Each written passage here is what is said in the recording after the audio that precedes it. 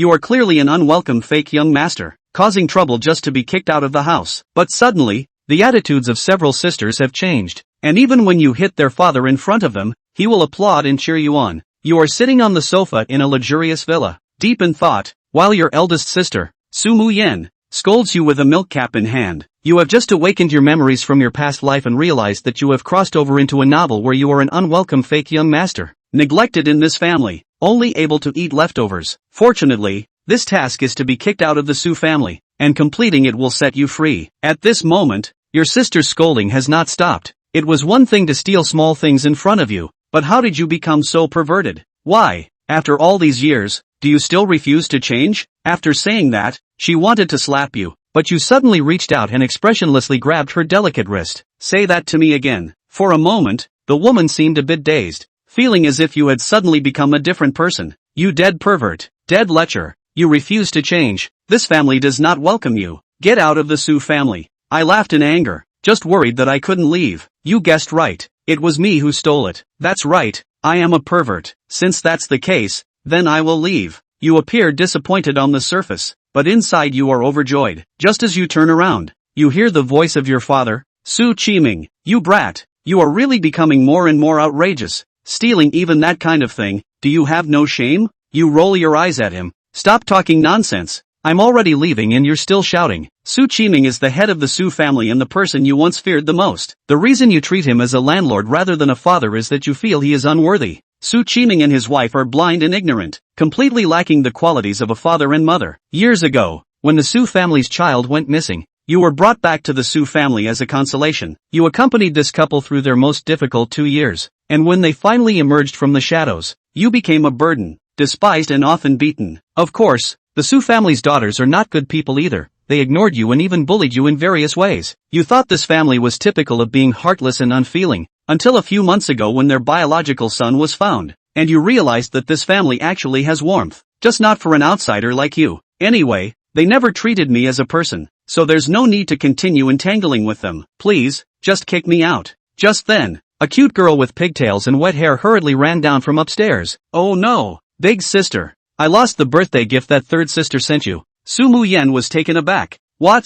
Oh, it's the pajamas that third sister designed for you. Sumayan looked puzzled. What do you mean? Did you help me collect the clothes? Yes, I was exercising on the 5th floor and saw it was raining, so I collected them. Who knew that when I brought the clothes to your room, I found one missing? Big sister, I really didn't mean to. That was a birthday gift specially designed for you by third sister. If she finds out I lost her heartfelt gift, she will definitely kill me. Sumayan frowned, turned around, and showed her palm to her sister Subainyan. Is this what you are talking about? Subainyan's eyes widened in surprise. This is it. Where did you find this, big sister? Speaking of this, Sumayan got angry and pointed at her, gritting her teeth, and said, I saw this on that perverted bed. I kindly went upstairs to call him for dinner, but unexpectedly discovered such a disgusting scene. No wonder I couldn't find it when I went up. It turns out you took it yourself. Big sister. Sumayan was taken aback, seemingly realizing something was off. What do you mean? Subainyan retorted. You seem to know where this thing has been all along. What do you mean by going up to look for it? Subainyan looked puzzled. Of course I know what I collected. My clothes are on the 5th floor. If I don't go up to look, where else would I find it?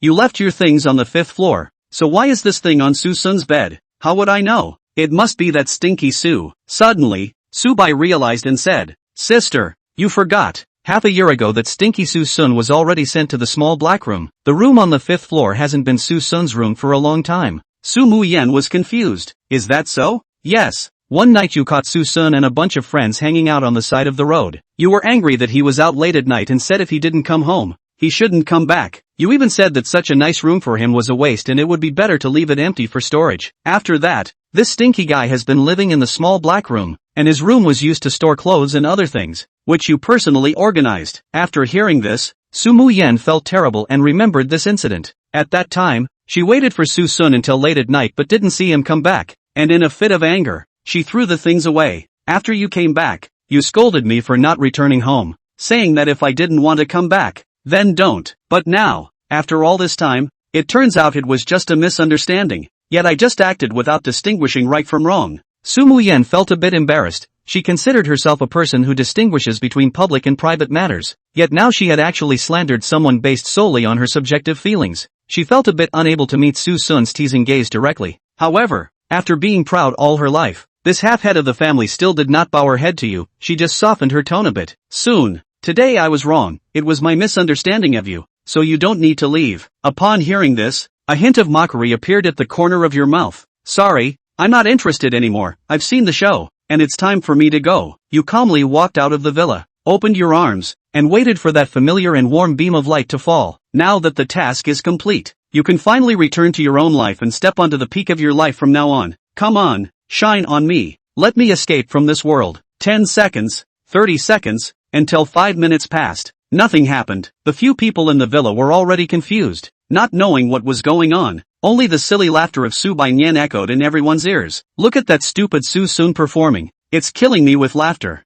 Ha ha ha. And at this moment, you were also confused, standing frozen in place. Wait, why am I still here? What the hell? Do I have to walk out the door? Thinking of this, you hurriedly ran out the door. But still, nothing happened. Then you kept jumping back and forth between the door and the Su family courtyard. But there was still no change. Qiming and his 2 daughters were already stunned, and there was a hint of sympathy in their eyes as they looked at you. Indeed, I was still too harsh. I had driven my brother crazy. Suddenly, Sumayan felt a pang in her heart, thinking that it must be true. Suson must be unable to handle the blow, and his mental state had been affected, all because of her reckless accusations. What are you still dawdling for? What is this kid acting crazy for? Hurry up and pull him back. If outsiders see this, will the Su family still have any face left? Upon hearing this, the 2 sisters immediately stepped forward to pull you back into the villa. Sumayan squatted in front of you, who had a dazed and wet face, feeling a mix of emotions. Even Sumayan had stopped smiling,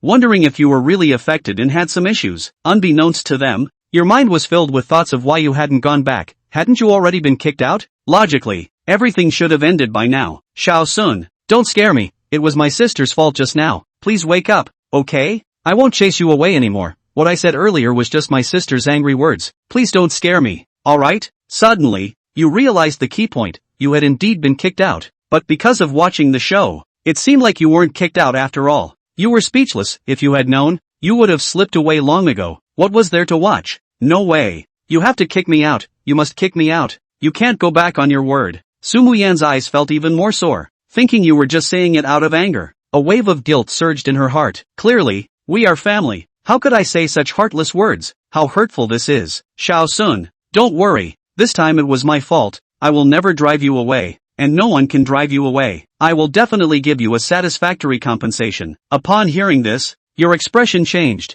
I don't want compensation. I just want to be driven away. Please, just drive me away. Sumayan thought you were still angry, and her tone softened again. Suson, this time it was my fault for being too arbitrary. I know what kind of insult it is to label a boy as a pervert. To make up for your hurt, I can agree to anything you want. I want nothing. You must drive me away today. Didn't you say I was out there messing around with bad friends? I mess around every day. I have no skills. I don't deserve to stay in this family. Just let me go, okay? Your sudden determination stunned Sumayan, and a wave of bad memories surged into her heart. Sumayan recalled what happened that day. At that time, she thought you were out on the street messing around with bad friends late at night, but later learned that you were working part-time to earn money because your family had been cutting your pocket money. Although she misunderstood at the time, she did not apologize, and even forgot about driving you away due to a moment of anger. Sumayan suddenly began to doubt herself. Could it be that she had always judged others subjectively like this? In an instant, Sumayan showed a look of sadness. Suson, don't worry, I won't chase you away. I'm going to tidy up your bedroom right now, and no one will chase you away anymore. Seeing that Sumayan was really going to clean the house, this was not good. It was a disaster. I'm not staying in this broken home anymore. Do you not understand? You must force me to leave. Sumayan, you too. Why are you meddling in this? If it weren't for you, I would have already left this broken home. Sumayan, who was being wrongfully accused, was instantly filled with anger. You ungrateful person. If it weren't for me explaining for you, you would have already become a stray dog. Not only do you not thank me, but you also dare to say this to me. Suson glared back fiercely. You die aside. Who wishes to be grateful to stay in this broken home? Today either you drive me away or I will turn this home upside down. At this point, Qiming, who had been silent for a long time, could no longer hold back. Allowing Suson to stay on was already a great mercy on his part, but Suson actually didn't know what to do. You rebellious son, how do you talk to your sister? If you don't know what's good for you,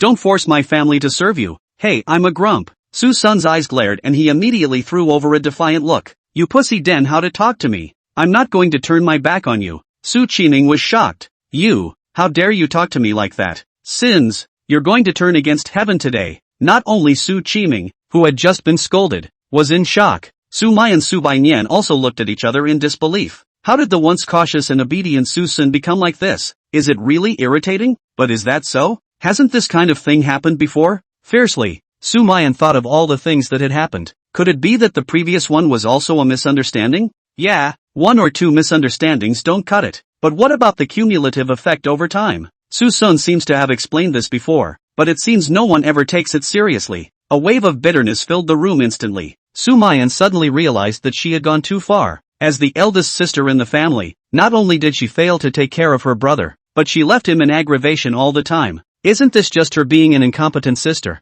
Dad, Xiao Sun was also in a moment of anger. So don't bother with him. Bull asterisk asterisk asterisk asterisk. This sinner is pure-hearted. I'll have to skin him today. Qiming's prestige could not be questioned, especially Suson. And Suson was no longer the same Suson as before and would never hold back. Either he gets kicked out or he stays and turns the house upside down. Let's see who's really tough. I'm ing with you today. Kick me out of the Su family if you have the balls. District Su family, who do you think cares about you? Qiming roared in anger. Sins. Suson was not willing to show weakness. You're the one who's a sinner. Qiming, you old thing. Me calling you dad for so many years is really a blessing you got 8 times over. Ever since I was a kid, I've been treated like a stranger and ignored. And when I'm not, I'm beaten and scolded as my old man. You don't like me, so what did you bring me back from the orphanage for? Is that? A few of them go to school a special car transportation. I still have to take the bus every day. Every time you arrive home late still have to be scolded by you. I have flying legs. If I were you,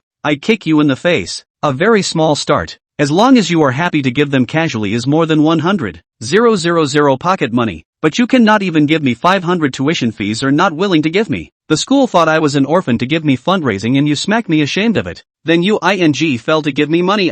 Other people don't know you are my old man to lose face. Several of them have luxury birthday banquet every year. Subayan, this stupid lack of teeth, you can still give her an anniversary hotel comfort. My classmates send me a cake, can't afford to eat, you give me a foot to step on the foot. Cursed me poor like. Well, that's just as well. I know I shouldn't expect anything, but what gives you the right to turn on me whenever you're wrong? And take it out on me when you're upset? My hard-earned money you said I was stealing to confiscate. I was brave outside, you said I was meddling in the affairs of others. But people send banners to thank you and you said it was your good teaching? Wicked or not nasty nah. Today you either kick me out of this door and we part ways, or you're my son and I'll be your father. At this time, Qiming's face was flushed, his forehead veins rippled, and his pair of clenched fists were trembling beyond words. Seeing this, Suson knew he was in trouble. All scolded to this point, he did not believe that this person in front of him could still endure. Damn you, talk to me. You're a teenage mutant ninja turtle. After cursing a few times in his heart, Suson's eyes glared to increase the intensity of the arching fire and met the angry gaze cast by Qiming. Repress it long enough and it will explode completely. Oh Qiming, let me make a sensational exit. Finally, Qiming's mouth moved. You, Dad, that's enough. That's really enough. Enough. Suddenly, Sumayan's roar with a choking sound caused both sides to fall into a stupor. No, what does that mean? What's my good sister up to again? Qiming was also puzzled at this time. Boss, what do you mean by this? Dad, I'm the one who has to ask you what you mean. Was what Seeker just said true or not? Why do I never know? Qiming snorted disdainfully. So what if it's true? I already knew he was a white-eyed wolf. That's why I did it on purpose. Sumayan fell into shock and doubt with an incredulous face. Dad, how could you be like this? He's also your son. He's our family. How could you do this? Obviously, those words just went beyond her perception. She knew though that Suson was not doing well at home, but it was only thought to have received some coldness, and every time Suson was chastised it was only because he had made a mistake, but never knew the truth would be like this. She grew up with the expectations of her parents, following the path they gave her in everything she did, and was so busy with her family's business that she basically didn't pay much attention to things at home. Even a couple of his sisters didn't care too much, because she knows there are parents at home when the sky is falling. Anymore, there's a mature and stable penis to take care of. As a result, this injustice was actually happening in the home she was in? Tuition by fundraising? Being treated like a thief and having your hard-earned money confiscated? The family is obviously so rich that even hundreds of thousands of dollars of cards on the table would be disdained by everyone. I'm afraid. She couldn't imagine that her father would do such a thing. To make his children fundraise for school when he was so rich? A few $1,000s and have to be taken away by a father who's up and down in the tens of millions of dollars a minute? She thought back and was shocked to realize that Susan never seemed to have had any grand birthdays since she came home. At best, my mother had a moment of motherhood and ordered a bowl of long-life spaghetti, and they feasted year after year, not to mention happy, even in advance on next year's birthday. She shuddered to think what it must be like for someone who had been neglected for so long to get a cake with a full heart only to have it trampled underfoot. So this family, has it become unjust to this point? Sumayan, I don't need the hypocrisy you're in. Do you want to give me hope again, like you did before, and then let me fall into despair? How can you be so disgusting? Sumayan trembled, like being poured pots of icy water through the bones of the heart, cold, on Suson that cold through the top of the eyes. The heart is a burst of stabbing pain. No, Seeker, I didn't. I really didn't. Come on. Your necklace broke 2 months ago and you blamed me just because I passed by the door to your room and I cried and begged you for forgiveness when you clearly said you didn't blame me. And what did you do? You turned your back on me and threw away my little kitten that you picked up. I was frantically begging you to tell me where the cat was dumped, and you just glanced at me coldly and told me I was playing with things. In the end, I saw the dying kitten in a nearby park. Sumayan, how could you be so vicious? Sumayan was filled with shock. No. Her eyes reddened and tears welled up as she kept shaking her head in denial. I didn't retaliate against you. I really didn't retaliate against you. I'm just allergic to cat hair. That's why I wanted to give it away. You fart. The cat and I both live in the underground garage and still have a cage around her. How does that make you allergic? If you don't like it, why did you beat it to death? No, I really didn't. Sumayan could no longer suppress the guilt within her heart. Tears like open waves kept pouring out. I clearly asked the driver to help me give that kitten to someone else for adoption at that time. How could I possibly beat it to death? I really didn't. Then why did it show up in the park dying of serious injuries? Then you have an explanation for me. I don't know. I really don't know. I'll call the driver right now. I'll give you an explanation. Right at this moment, Subayan's voice with doubt suddenly rang out. Dad, at that time when I asked you where Suson's cat went, you said you killed it. You can't be serious? At those words, 2 stern gazes were instantly cast towards Qiming. Qiming's face looked a little unnatural. However, when he saw that Suson actually dared to glare at him like that, he was suddenly furious. That dead cat was meowing in the garage all day long. I got annoyed when he ran out that day, so I gave him a stick. I didn't realize it was so unforgiving. The words were spoken carelessly, as if the death of a small being was a mere inconsequential matter. Upon hearing this, Sumayan completely lost control and rushed to Qiming in question in grief and anger. Dad, how could you do this? Obviously it will be sent away soon. Why are you still interfering? At this time, the anger in Suson's heart also completely exploded, and a fist just swung out. Qiming, Mud Horse. Chapter 3. I'll see you out of this door if you don't get rid of me. Stop fighting, you guys. Suson punched Qiming's eyes with a single punch. Sumayan and Subayan were so scared that they hugged Suson to death, fearing that he would strike again. But even so, Suson raised his thigh and gave Qiming another kick. This kick can instantly ignite the anger of Qiming as a father. Got up and rolled up his sleeves to educate the rebellious son. Unable to do anything, Sumayan could only stand in front of Suson in a death hug. Subayan, on the other hand, tugged on her father's arm for fear of escalating the situation. With the 2 women pulling their weight, it hardened an exchange of blows into a heated swearing match. You old thing, if it wasn't for your good daughter pulling you along, I'd have to make you realize who's really the father today. Sinner, you're such a sinner. I should have drowned you in the toilet if I'd known you were like this. You old thing is the one who's a sinner. I'm right here in person. Come on. If you have the guts to drown me, come on. Good. You sins have the ability, not just get you a cat, actually even dare to hit his own old man. You inverted heavenly deity. Good. I'll now show you what the real inverted Big Dipper is. Words. Suson a push away Sumayan. A kick down Qiming, righting him as a few slaps descended. Inverted Big Dipper. That's what the is called, the Tao inverted Big Dipper. Don't you like to slap me? I'll let you know today to know how loud someone else's slap can be. Snap. Why do you think your good daughter pulled me? I was giving her steps, and for you too, but you had to bring your face up for me to hit, so how could I not fulfill your wish? Look at me. De Wei Tian Long. Snap. An incomparably loud slap rang out in the spacious villa. The 2 women had been frozen in place. After reacting, he panicked and pulled Suson away from Qiming. Sumayan hugged Suson and kept sobbing and choking. I'm sorry, Shaosun. It's my fault. I shouldn't have falsely accused you today. It's all my fault. Please don't hit him. He's our father. I'm his father. Fine.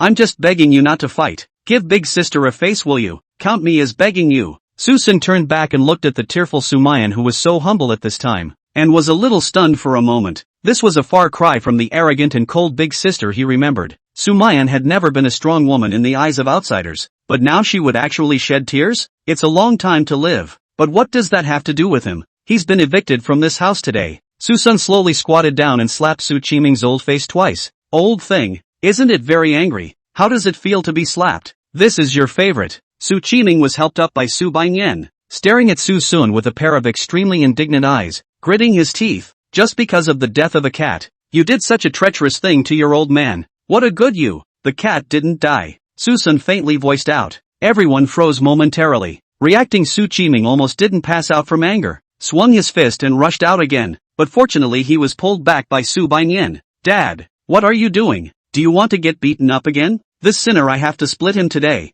I thought the cat was dead, he had so much hatred for me, but it turned out not to be dead. Then why is he having a seizure? I'd love to. That's an exasperating statement. The moment these three lightly written words came out, it instantly added a few more points to Su Qiming's fire once again. With a bang, he slammed the ringing cell phone down hard and raged. Son of a... I won't even go to the dinner party. I'll fight for my life to tear your bones apart. Come on, who's afraid? You still want to go to the banquet? Even if you want to go, I'll have to break your legs so you can't go. Father and son reach a point where there is no turning back and the battle is on. Enough, please, can you stop it? Sumayan yelled out, looking left and right, her eyes revealing sorrow and pity. A good family ends up in a father-son conflict. It was all because he had no evidence and only relied on arbitrary slander that caused Suson to go completely berserk. She felt a great deal of responsibility. So, with a pleading face, she said, Dad, please, haven't you beaten Shaosun enough over the years? Do you have to force him to finally kill his father? Even the most honest person will jump over the wall when pushed. Su Qiming's heart jumped at once. He was shocked by the patricide. Reason instantly took over the high ground as he looked at Suson's appearance and realized that there was indeed something abnormal. At this moment, Suson really looked like the kind of situation where he had gone to the brink of extinction to fight to the death. Bad. This rebellious son isn't trying to trade one for the other with himself, is he? A wave of panic filled his heart, and Su Qiming instantly dismissed the idea of making a move. Seeing Su Qiming actually retreating, Suson couldn't stand it and continued to come out and arch the fire. Old man, it can't really be that she's scared, can it? I'm normal, you don't have to worry. Don't worry, I won't fight you. Angry? If you're angry, then throw me out of the Su family. From now on, let's part ways and never see each other again. No way. No one's going anywhere. Sumayan let out another shout. This left Suson speechless. No, what's wrong with you today? You used to ignore me in the past. Why are you now meddling in my business? Get up. Sumayan's eyes reddened, and she grabbed Suson's arm with a death grip. Little Suen, today's incident was Big Sister's fault for blaming you, and I also know that you're angry about the injustice for so many years, and I promise that in the future, no one in this family will ever beat you or scold you again. You might as well die on the side. Suson pushed Sumayan to the ground with a hand and walked towards Su Qiming with a smirk. Qiming, as long as you open your mouth, you are the biggest benefactor in my life. But who knows? Su Qiming looked like he was really frightened and changed the topic with a cold snort. The rain has stopped and it's time for me to go to the dinner. Stand still. I'll see you get out of this door if you don't cut ties with me and kick me out today. Adverse son, don't you go too far. I'll pass. You hit me. Suson stretched out his head and also patted on his face. This face of an S, if it was in the past, Su Qiming would have already smacked over. But Suson is currently such a really perverse hair evil. He is really afraid that the dog will jump over the wall and take him away apiece. So, with a feigned cold snort, he turned around and went back to the house. I'll go clean myself up first and come back to settle the score with you later. At once the scene fell silent again. Anyway, there is no hurry. Suson can afford to wait for this amount of time. Just as the three were sitting on the couch wide-eyed, a middle-aged woman burst into the villa out of breath, followed by a pretty beauty who was also full of tension. Mayan, something's happened. Your father is in trouble. The party your dad attended, the guests were all arrested on suspicion of drug smuggling. Your dad was also taken away. He can't be reached anymore. Chapter 4. Don't worry. No one will kick you out of this home in the future. Mom, what are you talking about? Dad's okay? Su's mother, Qin Xinlan, had a sniffle and a tear. Mayan, don't comfort me. Your father is probably going to be implicated this time. The whole party was a cover for a drug deal, reportedly amounting to hundreds of millions of dollars, and also involved an erotic deal. And so many people were arrested. Even that second little cutie at your Uncle Lee's house. All were measured. He a demented banquet when in the corner and cake play. Said he sucked who believe It's my fault. Your dad didn't want to go. And if I hadn't told him to go if he had to for the sake of my friends, he wouldn't have been arrested. Woohoo! I'm the one who victimized your dad. The words are short, but there is a great deal of information here. Sumayan couldn't help but feel a pang of fear in her heart. Drugs, eroticism, and the amount is still so huge. Even if he was lucky enough to be cleared, the group's reputation would definitely be damaged as a result. The bottom line is that this is clearly being set up. If father did go, she didn't dare think any further, because the consequences of this were incomparably serious. So serious that they feared that the entire Su family would fall to pieces as a result. Mu Yen, don't be silly. Think of a way to see how to save your father out. He can't be contacted and must have been captured too. We have to think of a way quickly. Qin Xilan was completely at a loss. The oldest in the family was the smartest, and the hopes of the whole family were pinned on the oldest in the family. At this time, the second oldest, Su Wanqing, who was silently grieving on the side, also said with a dejected face, "Eldest sister, Dad is definitely innocent. You mustn't let anything happen to Dad." Of course Sumayan knew this, but wasn't the person at home right now? She was just about to explain, but as a result, a puzzled voice with displeasure rang in the ears of the crowd. Cry, cry, cry. What are you crying about at night? Who's dead? At that moment, Qin Xilan and Su Wanqing stared wide-eyed. They thought they were hallucinating, or else how could the person who should have been taken at this point be in sight? What? Did you see a ghost with that look on your face? Old Su? You weren't taken by the police? Qin Xilan, Su Qiming, who was already holding his breath, instantly exploded with anger. What do you mean? You can't wait for me to be arrested by the police, can you? No, not. Just. Seeing her mother stammering for words, Su Wanqing hurriedly replied, Dad, my mom, she doesn't mean this. Don't misunderstand. And what does she mean? Who has nothing better to do than to wait for her husband to be taken? No, it's just some accident. Dad, didn't you go to the party today? Banquet? Mentioning this, Su Qiming is angry. Was already late and still being dragged around unable to go. He subconsciously glared at Suson and coldly said, I would like to go, but a certain sinner won't let me. Hey, my violent temper. Blame it on me again. Seeing Suson some action, Sumayan aside rushed to pull the arm will be dead hold. Little seeker, give big sister face and don't do it again, okay? Seeing this flaming look between father and son, Su Wanqing's eyes narrowed. Suson, did you make Dad angry again? Is your family sick, blaming me for everything? But this time you really guessed right. I just deliberately made him angry. You. Su Wanqing was just about to open her mouth when Qin Xilan's excited voice rang in her ears. It's good to get angry. It's good to get angry. Oh no,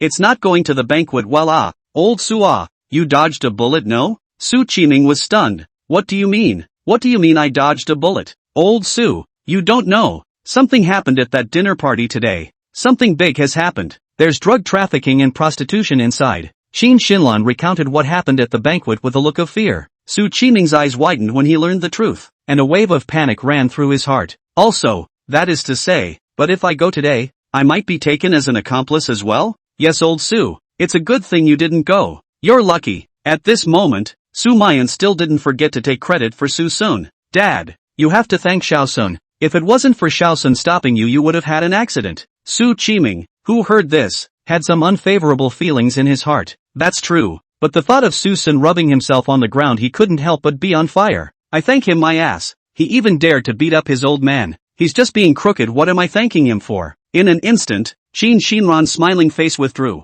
casting a shocked gaze towards Suson. Seeker, what does your big sister mean? Did you hit your dad? How could you lay hands on your dad? Su Wanqing also frowned and said in a cold voice, Suson, you are treasonous, you know. Have you been given a face lately so that you don't know the respect of elders and children? For a while, the atmosphere was at a standstill, but in the face of the crowd's gaze, Suson just clasped his hands on his chest with a playful smile on his face. Exactly. So what if I'm the one who hit it? If you have the guts, you'll kick me out of the Su family. Otherwise, don't push me here. Shock, disbelief, anger. Su Wanqing looked at Suson incredulously. Was this still the timid and cowardly Suson she remembered? Who was careful in everything? You, I think you've really gone against the grain today. Who do you think cares about you? You give me. Now, Su Wanqing, you shut up. Suddenly, Sumayan's chiding caused Su Wanqing to freeze on the spot. Big sister? You're mean to me. You're actually mean to me for this treason? Sumayan coldly said. Watch your words. What do you mean by treasonous? He saved Dad's life.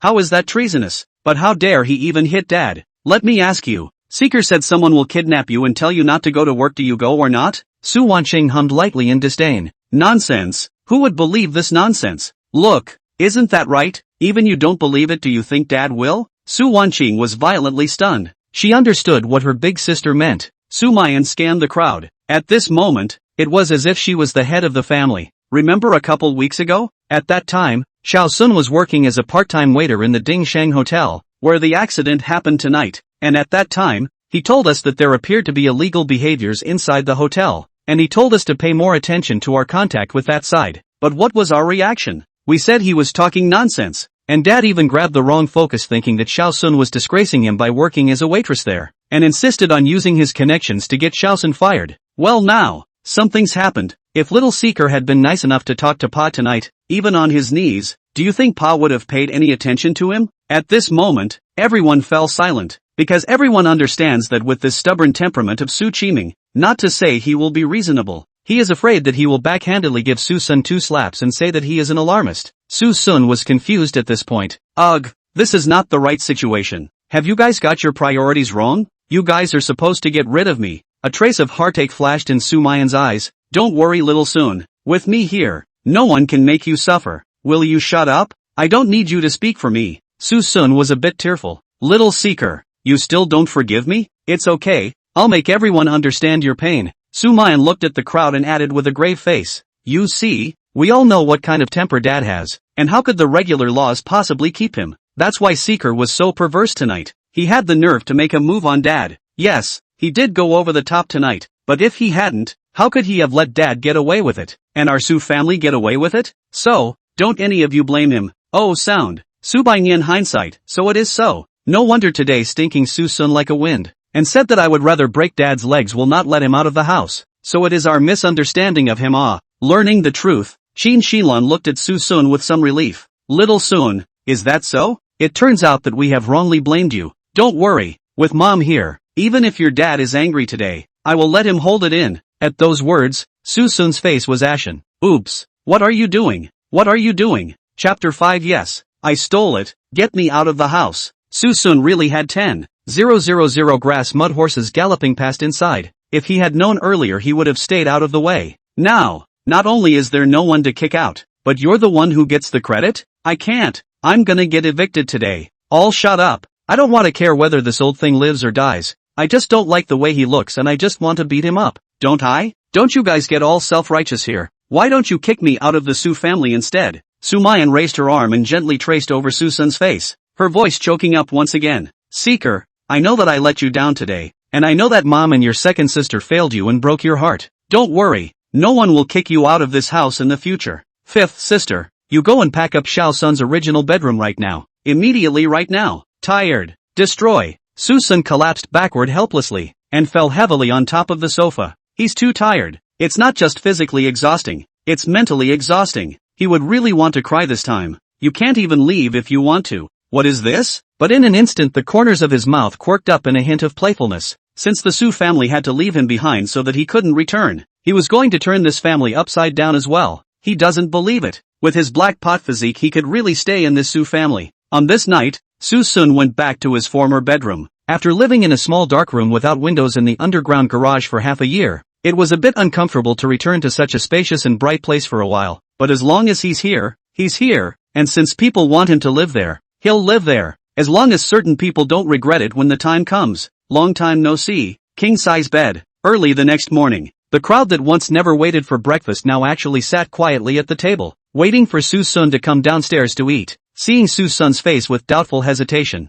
Sumayan directly went forward and dragged him to sit next to him. Little Seeker, from now on we'll eat together as a family and no one will be lacking. Susun didn't bother to listen to Sumayan drawing a big cake in his ear. He picked up his breakfast and stuffed it into his mouth, wolfing it down, just like a hungry ghost. Su Wanqing's face was cold. How rude, making it sound like we won't feed you if you're hungry. Yo, it's not that you won't feed me, you all came back after eating out one by one. Did any of you ever care about me? I tried to fix myself some rice, but I ended up buying it now at home and leaving me no ingredients whatsoever. So I'm not just starving to death. Su Wanqing's face darkened, and just when she wanted to retort, she heard Sumayan's loud rebuke. Eldest, apologize to Xiao Sun. Su Wanqing's eyes widened. On what grounds? Who am I to apologize to him? Based on your attitude right now, Based on your attitude last night, based on the fact that you blamed him for not apologizing to him last night for no reason. Originally I wanted to give you some face yesterday, but it turns out you still have this attitude today. You apologized to Xiao Sun.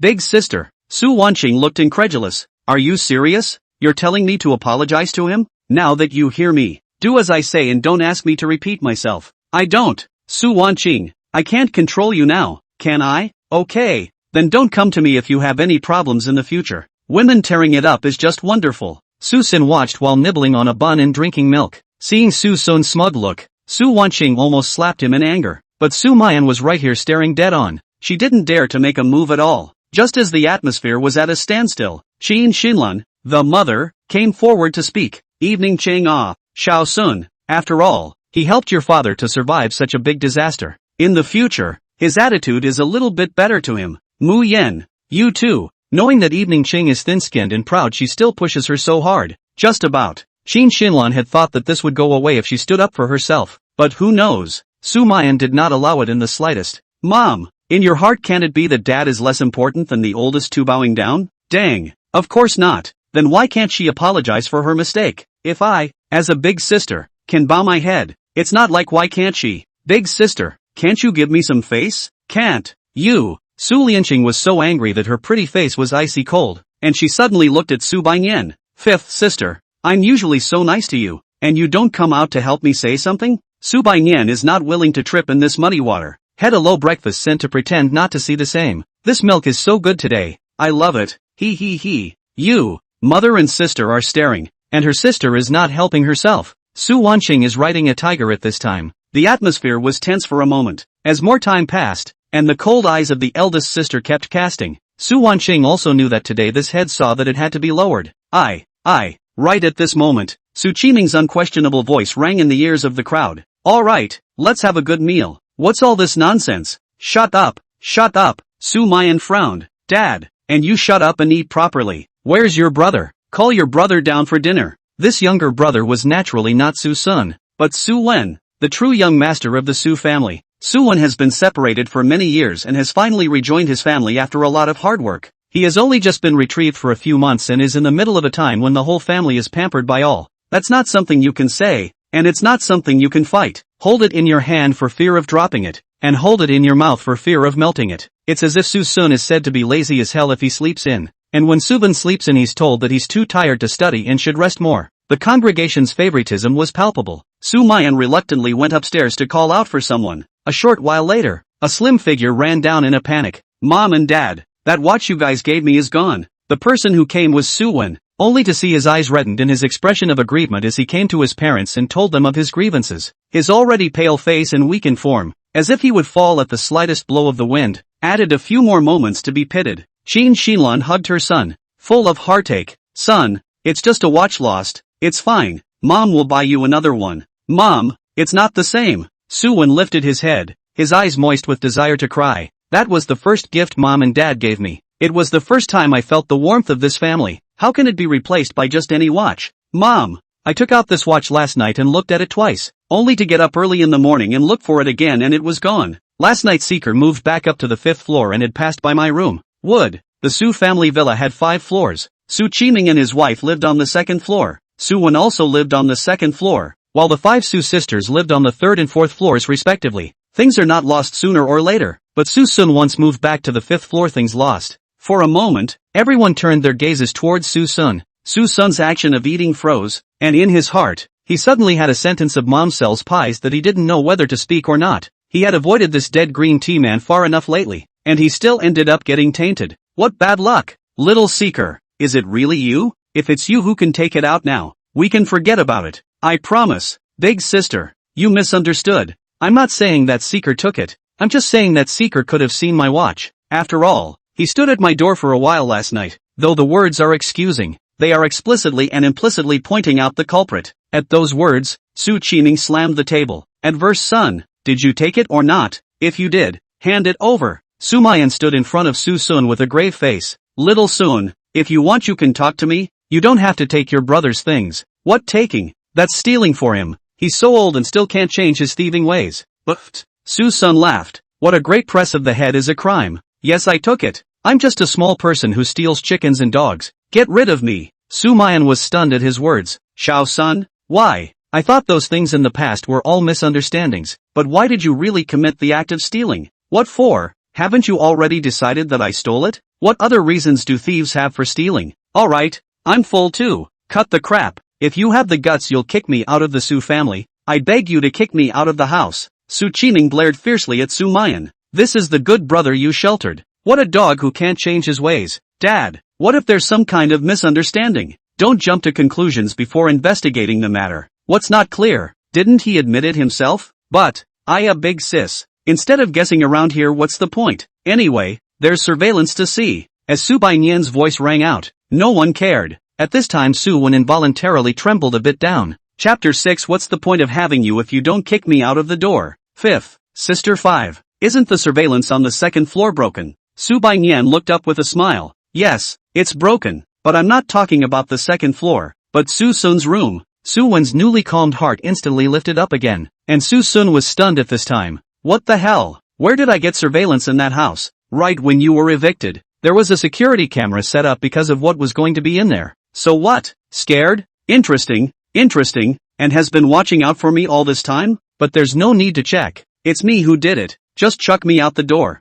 Suen saw the situation is not good, also weakly pleaded for mercy. Mom and Dad, sisters, I do not blame Brother Seek. This matter will be in the past. There is no need to win so many people to see what monitoring to make Brother Seek embarrassed. Su Wanqing let out a cold snort. Xiaowen, you are just too kind. You actually have to put in a good word for the person who hurt you. Don't worry. Sisters will definitely give you justice. 5th sister, go check the surveillance. Okay. At this moment, Suen could no longer remain calm, and Susun would be filled with speechlessness. Didn't I tell you I did it? What's the point of checking the surveillance? Usually there are any mistakes directly rely on him. How today also non-also check what monitoring? If we check the CCTV and find that he didn't do it, won't we forget about it again? The bottom of Suwen's eyes imperceptibly flashed a trace of panic, and he concurred. Mom, Dad, big sister, a watch is just a piece of watch, there's no need to check any surveillance. Let's just forget about it. It's my fault. I shouldn't have nothing to do with mentioning this. Xiao 1, don't worry. Mom and Dad will definitely decide for you today. Old 5, go check the surveillance for me. Make sure the sinner's crimes are made public. Dad, there's really no need. Suen was filled with stiffness. Dad will definitely give you an explanation. Old 5, go. Okay, Dad. At this moment, Suen was completely taken over by panic. When he was in a state of panic, Sumayan suddenly stepped out to stop Su Bainyan. Mom and Dad, Xiao-sun probably didn't mean it, and besides, Xiao Wen is over it, so let's just let it go. Ah yes, big sister is right, let's just get past this. However, even with Sumayan and Su Wen's continuous discouragement, Su Qiming still ignored it. He snorted coldly. How come this kid has the balls to do bad things without being seen? I'm still going to make him lose face in public today. Get me the check. Su Wen almost cried out. Dad, don't. I don't want Brother Seeker to leave. Don't worry, little one, Dad will definitely give you an explanation today. In the end, in Su Wen's panicked gaze, Su Bainyan brought the computer, and the mouse kept sliding. And all this while, Sumayan had been speaking up for Suson, hoping to lower the punishment. After all, voluntarily admitting culpability and being poked in the face are two entirely different things. Found it. At those words, Su Wen's heart was completely cold. Old 5, quickly release the entirety of this sinner's offense. Since he's so afraid of losing face, I have to make him learn a lesson today. Dad, Susun, he doesn't seem to have stolen anything. What? Su Qiming frowned and for a moment suspected that his ears were hallucinating. And at that moment, Su Bainyan's incomparably certain voice came again. Dad, Su Seeker slept through the night yesterday since she went back to her bedroom and went straight downstairs as soon as she woke up in the morning. Instead of passing by Xiao Wen's room during this time, he just sneaked into Su Sun's room and put something under his pillow. As soon as the words fell, Su Wanqing returned again from upstairs with an angry face, holding a valuable watch in her hand. Dad, I found the watch under Su Sun's pillow. Little Wen's stuff was really stolen by him. There was a moment of dead silence. Su Sun sat on the sofa, his big hand holding his forehead with a speechless face. This is good, can't drive away again. Su Wen, on the other hand, stood in place, his body trembling slightly, and his heart was even more scared that he almost jumped out of his skin. Seeing this, Su Wanqing was a bit surprised. What's wrong? Mom, Dad, big sister, I found the stolen goods. The evidence is solid. The thief is Su Sun. Splat sound. Su Wanqing received a hard slap. Her eyes widened and she covered her hot cheeks with shock. Big sister? You actually hit me. Su Wanqing. You shut up. After glaring fiercely, Sumayan came to sit in front of Suson with a heartbroken face and held his hand tightly. Seeker, I'm sorry, I misunderstood you once again. Human prejudice seems like a mountain that is difficult to relocate. It was only then that Sumayan realized that her prejudice had gone deep into her bones. Without any evidence, only one side of the story once again concluded Suson's guilt. No wonder little Seeker used to explain 100 times before, but now he just admits it. As it turns out, he's known about our favoritism for a long time and has long since lost hope. Sumayan still wanted to say something, but Suson was impatient and directly shook off her hand. This one stuttered in her mind, as if something had emptied inside her. She was angry, but not at Susun, but Suwen who had cajoled everyone, only to see that her face was icy cold. She walked directly to Suwen and fiercely threw out a slap. Suwen, I always thought you used to be naive and ignorant, just delicate, but I didn't expect you to have such a deep heart, that you could even do this kind of planted evidence. You are such a disappointment to me. Suwen's eyes reddened, wanting to cry. Seeing this, Qin Xinlan was so distressed that she hurriedly held Suwen in her arms. Mayan your brother probably didn't mean it. There's no need for this. You didn't do it on purpose? Didn't you see it on the surveillance camera? He's planting evidence, but if we hadn't checked the surveillance today, little Seeker might have really been kicked out by us. He's your precious son, but Xiao Sun is also our brother. How can you be so biased? It was only at this point that Su Wanqing figured out the ins and outs and looked at Suwen with a shocked and puzzled face. The watch, did you plant it on purpose? In an instant, Suven's tears came when he said they would. I'm sorry, second sister. I'm sorry, big sister. And I'm sorry, brother Seeker. I'm just so scared. I haven't felt the warmth of a family since I was a kid, and it's so hard to have a family. I'm really scared that I'm going to lose what's right in front of me. When I saw you guys being nice to Seeker, I couldn't help but feel jealous. I really didn't mean it. I was just confused for a moment. Oh, you fart. We've either coldly or scolded your brother's son, and cared for him less than a millionth of what you do. So what don't you know about it? Sumayan said angrily. Oh, sorry, big sis. I'm sorry for my mom and dad's expectations and for my sister's concern. I know I've done something irrevocably wrong. Don't worry, I'll leave of my own accord. After all these days in this house, I'm content. After saying that, Suwen broke away from Qin Xinlan's embrace and ran towards the door, wiping his tears. Xiao Wen, don't go. What will mom do if you leave? Without saying a word, Qin Xinlan chased after her with red eyes. Su Qiming gave Suson a deep look, and after a cold snort, he also went after his son. Hey, this old thing, if he wasn't running fast, Suson really wanted to go up and punch him. Only the four siblings were left in the living room at this point. Melancholy Su Seeker, guilt-ridden Sumayan, dumbfounded Su Wanqing, as well as Su Bainyan who didn't dare to say anything. Sumayan looked at the silent Suson full of self-reproach, softly said, Xiao Sun, in the future, big sister will never believe in other people's one-sided words again. In the future, no matter what you do will unconditionally believe in you. Forgive big sister, okay? Forgive? Suson coldly grunted. It's not impossible to want to forgive. As long as you open your mouth and kick me out of the Su family, I'll immediately forgive you. Her palm gripped fiercely. Sumayan was in a state of panic. Xiao Sun, I know I've let you down again, but don't say anything stupid. I won't kick you out. In that case, what's the point of having you? As soon as he shook off the pull, Suson headed upstairs. As he passed in front of Su Bainyan, he paused and gritted his teeth. I thank you. I can't thank your whole family enough. Chapter 7 Directly doing bad things. I don't believe I can't be driven away. Alas. No, I'm a man of things. No thanks. Seeing this smug look, Suson almost cursed offhandedly. If it wasn't for Su Bainyan this big smart nothing to blindly look at any surveillance, he was afraid that he would have already been dashing around outside.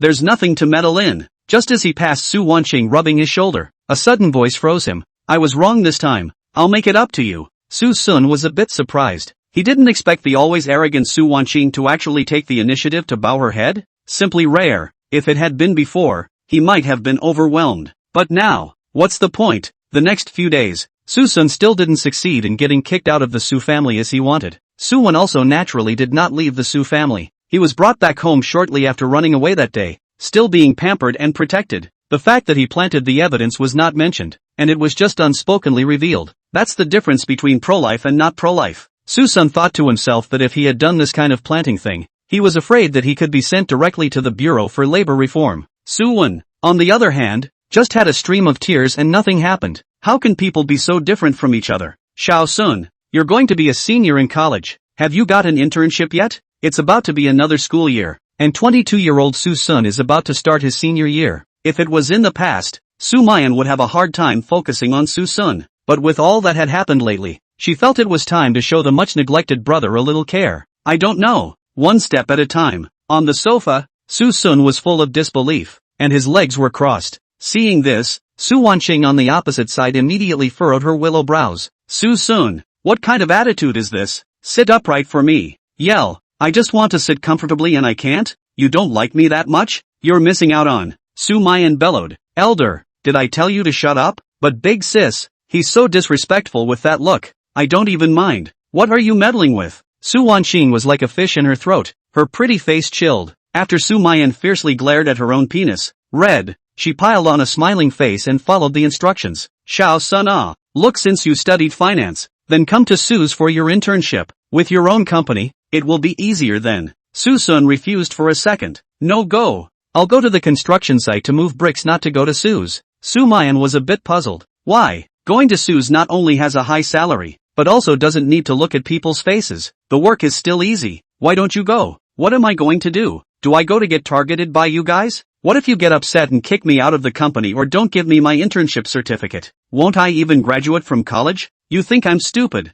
Sumayan suffocated at her heart. She knew that her image was probably not a great one in Susun's mind. But how could I not expect it to be this bad? Is he the kind of person who doesn't know right from wrong and plays favorites? Don't worry, little seeker. As long as you go to Su, I guarantee that no one, including me, will target you for no reason. Oh, yeah, but you guys will put a charge against me to target me. Little seeker, you just, stop for a second. Susun made a pause gesture and said contemptuously, don't ever give me any guarantees. I don't want to listen to you paint a big picture here. I don't trust anyone in your Su family anymore. And you've forgotten so quickly what happened a month ago. I was begging you to give me an internship at Su's, and you said that you, Sumayan, never show favoritism, even to your own family. As a result, you turned around the next day and got high school dropout Suwon into the company and gave him a general manager. I'm a 211 finance student who comes to you for an internship and you won't even give it to me. But you're willing to let someone who doesn't know anything be the GM? Do you think your promises have the slightest effect? Sumayan's face turned white, and the 1,000 words on her lips eventually turned into a long silence. Yes, it was really hard for her to argue with what had just been said. She made her point one foot and broke her bottom line the next. It's no wonder you can't be trusted. She looked glum. I know you don't want to believe anything I say, but I'm going to say it anyway. That thing was Dad's idea. But this time, I can make all the decisions. As long as you intern in the company, by then, not to mention a small transfer, even the general manager I can let you sit. How's that? Shay, not rare. Sumayan was a bit annoyed. Why? Is it hard to believe that you really want to move bricks? I know you're still angry with me, but you can't joke about your future. Angry with you? Susan glanced coldly and said disdainfully, you're less stinky. Still mad at you? You have a big face. Don't you think that I'm not looking for trouble if I go to Su's? Suen is right there. In case he has any bumps and bruises, he will surely blame me again. And then I guess I will be unable to defend myself again. I don't want to be on your back. Wait a minute. Susun seemed to have thought of something. So that's how it is. And yes, it's my lack of consideration. Sumayan suddenly felt that she was really incompetent as a sister, focusing on self-righteous gestures of goodwill without any consideration of the person's situation. It was also true that if anything went wrong with her two brothers put together, Susun would definitely be the one questioned. If we pulled Susun into the company, wouldn't we let him suffer for nothing? Sumayan let out a bitter smile, and no longer forced herself. Shao Sun, it's big sister who owes it to her to think. But don't worry, I'll find someone to make a good relationship, and I'll definitely find a stable internship for you. Wait, I'm going. I'll go to Su's. Ha, I said I agreed. Seeing as you're begging so hard, I'll give you this face. There's nothing I can do about it. Who told me to be soft-hearted? I was just thinking about not taking a back seat and forgot about the current business. It's good to go to Su's. Just Su's wonderful. With Su when there, are you afraid that friction won't happen when the time comes? When you get to the office, you'll go after Suwon. And if you can't, you'll put some blackmail on Su. At that time, were you still afraid that the Su family wouldn't oust themselves? Ha, what a way to get to the top. I should be able to leave the Su family this time. Susun laughed wildly in his heart, as if he saw the light of going to the peak of his life after leaving the Su family. Seeker, what's wrong with you? What are you giggling about? Returning to his senses, Susun lightly coughed twice now. Just too happy. All right, what did you just say? I mean, do you really want to go to Su? Then Wen sighed. Upon hearing this, Suson's expression stared as he reached out his hand and heavily patted on Sumayan's shoulder. Isn't that with you? I'm sure that under your supervision, you won't let that kind of misunderstanding and rumor-mongering happen again, right? Feeling the hope in the words, feeling the weight on her shoulders, Sumayan's face was stunned, suddenly feeling a heavy burden pressing down on her. Does this mean that Seeker has forgiven me? Is this something that Seeker believes in himself? Since he believes in himself so much, I must not let that kind of misunderstanding happen again. At this moment, Sumayan's eyes were firm as if she wanted to join the party. Little Seeker, don't worry, with me, I won't let you suffer any more injustice. Well, I trust you, I'm sure you'll enforce the law impartially, and when you do, don't spare a single bad guy, free from any wrongdoing? Just kidding, how can he be considered wronged when what he's about to do is actually bad? Oh my dear big sister, don't let me be the bad guy when the time comes. Chapter 8. That's right, I did it. You're kicking me out of the company. Sumayan's efficiency is just fast. The internship had just been mentioned one day, and the next day Suson had already succeeded in joining Su. After living in the Su family for more than 20 years, this was the first time he had ever seen this so-called own company in a serious way. Suson wandered east and west, scurrying around various floors. It had to be said that Su was even more luxurious and atmospheric than he had imagined. It's just a shame that I'm afraid I won't have the opportunity to work in this environment in the future. After all, he's here to make trouble. How can he honestly concentrate on his work? What internship? What future prospects? With this current ability of his, he doesn't need those at all. Okay. Therefore, Suson's first day at the company was either lazy in soy sauce, or looking for a young lady to make all kinds of small talk. Oi, beautiful, wanna have a coffee together and talk about right and wrong? A person's first impression is often the face, and if a normal person had accosted him like this, he would have been taken for a hooligan. But who told Suson to be handsome? He mingled with people in minutes. Little brother, which department are you from? How come I haven't seen you before? Me, I'm new today. A little clerk in the administration department at the moment. Clerk, or administration? How did you find the time to drink coffee here when the administration department is so busy? That's not important. What's important is that I'm destined to be with a few beauties, so we should discuss the future. Just as a few people were talking and laughing on this side, they were having a good time. Not far away, a single figure holding a cell phone secretly recorded everything that happened on Suson's side. Suson, how dare you slack off on your first day of work? Don't you know that the kind of person Big Sis hates the most is the kind of person who does nothing and hangs around? President's office. There was a cell phone on the desk in front of Sumayan's face, while a video was playing on the phone. Looking at the contents of the cell phone, Sumayan's brows knit tightly, her eyes filled with ice. Did you shoot this? Suen nodded his head repeatedly and acted embarrassed again. Yes, big sister, but I didn't do it on purpose. I just happened to bump into Brother Seek flirting with a girl there during his workday. I wanted to turn a blind eye to it, but I remembered what you taught me, big sister, and I couldn't turn a blind eye. Seek brother just into the company only the first day is already this kind of attitude. If it is the future. Okay, I get it. Go get him for me. Wait, never mind. I'll just call him to come over. With that call dialed, in less than 5 minutes, Suson arrived at the office. When he saw the cold-faced Sumayan and the secretly delighted Suwon, instead of a trace of apprehension, he surged with a burst of ecstasy, because Suwon is just too powerful. He hadn't even touched him yet, but he was actually caught by Suyen. It's worthy of you, Wendy, that, Mr. Su, called me for something? What did you call me? Sumayan frowned, obviously unsatisfied with the title. You should call me big sister. What's it like to call Mr. Su? Suson was unimpressed. This is a company. I think it's better to call out titles. You, forget it. Sumayan's face sank as she raised her cell phone to Suson. Is it you who's drinking coffee in here? Before Suson had a chance to speak, Suwon falsely persuaded. Big sister,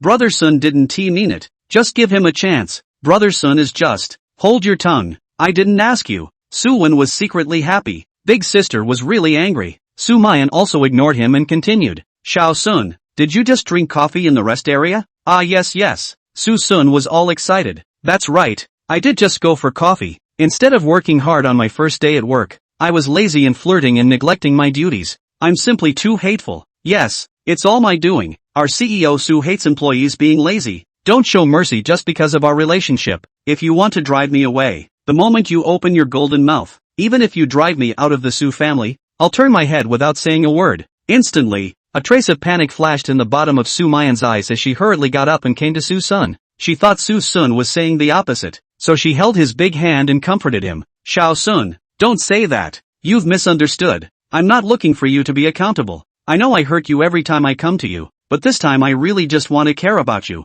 Suson froze. What the hell? Care about me? Yeah, I meant to say that if you want coffee in the future, come to my office. I have all kinds of expensive coffee and a coffee machine. Those instant powders in the rest area are all cheap and long expired. They're all crap that no one drinks. I forgot to tell someone to get rid of them. I saw the video where you made that instant coffee and drank it with gusto. You didn't have any stomach problems, did you? What the hell? Suson instantly touched his stomach and was speechless. No wonder that coffee was so sour. I thought it was some new flavor, but it's too late for you to say that now. I'm done pooping. That's a bit crass and carries some flavor, especially in this context. But instead of disliking it, Sumayan felt incomparably heartbroken. Her brother had lived in such a large and powerful family as the Su family for so many years, but he couldn't even tell that the coffee was expired? Was it ignorance? Or was it negligence on the part of the family or her as a big sister? Seeker, I have not only coffee but also drinks here. From now on, whether I'm around or not, if you want to drink it just come straight to my office.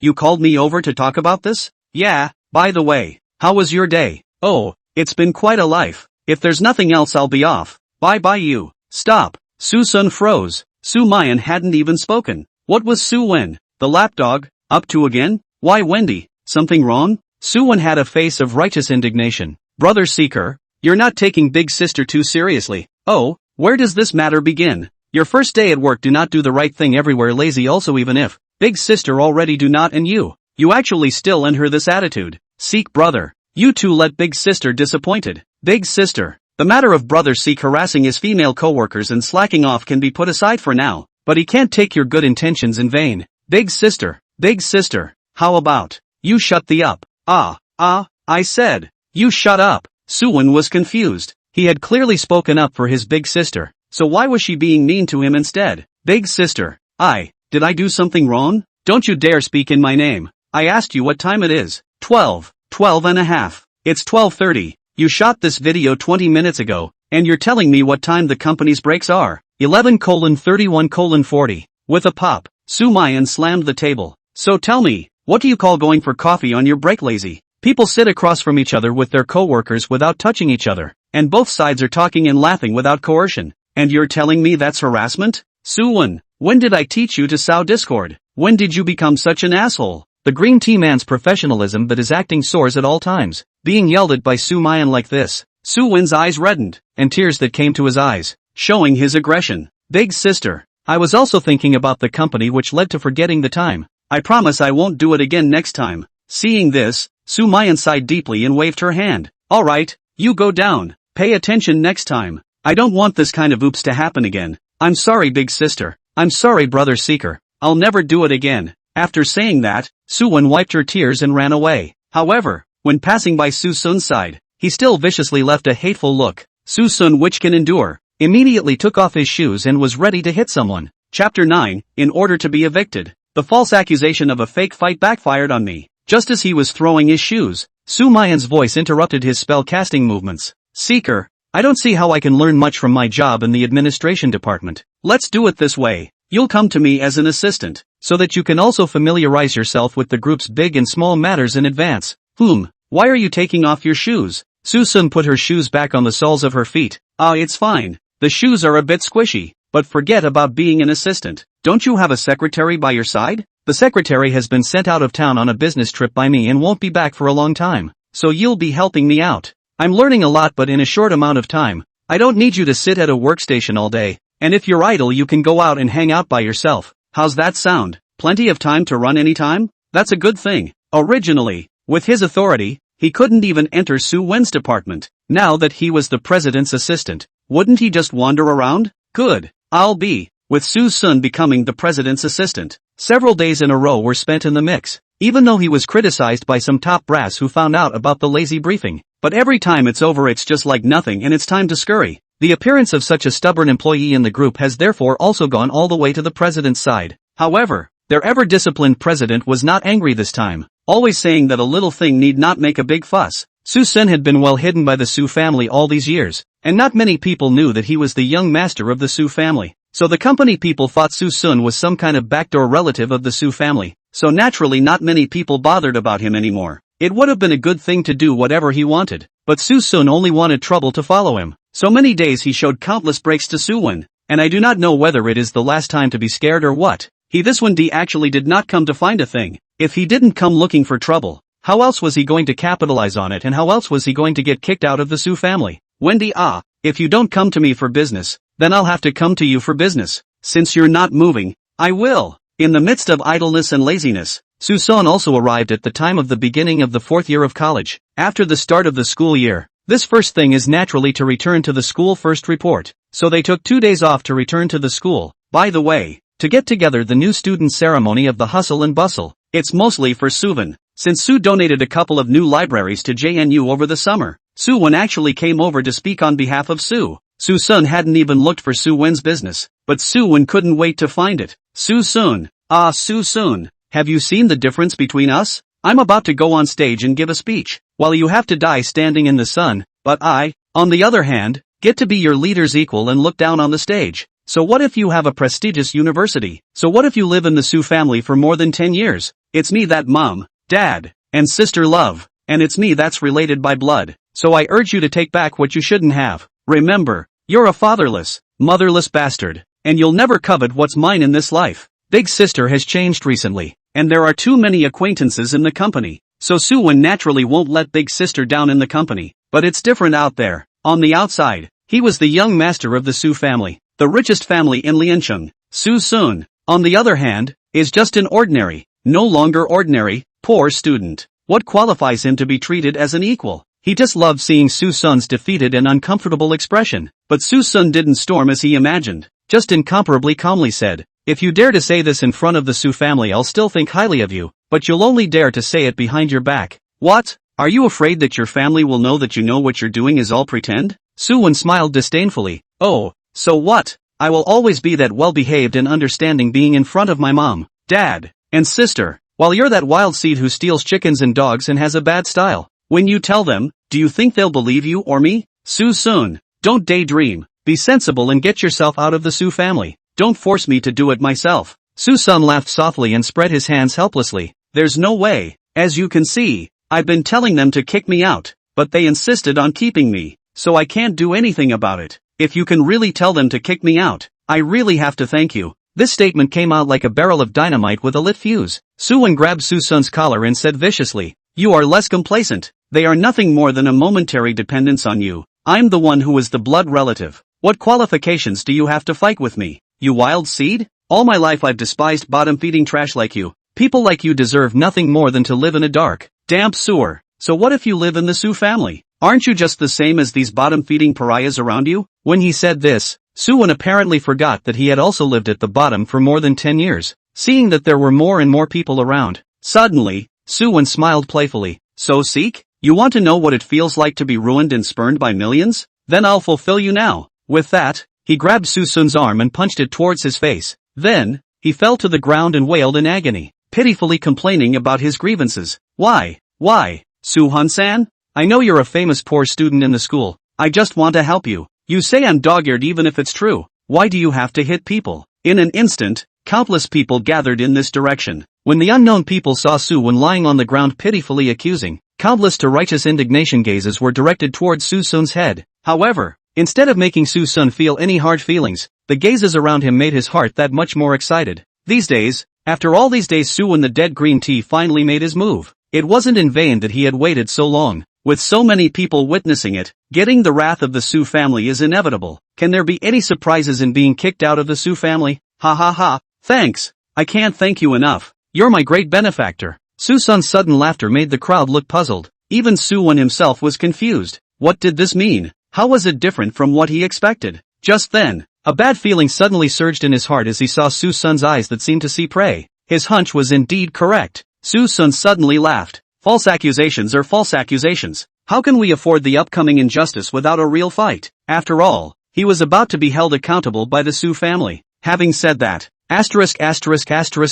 mudbloods, look at my iron fist of justice. With a loud roar, in front of the shocked eyes of the crowd, Susun directly swung his palm towards Suwen's face one after another. Slaps don't do as much damage as fists, but they are insulting, not to mention in public. You dead green tea, didn't you say I beat you? Then I'll fulfill your wish. I'll fight. Chapter 10, 10:000 Savage rushes on school grounds. Evicted evidence plus one more. It was a one-sided beating. Suyen was punched in the face. Nose blood splattered. It wasn't until the reacting crowd pulled Suson to his feet that Suyen escaped. Ooh, yes. Suyen was eventually carried to the infirmary. The accusations of the people around them were like heavenly music to Suson. This time he's set to be evicted. Cool. Suson, you still have the face to smile? Just when he was happy, a teasing voice interrupted Suson's fantasy, only to see Sumayan holding up a camera and standing in front of him with a gloomy face. Suson, the fake young master is actually 2 years older than the real young master, and Sumayan is considered to be the same age, and strictly speaking, he is only 1 month younger than Sumayan. Sumayan is in the same university as him,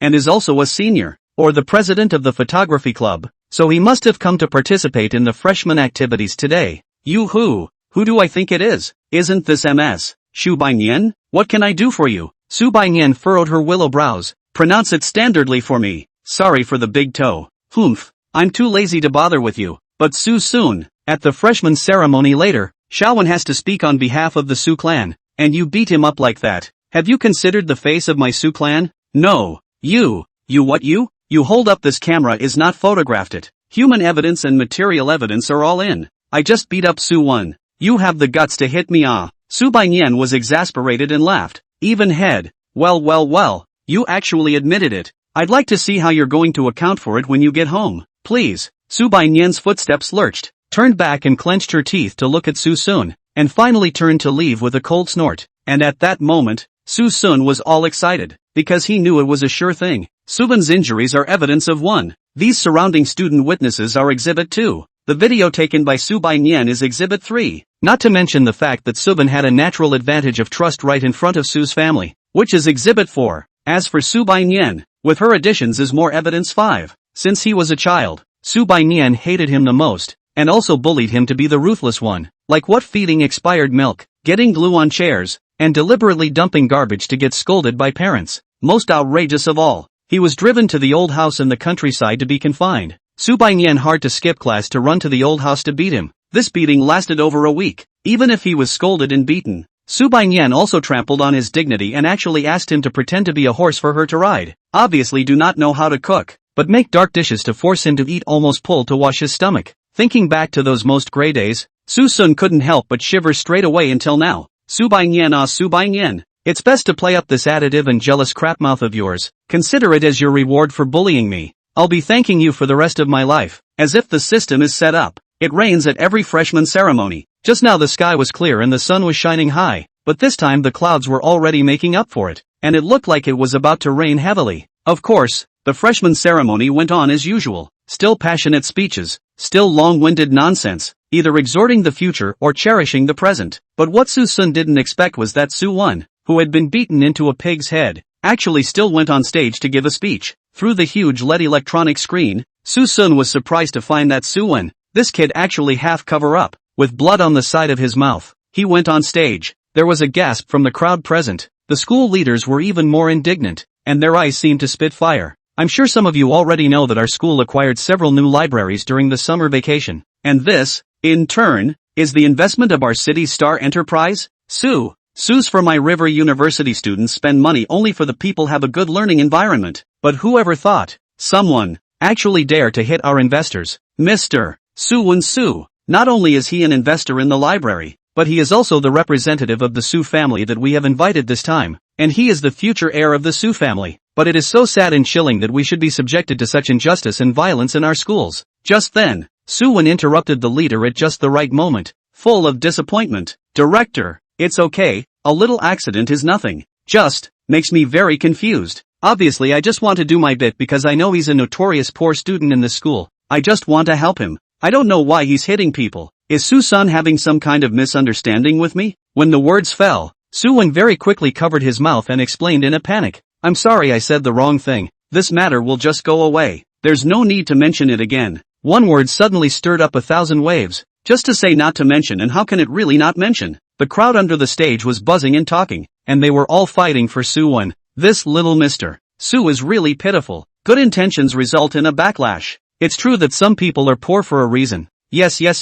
Small Su always really poor. You see the corner of his mouth. there are bloodstains. In the end is under how cruel hand Suson? I think I've heard that name before, but how is it that both surnames are Su, but the difference is so big? There is support and of course skepticism. Why do I feel that this Mr. Su is so teetotal? Even if the blood at the corner of his mouth can't be wiped off after being beaten, is it deliberately left for everyone to see? I think I've seen the Suson he's talking about. I remember he was even honored by the whole school for his bravery. How could he hit someone for no reason? Those who questioned were ultimately in the minority. Most people were emotionally tugged by Suyen's pity, and these questions were drowned in the deep tide. Who is Suson? This Suson student, hurry up and come up here to apologize to little Su, or you'll never graduate from our school. Our school doesn't accept morally corrupt students like you. As the words fell, Suyen stood out again with a helpless look and said, "Forget it. I believe that student Su didn't do it on purpose. After all, children from poor families inevitably have a gangster's temperament. We have to be more understanding."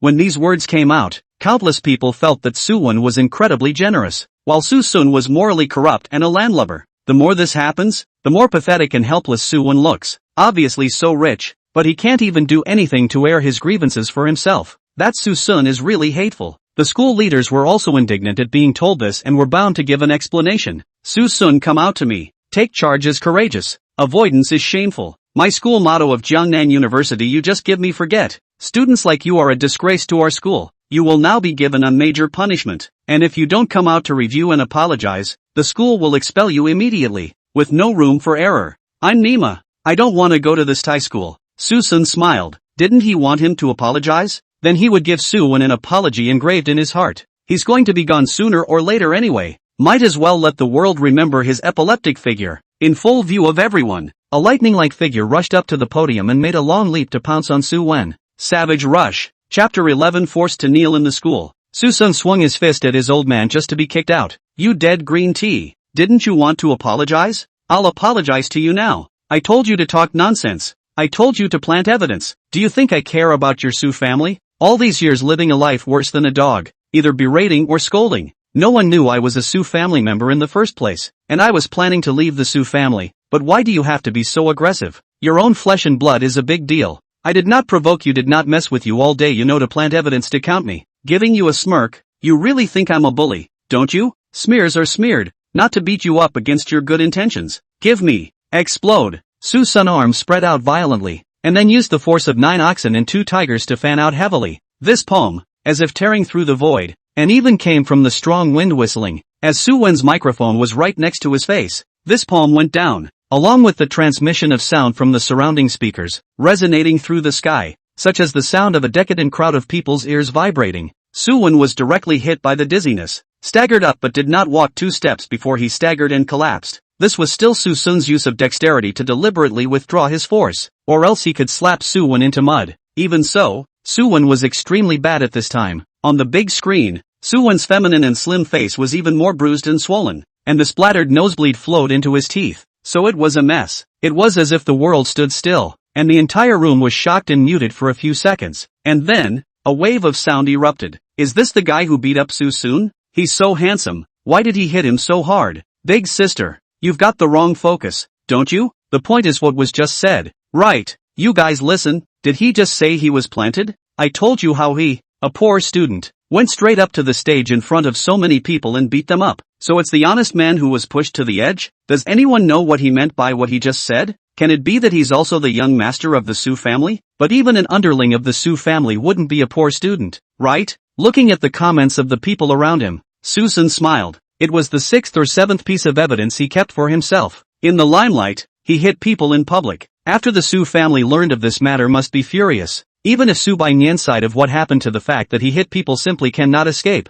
And he took the opportunity to expose a little bit of the relationship with the Su family. Su Qinian most valued reputation, the most intolerant of the family name tarnished. He disobeyed the order to expose the relationship. Think Su Qiming certainly will not turn a blind eye. Humph, want to stay? At this moment, Suson's heart was bursting with relief, though this impulsive behavior of his was a safeguard for his own eviction. However, those words just now were from his heart, sort of asking for an explanation for all these years of holding back. As for the fear of being sent to the police afterwards, it doesn't exist. What's the big deal about brothers being at odds with each other? Concerning the Su family's baby son, Su Qinian himself is afraid that he does not want to make trouble to the police side of the bar. Suson,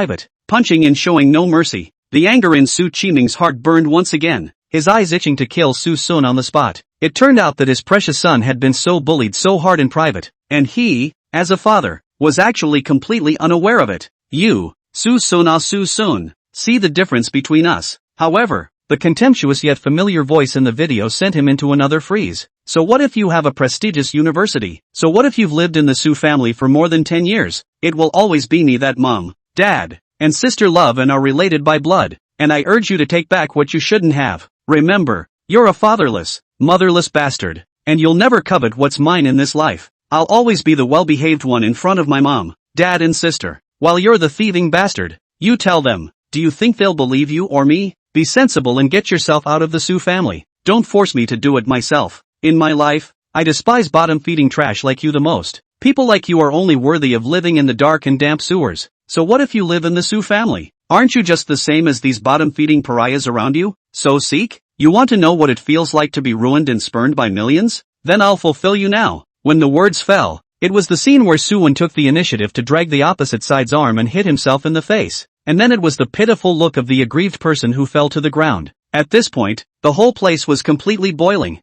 I'll be damned. That's not an active bumper sticker. He did get beat up though, but I'd beat him up if it was me he was talking about. Yeah, having a few bucks is a big deal. What do you mean by pariahs around here? Did we eat and drink your food? It turns out that the rich people's literacy is all pretense. Luckily, we still call Mr. Su with every breath, but he despises us in his bones. This Su family isn't any good either. Did you hear the conversation just now? This Suson seems to be the adopted son of the Su family. No wonder this old Su Dong called people sins. I think this is not the old father scolded the son's title. It is also no wonder that Suson would say that Su Dong pretends not to recognize. So it is really his father. It's just a pity that the feelings of living for more than 10 years can't compare to the word blood in the end. By the way, it seems that this Suyen has only been recovered for a few months, right? I remember when the Su family recognized the news that Suyen grew up in a poor mountain village and was very strong and hardworking. How long has it been before you forget your own poverty of so many years and turn around and curse us? What a thing!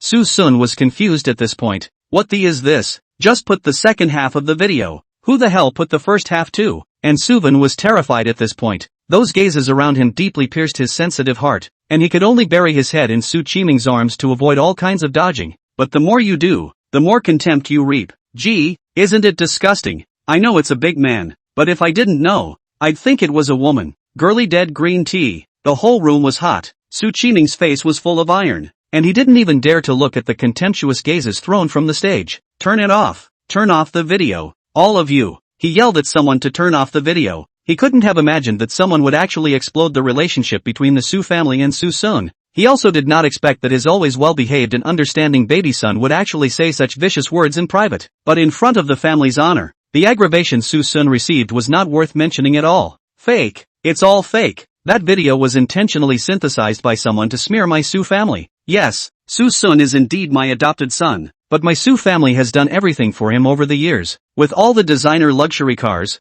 I haven't treated him badly at all. Instead, it's him, because our own son has returned. He is jealous of all kinds of targeting. This must be synthesized by him. However, instead of getting any recognition for his self-righteous excuses, he caused more people to loathe the Su family. The Su Dong is treating us like cuties. Is that so? This is also too shameless. Also brand name luxury car no loss. This Suson all down is afraid of not more than $200, right? It seems that all the targeting Suson has suffered in the Su family over the years is true. His family doesn't even know what kind of life he's had. It actually turned around and smeared him. It's really pathetic. Yes, but whoever knows Suson who does not know that he is a notorious poor student, no matter inside or outside the school, can often see the figure of his part-time job. A day down, tired forever in the process of working part-time. This Su family is simply not a person. Even certain teachers on the stage couldn't stand Su Qiming smearing and spoke out to question. Su Dong? Since you are the father of student Suson, why is he living in such poverty that he can't even afford to pay his tuition? Suson is a good kid, top grades every year, helpful and even fought to the death with a knife-wielding gangster, but he can barely afford to eat. You know, he has been working part-time for the past few years, but whenever he stops he may have problems surviving on his own, and although he has the help of the school, he is still living an extremely difficult life. But your Su family is so rich, can't you even fulfill the basic security for your children? I told you that the always thick and honest Suson is so abnormal today. It turns out that it's all because your Su family has been pushed to the brink. The kittens and puppies that have lived for more than 10 years have feelings, but you guys don't care about your own son, even suppressing and slandering him. Is this still something a father can do? For a while, Su Qiming was like a fish in his throat. He thought Suwen was just making a casual remark when he said Suson was a poor student, but he didn't expect it to be true. But isn't it always Madam who takes care of things like this at home? How come she can't even afford the tuition? It was too late to think about it, but suddenly, a vegetable leaf was just thrown up, followed by 4 or 5 eggs clanging onto him and Suwen's body. Who the hell throws leaves and eggs? Qiming looked around and finally his eyes settled on a tricycle loaded with ingredients. And around that, a bunch of students picked up their eggs and vegetables and threw them again. I told you to look down on us, so let you rich people have a taste of us pariahs. Smash me. The food truck that was supposed to go to the cafeteria became an ammunition dump for everyone's confrontation. Countless eggs, countless vegetable leaves, and even tomatoes and potatoes like this are all over the place. The teachers on the stage avoided Qiming and his father and son like the plague. Suson also saw a few familiar teachers actually secretly mixing in the crowd as well, throwing things towards the top from time to time. Father and son had undoubtedly caused outrage, especially with Suwen's sweeping remarks. For a while the two of them were in various hangings and in a sorry state, and the smell of various mixed flavors intermingled together simply smelled to the heavens. In the end, it was only when the principal, who came late to deliver the grand finale speech, spoke up that he dispersed the crowd, allowing Qiming, Suyen and his wife to escape. This year's orientation ceremony is undoubtedly one of the most colorful in the history of JCU. It was also undoubtedly the most humiliating day in the history of the Su family. But what did this have to do with Suson? Not only did he take the heat out on himself, he disgusted the Su family and just had to go home and wait beautifully to be thrown out of the house.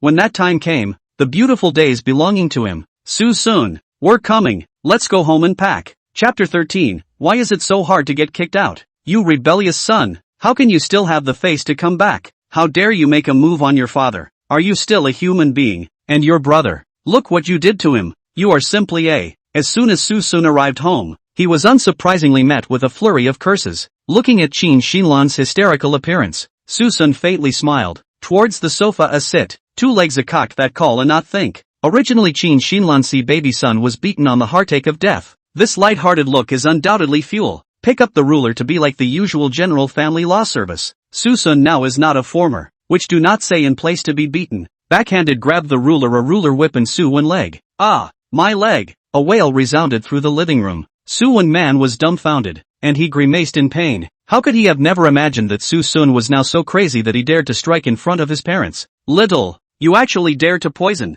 Sinner, are you crazy? Qiming and his wife were furious. One hugged her son with heartache and almost shed tears, while the other pointed at Suson in anger. Mom and Dad, don't blame Seeker. Maybe he didn't mean it? After all, it's my fault. I'm the one who said such unpleasant things in public. It's only right that Seeker should be angry. The couple was already blaming themselves for not protecting their son, and they were overwhelmed with guilt when they heard this. Qiming just wanted to step forward, but Suson's appearance of wielding the ruler scared him to stop, causing the fire in his heart to intensify. Sins, what the hell are you going to do? Are there any rules left in your eyes? Suson gave a blank look and said lightly, No, I said, either you guys get rid of me or I'll make a mess of you. You don't think I'm joking with you, do you? What did you say? Qiming's eyes widened as he snapped on the coffee table with a loud bang. Sinner, do you think I wouldn't dare to kick you out? Good, then from now on you will. No way, no one is allowed to drive little Seeker away. Suson was almost so angry that he jumped up from the sofa in place. Early should not come late, but this critical moment to come. This Sumayan is poisonous, right? Seeing Suson glaring viciously at himself, Sumayan seemed to have an empty piece inside, where once Suson looked at her with nothing but admiration and respect. Now it was anger and disgust. She understood what this meant. It meant that Suson must have been wronged in some way again. After a few days of introspection, she realized that a lot of things had gone wrong before, and that the recently recovered blood brother was not as innocent and well-behaved as she had thought. She began to look at her own brother and began to remember the past. In fact, her feelings for Suson is not fake. So many years together has long been Suson as a part of the inseparable. There is negligence is not false, but never take him as an outsider. But for some reason, since her own brother had returned, her whole heart had veered. How well-behaved and understanding and pathetic to the point of sympathy Suyen is. Instead, Suson's flaws seem like they've been magnified a million times over. Stealing, lying, and taking credit for more mistakes than in the previous decades. If it hadn't been for what happened a while ago, she wouldn't have realized any of this. The good thing was that it wasn't too late to find out, and she would never again arbitrarily take sides based on a few words. Mu Yen, why did you suddenly come back? Qiming frowned out. Can I do it if I don't come back? If I don't come back my brother is going to be whisked away by you. Sumayan, Qiming shouted, angrily saying, "Do you know what you are saying? This not only hit Xiaowen, he even dared to hit me, causing me to lose face in front of thousands of teachers and students in the school, and you still dare to speak for him? Dad, what if there's some kind of misunderstanding? Have you forgotten what happened last time?" Sumayan reminded in a small voice. Bull asterisk asterisk asterisk asterisk. There is absolutely no accident. This bastard is trying to rebel. Dad, I'll verify what's going on, but that's no reason to act on your whim and kick people out. Sumayan, are you going to rebel too? Dad, if it's really Xiao Sun's fault this time I'll give you an explanation, but for now you hold your horses. After saying that, Sumayan swept a glance to the second floor. Fifth sister, don't hide. You come here first. Seeing Subai read down, Suson was a bit unable to sit still. If Sumayan found out the ins and outs, wouldn't he be unable to be driven away again? Alright, what's all the noise about? I did it. Sumayan, don't you meddle in my business. You shut up too. You shouldn't have made a move on Dad anyway. I'll get you later. Susun's side just got up and was pushed back again. Then Sumayan turned around and said coldly, "Fifth sister, what's going on? You said you saw the whole thing. Tell me clearly."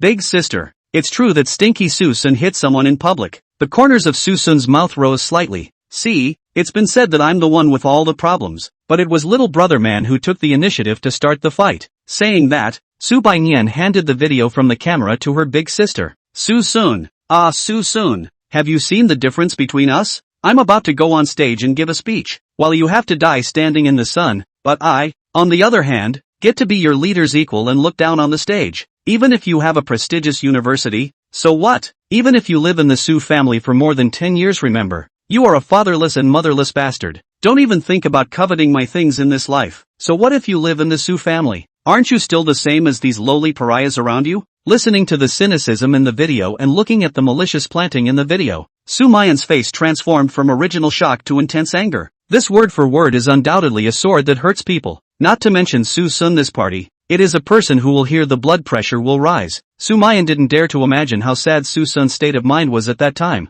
and couldn't believe how that well-behaved and understanding blood brother could be so ugly-mouthed. Not only did he insult Susun, but he also swept away the innocent people in the surrounding area. Sumayan lives in the Su family and thinks she is favored by God, but she has never looked down on those ordinary people. And this brother of hers has so quickly forgotten the hard work of the last 10 years or so? Without saying anything, Sumayan walked to Suen and snapped a slap directly thrown out. Suen, how could you be so vicious? Xinlan was also in shock, but the shock of seeing her son beaten was filled with heartache. Mu Yen, how could you hit someone with your hands? Sumayan was so angry she wanted to laugh. Mom, shouldn't he fight? Look at what he's saying. Is he a human being? But, he's your brother too, after all. Mom, are you serious? It's my brother and this can all be forgotten? Have you considered how little Seeker feels? But the kid's playful and doesn't take much damage. Mom, that's enough. And shut up, both of you. Qiming interrupted the duo and looked at Subai Nian with a displeased face. He then said where the hell did the video from the ceremony come from,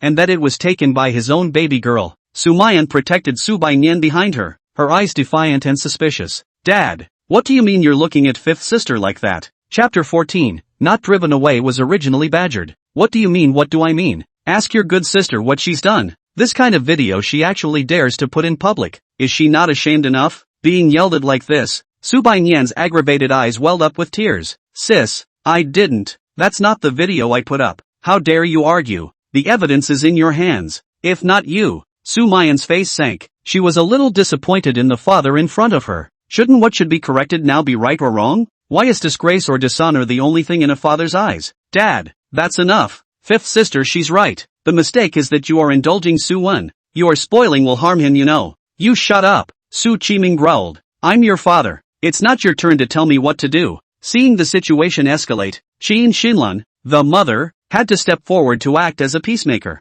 Nian, quickly apologize to your father. But you're really too blindly shoot even so. At least Ken not put it indiscriminately. Woo, Mom, I really didn't. Subai Nian wiped her tears while pointing at Suen. It's Xiao Wen's younger brother. At that time, he said he borrowed my camera to take pictures of the scenery, and I didn't get my camera back until after the event. What? The faces of the people present suddenly changed. Suen had already panicked to the point of trembling at this point, not daring to meet the gazes cast around him at all. Seeing this appearance, how could Qiming not know what had happened and coughed awkwardly? Alright, this is over. I'm tired and too lazy to bother with you guys. Sumayan looked incredulous. Dad, Are you serious? It's past you didn't hear. Do you have to force me to account for what that sinner did? At those words, Sumayan was speechless, and Qiming turned around and went upstairs with a cold snort. Seeing that the atmosphere was not right, Suen choked twice and flung himself on his knees in front of Qin. Mom, I was wrong. I just said something angry in a moment of ghosting. I should have known that I should have put up with it when my brother was educating me. I'm the one who disgraced the family. Qin immediately grasped the point as soon as she heard it and fiercely glared at Suson. What the hell did you say to your brother to make him say something like that? Suson, what the hell are you doing? Suson was speechless and went back to his room with a blank look. He knew that this so-called mother had always disliked him, but he hadn't expected to be so biased as to be brainless. Stand still. Do you have any education left? I asked you a question. Mom, what does this have to do with Suson? How can you still rely on him? Sumayan said breathlessly. Boss, what kind of ecstasy did this little bastard put in you? He treats your mom like this and you're still going for him? OMG mom. Forget it, it doesn't make sense anyway. Sumayan wrinkled her brows and simply turned around to go upstairs as well, but after this time, she completely saw Suwen's heart. In just a few short words, she had bluffed her mother, and she didn't know if it was a good thing or a bad thing. Lying on the bed, Suson was incomparably annoyed. Once again, no eviction. Just how hard can it be to get home? Is it possible that times have changed lately? Or have these heartless ones in the Su family come to their senses? But it wasn't right. The others hadn't changed, and it seemed that only Sumayan had recently jerked off. With a creak, the door to the room was suddenly opened. Suson raised his eyes and looked, only to see Sumayan walking over with a smile. What are you doing here? If you're going to do something bad, hurry up. I don't have time for you right now. Sumayan laughed. What? You think I'm going to plant evidence on you? Or what? But I'd like you to give it a go. Sumayan some meaningful look. Draw out the desk chair bedside to sit down. That pair of small feet wearing small white socks wiggled 2 times, and finally directly hitched on Suson. Suson frowned. Take your stinking feet away. Stinky brother, you've been very off lately. You seem to be, like you want to leave the house a lot. Suson's face was stunned as he looked at Sumayan with a trace of more sizing up. Could it be, this stupid old man found something? What?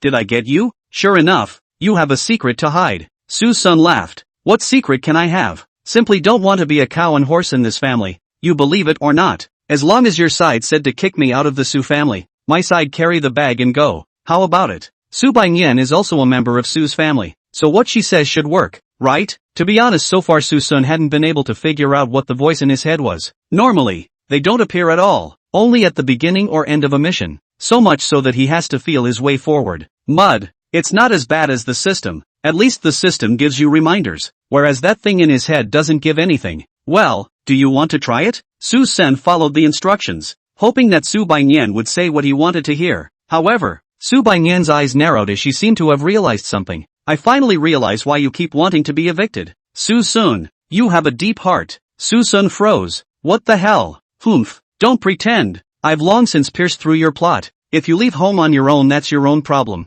But if you're kicked out by us, then you'll have a chance to capitalize on it later. You're counting on us. The corner of Suson's mouth stiffened. What kind of brain circuit is this? Stop pretending. I've already pierced through your plot. I'm telling you, you won't be able to escape my clutches in this lifetime. Humph, want to escape? With me here definitely won't let your calculations succeed. To tell you the truth, do you think I really don't know what little man is up to? I just gave him the camera on purpose. Do you know why little man played the whole thing about your argument? Do you think he's stupid? Because what he saw at the time was just an intercepted clip. Nothing is wrong with you now. You should be thanking me. If I hadn't changed the video, you wouldn't be able to wash yourself even if you jumped into the Yellow River. Suson's face suddenly changed. It's you. Why are you meddling? Humph, there's no why. The more you try to do something, the more I'm against you. And I'm not as good as you want me to be. What? Are you angry? Did you break your defense? I love to see that look on your face. I have to say, Suson was still a bit pissed off. After all that, the one who tripped behind his back was actually the dumbass he took the least seriously. Looks like it's time to teach someone a lesson.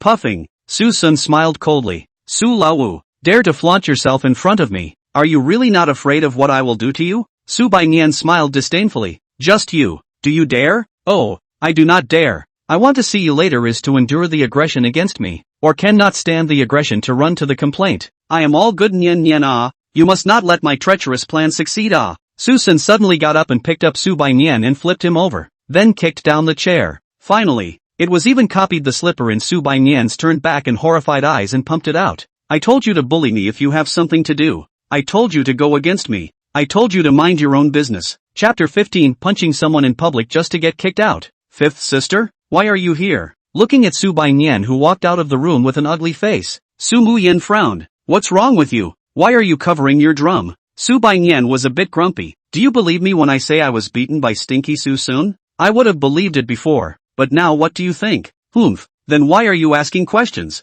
Subai read the huff and puff. Sumayan looked at the puffed up back, suddenly a wave of displeasure. Dead girl, what are you smoking again? Give me a roll over to explain clearly. I'm not going over there. Come down yourself if you can. Sumayan. As Suson expected, Sumayan really chose to hold her tongue. If it was in the past, with her big lady temperament which can be subjected to this kind of anger, I did not expect in order to make a confrontation actually so stoic. Things seem to have gotten interesting yet. Since the Su family is unwilling to spread their hands, he will bully the Su family's precious little daughter every day, and the more Sumayan endures the more he beats up, to see who will sulk first. Little seeker, what's wrong with her fifth sister? She's not coming after you again, is she? Nothing much, just beat her up a little bit. Sumayan smiled awkwardly. Shao Sun, I know you're talking in anger. I really just want to talk to you this time. This time I know you're aggravated, but that's our dad after all. Can you not do anything to him before? Stop. That's your father and I have nothing to do with it. Little seeker. Okay, I don't want to hear you read. I'm going to rest. If you don't want to go, just stay there and watch. In the end, the talk Sumayan longed for had not yet materialized. She knew that Suson was still angry today, and it would be difficult to change her impression of this family for a while, but with her there, she was sure she'd make the house peaceful. And this is the most important thing, is to beware of their own brother lest they make a mess. In the days that followed, the Su family was uncharacteristically calm. Suen had obviously learned his lesson and didn't continue to sow discord. In the past, he secretly poked and prodded the family would definitely be on his side, but now that his big sister was obviously quite vocal, he didn't want to let his own big sister down again. But Suen's honesty was not a good thing for Suson. If Suen didn't demonize him, he wouldn't be able to find the slightest opportunity to take advantage of the situation. Even when he took the initiative to look for trouble, Suen actively avoided it. In short, hide as far away as you can and basically touch no one. Originally, Suson wanted to beat Suen half to death by making a scene at dinner today. As a result, Suen, who has nothing to do all day, actually works overtime in the company and simply does not come back, which can make Suson angry. I was thinking of retreating to beat up Su Qiming, but Su Qiming disappeared halfway through the meal. It was as if father and son had calculated that he would have nothing better to do, and besides his sisters there was only Qin Shilan in front of him, and he was not in a good position to make a move on an old woman. He had no choice but to target Sumayan, the oldest five. Stupid old man, don't blame me for destroying the flower. You're the only one who can blame it on your eyes. At this time the mother and daughter were on the sofa watching TV and playing with their cell phones. Suddenly, Sumayan shivered and couldn't help but glance at Suson at the stairs. What are you staring at? Look again and I'll gouge your eyes out. It's true that when you're sleepy, someone brings you a pillow, and when you're thirsty, someone brings you water and thirst. Without saying a word, Suson rushed to Sumayan and grabbed the cell phone and slammed it hard on the ground. Ah, my cell phone. This is not over. He sat down to the sofa and pulled Sumayan knee frame. Pants waist half pull a few slaps so pumped over. Ah, bastard, how dare you hit me. Sumayan cried out in pain. I don't just hit you, I beat you. I told you to be mouthy. I told you to curse. I told you to resist. Today I'll make you realize why the flowers are so red. The loud and clear sound of slaps resounded through the living room, and the movement alone could be heard to show just how hard Suson was making it. The few people on the opposite side of the sofa froze for a while, and the reacting Qin Shilan burst into a rage. You asshole, are you going to revolt? Suen did not come back before this family. Qin Shilan think the most precious is Sumayan, this little daughter, not only because Sumayan was young, but also because her sweet words were very pleasing to the eye. Since she was a child, she held in the palm of her hand for fear of dropping it and did not dare to move a hair, and now she was actually beaten by Suson. Aha, asshole, don't stop. Qin Shilan looked around, and after finding the ruler, she waved it and swiped it at Suson. Yoo-hoo, how did you know my slap hurt a little? Suson raised his arm, the ring ruler appeared in his palm,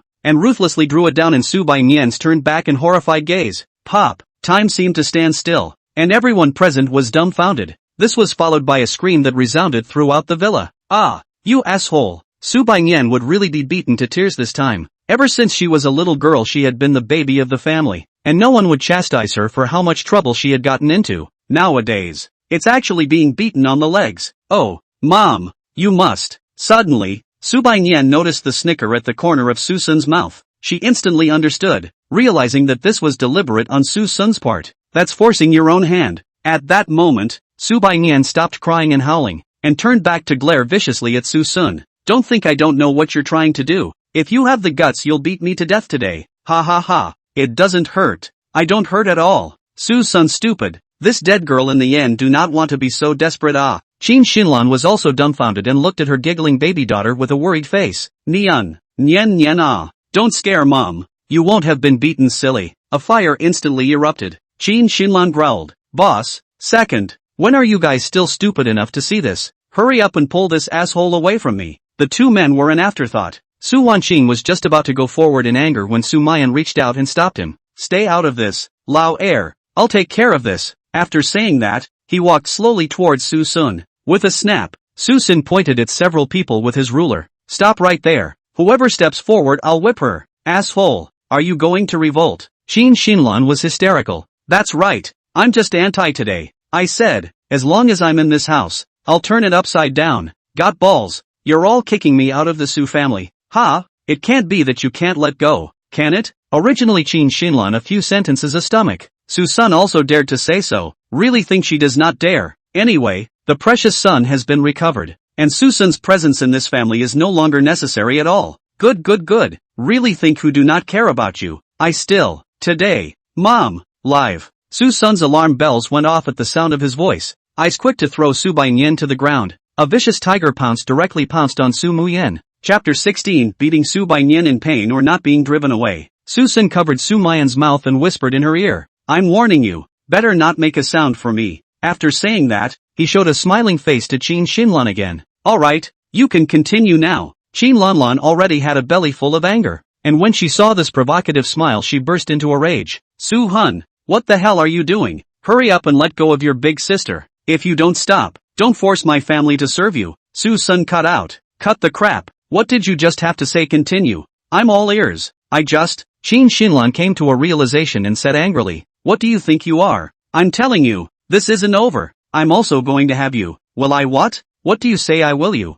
I don't know. I want you to say, asshole. You still dare to be arrogant. I'll have you. Right now. Yeah, that's it. Go on. Little, do you think I wouldn't dare? I will now announce your expulsion. Seeing that the last few words were about to be uttered, Suson had already revealed a victor's smile. Suddenly, Subayan exclaimed, Mom, I'm gonna crack. What? Instantly, Qin Shinran rushed to Subayan with a face of heartache. Nyen, my Nyen. Mom is here. Mom will definitely give you justice. Geez mom, leave him alone. I'm in so much pain. I'm not going to die. It won't.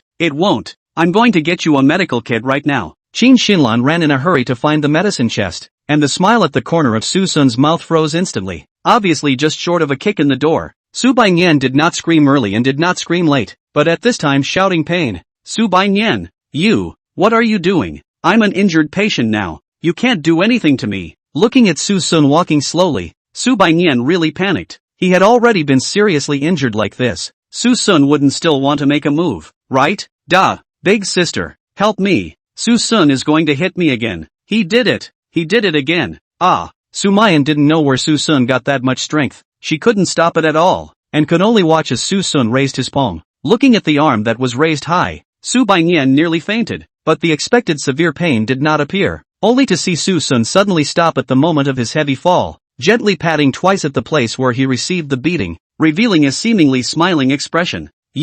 What the hell do you want? Subayan gulped nervously, suddenly feeling as if she had played it off. Nothing, but since you want to play I'll play with you. Poof. After saying that, Suson calmly went upstairs, as if he had just played an insignificant game. It wasn't until a cool sensation came from behind that Subayan realized that she had not only been beaten, but she had also been beaten in an extremely humiliating manner, and just now, it seems to have been taken advantage of. Aha! You asshole! I'll fight you ouch! However, she was now injured, and just the slightest movement caused her to scream in pain. Tears of humiliation flowed out at this, and she swore that today's revenge would definitely make Suson pay. Fifth sister, thank you for interrupting mom just now, or else. At this time, Sumayan came to Subayan's body, both heartbroken and grateful. Subayan gritted her teeth. I'm doing this for myself. I'm not finished with him for today. He can't go anywhere until he gets his revenge. Fifth sister, little seeker has been very out of sorts lately, clearly on the verge of a breakdown. Can't you just endure it? Big sister, are you serious? Look at how beat up I am. But, this isn't the one you scolded? Besides, you didn't bully him much when you were a kid. Subayan's eyes widened violently. Big sister, okay, I'm not discussing with you, I'll compensate you for this. And don't go on your and mom's trip tomorrow, honestly rest at home. Passing by Su Wanqing's side, Sumayan's footsteps lurched, and added, elder too. You don't stand up for fifth sister either. She's been lawless since she was a child, so she'll get a beating to make her learn from her mistakes. But, penis, seeing her big sister's cold face, Su Wanqing could only nod her head in agreement. The next day, after medication and a night of recovery, Subayan was barely able to walk. Although Suson's hands were quite hard, the blows were spread out, which is why he didn't get to the point where he couldn't get out of bed. But try not to sit if you can lie down. The Su family was eating breakfast at this time. Su Qiming and Suen had also returned home. The head of the family is back, so how can we not mention yesterday's events twice? Yo, why didn't your precious old five come to dinner? Wasn't I beaten so badly that I couldn't get out of bed? Sumayan's movement of handing breakfast froze. Su Qiming frowned at his words, his tone vaguely containing anger and temptation. What do you mean? You hit old five? Not only did he hit it, but he beat the crap out of her. Upon hearing this, the fire in Qin Shinran's heart climbed once again,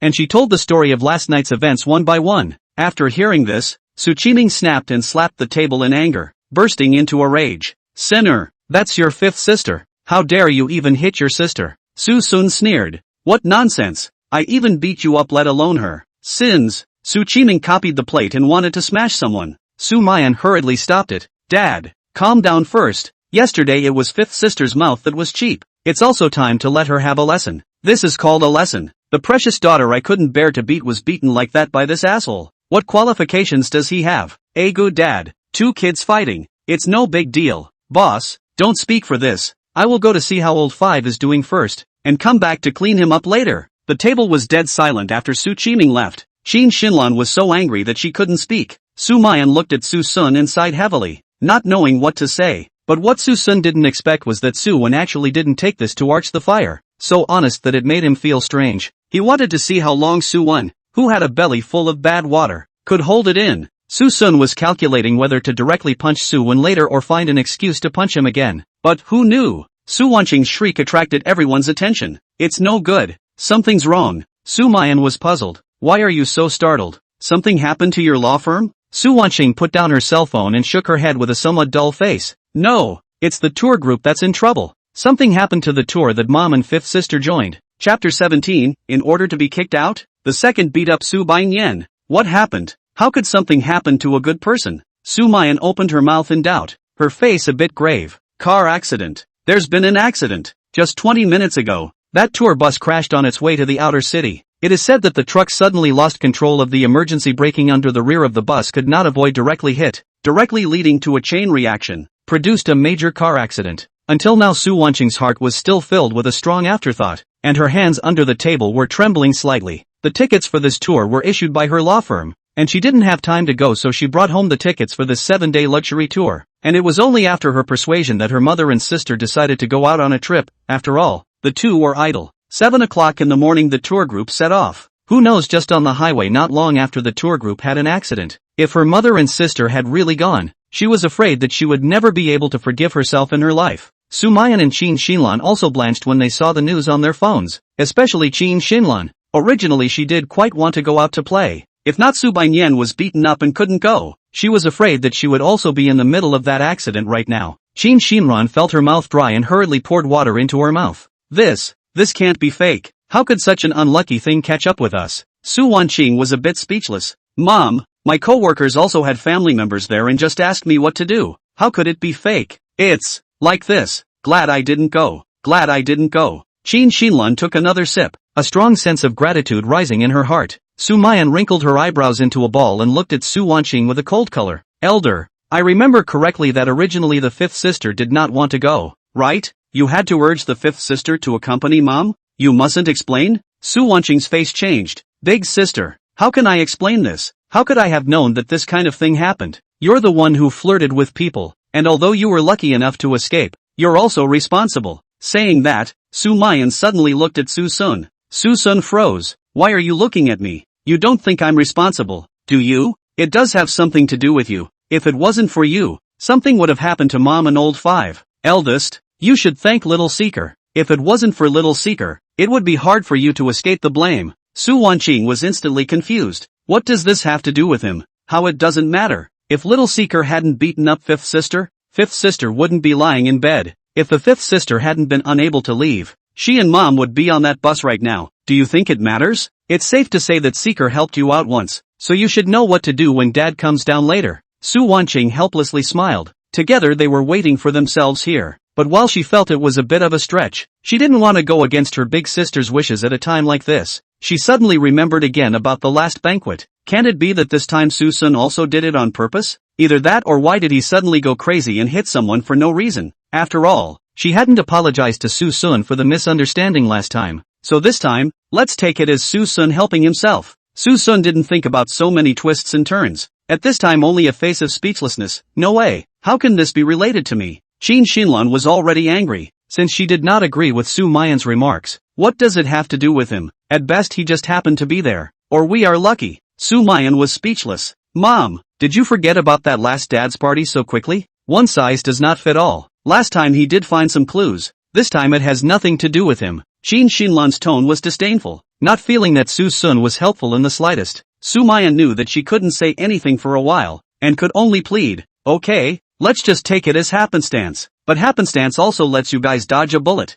So let's just get over what happened yesterday. At least don't add fuel to the fire in front of Dad. Speak of Chow Chow arrived, and as soon as the words left his mouth, Su Qiming rushed down the stairs carrying a belt. Little, you actually beat your fifth sister like that. I'll have to skin you today. Sumayan's face changed drastically, and she rushed forward to block it. Dad, what are you doing? You're going to do it again. You give me to get out of the way. Your fifth sister was bullied like that. You don't feel sorry for you even if it's not painful. Actually defend this little. Do you still have a big sister's appearance? Dad, both are my siblings. I don't help anyone. I only help reason. Asterisk asterisk asterisk asterisk off. What kind of bull asterisk asterisk asterisk asterisk reasoning is this? Do you want to say that old 5 deserved to be beaten? Seeing that he was about to be unable to stop them, Sumayan turned around and shouted, Elder, when else do you want to see it? Su Qiming's face sank. Eldest, you're going to stop me too. Su Wanqing held his other arm and helplessly said, Dad, you really can't touch Shaosun this time. What? Who am I to move? Because he saved Mom and fifth sister's lives. For a moment, the air fell into silence. Su Qiming was confused, not understanding what that meant. How can you call it help even if you beat your sister so badly that she can't get out of bed? Sumayan took advantage of the situation and told everything that had just happened. It had to be said that Su Qiming did freeze for a while after hearing this. The heart is both fearful and thankful. Still, he couldn't stop the fire at the thought of his baby girl being beaten like that. It's got everything to do with this sinner. It can't. I still have to whip him. Upon hearing this, Sumayan instantly became angry. Dad, can't you stop for a while for Mom and the fifth sister? Although it's true that the fifth sister is quite miserable. Who is more important compared to her life? Originally it was the fifth sister who started the trouble, and she deserved to be beaten. And now Xiao Sun has disguised herself to save her life. So what are you still angry about? Are you fighting for your fifth sister or can't you pull yourself together and bow your head? Dad, that's enough. Having his mind pierced through, Su Qiming was speechless for a moment. However, he understood that he was afraid that he really couldn't take the opportunity to make a mistake today. After all, he also wanted face and didn't want to get the reputation of having nothing to do. So, he suppressed the fire in his heart and gritted his teeth. Fine, this can pass, but he must go apologize to old 5. The smile at the corner of Sumayan's mouth instantly solidified. This, if it was the Su Sun of the past, he would definitely apologize. But the Su Sun of now was afraid that he wouldn't pay any attention to it. Even if she personally went to persuade her, she was afraid that she wouldn't get any heed. But what she didn't expect was that Su Sun actually agreed. Fine, I'll just apologize. No one noticed the arc that flickered at the corner of Su Sun's mouth. Sumayan was overjoyed. Little Seeker, are you really willing to apologize? Su Sun nodded. Of course, I'm a person who loves to tell the truth. With that, Su Sun went straight upstairs. Su Qiming also didn't expect Su Sun to suddenly be so good at talking, and he held his fire even more in his heart. But there was no way. The words were his own, so he couldn't just punch himself in the face. The door to Su Baiyan's room. Several people wanted to enter the house together, and Sumayan directly blocked several people. Little Seeker has gone and apologized, so give him some face, just don't look at him in the face. Su Qiming was a little upset. but he didn't force himself and waited outside the door in silence. But who knows? Suson had just gone in not more than a few seconds before a few more wails rang out. Aha! Bastard! How dare you hit me? Chapter 18, the Su family's oldest four returns home. Inside the bedroom, Sumayan flopped on her bed and played with her phone, turning her anger into a desire to buy clunking and adding things to her shopping bar. This one is good. This one's not bad either. I'll buy this one even if I don't use it. By the way, what was Dad doing here just now? Forget it, just keep buying. Just as she was drifting off into oblivion, the door suddenly opened with a creak.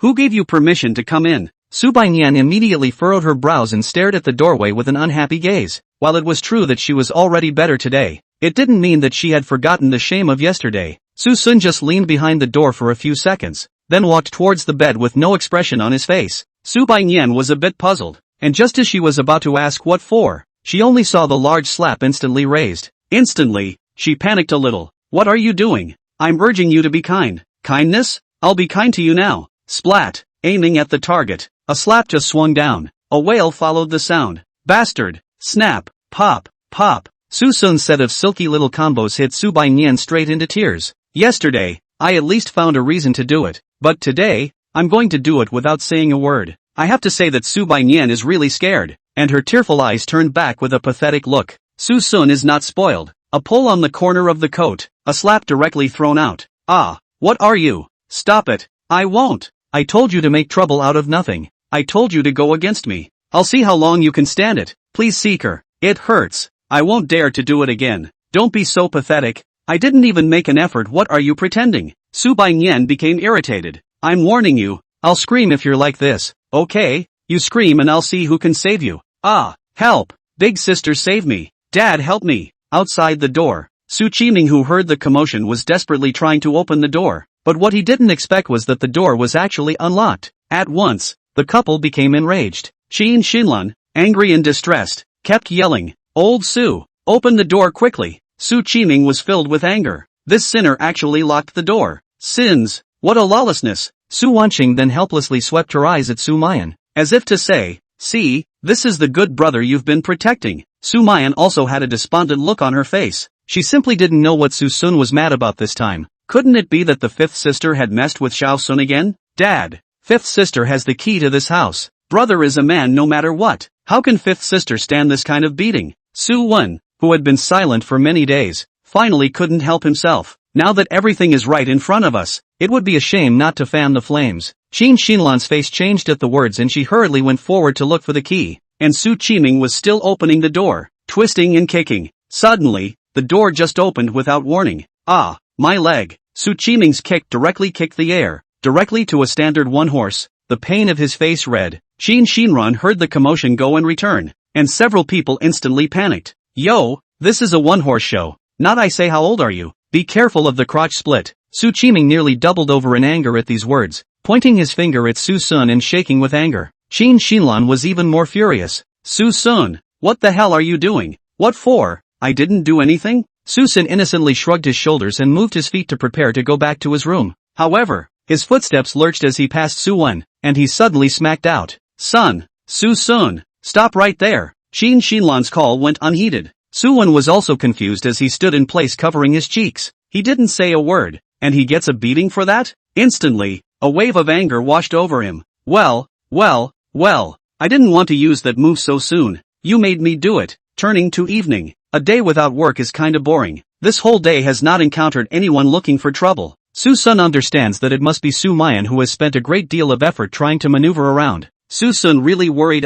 Without Sumayan this accident, he was afraid that he would have returned to his own world. He used to be indifferent. Now they are rushing to show their goodwill. And I don't know which tendon is in the wrong place. Looks like it's time to brush up on Sumayan's bad impression. As soon as her meddling is taken care of, everything will be unhindered. Seeker, it's time to eat. When it came to mealtime, Sumayan was again personally called for dinner. In the past he would have been absolutely flattered, but now it just felt so strange. The dining room, the family was ready. Qiming husband and wife saw Suson instantly became excited, but just when they thought they were going to have a seizure, they actually held back. Suson's gaze sank, and he immediately became interested. He was really curious as to how much effort Sumayan had gone through to make these two old things so peaceful. Mom and Dad, I'm home. Suddenly, a pleasant voice came into the ears of the crowd. Suson frowned. that familiar voice, that big singing star Lao Si, who I haven't seen in months, is actually back. Xia xia, why are you back all of a sudden? Yes, old four, why didn't you say in advance that you were coming back? Dad sent someone to pick you up earlier.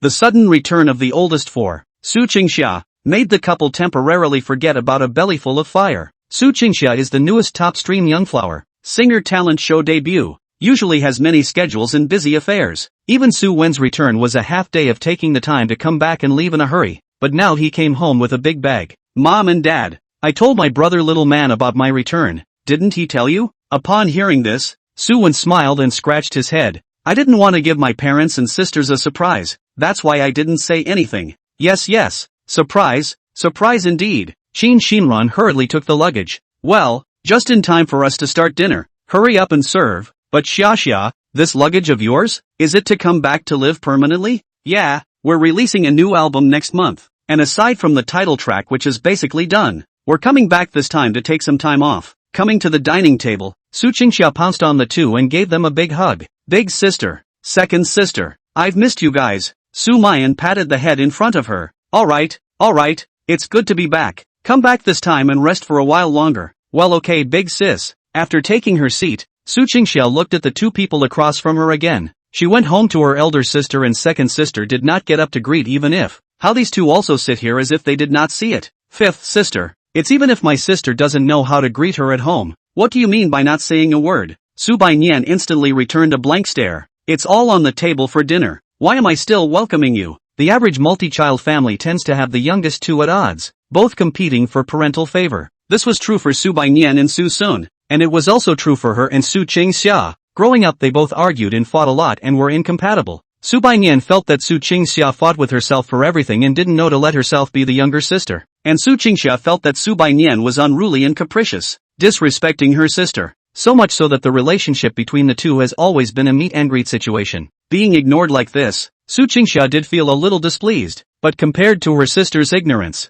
Suson's reaction was even more infuriating to her. Suson, what kind of attitude is that? You've been back for so long and you don't know how to call someone? Suson's action of clamping the food was lulled, raised his eyes and wrinkled his eyebrows. Oh, hello Su Laosher. Chapter 19, Suson's casually posted video exploded. What did you call me? You. Fourth sister, well. Hurry to sit down and eat. Don't just come back and put on your sister's airs. Quickly eat. Big sister had spoken. Su Qingxia had to give this face no matter how angry she was, and she didn't want to make a scene as soon as she came back. But Suson was really angry. She glared viciously at Suson for a few times and realized that Suson seemed a bit different from the last time she came home. She was a bit puzzled. How come the always weak Suson seemed like a different person? And there was something wrong with mom and dad's faces. In the past, Suson's attitude was afraid that he would have been belted in the past. Fourth sister, you just came back, don't think about those unhappy ones. Brother is just in a bad mood for a while, so don't bother with him. Hearing this, Su Qingxia smiled faintly. It's still Little Wen's younger brother who understands things. Right,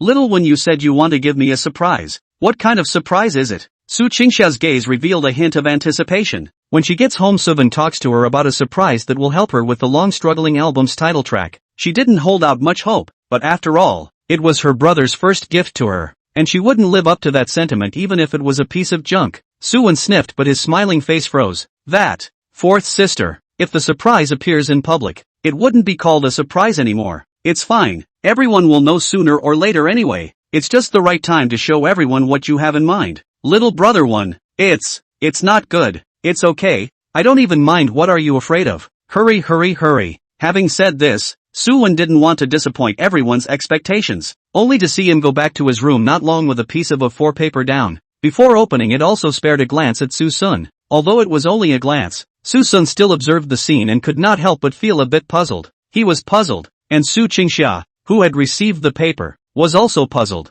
However, when Su Qingxia saw the content on the paper, she could not help but look agitated. Little man, did you write these lyrics? Suwen nodded and scratched his head in embarrassment. Well, I wrote it with feeling. I'm sorry for offering. I just don't know if it's useful to fourth sister. It works. Of course it works. The paper contained arguably the most visceral lyrics she had ever seen. Work hard. Get ahead. Fight. Judging from the lyrics, it should be an inspirational song. Not at all those clear water lyrics she had once seen. Extremely visceral. The fact that her hit song took so long to finalize is that she couldn't write lyrics with any substance. And the word in front of me is a snowball's chance in hell. Fourth sister. As long as it's useful to you I'm happy. It's just a pity that I don't know anything about music. Only the words but not the score. Alas. Su Qingxia shook her head repeatedly. It's fine. Good words don't pick songs. Such good words are a song can match. Xiao 1. You simply helped me solve a big favor. The crowd didn't know much about music either, so they followed suit when they saw Su Qingxia so happy. Su Qiming Qin Xinlan see their own baby son, and this talent is more gratifying.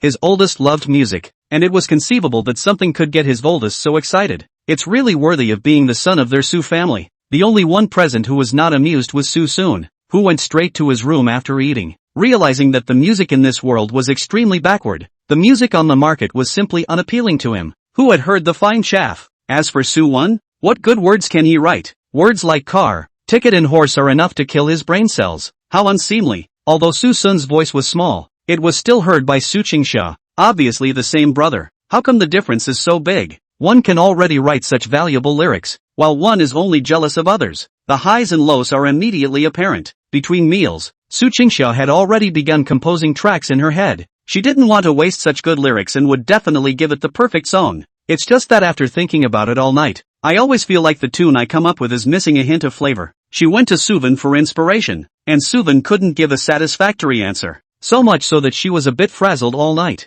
Suson hadn't been idle this night either. Since Su Qingxia came home, he is on this cell phone as if it was poisoned. Either videos about Su Qingxia or all kinds of singing. In the past, he doing 10 swipes to one musical aspect is tops. Nowadays that's a swarm of piles appear. Is this big data? But he didn't search anything indiscriminately. The point is that this various singing videos or live streams are as hot to the ears as they need to be. In a fit of pique, Suson planned to take the fight into his own hands and show the world what real music meant. It just so happened that this bedroom of his had been used as a grocery room before, and there was a guitar that was in the room. Suson grabbed his guitar, cell phone in focus, and leapt into action. Submerged in water for a minute, feeling back to your lowest point of wretchedness. Lately I've been plowing hard to create a path to the top or heading for the view you thought was yours. Suson grew up with a little bit of everything, especially music. To put it shamefully, he had always thought he was a genius, but it turned out to be nothing more than an ability gained or learned from so many lifetimes of experience. He had given Su Qingxia a lot of inspiration in terms of music since she was a child, and this song was originally written specifically for Su Qingxia. He wanted to let Su Qingxia really stand firm in the music industry and make a name that belonged to her that no one could match. However, he has since recovered his memory and has seen the family clearly, so naturally he will not continue to put a hot face on someone's cold ass. He was going to leave sooner or later anyway, so he might as well let the world hear what real music was before he left. After recording the video, Suson directly uploaded the platform. It just so happens that the first anchor of the music chart in the same city is just looking for someone to PK Suson in order to have some fun as well as rubbing some heat directly with his microphone. At first, the anchor learned that Suson is not a singer or a music student, but also extremely disdainful, and even once pointed out that Suson were cool where to stay. Even the many netizens on the pop-up screen thought that Suson was here for the whole job. But when Suson finished performing a song, the pop-up screen only had 666 frantic swipes. There's no way. In a world where even a smoke distortion can sweep away a piece of the world, Suson's song is simply a dimensional blow. I'm going to the opposite anchor 666. Is this a love song? It's too good to be true. Yeah, the front of the lyrics are so inspirational and uplifting, but it's a twangy R&B love song. Hoot nanny, woohoo anchor sing it again. My heart melted from listening to it. It's just so good. The full one is available on the opposite anchor page, so go listen to it. Why don't the anchor show his face? The voice is so good, must be very handsome, right? I want to listen to the anchor show his face sing.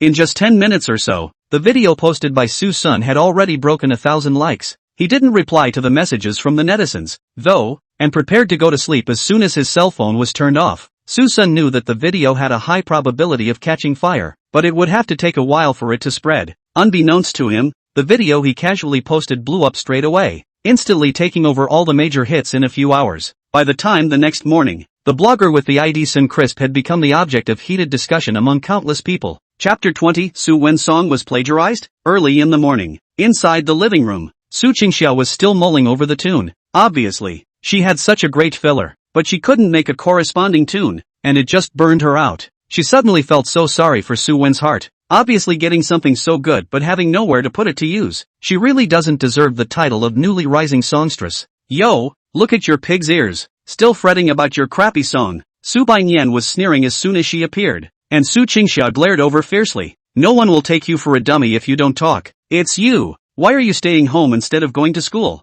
Su Baiyan suddenly happy. Che, I have internship. Then go to the company to cover an internship certificate on the line. But also what to go to school. I don't know how to get ahead. I've been earning my own money my senior year of college. Unlike you who does nothing all day. What are you barking at? Our family is so rich. What do I need? It's none of your business if I like to stay home. Words are not enough. The two people next to each other feel disgusted. Su Baiyan even went to the opposite side of the sofa to lie down and play with the phone. Hey, my idol songs are just great. And your Thai songs deserve to be called music? Woke up early in the morning to open the Douyin She Was Hot brush screen. Originally she only held the attitude of watching the fun to click on. But who knows, the song inside instantly let her lose her mind. Because it's simply amazing. It's not too much to say that this song is only found in heaven. Compared to the songs of the oldest four across the street, it's a total hangover. Submerged in water for a minute, feeling back to the lowest of lows. Lately I've been plowing hard to create a path to the top or heading for the view you thought was yours. Due to the fascination of listening,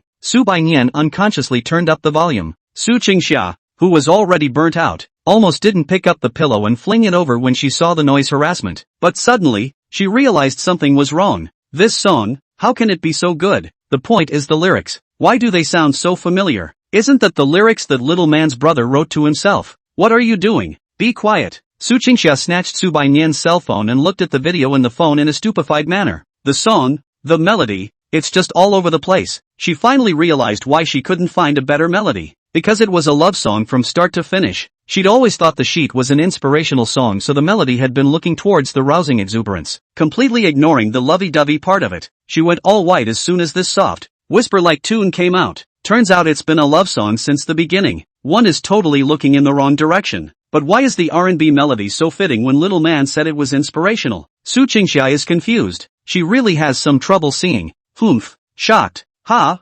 Also, for someone as pretentious as you are when it comes to music, hearing a song like that is worse than killing you. Now you know what it means to be someone else, don't you? Compared to that, your songs don't stand a chance. Su Qingxia was confused. She was indeed shocked at this point. By herself alone, she was afraid that she would never be able to write this kind of song or come up with this kind of melody in her life. She grabbed Su Baiyan's shoulder and said excitedly, "Where did this video come from? Why do you have this video? I downloaded it online, and now the song has exploded on the internet. Don't you go online?" What? Su Qingxia opened her phone and saw various hot searches about the song. Not only is there a video recorded version, but also a live, ready-to-play version. Without exception, they are also moving and memorable. Belong? So that's what the song is called. But why are the words in it exactly the same as the ones Xiaowen gave me? Su Qingxia returned to the sofa in a state of disorientation, playing the video from her cell phone over and over again. Nerve, what are you muttering about? As for this demeanor? Su Baiyan lazily ignored it and continued to send private messages to this Sun Crisp. Idol, when are you going to show up? Or when do you have a live show? You can't really put out a single. I want to listen to it on my phone all day. After sending the message, Su Baiyan's cell phone was cupped on her chest, a wide smile hanging at the corner of her mouth. Although he didn't show his face, the idol's hands and voice sounded like a handsome man. I wish I had the chance to hear a song live. He. But why does that voice sound a bit familiar? And the background is also a bit familiar. There was no knowing how tormented Su Qingxia was on this day. After a day of digestion, she actually had a vague guess. Although she didn't know much about Suan, her younger brother, but with his past experience he had never been in contact with music at all. So how could he write such connotative lyrics? Is it hard to believe that little man's brother copied it? But Xiaowen's brother is so sensible. How could he do such a thing? Although they had not been together for long, she was still willing to trust this brother of hers. She felt that there must be some misunderstanding, and everything would be known when the person returned. Finally, the few people who were at work came home one by one.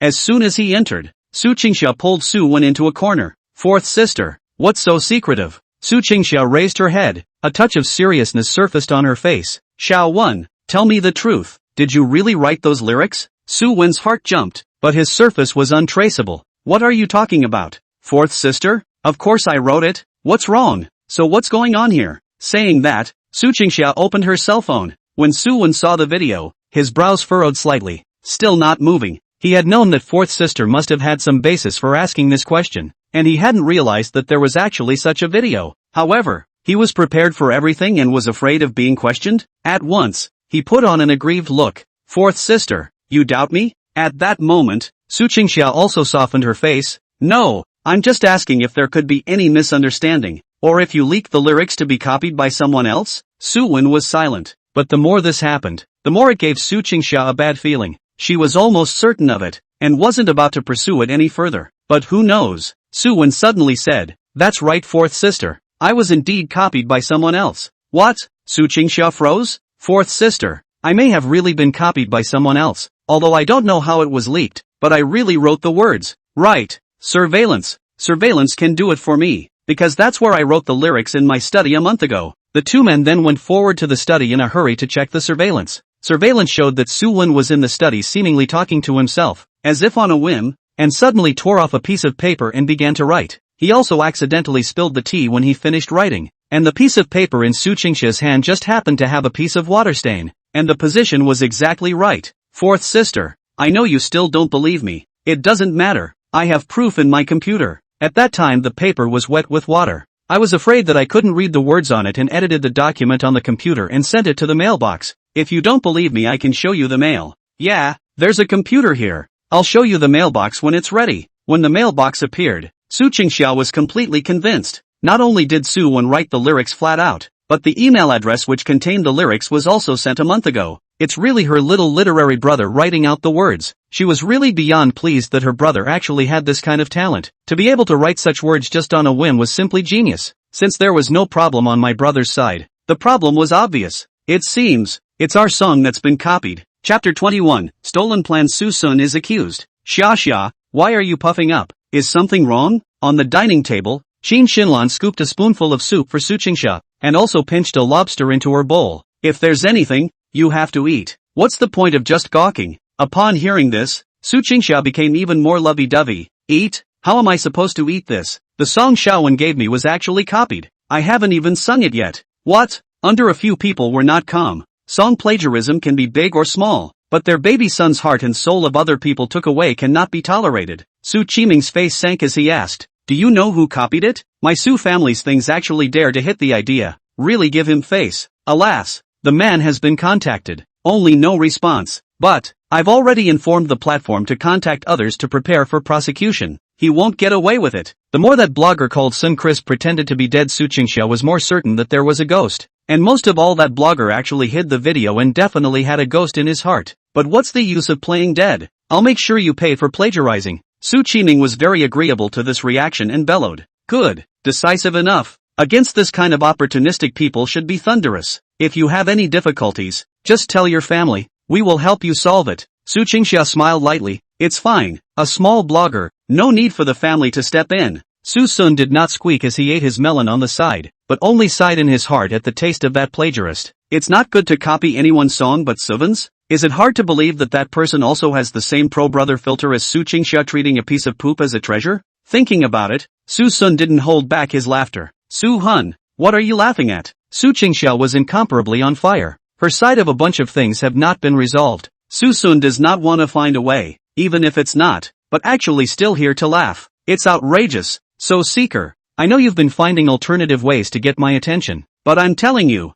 you're only making me hate you more. Susun was stunned at his words. What is this all about? Haven't seen you for a while. Is Su Qingsha so self-absorbed? Or was she like this before? Less smug? What are you? Cut. These words were undoubtedly pouring oil on the fire, and Su Qingsha immediately rose up in anger. Fortunately, Sumayan's quick eyes and hands on the side pulled her back, whispering in her ear to caution against impulsiveness. To be honest, Su Qingsha was really very puzzled. It was like something had changed in the house since she came home this time. The eldest sister had always protected Susun, and her parents had a kind of inexorable behavior towards Susun, which was completely different from the previous situation of scolding him at every turn. She didn't know what had happened, but she'd never been this angry before. Big sister, you let go of me. Susun is getting more and more unruly now. You don't care what she's pulling me for. So Seek, you better explain to me what you just laughed at, or else. The sentence "I'm not finished with you" didn't even come out of his mouth. Susun directly interrupted with a cold smile. Or what? Ignore me? Or you're going to serve my family law for educational purposes? Like before? Su Qingsha,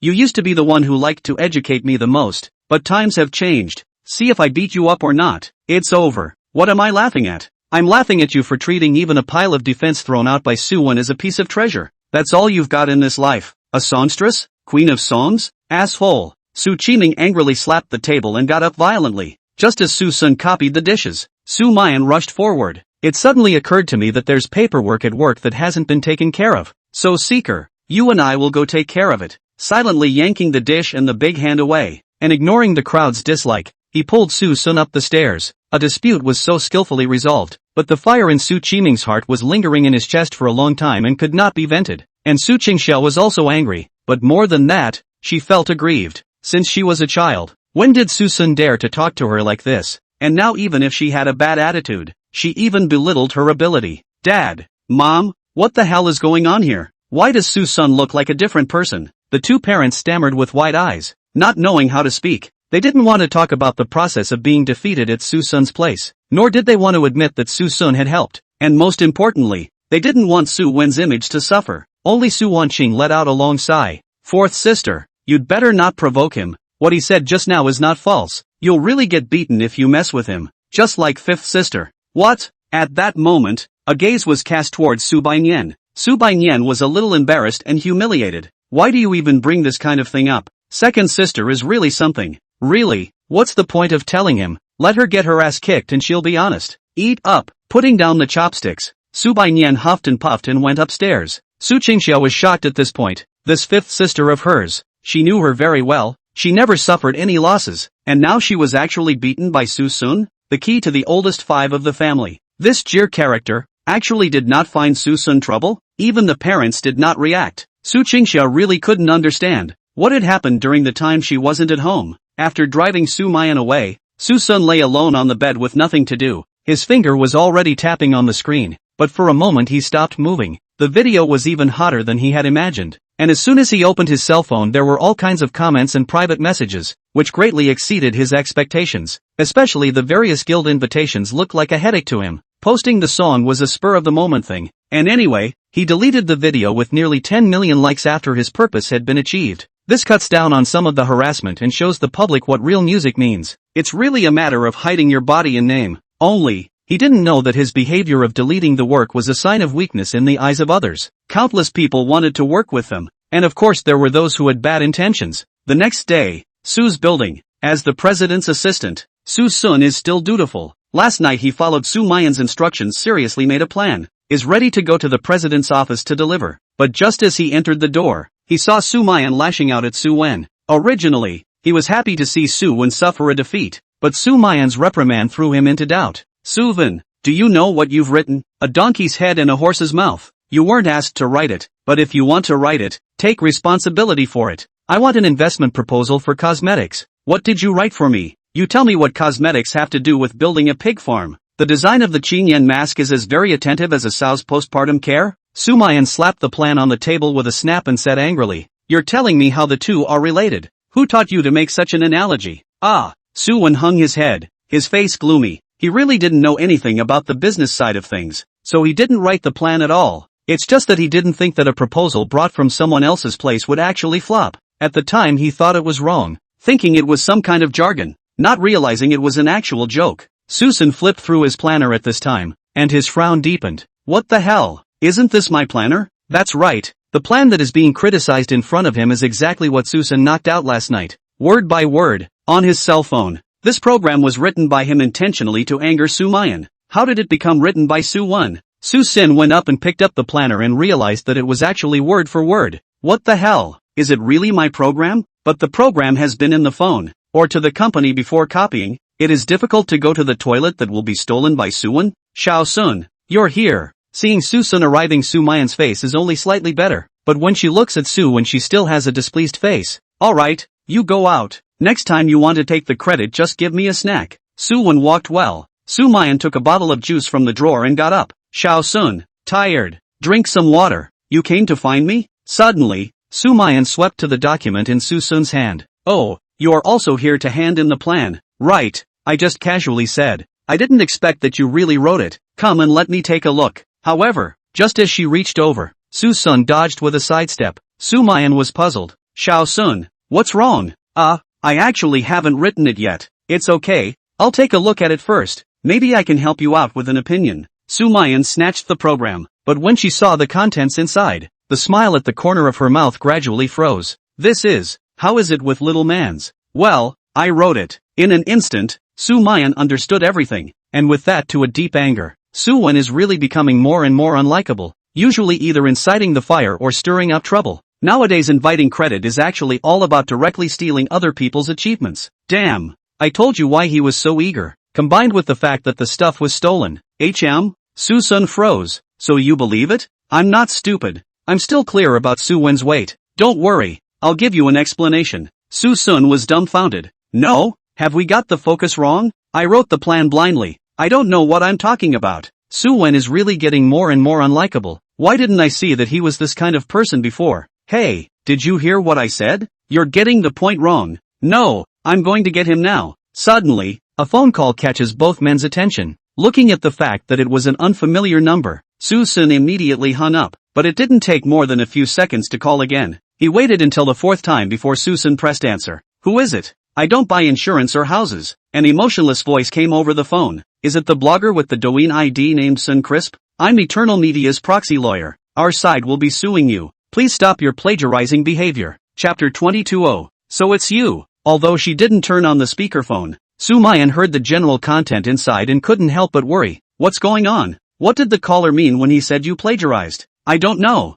Somehow. Suson shrugged, also looking puzzled. So what's going on? Did you release a song? Why are people saying you plagiarized and suing you? Unclear. Suson was actually baffled all of a sudden. How can a song written by yourself be plagiarized? Is it possible that some eye candy made something out of nothing? Generally it is please stop your plagiarism immediately or we will sue you. But the opposite is we are suing you, please stop your plagiarism? Really bossy. Suson is really curious. In the end the opposite side is where the bottom's so sure. It's as if there's some kind of proof. Suson wasn't in much of a hurry, but at this time, Sumayan was in a hurry. Although she didn't know what had happened, she was sure that Suson wouldn't do anything like plagiarizing, and it's also a chance to improve their relationship. Thus, Sumayan said with a grave expression, Little seeker, what's going on? As long as this matter isn't your problem, I will definitely bring you justice. At those words, Suson fell into deep thought. Although he didn't need Sumayan's help to solve it, but he personally did trouble still don't know how long it will take. The point is that it's really unpleasant to be vilified. He didn't want to drag it out or he might drag it out if he didn't have a problem. Suson didn't make any pretense and told the general situation. Don't mention how surprised Sumayan was when she learned about the recent explosion of hot songs. What? You actually sang the song Belong? Old 5 holds a video all day long and giggles. Wouldn't she go crazy if she knew that her idol of choice was right next to her? Are you happy? Suson laughed instantly. Not thinking so. Come on, if she knew that her idol was me, she'd be afraid that her filter would shatter and she might even think that I've tarnished the idol of her heart. Still happy and mad? I think it's madness. At those words, Sumayan fell silent. She wanted to retort, but when she thought of her fifth sister's nature that was not a word that could be retorted. Never mind. I'd better not mention it, lest the two of them get into another fight. In the next few moments, Sumayan began the process of vindicating Suson. She would have gone all out even if Suson didn't have proof. Not to mention Suson brought out evidence of the song. After many years in business, what kind of people hadn't she seen? She could tell at a glance that it was someone who was looking for trouble and saw Suson as a vegetarian who was easy to bully and wanted to take advantage of the situation. The crooked idea actually came to her. Sumayan. She would not tolerate it. Instantly, she made a call and dialed.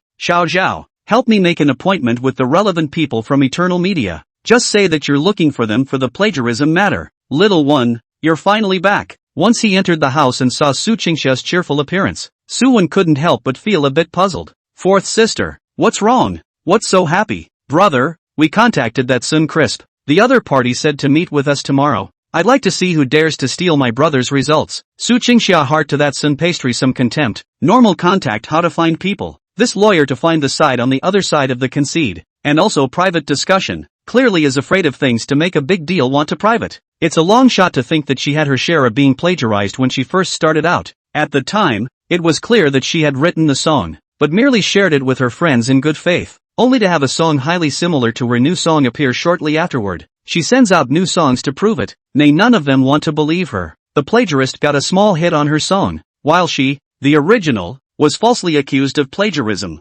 even though things have been mundane, even though she's not what she used to be. But those days were a thorn in her side for the rest of her life. She was most disgusted in her life with such people who plagiarized the work of others, meet them in private, but never in private. What's wrong? At those words, Suen came back to his senses and smiled faintly at Su Qingsha. It's fine. I was just wondering who the hell that person was. How could he do something so shameless? Su Qingsha smiled coldly. Who cares who he is? Anyway, when I see him tomorrow, I will definitely hold him accountable for all his responsibilities. Ha, but isn't that too harsh? What if it's just a momentary headache? Why don't we look at the situation and not be so aggressive? Xiao Wen, you're just too kind, and you should never condone the treatment of bad people.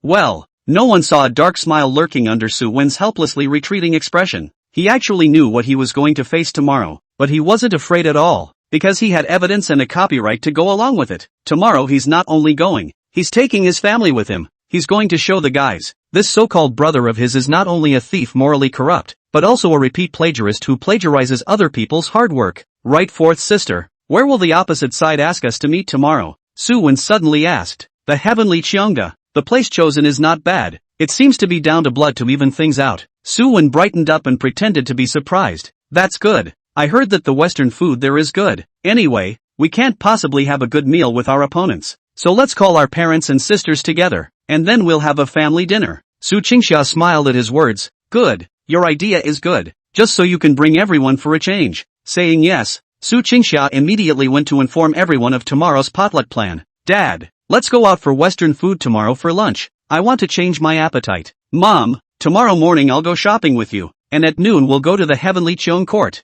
Second sister, there's a dispute on my side, so accompany me tomorrow and I'll treat you to lunch at noon. Su Baiyan, tomorrow we'll go to the heavenly pavilion to have Western food. Come or don't come as you like. Su Baiyan was instantly displeased upon hearing this. What do you mean I'm not coming? Why don't I go when everyone else is going? Right, is Suson going? I just now realized that he doesn't seem to have been to any high-end restaurants, so I'll take him to see the world tomorrow. Su Qingsha instantly had a blank stare. I don't care if you go or not. As for Suson, I will inform. When they arrived at Sumayan's, Su Qingsha continued to use pretty much the same rhetoric and asked her big sister to take Suson to the restaurant for dinner. But what surprised her was that before the words were finished the eldest sister actually refused directly, along with Suson also refused. Big sister, why don't you go? It's idle at noon anyway. Isn't it good for the family to come out for a meal? Sumayan shook her head. Old for you guys go ahead. Xiaosun and I have an appointment at noon that may still involve a lawsuit. You guys have fun. Ha, that's serious? Well then. Su Qingsha is still able to distinguish between eating and lawsuits, and she helplessly turned to leave. She had just crossed the steps ready to go upstairs to inform Suson, but her footsteps lurched. Anyway, I've already notified Big Sis, and it's not like Suson can go. Forget it, no more screaming. Who told him to be stinky all day? Suson hadn't realized that he had just missed out on a great meal, but even if he did, he wouldn't take it seriously. After all, it was the same family that went on both sides. At this point he was still in his room wondering who had been so shameless as to slander his plagiarism. He didn't actually give full evidence during the day. In addition to various handwritten manuscripts, there is also an electronic archive from 2 months ago as well as a video shot on a cell phone. At that time, he knew that Su Qingsha was about to release a new album and wrote many songs, of which the song Belonging was the one he valued the most. For this song he sang and recorded a video, listening to the music in the video and improving it in various ways, and finally creating this perfect track. And inside, it took a lot of little thought on his part, only now he no longer had to stick it to anyone's cold ass. Suson felt that this matter was quite strange. The level of music in this world was known to everyone. Who on earth would even want to rob him of this level of music? Suson searched this eternal media with suspicion. You don't know until you search. This company was actually the publisher of Su Qingsha's new album. Suson laughed, and against his forehead he really couldn't resist the urge to laugh. I don't know whether to laugh at my own former foolishness or Su Qingsha's calculations. It was intended to give her all this stuff, and even though it didn't in the end, it was still on someone's mind. Things are, suddenly, interesting then. Ha, so it's you. Chapter 23 Sisterly Disputes. Argument from Evidence. The next day, near noon, Sumayan put off all her work and brought Suson to the Heavenly Qiong Pavilion. This restaurant has an extremely elegant Chinese name, but is a no-compromise Western restaurant. Is the first choice of many high-class people in Jiangqing Talk business dating place. Due to coming a bit early, when the two arrived at the agreed-upon private room, the people from Eternal Media had not yet arrived. The two of them were just waiting for the arrival of the main character of the day. Suddenly, Sumayan spoke in a deep voice. Xiaosun, have you brought your things? Let's see what the other party's attitude is at this meeting. If they are really stubborn, then I will definitely accompany them to the end. At those words, Suson raised his eyes and swept a deep glance at her. Sumayan was a bit uncomfortable being gazed at, not understanding what this sudden gaze meant. Is it because you don't believe in yourself? Or you don't think you're capable of it? Sumayan, is it really true that no matter who it is you can get me justice? Sumayan knew that she had treated Suson poorly in the past, and also understood Suson's detachment, so she didn't care too much about the name calling. And when she heard this she just nodded her head very seriously. Don't worry, no matter who it is, I will definitely help you out. Suson laughed, the corner of his mouth curling up in a hint of playfulness. Good, I hope you'll remember this about yourself later. 20 minutes later, as the dishes were gradually being served, a group of people murmured from the doorway. Sumayan guessed that it might be someone from Eternal Media, so she thought to politely get up to greet them. However, Suson, who was on the side, grabbed her wrist. Sumayan was puzzled. What's wrong, Suson? We are the active party. There's no need to be so humble. Suson gave a downward tug, and Sumayan resumed her seat. At the same time the sound from the doorway grew louder and louder. Even, it was vaguely familiar. Xia, this isn't good, is it? It's not appropriate for us to go in while you guys are talking business, right? It's alright. Anyway, the box is right next door. Let's see how we beat up the dogs before the food is served. Old 4, forget it. You're afraid you'll be laughed at if you come out to do your business and still drag your family along, so we won't go in. I am mom and dad. Sister is just wants some security. If you don't want to go in and stand at the door and watch, it's fine. If something happens you can also react immediately. Well, then we'll just watch from the doorway for a while. And if it's okay then we'll wait next door. Su Qingsha pushed open the door with a haughty face and walked into the box. The first step against the enemy. The momentum can't be lost. She has to make a preemptive strike and take out her big star stance. Finally meet, copy. The words came to an abrupt end. And when she saw the duo inside, Su Qingsha was instantly confused. Big sister? Why are you here? I thought you guys really weren't coming, but you're in the wrong place. The box is next door. Su Qingsha thought that Sumayan and the two of them had come to eat, but they had gone to the wrong room, and her heart was still vaguely happy. Sumayan was also stunned for a moment at this time. Old 4, this is the restaurant you're talking about? But I didn't go to the wrong compartment. I'm also here for an appointment today. You guys leave first. What? You guys are here for the appointment too? But this box is clearly mine. In an instant, Sumayan looked like she had realized everything and looked at the few people in front of her in dismay. What do you mean? You're the ones I'm meeting with today? But I'm meeting with someone from Eternal Media today. Isn't your agency called Summer Culture? Su Qingsha replied woodenly. Eternal Media is the agent distributor of my new album. The air fell into an eerie silence. During this time Sumayan digested the information she had gotten and tried to recall all the recent events at home, seeming to understand something. Puffing, she laughed and understood what Suson had just said. Halfway through the day, the one who had the wrong idea was actually his own sister. With a pop, Sumayan slammed the table and said angrily, Su Qingsha, you can catch up with other people's things by making an effort, but why do you want to steal and rob? The few people at the door saw the situation and entered the box as well. What's the matter? Why the sudden quarrel? Old Fourth, the person you want to see today is hardly your big sister? Su Qiming opened his mouth in doubt. Yes.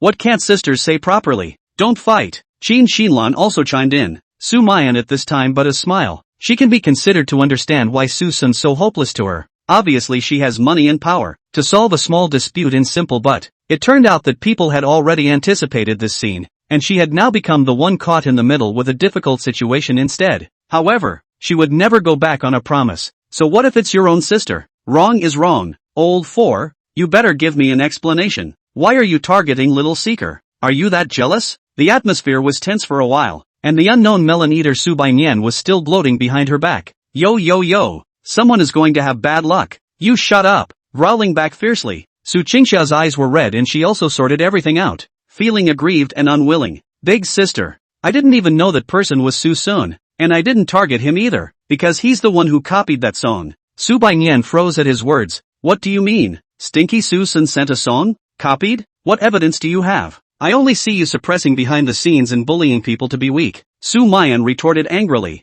I didn't. That song was clearly written by Shaowen. Shaowen wrote it for me. It's mine. What? Belong? Is that the song that's blowing up on the internet? Belong? Is it the song I'd been listening to? Subainian was stunned on the spot. Lao Si, I know you have a filter on Shaowen, but this song was written by Shaosun a long time ago. The evidence is overwhelming. Do you think Shaowen is capable of writing a song for you? How come no? Big sister, since you want to harbor it, I'm going to show you the evidence to hit you in the face. This song was created by Shaowen a month ago. There's surveillance and documents and email records. Who the hell has a filter? No? Will no one answer my questions first? What the hell? Sumayan said silently and helplessly. Okay, then show me the proof. Just take it. What? Find all the evidence. Suyen at this time some reluctance. Hesitation. Forget it, fourth sister. I thought it was an outsider who wanted to ask for a statement. Since it is the search for brother. And there is a big sister out of the head. Or let it go. After all, they are all their own family. Who sings is not singing The more this happens, the more Su Qingsha feels unwilling. One size fits all. Even if we don't share some things, we must make it clear. Forget it, fourth sister. Let's not make it difficult for big sister. I'll find a way to rewrite a song for you is all. No way. It's not just about my new song. It's about your heart and soul being trampled on. And it has to be demanded. Show them your cell phone. Su Qiming couple sighed. How could not imagine that originally happy meal turned into a sister dispute. The two of them hastened to persuade, but the quarrelsome duo did not listen to outsiders at all. At that moment, Qin Xinlan glared fiercely at Suson. It must be because you robbed your brother afraid of being dismantled that you approached your big sister to speak. Why are you so bad? Inside Suson, holy, this can be related to my old man. Obviously I didn't say a word, right? If he didn't want to embarrass Sumayan, who was speaking up for himself, he really would have thrown a slap at him. Come on, look, monitor little man's writing of the words, the records of little man's computer, and the forwarding of this email. Big sister, take a good look at the evidence. Find out who the hell has a filter. Sumayan fell into silence as she looked at the videos and photos on her phone. The corners of Su Qingsha's mouth gradually lifted as she thought she had a sure victory. Unbeknownst to him, suddenly, a sneer broke the momentary tranquility. This is what you call evidence? Sumayan raised her head slightly, her eyes cold. Isn't that enough? It's hard to believe that you don't want to copyright it. Shaowen doesn't know how to do that. Otherwise how could someone else take advantage of it? Sumayan shook her head back and forth, laughing in anger. No need, because you have all this evidence Shaosun also has. And it was even earlier. Chapter 24, Suwen. It's not that simple. No, is anyone listening to me or not? What the hell is going on? Why am I a little disoriented? Sumayan now urgently needs to know what's going on. How his unattainable idol is suddenly close at hand. She stepped forward to ask questions, and just as she was about to open her mouth, she was pushed away by Sumayan. Sumayan returned to her seat and pulled out a bunch of documents from her bag and ruthlessly dumped them on Su Qingsha. Take a good look for yourself. I have the electronic archive you asked for, and we have the email records, and these handwritten scripts. If you still don't believe me, I have a lot of video evidence of little seekers singing and making changes at the same time. Look at the time. These are farther back than the timeline of the evidence you have at hand. Saying that, Sumayan took out her cell phone again to play the video created by Suson. It could be said that her anger today was not only because of Su Qingsha's taking away of people's achievements, but also because of Su Qingsha's obstinacy, and also to seek justice for Suson. Sumayan really had the blessing of being fortunate that she had recently focused on Suson. If he didn't take the lead, Shaosun might be in an isolated position where he couldn't make any sense of it, and he might also become the one who was victimized. She really couldn't believe what it was like to be targeted by her entire family and not be trusted. Su Qingsha looked at the documents and handwritten manuscripts in her hand, face gradually shocked. When she saw the video, Susun's eyes have a light look as also roughly understand what. Is it hard to be really wrong? These things that have been his since the beginning? Is he the one who's been robbing others? Suven, what the hell is going on here? Su Qingsha was furious and ruthlessly slapped the document in her hand on the table. Her pet peeve was plagiarism and plagiarizing. And now she'd been tricked into being the kind of person she hated the most. This is totally nailing her to the pillar of shame. Fourth sister, it's not what you think. It's really not what you think. How the hell are you going to say, I've been so good to you and you actually lied to me? You can't stand me. Fourth sister, I really didn't lie to you. It's just that. Seeing this stammering look, how could Su Qingsha not understand what was going on? A sense of shame filled her heart, and her eyes filled with the fire of anger. No good. Su Qiming and his wife looked at each other and felt that the situation was not good. In order to avoid the situation from escalating, Qin Xinlan hurriedly went forward and advised, Alright, it's all a small matter. Don't hurt the peace as a family. Mom, Su Qingsha lost control of her anger. How could you think this is trivial? Don't you know how I came to be back then? Don't you know what I hate? Qin Xinlan was yelled at and was a little short of reason. That, my brother probably didn't mean it. He just wanted to please you. The starting point is good. Mom, do you know what you're talking about? Seeing that Qin Xinlan couldn't suppress the situation, Su Qiming also interjected at this time. Alright, we are all family. It's just a misunderstanding. Let's just let this go. In the past, I'm the one who was cheated. I'm the one who lost face. And I'm the one who wronged everyone else. How can this be in the past? Su Qingxia asked back unwillingly, very disappointed with her parents' approach. What are you going to do? You can't sue your brother. Qin Xinlan and Dilute Mud concurred, yes Xia. This is a misunderstanding. Are a family still divided into what each other are? Xiaowen is only taking his brother's things to please individuals. No big deal. On what grounds? That I'm being. Mom, I really didn't lie to anyone. I really didn't lie to anyone. Suddenly, Suwen's aggrieved vocalization attracted everyone's attention. Su Qingxia froze for a few seconds, then burst into a rage. Still talking nonsense at this time. Do you still wanna have a face? Even the faces of the two elder Dangs were a bit unnatural, as if to say, we tried to speak up for you, and you're still out to cause trouble. Being punched in the face is not scary. What's scary is that the face is crooked and still talking tough.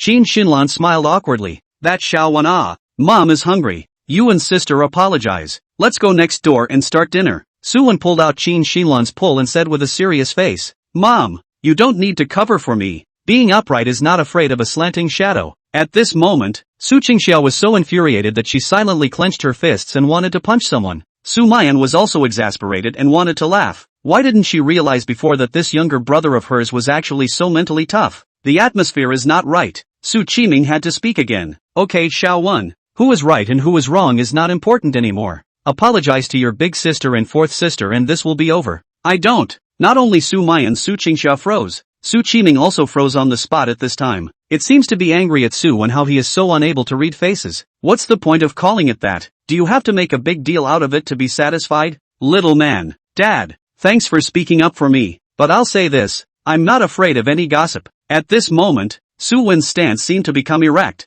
and his face was firm as if there was light. Su Qiming and Qin Xinlan looked at each other in disbelief. The two of them were almost about to believe that Suwen actually really did not tell any lies. Ugh. There were actually some things I didn't want to say, but Mom and Dad argued for me, and I couldn't let them down. Suwen looked at Su Qingxia and smiled bitterly. Fourth sister, in fact, I really didn't lie to you. That song belonging to was really written by me, but it wasn't January ago, but much earlier. There's no such thing as a genius. How could I write such a good song all of a sudden? In fact, those are all my hard work to sow a few years to write out. Is that I did not return to the Su family before I have already started to write? Only when I just returned to the Su family those handwritten manuscripts were lost by me. I don't know how my brother wrote the exact same song as me, let alone that he changed the title and posted my song. I always thought that song online was the work of an outsider, and if I had known it was my brother, how could I have bothered with it? But now that Mom and Dad are being blamed for me, and my fourth sister is disappointed because of me, I have to stand up and state the truth.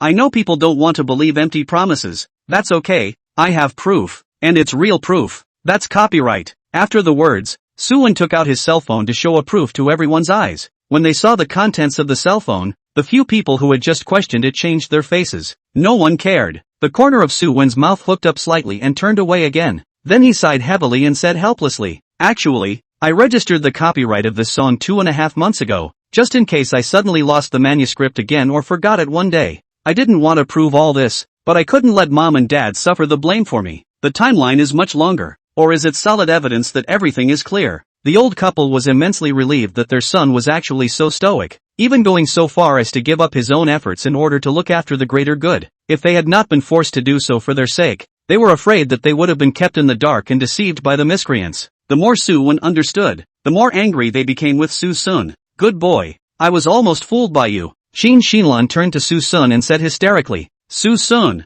it was really you who robbed little one. We've fed you and clothed you. We've worked so hard to raise you for over 10 years to actually raise you to be such a white-eyed wolf. Sumayan retorted unconvincingly. Mom, everything is still uncertain. How can you say that? It's not like there's anything that hasn't been determined. Xiaowen said the manuscript was lost when he first arrived at Su's house, so I think this white-eyed wolf stole it. Su Qingxia was still a bit giddy at this point, but with all the copyrights, that could basically be capped. She looked at Suson, her face full of disappointment and grief. Suson, is it really you? Not only did you rob Xiaowen's endeavor, you also hit him back. When did you become so greedy and vicious? Lao Si, big sister, you still have to speak in his favor, isn't it all obvious? Sumayan was momentarily stuck in her throat, although she was still willing to believe Suson. That copyright was solid evidence. For a moment, she looked helplessly at Suson. Xiaosun, what's going on here? How did they get the copyright? In fact, Suson was also curious about where exactly Suwen got this copyright, because he also registered the copyright 2.5 months ago and it worked. But last night he had checked on the website, Not only had the copyright belonging to him disappeared, the name of the original copyright holder belonging to him had actually changed to Suan. Interesting, really interesting. This Suyen, it seems, is not that simple. Chapter 25 Ambush. Suson's counterattack. Alright, let's just get this over with. Since some people say that family misunderstandings don't discriminate, I won't argue with you about who's right and who's wrong. Everyone didn't expect Suson to actually answer like this. Sumayan was a little disappointed. Could it really be Xiaoson's problem today? But she had seen those evidences of Suson. Every one of them was painstakingly made. It was impossible to be fake. She still wanted to argue, but Suson suddenly dragged her down. Seeker, don't you say a word. Please watch a good show. Suson smiled faintly and waited for certain people to all snap. As expected, Qin Xinlan came back to her senses and immediately accused angrily. You want to turn the page? You did this kind of nasty things by what to turn over? Suson smiled faintly. What? Wasn't it you who said that a family should not be divided? Your good son's problem can just be dismissed as nothing, but my problem you're just holding on to? Asshole, you shut up. Seemingly having his disguise picked apart, Su Qiming angrily said. When did we say nothing happened? No matter whose problem it is, we won't condone it. Oh yeah? But it wasn't like you guys had that attitude just now, was it? Su Qiming said with a face full of anger. If it is really Xiaowen's problem, when we get home we will punish him severely as usual. But everything has already come to light, and it is clearly your problem. In the end, it's still that we're too spoiled for you to come, making your mind so malicious. So, what do you guys want to do? Suson frowned slightly. What to do? Qin Xinlan snorted coldly. You are too lawless now. It is time for you to get some lessons. But we are your parents after all. You go back to receive 50 commandments to kneel for a night and this will pass. Otherwise, take the legal route. We will never protect you. Mom! Sumayan defied the decision. Mayan, I know you're deluded. We don't blame you, but stay out of it. But, Suson yanked back Sumayan and walked over to Qin Xinlan with the corners of his mouth slightly hooked up. As for that, this is not small but not big either. 50 commandments. I could be crippled, you know? You want to sue me if you don't take the punishment? You guys are trying to abolish me? Humph. I know you're trying to say we're biased, but we only recognize right and wrong. Crowning. If Suen is wrong today, do you still recognize right and wrong? That's natural. Suen stood out at this time with a kind face. Brother Seeker, if it's my problem today, even if mom and dad cover me up, I'll take the initiative to ask for forgiveness. I know you're not happy about being poked and prodded, but I didn't actually blame you. After saying that, he came straight to his parents. Mom and dad, let's forget about this. It's okay for me to suffer a little. Don't affect your family's peace. It was better if he didn't mention it, but the old couple felt even more guilty when he did. They almost misunderstood their baby boy, and it's all because Suson stirred up trouble. So, no appeasement whatsoever. Xiaowen, you've been wrongly accused like this and you're still speaking for him. You can tolerate it, but mom and dad can't swallow this. Suson, you get your ass home and kneel now, and we'll clean you up after we eat. Don't say we're biased. We're doing this for your own good. If it's little man's fault, we'll only be more ruthless. I hope you'll behave yourself and not make us angry again. Suson had undoubtedly become a target now, but what he didn't expect was that Su Baiyan came up to him at this time. Narrowing her eyes with a scowling face, Suson was a bit surprised. What are you looking at? Shouldn't you be on the other side looking down on us at this time? Did you really sing that? Su Baiyan spoke tentatively. What? That song belongs, really, to you? So what if it is? Hasn't it already been ruled plagiarized? Get the answer. Su Baiyan pretty face a happy. Really is you. I said that Sun pastry house so familiar. That background is not your house well. Sun crisp. In reverse, is Suson. I'm so stupid. I should have realized it long ago. What's with the reaction? You don't mind that I'm a copycat? Su Baiyan immediately had a bang, rolled his eyes. I do not care. I only care about who sings well. So many covers did not compare to you. Su Chengxia, the so-called queen of the song, probably cannot. And I've actually always had a dream of being famous, but didn't want to bounce around as a star. You're in for it today, but I'll take you on a run later to save your dog's life. But you'll be my slave from now on, and you'll do whatever I tell you to do. Well, isn't it heartwarming? Heartbeat your ass. Suson nearly bounced over with a brain crash. However, he was truly surprised that Su Baiyan, who had bullied him the most since he was a child, would actually be on his side at a time like this. This is so. Are you out of your mind? Suson suddenly didn't want to take the blame again. Originally, he wanted to use the issue to get kicked out of the Su family, but that would be too stifling, and he really couldn't swallow that, as well as the double standard of the two forcing Den. Fulfill Suyen and let him just take his things as a winner and go on his way. Suson, you're so dead set in your ways. You're really disappointing me. When it came to this, Su Qingxiao was so disappointed that she was unwilling to look at Suson again and turned around to leave. Don't think you can get away with playing dumb? Get the hell back and wait for your punishment. One by one, the rest of the group turned around, leaving scornful glances as they went, as if they had just come over for the day to see a joke. The only ones still around were Sumayan and Subainian. Sumayan was at a loss for words. Subainian is still on the sidelines anxious. Quickly agree to be my slave, I saved your dog's life, and then grumble I cannot go. Quickly forget about being a slave. It's not even close. With a cold snort, Suson shouted at the few people at the door. Hey, those guys over there, if it's really your baby boy's problem, are you sure you won't condone it? A few people were on their feet. Su Qiming turned around and frowned. What are you up to again? Just ask if you guys keep your word? Qin Shinlan subconsciously returned. Of course, a promise is a promise. Good. I hope you remember that. It's actually fine if you can't remember, but Suson will strike out on his own anyway. And at this time Suwen suddenly had a bad premonition. He hurriedly opened his mouth. Mom and Dad, let's hurry to eat. But I suddenly don't want to eat Western food. Let's change the restaurant. You who, Wendy, trying to run away are you? Qin Shinlan was instantly furious. What nonsense are you talking about? You're the one who did the wrong thing. What is Xiaowen running for?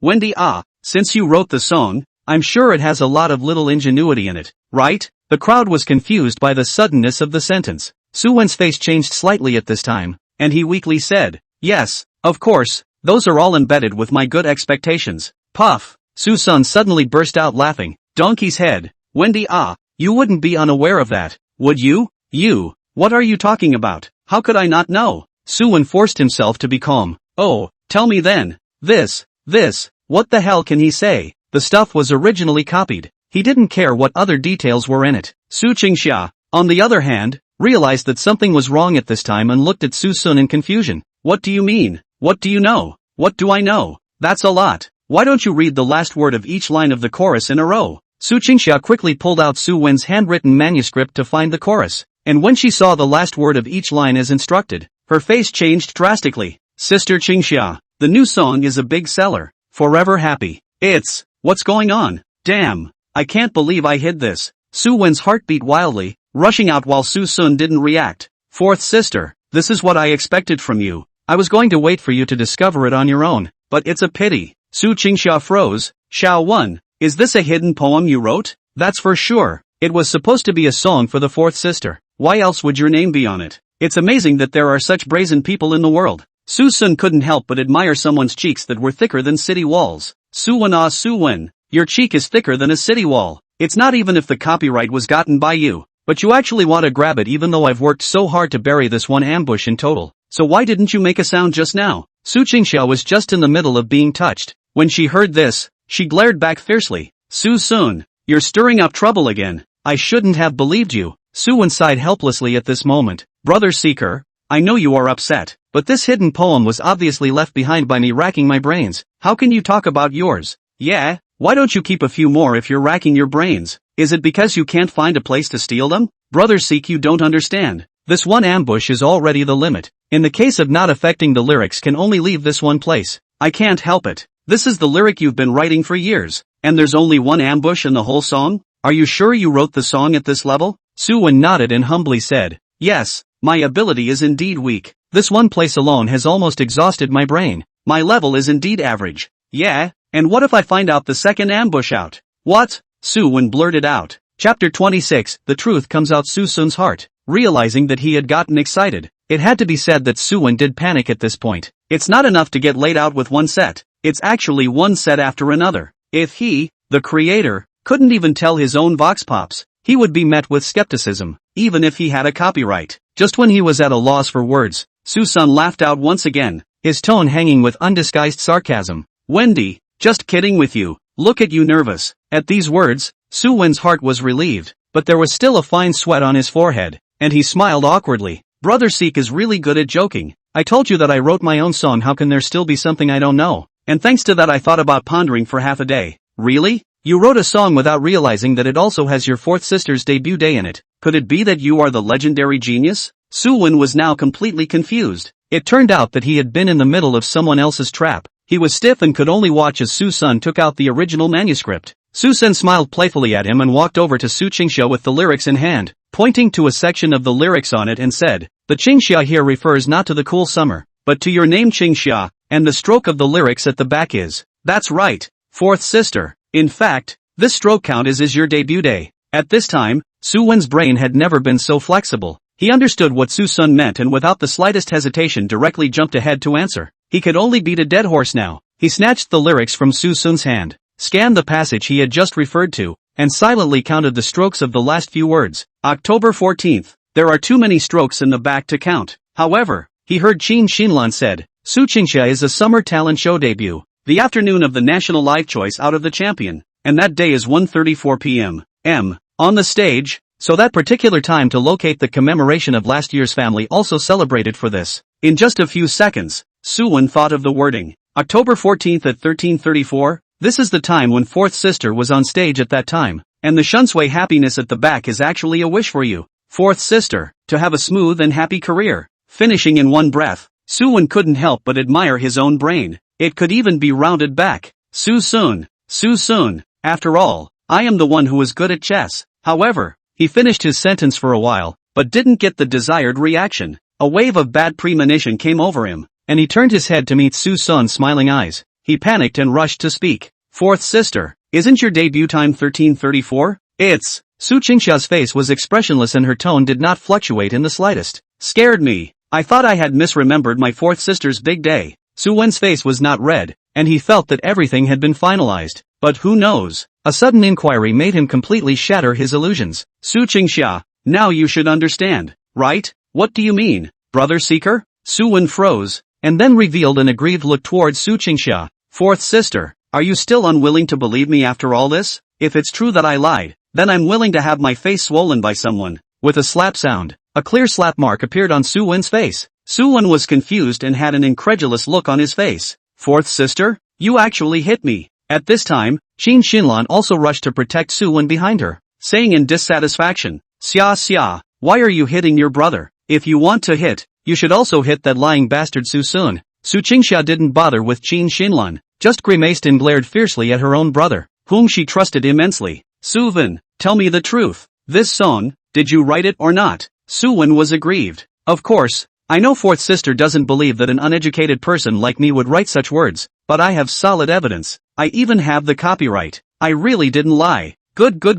Su Qingxia was so angry that she laughed, suddenly feeling like a clown being toyed with. She gritted her teeth and said angrily, say that again. What is October 14th? It's your debut day, fourth sister. I even know the exact time of commemoration. Didn't you just admit it, fourth sister? Yes, the time is indeed right, but... Su Qingxia's words stuttered, then suddenly growled. October 14th isn't even my debut day. It's my birthday. What? Suwen's entire body was instantly dumbfounded. How can it be a birthday after all this time? It's obviously the day of the birth. Just then, he heard Suson's soft laugh. It was a moment when he understood it all. One is screwed, completely and utterly screwed. Every time you think you've stepped out of the trap, what you can actually see is that people are doing it on purpose. Suwen gritted his teeth, his heart repressed beyond measure. Suson, what a deep mind. Enough fun. It's time for everything to end. Suson slowly stepped forward and smiled bashfully at everyone. Guys, is there something you're not getting? It doesn't matter. The simple fact of the matter is that Suwen is the one who plagiarized. I don't know how you managed to copyright me all, but it doesn't matter. What's not yours isn't yours after all. Wendy in fact, count the strokes of the first two words on the line, the back of the snake to add secluded words do not know even if. How strokes can still count wrong. The key to counting right is also useless because I left those two words coined. Then Shunsui happiness is peace in Shunsui. Happy birthday, because that's what I planned to give her for her birthday. Suwen, Suwen, you're being smart. It's funny. Well, without further ado, I've seen enough drama, and it's time for the farce to end. Suson turned around and took out a bunch of manuscripts from his briefcase, then walked over to Su Qingxia and dumped them directly on her. Check it out, especially every part with a clear summer. And the end of the chorus. Su Qingxia was lost in thought as she picked up those papers from the ground, and when she saw the contents inside gradually turned into shock and hard feelings. These 4 pieces of paper are actually lyrics, and they are no less than the song belong. The 2 words after each psyche are invariably 10 and 14 strokes, and the last word of each verse of the chorus is linked to a blessing about her. When she saw the titles of the songs, all that was left in her heart was a strong sourness, because the titles of the 4 songs are, Crisp, Cool Summer, Her, Bright Future, If you count the song belonging together, it's A Bright Future belonging to Su Qingxia. Su Qingxia fell into stagnant disorientation. The hands holding the paper trembled slightly, and a stuffy feeling came from her chest. Turns out, he was the one with the red eyes. I can't believe I was deluded enough to hurt the one person who has always been good to me. Suen saw the situation is not good. Once again in a hurry. Seek brother. It turns out that I lost those. Snap. The sound of Suwen. Put away that little mind of yours. Sumayan knew that Suwen had been staring at him dishonestly for a long time, so she directly went forward and threw a big ear scrape to interrupt him. Su Qingxia was also furious. Seeing someone still wanting to fish in troubled waters also gave Suwen a slap without mercy. She glared over fiercely. She had lost all her face today, and it was all because of Suwen. Today's various things can even be described as aiding and abetting. Suson has been thinking of herself, but she is making things difficult for others. She doesn't even know how to go back to face Suson. Suwen covered his cheeks with an aggrieved face, and was just about to say something when another slap was thrown over. He was confused, looking at the expressionless Su Baiyan in front of him, and said in disbelief, "Fifth sister? I didn't provoke you, did I? Why are you hitting me?" At that moment, Su Baiyan's tongue lolled out and said in a somewhat quirky manner, "Sorry, watching big sister and the girls do it was a momentary smooth. He. After this incident, the crowd was not in the mood to eat. Su Qiming felt a sudden headache and took Suyen and the rest of the people to leave in a hurry, even directly changing a hotel to eat. Su watching all transparent people, she secretly glad that she did not speak disorderly stand, or else she will have to lose face today. Before leaving, Su Qingxia glanced at Suson somewhat guiltily, but she didn't say anything more, but silently packed up the manuscript on the table and prepared to leave. Everyone was angry now, and when she got home she'd find a way to make up for it, and in the meantime, she wouldn't let these few songs of Suson's go to waste on her. But what she didn't expect was that Suson's determination far exceeded her imagination. "Stop, you're walking away. Who told you to take my stuff?" Su Qingxia was stunned at his words. "But isn't this what you wrote to me?" "Oh, before, but now, you deserve it too." Chapter 27, all these years have been wasted on you. They've all left. What are you still doing here? Looking at Su Baiyan who was lingering on the side, Suson instantly raised a sense of vigilance. Su Baiyan just hemmed and hawed. "Of course dinner? Can't come for nothing, right? Dinner? Aren't they going to dinner too? Why don't you follow? I just love eating here. Can't I have lunch with my sister? It's your turn to be the one to take it." Humph. The food was already served, and Su Baiyan feasted on it. Suson also ate with gusto. Only Sumayan was a bit listless, and everything she ate was tasteless, because this time, she finally saw how difficult it was for Suson to move in this family. Originally, the sisters have a lot of neglect of Suson, parents and strict education. It can be said that Suson in this family is already difficult enough. Since Suwen returned, that is even worse. It was also since then that Suson went from being originally disobedient to being what everyone called morally corrupt, a cock tease, and disliked by everyone,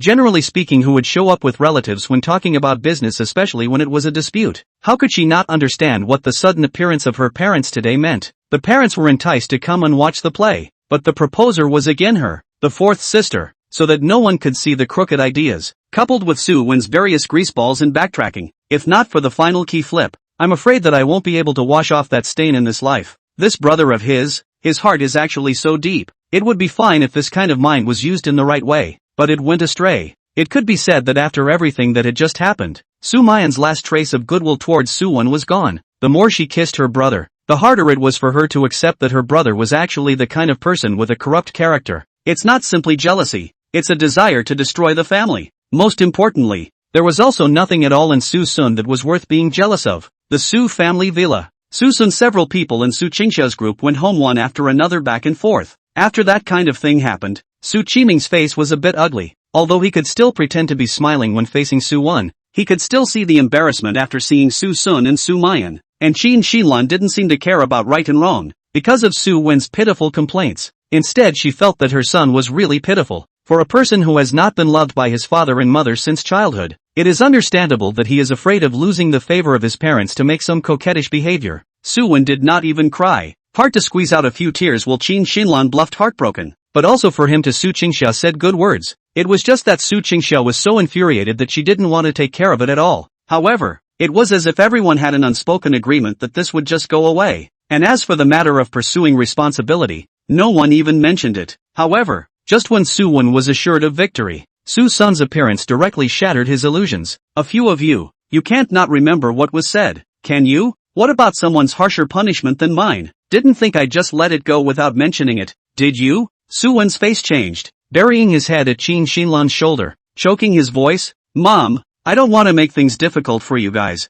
This time it's really my fault. You guys don't blame brother later. When Qin Xinlan heard this, she couldn't help it. She couldn't even wait to spoil her own son. How could he let a bully take over the nest? She stroked Suwen's head and comforted. Don't worry, it's not his turn to be in charge of this family. No one can bully you with mom and dad around. Ms. Qin, forgetting your words of one word so soon? But it doesn't matter. I'll do my own justice. Qin Xinlan's face changed. What are you doing? And what did you call me? You uneducated thing. Okay, I'll show you more uneducated. Just as Suson moved, Qiming let out a loud cry that resounded throughout the villa. Adverse son, you still don't want to make enough trouble, do you? After this is over, I'll give you tens of thousands of dollars in allowance to compensate you. Suson is simply speechless, wanting. In the end, who was making a mess? After that kind of thing happened, if he wasn't careful, he could lose his reputation and be caught in a lawsuit. While Suwen was able to take something that didn't belong to him and rise to the top in one step, the Su family is very big,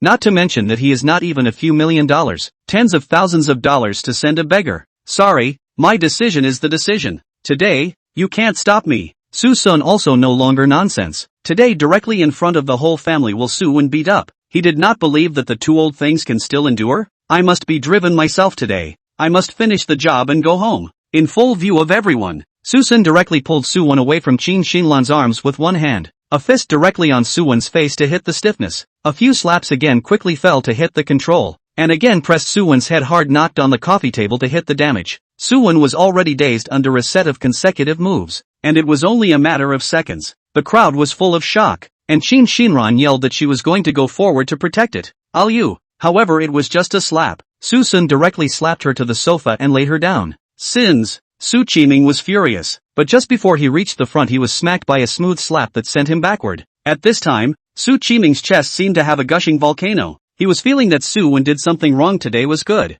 but compared to that, he was more unable to accept that his majesty was ignored by others. Besides, he had already given compensation, so what more does this sinner want? Are you guys dead? Why don't you hurry up and come forward to stop him? Qiming growled angrily at a few stunned women. Su Wanchang and Su Qingxia were startled and subconsciously went forward to pull someone, but Suson's body seemed to be as heavy as 1,000 pounds, actually not moving at all, just a foot on Suwen's back, the corner of his mouth hanging like a smile. Su Qingxia, you're really you've been tricked into being a little cutie, and you're still protecting your baby brother? Su Qingxia was said to have a stiff face. She was indeed angry at Suwen, but this was not a reason for Suson to take the opportunity to ridicule. Especially that sentence, "Are you worthy of it?" still reverberates in her all mind. She has never been so humiliated in her life. Suson, don't be so smug here. One size fits all. At least I won't take the opportunity to cause trouble. Yeah, you've forgotten so quickly what your wonderful parents said in person? I'm just honoring a promise they made to me. Do you think I should just put up with it? Su Qingxia was suddenly stuck in her throat.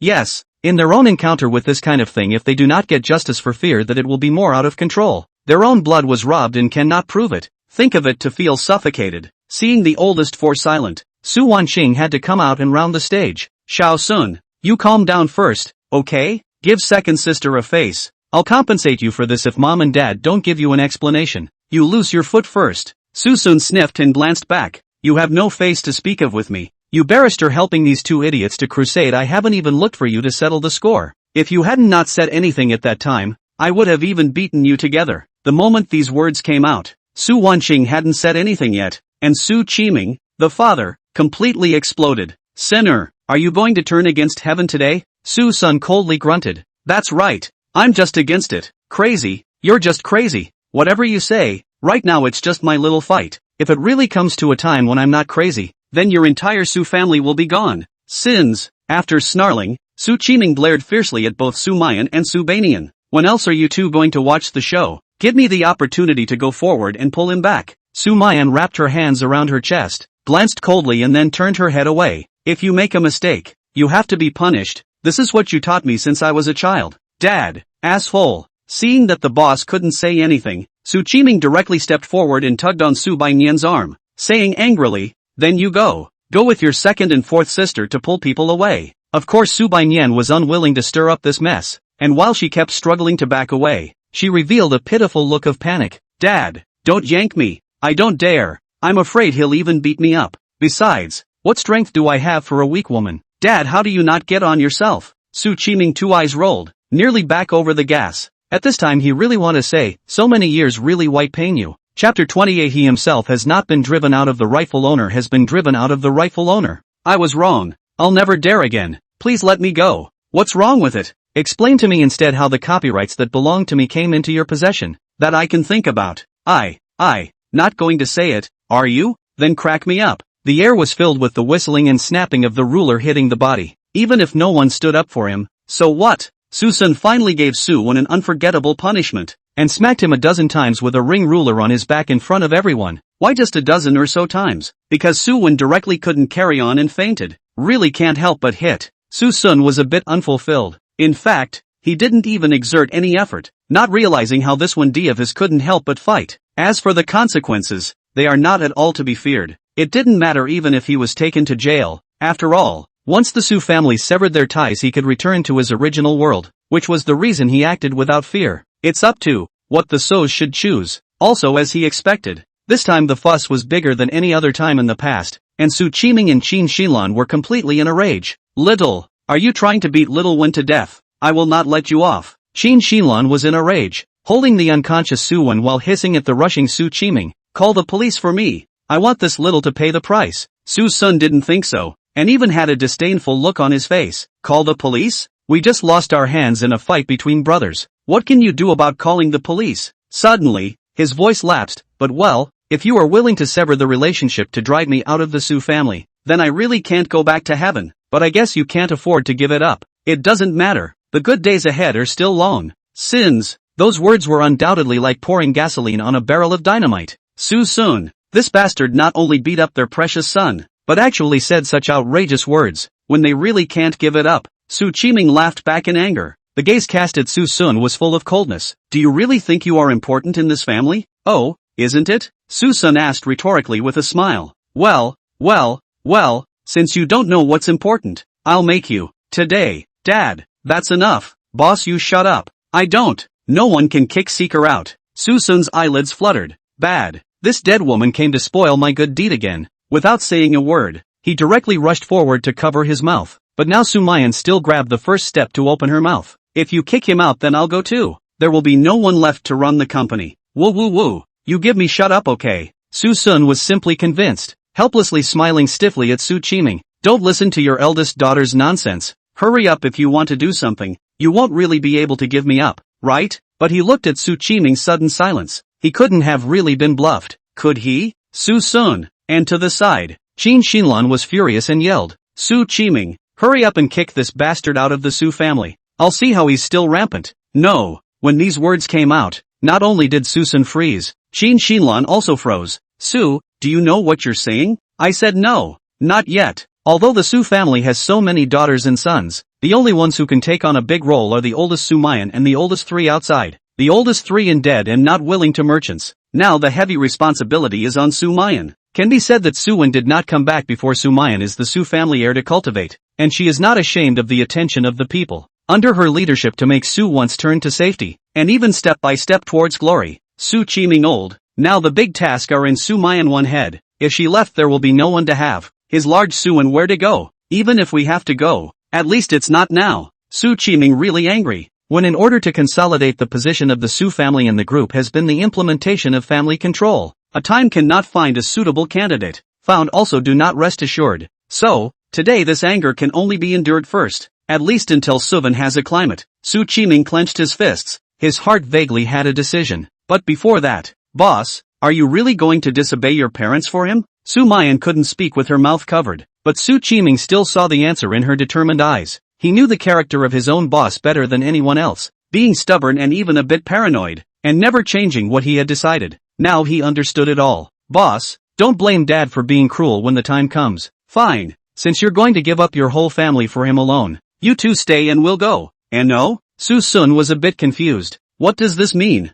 How come the plot is a bit off? At Su Qiming's command, the crowd went back to their rooms and began to simply pack their bags. By the looks of it, I'm afraid it's really going to go. No? What do you guys mean? Why aren't you leaving before I do? What's wrong with you? Su Qiming gritted his teeth. Don't be complacent. You can be protected for a while but not for a lifetime. I'm not smug. Am I? Do I really want to leave? Why don't you guys just say something and kick me out of the house and be done with it? The more so said to undoubtedly add fuel to the fire. Qiming felt that this family cannot stay, sooner or later to be angry to death. Anyway, wherever people are is home. This house will be cheap for Suson first. Qiming didn't bother to respond, but instead looked at Subayan and asked, Old 5? Everyone's things are packed, don't you have anything to bring? Forget it, if you don't bring it, the big deal is to buy it again. Let's go. I wasn't planning on leaving. Well, you weren't planning on buying. No? You didn't plan on what? Subayan lowered her head and snapped her fingers, weakly saying, That, I said I won't go. Subayan. Suchi's name was so angry that it was even if the boss was against him, but the oldest 5 was actually here to make trouble out of nothing. I don't care if you want to or not. You have to go today. I don't want. I want to stay with my big sister. The mouth said to accompany big sister, but the person hid behind Suson and shivered. Qiming was exasperated and laughed. Fine.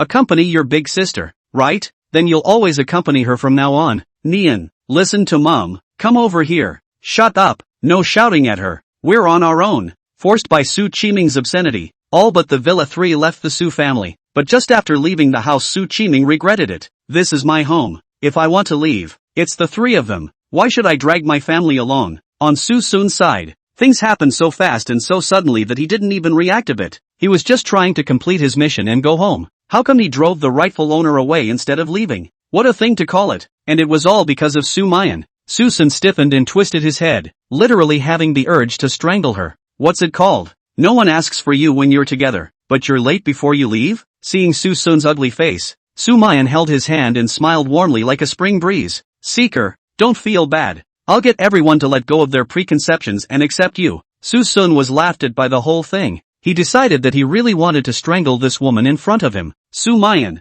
Chapter 29 Beauty. You don't want to. Being found out, right? What's wrong? Looking at Suson, who took the initiative to extend his hands, Sumayan directly went forward to give a big hug. Suson's arm just rested on his shoulder, frozen in midair, a stiff smile hanging at the corner of his mouth, his heart breathlessly wanting to die. He's tired, is really tired of his heart. Can it be that you've got the key to the problem wrong? You have to solve Sumayan first to achieve your goal? Ugh, I'm tired. I'll go up and rest. Suson went upstairs, ready to think about what to do next. After living for so many lifetimes, he would never allow anything to go wrong in this last life. Home. It's a must. Alas, if you're wrong, you won't be trusted. And if you're right, you won't be understood. Mom and Dad are so biased. It must be very hard for Xiaosun this time. Subayan, why do I get the feeling that the person he's having a hard time with is you? Big sister? What's this nonsense? Little Seeker isn't unintelligent. After all, I'm the only one who's on his side.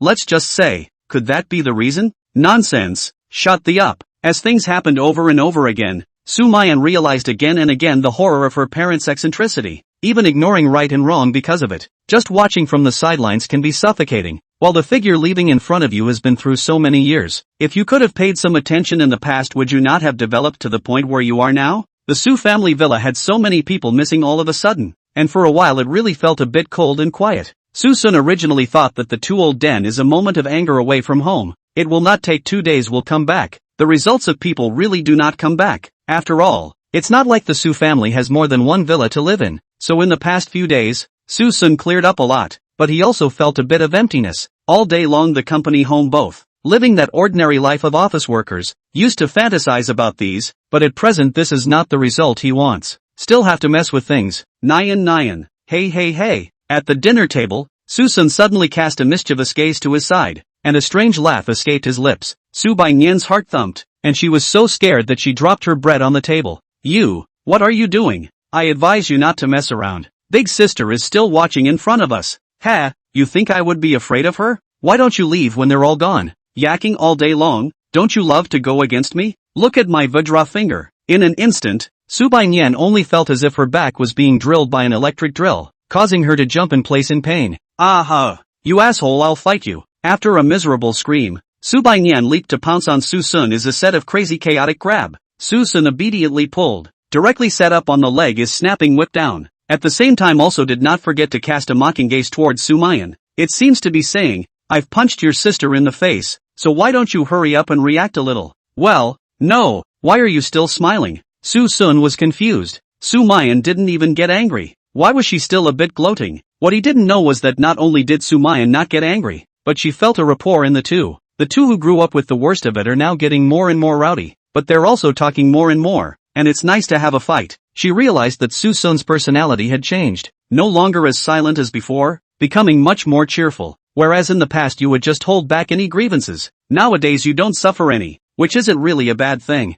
and she can also see that Suson's surface is nothing to find trouble. In fact, not at all ruthless. Last time the fifth sister was beaten to get out of bed. In fact, most of them are also pretending. What Suson had targeted had actually been his parents and Suen, his own brother. Alas, when on earth will the family unravel this knot? After a bit of fooling around, it was time to go to the office. The only one person in the family, Subayan, the idle person also in the clamor for revenge along to the Su. Speaking of which, Subayan also rarely came to her own company, and few people knew her. The fact that he came here and mingled with Suson to touch the fish immediately attracted the attention of many people, especially certain people with bad intentions. When Xiao, I saw Susun. Not only was he late but he also brought someone from outside into the company and is now chatting away in the lounge area. Good. Continue to keep an eye on it. It's best to find a way to let my sister know that I, Su, will never leave people who fish in muddy waters. Okay Suen, I will definitely find a way to have the president come over to arrest him personally.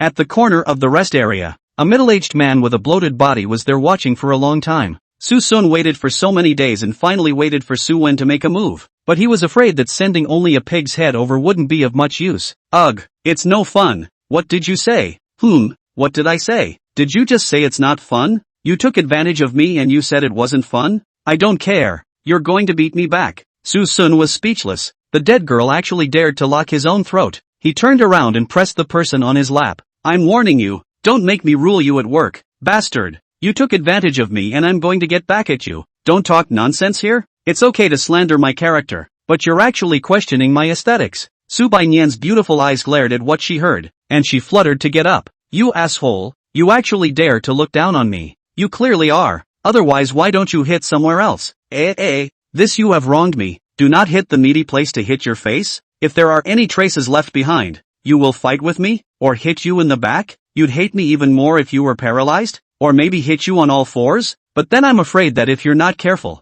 you won't even be able to walk or hold chopsticks. Still, it's a good idea to switch it up, and you've got quite a bit of meat in certain places, so next time I'll beat that up. But don't cry when I do, said Susun, his thighs lurching a bit, and letting out an impish chuckle. Subayan instantly understood where she was talking about, and instantly became furious with her pretty face turning red. You asshole, I'll fight you today. For this Susun did not think, but who knows, the next second a sharp pain came from her arm. Subayan actually hugged her arm and gnawed on it. I'll go. You're a dog. Taking advantage of this gap, Subayan directly had turned over to sit on the master, while Susun diseased to kill him, holding his shoulders on the big mouth bite down. If not for Susun's quick reaction, that bite would have been the neck. Subayan, are you going to bite me to death? Bastard. Who told you to bully me? Subayan said vaguely. Susun was furious. Loosen your mouth first. Don't force me to really beat you up. Come on. If you dare to make a move, I'll bite a piece of your flesh off even if I die. Just then, an unfamiliar voice with a sneer entered the ears of the two.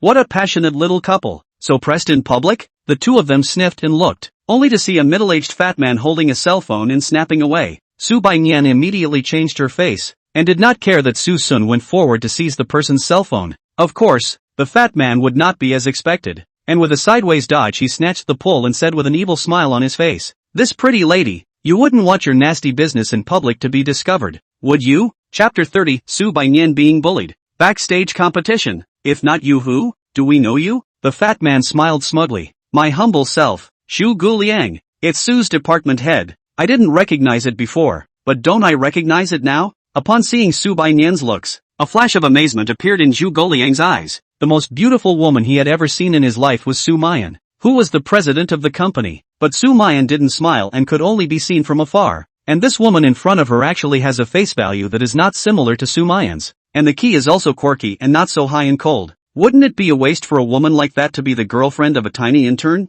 Xu Guliang heart unusually pleased. He is Su's supervisor. For this kind of unseen little girl is not a handful. Pretty girl, do you want to follow me? You'll have to worry about your life if you follow him as a small intern. But you can have whatever you want with me. I see that your clothes aren't cheap, so can he bite the bullet and buy one for you that will always give you what you want? Sumayan was furious. Where in the world was this oddball? It's not even if this fat bastard misunderstands his relationship with Suson. He actually treats her as some kind of snobbish gold-digging girl. Dead fatso, I advise you to get lost. Otherwise don't force me to be rude to you. At that moment, Zhu Guliang seemed to have heard a big joke. Beauty, you come to my Su's privately would have violated the rules. Our Mr. Yan's eyes are the most intolerant of sand. You don't want your boyfriend to lose his job because of you, right? Suson coldly interrupted. Just to be clear, she and I are not a couple. I can't look at her. Suson, what do you mean? Su Baiyan heart unconvinced. Their own body to have a body, to have a face value. In the end will the poor actually be so disliked?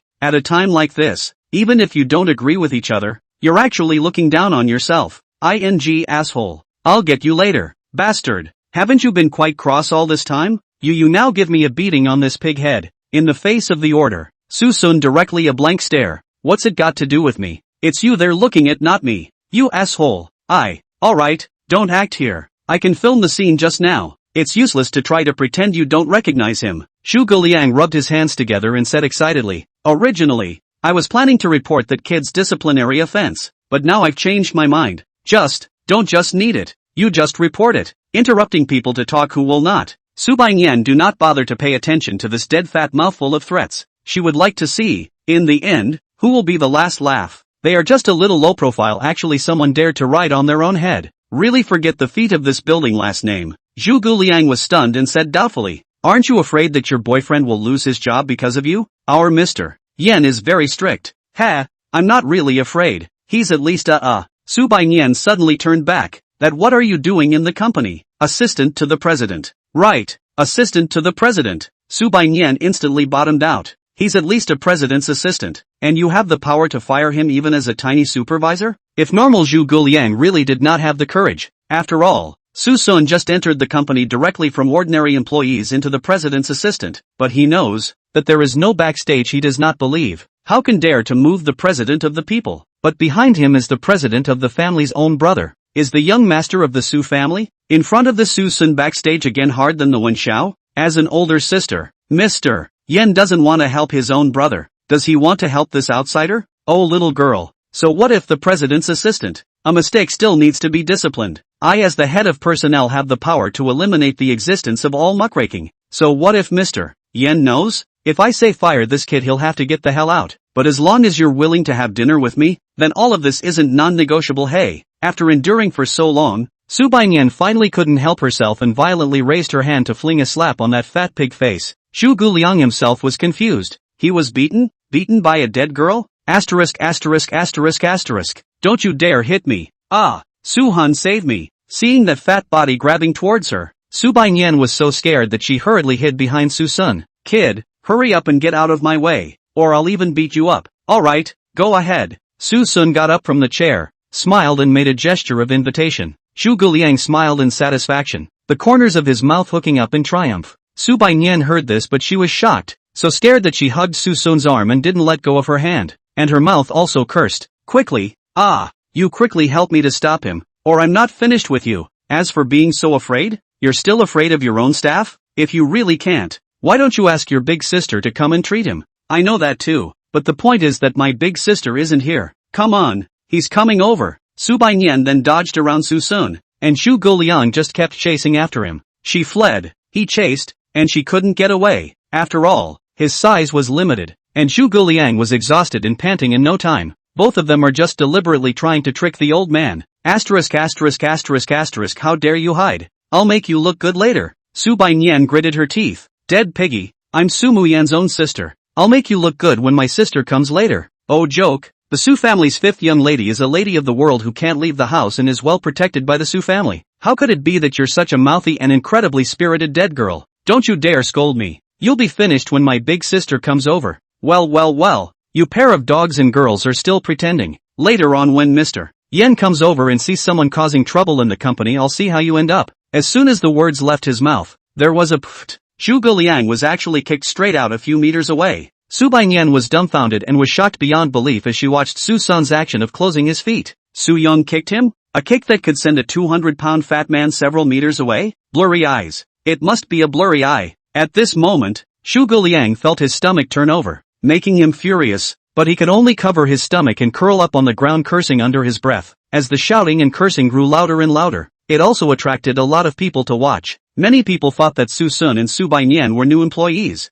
and they could not help but show sympathetic looks to the two of them, because this Zhuge Liang was notoriously difficult to deal with, and this time, being beaten up would definitely not let up. A few of the female colleagues who knew Suson were startled at the sight. Suson, you didn't hit this, did you? Suson shook his head. I didn't hit him. Phew, that's good. I thought he was kicked by me. What? The few people in front of them were instantly dumbfounded, and they had the same expression as if they had seen a ghost. Xiao Sua, you new here may not know, he is the personnel department's Zhu general manager, the group vice manager or his own uncle. You are in trouble. There is still such a layer of relationship? Suson laughed, not putting it on his mind, but twisted his head to look at Sumayan on the side. It's fine, everything has this one beside me to set things right for me. It's all because she moved first. Her? The crowd turned their gazes to Sumayan, seemingly not understanding what a little girl was capable of solving. Sumayan's pretty face was green for a while, but she also didn't expect Suson to sell herself just like that.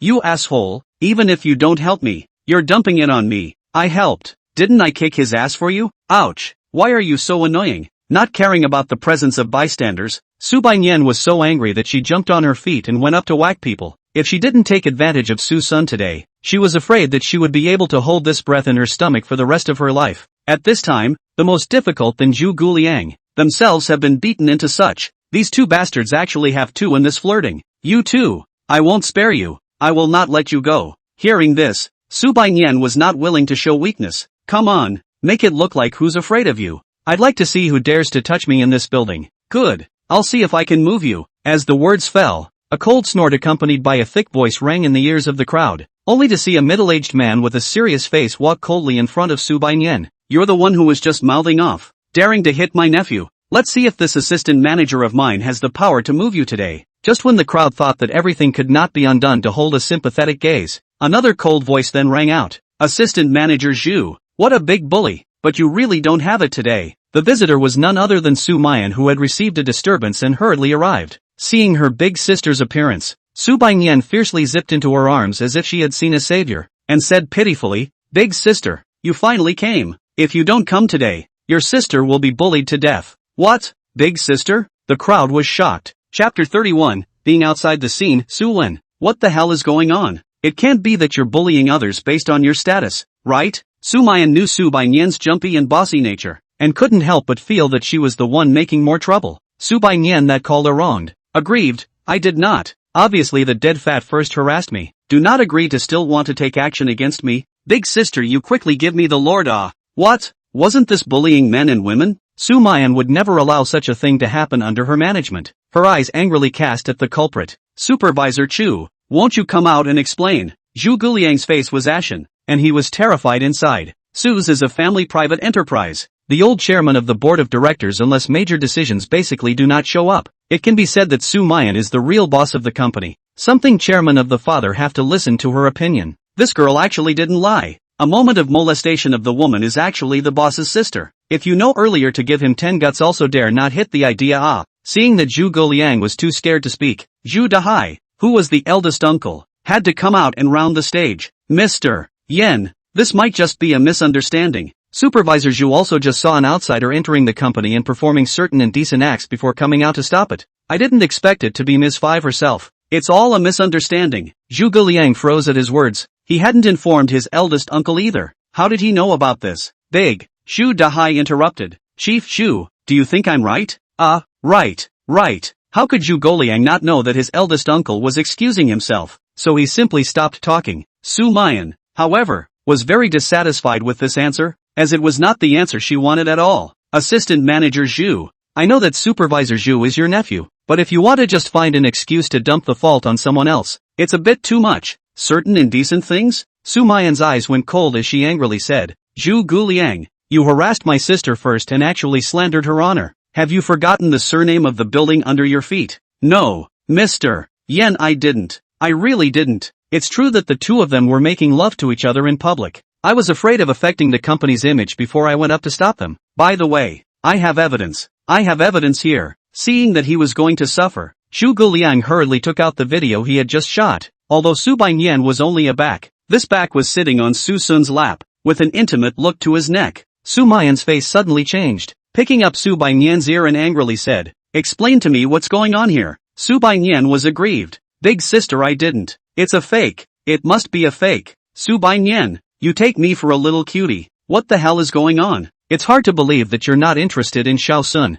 Stop. Suson interrupted that unwarranted speculation and said breathlessly, "Even if she has ideas, I still can't look at her. Don't you know what kind of virtue your own sister has?" "Su Seek, what do you mean, you asshole?" Dragging the furious Sumayan back, Sumayan, however, went straight forward. She just sized up Suson in front of her, and suddenly, without warning, directly pulled down Suson's collar. "All you for what?" As expected, she saw the bite marks at Suson's collarbone, still losing a trace of crimson. A look at the lower mouth is not light. Sumayan turned around and frowned. "Fifth sister, what's going on?" "What's going on?" Sumayan weakly said. "It's just that I bit him a few times." "Who told him to bully me?" Sumayan was on fire, but it was not good to have a fit with so many people, so she could only viciously point a few times. Good. I don't want to settle the score with you now. I'll deal with you later, but I'll ask you again. Were you really harassed? You're not the one adding to it?" At those words, Sumayan's eyes widened. "Big sister, you actually don't believe me? How could I possibly lie to you about such a thing?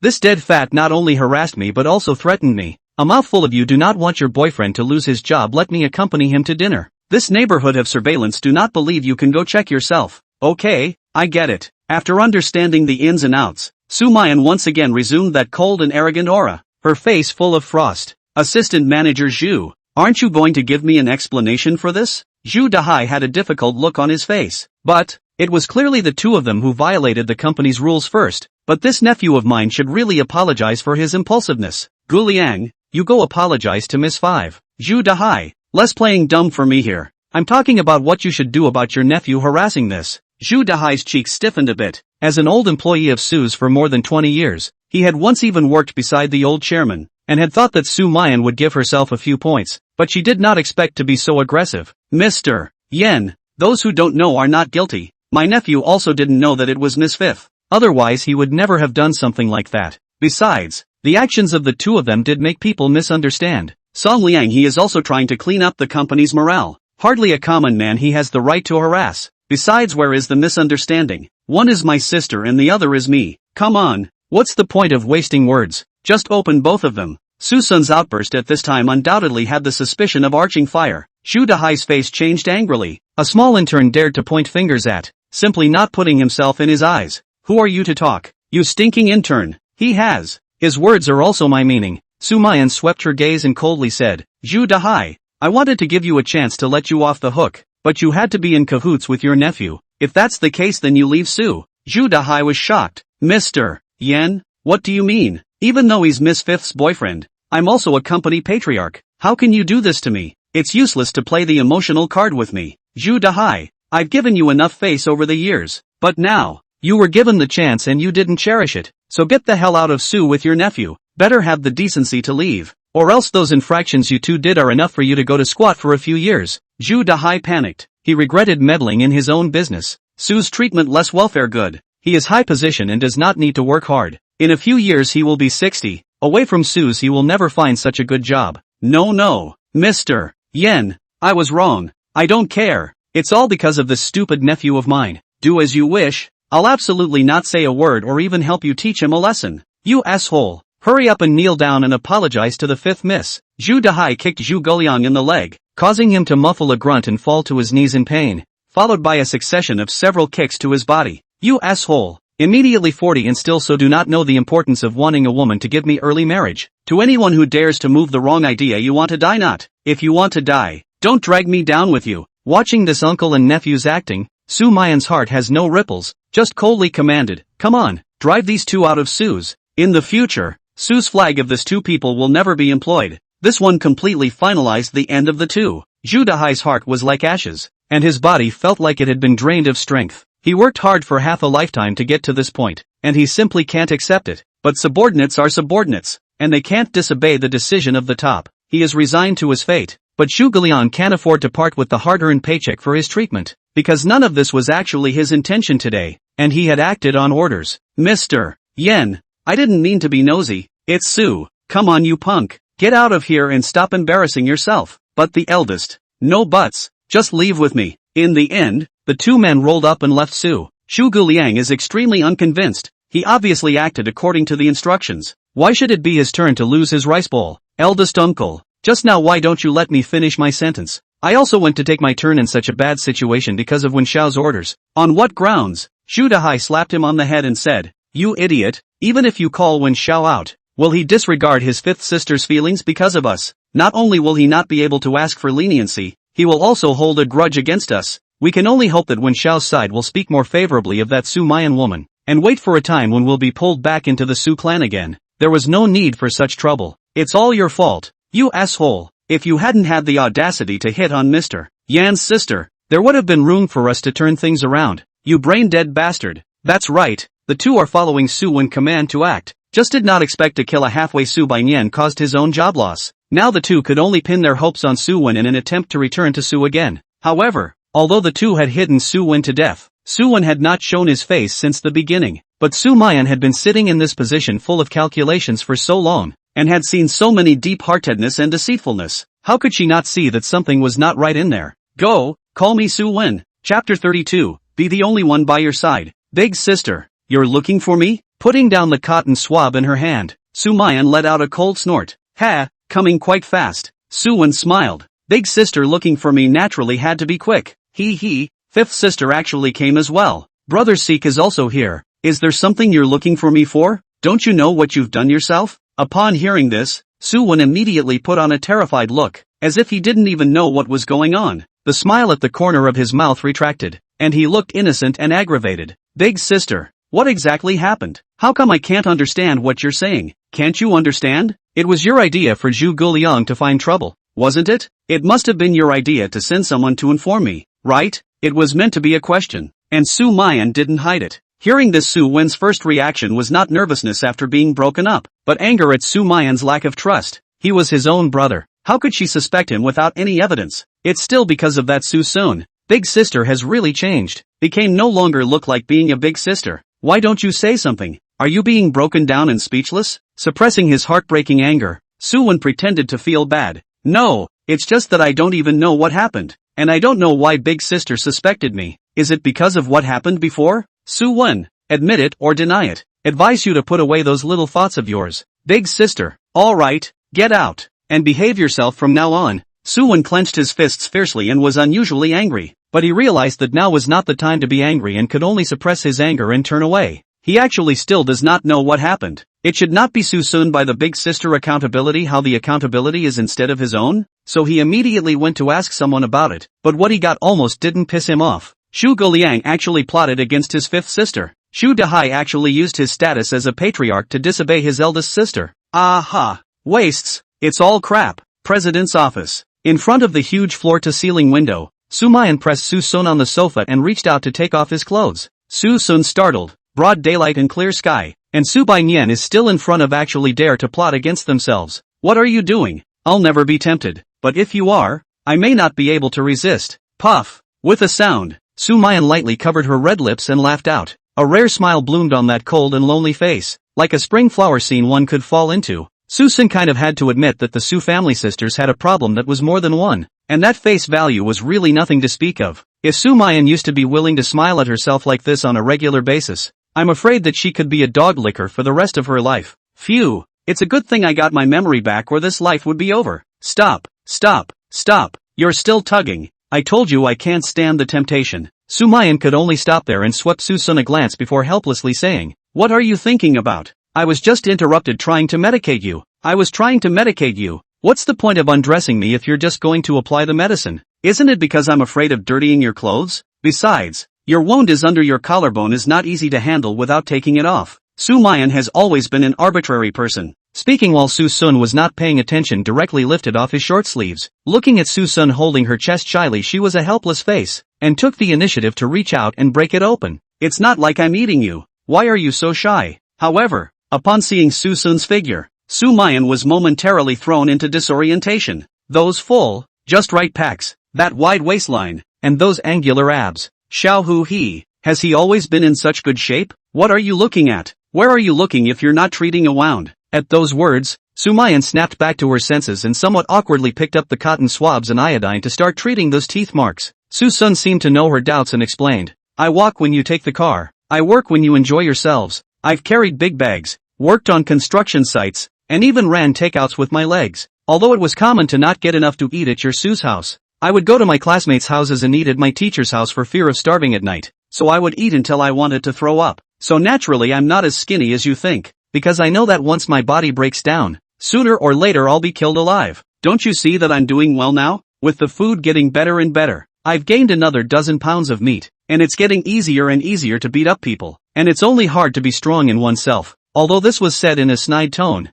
Sumayan could feel the thick heartache inside. Without realizing it, that wimpy little boy had been out in society for so long. How ridiculous it was that her Su family was so big that even her own children had to go to someone else's house to dine or they wouldn't get enough to eat. Especially that sentence that if her body collapsed, she would be beaten alive by others. Sumayan felt that her heart was being clutched, painful and suffocating. Yeah, with the kind of corporal punishment mom and dad gave me, I'm afraid I wouldn't have made it if I were thinner. A few tears fell silently at this. Feeling the piece of wetness on his chest, Suson suddenly froze. You're crying? This 10,000-year-old ice of yours can still shed tears because of a few jokes of mine? It's really rare. Sumayan wiped her tears and forced a smile. Xiao Sun, in the future, with me here, I will definitely not let you suffer any grievances. I will also find out the truth for you about the grievances you had and return justice to you. Suson fell into silence, not saying a word, just quietly looking at the woman in front of him with red eyes. Sumayan still thought that her words could awaken the affection that Suson had gradually given up.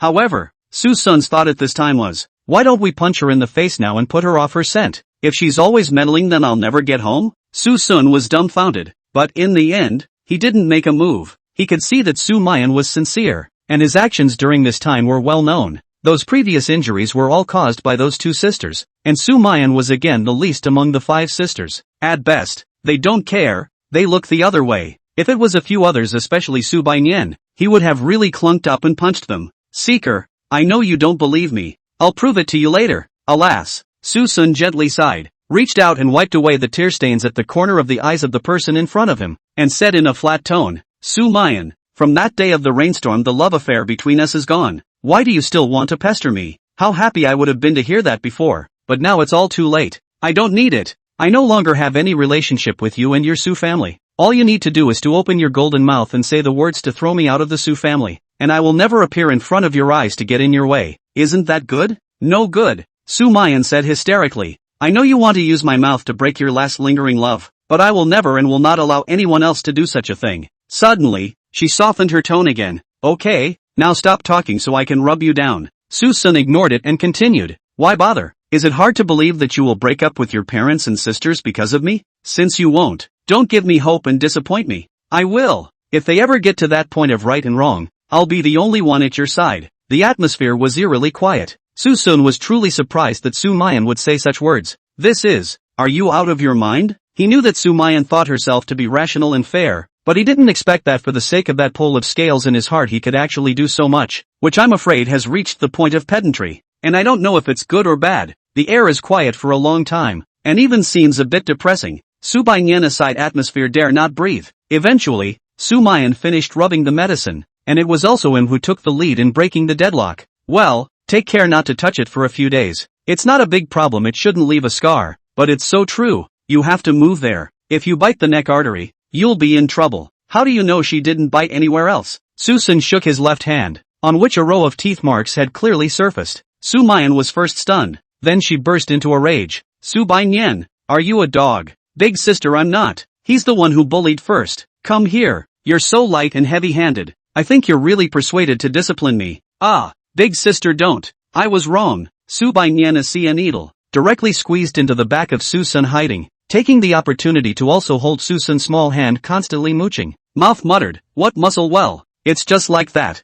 Subayan, get your ass down here. Don't force me to slap you. In the end, Subayan with a good attitude to recognize the wrong to avoid some severe beating, but a lecture is certainly inevitable. However, her mind was not on getting an education, but pointing and whispering at Suson. When did you work out? I've been working out lately too. Let's do it together. You? Suson returned a blank stare and said disdainfully, I think your fitness is fake and taking advantage of me is real. right? Nonsense. Who cares about taking advantage of you? Ha, so take your hands off my waist. Chapter 33, Sue's in turmoil. A full half-month had passed since the Sue family had left home. Sue family, those few people can really calm down. Said not to return, also really not come back. As time passed, Suson even felt more and more bored. Fists kept itching. Some of us missed the feel of Venditti's face-off. But these days of precipitation, Suson also acquired some other troubles. For example, a record company came to sign the contract, such as Su Bainyan's constant pestering to let him sing, or Sumayan's various unsolicited advances. It was also at this time that he realized that Sumayan, who had always been as cold as ice, could also be so gentle. It's just that she's afraid that this gentleness is being used in the wrong place,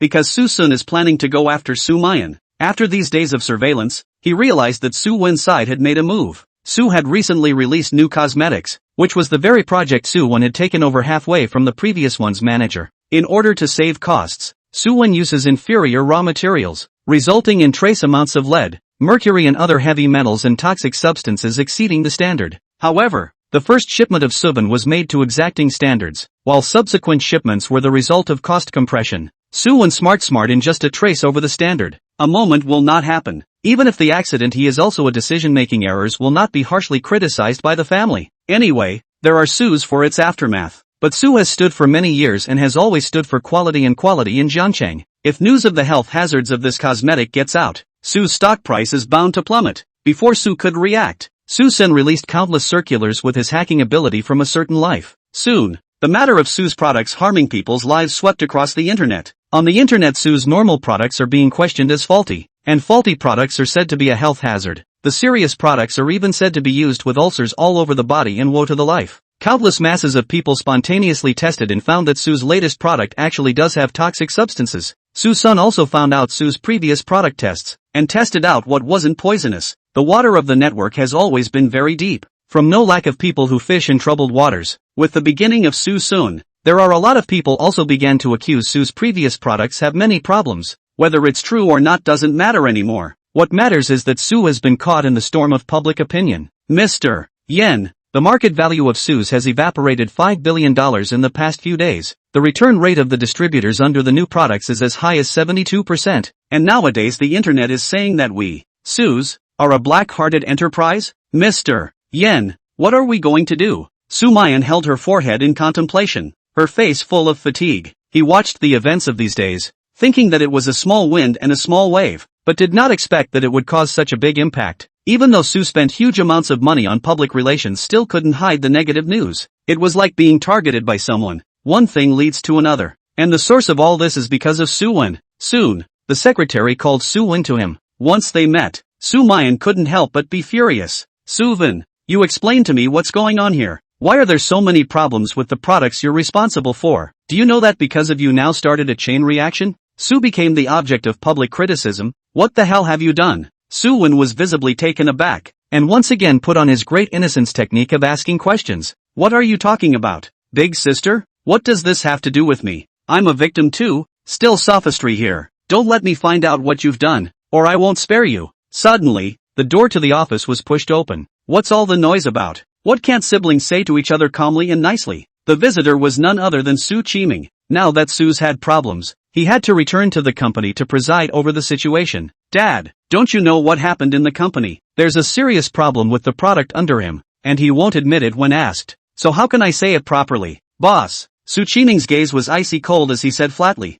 this matter is still undetermined. How can you be sure that it's Xiaowen's problem? In case it's the problem of the people below him, and that's not even his problem? Since he's in this position he should be in charge. Can poor supervision be ignored? Sumayan, I said, everything is still uncertain. Don't say these words of suspicion. Sumayan angrily said, Dad, now you are still harboring him. I have said that he is not yet qualified. You gave him the position even if you gave him such a big project. Now you say what to do if something happens. Don't worry, I'll fix it. You can recall the products for compensation. But how do you fix the reputation Su has accumulated over the years? I said I'll fix it. You don't have to get involved in this. With these words, Sumayan had no other thoughts except for the extreme disappointment. In fact, it doesn't matter if Suwen's ability is weak. People come one step at a time. However, he relied on the convenience of his status to do things that were detrimental to the company's image and interests, destroying the good reputation that the company had maintained for so many years. She didn't bring back the fading Sue in the first place to let someone else destroy it. Okay,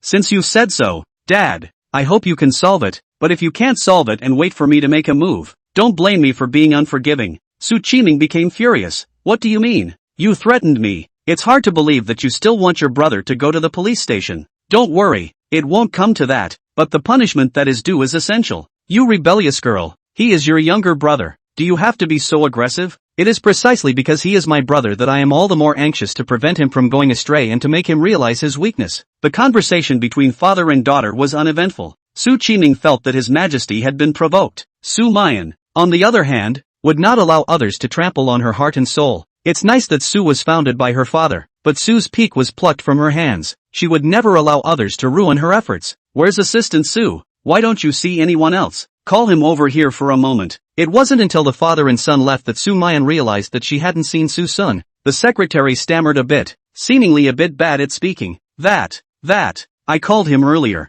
He said he was still sleeping. There was a silence in the air. In the end, Sumayan could only let out a long sigh and waved her hand to signal the secretary to leave. On the other hand, Suson was indeed still huffing and puffing at home without getting up. Sumayan did not go home last night. All the morning to work without a ride. Suson simply did not go. Anyway, he does not need to see Sumayan's face. Just as he was falling asleep, the door to his room opened and someone crept in on tiptoe. Just as the visitor was about to put a pillow over Suson's face, he suddenly opened his eyes and the quilt rolled up to roll his assailant into the quilt's firm control. The thief actually dared to steal from me. See if I beat you up or not, it's over. Suson rode on that wrapped quilt and pounded down punch after punch, doing little damage, insulting in the extreme. The person inside nearly gasped for air as a familiar and hushed shout came. I'm not a thief. It's me. I'm your lovely Nian. What Nian? I've never even heard of it. Watch the fight. Subainian screamed in agony and hurriedly shouted. I'm Subainian. Don't fight. I'm just trying to yell at you to get up. What Subainian? Pretend who is not good to pretend, that stupid girl. The key to pretend is not at all like. She is so spirited, which is so gentle. Not truthfully report the name. Subainian completely broke her defenses and desperately struggled with her body. Stinky Susun. What do you mean? If you don't let go of me again, I'm not finished with you. That's the right flavor. So it's really you. As soon as Susun's side got up, Subainian violently rushed out from the covers to scratch and bite. Susun is not spoiled. One hand backward tackles the joints to hold him down. I say, little Nian, have you recently awakened some strange physique that you don't feel comfortable without being hit by me twice, right? Chapter 34, Sue's Restorm. Sumayan forced to abdicate? You're not making this up. I'm not. Yeah? Then what do you mean you've been coming over here lately? Even after being beaten up, you're not into me, are you? You asshole, stop talking nonsense here. Believe it or not, I'll scratch you. I think it's just that. After all, it's not like we can't, and I'm willing to give you that chance as long as you behave yourself from now on. Asterisk you, asshole. Susan pressed down on Subainian, who rolled over, and looking at this puffed up face, he couldn't help but raise a wave of bad taste in his heart. It turned out that bullying others was really quite fun, and if it was a bit too much, would it make this stupid girl who didn't know any better cry? Thinking about this, Su's eyes were mesmerized. One hand pressed Subainian's shoulder, one hand cupped that white jaw, and between the four eyes, he slowly bent his head down. At this time Subainian really panicked, heart puffing wildly, timidly said, "You do not mess we cannot. You now let go of me can be treated as nothing happened. Or big sister, no, he cannot spare you. What's not to like? Are we related by blood? Do we have the love of brother and sister? Now we're not even family. So what's not to like?" Subainian was trembling with fear. "No, don't joke about this.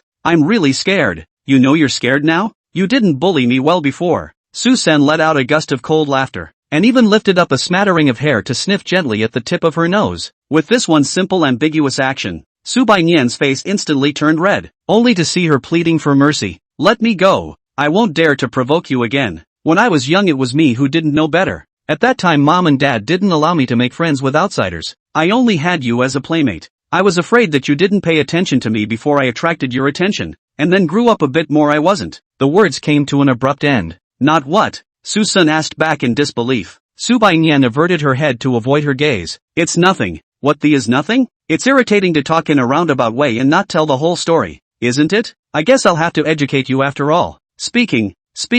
Susun broke Subainian's head back to meet his own. Have to admit Subainian really got reward food. When a vase can attract, countless men tend to rush. This exquisite not lose the spirit of the look. This white almost no flaws in the skin blowing, and this cherry-like red mouth, put out a look of aggrieved Baba fear will cause people infinite pity, but also mouth-watering. But of course Suson didn't have that kind of mind, he just wanted to scare her. But what he didn't expect was that Subayan actually didn't resist, closing her eyes with a look of letting the king take her. What do you mean by that? No more resistance? Subayan didn't open her eyes, just said in a hurried tone, is it useful to resist? Hurry up and get rid of it quickly, and consider it a dog bite. For some reason, Suson actually detected a hint of impatience. Is it an illusion? But it doesn't seem to be an illusion. However, he was not a self-righteous person. Subayan's past attitude was still fresh in his mind. Really not resisting? I don't think this is your first kiss though. You don't have much to lose by taking it away. At those words, Subayan snapped her eyes open. What did you say? Who said I wasn't the first kiss? I don't even have a female friend outside, let alone a male. You actually dare to slander my innocence. I see. Wouldn't I have earned it then? For fear of embarrassment you close your eyes and I'll continue. Hearing this, Subayan really did close her eyes, but after half a day of apprehension, I didn't feel anything. When he opened his eyes again, Suson was already changing up his clothes by the bedside. Thinking of all the humiliation just now, Subayan was so angry that she took advantage of Suson's lack of attention to jump directly onto his back, and opened her mouth to take a bite towards her shoulder. Don't you dare bite. In the face of stopping, Subayan was unimpressed. Why wouldn't I dare? Who told you to dare to treat me like that? Try biting it, and believe it or not I'll actually do something to you. Who's afraid of you? I'll bite. Subayan still took a bite, but the pain Suson expected did not appear. It was a good bite, but it was only a slight sting. Suson wanted to laugh a little. It's really a dead giveaway that you're obviously scared but you're still putting your mouth on the line just to prove that you're not showing any weaknesses. Seemingly sensing Suson's disdain, Subayan took a few more bites, living as a biting puppy. Even Suson was hit a couple of times between the necks. It's all teeth marks and your spit. Wicked nasty nah. How dare you dislike this young lady? Believe it or not I'll really bite you to death. Okay, you've gotten your revenge. We're even. I'm going to work too. Hurry up and get down there. I don't. You horse me, just like before. Subayan, your ass is itching again, isn't it? I don't want to repeat myself a second time. Humph. With her mouth unconvinced, Subayan still honestly got down from Suson. Suson didn't bother with her anymore and got dressed and prepared to head to the office. I'm sure Sumayan was already burnt out by now, so he had to go and add some fire to the fire. Seeker, you're here. The imagined harshness did not appear. Instead Suson was a little disappointed. This was not the reaction he wanted. Things are getting serious at the company. Have you figured out how to deal with it? Dad said he'd take care of it and to leave me alone, so I'll just wait. Oh, that old thing actually got down and wiped his ass himself. Looks like your good brother can stop being scared. Upon hearing this, Sumayan sighed heavily. Xiao Sun, that's Dad after all. How can you call him that? What Dad? That's your dad, not mine. He's a landlord to me at best. You, ugh. Sumayan's words lurched, as if she had discovered something. Her fingertips stroked Suson's neck. What's wrong with your neck? Suson shrugged. What else could happen? Your good sister bit it. What? This dead girl is getting more and more lawless. Alright, forget about all this nonsense. Let's just prepare for the wild storm behind us. Sumayan somewhat didn't understand, and only felt some bad vibes. Unbeknownst to him, Suson wasn't letting off steam for no reason, and the show was just getting started. Over the next few days, Su was once again thrust into the spotlight by a news story. Su's group spans multiple fields, and since Sumayan took office she has pioneered a small selling program that is uniquely Su's. In order to get sticky customers, there is even a points and coupon system. Just the night before, there was a loophole in Su's mini program, in which the maximum amount of 200 offset coupons could be unlimitedly juggled by way of a card bug. In just one night, the backlog amounted to more than $1 billion in orders. Those products that didn't ship can still be stopped in time, but there is no way to recover products that have already shipped. Plus, many people top up virtual currencies, such as game coins and phone bills, which are difficult to recover. In this one night, Su has lost hundreds of millions of dollars in real terms. This is just the beginning. The chain reaction behind it is even more difficult to address. Those customers who swiped the bug to buy things didn't care about 3021. They only knew that their purchases had been taken back by a sentence about a system error. Who can stand it when the duck in the hand flies away? Many people began to boycott Su, charging Su as a fraudulent company. Combined with the toxic cosmetics incident some time ago, Su's stock plummeted in just a few days, having its market value. And all of this was Suson's handiwork, which could not be described as ruthless, having experienced so many lifetimes. Among them, this hacking ability was the one he felt was the most useless, as it was basically never used. I did not expect but in this big show up, although it cannot attack everything, but write a small program bug is simply to kill the chicken with a bull knife. When this bug appeared, Sumayan was the one who suffered the most. Not only do they have to face the recriminations of a few old shareholders, but they also have to face the wrath of their father, because she was the one who made this little program possible. She had promised that there would never be any problems, and now there was a major oversight that she could not defend. Boss, this is the guarantee you gave me? How are you going to make up for such a big loss? It's toxic cosmetics and unlimited vouchers again, and I see that your energy isn't what it used to be. You abdicate. It's time to talk about marriage. By then I'll find you a date you'll have a good time. Chapter 35, Suson's Confession. Sumayan had an incredulous look on her face. It was hard to believe that this was what her father had said to her. Poisonous cosmetics is obviously Suyen's problem, but also the family let themselves not to care about letting their brother let go of the fight. But now it is their own fault? And now is the moment of struggle. Actually let yourself leave behind the struggle to get married to marry. Sus can be to this point now without their own credit. Why should I put down everything? Dad, I'll give the company a satisfactory explanation, but I just want to consolidate my career right now, and I have no plans to get married for the time being. No need. You're not young. If you don't marry now you'll have to marry in a few years, so you'll be a rich and noble daughter in the future. Dad, there's no need to say more. My mind is made up. I'll be holding a board meeting later, so you can get some rest from now on.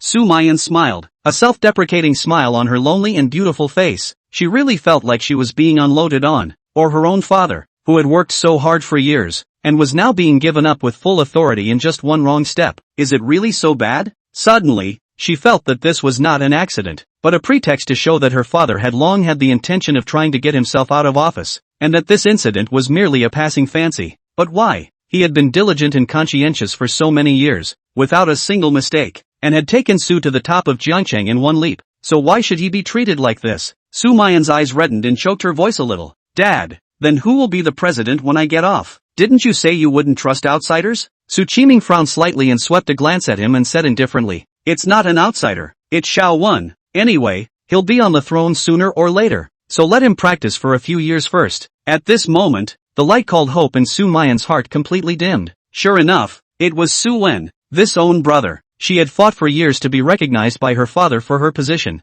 and that brother had negated all her efforts in just a few months. Sumayan was unconvinced. She actually knew that everything in the house would be Suyen's sooner or later, and she never wanted to fight for it. But to have her efforts taken away from her for the sake of Suyen was not something she was willing to do. As the saying goes, you don't know pain until the fist hits you, and when it happens to you, Sumayan understands the pain of partiality. So that's what Seeker had been feeling all along. It's really hard to feel. Sumayan returned to her office in a state of disorientation. Taking one last look at the place where she had been sitting for so many years, she really wanted to see Suson now, even if it was just to talk. She asked her secretary to go and call Suson here, but the secretary told her that Suson didn't come to work again today. Sumayan smiled bitterly, feeling as if she had been abandoned by the world. In the past, the little boy she remembered must have found ways to amuse himself, but at some point, there's no going back. If you don't come, you don't come. I'm leaving anyway, and I can't control her from now on. The secretary tightened her pretty face and fought back. Mr. Yen, the chairman has gone too far this time. Your merits over the years are in everyone's eyes. Why should you be forced to step down? Is a daughter inferior to a son? It's not inferior to a son. It's inferior to a real son. Sumayan shook her head and said in a serious tone to the secretary who had followed her for many years, Shaoli, you've been working beside me since you were in college. In the future, you can't have petty emotions when you follow behind Mr. Weth, but don't let your hard work go to waste. Secretary Shaoli's eyes contained hidden tears. Mr. Yen, I'll quit even if you leave. Without you, I wouldn't be here today. I don't care. Jolie, don't get carried away. Think about your future. Think about your parents. Don't make unnecessary moves. But Mr. Yen, obey. Don't let me down. The board of directors proceeded as usual, but Sumayan, the person in question, was not notified, and a direct decision was made on whether she would stay or go. Because of Sumayan's recent performance, Qiming was thinking of letting her step down. Who knew that the accident had given him the opportunity to take advantage of the situation? Originally, I was worried that a few shareholders would not be able to give a good explanation, but Suze is now in trouble on all sides, and the shareholders also agree that it is Sumayan's management that is ineffective. Sumayan just left the place where she had fought for years. As the saying goes, the rich and powerful have no feelings, but Sumayan did not expect her eldest daughter, who was once the most valued, to fall into this situation. It's almost October and the weather is getting cooler. The cool evening breeze on the balcony couldn't blow away the exhaustion on Sumayan's body, but instead left behind many sorrows. Susen walked out of the house and unexpectedly found Sumayan's back. There is no such thing as coming to the infrequently visited 5th floor, so he must have something to say to himself. He slowly went forward, lying on the railing together blowing this cool autumn wind, twisted his head to look, only to see the breeze blowing through the hair. That reveals the exquisite face is how dull, the eyes are even more lost color. For a while, Susun had some indescribable emotions within him. Shao Sun, it's only now that I can empathize with you, and it's also only now that I understand how strong you are inside. Sumayan's tone was very light, looking ahead as if she was talking to herself. Susun faintly said, life is not as good as it should be, so if you get through it, it will be a new world. Is that so? Sumayan twisted her head, her gaze deep. So, is that how you sharpened yourself to get through it? No, I kind of came to my senses, suddenly awakened the various memories of the previous life. How not to count as a sudden awakening, otherwise now still stupid to please the Su family. Sumayan was a little unsure, but she didn't ask too many questions. She just said, you've been absent seriously these days. After all, I'm not here anymore, so if you don't pay more attention, I'm afraid that you won't be able to get the internship certificate. Susan instantly laughed. Your good brother is going to be on top. Do you think he'll give me a chance even if I'm meticulous about everything? So yeah, I'm not taking this class. Not going on? What about your internship? Still internship. Do you think I really care about that internship certificate? Care about that graduation certificate? Susan smiled coldly and spoke leisurely. My purpose has never been to graduate successfully. What do you mean? Suddenly, Sumayan had a bad feeling. What do you mean? Now that it's come to this, Susun doesn't intend to hide it. Why do you think Su's wave has not yet subsided? Of course it's because there are people pushing behind it. Originally, I just wanted to reach my own goals against downward meddling, but I couldn't help it. Someone kept getting in the way, so I had to start with someone's favorite place. Sumayan, the feeling of being abandoned. It's not pleasant, is it? Chapter 36, Sumayan's complete relief. The atmosphere was sullen for a long time, as the evening breeze blew. Shock, doubt, until finally stagnation emerged on Sumayan's stunningly beautiful face. She tried to digest the words she had just heard, wanting very much to deceive herself that what she had just heard was nothing more than a momentary hallucination. But Susun's seemingly smiling expression seemed to tell her the answer to everything. In an instant, Sumayan's eyes were flooded with a sourness that was hard to suppress, and that face that should have been beautiful and gorgeous was all disheveled and confused. It's you. This is all you? Su's current predicament is all because of you? But why exactly? Su is your home too? No, it's not my home. My home was never here. With these words, there were still a lot of questions Sumayan had at this moment seemed to have gotten the answer. She understood. She seemed to have found Susun's motive for doing this. It's not just retaliation. It's tearing down the balance maintained by both sides. He is determined to go. Don't look at me like that. You guys made me do it too. Originally, my purpose was pure. It was you guys who forced my hand. Especially you, Sumayan. It's hard to be betrayed by someone you trusted these days, isn't it? After all, I ruined your future. How did you do it? Sumayan suddenly said. Susun froze. What? How did you do it? Toxic cosmetics you can report to build momentum. And is the applet bug your handiwork too? Susun was a little surprised. Sumayan is worthy of being a career-oriented strong woman, even if she doesn't get angry at this kind of time. She actually explored the ins and outs. But what was the harm in telling? He hadn't intended to hide it. That's right. You might not believe me when I tell you. I'm a bit of a computer guy, and not only the bugs, but I'm also behind the heat you guys can't keep down. Isn't that a surprise? Isn't that a surprise? You should hate me by now, shouldn't you? Susan expected Sumayan's hysteria at learning the truth about everything, but as time passed by, Sumayan was nothing but mute. Just as he was puzzled, Sumayan spoke, and that opening punctured all his thoughts. You, in fact, aren't taking revenge on me? You just want to be kicked out of the Su family, right? Sumayan smiled sourly, her tone vaguely carrying a hint of relief. Susun froze for a moment. Don't flatter yourself. I'm just getting back at you. No, I can see a hint of intolerance in your eyes. You just want to piss me off and get kicked out of the Su family. Hey, don't talk nonsense. Where did I not endure? Susun was a bit unsettled. How is this Sumayan not acting according to common sense? There's no need to explain. I know you want to use me or anyone in the family to completely cut off your thoughts and leave the Su family. As much as I don't understand it, don't worry. I'm not going to let this last holdout of yours go up in smoke. Susun was speechless. No, can you stop making a fool of yourself? You should be angry now. Angry, understand? I'm ruining your future. Seeker, don't be afraid. I won't blame you. On the contrary, I am relieved instead. After all, even without you, this kind of thing will happen sooner or later. It's just a matter of sooner or later. Mom and Dad have become more and more difficult for me to understand.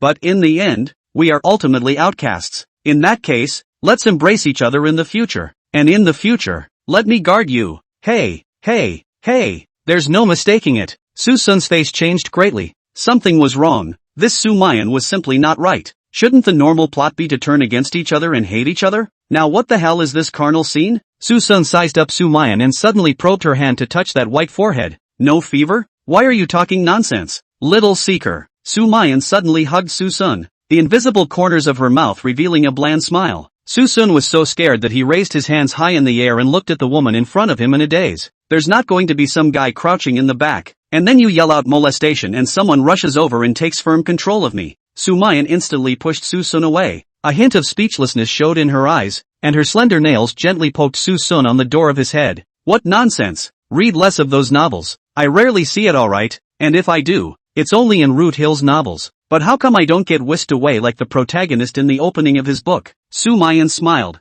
a smile that seemed to take away the many sorrows she had previously felt. Let go of the labor. Instead of fighting for a recognition that you won't get an answer, it's actually good to be plain. The moonlight shone on her face, setting her glittering. Sumayan lifted her windblown hair and raised her eyes to look at Suson with a seriousness on her face that she had never seen before. Some people have a mom and a dad to spoil them and a sister to protect them. So there's not a lot less of me and not a lot more of me. And there are those who are ignored by everyone and become a presence that is not remembered. But my dispensability may yet bring a ray of light to him. Little seeker, let me be that light in your dark night from now on. On this day, the Su family, who had been away for a long time, finally returned home. Along with that came the good news that the Su family had lifted the negativity. Su Qiming is worthy of being a businessman for decades of old oil. Do things boldly, even if you face huge losses, but also to send out those backlog of orders, just to earn back the word of mouth. Suyen also do not know in whom the guidance to act, actually willing to pull down the face of public apology for the product to compensate for the loss, but also reduces a lot of negative publicity. The key in such a turbulent moment for Su,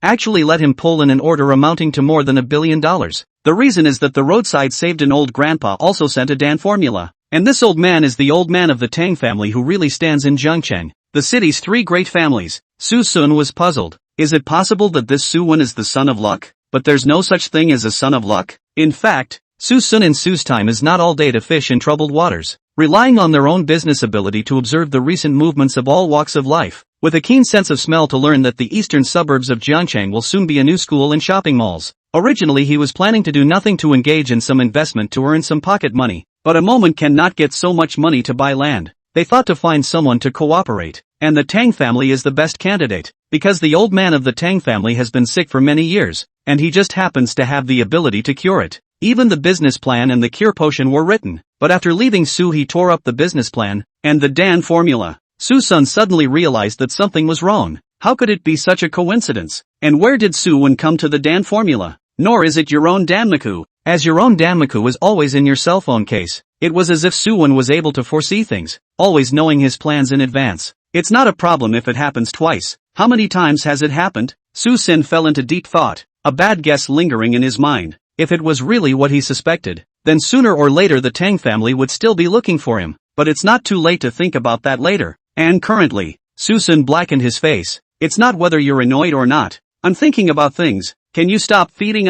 It's okay. You think about yours and I'll feed mine. Sumayan, what the hell are you doing? Chapter 37, The Unsuspecting Sumayan. I just wanted to take care of some of you. Now that we're finally spending enough time together, I just want to be nice to you and make up for the responsibilities I used to owe you. Suson was simply speechless. I don't need to, okay? Laid deep love is cheaper than grass. I don't need these things anymore. I just beg you to open your mouth and get rid of me, okay? A fleeting bloom surfaced on Sumayan's face, but she still pursed out a smile and sent the watermelon on a toothpick into Suson's mouth. I only heard her faint tone hanging with a touch of sadness as she said, "Little seeker, I know that you still hold the last vestige of hope for us, or else you wouldn't have had to let us go and drive you away. But don't worry, while I can't always change people's attitudes, I'll never give up on you, and the promises I make will never be changed." Ouch.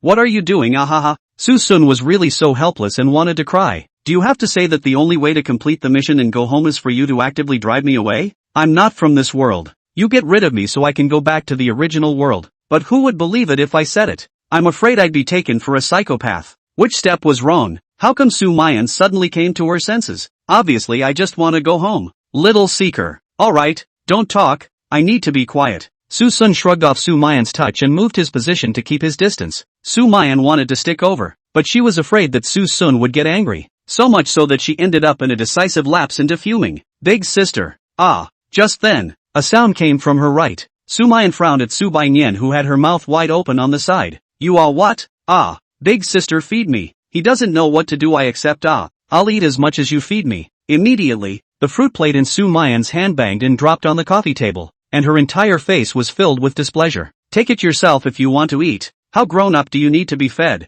But why can he? Big sister you're being biased. Subainyan defiantly pointed at Susun with a defiant look on her face. So what if I'm just biased? I haven't settled the score with you for your biting, so don't mess around here. With a cold snort, Sumayan got up and left. Subai face aggrieved, feeling that Big Sister has changed. Big Sister does not love herself. What kind of ecstasy did you put in Big Sister's head? She looks like a different person since she retired. Susan twisted his head in confusion. You're talking to me? Nonsense. Who else if not you? Oh, then I don't know. I'm quite annoyed with her too. Susun's words were stuttered, then added. Also, she wasn't retired, but was dismissed. Maybe this is also the reason for her drastic change in temperament. How is it possible? Subainyan still didn't believe it, and even had a bold guess. You couldn't have caught the eldest sister on something and forced her to obey you, right? Nerves. Words were not enough. Susun simply did not make a hitch. However, Subainyan was still jabbering away. I thought she was fighting for her big sister. Who knew that she actually wanted Sumayan's handle as well? Do you or don't you? Just tell me if you do. I promise I won't tell outsiders. Susun was speechless at the moment as she listened, wanting so badly to say what is sisterly love. However, he suddenly thought of something else, and suddenly his lips curled into a smile. Nyan, do you really want your big sister's handle? Actually, I'm just asking, why are you suddenly so lewd? Subainyan moved her position with some disgust. Susun also moved forward with the move. My good Nyan, I'll tell you the handle. Just need you to help me accomplish one thing. Oh no, it's just a sentence. How about it? Subainyan was on guard, her hands protecting her body. What do you want? I'm warning you not to be paranoid. Dead girl, let's read some bad comics, right? As long as you say, Susun, you get the hell out of the Su family. I will tell you handle how. Susun seduced, and Subainyan's heart moved. After what seemed like a lot of consideration, she finally spoke. Su seek, you give me. Yeah, that's it. Susun looked forward to it. You give me. Roll. Come on, don't ink. Get the hell out of so. Yes, it's one word short. Hurry up and say it. Get the hell out of. I just won't say it. Blanche. Susun's smile was completely gone and he was furious. Subainyan, you're sick. Hurry up and finish. Hey, I'm just not going to say it. I'm just playing. Don't you want your big sister's handle anymore? Don't want it. Even if I did I couldn't hold her. Instead I'd be educated by her. I'm not stupid. Susun was speechless. What kind of madness was this Subainyan smoking? No, it should be the whole Su family smoking something. It was naturally impossible for him to go to Sumayan and get the line about being driven away. Also went to find Su Wanqing, but Su Wanqing remembered Sumayan's warning was unwilling to be this bad guy. He also went to find Su Qingxia to go, but Su Qingxia thought he was gambling, plus the last time the reason is not good also has been all kinds of avoidance. Susun even looked for Suen to let him drive himself away, but Suen took this unusual behavior as a calculation of all kinds of caution, and looked right and left. Subainyan does not say much. It is more difficult to cheat and die. The two old guys that would be a good breakthrough, but once Susun went up against the two, Sumayan would definitely be on the sidelines as if she was afraid of accidents.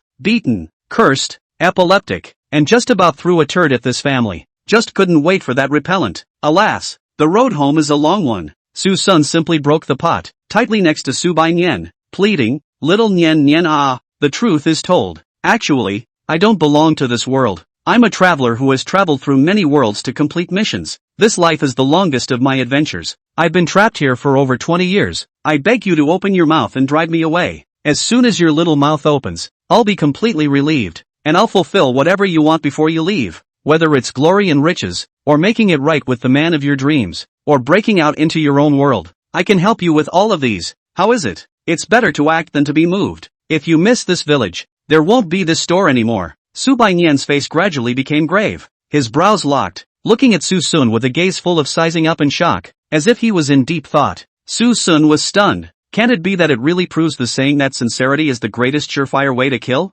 Look at this. There's something going on. There's really something going on. Nyen. For the sake of me being bullied by you for so many years, why don't you fulfill my wish? Can't we fulfill each other's wishes? Finally, Sumayan moved, kept moving his body back until he retreated to the edge of the sofa with nowhere to retreat. Looking terrified, she got up silently and whooshed upstairs, shouting as she ran. Big sister, I found the reason for Suson's change in temperament. He's got a mental illness. Your ass. Stop right there. Suson shouted breathlessly and was just about to go after him when an unfamiliar voice suddenly came from the doorway. Excuse me, is little friend Suen here? My old husband, Tang Shuyu, has taken the liberty of visiting. Chapter 38, he's just my chauffeur's son. Young man, are you a Su family member too? May I ask if Suen is at home? Suven, at home. Suson was ready to go upstairs after saying that, not intending to pay any attention to the two of them. But this perfunctory attitude instantly provoked the displeasure of the young girl beside Tang Shuyu. What's your attitude? Didn't you hear my grandfather asking you? Shuyu, don't be rude. It's unseemly to yell in someone else's house. Tang Shuyu stopped with displeasure. But you're at least an elders. So what an attitude. He is a Su family member after all. We're here to thank people. Is this how you treat your benefactor's family? Although Suson went upstairs, the conversation between the two was clear to the ears. This Tang Shuyu is a person who knows what he is doing and is quite courteous, without that kind of big family temperament that looks down on everything. But this Tang Shuyu was a bit more bratty. Even if Sumayan is spoiled to treat strangers like that, she will put away her missy nature and treat people politely. And this Tang Shuyu was obviously spoiled by her family, treating strangers with authority. But what did that have to do with him? He was just a silent spectator watching the show. This asshole, really impolite, don't know to only family members even when guests come to the house. Looking at the disappearing back at the stairs, Tang Shuyu said unconvincingly, okay, since he said people are at home, let's find them ourselves. The two visited while knocking on the door. Suen did not find but found Su Qiming, who was dealing with official business in the study. Su Qiming was initially quite unhappy to see strangers intruding into his home, thinking that where did the old man dare to disturb his own official business. But as soon as he heard the self-report, the gloom on his face dissipated, simply because in front of him this was actually the seldom-seen Tang family's elder Tang. People actually brought their granddaughters to the door in person in order to thank them. They really gave birth to a good son. Elder Tang, let's go sit in the living room. I'm sorry for the delay in welcoming you. No need to be courteous, Su family master. I came this time to see little friend Suen. Is he at home now? In. Of course in. He's in his room right now. I'm going to call him down right now. In no time, Suen was shouted down. At the same time, he wasn't the only one who came down. It just so happened that the rest days all collided together, and the entire Su family could be said to have come out in force. The Tang clan was in existence far beyond the Su clan, and with the Tang clan's head personally present, it was natural that he couldn't be slowed down. Watching the Su family's daughters greet one after another, Tang Shuyu was very satisfied and laughed. Suyen nephew, these daughters of yours can be more beautiful than one another, and the key is also very capable. I've often heard of General Yan's great name, but I didn't expect that big star Su Qingsha to actually be a member of your Su family as well. Not bad, really good. You taught your son well. Su Qiming heart incomparably pleased. After all, what compliments than being praised to teach their children well can come to satisfaction. Elder Tang is flattering. It's still the girls themselves who are striving for success. Otherwise they wouldn't be able to get to this point today. But my son Suen is an exception. He has been out and about since he was a child. He didn't expect to show a lot of amazing talent as soon as he came back. And he even saved you, old Tang. If it wasn't for Tang Lao you saying it yourself, I would have thought that he just sent you to the hospital. I didn't realize that this kid actually gave back some kind of prescription to cure your persistent illness. It really scared me. Tang Shuyu froze at his words. Really? He didn't say anything about sending me the Dan formula? No. If I had known that I would not have let him send things indiscriminately. In case you ate something wrong with the old master's body, it would have been a disaster. Ha ha, no harm done. Little friend Su, this Dan formula is so good. Old man, I've never felt so relaxed in decades. Tang Shuyu looked at the silent Suen, his heart growing more and more appreciative. The young man is not in a hurry and is humble and low-key, not taking credit. The younger generation nowadays has very little of this kind of heart.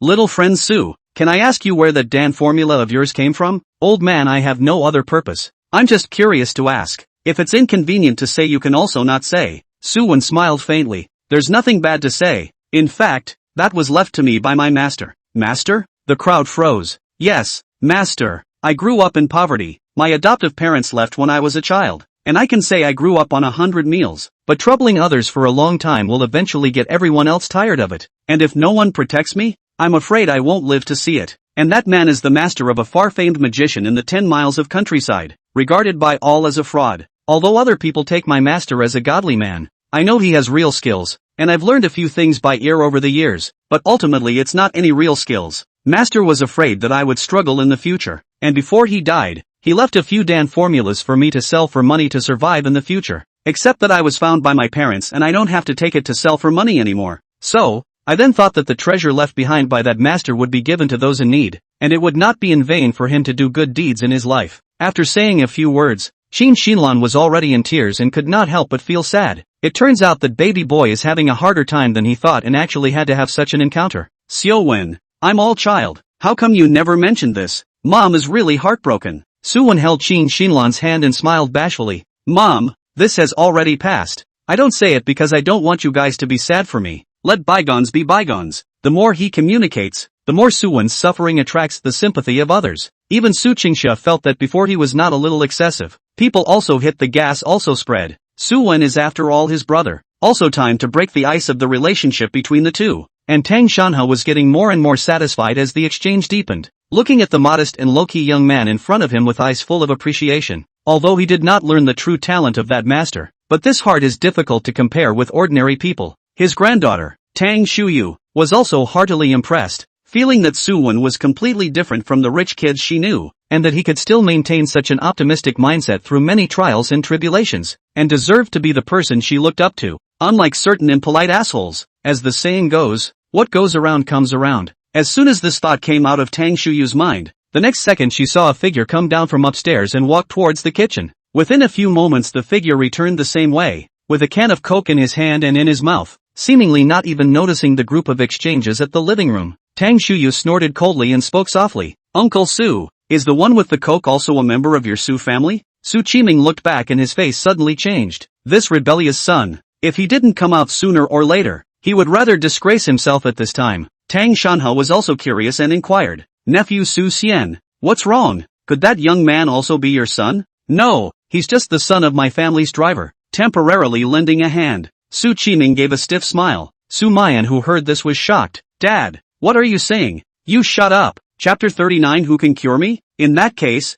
it turns out to be an underling's child, but as an underling who is so unscrupulous in the main house, Uncle Su will have to discipline him more. Su Qiming nodded with a smile. Niece Tang is right, we really should discipline more in the future. Sumayan couldn't listen any longer and left the table indignantly. She now understood why Xiao Sun had no hope for this family. Who wouldn't despair at the scene just now? Seeker, let's go up. Sumayan went to hold Suson, wanting to pull him upstairs and away from those hurtful cold words. Suson seemed to have discovered something, slightly sideways to dodge, actually directly towards the sofa. In the end, he even sat on Sumayan's original position, and incidentally pressed the rising Su by Nian back. Suddenly came such a surprise that everyone instantly went cold. Su Qiming's face was as ugly as eating at this moment, and his gaze towards Su Sun was filled with anger. He was already displeased with Su Sun's sudden appearance, and now he was even more reckless in disturbing the crowd's excitement. This sinner, Seeker, let's go up, I want to talk to you. Sumayan reached out to pull Su Sun, but the result was that the person didn't pull but instead yanked to sit beside him. It's okay, if you have anything to say you can say it here too, and you guys talk about yourselves, just pretend I don't exist. Having said that, the atmosphere in the arena today was frozen like ice. It's a problem to even open your mouth, let alone talk. Looking at the two old and increasingly ugly faces, Su Sun was so relieved. Let him come and he won't come, let him go and he won't go. Just kidding, he just wanted to punch Su Qiming in the face today and see if he would flip out in front of outsiders. Tang Shanha had lived for so many years, after all, he was a human being, what could he not see? He recalled the rumors that were in the wind some time ago,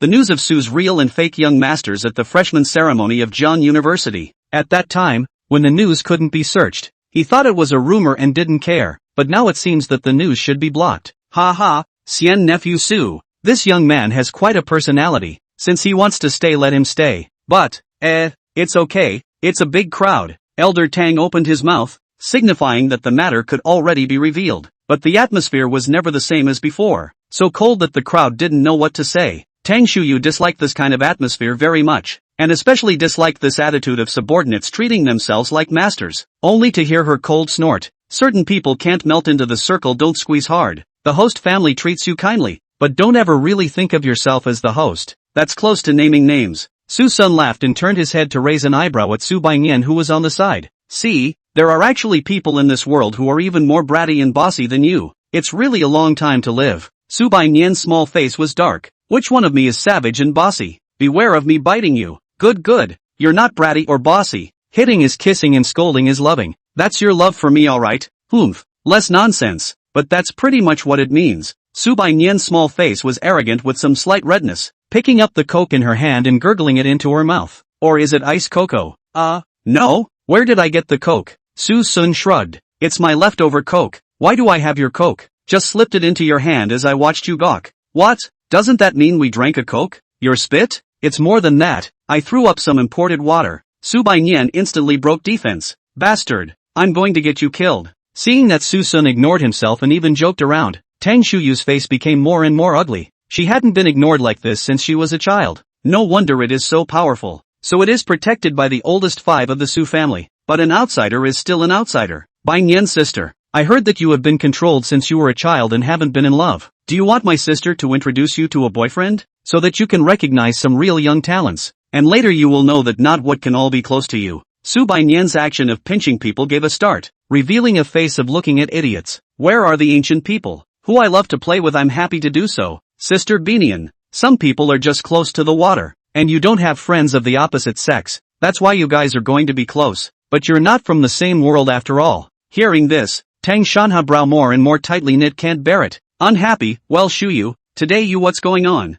Words a little too much. No grandpa. I'm going to say it. I was afraid that Sister Banyan would get caught up in it and wanted to warn him. At those words, Su Banyan was speechless, and came up with an offhand remark. Nerve. Tang Shuyu was instantly confused. What did you hear? What did you get out of your good intentions but a nervousness? She didn't expect Su Banyan to actually give herself so little face. She was doing it for her own good. Sister Banyan, what do you mean by that? I was just trying to give you a bit of advice. How could you say that about me? Mouth scooper. But don't suggest it. Just report Suson's name directly. You can scold him if you want to. No need to beat around the bush. It's not like I'm going to speak for him anyway. Suson was simply speechless and wanted to laugh. Some people don't make a sound. He ruthlessly clasped the small hand of the bystander who still wanted to pinch, and said with a leathery smile, if you can talk, talk more. I really love to hear it. Right, there's also you. Suddenly, Suson turned his gaze back to Tang Shuyu, who had been aggressive. This young lady, it seems like I haven't offended you, right?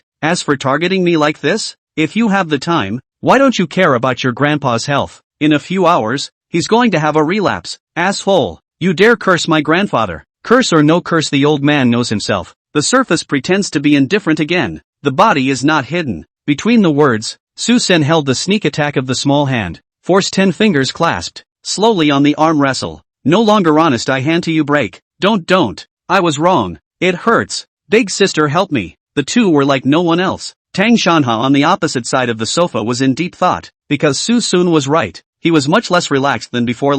His eyes did not blink and his head was not dizzy, and his body had vigor. But that feeling of weakness still comes back sometimes, and the dullness at the heart is not completely removed. His purpose of coming here was to see if Suyen had a method to completely cure himself of the root solution. But unfortunately Suyen had no medical attainments except for the Dan formula. Now how did this person named Suson know about it? Those eyes are so clear. They seem to see through everything. You, Shuyu, shut up. Tang Shanha interrupted Tang Shuyu's outburst and gave Suson a kind smile. Young man, when you said that just now, could it be that you know something about all my diseases? Well, sort of. Weak as hanging, heart suffocating, stabbing crack, empty body, but seems to have no soul. Suson faintly smiled, lazily lying on the sofa. Unfortunately, only to treat its surface, not to treat the inside. You and I are not destined. I cannot help you. Tang Shanha left Su's house somehow. Ever since he heard Suson's words he was in a muddle. Nothing else, just because Suson said it all. He suddenly rose a touch of fluke. Could it be that Suson could cure his illness? People were all afraid for their lives. Even Tang Shanha, who had lived for so many years. Whether it was true or not, he was going to try it. But just as he was about to ask his granddaughter to go and invite Suson back to the Tang family, his malady suddenly struck.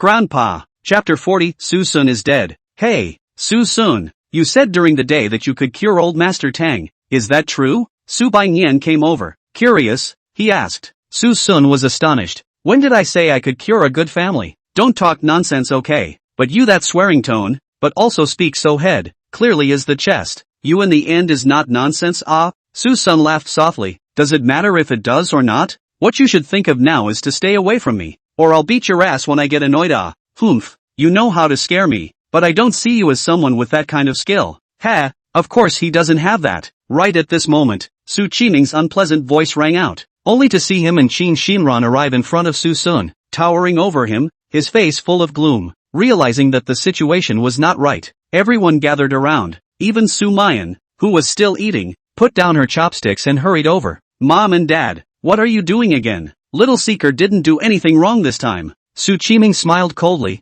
Hasn't made a mistake yet. He's the one who made a big mistake this time. Usually it's fine for us to tolerate how he makes trouble at home, but now he's actually making believe to other people's Master Tang. He'll be a ing healer, and if he's wrong people will think he's got nothing to do with it, and if he's right they'll just take it as a vicious curse. In case anything happens, my Su family can't be blamed. How are we going to face the Tang family's wrath? It's not easy for Wen to befriend people. It's not for the sinner to kill his goodwill like this. Suson stood up with a smile on his face. Qiming is right. If that's the case, then don't you just kick me out of the Su family. I promise I will never get in your way and never drag your Su family down. What did you call me? Su Qiming's eyes widened and he became furious. You bastard. You're really getting. Snap. Su Qiming was instantly slapped on the face. Su Qiming was momentarily lost in thought, his face full of shock. As he snapped out of his stupor, an unspeakably angry fire welled up in his chest. Sins. Snap. The sudden slap directly confused Su Qiming and dispersed most of the fire that had accumulated in his heart. He slowly raised his head,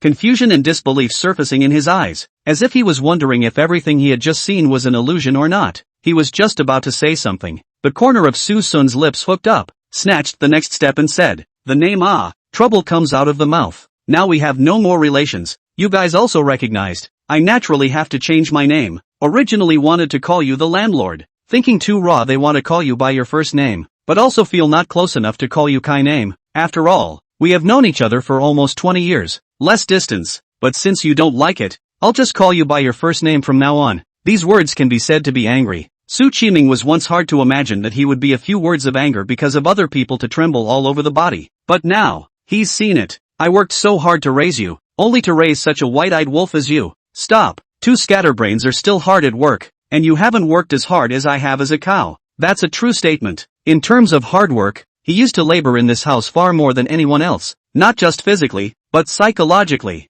Qin Shinlan's anger also skyrocketed at this time. You white-eyed wolf, we gave you shelter from the wind and rain no matter what, and this is how you repay us. Ms. Qin is wrong. As far as repayment is concerned, I have long since repaid you for your meager kindness by acting as an aggravated bag for so many years. I've stayed here so far to see if you're willing to give up my out-of-breath sandbag, but now it seems you still can't give me up. Ugh, sometimes life is like that. I couldn't leave if I wanted to. Both soft and hard are useless. Suson now can only come to a bit of desire to escape. As expected, the couple's faces were grim and ugly when they heard this. Not only were they exasperated by Suson's rebuttal, but they couldn't accept that they were said to be sheer. An ungrateful rebellious son is not something they care about. The two looked at each other and seemed to have made a decision. But just then, Sumayan jumped out again and again and again. Mom and Dad. No. Su Qiming coldly swept his eyes. Boss, you've been a bit out of our league lately, so stay out of this. No Dad. If you drive Shaosun away then I won't stay in this house either.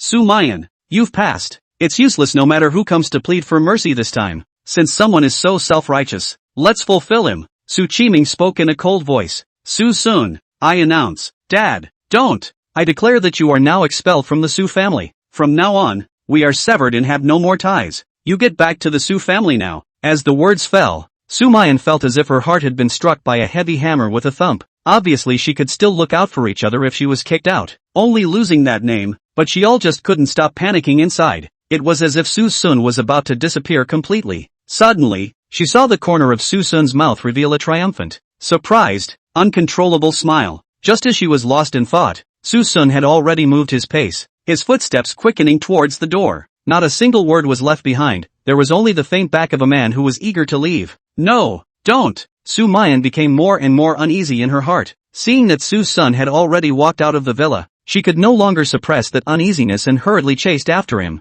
Seeker! But where was the slightest figure in the doorway at that moment? It was empty. She was shocked and confused. Standing in the doorway, one could see the main entrance at a glance, and it was impossible for Suson to run to the main entrance in this short period of time. At this moment, a golden stream of light crossed the sky, and as if Sumayan could resonate with it, she unconsciously shed tears. Suddenly, she remembered the crazy words of the fifth sister during the day. Big sister, I found the reason why Suson's personality has changed drastically. Something is wrong with his brain. He actually said that he didn't belong to this world, that he was a traveler, and that he went on a mission and is now stuck in this world for a full 20 years. Do you know why he insisted we kick him out? He said he'd be relieved if we'd just ask him. You think that's funny? Sumayan thought during the day that her sister was having a seizure and talking nonsense, but now it seems that the fear is true. Little seeker, he really relieved. Big sister, why don't you stop chasing? Where is Suson? At this time, several people in the house also chased out. Subayan curiously surveyed the surroundings and found that there was no figure of Suson.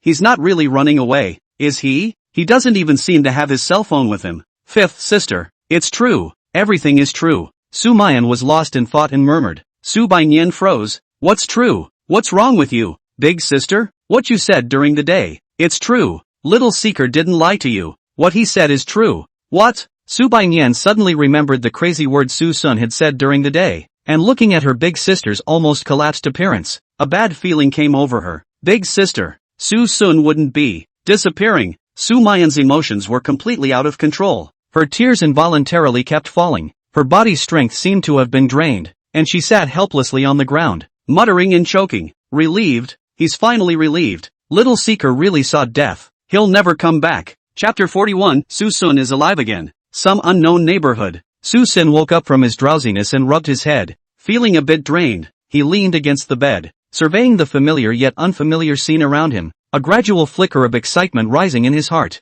I'm really come back? Suson got up and got out of bed, walked to the window to lift the by tree leaf curtains. When he saw the scene outside, a long-lost sense of familiarity swept through his body. It's back. I'm finally back. But why so sleepy? Is it possible that it's the aftermath of going home? He suddenly remembered the Su family, remembering the scene before he left when Sumayan lost her mind and chased out. I thought I wouldn't be able to stay after it was all over, but some people still leave a mark inside. Sumayan, never again. Why are you so sleepy? Go back and squint a little more. On the Su family's side, the people were still fretting over Suson's disappearance. Learning the news of Suson's disappearance, Subayan did panic and checked the surveillance all night. However, neither those outside the gate nor those on the outskirts of the villa had found the figure they wanted to see. The Su family compound, on the other hand, did not have any surveillance installed, so there was no way to know what was happening inside the compound. All the people knew was that Suson walked out of the villa and disappeared strangely. Qin Xinlan is a little alarmed. It is hard to believe that a supernatural event has occurred in his house, or maybe a psychic Suson was caught by a ghost, especially from Sumayan's mouth. He heard that Suson was dead. Her first reaction was not to be hurt and sad, but to be afraid that Suson would turn into a ghost and take revenge. Namo Amitba Buddha. Little seeker, you're done with the Su family, so don't look for it, okay? Looking at Sumayan's lost in thought and silent sobbing, the sisters came forward to comfort her. To be honest, Su Wancheng and Su Qingxia didn't react. It was just too sudden. The people they spent time with suddenly disappeared out of the blue. It was hard for anyone to get used to it. The two tried to comfort them, but they were pushed away by Sumayan fiercely. She felt that everyone was to blame, that they were all accomplices to mom and dad, or else Seeker wouldn't have been able to leave everyone forever. Oh, 2 and 4, you should be happy now, shouldn't you? After all, your most hated man is dead, and no one will ever be in your way again. The two men were stabbed in the heart by the words, as if they had been poked and prodded with needles to stab their hearts. Su Wanqing didn't know how to comfort, and could only speak forlornly. Big sister, what if Shaosun didn't die? How could a good person die? Dead. He's really dead. He said he wanted to be relieved, but it turns out he had the idea of seeking death a long time ago. Sumayan still thought that Susun's words of relief meant that he wanted to end his life, and with her knowledge she simply couldn't imagine that Susun was actually returning to the original world. All she knows is that some people once lost never come back, but what she wanted most right now was not to have someone back, but to be alive. Penis, obviously you could have taken good care of him, obviously you were able to give him warmth, but not only did you not, but you did all kinds of harm instead. You're an accomplice too, an accomplice to mom and dad. You're the ones who drove Seeker to his death. What the hell is nearly 20 years of affection to you? Su Qiming was not happy when he heard this. What do you mean they forced him to die? Boss, you're getting a little emotional. You're talking nonsense. 2nd and 4th and 5th, help your big sister back to her room. Don't even touch me. Sumayan shook off the pole and said coldly to Su Qiming, Dad, I originally thought that you were just cold and biased, but now it seems that you really don't have a heart. You and Mom are the same. Both are the murderers who drove little Seeker to his death. Sumayan, you shut up. Su Qiming bellowed. I don't. I'm going to say it. It's not only you guys. There's also you Su Wanqing, you Su Qingxia, as well as you, Suen. Now that you've accomplished your goal, and there's no one to compete with for your favor anymore, you won't have to pretend anymore, because this family is all yours. Snap. Su Qiming slapped Sumayan's face. The slap made Sumayan's hair messy, and it also made her awake for a few moments. She covered her hot cheeks, but she let out a giggle. The pain in his cheeks was not a millionth part of the grief in his heart. The family was cold and uncaring, and she had lost all hope. Living in this temperatureless family was the real despair, and she suddenly felt that it would be kind of nice for Suson to just leave. Disappointed more. Also do not hold any illusions, but once the pain is a moment difficult to eliminate. Sumayan stumbled back to the house, like a walking corpse with a zombie soul, and muttered the words, It's good to be dead. It's good to be dead. Now you won't get hurt later. It was hard for the sisters to watch the stumbling back. Is this still their big sister who was so spirited and unperturbed by everything? A few people whispered, and for a moment they didn't know how to comfort them. In the end, it was only possible for Su Baiyan to go forward and pacify them. The crowd only thought of Su Baiyan to calm down Muyan's emotions, but no one knew that a piece of her heart was missing as well. Late night, the door to Su Mayan's bedroom was knocked on, and her parents' familiar voice came from outside the door. Boss, are you asleep? Mu Yen, how are you doing? Yen, you must take care of your big sister. Don't let her continue to be upset. When the words fell, the two of them heard a voice like a ghost ringing in their ears. Don't continue to be sad as well. I won't be sad if you guys return Shaosun. Su Qiming immediately rose in anger. You still have to finish. That sinner just disappeared dead or not yet. No. Why are you chasing after him like this? Am I the one chasing after it? It was you guys, wasn't it? You're the ones who forced him to die. So give him back to me. Sumayan, you've really had enough. Not enough. Not enough at all. Unless you take back what you said before right now, or I'll keep messing with you guys. Su Qiming instantly laughed back in anger, feeling that Sumayan was not lightly ill, and simply sneered along with the words. Good. I take it back now. I won't drive Suson away. It was just my joke before. Now you're satisfied. Only a cold grunt was heard, and there was no more movement at the door. After returning to calm, Sumayan once again fell into a state of sadness, leaning against the head of the bed in a stagnant state of disorientation, her pupils as if they had lost focus like a blur. The dim table lamp illuminated the splash of fragmentation. Su Baiyan looked at a burst of hard, arching into his arms to embrace each other tightly. Big sister, go to sleep. It's not early in the day. Sleep. How can I sleep? Am I too cowardly? Or am I too cowardly? Sumayan lowered her head and glanced godlessly, murmuring like a dream. Su Baiyan was even more uncomfortable and wanted to do something about it. So she said, Big sister, why don't we call the police to find someone? Maybe he's not dead. He just disappeared? Sumayan shook her head. Is there a difference? Besides, is it useful to call the police for this kind of thing? You've also checked the surveillance. Who would believe that someone disappeared out of thin air? The two had nothing to say and fell into a long silence, just snuggling up to each other. Not knowing, Sumayan asked again. Fifth sister, are you sad? If you want to cry you don't have to hold it back for me. I'm not as fragile as you think. Su Baiyan didn't say anything, just silently retracted back into the covers and reached out to turn off the table lamp on the nightstand. But the moment everything was plunged into darkness, two clear tears flowed from the corners of her eyes. The red sun appeared and the sky lit up with its first brightness, bringing with it a scarlet haze. At this time, inside the fountain pool of the Su family compound, a wet arm was suddenly raised from the pool, followed by a wet and muddy figure climbing up from the pool, driving a large amount of water splashes. Suson shook off his dazed head and looked at his watery body suspiciously, surveying everything around him. What the hell? Why am I lying in a pool? It's so uncomfortable.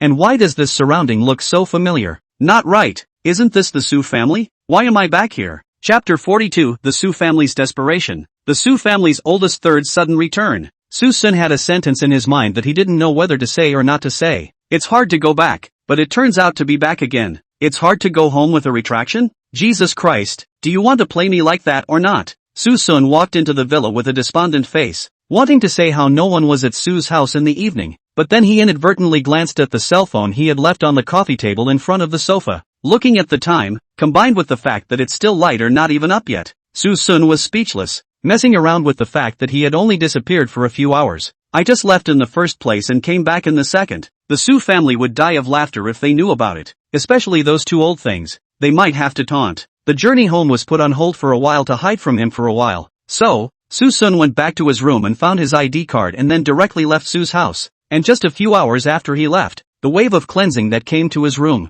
This night, Sumayan slept very tired and very groggy, and only managed to wake up at more than 9 in the morning. For someone like her, who had been waking up early for several years, this lazy nap was not as comfortable as she thought it would be, but rather draining. Subayan actually woke up early, but was worried that her big sister never left. Both of them had matters of the heart on their minds, and both of them coincidentally didn't mention last night's events, so as not to stir up bad memories, but the two choose to endure it. But there are those who don't seem to want them to get out of the experience anytime soon. Fifth sister, what's the commotion outside? Why is it so noisy? Although the soundproofing of the room was good, the noisy sound of someone going up and down the stairs outside still attracted Sumayan's attention. It was also at this time that Subayan paid attention to the movement outside and changed her clothes to go out to check. But this time, when I opened the door, I saw unfamiliar workers carrying various objects. What's going on? Instantly, her brow furrowed and she hurried toward the stairs. Only Suson's room was being emptied by large bags of various things. Seeing this, Subayan hurriedly went downstairs to report the news. Big sister, it's not good. Suson's room is about to be emptied. What? Sumayan instantly sat up straight. Big sister, Suson's room has been emptied. Even the closet has been demolished. This time Sumayan could no longer remain calm and hurriedly got out of bed and went out to stop those porters. Who are you guys? Why are you moving my family's stuff? The few porters who were blocked stopped and looked at each other. One of them said, "We were approached by the owner of this house about redecorating the room and told us to destroy everything in the room." What did you say? An unprecedented anger lingered in Sumayan's heart, even involving a hint of hatred. It's not enough that your parents are so desperate, they can't even tolerate a little relic. Is it really necessary to be so eager to destroy the traces when you know the talent has just left? Suson had lived in this home for so long that he hadn't even left a few photographs. So if those items that were tainted with his scent disappeared, what was the difference between them and not having existed in this world? Sumayan's heart was unwilling. Were mom and dad going to completely cut off everyone's thoughts? Never allow it. No way. No one can touch his stuff. Put it all down. Sumayan stepped forward and went to grab the things in those people's hands. But apart from some mural ornaments, there were some out-of-season clothes, but none of them belonged to Suson.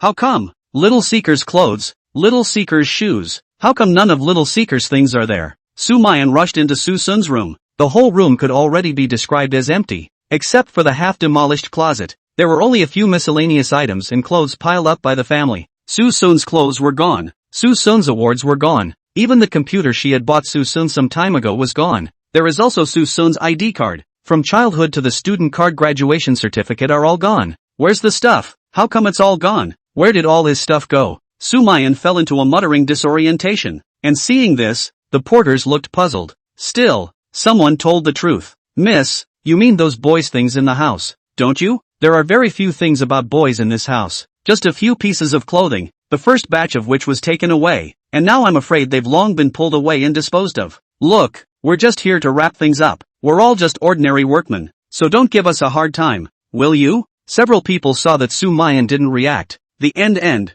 move the move, and left with the things in flames. Looking at the empty room, Sumayan's mind went blank, only knowing that everything was all gone. Everything about Suson had all completely disappeared. Why do you have to be so mean? Do you really dislike it that much? But why did you bring him back in the first place? There is no worse punishment in the world than to give hope and then let it be disappointed. Fifth sister, what do you think? Exactly. Is Little Seeker in mom and dad's eyes? The sudden inquiry caused Subayan to be momentarily stunned. She honestly didn't know the answer, and even if she did, she didn't want to irritate her big sister by saying it. Suddenly, she thought of something and changed the topic. Big sister, Suson's cell phone is still on the coffee table in the living room. I know the password to his cell phone, and there might even be some pictures of him inside. At that moment, Sumayan's eyes lit up. Cell phone. I almost forgot my cell phone. Let's go get it. The two hurried down the stairs with the last expectation of getting that last thought, but when I got to the coffee table, I realized where there was a cell phone on it. Jin Shinlan was sitting on the sofa knitting a sweater, waiting for winter to come to show her mother's love for her son. Her movements were rusty, but the corners of her mouth were smiling and obviously enjoying herself. Sumayan jerked her head up. Mom, where's the cell phone on the table? Jin Shinran moved. Mayan, are you better now? I asked for your cell phone. What cell phone? Seeker's cell phone. Where did you put it? How would I know about his cell phone? I guess your dad dropped it, by the way. At this moment, Sumayan was struck by lightning. Late afternoon. First floor dining room. Qin Xinlan's repeated calls for dinner to no avail caused her minor dissatisfaction. Boss is really something too. I haven't seen him care about that white-eyed wolf before, and now he's making it so sad. Mom, will you shut up? Big sister is already having a hard enough time. Su Baiyan was speechless. Hey you dead girl, how dare you talk to your mom like that? Are you going to revolt? Mom, if you say so I really revolt. There are some things I have to say. Suson well at least. Suddenly, a snickering voice interrupted Su Baiyan's indignation. Yo, my Nian Nian will actually rebel as well. It seems that certain people have gotten a lot bolder during this time. As the words fell, a woman dragging a suitcase appeared in front of the crowd. She was mesmerizingly beautiful. A white dress like the first snow of winter. The light fabric fit her delicate body. With her every move, seems to have a breeze gently swaying. Her eyes were just like a clear spring, clear and bright, and her smile was simply the most delicate flower blooming in the spring, reflecting the white and delicate face. The whole person with a sentence of gentle like water is not too much. Third sister. Chapter 43. I said, he's dead. Jiangcheng First Hospital. Inside the ICU, an old man was unconscious in his bed, while a group of grieving men, women and children were gathered around him. Tang Shuyu was holding her grandfather Tang Shunha's hand, her heart infinite self-blame. If she did not pull her grandfather around, her grandfather could not have had a sudden outbreak of old illness. Shuyu, go back and rest a bit. I'll just keep watch here. The person speaking was Tang Shuyu's father, Tang Changye, who was also Tang Shanha's second son and the current head of the Tang clan group. As for the group around them, they were the core clansmen of the Tang family. Some of them even came from out of town overnight, so one could imagine Tang Shanha's prestige in the family. Tang Xingye then asked, Shuyu, didn't your grandfather already take the prescription sent by the master? He was alive and well 2 days ago. Why did he suddenly relapse again? Did something happen in this? Tang Shuyu shook her head woodenly. I don't know. We were just on our way home when Grandpa suddenly had an attack. I don't know why. At this time, a young male voice said, that must be because you didn't take good care of your cousin. Why did you bring Grandpa to run around blindly for nothing? Don't you know that his old man can't stand up to being tossed around? Tang Xingjuan, don't you dare fan the flames here. It was Grandpa who wanted to go and thank his benefactor. I accompanied him out. Suddenly, Tang Shuyu thought of something. Benefactor. The Su family. Suson. Dad. I know how Grandpa suddenly relapsed. It must be that bastard's curse. Tang Changye wrinkled his eyebrows slightly. What do you mean, Dad? The Su family has a chauffeur's son named Suson. He said yesterday that Grandpa would have a relapse in a few hours and said a bunch of unintelligible things to him. Who would have thought that Grandpa would fall ill on the way home? It must be him. At those words, everyone in the room froze. Although Tang Xingye wasn't happy that someone had cursed his old man, he was a realist and simply didn't believe that there were any of these bullish tricks in the world. Probably just a coincidence. Or, maybe that So-Seeker really does see something. Shuyu, what was your grandfather's reaction at that time? Did he get angry? Angry? Tang Shuyu froze and thought back for a moment. It doesn't seem like it. Instead, he was a bit shocked, and he's been distracted ever since. But I think he's just intentionally trying to scare Grandpa. Tang Chengye shook his head. I'm afraid there's something else going on with this matter. That kid is afraid he sees something. Dad, what are you babbling about? He's just a chauffeur's son, what can he see? You mustn't let him off the hook. I'll see who dares. Just then, a weak gulp caught the attention of the crowd. Only then did the crowd realize that somehow Elder Tang had actually woken up. Dad, Grandpa, okay, stop yelling, I can't die. Help me up. Tang Shanha half leaned on the head of the bed and twisted his head to look at the crowd. I've heard all of your words. No one is allowed to look for trouble with that young man. Grandpa, why? He actually dared to curse you. Shuyu, you shut up. Tang Xingye sat on the edge of the bed, supporting the old man. Dad, is that Susu's name able to tell what's wrong with you? Tang Shanha nodded slightly. Oh, eldest, you're still as smart and sensible as ever. Indeed, that young man was able to name my illness in sentences with just a glance, and was also able to predict the time of my onset, which is something that Dan formula was unable to do. Not only must you not trouble him, but you must do your best to please him. Understand? The words have come to this. Although the people present do not believe that the young man in the mouth of their own old master has that much ability, but they also dare not comment on it. Tang Xingye was the only one who nodded his head solemnly as if he had received an order. Dad, I get it. With the passage of time, the traces about Suson were fading away, but the impression left in Sumayan's heart was gradually worsening. Sumayan closed herself off for a day and thought back to the past, realizing that the memories about Suson were still many years ago. At that time, Suson was still young and followed her ass all day long. When she was happy, she would take Suson out to have some fun, but most of the time she was busy with her studies and career. And this recent 7 or 8 years actually cannot find any point about the good memories of Suson,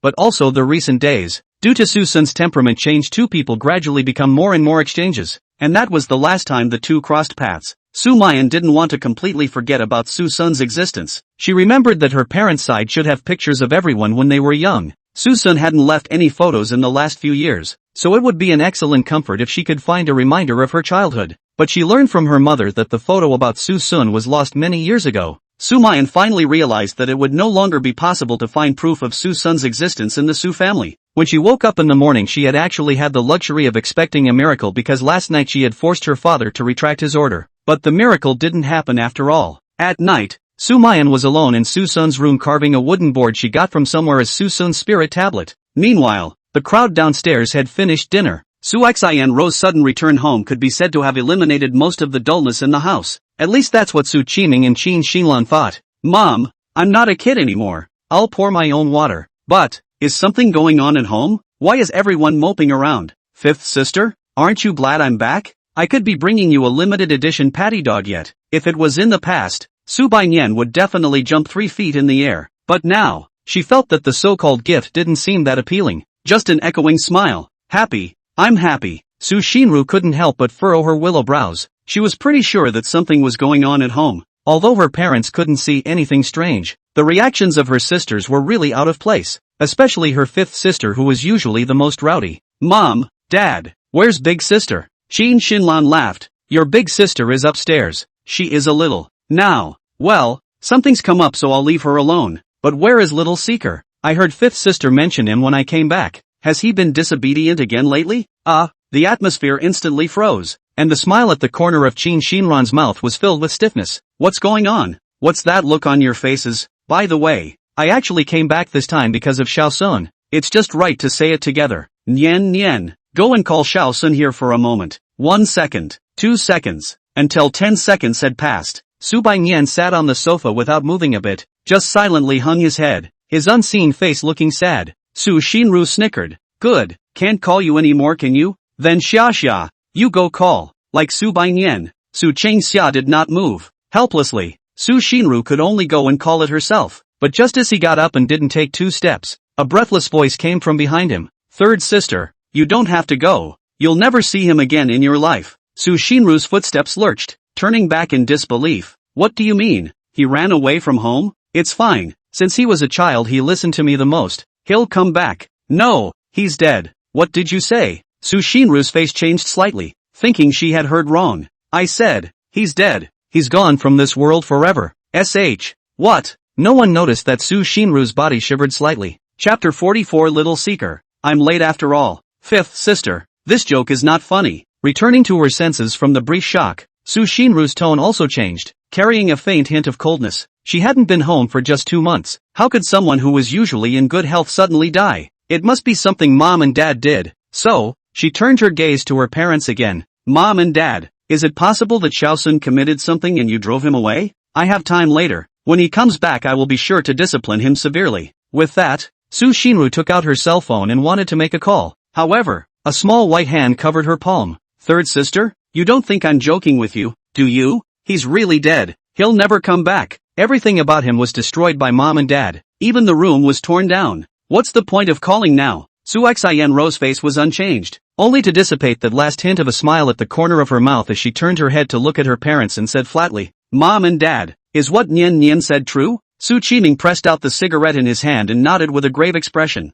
Yes, what's going on? When did it happen? Su Xinru asked again. Last night. This sinner was not helped up anyway, so the family will pretend that there is no such person in the future. Dad, it was clearly you and Mom who drove him to his death, if you hadn't done it for Suen. Third sister, hearing this, Suen was instantly startled, no longer caring about maintaining good behavior and understanding, hurriedly jumped out, with a face of heartache. It's me who's sorry for my brother. My brother couldn't stand the fact that Mom and Dad were spoiling me, so he went astray, which also led to his drastic change in temperament and even dared to hit Mom and Dad. If I hadn't returned, the family wouldn't have gotten into such a mess. In the end, it's still my fault. Suwen, you dead green tea still here backwards. Obviously. Su Qiming bellowed. Old 5, you shut up. This is not Xiao Wen's fault. I'll stay closed. This is all a consequence of your favoritism. As a parent, there is nothing wrong with strict discipline. It is he himself who is too weak. Indiscriminate suppression isn't a problem. So what is?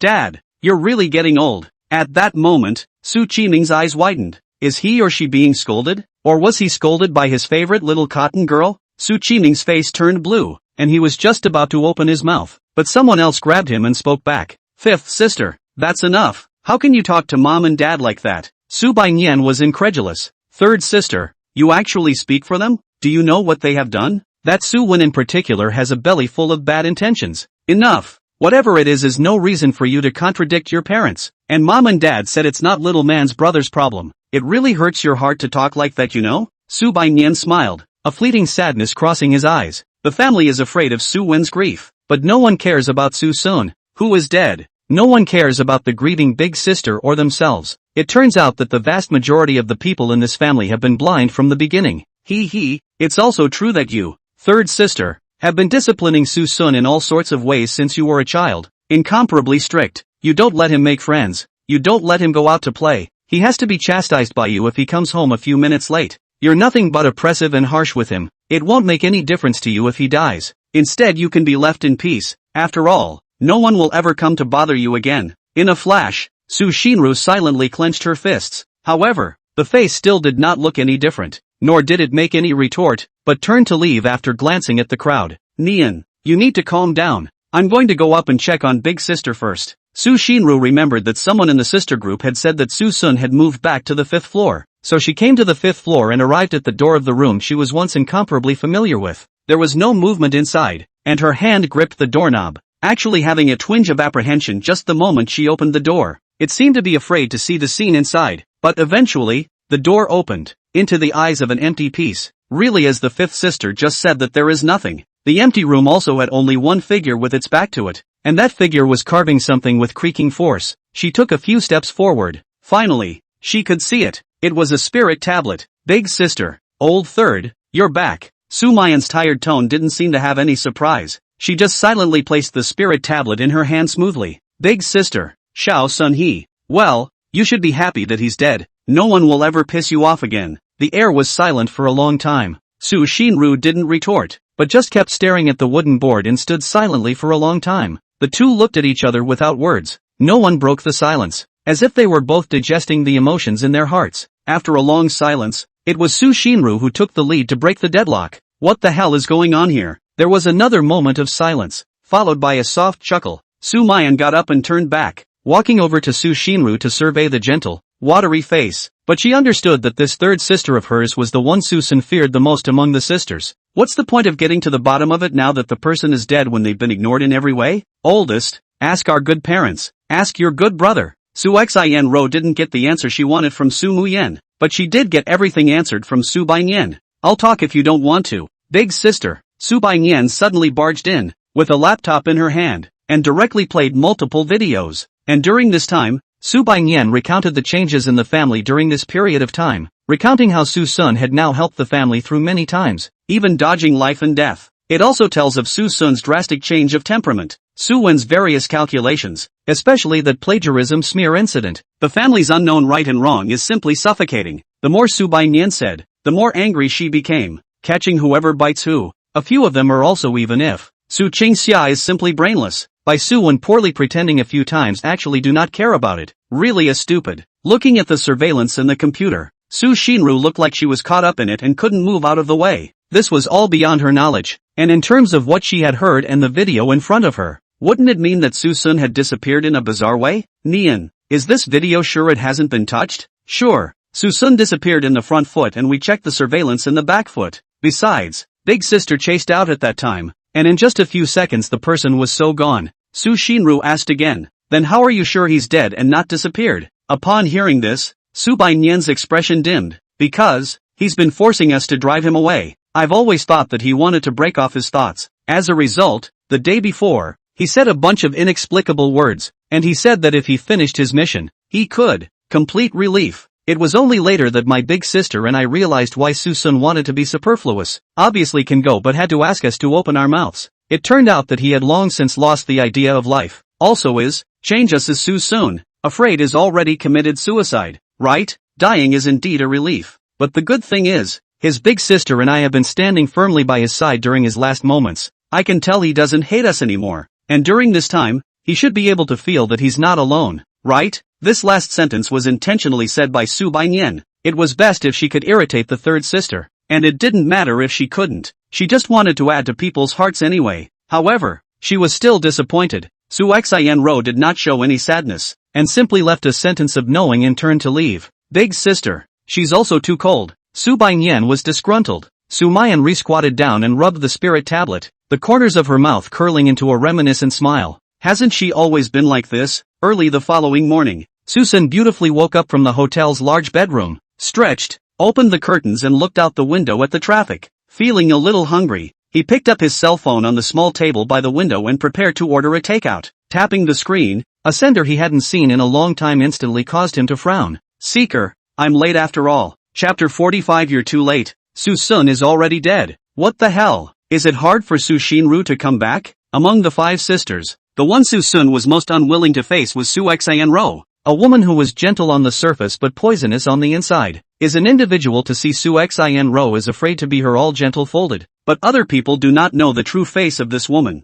He still cannot be clear? Su Qingxiao was the one who liked to preach to him the most, but it was just preaching. But Su Shinru is different. The pipe does not care, should not care, that is really everything. Dressing, making friends, even going out, proper control freaks. As long as Su Shinru was at home, Suson was absolutely not allowed to go out, and as long as he came home a few minutes late, he would be hounded and confined. The most important thing is that a person off even if, but Su Shinru every time will not leave the body aside staring, afraid of him to engage in what small movements as if, thinking back to all the old days, it was a stressful experience. Suson also remembers just went to high school that will be in their own female classmates' relationship is quite good. Once because the study group 2 people review each other stayed a long time, and that is also the only time after school did not immediately go home. It happened that Su Shinru passed by the school to pick him up. The surface as gentle and watery did not lose his temper, but closed him the longest time of a confinement. He didn't even go to school the next day, and Su Shinru was pretty much always on the sidelines.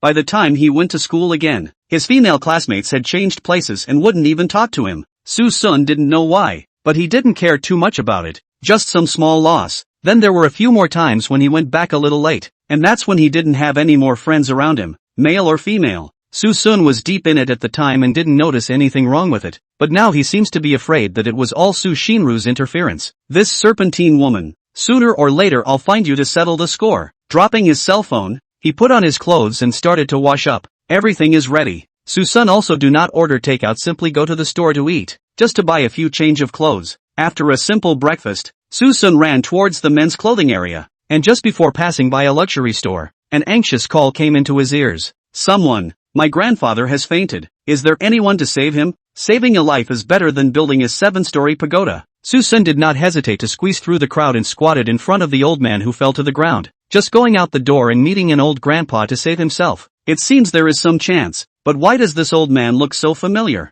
If it isn't Tang Shuyu, is he dizzy again? No matter who it was, Suson was still prepared to step in and save the day. But just then, came Tang Shuyu's familiar yet overbearing voice. It's you! It's you! The liar who cursed my grandfather. Oh, then I won't cure it. Suson wasn't spoiling for a fight and got up to leave. Seeing that the person just left, Tang Shuyu realized that she had said the wrong thing. They came to the mall today is to buy things ready to go to ask Suson's cure. In case he really has some skills, then they will not delay the grandfather's condition. Wait, don't you go. I told you to stand still. Are you deaf? Seeing the people getting farther and farther away, Tang Shuyu panicked, and now she could only beat a dead horse. If he can make grandpa wake up, that means he does have some skills. If not, then there's no need for a door-to-door invitation. She quickly chased after him, tugged on Suson's coat, and her tone softened a few points. Suson, wait. It was me who said something wrong just now. Save my grandfather. Suson glanced back and frowned, puzzled in his eyes. Who are you, Baron Thin? What did you say? Tang Shuyu's pupils quaked, as if it was hard to believe that she would be insulted like this. I said, who are you, Baron? You're asking me to save my life? Don't I want to lose face? As the saying goes, saving a life is better than building a 7-floor pagoda. But as the saying goes, you have to have it when it's meant to be, and you can't force it when it's not. Tang Shuyu has such a granddaughter is his one robbery. Really think he likes to rush to save people? Stand still. I can give you money, give you a few $100,000. You help me save my grandfather. Che, Your grandfather's life is so worthless? Give me $100 million and I'll consider it. Suson just disappeared in front of her eyes. It was also at this time that Tang Shuyu, who had gone shopping, came over with a large bag of things. Dad, what's wrong with you? Shuyu, what's going on here? Why did your grandfather faint again? In fact, by this time Tang Shuyu had already woken up, and this time he was not suffering from an attack of an old disease, but from low blood sugar caused by not eating properly all the time he was hospitalized. It's okay, just hungry and black-eyed. I'll eat something and I'll be fine. Dad, I told you to wait in the car. Why did you have to come over? Luckily nothing happened. What would I have done if something had happened? Well, it's all right already. Take me to have a bite to eat and go to Su's house later. The Su family villa. Su Qiming Qin Xinlan as well as Suen were constantly looking at the gate. They had just learned that the news of the Tang family's re-entry was not very easy. His own precious son was really powerful, and was actually so highly regarded by the Tang family. With this trend, their Su family borrowed the Tang family's east wind to go up another level for fear that it would not be a problem. Mom and Dad, what are you doing at the front door? Su Qiming laughed. You just came home and don't know that your brother saved the old man of the Tang family, and they are about to make a second visit to the door. Yeah, well, brother is really good. In that case, I'll have to reward my brother. It just so happens that I haven't gotten out my gifts for everyone yet. So Mom and Dad, you guys go back to the cottage and wait. There's a gift for you too. Sumayan has no feelings for jewelry and luxury goods, and cares more about her feelings, so Su Shinru gave Sumayan a silk nightgown. She was a clothing designer, and almost all of Sumayan's personal clothing came from her, but this time the gift did not get a single smile from Sumayan. The crowd all got their own gifts, and Su Baiyan got a limited edition Patty Puppy pillow. While rummaging through Suwen's gifts, Su Shinru suddenly frowned. How come it's not there? Is it hard to put it in the wrong box? Unable to do so, Su Shinru smiled apologetically at Suwen. Brother, I may have put the wrong box. You go to my house to get it yourself. It's in the suitcase. I heard that you lost your watch some time ago, and I bought the chanted jade specifically for you. Suwen sniffed and rushed up the stairs with gusto, and Su Shinru was still rummaging around, frowning slightly again. Nian, I bought you a watch too. I probably put it in the wrong box too. I'll take you to get it later. As he spoke, footsteps came from the doorway. The Don family has arrived. Suyen nephew, the old man has come to the door once again. I'm sorry to bother you. No nuisance. No nuisance. Master Tang's niece is quick to get close. And, Tang Dong, Su Qiming was shocked, not expecting the day-to-day Tang Xingye to actually come. Getting a boost from the Tang family was feared to be the nail in the coffin. A few of you wait a moment. I'll go shout down my son Suen. Tang Xingye froze. Suwen? What's the point of calling out to him? Ha, aren't you here to see my son? Tang Shanha smiled and simply opened the door. Suyen nephew, truth be told, this time we are here to look for little friend Suson. What? Suyun? Su Qiming hadn't had time to inquire. Su Baiyan had already grabbed in front of him to take the lead. You guys are too late. Suson is already dead. Chapter 46. Suwen was caught in public. What? Dead? Su Baiyan, you shut up. Su Qiming was afraid that Su Baiyan's mouth would not be able to speak, and hurriedly stood out to explain. In fact, there was some accident. The day before yesterday, Suson was killed in a car accident, and you are afraid that you can't see him. This time, the few members of the Tang family were all dumbfounded. They came with a big bag with a lot of hope to hire someone, and the person is already dead? Tang Shanha's expression suddenly fell into frustration. My life is over. It's just that I've lived long enough to die. Tang Changye, on the other hand, was a bit displeased that he had put off his many trips to come personally, and this current result was not what he wanted at all. Su Dong, what's going on? How did Suson suddenly have a car accident? Most of the big families are ruthless. He heard his father tell the scene when he came to the Su family last time. Some doubt whether it is because the Su family see what the end. Afraid of Suson hitching a ride on their Tang family a leap to turn over. So early start. If that was the case, then it was simply unforgivable that this Su family had cut off his father's hope for life. Su Qiming piled up smiles and said, Tang Dong, I don't know specifically, but it is true that the car accident rescue failed. People have been pulled away by his family. Tang Xingye couldn't see the clues for a moment, but looking at the reactions of the Su family's several daughters didn't seem fake. That is, Suson appears to be really dead. Tang Xingye was still thinking of going back and finding out what was going on. Who knows that his own daughter suddenly voiced out at this time. How can that be? I even saw him when I was at the mall before? The mall? Before? Su Qiming froze for a moment. You mean a few days ago? Right, he wasn't in trouble then? What? Obviously. Shu, you shut up. Don't mention it again when people are dead. Don't embarrass your elders. But Dad, Tang Shuyu still wanted to say something, but when she saw her father's serious eyes, she simply stopped talking. It was thought that the matter would end there, but one of Tang Xingye's actions surprised everyone. Excuse me, can you guys give me Suson's contact information? He actually went to ask for Suson's contact information. What's the point of a dead man asking for his contact information? Seemingly knowing what the crowd was thinking, Tang Shuyu explained, don't get me wrong. I just want to check out the relevant people around him through his contact information. After all, my father said that Suson still has some skills. Maybe he still has some hidden masters. If we find any worldly masters, we might be able to save my father's life. Oh, so, the contact information can be given to you, but you guys are afraid to be disappointed, because we know his experience very well, and he doesn't know many people out there at all. With those words, Qiming flipped out Suson's number for Tang Xingye to shoot. The Tang family had no success in this matter and were also ready to return home. It so happened that Sumayan, who had just gone upstairs at that moment, went and returned. Third sister, I just went to your room to look for it. There's no watch as you said. I didn't even see a box. Su Xinru frowned slightly. It can't be. It should be there. Go look again. I'm not looking for it. I don't often carry any watch anyway. So if it's gone, it's gone. Su Baiyan went straight to the sofa. If she didn't want to disappoint her third sister, she didn't care about any watch. Just as she was about to sit down, suddenly, her eyes sank, as if she had discovered something. Suyen, what's that in your pocket? What thing? Suen was still playing with his newly acquired watch, not caring at all about the wrongness in Su Baiyan's tone. However, Su Baiyan had already walked in front of him, aiming at the purple cloth of that suit pocket and yanked it out. And with it, he brought out a watch. What is this? Mom, that looks like your. Qin Xinlan froze for a moment at the words, her eyes almost glazed over when she reacted, and then she snatched it up in embarrassment. Su Baiyan gloated. Suwen, you really aren't a good thing. Do you still want to lose face? No, I didn't. I really didn't. I've caught you in the act, and you're still trying to weasel out of it? Ha! Su Xinru got up from Suwen's side and slightly squatted down to pick up the watch. This watch, isn't it the one I gave to Nian? Su Baiyan instantly rose up in anger. Good.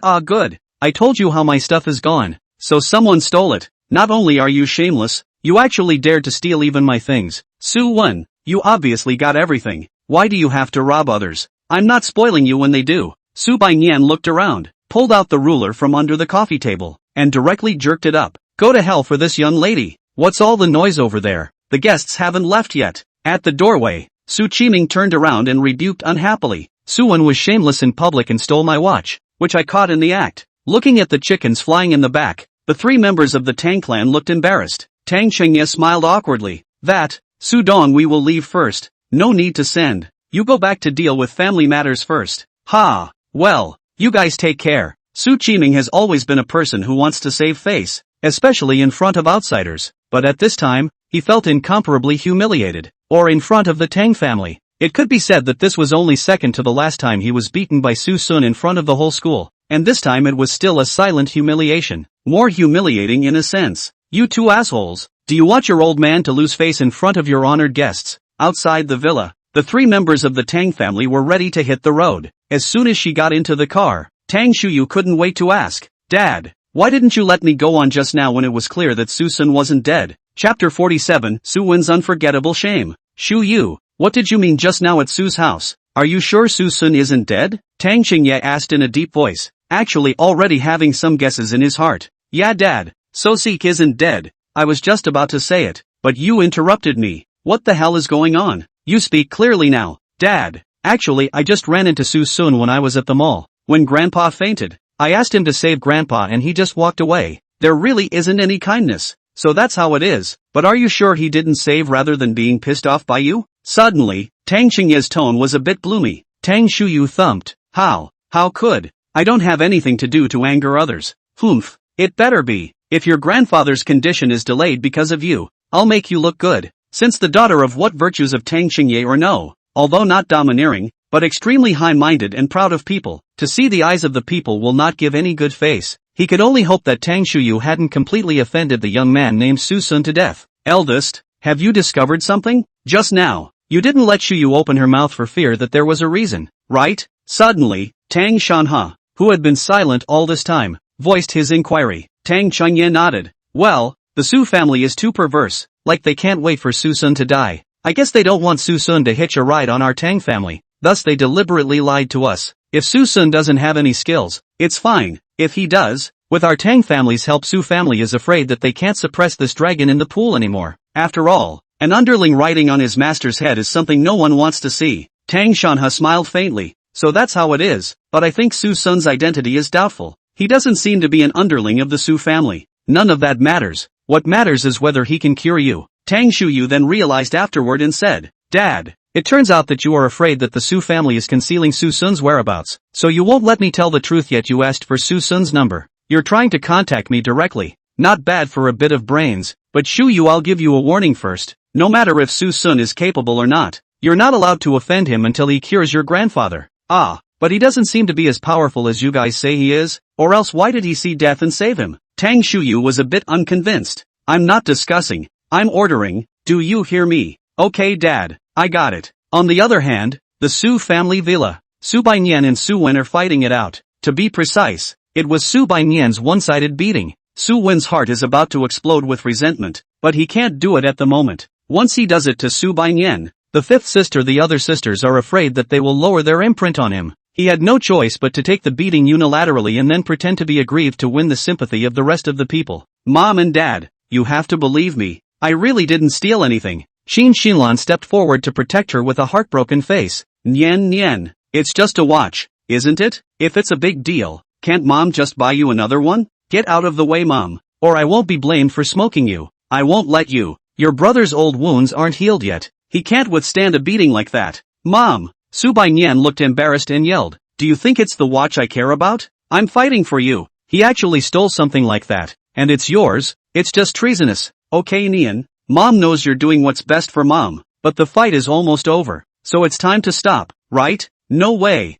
I have to make him learn a lesson, otherwise he might go down some crooked path in the future. Saying that, Su Baiyan once again wielded the ruler. Xinlan's face was horrified, and she even directly took her body to protect it. She counted to see that old five just wanted to take advantage of the situation today, but this precious son of hers had just come back for a few months and had suffered so many times. This time she mustn't let her son be hurt. Enough! I think you just want to take the opportunity to beat your brother. From now on you want to touch a hair on his head, unless you even beat me up. Good, then I'll even beat you up. When the words fell, the crowd was really taken aback. What kind of treacherous statement was this? But Su Baiyan was just talking. How could she possibly take action against her mother? She was just trying to scare her away. But the others obviously took it seriously. Rebellious daughter, you've gone rogue. Su Qiming snatched the ruler and threw it towards the ground. But even after losing his weapon, Su Baiyan was still staring indignantly, his eyes full of stupidity. Suyen gritted his teeth in hatred, and his drooping face was filled with a gloomy color.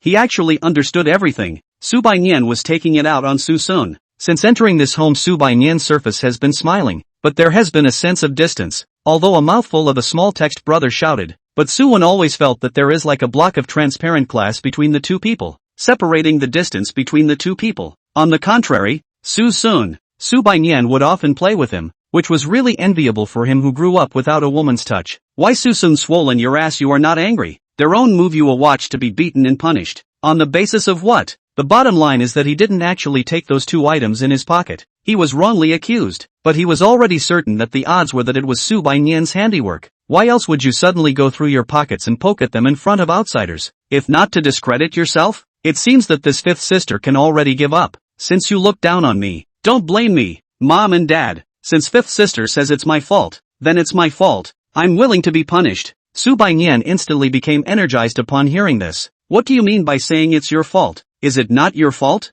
Fifth sister, I know that checking the surveillance now won't clear my name, but as long as you can take the heat off, I'm willing to be at your disposal. All you dead green tea. Su Baiyan began to look around again, searching for an object to take advantage of, and hearing those words just now, there was only one thought in Xinlan's mind at that moment. His own son was so understanding that he was willing to take a hard line even when it wasn't his fault in order to take the heat off his sister. But she, as a mom, couldn't just sit back and do nothing. Yeah, and there's surveillance in the house, so we'll find out as soon as we check. Check it. But how can you check it if you can check it outside with no surveillance in the bedroom? The two sides are locked in a standoff, not backing down from each other. And at that moment, Su Shinru, who had been silent for a long time, stepped forward to stop the dispute between the two sides. Well, what else does a family check for surveillance? Fifth sister, you too, you've beaten and scolded, just take it for what it's worth. Don't make things difficult for Mom and Dad. However, Su Xianro slowly walked up to Suwan, her tone vaguely disappointed. Little one, if you want something you can totally say it. Why did you go and steal your fifth sister's things? Third sister, I didn't. Suen, make a mistake is not terrible. Terrible is to know the wrong and not change. Suyen Ro's voice gave a start. Seems to be a little difficult to speak. Also, some of your fetishes should be restrained. At home we can tolerate you. Outside if it is found out that it is a disgrace to my Su family's face, you are good for yourself. Su Shinru's voice seemed to have a magic power that calmed everyone down. Suwen's face flushed red, and he felt even more humiliated like never before. This was also the first time he experienced what it was like to be wronged and misunderstood, and it turned out to be so difficult. What do you think, big sister? Can this be over? Inexplicably called. Sumayan suddenly wanted to laugh. You shouldn't ask me. I'm not qualified to care about him right now. You should go ask our parents. Okay, then mom and dad. How about letting little one apologize to fifth sister and letting this go? Alas, according to you. Su Qiming suddenly felt a big head. Also do not want to care.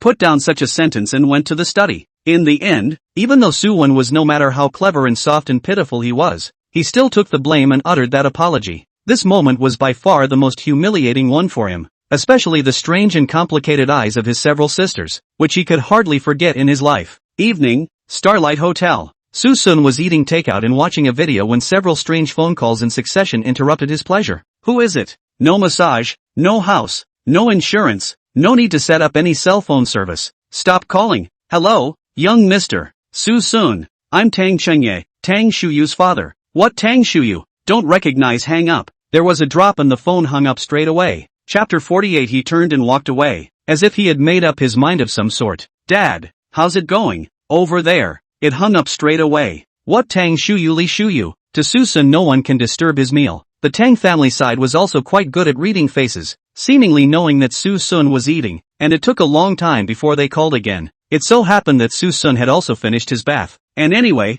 he had nothing to do, so he came to meet this Tang family. This one call after another. It seems that Master Tang is in a bad situation. Suson picked up the phone and said in a lazy tone, Hello, who is it? What's the matter? Mr. Su, I'm Tang Xingye who just called you, and I'm Tang Shuyu's father. Suson interrupted. Alright, stop mentioning people I don't know here and get to the point. Mr. Su, I'm Tang Shanha's second son. I'd like to ask you to save my father. Well, how did you guys get my number? And why do you think I'm capable of healing? There was silence on the other end of the line for a moment. It was only after a long time that Tang Xingye's slightly humble voice resounded once more. Your phone number was given by Su Qiming. As for why I think you're capable, it's because my father believes in you. Got it. So, Mr. Su is willing to make a move? No. A word to the wise, teaching you how to talk the day away. Tang Xingye on the other end of the phone was vaguely displeased. He had been running the Jiang city for many years, and it was even if he took the initiative to lower his voice to a junior. But the other party actually dared to tease him. If he hadn't had a request and his father's life was at stake, he would have flipped out a long time ago. What?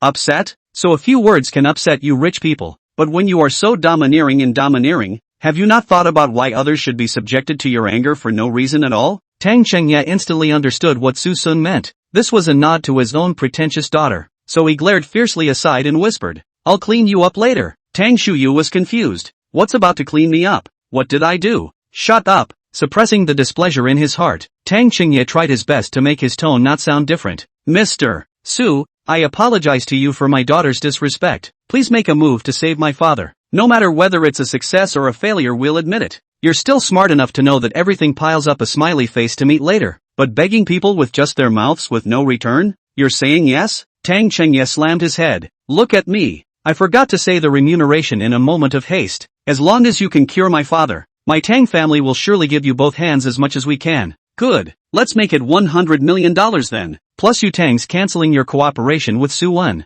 Joking aside, how is it possible to let Suen traitorous luck steamroll through the Tang family? Suson reckoned that he couldn't go back for a short time, and that definitely didn't make Suen smooth. Now the opportunity is delivered to the eye, by the hand. The Su family, it's better to be in decline. What? $100 million is a drop in the bucket for your Tang family. I'm afraid? Master Tang's life isn't worth that price? No. 100 million natural useless question. Just my father heavy commitment. That cooperation is things afraid is a little difficult. Just when Suson thought that it won't work, Tang Xingye turned his voice again. However, Tang's everything is handled by me at the moment. The big deal is to be scolded by my father. Life and credibility, I choose the former. In fact, 100 million is still out of Tang Qingye's expectations. He thought Susun won 1 or 2 million has been the top, but as he said, as long as the cure 100 million is nothing, and that breaking the contract is really difficult for him, unilaterally breaking his father's promise will certainly be pursued afterward, but he does not matter. After all, it wasn't like that Suwen had been completely cured, and the rewards he received were far greater than what he had paid. The two hit it off. Susun door-to-door treatment. Tang Qingye give money and break the appointment. The treatment is scheduled for the next morning. Especially Susun's confident tone that promised to solve the disease in half an hour made Tang Qingye's confidence grow. The next day, 9 a.m.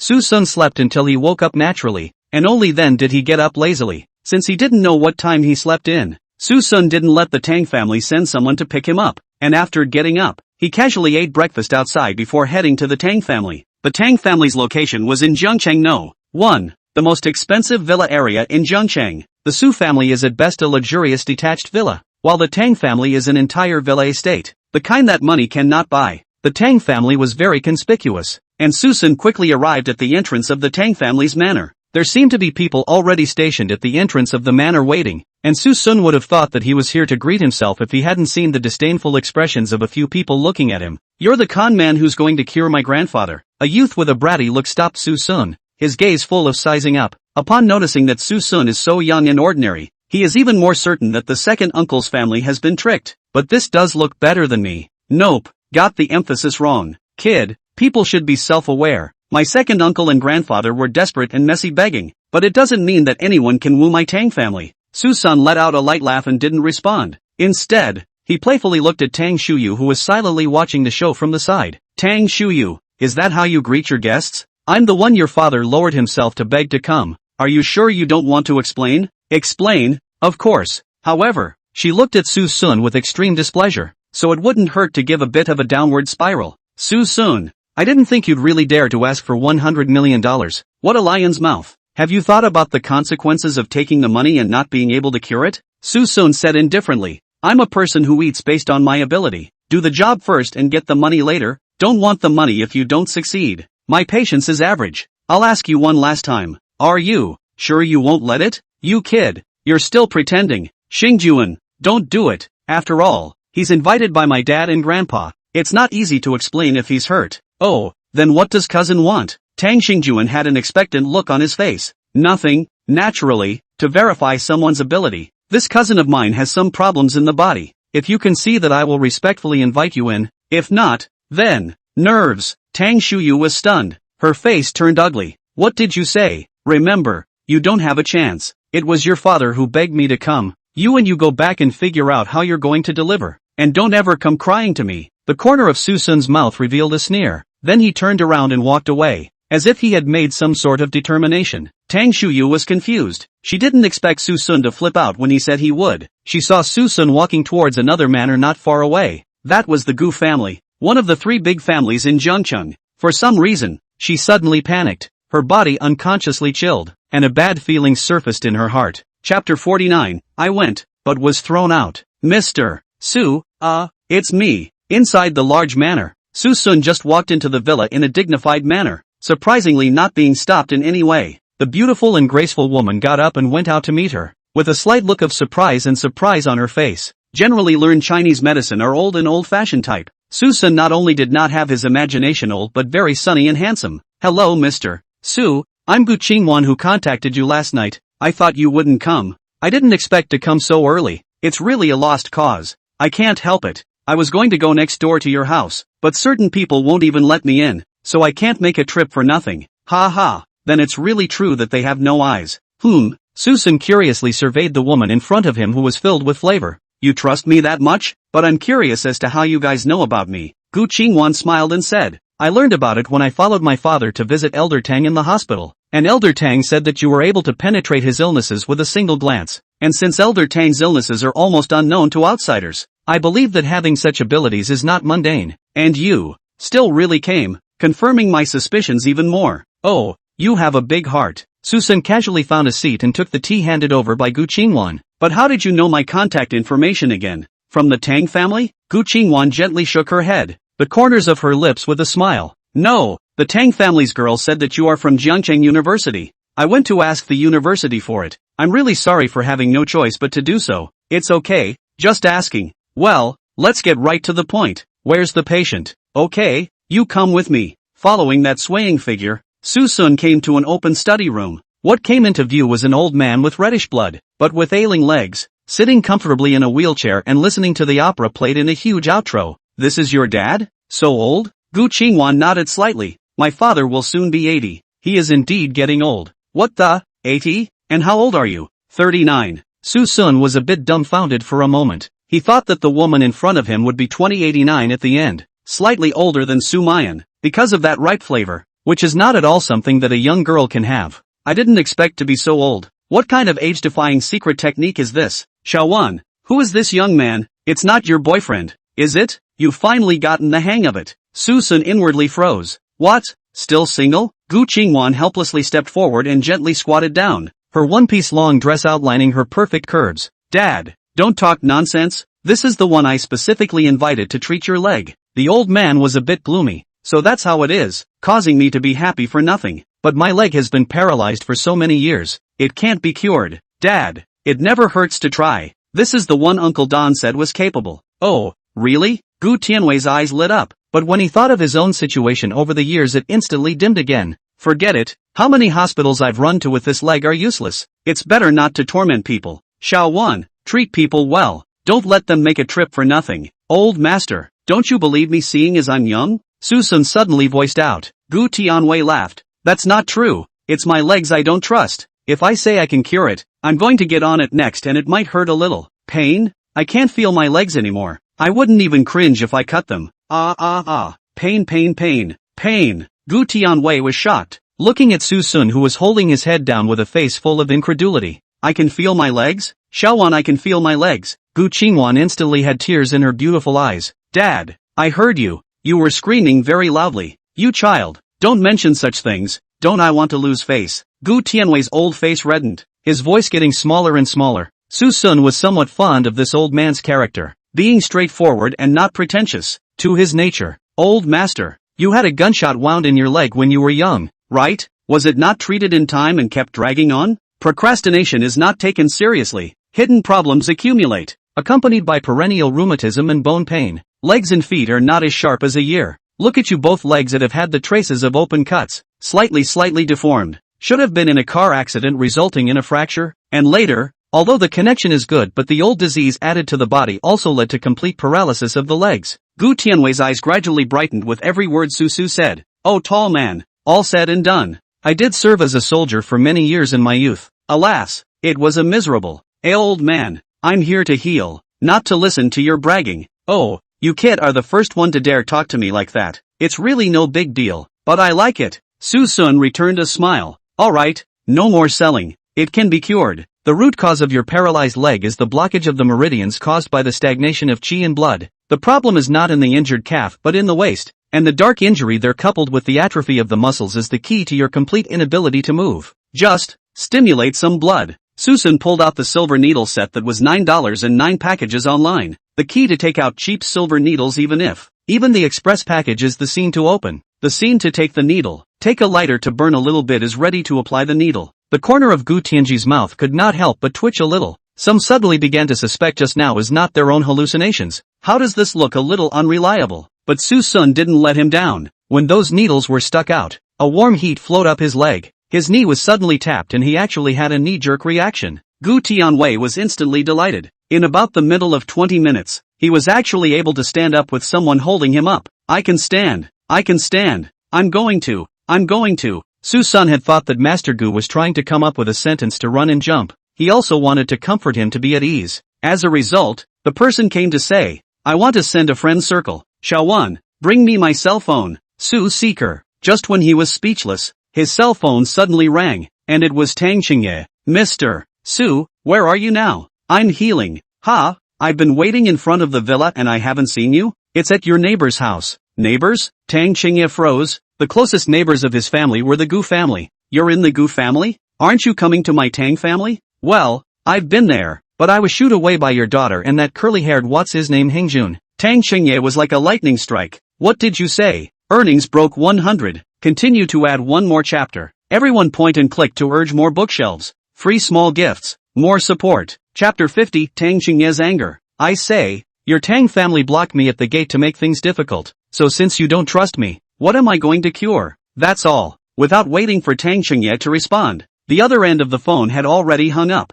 Mr. Su first. Holding the cell phone that was hung up, Tang Xingye froze on the spot. His heart seemed to have completely lost something at this moment, and when he came back to his senses, after digesting the words he had just heard, he was completely enraged. Tang Shuyu, Tang Xingjuan, someone call these two assholes over to me. He was afraid of slowing down his honored guests, so he personally waited in the manor early in the morning, and as long as someone came over he definitely saw them at a glance. Even ordered the subordinate today, no matter who comes to the Tang family are not allowed to block, but also have to respectfully welcome. Is afraid of a moment of absence? No one reception. But also in order to give Su Search a good impression, let him put down prejudice to concentrate on healing. Even if he didn't know what Suson was capable of, he was willing to show the utmost courtesy just to fight for that slim hope. But he could never have imagined that those two assholes would actually run outside the manor to block people. The rebel daughter, reverse daughter, I've been told everything. Still don't remember. Oh penis, look what I've found. Just as Tang Xingye was sitting on the sofa with a gloomy face, Tang Shanha slowly walked from the direction of the study with a rare face. Your Uncle Gu posted another friend circle. Do you know what he posted this time? He can actually stand up. His legs that have been paralyzed for years can actually stand up. It says that the high person who cured his legs let his legs regain consciousness in 20 minutes. If there is no method when Suson arrives later, we will beg your Uncle Gu to visit that divine doctor. At those words, Tang Xingye was greatly shocked, while his face became even more ugly. Suson really has the ability. Just 20 minutes, even that paralyzed legs for many years can be cured. That father's disease is not. And this kind of high-profile person was whisked away by a couple of assholes from his own family. Raoul, what's wrong with you? Why does your face look so ugly? Tang Xingye wailed. Dad, I can't be happy. I'm afraid Susun won't be able to cure you. What? Tang Shanha frowned slightly, somewhat puzzled. Why? Don't you think the pay is enough? Or are you unsure and don't dare to come? No, neither. He's afraid that he really does have some skills,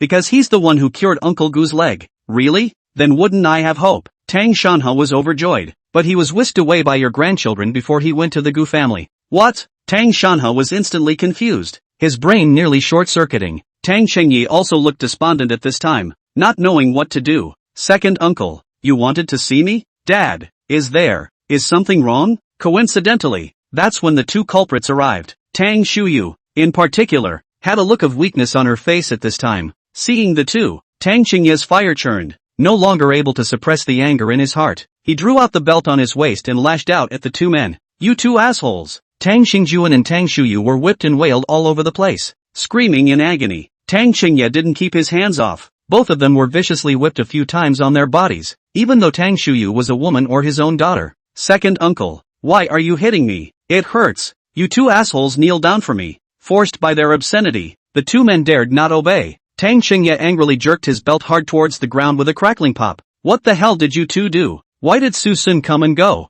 Sohan? Which one? Tang Xingjuan was dumbfounded. Tang Xingye was suddenly furious. Tang Shuyu, you come and say it. If you dare to tell a single lie, I will whip you to death today. Dad, you've never hit me before, have you? You shut the up. Answer my question. Tang Shuyu's heart was unwilling, but she could only condescend to say, we don't know. It's just a chance encounter outside the manor. After saying a few words he suddenly left. How dare you argue? With a snap, Tang Xingye whipped out another belt. Ah! Tang Xingjuan screamed in pain. Cousin talk. Second uncle, why are you hitting me? Shuyu, I'm going to ask you again. Why did Susun really leave? Tang Shuyu stubbornly held back her tears. It's just what I said. We just suspected him twice. Who knows he actually left? Okay, just skeptical huh? From now on, for every false statement you make, I'll smack your cousin for every one. What? Tang Xingjuan's eyes widened with a look of fear. Cousin, what's going on? You explain it clearly to second uncle. That's what I'm talking about. Good. I'll see if it's your mouth that's hard, or Tang Xingjuan's skin that's tougher. Seeing the belt fall again, Tang Xingjuan was completely dumbfounded and hurriedly opened his mouth. Wait, let me rationalize. That Susun wouldn't be the one who cured Grandpa, right? Cousin, I only went up to stop people at your words. I had nothing to do with all this. Second uncle, don't fight. I was wrong. It was Sister Tang who said that boy was a liar, and I was afraid that Grandpa would be deceived before I went to embarrass Susun. I was going to let him in after damaging him a few times. After all, How dare I actually stop someone who was a guest of yours and Grandpa's? It's cousin. It was cousin who had to force people to prove their abilities or else she wouldn't let him go to save Grandpa, and that Susan just left in a moment of anger. It had nothing to do with me. You two assholes. The little bit of fire that Tang Shuyu had managed to suppress was ignited again, and he copied the belt and swung it down a few times. Tang Shuyu used to favor Tang Shuyu the most as a granddaughter who could please people, but now that Tang Shuyu had been beaten to the point of red marks all over her body, he just sat on the sidelines and silently closed his eyes. Grandpa, help me, please make my dad stop. Tang Shuyu didn't have any reaction. All there was just a strong disappointment. The shall not two were not helped by their grandfather, but they were stopped by others. Ergo, what do you mean by that? The visitor was none other than Tang Xingjuan's father and the third oldest member of the Tang family, Tang Zhanye. He received the message of the subordinate will bring his wife hurriedly rushed to see his son was beaten into the couple's eyes are full of heartache. They when the parents cannot afford to beat, actually beaten by others. Second brother, if there is something wrong with Xingjuan you can talk to me? Do you give me? Your younger brother. Any face when you do it privately and hit him so hard? I'll give your whole family face. This side of the commotion is not small. The rest of the Tang family are basically stopping to watch. See Tang Xingye, this attitude of the crowd is also slightly dissatisfied. Xingye, even though you're in charge of the Tang clan now, we old ones are still here. And the Tang clan is still not your one word. Yeah, ergo this is really over the top. You can't hit a kid no matter what. Yes, second brother. You can educate the child to make a mistake. Why do you hit so hard? Look at Shuyu was beaten by you. And Xingjun, even if he has a mistake, should not you to do it? All shut up. Tang Xingye completely lost control. The people around him don't know anything and they're still talking nonsense here. Do you really think he has a good temper? What do you know? These two assholes whisked away the high-ranking person I begged for in a low voice. Do you know how difficult it was to invite him? These two assholes are afraid that Grandpa will live too long, aren't they? Tang Liye's wife hugged her son with a look of heartache, her eyes brimming with tears, defiantly said, second brother, I know you're pinning the old man's hopes on a godly man, but isn't it clear what kind of condition the old man has? You are deceiving yourself and others. I don't care. My son was beaten up like this by you. I'll fight you all if your second house doesn't give me an explanation today. Asterisk asterisk asterisk asterisk you. Don't you dare curse dad, Tang Liye said angrily at this time. Second brother, if you don't give me an explanation today, don't blame my younger brother for me turning against you. That surname Su is just a guess by you and Grandpa. Brat 1 couldn't possibly have any medical skills. Xingjuan drove away and that's it. That's not a reason for you to make a move. Impossible? Just now, Suson cured Elder Gu's leg, and in 20 minutes people were able to make a paralyzed handicapped for years stand up again. You're telling me it's impossible? I'll ing smoke you. Saying that, Tang Shuyu had already thrown a belt over, and at that moment, all the people who heard this were shocked. Chapter 51, 3 times down. Not saved. Tang Shuyu, you're not finished are you? Don't think I'll put up with you just because you're my second brother. It was so close. That just now the blow almost smacked Tang Liye's face. So much so that he was still doing the dodge pose, which was quite comical. However, he had also heard the words that Tang Shuyu had just said. In order to justify the beating, he even said such nonsense as the old paralyzed being cured by someone. Do you really think he is that easy to fool? Tang Laoer, you're really confused in the head. You can say any nonsense in order to praise that kid. You really think that the guys are little cuties? Do you really think everyone is a little cutie? So you're calling me a cutie? Suddenly, Tang Shunha's cold voice caught everyone's attention. Tang Liye's face changed, but he was still unforgiving. Dad, what are you blindly getting involved in? This has nothing to do with you. I must have a statement from Laoer. It's okay? Your stupid son drove away my lifesaver, and you say it's nothing to do with me. Tang Shunha pounded his cane, so angry that he nearly spat out blood. Tang Liye said unconvincingly, Dad, how can you also believe Laoer's bull asterisk asterisk asterisk asterisk? Ha, how can I believe it? I saw it with my own eyes. How do you think I believe it? Don't you guys have old man Goose circle of friends? You won't go see for yourselves. If you can't see it, why don't you go to Goose house and take a look? The crowd was alarmed. Tang family elder Tang Jianya immediately opened his cell phone, and indeed saw the friend circle that Elder Goo's friend circle filled with joy. Isn't Uncle Goo's leg completely necrotic? How can he stand up? The crowd was not blind. The old man Goo in the video was not being held up, but was actively holding up someone else, and moved 2 steps. This is nothing short of a miracle for someone who has been paralyzed for over 20 years. No way. How is this possible? I don't believe it. Unbelievable. Tang Liye ran straight to the Gu family to confirm the situation. A few Tang family members also hurriedly followed over, fearing that Tang Liye would contradict the Gu family. 10 minutes later, a few Tang family members went and returned, but in the same breath, their faces were filled with shock. Grandpa Gu's leg can really move. He can barely stand up by himself by holding the wall. It's really divine. Yes, with this progress, Gubo's leg is afraid that it won't take more than a few months before he can walk. By the way, I also saw the high-ranking person who cured his leg. He is actually a young handsome boy. The more a few people gabbled, the colder Tang Shanha's heart became. Tall people, really tall people. Such a high-ranking person had been repeatedly made difficult by a few of his own juniors and driven away recklessly. What a sin you've created for yourself. Old 3, do you still want an argument now?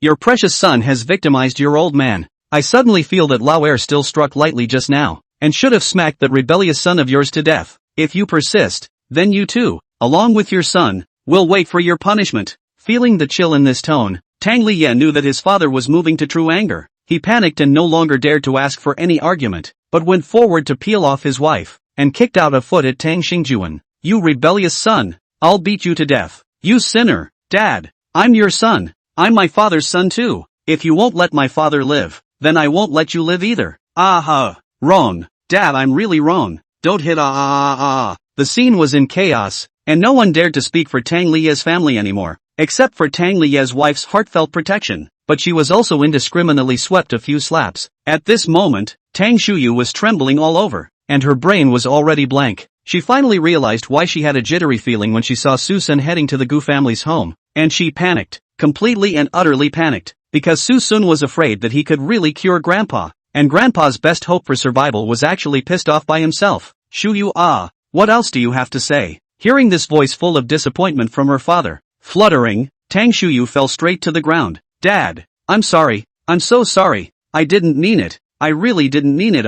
Tang Shuyu knew his father's character and was filial to the core, and it was not too much to say that he was foolishly filial, and people are stubborn and stereotypical, will recognize the dead reason, but also do things thunderously, no mercy. Even if she was her father's only daughter, she was afraid that it would be hard to escape, and the key to all of this is Grandpa. Right, if only Grandpa had asked, Dad, he would have forgiven me. Tang Shuyu crawled to Tang Shanha in a panic, tugging at his pants leg, tears streaming down his face. Grandpa, I didn't do it on purpose. I really didn't do it on purpose. I just amused him for a few moments, and I didn't know that he had such a weak mental capacity. Tang Shanha towered over him and shook his head in disappointment. Shuyu you still haven't realized your mistake. I'm sure everyone knows that you're my most favored child in the Tang family, but you know what? I'm even interested in giving you the entire Tang family. Discussed with your father many times for this, because even though you have an arrogant character, you are intelligent and do things with a thunderous voice. You can hold down the field, so even if you are a daughter, I am willing to commit the entire Tang clan group to you,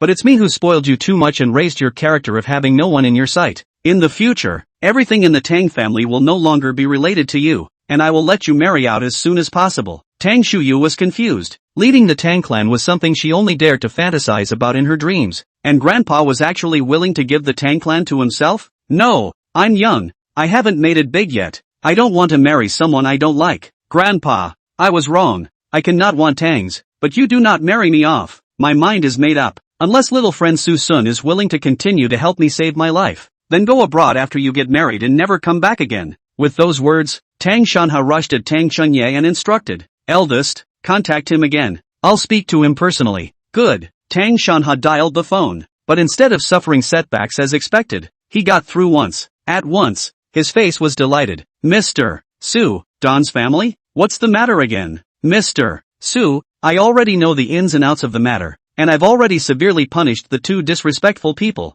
I also hope that you will give me another chance. My Tang family is willing to invite you for $10 billion. $10 billion? How heartwarming. A cold laugh suddenly pierced out from the other end of the phone. But I won't save it, because I've already given you guys the chance 3 times. Do you guys want me to go over there and give me another downer? Chapter 52 Tang Shuyu, abandoned daughter of the Tang family. 3 times? Tang Chengye was a bit puzzled. Yes, 3 times. You've been given 3 chances, but it's a pity that none of you cherish them. I do things depending on fate. For the first time, in the Su family I saw the Tang old man's body is sick. See each other, that is the fate of the thought to help. The results of your Tang family miss to me explicitly mock the dark, so I dispelled the intention to help. This person also warm-hearted, like to help people to help in the end. The second time, the mall I unintentionally bumped into the Tang old man fainted, want to go up to save the treatment. Since out of the natural will not be on the Tang old man's hidden disease sit idly by, But it is a pity that you Tang family lady scolded me cheaters do not let me save. The most important thing is, I this person especially respect the fate of others. And this third time, I come to rescue with your benefit exchange. The result is that you Tang family lady know that I am you beg to bring people to me to block the difficult situation. I have repeatedly requested to no avail. From this we can see, you Tang family and I have no destiny na, and I, for one, will never give a helping hand to someone who is not meant to be. Since it's not meant to be, let's part ways and hope that Elder Tang can find another good doctor. The phone was hung up just like that, and Tang Shuyu didn't even have time to say anything, but the outgoing sound from the cell phone was just clearly audible to the crowd. And those words were just murderous. To kill Tang Shuyu's heart is also to kill Elder Tang's heart. It turned out that his own old man had long been able to obtain a healthy body to live another 10 or 20 years, only to encounter a roadblock. And the roadblock is the good granddaughter that the old man favors so much. Tang Shuyu, look what you've done. Tang Qingye couldn't bear it anymore, and a few slaps were thrown out so heavily. This time, not only did Tang Shuyu not get everyone's sympathy, but instead became the target of verbal attacks. Cousin, so you wanted to harm Grandpa, but why did you want to implicate me? This is so uncharacteristic of the oldest two's family. The old master favors her so much, and she actually did something like this. Yes,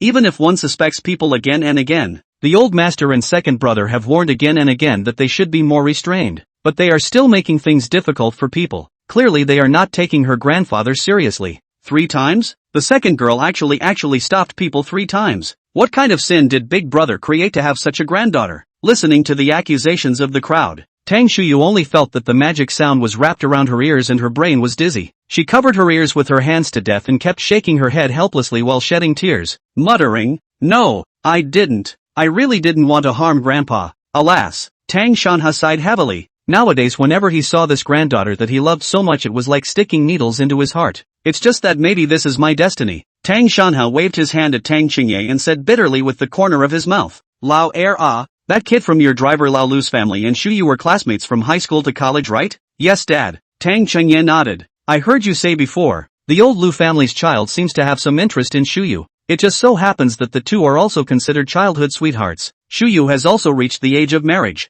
Marry her off." The Tang family members were stunned, not expecting the old master to be so cruel as to marry his 1,000 granddaughter to the chauffeur's son to be his daughter-in-law. Would the second family agree? However, what the crowd did not expect was that Tang Qingye, who was the father of the person in question, not only did not have any opinions, but was full of seriousness. "Okay, Dad, I'll go to old Lu to discuss it, and the 2 children will be considered to be cultivated." "Penis, don't you blame me for being so condescending to this only precious daughter of yours?" "No blame, she deserved it for causing father to this point. I wouldn't have spared her even if you hadn't opened your mouth." "Dad, besides, marrying the old Lu family I must not be a kind of condemnation." Tang Shuyu smiled with satisfaction. "Eldest, as always, you delight me. All right, hurry up and let them try to consummate their marriage, and after that let them emigrate abroad. After being a golden girl for so long, it's time to experience the life of an ordinary person, and in the future, just honestly keep that little home of yours. There is nothing more cruel to a posh kid than to fall from the clouds into the mud overnight."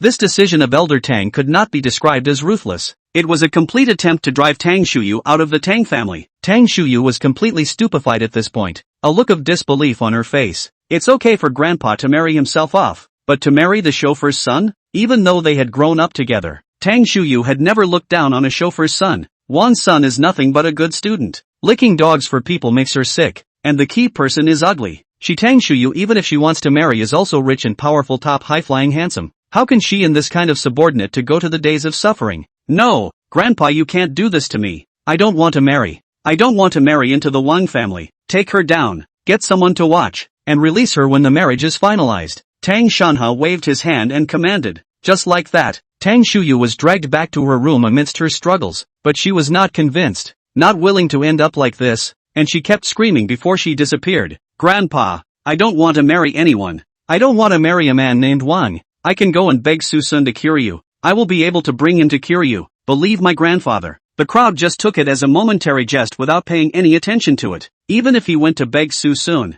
there was no way he could get Tang Shuyu involved in anything again. Tang Shuyu had completely become the abandoned daughter of the Tang family. Tang Liye thought his son could escape, but Tang Xingjuan was also duly punished. He was transferred to be stationed in Africa and was not allowed to return home without a family summons. The day rushes by. At this time, Suson still didn't know that these things had happened to the Tang family. After settling the Gu family he returned directly to the hotel. No other way. Old man Gu was too enthusiastic, called him brother and said he wanted to worship. He couldn't stand it and slipped away directly. It's that when he left, he even forgot to take the bank card given by the Gu family. What a shame. I still don't know how much money is in there. But he was more curious about the meaning of this message that had just been sent on his cell phone than about something as external as money. Because this night, he received another inexplicable message from someone. Seeker, I was wrong. I should have come back earlier. I shouldn't have left you alone. Chapter 53, Gu Qingwan's Invitation. What the hell? Why are you sending me these weird messages again? Suson only thought that Su Shinru had a brain fart, and the cell phone was thrown away and ignored. However, he could be sure that Su Shinru was afraid that she had really gone home, and it was fortunate that she hadn't gone back at that time, or she would have had to see that hypocritical face again. Susan fell back to sleep and slept until the next day, waking up again, or being awakened by a gentle but regular knock on the door. Who? Susan bare a bladder sleepy eyes before going to open the door. The door to open. Into the eyes is a rhyme full of mature beauty. Mature beauty, to be precise. MS. Gu, what brings you here? No, how did you know I was here? Gu Qingwan guffawed. The old man said you're in this hotel, so as long as you have money, you'll naturally know which room you're in. No wonder your old man keeps asking about where I live. I should have known I'd just give a random address in a nook or cranny. Mr. Su is joking. My father doesn't mean any harm. He just wants to do something for you. Susun waved his hand. There's no need to be like this. It's fate to get together. Besides, your Gu family has already given payment. Yeah, what about the payoff? Gu Qingwan asked back. Payment? Susun froze, then remembered that the payment was still in the Gu family and hadn't been taken back yet. And at that moment, Gu Qingwan covered her mouth and laughed lightly, then spread out her palm to hand out a bank card. Mr. Su, this is the bank card you forgot. You are really indifferent to fame and fortune. You actually left directly without even taking the payment. The old man was furious with me and scolded me for my poor hospitality. I see. Then I'll help you educate him next review. Gu Qingwan smiled. Her smile as assaulting as the spring breeze. Susan smiled back and reached for the bank card, just glancing at it before tossing it towards the bed behind him. For a moment, a silence fell into the air. The two of them just stared at each other wide-eyed. Seeing that Gu Qingwan had no intention of leaving, Susun weakly tried. Why don't you come in for a glass of water? Okay, then thank you, Mr. Su. With that, Gu Qingwan walked into the house. Susun was a bit speechless. Together with not going is really for drinking water. This is a hotel and I don't have much hospitality, so I'll have to let you have a glass of water. Receiving the cup of water, Gu Qing smiled faintly. It's fine, Mr. Su, your cup of water is sufficient. You'd better call me by my name. I'm really a bit uncomfortable with a mouthful of you. Mr. Su, I always feel old-fashioned. Gu Qingwan nodded slightly, her eyebrows smiling. Good, then can I call you Little Seeker Brother from now on? As you wish. Su-sun nodded. Since I've changed my name, then Brother Little Seeker shouldn't call me Miss Gu in one breath. It's too much of a burden. That's fine. Then I'll call you Auntie Gu from now on. Gu Qingwan's movement of drinking water was lurched, obviously surprised by these words. She didn't know whether Su-sun was intentional or careless, but in any case, this little Sun brother was really unintelligent. Seeing that Gu Qingwan didn't respond, Su-sun was a bit embarrassed. I was just joking. Don't take it seriously. From now on, I'll call you Sister Qingwan. Hiss. Calling you that will remind me of someone. It feels weird. Calling Sister Shawan again doesn't feel like it's overly respectful, so I'll call you Sister Wan Air from now on. Gu Qingwan smiled gently. It's all up to you. I'm really an old aunt at my age.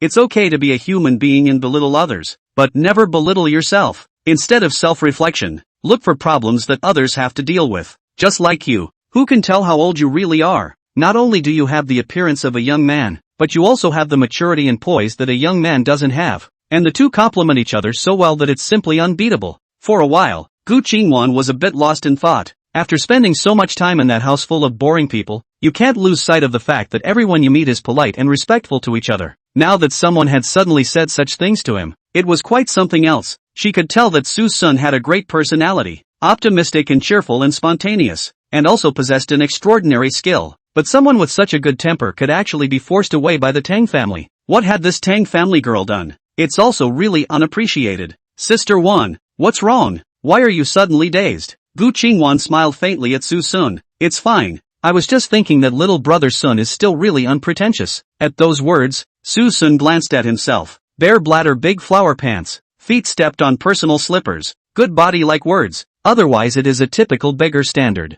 Harm. I just woke up from a nap, so I'm a bit casual, but you reminded me, so I'd better pay attention. In fact, Suson doesn't care about any shape or image. It's normal for men to be naked, and he's not ashamed. But after all, outsiders are present, and if you don't think of yourself you still have to think of others. Little brother seeker, are you into fitness? Gu Qingwan suddenly voiced her inquiry. Fitness? I used to be so poor that I even relied on donations for my tuition. So where did I get the money for fitness? It's all from me working part-time, dabbling around, and eating bitterly all at once. And it just so happens that I've been eating a little better this month, and I've gained a dozen or so pounds, which makes me look a little contoured. Upon hearing this, Gu Qingwanwan frowned slightly. She only knew that Suson was a student of Jiangchang University. The rest of the background is not known. Respect for privacy did not go to check. So it turned out that previously lived in this kind of days? Little brother seeker, where is your family? Gu Qingwan regretted as soon as she opened her mouth. She shouldn't have bothered to ask such a sensitive question.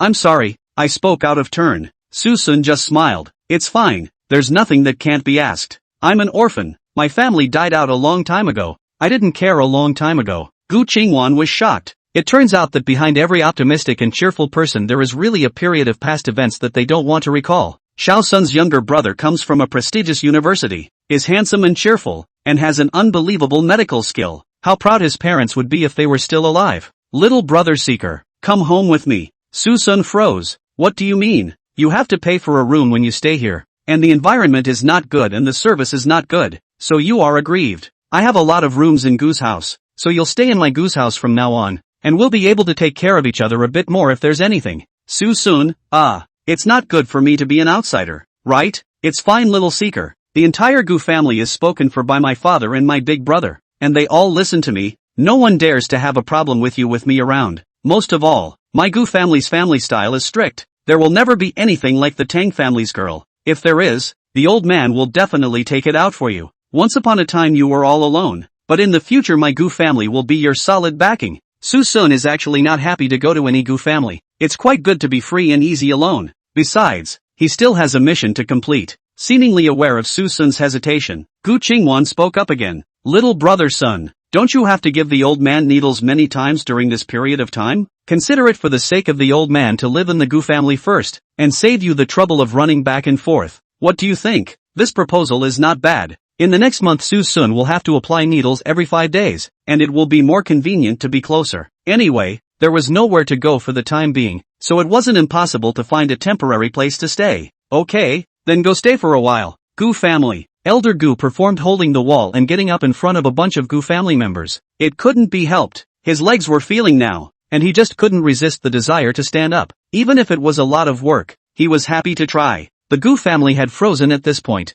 and many of them had returned home upon hearing the news. The Gu family boss, Gu Pingsheng, even flew back from abroad overnight just to make sure his father's health was okay. But when he saw the old man panting with exhaustion but standing up with a happy face, all the doubts in his heart disappeared, and all he had was a warm feeling in his chest. He knew that those disabled legs were his father's lifelong heart disease. The old man so cheerful people are often depressed because of the legs, and the leg was his heartache. If his father hadn't pushed him out of the way back then, he would have been the one disabled in the crash, if not already dead. Now that such an amazing change had occurred, he was more excited than anyone else. Dad, you can really stand up. You're blind. Can't you see if you're standing up or not? Gu Tianwei cursed. Gu Pingsheng was speechless. His own master was good at everything, but this mouth was just too annoying. Chapter 54, The Gu Family of the Differing Generations. Dad, seeing as you're in a good mood I'm not going to fight with you. I just want to know where you guys found a high-ranking person that's actually that powerful. Gu Pingsheng was full of curiosity. It's your little sister who found it.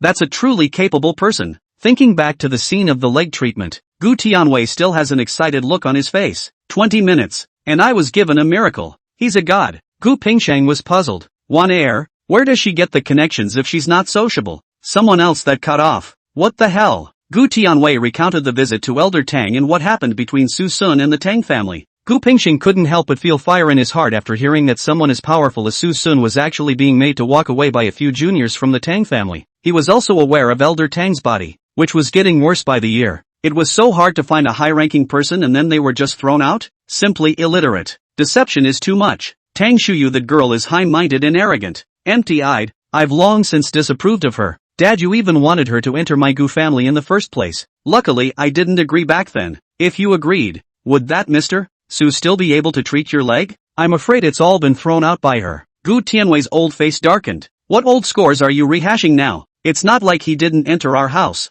It's not me who stopped it. As soon as I think of that thing 2 years ago, Gu Pingsheng cannot help but come to anger. Dissatisfaction, at the time how I refused are useless. You even went directly to the Tang family to discuss the marriage to go. If I did not find one heir to persuade you, you do not say to stand up, after the doctor to treat you for fear of that the Tang girl will have to pull out your oxygen tube. You brat, dare to talk to your old man like that. Gu Tianwei was holding onto the wall while swaying to sit back in his wheelchair, still waving his cane in his hand, yelling, quickly help me sit down. I have to smack you bastard kid to death today. Dad, you're being a jerk again. So stop before you hurt yourself. It won't stop unless you come over here and whip me twice. That won't work. Gu Tianwei's eyes glared. Quick, someone push me over. I'll have to split him today. No big deal. Gu old master's temper is stubborn. Said to whip people that is really whip. Even if Gu Pingsheng immediately 60 people still often get stick. The crowd was so accustomed to it that they were helpless, leaving the old man cursing and swearing with no one to care. So angry that Gu Tianwei drove his own wheelchair into Gu Pingsheng. Run you over? You son of a. Gu Tianwei's wheelchair is a high-end imported electric wheelchair with full horsepower, combined with his stubborn temperament, which can catch on at any point. It's true when he says he's crashing. Watching the wheel rush towards him, Gu Pingsheng was startled and dodged, but after ducking here, the wheelchair turned a corner and rushed past again. He fled. He chased after him in his wheelchair, and the scene was a mixed bag. Dad, what's the point? I'm just exposing you to the world. That's why I'm so angry. As for that, you asked for it by putting your old man on the spot in front of so many people. The entire first floor of the villa was filled with the silhouettes of the two men chasing and fleeing, and the wang chirping of the motorized wheelchairs echoed in the ears of the crowd. Gu Pingsheng is really convinced. He is unattainable outside, but at home he is being chased around the house by the old man with a wheelchair. What's all this about? Dad, it's never going to end, is it? And you guys, why are you still staring? Quickly stop him. The crowd, as an afterthought, sniffed and rushed forward to stop the man. Grandpa, calm down. We didn't hear anything just now. Yes, Dad. Big brother at least represents the image of our family. It would be a disaster if anything bad happened. With the rest of the people's discouragement, Gu Pingsheng also took the opportunity to say, can't I apologize to you? It's me being talkative. I shouldn't have uncovered your old secrets. And you say? Wrong. By the way, where's one heir? Why isn't she here? I'll go look for her. With that, Gu Pingsheng was about to leave. He didn't want to continue to be entangled here. However, Gu Tianwei called out to him, okay, I won't bother with you, but your little sister isn't home, so you don't have to go looking for her. Not at home? Gu Pingsheng's footsteps lurched. Then where did she go? Went to deliver my brother's payment. My brother Su is indifferent to fame and fortune, but I can't let him heal my leg for nothing. Gu Pingsheng was truly speechless. No, Dad, where did you get this brother from again? I recognize it unilaterally. Gu Pingsheng's mouth pursed, and was truly speechless. Good lord, even if you recognize a son's generation as a brother, it's still one-sided. Inside him at this point, what's going on? Why is everyone getting together? Suddenly, Gu Qingwan's voice, which was like a fresh breeze on the face, sounded in the ears of the crowd. The crowd only saw Gu Qingwan walking over with an unfamiliar youth. Big brother, why have you suddenly returned? Seeing Gu Pingsheng, Gu Qingwan spoke with some surprise. How could I not come back to see Dad with this leg cured? But who is this? Gu Pingsheng looked at Suson suspiciously, thinking that it was a junior from some family. Gu Qingwan hadn't had time to reply. Only hearing a motor turning sound, Gu Tianwei drove his wheelchair nearly adrift has gone forward to excitedly hold Suson's hand. Brother Su, what brings you here? What? Brothers? The crowd was shocked, thinking to themselves that this couldn't be the tall man the old man was talking about. Could it? Gu Tiansheng whispered. Dad, this won't be. That's right, this is the high-ranking person who helped me heal my leg, Brother Suson. If you dare to disrespect him in the future, don't blame me for cleaning you up. The crowd was confused, had been listening to the old man's mouth a mouthful of Haiman Godman called, not to say that it is the immortal style of the elderly old man, that is also 40 or 50 years of age of the calm middle-aged, but they could not have imagined that the one who helped the old man's leg was actually a young man in his early 20s. However, on second thought, there was a frozen age-like existence in his own family. And it shouldn't be a problem for this high-ranking person with godly medical skills to stay young, right? Adhering to this thought, Gu Pingsheng stepped forward and shook hands respectfully. Senior, how are you? Thank you for curing my father's leg, and relieving my Gu family of one of their regrets. Nah, Suson quietly withdrew his palm. That, no need to thank, help each other. But I really can't understand your Gu family's name-calling. In terms of age, I'm only 21 too, but the oldest of your family calls me brother. Your daughter calls me brother. And here comes one who calls me senior. You guys, isn't this the difference in generations? Chapter 55 Elder Gu's Obscene Calculations. The crowd began to whisper. Hopefully, the guys guessed wrong and it turned out to be a real young man. Gu Pingsheng was a bit surprised, but didn't dispel the respect in his heart. Good, then I'll call you little brother Su. It's not that I can't, it's just that your dad calls me brother Su, and you calling me little brother Su kind of rides on his hand. Gu Pingsheng's face stiffened and he looked at his father breathlessly. Dad, don't fool around at your age. Won't this break someone's life? Hey you brat, how do you talk? Gu Qingwan laughed softly. Yes dad, I've been calling people Xiao Sun's younger brother. What's wrong with you having a mouthful of brother? Gu Tianwei snorted stubbornly, but he still took in his daughter's words. Okay, I'm not going to scream okay. Is little friend Su here to cure me this time? Didn't you say that the needles need to be applied again only after 5 days? Can it be that there is something wrong with my body?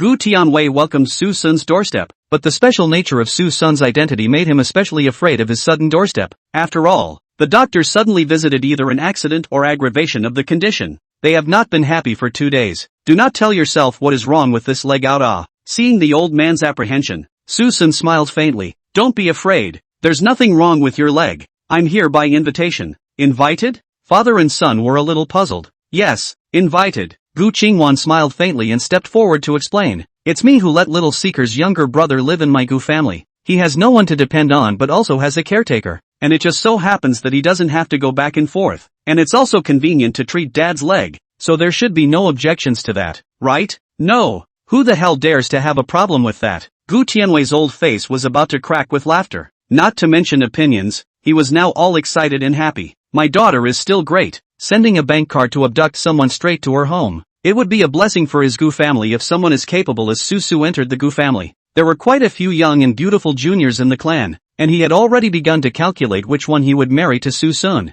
and which type Suson preferred. The oldest two are nice, good-looking and capable, but just have cold personalities. The third girl's family is fine, quirky and sweet mouth, just a little too jumpy. Su Xiaoyu should not like. The only granddaughter of the eldest sister's family is also very good, only that she has stayed abroad for a long time and doesn't miss her home a bit. If she gets married and often runs abroad and doesn't come back, won't it be Su Xiaoyu who has to stay alone in the empty room? Hiss. How come my big Gu family can't even find a decent girl? Suddenly, Gu Tianwei's eyes lit up. This immediate. Isn't there a perfect candidate right in front of him? Although Xiaowan was a bit older, her appearance was absolutely unrivaled, and she was definitely the type that made men swoon, and the two seemed to be on such good terms. If you are willing, it is not impossible for this brother to be replaced by a son-in-law.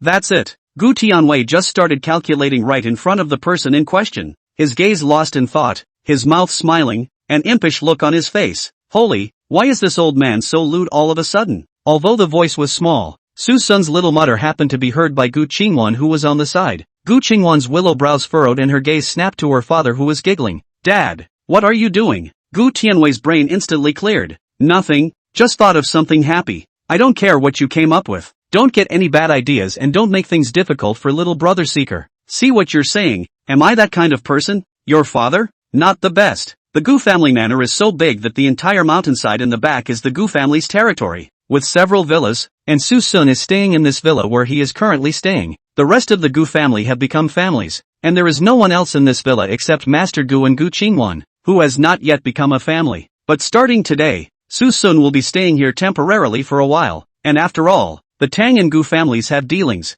and the news between the juniors is even better informed. And the news of Susun living in the Gu family soon reached the ears of the nearby Tang family, especially Tang Shuyu's ears. Get out of the way. Let me out. I'm sorry miss, don't give us a hard time. The old man said you're not allowed to go out. I'm not going far. Can't I just go around the neighborhood? I'm sorry miss, it's getting dark. Please go back. Since Tang Shanha's order, Tang Shuyu had been immediately confined, and was not even allowed to step out of the villa. Tang Shuyu knew that what she was waiting for by sitting around would only result in marrying the driver's son, and she wasn't willing to do that. Looking at the bodyguard in front of her who dared to stop her, she was really angry, but she knew that today was not the time to get angry, or all she would get would only be a harsher control. Helplessly, she forced down the fire in her heart and said in a tone as flat as possible, Grandpa shut me down because he's afraid that I'll run away. but I just want to make a trip to the Gu family, so you guys can accompany me, and I definitely won't run away. Sorry, no. Tang Shuyu's eyes glared. Are you deaf? I'm talking about going to the Gu family,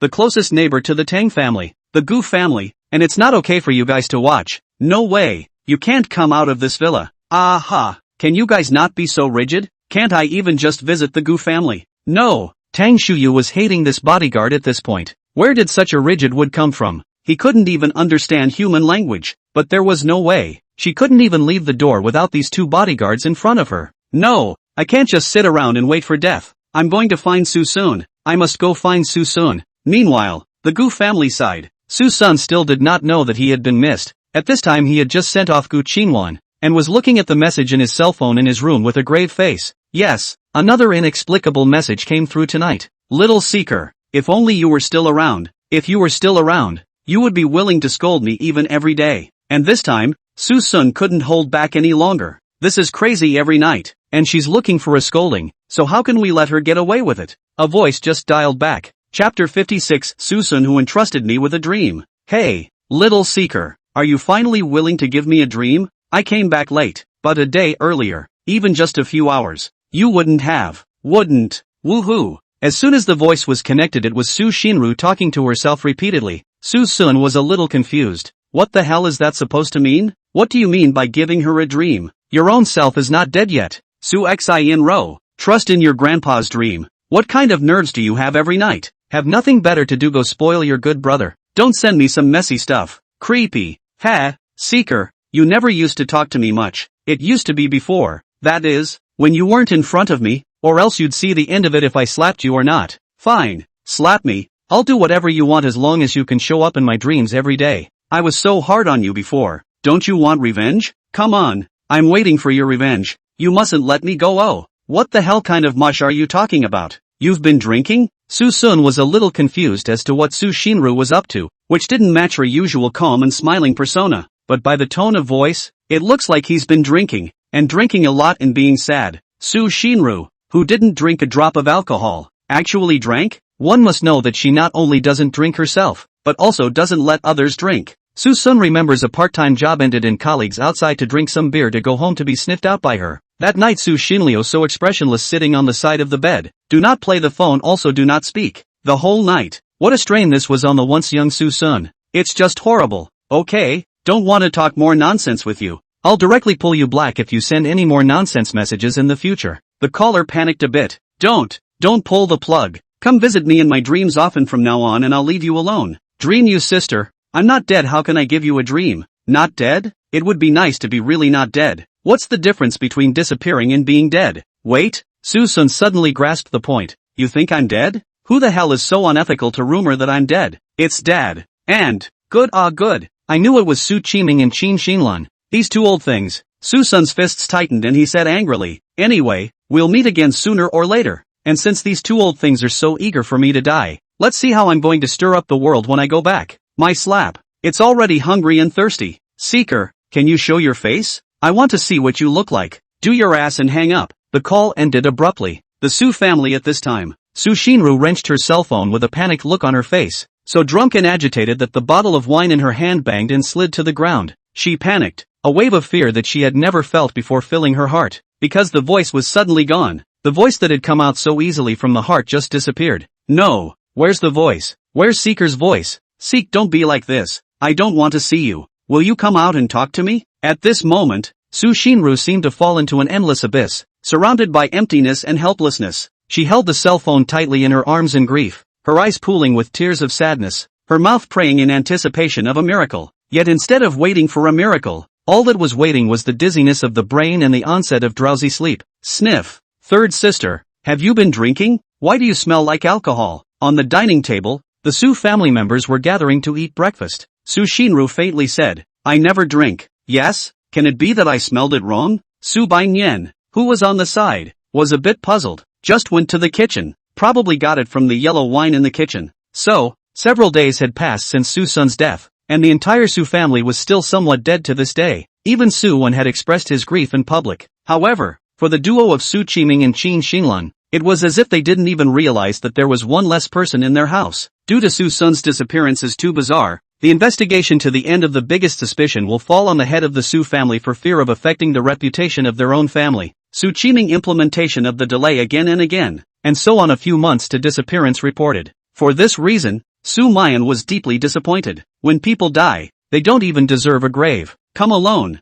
as the wind rolls the dust away. What did you get out of coming to Su's house in this life to take such a walk? Little seeker, I won't let you be forgotten. I'm done eating. With the bowls and chopsticks thrown away, Sumayan got up and left. Su Qiming was greatly displeased. How much longer are you going to make a scene? If a bastard dies, you can still be angry with your parents for the rest of your life. Sumayan sneered. Mom and Dad, honestly, I'm really afraid that one day you'll do the same to us. Asshole, what did you say? You don't need me to repeat myself if you hear me. I'm leaving. You don't have to work right now. Where are you going this early in the morning? There was no response, only a resolute departing back. Su Qiming was infuriated. Certain sinners are dead, but the impact left behind is deepening. This rebellious daughter, I see her going the way of that little white wolf too. Dad, how can you say that about big sister? Suson left the big sister is difficult enough. You now also dismissed her job. She is difficult, no place to vent. Now this muddled look is not to blame you. Su Qiming's eyes glared. Su Baiyan, you've hardened your wings, haven't you? Daring to talk to your old man like this. Is this the same thing? I dismissed Suson first before he died later. What does this have to do with me? Does the order before and after matter? Big sister has worked so hard for Su for so many years, and you just say down. You're unloading. Su Baiyan, you're itching, aren't you? Dad, calm down. Seeing his father angry, Suen knew that his chance to show his performance had come. With a look of embarrassment, fifth sister didn't do it on purpose. She was just thinking about big sister. In fact, I also feel that I am not capable enough. Dad, why don't I not become this president? Su Qiming had not yet spoken, but Qin Xinlan took the lead and jumped out. Io-san, you really know too much, but you don't need to be embarrassed by this. You honestly do it on the line. No ability, we can come one step at a time. Your big sister is going to get married anyway. Su's future is still going to fall in your hands. Yeah, your mom's right. Don't be a burden. Just do a good job. Su Baiyan really cannot be angry.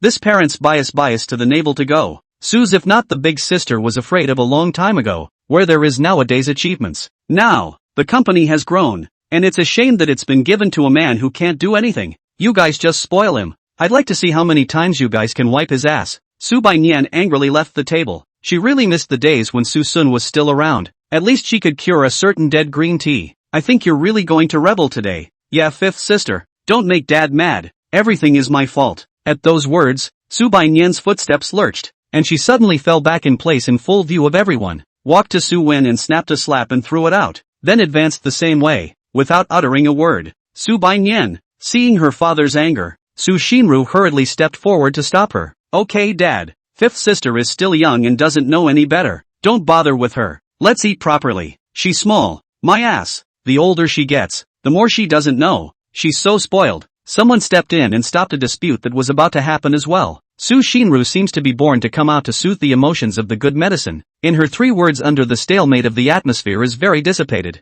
But just when everyone thought that the breakfast would pass without incident, the accident happened again. Su Wanqing, who was sitting on Su Wen's right-hand side, inadvertently seemed to have discovered something, and coldly reached out and yanked out a silver glittering necklace from Su Wen's pants pocket. This necklace, why does it look so familiar? Chapter 57, Suyen caught stealing again. What necklace? Looking at the shiny silver necklace, Suyen was a bit confused. What necklace are you talking about that you yanked out of your pocket? This style looks like a woman's model. How can a man have a woman's necklace? And how does this look familiar? In the middle of her thoughts, Su Wanqing's eyes sank. I remember. Isn't this the necklace that big sister gave to fourth sister when she made her debut? The jewelry on it is called the Star of Tomorrow. It is the diamond that big sister repolished and planted on it from her own bar mitzvah, containing her expectations for fourth sister. Fourth sister, weren't you looking for a necklace the other day? Is it this one? Su Qingxia, who was lowering her head and drying her rice, jerked her head up. When she saw that necklace in Su Wanqing's hand, her pupils suddenly shrunk. She put down her chopsticks and slowly walked over to Su Wanqing to take the necklace,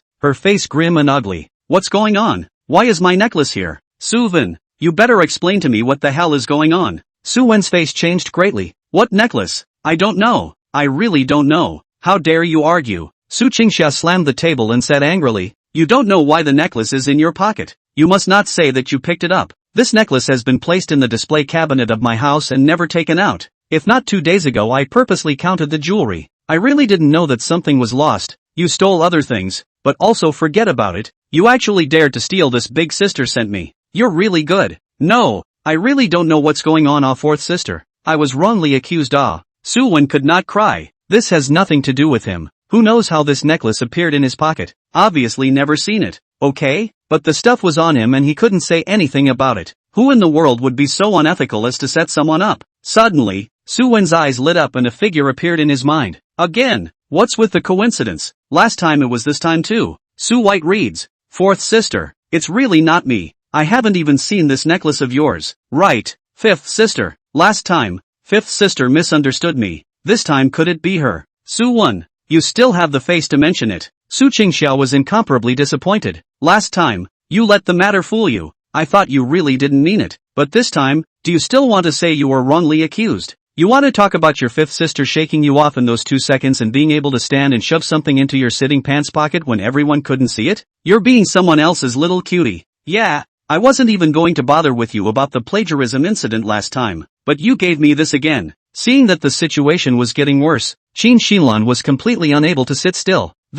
Could there be some kind of misunderstanding? Mom, you're still defending him. Su Qingxiao looked puzzled. Is it hard to believe that you also think that fifth sister planted him? Is it hard to believe that you can slander your other child for his sake? Qin Xinlan blushed. I didn't say that either. I mean, could it really be that you lost something and then Xiaowen picked it up? Impossible. Absolutely impossible. That necklace has been in my jewelry closet and I usually can't wear it, so how could I have lost it? Right. 2 days ago I saw the news about that Star of Tomorrow on the internet. That gemstone was specifically given to my big sister back when Grandpa spent more than $10 million to auction it off. And then my big sister made it into a necklace and gave it to me. I was still chanting to third sister that this gemstone turned out to be so valuable, but unfortunately it's in my jewelry cabinet now. And I remember that Suwen was sitting on the opposite couch, so he must have heard it. I don't know when he stole it, but I remember that necklace disappearing that night, and it turned out to really be you. Suwen, what news? What gems? Suwen was dumbfounded. He simply couldn't understand what Su Qingxiao was saying. He was only focusing on playing with his cell phone and didn't care that someone was talking next to him. I'm really impressed that this is even relevant to me. Mom and Dad, believe me, I really didn't steal fourth sister's necklace. Su Qiming's face was a bit ugly. Suwen stealing things once or twice was not even a problem. Now he was actually caught again. He doesn't understand how 1 or 2 of them like to steal chickens and dogs when the family doesn't worry about food and clothing. Xiaowen, tell the truth. This thing, is it you who took it or not? Dad, am I that kind of person? Su Qiming, don't you guys get it? Is it hard to be caught in the act the last few times or is it just someone else? Little one, you're still a good boy if you know you're wrong. Apologize to your fourth sister. What? Suwen was shocked, but I really didn't. Dad, you have to believe me. Believe you a hammer. Su Qiming really has some hatred. How can this stupid son not understand the human language? Go down the slope.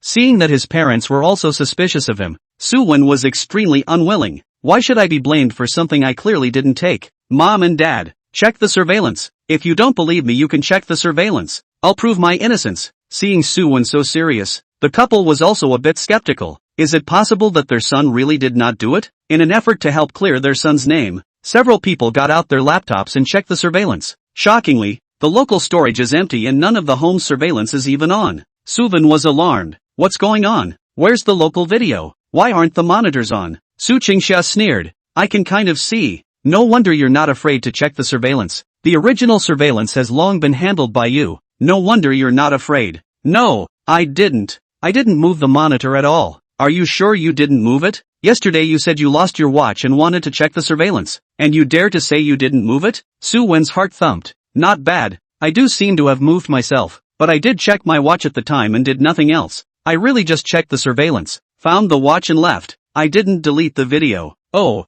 you're a man who loses his watch every day. At some point, Su Baiyan went and returned with a gloating look on his face. You lost your watch twice in 3 days when Suson was around, and you still lose it when he's not. And something always happens to you every time you lose your watch. What a coincidence. Mom and Dad, isn't it obvious? It's all stolen. I remember Suson stealing, can't find enough evidence. You guys are directly convicted. This little brother of mine was caught in flagrante delicto several times. This time you guys shouldn't harbor it, right? Su Qiming's face was unsightly, rather like riding a tiger. He had already harbored Suwen a few times. If he turned a blind eye this time, then he, as a father, was afraid that he would no longer have any prestige in the family. You bastard. apologize to your fourth sister, and then receive 10 strokes of the ruler. Chapter 58. Suyen was miserably drawn 10 times. Suyen froze in place, his heart unconvinced. He felt it wasn't even his fault. Why should he take the blame? Even mom and dad didn't believe him. All because someone planted it. Subayan,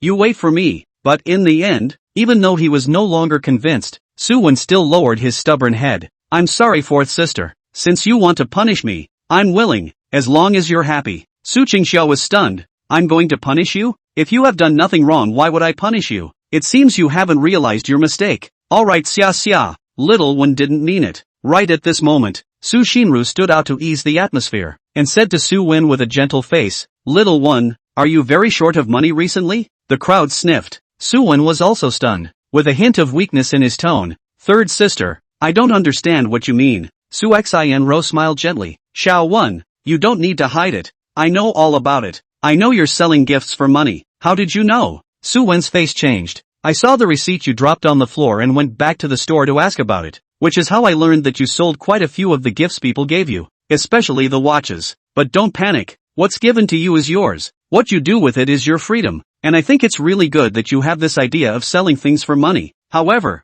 since you are short of money, you can absolutely ask for it from your family. Can it be that your family will not give it to you? It's fine for you to sell things to make money, but you shouldn't sell other people's things. Moreover, you shouldn't steal your fourth sister's necklace. It's nice that the necklace is worth a lot of money, but even more money can't buy a person's cherishedness. You shouldn't disregard your fourth sister's feelings for the sake of the money. And this time, it's you who are wrong. Wrong is not terrible. Know the wrong and change on the line. You properly apologize to your fourth sister, and then receive a fine. This matter is even in the past. Su Qingxiao's face sank. Together Suwen was trying to take his own things to sell them for money. Simply outrageous. Even Su Qiming Qin Xinlan did not expect his son to steal because of the sale of money. It is hard not to give enough pocket money at home. It seems to have to rise pocket money. Always selling things is not a thing. And Suwen was deeply touched by the insights he heard. It turns out that there are still people in this family who have always been toward themselves. And it's true that it's still the third sister who is gentle and looks out for herself in all things. Even if he sold the gifts he got from her, he still thinks about whether he has enough money.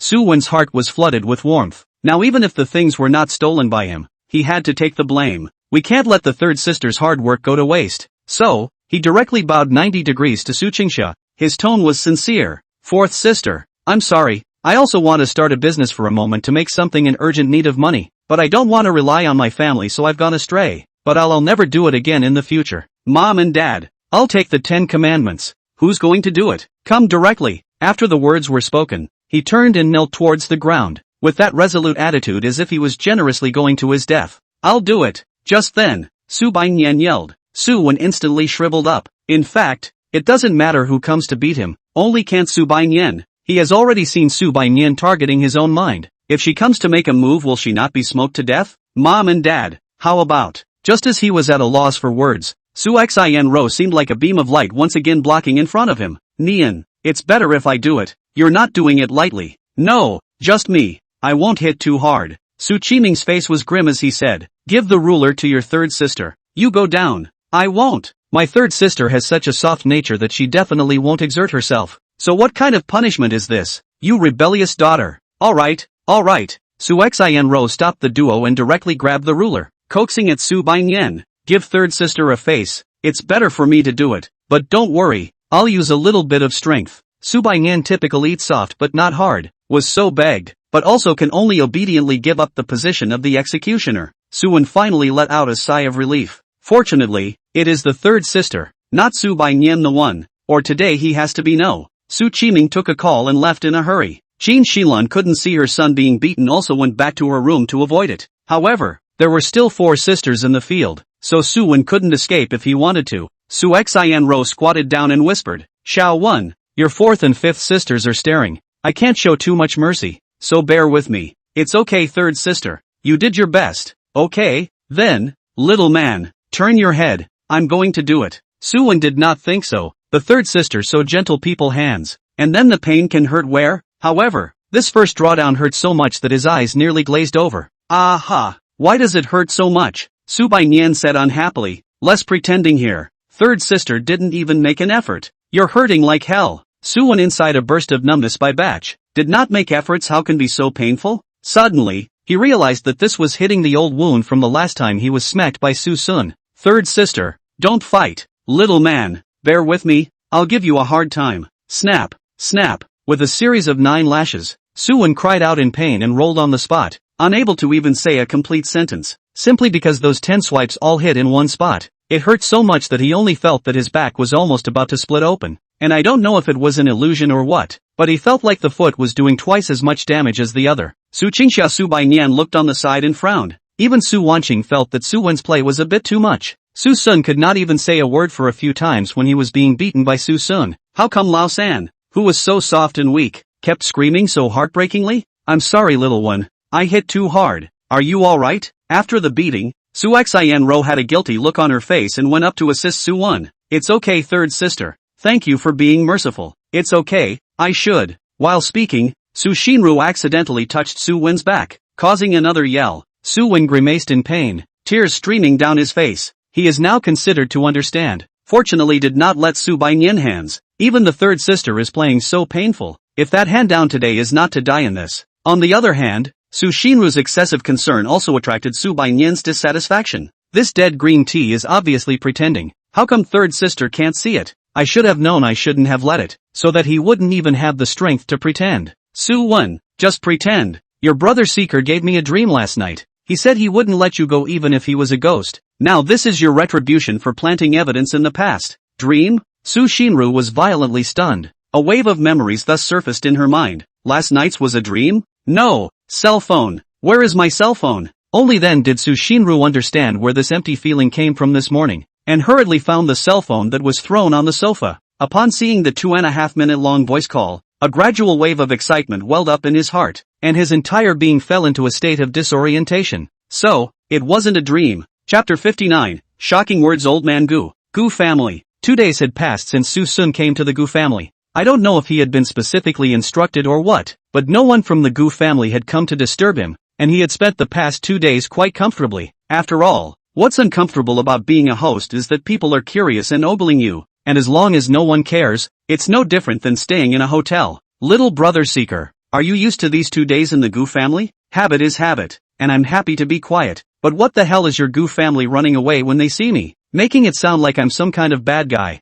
Gu Qingwan covered her mouth and smiled. This is not for fear of you being uncomfortable. After all, I can't notice everyone all the time. Directly letting my family keep a distance from you can also prevent them from rushing you. It's not really necessary. My fists will do me justice. It was midday, and it would soon be time for dinner. The two of them sat on the living room couch and talked eloquently as they waited for dinner to begin. Gu Tianwei also slipped back from outside, followed by Gu Pingsheng, who was pushing a wheelchair. Brother Su. Suson smiled and responded. Gu Dong didn't go to work today? People still need a proper rest. There's a party today, so you'll be at home during the day. Humph. Except for the big things and don't need you to do it yourself. I think you're just lazy and don't want to go to work. At those words, Gu Pingsheng was speechless. Dad, I'm taking this one break in a month and you still want to read about it. You're letting me die of exhaustion. What are you tired of sitting in the office all day? I was found at Gu's time but running around all over the place stalls. When the strict control, I dared to sell pornographic discs in the downtown area.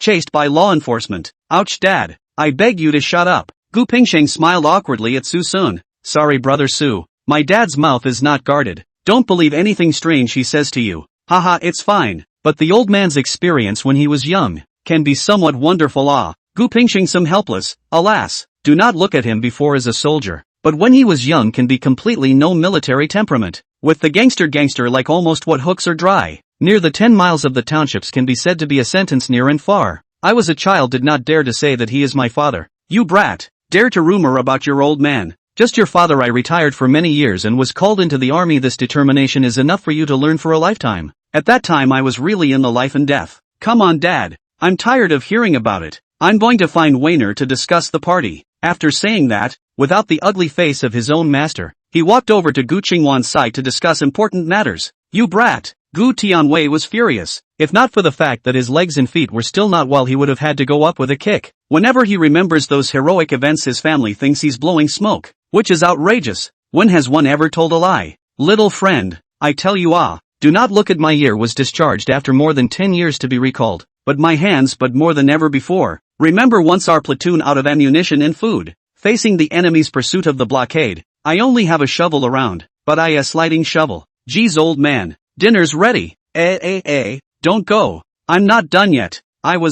Oh, breakfast is so hearty every day. I'm afraid my stomach is getting spoiled. There is nothing harder in the world than having your speech interrupted, especially if you are bragging. Gu Tianwei was screaming, but thinking that no one should love to hear about his stale things, he switched directions again. Little friend, do you know what I just did? Suson froze. The meat porridge in his spoon went into his mouth and shook his head. I don't know, nor do I want to know. Gu Tianwei's old face stiffened. You're so direct in your speech, but it's okay, I'll tell you. As he spoke, he slowly approached Suson's side and whispered, I'm going to find you a daughter-in-law. What the hell? Suson nearly spat out a mouthful of porridge. What's gotten into this old man? What made him create the illusion that he was looking for a daughter-in-law? Gramps, don't mess around. I'm not in the mood for a relationship. What relationship? Directly married, right? Gu Tianwei squinted his eyes, full of attentiveness and excitement. I've actually been examining my family's juniors over the past 2 days, and I've finalized a few good candidates for you, ensuring that all of them are beautiful and have good personalities. Moreover, how many of them still like you?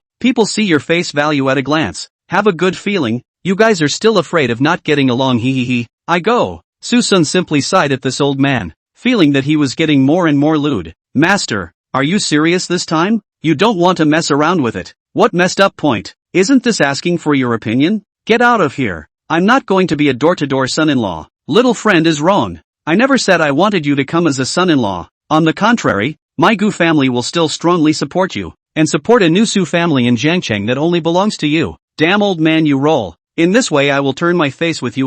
Gu Tianwei's face changed. Little friend, I'm thinking about your lifelong matters. Sooner or later you'll have to start a family. Pick from my Gu family first, okay? No good. I'll be a bachelor for the rest of my life. What?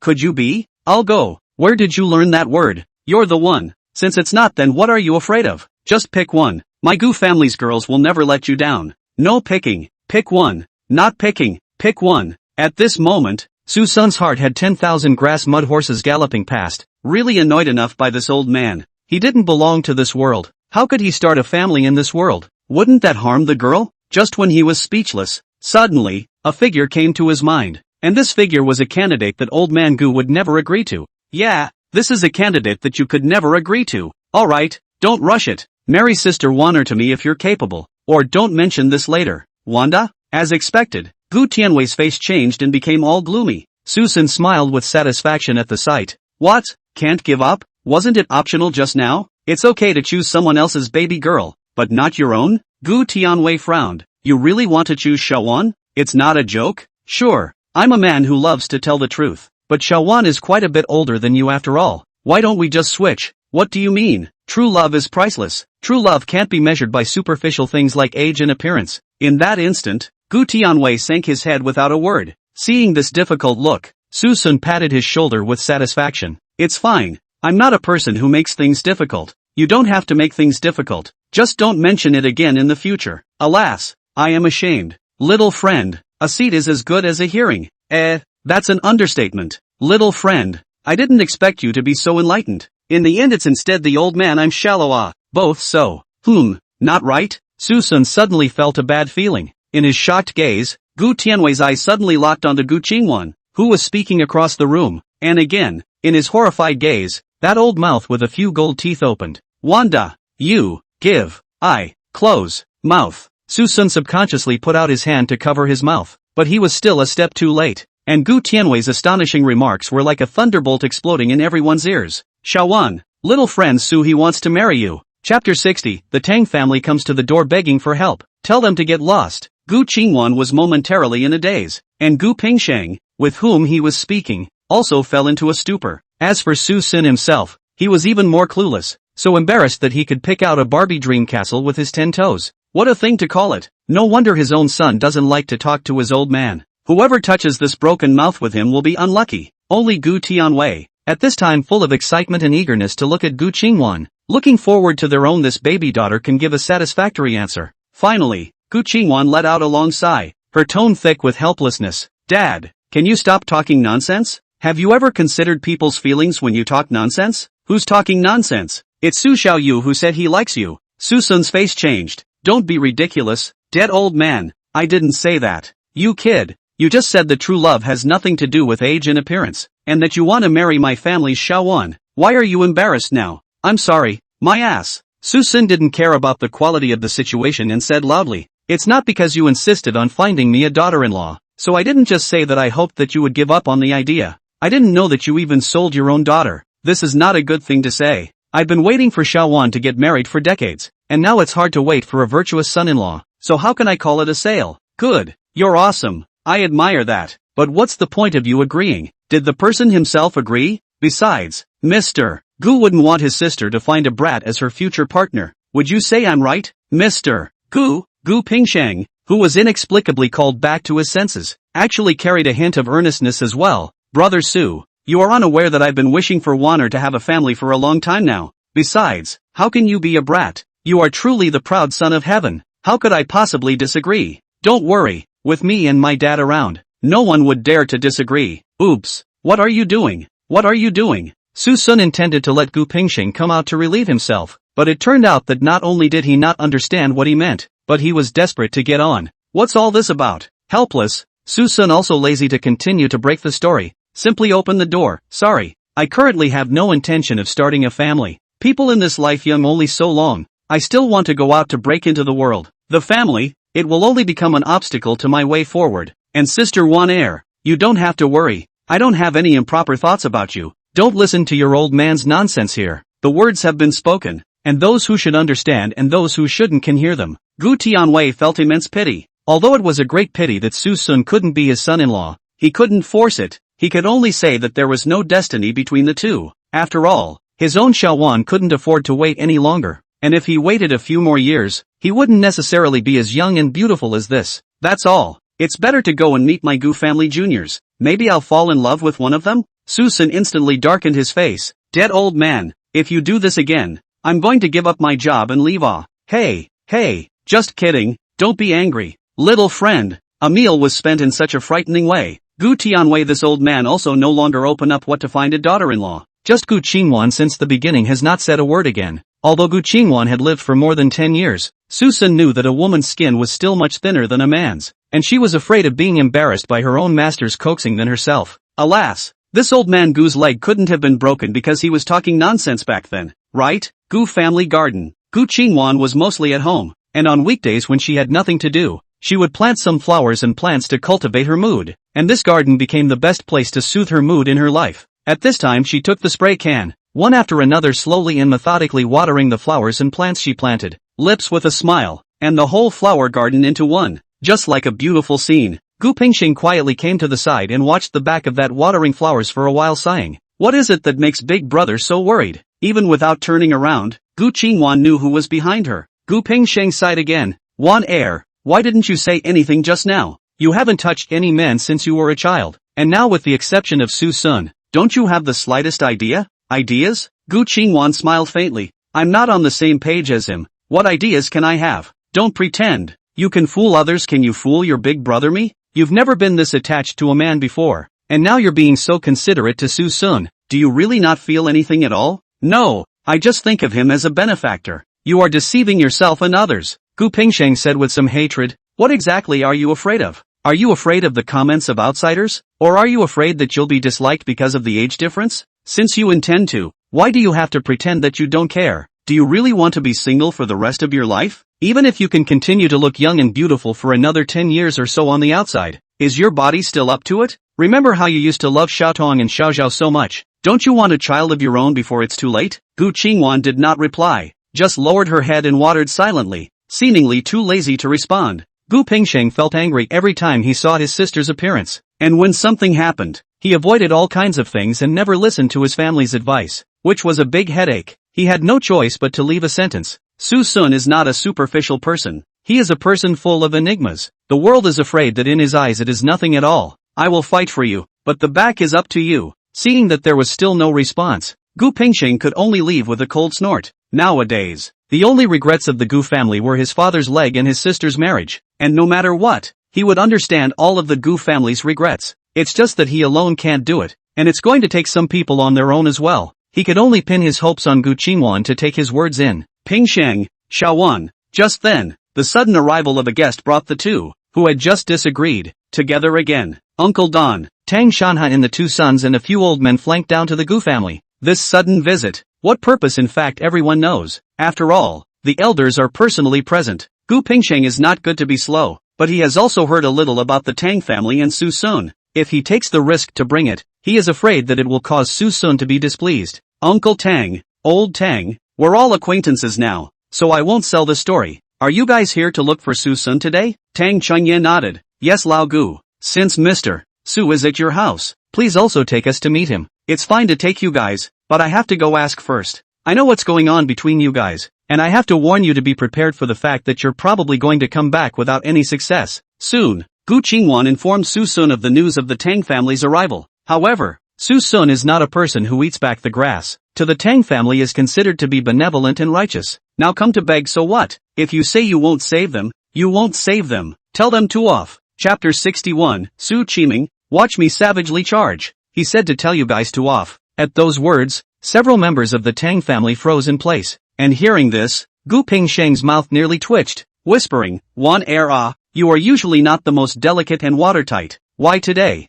You should at least be a bit more euphemistic, right? You this, big brother, to avoid entanglements on both sides. Some words are better to be direct. Besides, Little Seeker's brother is really unwilling to see them. Saying that, Gu Qingwan looked at the Tang family again. Uncle Tang, second brother Tang, don't blame me for being direct in my speech. People are already unwilling to pay attention to the Tang family, so it's better to give up. Put yourself in your family's shoes and think about it. As far as your family Shuyu did those things, any who will not be chilled? Once a person's disappointment is at the end, it will not generate any trust. Uncle Tang, it's better to go abroad to look for opportunities. Tang Shanha was instantly petrified. Those words just now were undoubtedly sticking needles into his heart, causing him to recall the various behaviors of Tang Shuyu, the roadblocker. If it weren't for her, I'm afraid I'd already be in the process of recovering. Unconsciously, a trace of wetness flooded his old eyes, and his face was tinged with remorse. Shawan, I know that Shuyu did too much, but I was also kept in the dark.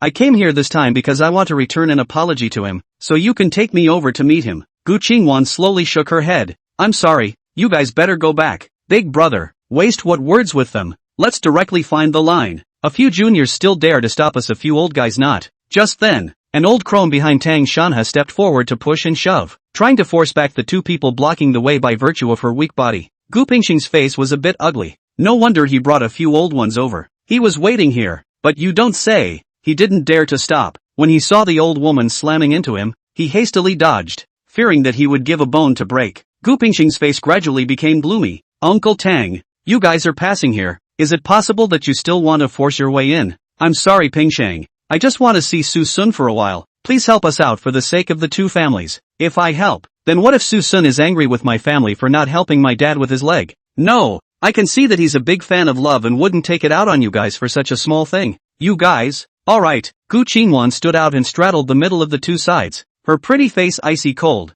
Uncle Tang, do you really want to make it so embarrassing that you have to force me to call the security guards to evict them? For a while, the two sides were at a standstill. In the end, it was Tang Shanha who stepped back. Alright, we won't force it, but please pass on another message for me. As long as he's willing to meet me, I'm willing to give the prescription away. He should be interested. Give me the prescription? Suson remembered the prescription that he had forgotten about. The one given by the Tang family couldn't be that, could it? There's just one thing I need to confirm. Not that I can't give it a shot. It's just a meet and greet. Anyway, Sister Wan Er, please run one more time and say that I agree to their request. Meet them. Soon, the Tang family was led into the villa. Tang Shanha's face was delighted to see Susun and immediately arched his hand respectfully. Sorry little friend Su, my grandson. Cut the crap. The prescription. Tang Shanha was stunned, then hurriedly ordered Tang Xingye to take out the prescription. Susun cocked his head and pinched the yellowed paper, throwing the prescription onto the coffee table in front of him with just a quick glance.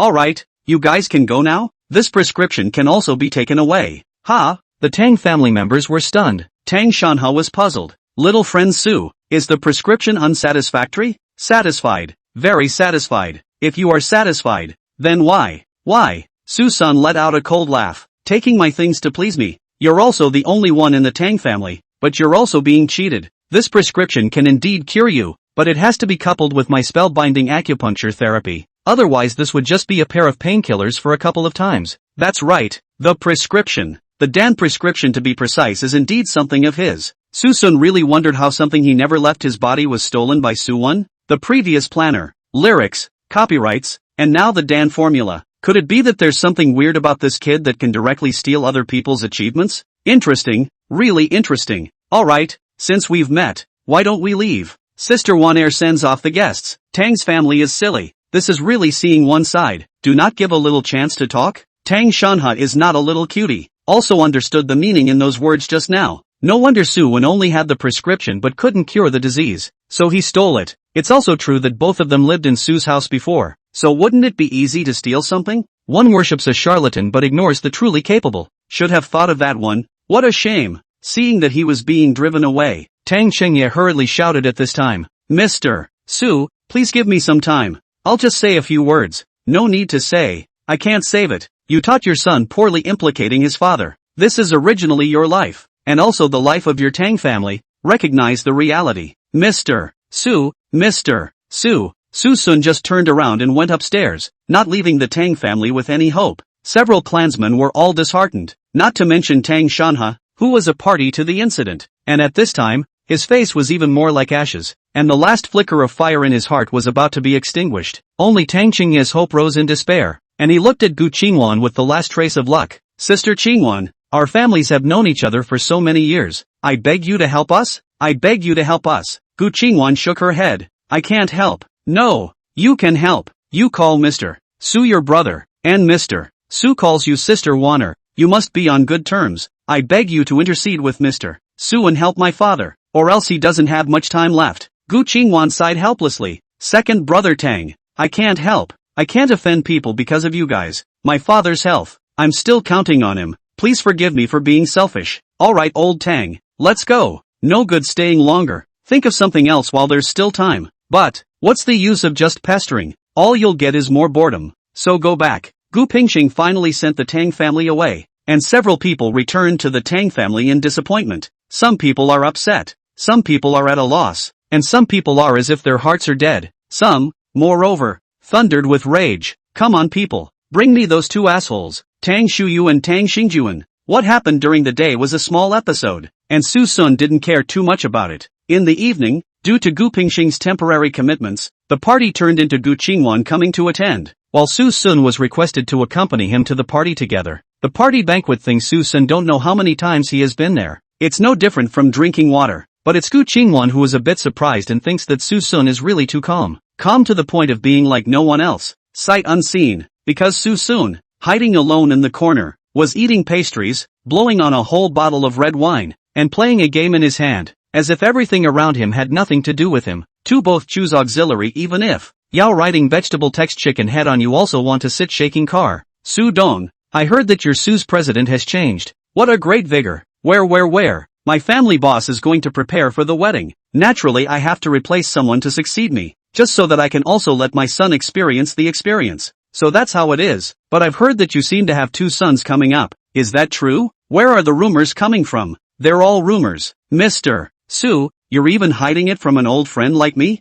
My son is a student of Jian University. Even though what happened on campus was blocked by you, my son still filmed it. Can you tell me what's going on? It's, alas, a sinner. I'm afraid to make people laugh by saying it, but since Wang Dong all know I also don't hide it. Is my family kindly took in the orphan? But he usually steals chickens and dogs. Misbehavior. Or we are too good to him to lead to raise a white-eyed wolf. Raised such a devouring of the master. Fist itchy? Susen felt his blood rush, and at the sound of the voice, he looked around and saw that familiar undersized figure. Martyr weekdays privately is so choreographed me. Right, lousy can spoil you. The bottle of wine was dropped and the cell phone was pocketed. In an instant, a human-sized cannonball just rushed out. Asterisk in Su Qiming. Watch me savage charge. Chapter 62 No injuries. A shocked Su Qiming. This familiar voice, this familiar stance. It's him. It's the man who's back. The moment Su Qiming turned around, time seemed to freeze. He was shocked. He saw a nightmare-like man flying towards him. Was flying. He was on alert and subconsciously tried to dodge, but his feet were like lead. It was hard to move a bit, so he just watched the humanoid cannonball turn toward him. Everything around him was surprisingly slow at this moment, as muddy as the damping brought on by a lump of slime. At the moment Susun crashed into himself, Su Qiming's brain searched rapidly, surfacing countless whys. Who am I and where am I? Isn't this dead? Why would it appear in front of us? Can't it be that it's alive? But why does living happen to be here? He shouldn't be entering such an occasion in his position, right? No, he had disappeared, and it appeared that his death had not been established since the beginning. This is really back. Aha! You asshole! A loud, pig-killing squeal rang out abruptly on this solemn occasion, quickly attracting the attention of many people. In everyone's astonished gaze, only to see a 20-something-year-old handsome guy riding on a middle-aged man slapping down slap after slap. The crowd was shocked. The public actually committed murder. This is how rampant. But the crowd didn't make a move for a while. After all, theater isn't something you bump into all the time. Old thing. Think you can make up stories about me behind my back just because I'm not here? Watch the fight. A few slaps descended, and Qiming only felt that his brain was going to be thrown out. But he was more concerned about the naked stares coming from those around him than the pain in his face. When he was in school, he could have paid to block the news and minimize the impact of everything. But the group of people around him were celebrities from all sides. And even if the news was blocked, he would be completely and utterly reduced to a joke in the circle. What a shame this is. You animal. Bastard. Look at my palm cyclone. Snap. Pop. I told you to scold me. I told you to cricket me behind my back. I told you to rumorize about me in private. Do you really think you can do whatever you want just because you're rich? Then you haven't met me. With those words, Suson fiercely straightened his arms and raised his palms high, storing power in his wrists. Give me, crack, this palm. In the eyes of the crowd as if endless power, and even heard a hint of hidden wind, without mercy heavy fall. With just this slap, Qiming directly rolled his eyes and fainted. The crowd was breathless and dumbfounded. Some were curious as to the identity of the youth. Others were surprised as to who it was that took the beating. Suddenly, someone recognized the fainting man. Sudong. He's Qiming of the Su group. Actually Sudong? How could a well-known old dong be beaten to death? Did not hear? Sudong behind the back cursing was caught by the main owner. Can make people angry like this? May have said what? Yes, this Sudong is also. Trouble comes out of the mouth. This reason do not understand. At least cannot talk nonsense in public, right? But who is this young man? Say do it and do it. Really bold. That's when the security guard arrived late. Seeing this, Suson slapped him again. Don't pretend. But I didn't use any strength. I didn't even use any strength. Qiming instantly turned on. His head did not hurt and his brain was not dizzy, and he was actually surprisingly awake. But before he could be happy, the anger in his body had filled his entire chest. You little beast. Pop. You animal. Pop. Small animal. Snap. Snap. This scene was a bit hard to watch even for the group of spectators around them. Not I say Sudong. All this is still scolding. Must people beat you again not? Yes Sudong. Swearing was caught bagged even if. Was caught bagged also dare to continue to swear is really not a few. Now the young people are not life. Be careful of people's wrath of blood corpses thousands of miles off. Mr. Han, you're being serious. Nowadays it's a legalized society. Where are there such people? But a whole family of blood corpses is not unlikely. Qiming was about to go mad when he heard these people's remarks. Obviously it is this hands to hit people. How to turn it is their own fault. Eyes like needles. Arguments added. Qiming only felt naked humiliation coming towards him, and his entire being was filled with the focus of losing his face. No way. Must make this kid go to jail. Gotta make him pay. At this time, Qiming's face flushed red. No longer able to care about anything, gritted his teeth and said, You an out.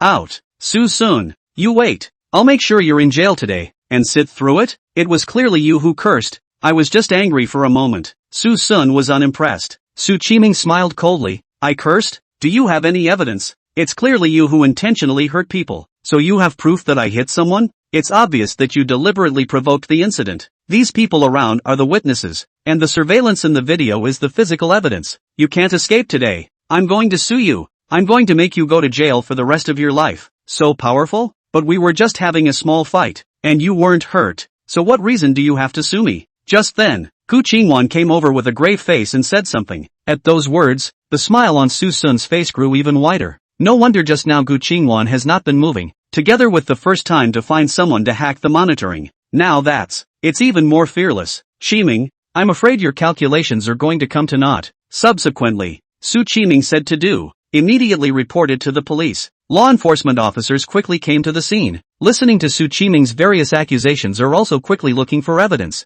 As a result, the sudden damage to the surveillance caught everyone off guard, saying that there was a malfunction in the server room and that all the surveillance from the last few days had disappeared. Qiming was greatly shocked. Impossible. Absolutely impossible. How could it be such a coincidence? This is a deliberate trick by him. And this he, naturally, meant Suson. Suson shrugged. He just said that I'd been hitting him, but then he ended up saying that I moved the surveillance. Can't it be that I have a doppelganger? Originally many witnesses who proved that Suson had beaten people now became his alibi. Qiming was furious, but he couldn't refute it. He had no choice but to find the hotel management to ask what was going on. And the hotel people told him that the monitoring room had just tripped, and indeed nothing had been captured. Qiming was screaming that he was suffocating. The police cannot decide a case on the basis of one-sided words, and several law enforcement officers have heard the talk around them as a conflict unfolding from a verbal clash. Without definitive proof, they couldn't judge the specifics of what was going on from the descriptions of those around them. After all, certain exaggerations had to be avoided, and that final judgment can only be placed on the injury assessment. Eventually, the two were taken for an injury evaluation. Although Sumayan looks alive and well on the surface, but he also said he was brutally beaten.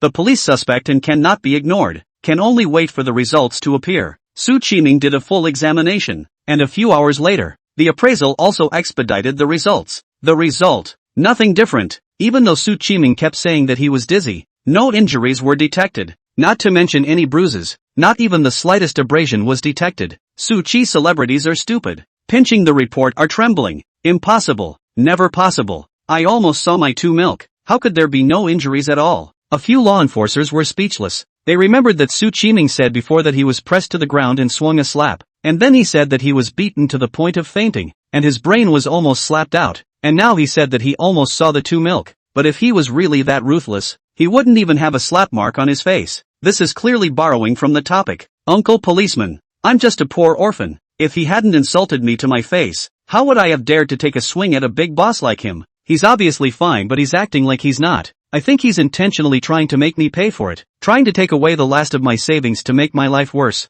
Since he wants money, I'll just give it to him. Chapter 63, Dispute Settled by $20,000. Qiming was greatly shocked. He really didn't expect Suson to do bad things and still be so shameless that he didn't dare to admit it. At that moment, his eyes widened. No, you guys don't believe him. He's lying to you. If he's really a poor boy, how can he come into such a high-class party? Because I brought him in. Just then, Gu Qingwan stepped forward. Which one is it if not you? Qiming was simply convinced. He had actually long wanted to ask who this woman who had been following Suson was. How come she was everywhere? It doesn't matter who I am, but I brought Suson's brother into the banquet, and I can prove that he is a poor orphan. Just a short while ago brother Suson did my father a great favor. We became acquainted because of that, and I am attending the party alone today for fear of encountering something, so I asked him to accompany me. This Suson brother of mine was originally out of place. He entered the party and was not sociable, hiding in a corner by himself drinking drinks and eating cake. He would not have messed with anyone, but it was so good-tempered that he suddenly made a move. So you can imagine that he must have heard something.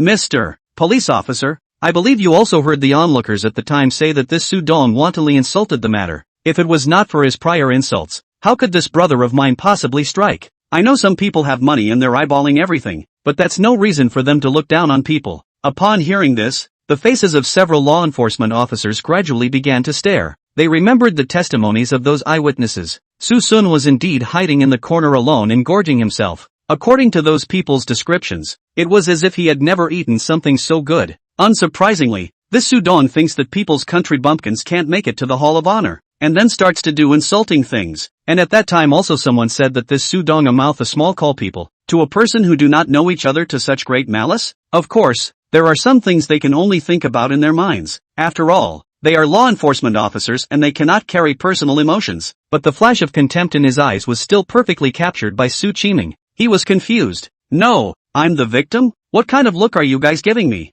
A leading police officer said with a serious face. Sudong, the injury appraisal you don't have any problem, except for the headache and fever that you claimed. Therefore, we can't comply with your claim to detain the person. We can only try to ask for compensation for you. How much amount of money do you see that you need to compensate the other party? Compensation? Qiming's fists unconsciously clenched, simply about to laugh in anger. You're almost beaten to death yourself? And to come with such a glib compensation? What a reparation! Seeing that Qiming had been silent, Gu Qingwan directly pulled out $20,000 from her bag. Sudong, people should learn to be tolerant. Is it possible that you still want to drive a helpless orphan to death? After all, you're not hurt, and here's $20,000 to cover your losses, so I hope you'll take it as it comes. At that moment, Qiming laughed. was truly exasperated. He didn't think he'd be humiliated with money one day, or that he'd be dismissed for a mere $20,000. But right now, he really had no other recourse but to accept the $20,000. Eventually, the parties signed a settlement agreement for $20,000 to resolve the dispute.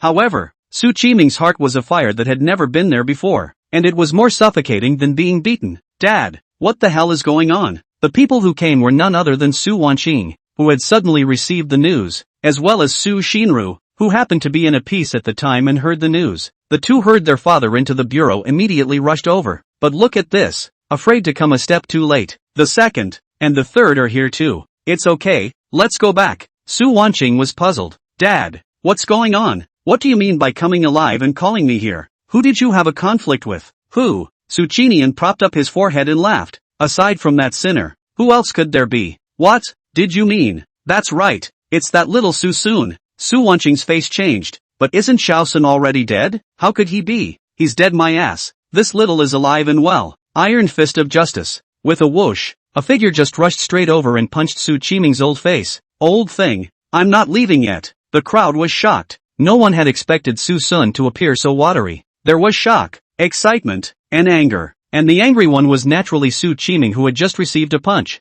Suson, what the hell are you doing? Don't forget that we're still in the law enforcement bureau. Suson looked disdainful. So what? Do you still want to spend a few more hours with me to get $20,000 in compensation from me? You.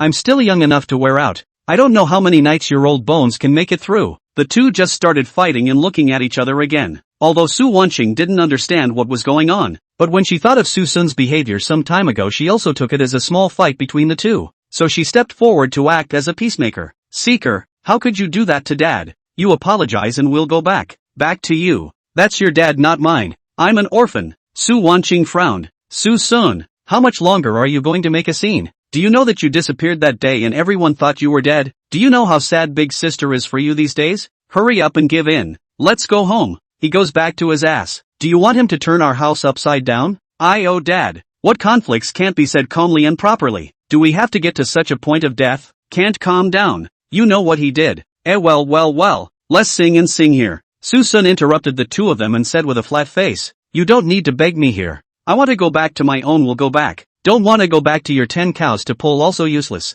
Su Wanqing, don't force me to slap you. Just as the atmosphere was deadlocked, a woman dressed in an elegant black ornate dress walked out from within the law enforcement bureau and came to Suson's side with a smile in her eyes. Little brother Seeker, there are no more problems back there. Let's go back. Okay, thank you for today. Sister Weiner. Between jokes, the two of them turned around and left, not caring at all about the unsightly faces of several people. When he thought that this matter could end just like that tonight, Su Xinru, who had been silent all this time, indifferently spoke out at this time. Seeker, you're really getting out of line now. Chapter 64, Suson's return. Complete madness. Suson's footsteps lurched and slowly turned back. Who's barking? Who is that woman beside you? Su Xinru's willow brows frowned slightly. None of your business. Su Xinru, don't think you can still control me like before, right? At that moment, Su Xinru's brows wrinkled. She had always heard her family say that Suson's temperament had changed drastically, but only after she experienced it in person did she realize that Suson had really changed,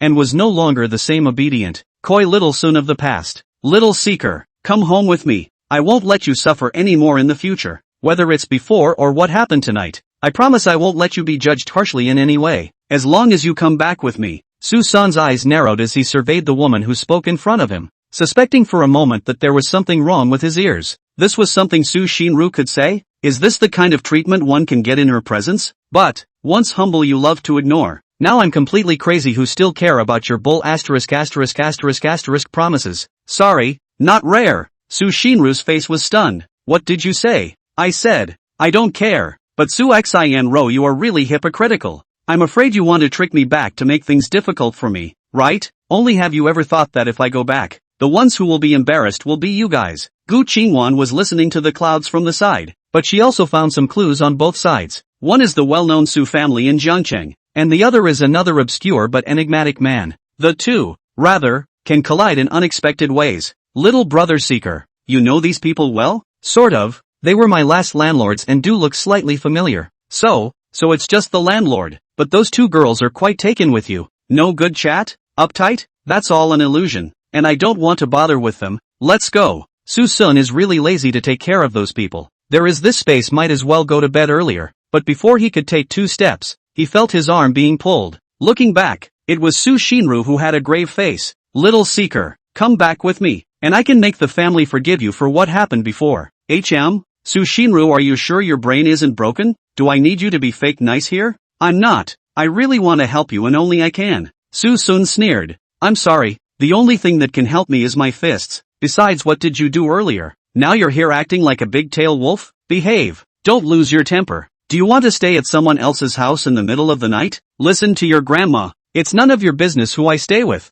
I'm telling you, times have changed. Do you still want to discipline me like before? I'll slap you or not. Then slap me. Yes. With a snap, Susun said slap. Time seemed to stand still. Suxian rose side of the head stiff, only the brain buzzing and a burst of stinging pain on the face. Oh, really beat up. It could be said that at this moment, everyone present was confused. Su Qiming and Su Wanqing rushed forward to check the situation, not expecting Su Sun to be so unforgiving at all. Even Gu Qingwan was stunned for a while, seemingly not expecting Su Sun to be so unsympathetic. Why are you looking at me like that? I'm just fulfilling her request. That's an exasperating statement. Su Qiming was close to cursing furiously, but he was able to close his mouth in time because he felt the sudden fist intent, as if he would suffer a heavy blow on his face as soon as he opened his mouth. Su Wanqing, on the other hand, didn't have that much to worry about and spoke angrily. Su Sun, you've gone too far. It's fine if you disown us, but how can you do it to a woman? What woman? Men and women are equal in my place. Su Sin raised his head to look at the moon with a serious expression. In my place, there is no gender difference, only opponents.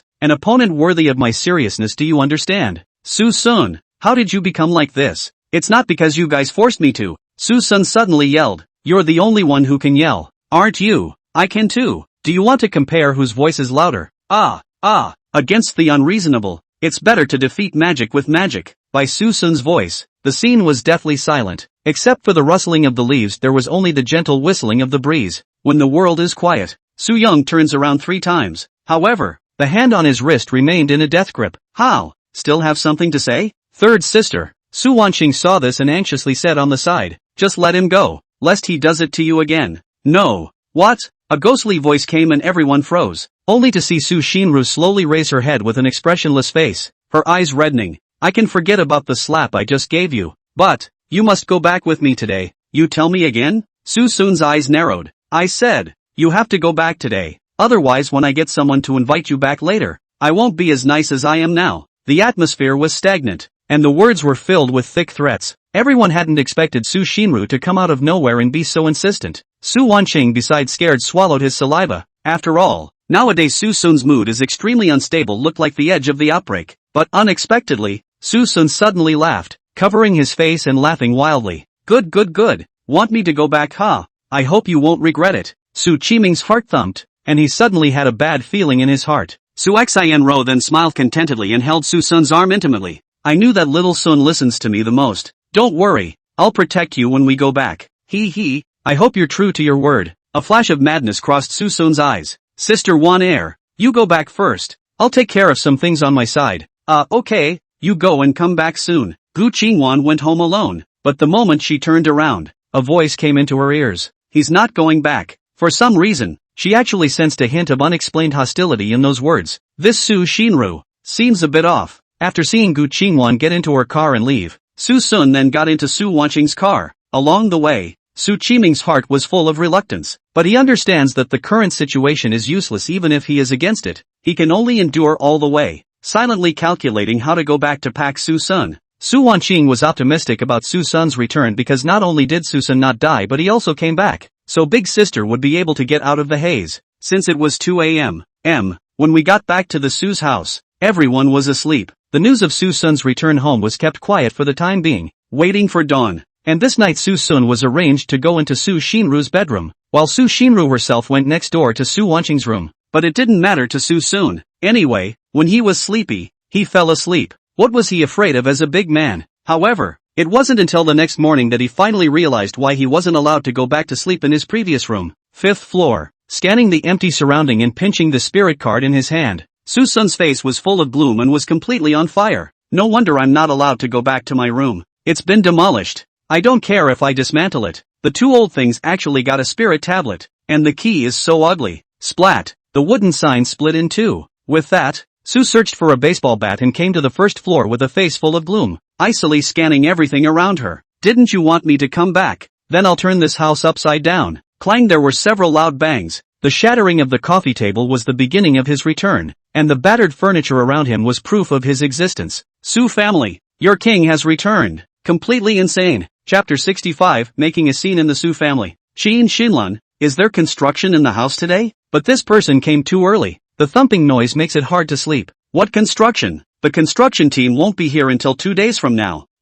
Shinlan sat up with a puzzled expression. Besides, the construction is on the 5th floor. We're on the 2nd floor, so how can we possibly hear such a big commotion? So what's going on here? How should I know? But it sounds like it's coming from downstairs. Downstairs? It's been done. It's that sinner. It's that bastard. Qiming just ran away, with a terrified look on his face, and he didn't even have time to change his pajamas. What do you mean? Where are you going? Shinlan, on the other hand, had a puzzled look on her face, but she also descended the stairs along with them. However, when the two of them went downstairs, they instantly fell into a stupor when they saw the scene in front of them, for the good living room was now full of destruction, and what could be smashed that was smashed to pieces? Sohan? Isn't he dead? Sinner, what the hell are you doing? It was too late. An elbowed figure just rushed forward. Man, Qiming was directly toppled to the point where his nose blood splattered and he fell to the ground in a sorry state, covering his nose in pain. After such a disturbance, both downstairs and upstairs, Sue's family members all gathered in the living room.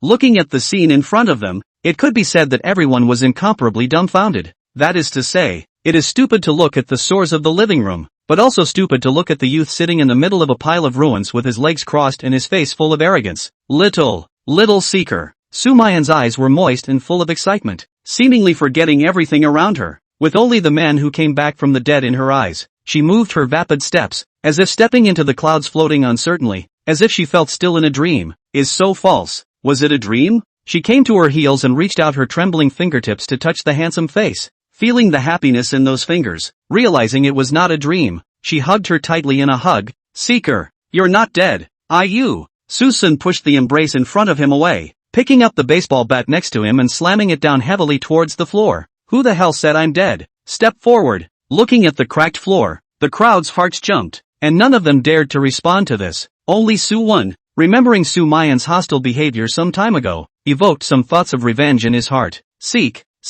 no one said you died. It's all speculation. But it's your uncle. Suson took off with a catapult, and a flying whip in the air directly slapped Suen in the face. When did a worm dare to talk in front of me? I knew it was your family of 3 that did this. No, it's the big. I'll turn it up big for you now. After a few slaps went down, half of Suen's face was already swollen beyond recognition, and the whole person was dazed. And on the side, Qiming was greatly shocked and angered. Why didn't he have a mark on his face last night? Or this little man would have been squatting in the bureau long ago. But now that he saw his son being beaten, he didn't dare to squeak, because Suson is really crazy now. He was afraid he'd have to take another elbow for opening his mouth. Suson didn't stop and started the furniture removal operation again, the baseball bat in his hand that was swung. Qiming saw his precious teapot, expensive antiques, treasured spears one after another was smashed, that heart as if dripping blood generally difficult. Reverse, it's really revolting. This ungrateful white-eyed wolf is really going to devour the Lord. What are you guys waiting for? Go and stop him. He's going to tear our house apart. Stop right there, all of you. Being yelled at like that, the few people who had just made some movements instantly froze in place. Qiming was so infuriated that his chest was stuffy and he screamed in agony. Sins! What exactly did my Sue family do to deserve this kind of punishment? The speaker has no intention of listening.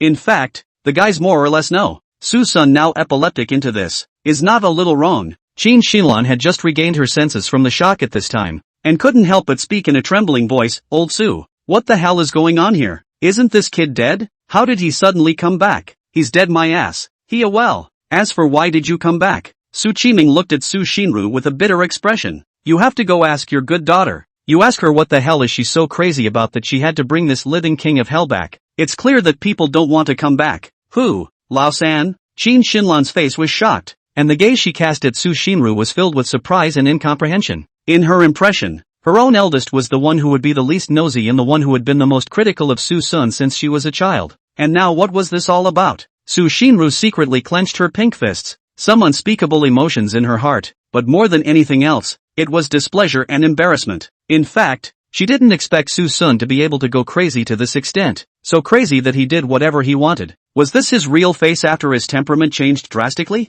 Not right. Not. She suddenly thought of Suson's words with sarcasm and threats last night. Now it seems that the fear is a deliberate attempt to embarrass himself, a deliberate demonstration to himself. Su Shinru's face sank. She disliked this feeling of things being out of her control, and she also disliked this feeling of being questioned. Why do you have to do this when you can just be good and everything will go away? Seeker, you passed. You stop now. Oh, I'll be fine if I stop now, right? Suson threw the baseball bat towards the ground, spreading out his hands with an amiable smile at the corners of his mouth. Then I'll call it quits now. I remember someone said she'd bail me out, right? I hope she's true to her word. You. Su Shinru's silver teeth clenched as she tried to calm her emotions. Good. As long as you don't just do anything behind you, I'll bail you out. That's for sure. I'm a man of letters, not a man of hands. Suddenly, Suson smiled coldly, but I'm a person who is easily possessed by ghosts, and if I'm messed with by someone for no reason I'm likely to be unable to control myself. If it comes to that time, I begged you to stop me. Some are silent, some are emboldened, but the guys know who that unwarranted invocation refers to, and as soon as the parent side is resolved, all conflicts will cease to exist. Good. I promise. Su Xianro nodded her head in agreement. She would tell her parents not to mess with Suson. Even if the two of them ignored him, it would be better than messing with Suson to get high and strong. However, Su Qiming and his wife were confused at this point. What did you promise to promise? We haven't promised yet. Mom and Dad. Little Seeker is like this nowadays because you guys forced him to be like this. Of course, we are also responsible. If that's the case, then we all need to work together to break him into the right track. I don't ask you to be more kind to him. I just ask that you ignore him and don't mess with him. As soon as the words fell, Sumayan nodded her head in agreement. I agree with Lao San's decision. As long as you guys don't mess with him he won't lash out for no reason. Su Baiyan also said at this time, yes Mom and Dad, don't mess with Susun in the future, or else we're afraid that we won't really be able to pull him out once he has a seizure. Su Qiming and his wife were shocked. So we're in our own house and we have to go and look at other people's faces? Who is really the head of the family in this house? We don't agree. Don't even think about it. Disagreement is invalid, and a few people decide things without expecting their parents' opinions at all. Su Shinru even changed her usual docile and well-behaved manner, and said in an icy tone, it's fine if you guys don't agree, provided that you guys really have the ability to drive him away. Otherwise, just believe me for once. The two olden hearts jumped as they looked at each other. Yes, if Susun really wants to rely on it, they are afraid that they really can't drive people away for a while. Instead they will become the object of others' teasing. In order to avoid unnecessary risks, the two could only bite the bullet and agree in the end. However, the two believe that as long as cold violence is practiced on Susun, it is believed that sooner or later Susun will not be able to accept the initiative to leave. Chapter 66, Suen Slander? The Su Qiming Qin Xinlan duo were surprisingly quiet these 2 days. It was so quiet that Susun felt a little weird. He was really surprised that some people can still endure so much even when their homes are about to be torn down by others, belonging to the Teenage Mutant Ninja Turtles? But what's the use of being able to hold back? It's just the calm before the storm. Susun laughed coldly. The world is unpredictable. Don't you just pretend to be calm? I'd like to see how long I can pretend. Little Seeker, why don't you move in on the 4th floor today? It just so happens that there's another bedroom on the 4th floor, and there's only 2 of us on the 4th floor, 5th sister and I. So it'll be more lively if you come. Little Seeker, let me get it for you. You sit there and rest. Seeker, I'll help you with the sheets. Do you want some water? I have freshly squeezed juice there. I'll be later. Geez, you're so annoying. I'm not bedridden yet. I don't need you to do everything. Susun was really speechless. Everything was fine since he came back. It was Sumayan's excessive enthusiasm that made him extremely uncomfortable. He really wants Sumayan to go to work. Who can stand it if she doesn't go to work and hang around all day? The key was that everyone else could be shocked by his intimidation. But only Sumayan didn't bring any fear at all, but instead became more and more attentive. Annoying. Okay, I know you mean well, but you really don't have to do this. I'm just trying to be nice to you. You don't know how hard it was for me to find out you were dead in the first place. And you don't know the thrill I got from seeing you lost and found again. And now that I've got nothing better to do, naturally, I have to do something worthwhile. What is meaningful? What's really meaningful is for you to make it big on your own and continue to gallop in the business world. What's the point of following me around all day? Sumayan smiled faintly. That was my previous thoughts. I used to desire to prove myself but neglected the more precious things, and now I won't. Nowadays I just want to cherish the people around me. Ugh, whatever you say, I don't care, just be happy. Sumayan added, that's good. You used to live on the 4th floor. The room on the 5th floor was demolished anyway, simply don't use it. But the things inside still need to go and clean up a bit. I've forgotten about it for the past 2 days. At that moment, Suson frowned. If you don't say it, I almost forgot. Those 2 old things erected a spirit tablet for me and haven't settled the score with them yet. The key to that spirit tablet is still so ugly. It was really cheap of me to leave my hand last time. Sumayan. That. I'll go cut up some fruit for you and see if dinner's open. So wait for me for a while. Sumayan was gone, and the 4 surroundings were finally clear. But instead of enjoying this moment of tranquility, Suson went downstairs with it a few moments later. But instead of going to the 1st floor, he stopped at the 2nd. Some people love to make false accusations and rumors, so he will take practical actions to facilitate the false accusations to be true. The door to the room. Suson was twisting the door handle, and Suen, who was still in dreamland at that moment, had no idea what was about to happen next. A few turns revealed that the door was actually locked. However, Suson smiled coldly. Not only did he not give up, but he violently raised his foot and kicked out. Check the room. Accompanying the sound of checking the room was a huge boom, giving the still sleeping Suwen a fright that almost made him jump up. Seeking. Brother seek. Suwen covered the quilt. When he saw the figure in the doorway that was shocked and angry, but on the surface, he put on a look of fear. And Susun didn't care, directly went forward and threw him a slap, grabbed his wrist with both eyes narrowed. Where's the stuff? Martyr, quickly hand over the watch. Want me to run for nothing? Suwen hadn't even reacted to the fact that the most beloved watch under his pillow had just been touched away. He choked back a sob and begged Susun to give him back his watch, the first gift his mom and dad had ever given him. Susun didn't even return his head and threw out a backhanded forced bucket. What a gift! What I pick up is mine. Suwen was nearly exasperated and cried by this robber logic, realizing that watch was not just a watch, but more of a watch given by his parents. The main thing is that it's expensive. How can he not be upset when millions of dollars go out at once? But in just a moment, that heartache and exasperation turned to smugness. He was worried that he couldn't catch Susun recently, and now that Susun was so reckless, he was afraid that his big sister and the others wouldn't be able to protect him. Susun, you're still too young to fight with me. Seek, eat your fruit. After the fruit, it was also time for breakfast. The crowd came to the table to eat one after another, and with so many people at once, it really seemed a bit lively. Soon, though, what should have been a harmonious breakfast was shattered by a shriek. Why is your face swollen again? The crowd sniffed and looked, and saw the red mark on Suwen's side face.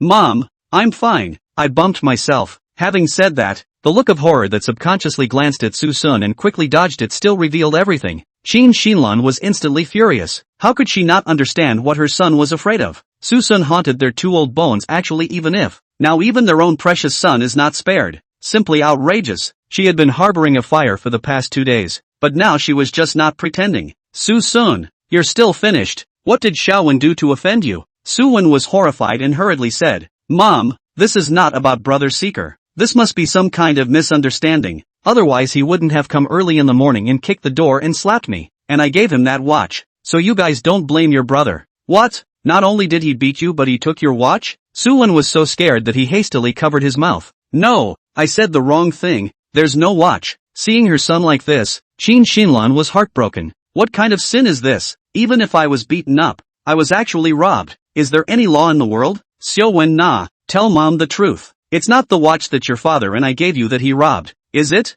Suwen didn't reply, but that weak nodding head already said it all. Qin Xinlan's heart was so aggrieved that she looked at her several daughters so angry that her eyes were tearing up. This is the person you are protecting. He is becoming more and more lawless. Xiaowen is your own brother. How long are you going to be biased? Cut. At that moment, Qin Xinlan's eyes glazed over. Susun, you still have the face to cut? What the hell are you doing? Chapter 67, Susun's Undying Heart. Don't push it. Check the surveillance. Confirm that I did it and just kick him out. You see me hesitate for a second. Well. You're really getting more and more lawless. Qin Xinlan was so angry that her body trembled, and she laughed back in anger. We don't bother with you and you still have your nose on your face. Just because you destroyed those things 2 days ago, tens of millions of dollars would be enough for you to sit in the bottom of the jail. Do you really think that we don't dare to touch you? Mom, boss, shut up. You still want to harbor him. Mom, it's not that I'm harboring, it's that you don't think the scene is déjà vu? Sumayan was calm and eloquent. Every time Suwen says something, you believe it, and you don't go to make sure. Xiao Sun has dared to check the surveillance. Surely he didn't do it. Maybe it's Suyen deliberately slandering again? Suson snapped. No, what are you self-associating with again? I really did it this time. Don't worry, I won't subject you to slander. Not slandering me or anything. You don't understand human language, do you? Alright Shaosun, don't gamble. I'll help you prove it. Then, Sumayan looked at Qin Shilan with a solemn face. Mom, I think you should ask Suyen what's going on instead of just blaming others here. Qin Shilan, who heard these words, nearly laughed in anger again. If you don't trust your own son, you can't trust an outsider. She found that the boss was really getting blind, and it was so disappointing that she didn't even bother to trust her own brother. Mu Yen, people have admitted it themselves and you're still sophomoric. Can it be that the slap marks on Xiaowen's face can't be fake? Yes, the slap marks aren't fake, but they can be self-inflicted. What did you say? It's hard to believe that your brother would still mutilate himself. Oh mom, you don't say it's really possible. Su Baiyan at this time with a face of speechless interjected. You also do not think. Suson if he beat him directly face to face beat, how can the back beat? This is not superfluous it? Especially this watch. Suyen didn't lose it sooner or later, but Suson lost it again as soon as he came back. That's too much of a coincidence, isn't it? Can't you do something different? Did you forget about the last time so quickly? Last time? Which time? Nope, got the emphasis wrong. A watch? Suson was suddenly delighted, almost forgetting about this looted loot. With all the witnesses and material evidence, no one will be able to clear his name. So, with a snap, he took the watch out of his pocket and slapped it down on the table in front of everyone. All stop arguing. I beat the man I robbed the watch. I admit it, but who knows? Again, Su Baiyan slapped the table, pointing at Suyen's nose and cursing. Good, good. I said you dead green tea how dare to plant stolen goods to frame it is already the stolen goods successfully framed you really shameless. Sumayan was also displeased at this time, her eyes not icy cold as she stared at Suyen. Suyen, how did my Su family come to have such a morally corrupt existence as you? How many times are you going to use the same trick? Ouch, what the hell are you guys doing? Suson said breathlessly. Both of them said in unison. Don't worry, no one can blame you for this today. Suson was really very suffocating at this time, but there were others in the field who were even more suffocating than him. At this moment, Suyen was on the verge of crying in aggravation. It's not enough that no one believes a lie, but how come no one believes the truth? Unconsciously, his eyes were moist and he innocently looked at Qin Shinlan. Mom, I really didn't lie this time, but let's forget about this. I don't want to make things difficult for everyone. Count on what counts. It has to be investigated to the end. Let's check the surveillance. Su Baiyan this time sucked a mouthful of rice porridge, and said, do not need to check. The last time the monitor is closed after has not been opened. Suyen is also expected to this point to dare to continue to slander. No evidence. He may not say what is what well. This time it was Suyen's turn to cry out in his heart the words, Aya, what are you doing? At this moment, Suyen had never looked forward so much to the monitoring being up and running, and had never been so much saddened by the shutdown of the monitoring. What the hell is going on? Could I really not prove myself? Have I suffered in vain? Don't say that Suyen really couldn't prove himself for a while. Once you've played the wolf game too many times, no one will ever continue to trust you. Even Su Qiming felt that this time it was Suyen who was again looking for trouble over nothing. His face was gloomy and ugly. Alright, eat. It was so lightly covered. Anyway, Suyen's even bigger mistakes would at most only get a few words of education. Sumayan no longer expects her parents to do any justice, nor do they make useless efforts to continue to pursue the matter. And at that moment, Suson was called melancholy. That's what's going to get me off the hook? How did things go this way? And what was wrong with it? Undeterred, he decided to strike twice. As it happened, Suyen had the same idea. No one trusts himself, he actually holds his aggression in fire. So, he was going to come down hard, even if it was planted. I believe no one would joke with their lives, and he, for one, bets on such a wave. Breakfast over, Suven waited for his chance. Finally, he saw Suson move, so he immediately went upstairs and stepped on the steps, but it was with a thoughtful look his footsteps slowed down. As long as Suson stepped forward before him, he would deliberately fall down, and then even if Sumayan, the stupid big sister, wanted to protect it, she would definitely not be able to find a reason to do so. After all, no one would joke about their lives. But the further up Suyen went, the more he panicked a little. By now he had already gone down a dozen or so steps, and the height was more frightening than expected. But Suson had already come over, and it was too late for him to back up. He cheered himself up in his mind. Suyen, you can do it, as long as you find a good angle. There's absolutely nothing wrong with these dozen steps. Between puffs of air, Suson had come behind him, passed by his side again, and finally walked in front of him. Looking at the figure that was 2 steps ahead of him, Suyen coldly smiled, and his body had tilted backwards. As long as the railing is loose, later on, he will roll down himself, and it will be you, Suson, who will be unable to defend yourself. But who knows? The figure in front of him suddenly turned back, and the corner of that mouth actually carried a cold smile as well. At that moment, Suen's heart alarm bells rang loudly, and a bad premonition filled his entire body. And his hunch was right. Suson suddenly turned around, holding on to the handrails on both sides. He jumped on the spot, and then kicked out with a kick full of power. Give me away you. Chapter 68, Sumayan being evicted? Suen just flew out. That's right. Fly. It flew down the stairs in his horrified eyes. He even felt a stagnant sensation for a good while. One that was ethereal and vague, but also frightening and alarming, because he was really afraid. In just a few seconds it was as if he had penetrated the truth of the universe and had found his future home after death. How could he not have imagined that he was just trying to put on an act? But he was actually really pushed by Suson, was kicked down the stairs. How in the world can anyone be so vicious? Plop. Suyen closed his eyes in despair, seemingly waiting for death to come. But apart from the intense pain, he accidentally realized that he actually didn't die, and he didn't even faint. At this time, he had a belly full of anger and aggression, and he didn't care about calculating or not calculating. There was only one thought in his mind, and that was to sue. Let the crowd know how miserable they are today.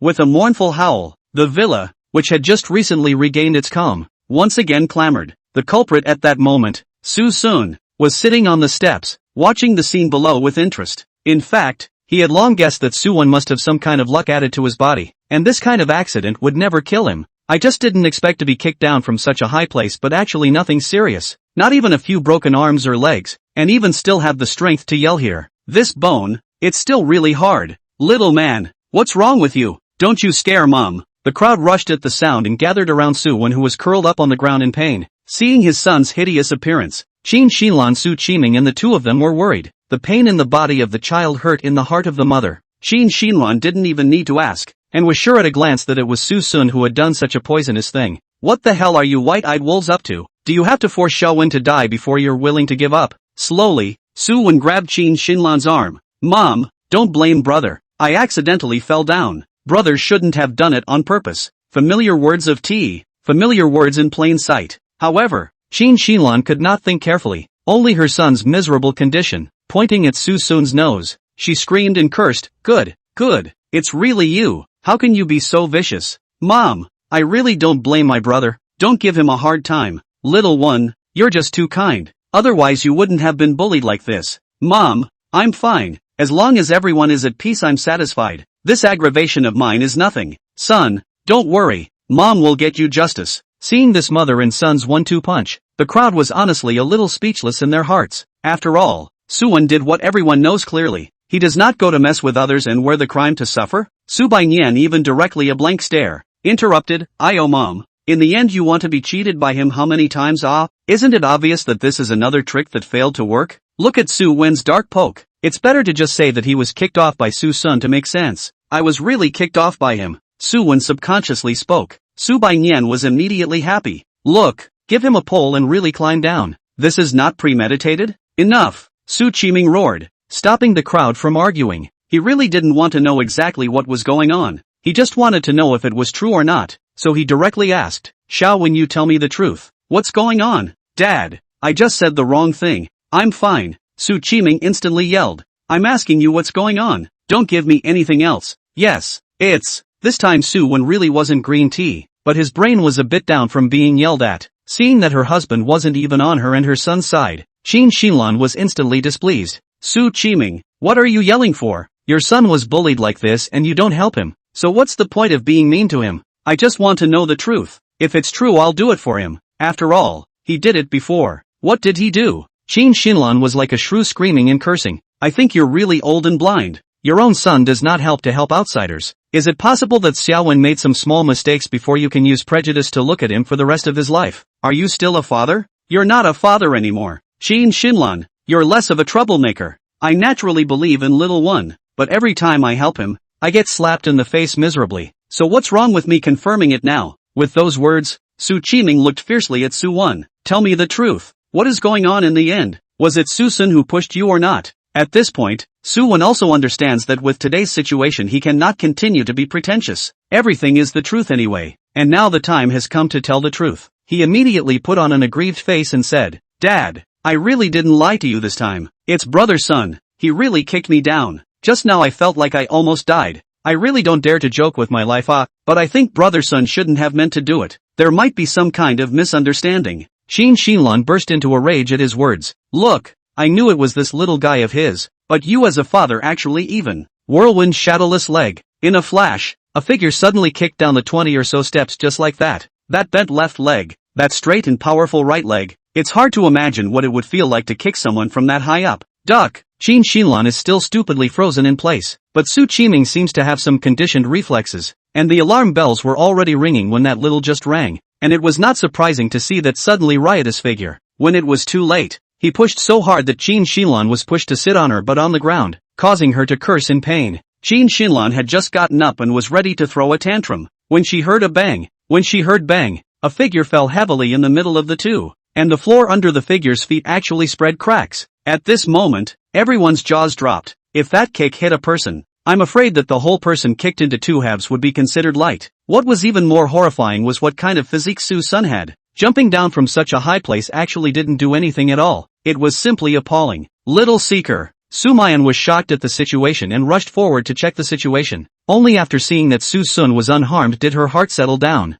With that, she looked to her outraged parents, not about to let the situation continue to escalate. This was supposed to be Suwon's way of making something out of nothing, but every time Suwon slandered a rumor, someone else had to bear the consequences, especially his parents, who did it for him, and now, she can no longer sit back and watch this behavior. Suwen, you're not done yet. How many more times are you going to use the same trick? Why do you have to go and target people when you clearly have everything? Do you have to make a mess of this family before you'll give up? Mom and Dad are yours. Sue's is also your family. The future of the Su family is still yours. What in the world are you not satisfied with? I can kind of see through you. From now on, you get the hell out of the Su family. Never come back. The crowd was shocked at this statement. Everyone was surprised that Sumayan would say such words, knowing that Suwon was now the heart of his parents. As expected, Qin Shinlan was immediately furious. Sumayan, you've turned against the heavens. If you want to leave, it's you who should leave. Who are you to kick my son out? Chapter 69, Suwon who lost his trust. For a moment, the air was dead silent. Sumayan's pupils trembled with incomprehensible wetness, as if it was hard to believe that this was what her mother had told her. He himself has grown up to be incredibly obedient, going along with his family's schedule and following the rules, perfectly conforming to his parents' fantasies of other people's children,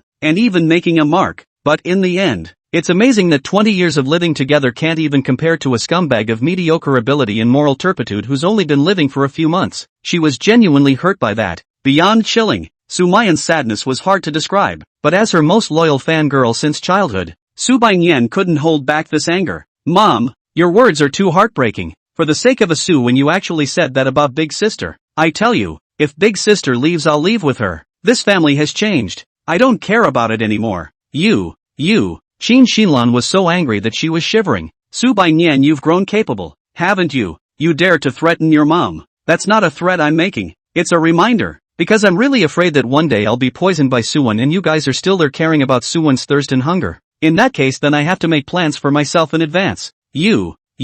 Okay, Mom. At this time, Su Wanqing also stood out rather helplessly. Mom, what you just said is indeed too chilling. Besides, this is all because of Suwon. You don't go to correct Suwen but instead talk about Big Sister that way. You're so spoiled, sooner or later something will happen, you know? Against the grain. One and two of you have gone against it. I've raised you all for nothing for so many years. Qin Shinlan's eyes widened as she pointed her finger at one after another and said angrily, if you want to leave, then all of you leave. I only want my precious son. At those words, the crowd had a shocked look on their faces. Now it's not just one or two daughters who are disappointed and chilled. It's become everyone. And Qin Shinran had a serious face, just as if she didn't care. It stung everyone deeply. Suson looked on the side and was confused. How did this matter deviate more and more from the trajectory? This is not the result he wanted at all. He was just about to open his mouth when Su Shinru suddenly spoke out at this time. Mom and Dad, this was caused by nothing more than little man today, so let's start with him and talk less about family discord. Brother, I believe you, but you don't want to see your family in a mess because of you, right? As long as you tell the truth, I will definitely protect you no matter if it's right or wrong. How about it? Suwon was touched. Sure enough, he had to rely on third sister at the critical moment. Third sister, I will answer truthfully. Su Shinru nodded her head in satisfaction. Good, then let me ask you. You said that you were kicked down by your brother Seeker. Do you have any proof? Supervisor. No. Then I'll ask you again. Your brother Seek's strength has just been seen. If you were kicked so far from the steps, why are you not only uninjured now, but instead, your face is not black and you don't gasp for breath, and you don't even need to be assisted when you're standing? I don't know, but I've really been. Stop. I'm not done asking. When you said earlier that you didn't want to count because you didn't want conflict in the family, did you mean it or not? True. Of course it's true words. After asking the question, Su Shinrue scanned the crowd. Well, the result is already obvious. Xiao Wen's younger brother doesn't have evidence that can prove that he was pushed down the stairs, and even if he was pushed, for the sake of family harmony he is willing to not go to the trouble. And nowadays the noise has become like this is definitely something he doesn't want to see, and each other are backing up a step. Suen was instantly confused. But third sister, I really didn't lie. Well, small text. Su Xian Ro interrupted the speech. A gentle smile. Third sister believes in you, but after all, you have no evidence. And then make trouble will only make mom and dad embarrassed. And you seek brother is I brought back. No evidence, I'm not good to harshly blame him. Or else it is to hit me in my own face, do you understand? Suen certainly understood. And because of this, his heart was warmed. It turns out that there are still people who will believe in themselves unconditionally. It's just a shame that they don't have enough evidence. And Suson is the third sister brought back. If there is a problem, the third sister certainly cannot escape the responsibility. The third sister is so good to himself. He cannot let her difficult. Suen said helplessly, okay, let's forget about this. In fact, this was originally a misunderstanding. Little one, third sister really didn't misjudge you. Wait, I haven't spoken yet. Suson suddenly raised his hand high in the air and looked around at the crowd. I'm the one who kicked the person. I don't need you guys to explain for me. Suen are confused. This is what operation. Their own are not counting you, instead jumped out. Play it. Xin Xinlan's face was delighted. He admitted it. He admitted it. However, her excitement was not reciprocated by the crowd. The women were silent and no one responded. Even Su Qiming held his forehead inside. His own stupid. Only Su Baiyan. At this time a face of speechless ran out to make up for the knife. May not admit it? Which of the recent events did he not admit? But which of them is his doing? This is a complete disappointment after the swing. Why else would Suen dare to keep slandering him? Isn't it because you are willing to trust him unconditionally? Mom, you dead girl. I think you really have itchy skin today. Why are you irritated? I'm telling the truth. Don't even think about it. Someone who even dares to beat up his dad in public and really beat up someone needs to be smart behind his back. Enough. Let's all stop arguing. This is over. Su Qiming yelled. No, how did it go over again? Didn't I turn myself in? Suson was dying of speechlessness. At this time, Su Qiming felt a sense of shame, especially by the daughter of the public, to poke through the scandal. However, he also felt that Su Baiyan's words just now were right. A certain asshole said to make a move and then made a move, where there was still a need to play these small smarts. Looks like another play by the stupid son. But one size does not fit all. And someone's behavior is getting more and more licentious, and a few of the daughters' hearts are starting to go out of joint, which is not a good thing. Boss, since you're trying to protect, keep someone in line for me. Otherwise, you'll take him with you and get the hell out of the Su family. Suson, not rolling what? You rather let me roll. Big sister rolls me too. Su Baiyan's beautiful eyes glared. That's fine, then you get out too. Su Qiming was so angry that he turned around and went back to his room. Sumayan smiled to herself at the sight. It turns out that not only her mother alone has changed, but even her father,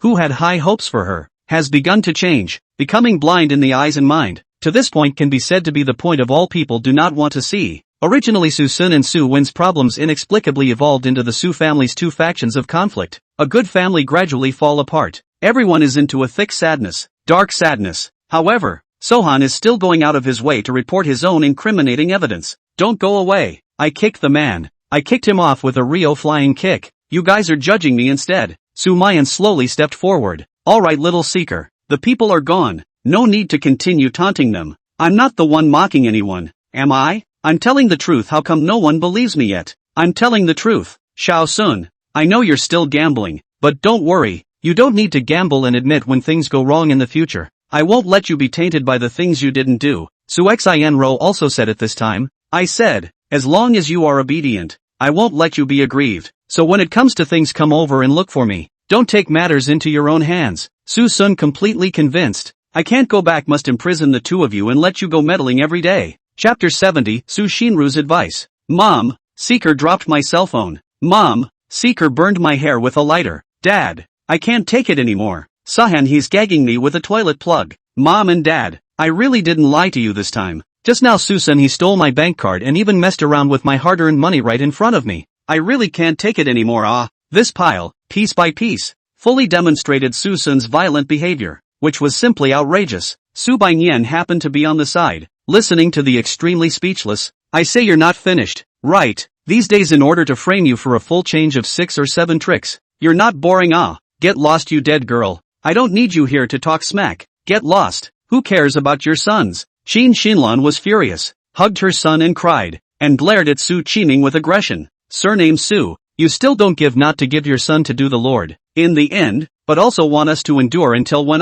If you continue like this, your son will be bullied to death. Su Qiming had a despondent look on his face and just faintly said, Susan stole your card and spent your money? Suen nodded his head repeatedly, no longer in green tea disguise, and said with a face full of indignation, he didn't call that stealing. Rather, it's an open and above-board robbery. The savings in my cell phone are almost spent by him. I've never seen such a brazen person. Okay, you give me your cell phone first. Cell phone? Suen briefly froze and subconsciously handed over his cell phone. Password, 594,250. Su Qiming clicked on Suen's shopping platform and flipped through his bank card billing records again. Super realistic tank dolls, comparable to £280. Looking at this purchase record after purchase record, Su Qiming's face became more and more ugly. Let's just forget about these recent unsavory purchases. His previous spending history was even more incendiary. Like what heaven and earth? Underground silver room. There's also transfer records of Shaoli and Shaowan and so on. Good. These he endured. There's actually a record of several hundreds of thousands of dollars in transfers to people named Wei Chang. This is clearly a man that he can still tolerate. But he actually saw the spending records of the Omen Wong's casino. You rebellious son, how dare you go gambling? Without saying anything, Su Qiming slapped him across the face. Suen covered his cheeks in aggravation and was dumbfounded. Xinlan, on the other hand, was heartbroken and protected her child, screaming and cursing. Su Qiming, you're sick. What are you doing hitting your son when he's aggrieved? He suffered a load of aggravation. The spending records are still there. He spent the money himself. Just spend it. Why are you hitting the kid? Do you want to see what he bought before you say anything? And he gambled. You hear me? This bastard dares to gamble. Xinlan took the cell phone in surprise. When he saw those consumption records in his hand after the originally angry face was surprisingly ugly. This, how is this? Xiao Wenyu. Xiaowen, who is this Wei Chang? You don't scare Mom. Could it be that you're bent?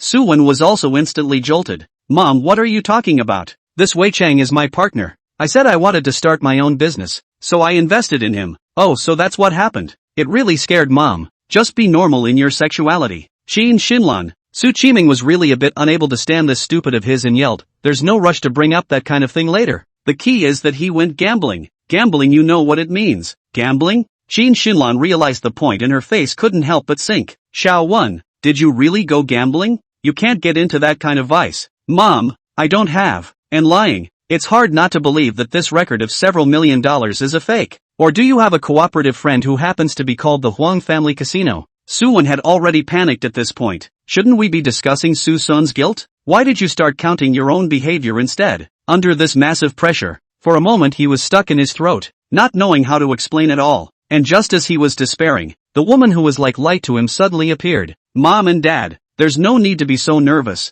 It's just a small bet. No big deal as long as it's not excessive. Third sister. Suen was delighted. Indeed, the key still depended on the third sister. Su Qiming didn't agree. But he's already lost a few $1 million.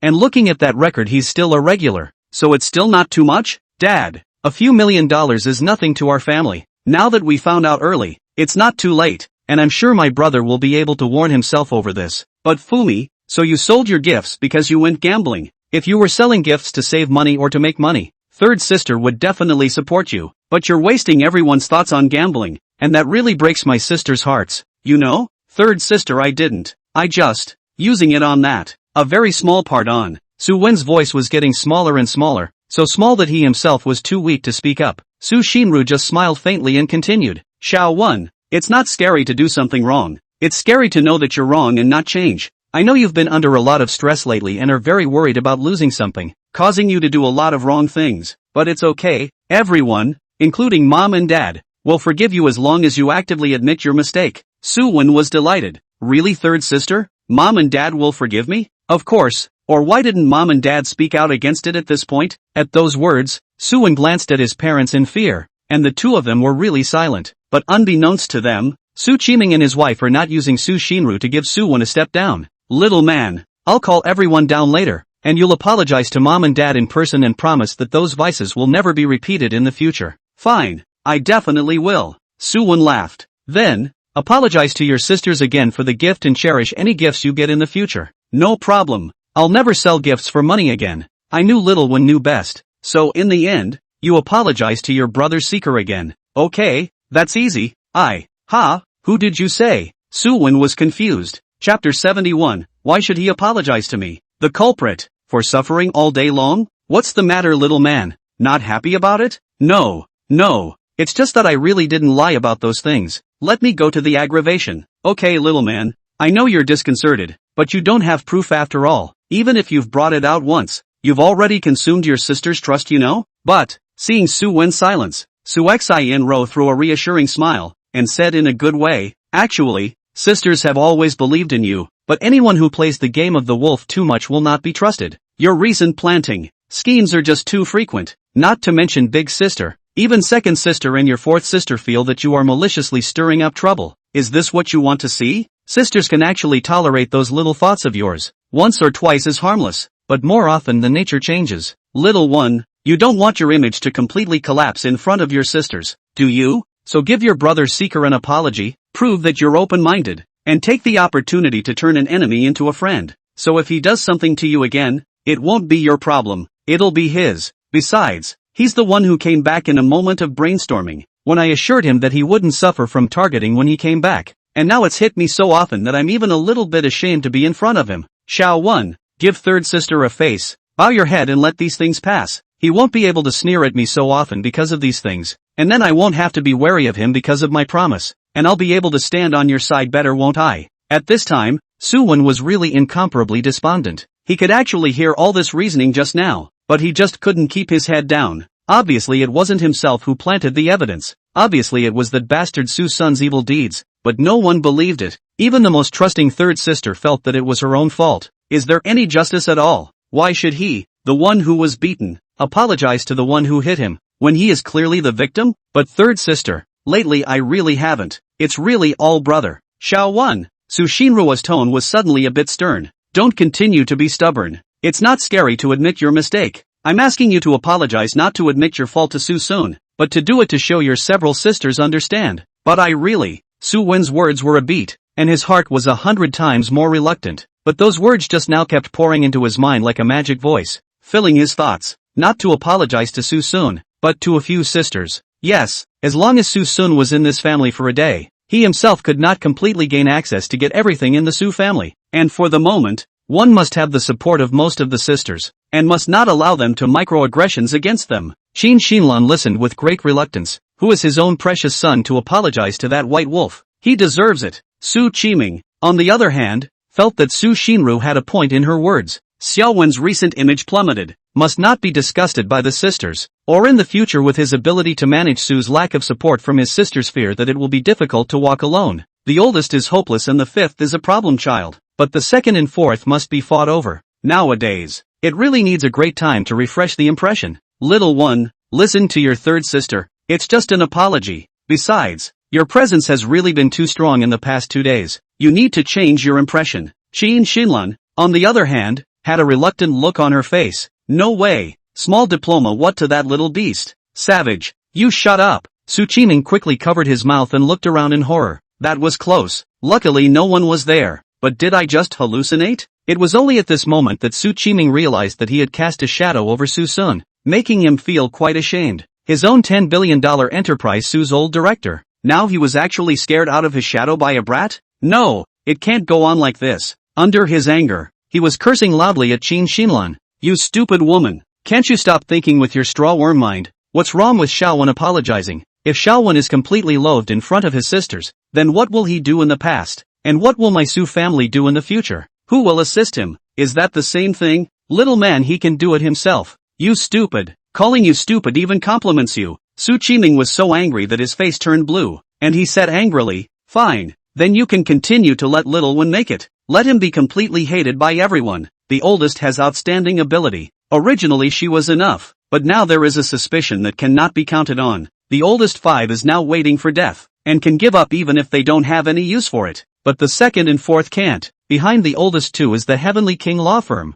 a team of the top lawyers in the country. In case Sue has any serious disputes or a blowout, she's still counting on her side of the relationship. And the oldest 4 is a hot big star, year after year bursting into flames, is a free gold sign. Even if Suyen mismanagement in the future, with her as a money-sucking tree, can also surpass the vast majority of enterprises. If you don't let him bow down today, when we die later let him fight alone. I'll see how many years he can hold Sue. Qin Shinlan was greatly shocked. Thinking only of her son, she had never considered so many twists and turns. But after all, she is also from a rich family. Know the stakes, even if there is still reluctance, but also know what happens when you are isolated. Mom and Dad, don't fight over me, I do. And after some struggle, Suwon was finally willing to lower his head and apologize for his latest crime. Qin Shinlan heard that a heartache and relief. The son is still too understanding and too kind. Otherwise it will not be subjected to this kind of nuisance. Damn you, you little wolves. If you try anything later, I'll never let you go. 4th floor, Susun's new bedroom. Little seeker, what happened when you suddenly disappeared that day? What exactly did the 5th sister mean when she said you were being driven away to be freed? Can it be that you really aren't from this world? How can it be? That day I wanted to go. Who knows, it was too dark. A foot stepped into the fountain pool. Who had thought directly fainted hard inside, lying all night. What? The fountain pool? But we looked. At that time, suddenly, Sumayan reacted to the fact that she had indeed searched everywhere at the time, but she just hadn't gone to look inside the fountain pool. Yes, fell into the water. Fortunately it was summer, did not freeze to death. You do not know how uncomfortable it was wet. And then I got my cell phone in the living room and left. Who would have thought that your good parents have the nerve to blackmail me to death? Sumayan Subainyan duo. At this time, Subainyan grabbed the cell phone from Suson's hand and found that it was really the one he couldn't find in the living room before. Big sister, it really is that cell phone. So it wasn't thrown away by mom and dad. Sumayan nodded. So, it was an oops then? Or else? Susun sneered. Otherwise you think I have superpowers and world travel? Subainyan asked at this time. Then why did you run away from home instead of talking to everyone at that time? What's the point of running away from home? I can't be kicked out in front of me and come back later. I'm not going to lose face if I'm not pretending to be a pussy. If it wasn't for Su Xin Ro pestering me, who cares to go back to your Thai home? Too, however, Subainyan still felt that something was wrong. Since she had returned, why did she still want to make things happen every day? Could it be that she really just didn't want to suffer a little bit of aggravation? In the midst of his thoughts, there was a knock at the door at that moment. Su Shinru directly opened the door and walked in. All of them? That's just right. Go down together. Seeker, you go down as well. Man said he wanted to apologize to everyone, especially to you for the recent events. Susun was stunned. What the hell? What is he apologizing to me? The culprit? For being the one who suffers all day? Chapter 72, Susun. I've finally met you. Mom and Dad. I'm sorry, I shouldn't have been so unintelligent. I will absolutely regulate myself from now on and never let you down. Sisters, I'm sorry, I shouldn't have sold the gift you gave me. Now I understand that it's not just a gift. It's your heart. I really shouldn't have trampled on your heart. In the future I'll definitely treasure the little bits and pieces that my sisters gave me extraordinarily. And brother Seek, I also want to say sorry to you. I shouldn't have smeared you during this time. I was wrong. I'll never do it again. I hope we can live in peace and work together hand in hand, trying to move into the future. Susun inwardly, ward law. Is this Suwon out of his mind or something? What do you mean by smearing? Is it hard to be abused out of some strange fetish? Even the others were now confused, not understanding what Suwon meant by this set of operations. The women looked at each other, hoping to get answers from each other's eyes, but all they got was the same puzzlement that Su Bainyin muttered in a low voice. Big sister, what does this Suwon want to do again? He won't be holding back anything bad, right? Well, it's possible. Let's see first. Even Su Wancheng and Su Qingxia were talking to each other. It was really because this sudden move of Su Wen's was too abnormal. So abnormal that it didn't seem like something he could do at all. With his kind of nature, he could willingly apologize to Su Sun? There is no way. Recently there are too many moths. Even if Su Wen sincerely apologized, will be taken as someone who was calculating something. Su Wen noticed the difference in his sister's gazes and couldn't help but feel resentful. He was obviously bowing his head and apologizing. But what was the meaning of this measuring gaze? How did it make it seem like he was going to kill someone? He silently clenched his fists and swallowed back the resentment that was coursing through his body. now is not the time to regenerate, and this head must not be allowed to go down in vain. Suddenly, Suyen just knelt down, clunking his head one after another. This sudden move startled everyone. Even Su Shinru was very surprised. After all, this was not within her vision at all. My son Shin Shinlan knelt beside Suyen in heartache, holding her head to prevent him from continuing to knock down. Su Qiming also half squatted aside. A hand on his shoulder said in a serious manner, Xiaowen, a man of honor. There is a mistake to change, but a man's knees have gold, not allowed to kneel. Dad, Mom.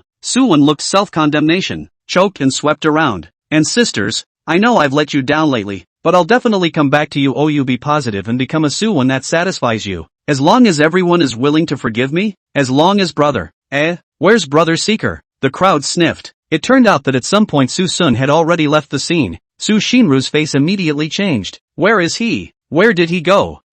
He seems to have gone out. Su Baiyan weakly said something. Out? Who gave him permission to go out? Why didn't you stop him? How can I stop this? I can't even let you out of the door. Can I? Third sister, why are you so excited? Yeah, just go out. What are you so excited about? Sumayan was also looking puzzled at this time. I'm agitated? Upon hearing this, Su Shinru instantly suppressed the irritation in her heart and slowly said, Little one is now apologizing to him. And even if he doesn't make a gesture, what's the point of walking away without saying a word? It seems that he still lacks too much discipline. Su Baiyan was speechless. Messing up half of the day was afraid of Su Wen's hard time. Even though she liked Su Xin Ro, the third sister, the most besides her big sister, she now silently despised it in her heart. And discipline, can you control him nowadays? If I don't slap you twice, I'm afraid I won't know how erratic he is. At this time, several people had their own thoughts, but only Suyen was touched for a moment in his heart. It's true that it's still the third sister.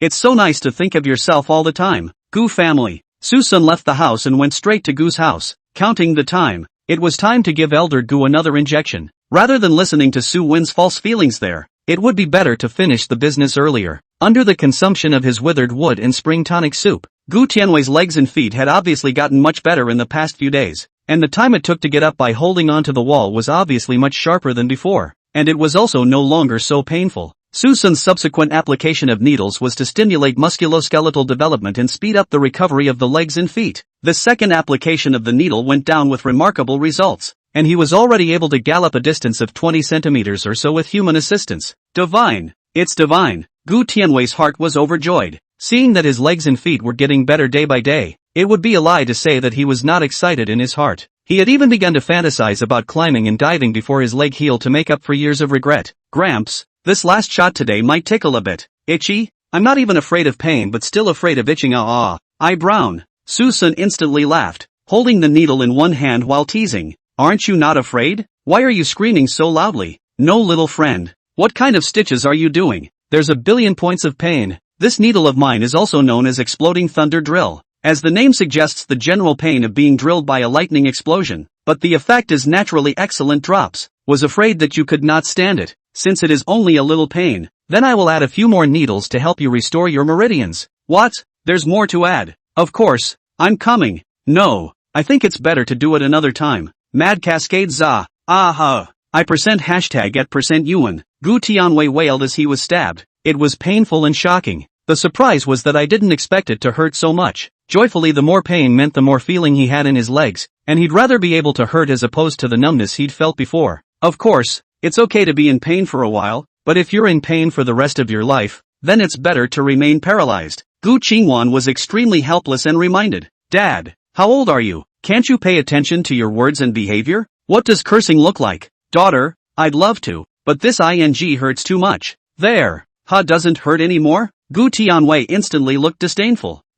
Just this prick and scratch. It's not worth mentioning. This change of face is more than turning over books to the two people speechless. Suson had to admire this old man's thick skin, and he was even more certain that Gu Tianwei's leg was definitely paralyzed when he was young because of this off-key mouth. Gu Qingwan smiled helplessly. Little brother Seeker, I've let you see the joke. So, let's go out for a walk. Good. It's good to go out for some fresh air. Then you continue to lie down to regain your energy. Old man, and we'll go out. Fine. You guys go ahead. Outside the Gu family home, the two chatted all the way from Gu's house to outside. The age of status seemed to be a falsehood, bringing no generation gap between the two men, and there was nothing to talk about. The longer they got along, the more Gu Qingwan became interested in Suson, especially being deeply impressed by those unorthodox brain circuits. Little brother seeker, just now you administered the needles wouldn't be intentionally messing with my father, right? It didn't hurt this much last time.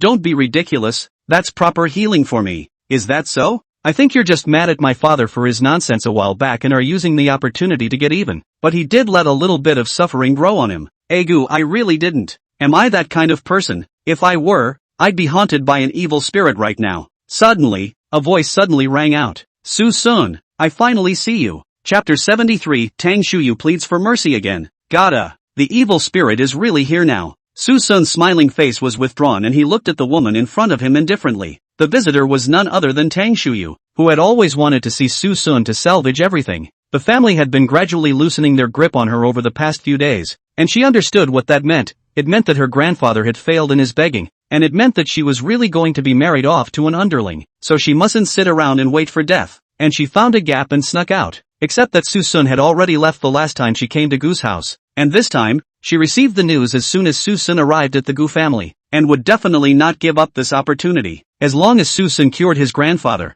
then not only would the family not be punished but he would also become a meritocracy. The more Tang Shuyu thought about it, the more excited she became, as if she had already seen the scene of being complimented by her entire family. Suson, what are you giggling about? Tang Shuyu snapped back to her senses and rushed forward. Suson, you go and help cure my grandfather. Funny. Suson almost didn't hold back his laughter. What kind of weirdo is this? How can you be so high and mighty when you're begging? No save. Putting down two short words, Suson returned the same way. And these two words instantly shattered Tang Shuyu's illusions. You stop right there. I told you to stop. Didn't I hear you? Who are you, Baron? Suson didn't even look back. Suson, why are you so vulgar? Tang Shuyu was so angry that she stomped her feet and hurriedly chased after him. Gu old man's leg. She also often heard the news. Just a few days qualitative change. Suson certainly also have the ability to save his grandfather's disease. If so, why not save? Suson, you stop right there. I can give you money.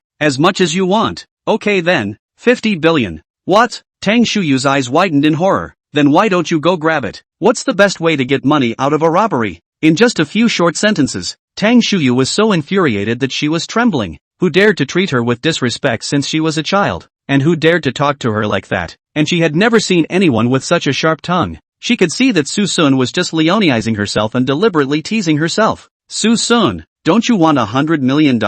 As long as you save my grandfather, he's willing to give you $1 billion. Oh, and what about you? Have you begged me without a sign? What more do I need to show? Is it any wonder that my grandfather's or my father's remuneration doesn't satisfy you? Suson nodded slowly with deep meaning. So, you're using other people's money to take my favor? What difference does it make? Are you going to cure it or not? Said $50 billion to save the day. You dream. Then you dream too. Thumping, Tang Shuyu's heart suddenly felt like it was missing a piece. Foolishly frozen in place, that vanished sense of crisis swept through his body again, and that bad feeling of foreboding followed. Gu Qingwan slowly stepped forward at this time, looking at Tang Shuyu with a disappointed expression. Shuyu, you're really spoiled. Who taught you to beg people with such a commanding tone? Do you know that your grandfather even needed to lower his voice to beg people? At this moment, Tang Shuyu began to panic, and understood where that panic came from. Once again, one's own arrogance had replaced one's reasoning, and once again, one was so brash as to offend people. Yes, one is here to plead for mercy,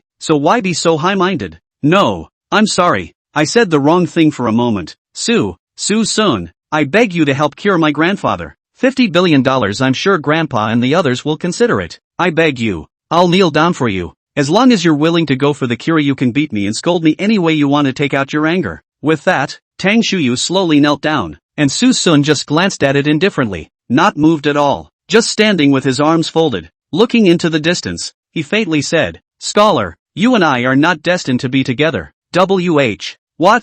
Tang Shuyu's eyes widened as she looked up in disbelief, but he didn't see a single expression of willingness to help, except for that cold figure in the sun. No, you can't not save. Can't not save. Tang Shuyu knelt and crawled to Suson's feet, hugging his thigh tightly. Mr. Suson, I was wrong. Please do it. I'm willing to promise you anything. Give me away you. Suson toppled off with a kick and continued to walk aside unperturbed. You want him to do it? Dreams have everything. In fact, he's a man who knows some shallow destinies. Tang Shuyu is the face of the bogeyman, which will involve his loved ones, and the old man Tang would have been affected by its life soon. He saw the Tang old man big blessed face before kindly help. The result is that people do not appreciate. And Tang Shuyu this bogeyman and are all spoiled by the Tang family. Can be said to be the source of all the end of the day, once the indulgence of the endangerment of their own lives, which would have been the life of the Tang family, but also the life of the Tang Shanha. Now he is just following his destiny. Seeing Suson being so ruthless, Tang Shuyu was in a panic. If Suson didn't go back today, then her life would be ruined, and she couldn't accept this result. So she crawled to Gu Qingwan's feet again and begged,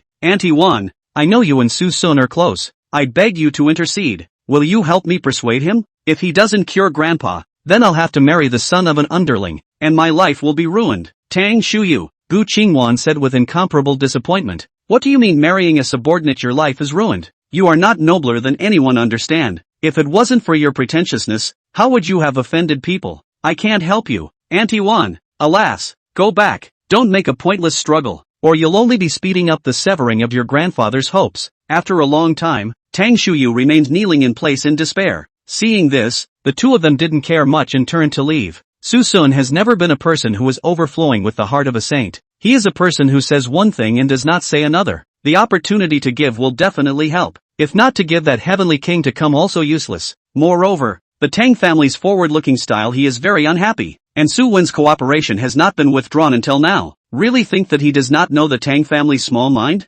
Sister Wan Air, I won't go in. I'll come back in a few days. Don't live here anymore? Is it because of that Su Shinro? Her? Suson let out a cold laugh. She counts for nothing. I have something unfinished. Don't worry, I'll come over more often. How about some lunch? Lunch will be ready soon. No, I'll go first. Susen left, but after leaving Gu's house he didn't go directly back to Su's house, but went to an internet cafe. The cooperation between the Tang family and Suwen was still in full swing, and Su would use it to turn the tide. Could he tolerate this? However, what he didn't expect was that from the information he had found out, this Tang family hadn't cancelled their cooperation even if they had, and had actually made a few additional investments. Well, but unfortunately, your Tang family bet on the wrong person. Suwen doesn't have the kind of ability you think he does. In the evening, the Su family, back home Suson is really a little hungry. After eating breakfast out of the door, the back is not hungry has not eaten anything. This is not just arrived at home to open the meal. On time on the table. Su Qiming Qin Xinlan two people face are green. Especially that wolf swallowing look. Simply do not put them in the eyes. Little seeker, where did you go during the day? Did you go looking for that woman? None of your business. Don't bother me dry rice. Suson lowered his head to dry rice. Not bothering. I'm doing this for your sake so you don't get ripped off you know. These chicken thighs are so flavorful and this lobster is good. Su Seek, scream for your sister. Susun was already furious at being disturbed from his meal. And then Qin Xinlan came out with a good-natured sneer. What a hungry man. How come you can't afford to eat on a trip out? In an instant, Susun's face changed. Without saying a word his hands against the table. The solid wood table of more than 500 pounds was lifted up so hard, and finally was violently overturned in the crowd's shocked and horrified gazes. Blanche, don't let me eat. Then don't eat. Chapter 74, Your district's parents. Don't want them. The crowd was dumbfounded, and there was dead silence in the arena. Everyone didn't expect such a sudden change. Not only Su's sudden rage, but also the fact that he was able to flip that 500-pound table just by saying so. You know that's over 500 pounds. A normal person would struggle to even lift it, let alone this in-place flip and seemingly effortless situation. What kind of freak is this Suson? Su Qiming was even more horrified, thinking that in the past, Suson had definitely stayed his hand, or else he would have been slapped to death long ago. I can't. This son has become more and more uncontrollable. He can't be allowed to remain in the Su family any longer. This son must not be kept. At this point the restaurant was a pin drop and the floor was a mess. Qin Xinran still had a piece of braised pork on her chopsticks, and the sound of the red oil on the meat dripping down her chopsticks clearly broke into everyone's ears. The crowd looked at the lost mother and then at the broken pieces on the floor, and a wave of speechlessness and helplessness washed over them. Can't you keep your mouth shut for a good meal first? Now it's good. People can't eat. And now what's the end of it? Blanche, it's mute. Speak to me, all of you. Suson's roar was undoubtedly a thunderbolt at this moment, scaring the crowd back to reality from their days. Didn't 1 and 2 just talk too much? Why are you shutting up now? Speak. All said don't bother me to eat less ing pussy. 1 2 non-listening. Then tonight I'm this hungry ghost can't eat. I'll see which one of you can still eat. With a click, Susun broke the table leg with a hand knife, then grabbed the half of the table leg and threw it towards Qin Xinlan. Qin Xinlan's pupils contracted in horror as she watched the thing with the whistling come towards her, and when the wind whistle grazed her face, it was as if she saw death, or even saw her dead Taiyuji beckoning towards her. With a thud, Qin Xinlan's body went limp and lay backward, and her entire body fell directly down the chair with insufficient force. Mom! Su Lianqing Su Qingxiao on the side was so frightened that she hurriedly went forward to pull someone, and Suen also came around to his mother's side from the other side to take her hand, showing a face of heartache. Mom, how are you doing? Don't scare me. Son, I'm fine, just a little weak in the arms and legs. Mom, it's all my fault. I didn't protect you and let you suffer. Son, how can you be blamed for this? It's clearly. The words came to an abrupt end.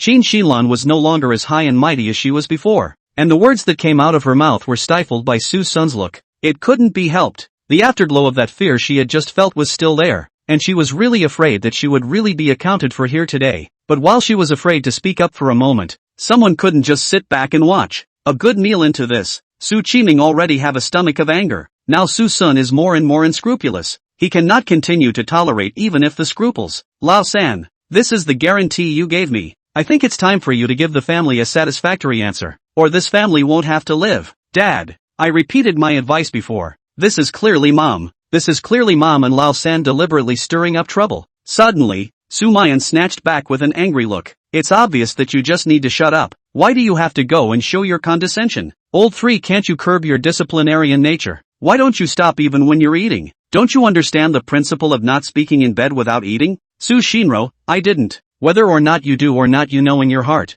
I know you never felt that Seeker was worthy of being under the same roof as you, but you shouldn't show it too obviously. And Mom, you're really hard not to show off some tongue? Why do you have to criticize and ridicule people at the dinner table? Is that really necessary? You guys know that little Seeker is harboring a fire but still have to run into the gun. I think your previous promises are all bull ********. You have no intention to live a good life. You can't wait to kick him out of the house. Suson was overjoyed. Yes, that's a good suggestion. Su Baiyan at this time also spoke out and agreed. Yes. Originally do not speak, everyone can be peaceful. Have to find nothing to do. I have not eaten a few mouths of rice.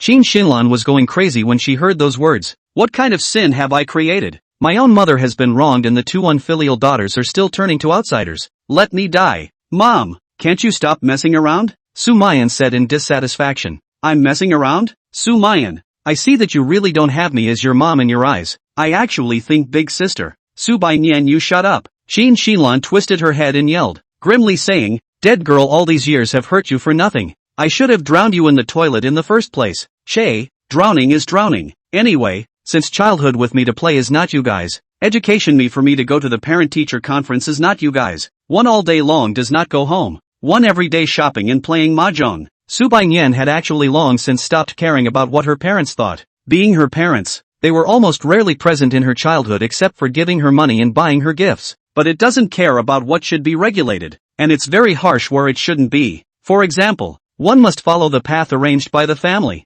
One must get the expected grades in exams, and one must study to get into the designated school. She was not even allowed to make friends, and even if she did, she was divided into 3, 6, 9 classes, so that she lost so many friends, and there was no one else besides Suson who was her longtime playmate. She used to be happy for days if she got a smile from her parents, but as she grew older, she cared less about that. Anyway, growing up she grew up behind her sister's asses, and nowadays her mom and dad are long gone from being a father and mother. District parents don't want it. Su Baiyan can be said to be born with a rebel bone. In the past there was no ability and no excuse to reverse the Big Dipper. Now all the conditions are in place. She has long been ready to leave home, because she understood that with Suwen around, she would sooner or later become a victim on Suwen's way forward. In that case, it's a good idea to plan ahead. Anyway, soon to be graduated from college also have the ability to fly solo. The family of any punishment, she is fearless. It's against it. I see that you guys have gone against it too. Qin Xinlan was truly infuriated by the duo, especially Su Baiyan's untamed appearance, but Su Baiyan didn't bring any fear at all, holding her head high with a disdainful face. I'm just against it today. You, Su Qiming, look at the good daughter you raised. What a treachery. Su Qiming ahead of Blackline. In the past, I managed the oldest 2, oldest 3. The oldest 4, oldest 5 is not you have been managed. What do you mean? It's hard to believe that you're not a little bit responsible for what she's doing now. Yes, but you can't blame it all on me. I was so busy some years ago, We agreed that one person would take care of 3. The older ones would go to me, and the younger ones would go to you. And now you're the one to blame for her behavior. Sumayan instantly smiled and joked. My mother used to be good to me. Said good, take me to dinner, she ran to play mahjong. Take me to the amusement park, she ran to play mahjong. I was hospitalized with a high fever, she was still playing mahjong. Can be awesome. What? And how come I didn't know about all this? Qiming's face suddenly changed. You dead girl. So it's because of these little things that you're holding a grudge. I should have thrown you out on the street in the first place. Xinlan, answer me. What the hell is going on? What are you yelling about?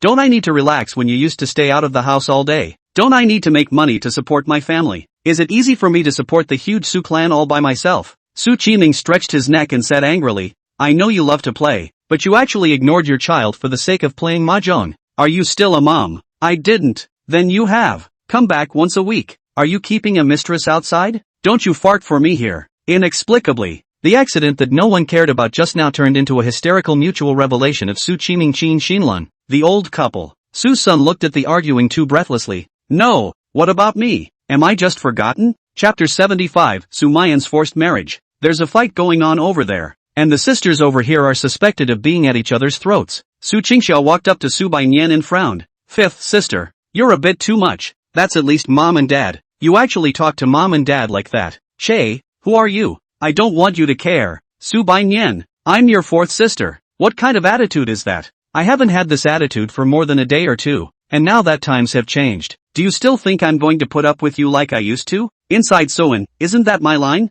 Sumayan, Su Qingxia. Well, you're really drifting, and I think you're really in need of discipline. How dare you make a move? You dead vase. I could spoil you. And so the conflict unfolded again. Parents arguing in the front, sisters fighting in the back. Suson suddenly felt that this family was a little hard to understand even for him. What a thing to call it. The next day, the debris at the dining room on the first floor has been cleaned up and the table refreshed with a heavier one. Qiming Xinlan, two people quarrel, but just one night will be as good as new. Once again united front. After the duo's deliberations, certain destabilizing factors will be completely removed. While Suson was still sleeping early in the morning, the two rushed to gather the crowd. Lao San, no matter what method you have, must get Suson away from me. Boss, you have been preparing lately. Your mom and I have arranged a marriage for you, so be at ease and get married. As for old 5, you can go wherever you like after graduation. We can't control you anyway. Sumayan snorted coldly. I don't care if I don't care, but what does it mean for big sister to get married?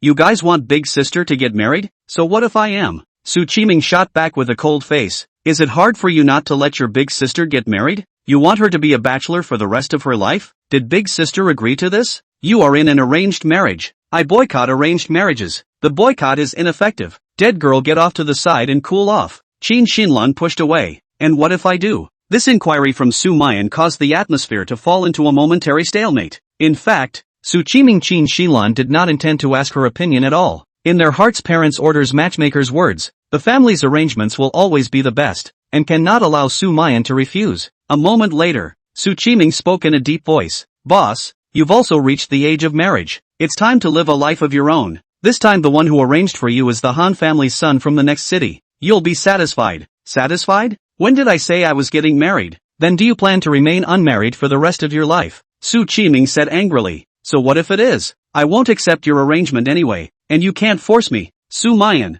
you have to go against the family, don't you? You have to tie this marriage even if you do or don't. The big family survives, and it's time to give back to the family. What I owe my family was paid off long ago. Isn't it enough that I've grown Suze from a company with a market capitalization of less than $1 billion to more than 10 billion today? For a while, the atmosphere once again dropped to freezing point. The sisters had never seen their eldest sister get so angry, especially at their father. So it seemed that this time the matter had really touched her bottom line. Qiming was full of fire, but it was also like a fish in his throat. Yes, it was hard for him to refute that Su did indeed flourish in the hands of this eldest daughter of his family. Sumayan had been in the Su clan since college. It was her step-by-step decision-making. It was her thunderous tactics time and time again that made the name Su clan renowned throughout Jiangcheng and even the province. Qiming's only bottom line in front of Sumayan in his life was here. He simply couldn't ignore those great contributions Sumayan had made. However, success is also Sumayan and failure is also Sumayan. Su's current decline also comes from this eldest daughter of his. For a moment, his bottom line was a few points stronger. Boss, You have made great contributions over the years, but you also have equally great faults. Su's current predicament is caused by you. You need to make amends. The Su family needs the Han family's help. Puff. Sumayan laughed, an extremely sarcastic smile. She did not expect her father to be so brazen. Who actually caused today's predicament, don't you know in your heart? If you hadn't been so eager to put your precious son on the throne, would you have created this situation? Dad, we all know whose problem it is. I don't care to argue with you, but even if Su's market capitalization is half today, it's still far more than what Su once was, so you can't morally kidnap me. Sumayan, don't you really think about your family? Su Qiming's voice gradually became suppressed. Sumayan sneered. Consideration? I considered too much to the point of being liquidated and backstabbed by my family. What else do you want me to consider? Dad, have you really considered my feelings? Good. Good for you, but your objection is invalid. The Han family you must marry, and Suson, although she was brought back by Lao San, it's mainly all you protecting her. I advise you to hurry up and get him out of the Su family for me. Don't force my hand. Dad, what do you mean? Sumayan was disturbed. What do you mean you know? Now that he has completely torn his face from us, if it really comes to the point of intolerance, I will no longer care about face or no face. Anyway, he must disappear from my Su family. A conversation just didn't go well. It could be said that until this point, Sumayan did not know her father's ruthlessness or even viciousness. It's not enough to suppress and humiliate, but to cross the line? No, it can't go on like this. Sumayan had already made her decision. Whether it was for herself or for Suson, this on home could not stay. Seeker, wake up, I'm taking you on a trip. What a tour. I'm not going. Don't disturb my sleep. Why don't you stay up and sleep in the car later? We have to leave today. Leave what leave? It's not that Su Qiming wants to deal with me. It's not that he wants to force you to marry. What's the panic? Sumayan's face was stunned. You, how did you know? Rubbing her sleepy eyes, Suson yawned and said,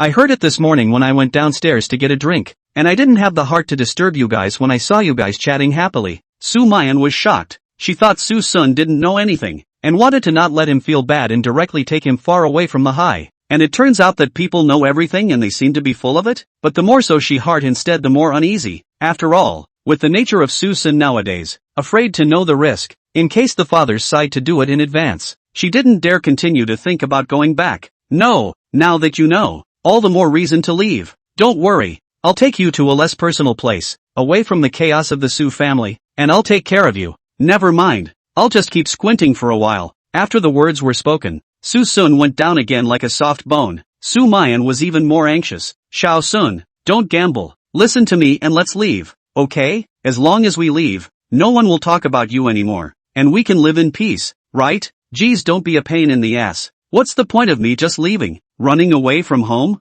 The old man can't even kick me out. So what's the point of me leaving? Why do you have to be obsessed with this? Big deal. Can't I just kick you out? You? Suson opened one eye and glanced at it with a disdainful face. I don't believe. Okay, then I'll take you to move your account book. Okay. Suson instantly switched on, bounced violently from the bed, put on a slipper and walked out the door. Come on, don't hold up the staff for lunch. Chapter 76 Moving the household. The move out of the account went surprisingly well. This is because Suson's account has never been on the Su family's account book since the beginning, but on the account of Su Qiming's former driver. I'm not sure if I'm going to be able to do that. No wonder the two old things cover up every time the school asks for the account book, and every time they send that driver over to take care of it, hoping that he hadn't even been a fake young master all these years. Looking at the hand that belongs to their own account book, Susun's heart has a kind of indescribable to the taste, as if married for many years only to find out that his wife is not their own. There is a kind of feeling of being cattle. Sumayan, did you already know about this? It's fun to tease me, isn't it? Seeing Susun's black face, Sumayan shook her head. No, I only knew about this after I became an adult. I was really very shocked at that time, but you were still young and I was afraid that you would be sad, so I asked everyone to hide it from you. And I didn't think that mom and dad would actually do this. But even without that, so what? Haven't we come through all these years as family? Your sister. Suson was so angry that he cursed. I've been your Su family's son, brother and grandson for so many years for nothing. I've been acting like a grandson all day long. But in the end, I actually didn't even get on your family's account. If I had known this, I might have awakened a long time ago. I would have been able to take this kind of anger from you thoroughly. Suddenly, a warm embrace stopped Suson's rising fire. Sumayan blamed herself. It's our fault. It's mom and dad's fault. But everyone treats you like family. Are you sure? Sumayan was stunned. Too, at least, the fifth sister and I are. Blanche, you guys are having a load of fun. I still have to be crazy. Seeker, it's useless for you to scream. I'll go back later and turn the Su family upside down. I'll let certain people know the price of deceiving me. Little Seeker, call it off. Isn't it good for us to just leave? No good. Then I've been a grandson all these years for nothing. I can make it up to you. Whatever you ask for. Really? Then I want you to say Susan, you are now expelled from the Su family and never allowed to come back. Then I will quickly run away. You see, it also don't come to chase me if I disappeared. Then that means I really don't want to have anything to do with your Su family. You also don't come to look for me, okay? Okay. But it's a little long for me to hear. There was a silence in the room. Sumayan's brain was a bit short-circuited under this set of wonderful words, and she didn't hear what was being said at all. Susan then said, it means that if you kick me out of the Su family now, I'll leave when I've completely broken my mind, and you won't come looking for me after I'm gone. Understand? What? Sumayan was confused. Although it was indeed her intention to let Susan leave, it was not to let him leave alone. What? You're so worried about my safety that you can't do it if you really have to? No. But who's going to take care of you if you're gone alone? Haven't I been alone since I was a kid? I need someone else to take care of me? But, Sumayan, if you really care about me, cut me off completely. As long as I taste that feeling of heartache, I won't be able to stay. From now on it's not good to stay away from your Su family. Sumayan was a little teary-eyed. Little Seeker, is that really what you think? I'm tired. I beg you to leave me alone. Chapter 77, Get a License and Run Away. Finally, Sumayan saw the fatigue and determination in Susun's eyes, and was finally able to understand that true love is not control, but fulfillment. Okay, I promise you, if you think of me in the future, contact me, I'm always here. Thank you, Sumayan. Susun's gaze suddenly flooded with a touch of deepness, and in the end, it was actually Sumayan, the woman who was least likely to say those words, who helped him out. It's also really not worth just pretending for so long. Susun was getting excited at this moment. On the surface he was cold, but in his heart he was laughing. How long had it been? He couldn't recall how long the ordeal had been going on. Sumayan had finally fallen for it. One can finally go home. Seeker, do I have something on my face? You're suddenly looking at me like that. Susun excitement a collection. Gaze deep love. Tone deep said. No, just thinking about recognizing and then finally help you do something. Civil Affairs Bureau. The bustle of passers-by around them all show full of excitement and anticipation. Whether they walk in or out, all represent the beginning of a family. Looking at the entrance with several big golden glittering words, as well as those joyful people around, Sumayan seemed to understand something. You're, trying to help me escape my engagement? Susun nodded. Yes, the big families value their reputation, and there are definitely some scruples about accepting a married woman. After all, no one likes the rumors. Even if Su Qiming ends up forcing you, they don't necessarily want you. As long as you're willing to let go of your hand, it's the safest way to go. Sumayan understood. So this was the pre-departure gift. It is indeed a good idea to block the persecution from home and the outside world with the marriage of a vanished man. Yeah, so you're planning on having you and me. That's right. I won't hold you up or affect you. You'll be relieved when the time comes, and that's the last thing I can do to help you. But I don't have my account book. Don't procrastinate. But I saw the account book in your bag. In fact, you've already thought of a way back. So let me help you realize it. Su Qiming has already become dissatisfied with you nowadays. You know his character. He will never stop until he achieves his goal. This is the simplest and most brutal way. Well then, after some thought, Sumayan still compromised and walked into the Civil Affairs Bureau together. In fact, she wanted to leave Susun behind, but she understood that Susun's intention to go had been decided, so she couldn't force it. It would be a nice memory to have a proof of two people. In the end, the two walked out of the Civil Affairs Bureau with a red book in each hand. There was no joy, no excitement on the faces of the two, only the sadness of parting, a stark contrast to the men and women around them, for both knew what would happen next. Although there is a certificate representing the destiny, it is the beginning of the break of their destiny. Sumayan looked at the book in her hands, some trance. Suddenly feel this world is so unreal. Since childhood, she is not without fantasies of this scene, but never thought in Susun to this step. And Susun smiled faintly and shoved the book in his hand into Sumayan's palm. With the person gone, this book would be useless to him, and staying in Sumayan's hands would be the best place for it to go. 2 years, just 2 years for you to file for divorce, at which point you can pursue your happiness. And now it's time to make good on your promise. What promise? Sumayan was puzzled. Speak the words that drive me away, and cut me off. Did I say that? At that moment,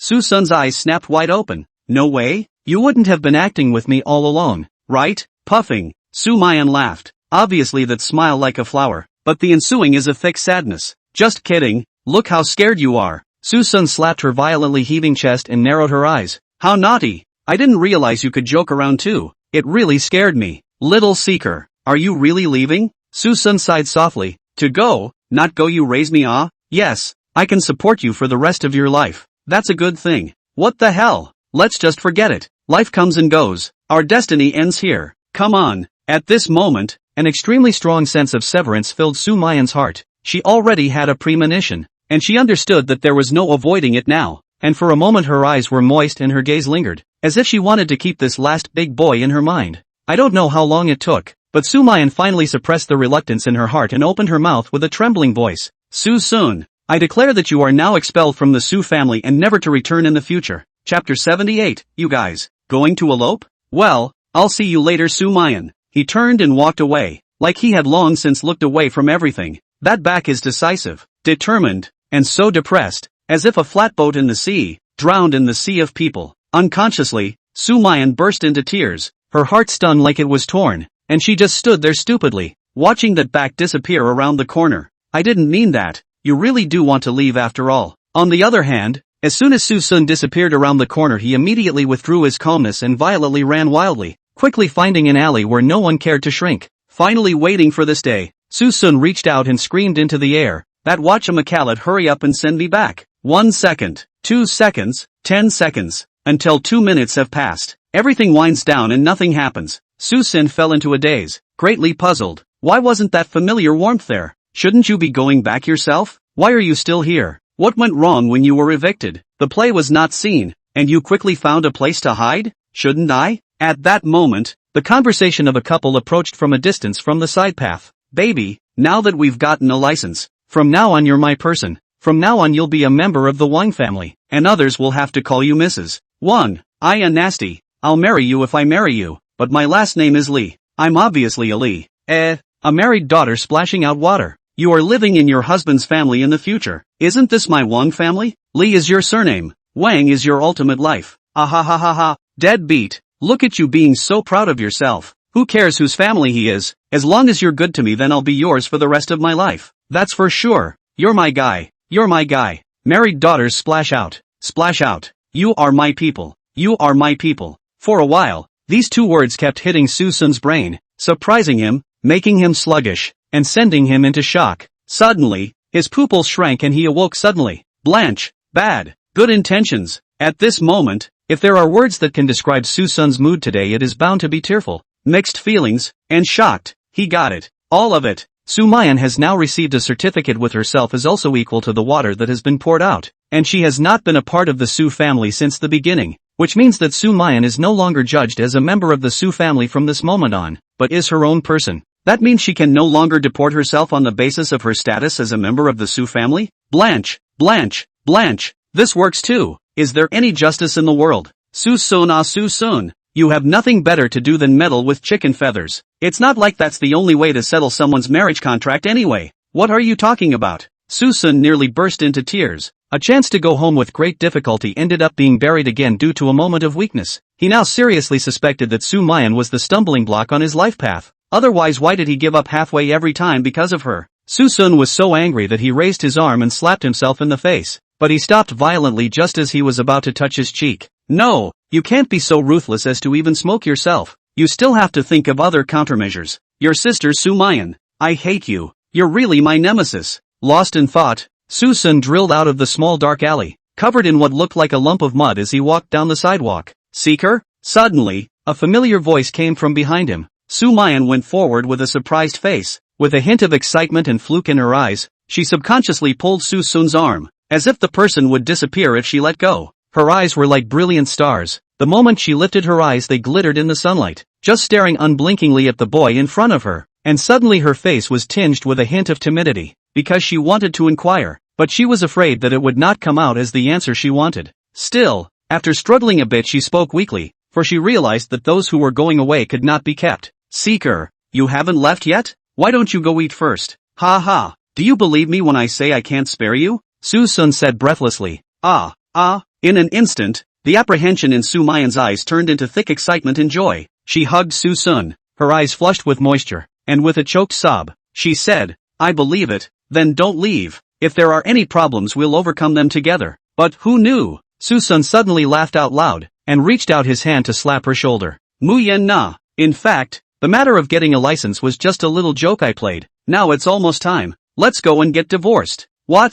Sumayan was stunned at his words, somewhat failing to understand what exactly Suson meant. She cast a puzzled gaze and found that Suson actually had a serious face with a hint of anticipation, which didn't seem like a fake. A wave of speechlessness flooded her mind. Is a marriage contract a child's play? Is it something that can be tied up and divorced at the drop of a hat? Besides, this is the most direct connection between the two, and since Suson won't go away, she still needs to tie Suson up with this certificate, and also solve the pestering of her family's marriage urgency in the meantime. Not away. What? Suson's eyes widened in disbelief. "We're just being spontaneous. We can't do anything. Can we leave first?" "No." "Why? Didn't you say you would promise me anything? This is all I'm asking for now. Count me as begging you, okay? One size doesn't fit all. It's too much of a child's play to leave right after the collar. And there's still a cooling off period, so we'll talk about this later. Later is later. So let's go to the Civil Affairs Bureau first to start the cooling off period, and then it's easier to just divorce then, isn't it?"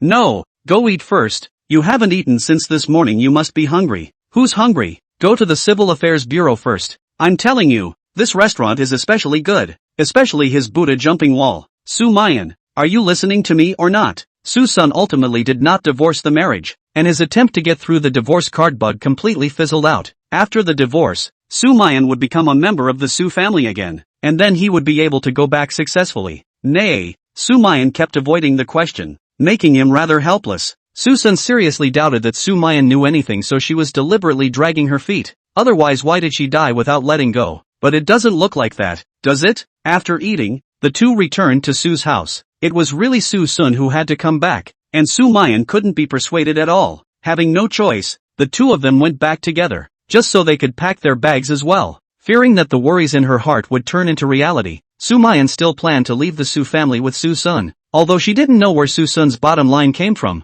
she really couldn't let Suson go against the entire capital alone. So when she got home, she started packing, not only her own, but Suson's as well, and no matter what, by the next day she would be leaving with Suson. "What's with the luggage in your room, big sister? Are you going out of town?" Sumayan rummaged through Suson's closet while staring back. "Fifth sister, we're going out for a while. In the future you listen well at home. If mom and dad force you to do something, be sure to go to your second sister. She'll protect you, and if you really can't, you just run away. The further away the better." "What are you saying, big sister? Are you leaving? And what do you mean by us?" "Don't ask. And remember, from now on, no matter what happens, you have to live for yourself, and you don't have to repay anyone's favors." The more Subayan heard, the more she panicked. Her eyes couldn't help but sour. "Big sister, is it because of mom and dad? In the end, what happened? You do not scare me.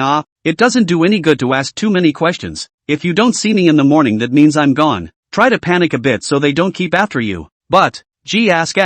What's there to ask? Your big sister is going to take me to elope. Are you satisfied with this answer?" Finally, Suson couldn't hold back, and the moment she heard this, the uneasiness that filled Subayan's face gradually turned into shock and stupefaction. You guys, going to elope?" Chapter 79, Lei Cheng, "I've actually liked you since I was a child." "Big sister, is it true what Suson said? You guys, eloped?" Sumayan turned around helplessly, frowning and holding her forehead. "Pretty much. We intend to leave the Su family and start a new life. After all, this family can't stay any longer." Suson joked at this point. "See, I told you we eloped, right? I'll tell you again. We not only eloped but also got a license. Asterisk.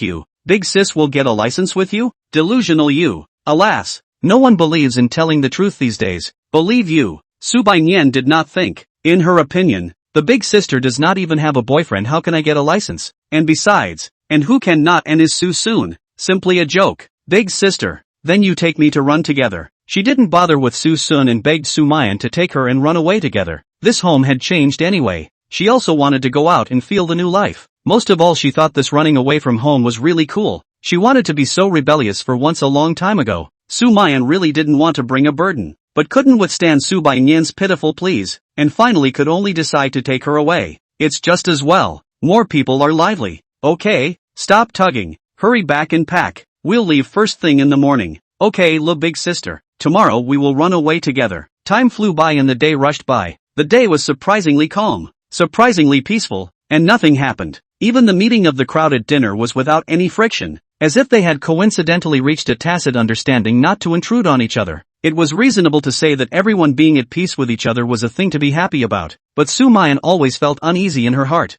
feeling that this was just too abnormal, especially as we get closer to the end of the trip. The feeling grows stronger, because Suson was just too cooperative, so cooperative that she didn't even bother with more words. Sumayan wanted to take Suson and leave directly when she was outside, but Suson had to come back, and now that she was so persuaded, she actually agreed to leave together. But agreed, why did you have to come back then? The next day, Sumayan had woken up early before Suson even appeared. It was good that he had promised Sumayan to leave the Su family, but it was not his style to leave so quietly. Walking is walking, but the Sus must be made to say that. Seeker, are you awake? We're ready to go. Seeker, Seeker? Knocking on the door and inquiring many times to no avail, Sumayan felt bad and directly pushed the door in. The room was empty, except for the suitcase she had packed yesterday. Where was anyone else? Third floor. Suson stood in the doorway of one of the bedrooms, twisted the door handle and walked in silently. The room was green and fresh, while the figure under the clean white quilt was still breathing regularly, obviously still asleep.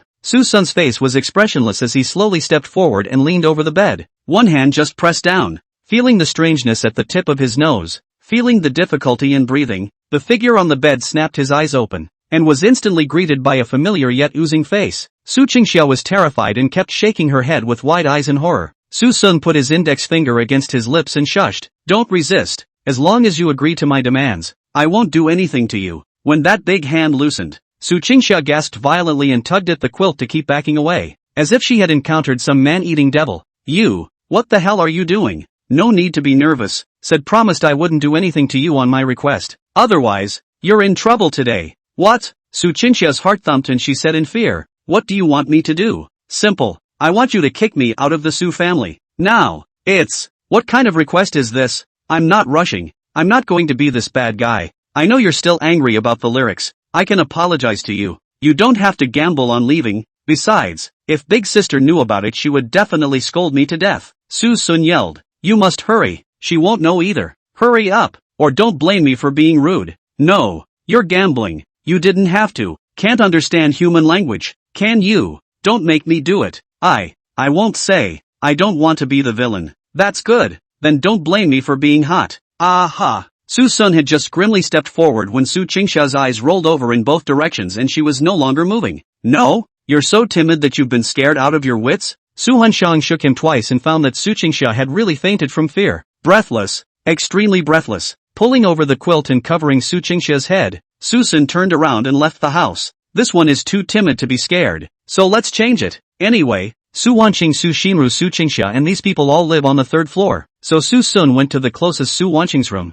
As soon as he opened the door to his room, he saw Su Wanqing sitting in front of the dresser in her pajamas. Su Wanqing turned back when she heard the commotion and was also slightly surprised. Seeker, what can I do for you? Something. Of course something, huh? Suson walked behind her without saying a word and put his hands on her shoulders with a slight force, feeling the dissimilarity in her shoulder. Su Wanqing stiffened and looked up with a shocked and displeased face. It was the first time a man had touched her body, or without her consent. What are you doing? Get the hell off me. What if I don't let go? Suson sneered. Suson, don't you go too far. Over? I just wanted to get close to you. After all, I've been drooling over you for a long time. In a flash, Su Wanqing's brain was like a lightning strike. Suson, what are you mad about in the morning? You are what? Suson coldly interrupted, with a gangly face. Don't forget, I'm not your Su family since the beginning, but I'm a kind of orphan adopted by the driver, isn't it? Su Wanqing's pupils shrunk. You know all about it? She wondered how Suson knew about this secret that had obviously been hidden for almost 20 years. Couldn't it be that coming over here this morning and going crazy was the reason for this? She suddenly had a bad guess. What? Surprised? Your Su family has kept me in the dark for a long time, but it doesn't matter, because this doesn't seem to be a bad thing for me, but a good thing. After all, some people I wish for a long time but there are many taboos, and even cannot pass their own conscience. But now, I am not afraid of anything, because I am just an outsider. I just want to pursue their favorite women, and what is wrong? Suson knew that Su Wanqing resisted men, so he purposely said this kind of words to disgust her, especially with his status. To say this kind of words thought the impact must be even more amazing. If you go any further, you'll be able to scare someone's soul out of them, won't you? Even if he didn't have to remind himself, I'm afraid that he could make him talk of his own accord. Unconsciously, the smile on Suson's face became more and more horrifying, his fingers gently rubbing Su Wanqing's neck. Evening Chang, you know what? I've actually liked you since I was a kid, and this day has made me wait for a long time. Chapter 80, The Uncompromising Sisters. Su Wanqing was petrified immediately. A chill with shock went all the way from the soles of her feet to the top of her head. At this point her brain was a little congested and dizzy and she couldn't believe what she had just heard. She was afraid of just this kind of thing happening, and she didn't expect the bad feeling she just had to turn true so quickly. Seeing Su Evening Ching dumbfounded, Suson was very satisfied. After all, this was the result he wanted. But he wanted more than that. He wanted Su Wanqing to be completely and utterly furious. So, Suson continued to arch the fire. Why don't you respond to me? Why don't you respond to me? I won't be able to stay in the Su family for much longer anyway, so if I can have some encounters before I leave, then I'll have no regrets in my life. No, you can't be like this. Su Wanqing grabbed the big hand on her neck and said in a trembling voice, Xiao Sun, you're a bit bewitched. You leave now today. This is something I can treat as if it didn't happen. You first go back and calm down. Don't go astray because of a momentary impulse. What a misstep. I don't care. Susan cupped Su Wanqing's polished chin and twisted her head again, forcing her to look straight at herself. When the two of them looked at each other, Su Wanqing realized that Susan seemed to have lost his mind, and only greed and lust remained in his eyes. She panicked and wanted to resist, but she was stunned in place by Susan's appearance, and she didn't even have the courage to resist. Only her eyes revealed that trace of tenacity. The two just stood there for a long time. Gradually, Susun was all a bit tired, and he was convinced. Why don't you say something? Where's your old aggressive stance? Seeing that Su Evening Ching had been silent, Susun could only take the initiative. Su Wanqing, I still like to be more proactive, but this look of you preferring to die has piqued my interest. Since you don't squeak, I mean you've acquiesced. I'll be gentle. No way, Su Wanqing exclaimed. Xiao Sun, you can't go on like this. You'll harm yourself. I don't care. Look, you can't even get rid of me even at this point. It seems like you have me, so I'll be polite. Wait. Su Sun moved. What are you doing again? Don't worry, little seeker. I won't kick you out, and as long as you can stop, I'll never tell anyone about this today. I promise you. Blanco, after half an act am I here to hear you move your heart? Su Sun simply stopped pretending and growled lowly. You will expel me from the Su family now. Otherwise, I'll put you on the spot and make you live in remorse for the rest of your life. I know you're angry with me. After all, I'm the one who neglected you all these years, but you really can't. This will ruin you. Don't be so hypocritical. Can't you understand human language? Do as I say. Su Wanqing fell into silence. Didn't you hear me when I told you to talk? Su Wanqing stubbornly turned her head away, her eyes containing hidden tears. Seeing that the pajamas were caught, but Su Wanqing remained motionless. Su searched that call us speechless. Things now you still tenacious, what strength not just a word of things, but he is not a real beast. Naturally, it is impossible to really do it. Put down a knocking. Nima turned around and left. Seeker, I knew you wouldn't do it. The words were so small that Su Sun had left without hearing them. If he knew that Su Wanqing was betting that he wouldn't make a move, he would definitely be furious and curse his mother, and would definitely turn his head back to his old tricks. And at this moment, he left Su Wanqing's bedroom and then started his next plan, going to Su Shinru's room across the street. Come sit down at. Su Shinru was lying on the bed playing with her cell phone, and for Su Sun, who intruded rashly, she only patted the seat beside her to indicate to sit down, her face flat as usual. I do not know why. Su Shinliu more this kind of calm as water attitude Su Sun more cannot stop to gas, without saying anything to go forward. Quilt a lift. Sit, you sister, sit. You get the up. You must now. The words came to an abrupt end. Su Sun regretted rushing to make a move, because he saw something he shouldn't have seen, and the scene became a bit awkward. However, he didn't expect Su Shinru to be so bold underneath this gentle and watery exterior, and it didn't match her persona at all. But in just a moment, Su Sun recovered his hideousness. I say you do. You now say the words I, Su Shinru, banished Su Sun from the Su family. Hear that? Don't make me stop being human if you don't listen. I don't even recognize myself when I'm mad now. Breaking into my house in the morning just to joke with me? Su Xianro covered her mouth and laughed lightly, not doing anything to cover up, like she didn't mind at all that she was seen by Su Sun. Su Sun sighed a sentence of female madman's shamelessness and continued, cut the crap, or I'll do you today. Good, then you do it. Saying that, Su Xianro embraced into Su Sun's arms with a fragrant breeze. Don't be polite. I will never resist, and I will never look for you to settle the score afterwards. Suddenly, Susin felt a warm and cool touch coming from his neck, and all of a sudden, his body was like a lightning stroke. He cursed, *******.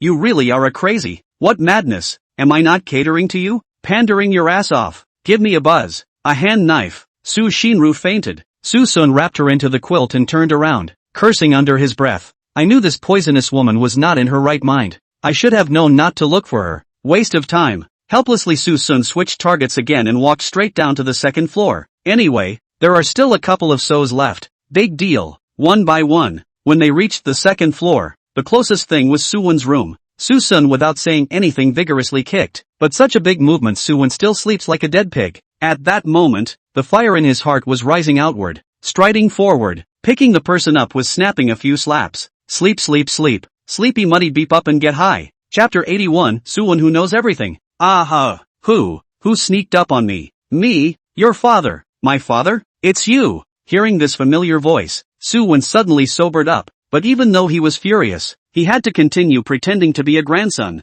Seek, brother Sun. How did I offend you? Can't you just let me go? Can't. Because you're being a little too disrespectful. Disrespect? How can I disrespect you when I slept well and didn't even wake up? It's that you didn't react when I kicked the door in. It was really disrespectful. I'm going to have to teach you how to write the word respect. What? Looking at Susun with a smile at the corner of his mouth, Suwen went cold. You? What are you doing? Be a man and leave a thread to meet in the future. Isn't it good for us to coexist peacefully? Peace? The old me you planted. Now I'm the one you can't reach. I'll fight. The covers were pulled. His head was blinded, and Susun threw a set of continuous combinations at the covers. At this time Suwon was like a sandbag, wrapped in a quilt and unable to break free, only able to meet the successive righteous iron fists one after another. It's a set that involves not only physical pain, but also poor breathing. If it had gone on for another 10 seconds or so, it would have been close to suffocating if it hadn't been beaten to death. Finally, Iron Fist ends. When Suwon breathed fresh air again, he only felt how wonderful it was to be alive.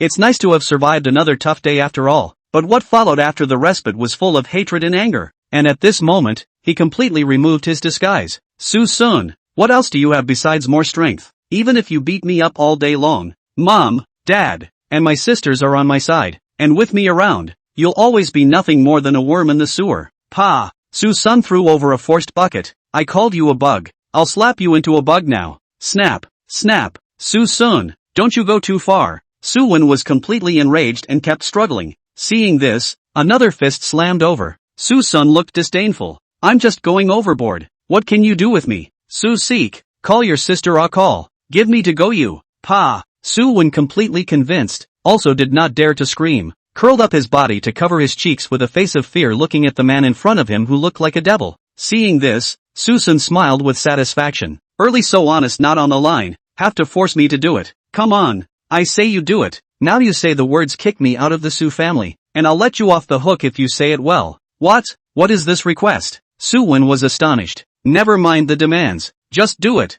I'm not doing it. You dare to resist me? Said the man, and a few more forced buckets were pumped out. But even though he was beaten again, Suwen covered his red and swollen cheeks and still looked resistant. I won't say anything. You can just die. Good, good. Susun also laughed wholeheartedly at this sudden backbone, but I'd like to see how long you can hold out. As the words left his mouth, Suwen's collar was yanked by someone, followed by a heavy punch to the face. Ah! Suwen wailed in pain and covered his mouth and nose, but at this time he did not have no half a point of fear. There is only full of hatred and full of anger. Suddenly, he wiped his nosebleed and laughed loudly. The crimson flowed into the corner of his mouth and seeped into the gap between his teeth, adding a few points of wretchedness in vain. But together with that continuous laughter gave people a sense of a few points of bizarre madness. Susun are confused. A face of surprise. Could it be that this kid has been beaten silly? Ha ha ha. Susun, I got it. I got it all. At those words, Susun was a bit speechless. What do you understand? Understand that a stiff upper lip will get you beaten up, right? Ha ha. You fight. I won't do what you want even if you beat me to death today. Fine. Then I'll beat you to death. Another set of human body dredging. Suwen except for the hard mouth all over the body is breathless. You say no. You say no. I won't say it. I just won't say it. But what Susun did not expect is that Suwen is to really, that all the soft bones actually really become iron bones. Ha ha ha ha ha. I am enlightened. I am completely enlightened. You are counting. You are counting. Suwen coughed twice, covering his stomach and curled up in the corner of the bed with a sneer on his face, while the corner of that grinning mouth carried a hint of an insightful arc. Susun, aren't you just trying to lay a trap on me? As long as I open my mouth, I'll be the evil one in everyone's eyes. That way you'll have a chance to turn on me. And even if the family goes after you, it'll still be for a reason. And I'll be the one who did it for no reason at all. The most important thing is that you know that the second, third and fourth sisters are all still on my side. And you're trying to wear down the last of their goodwill towards me, so that you, the poor victim,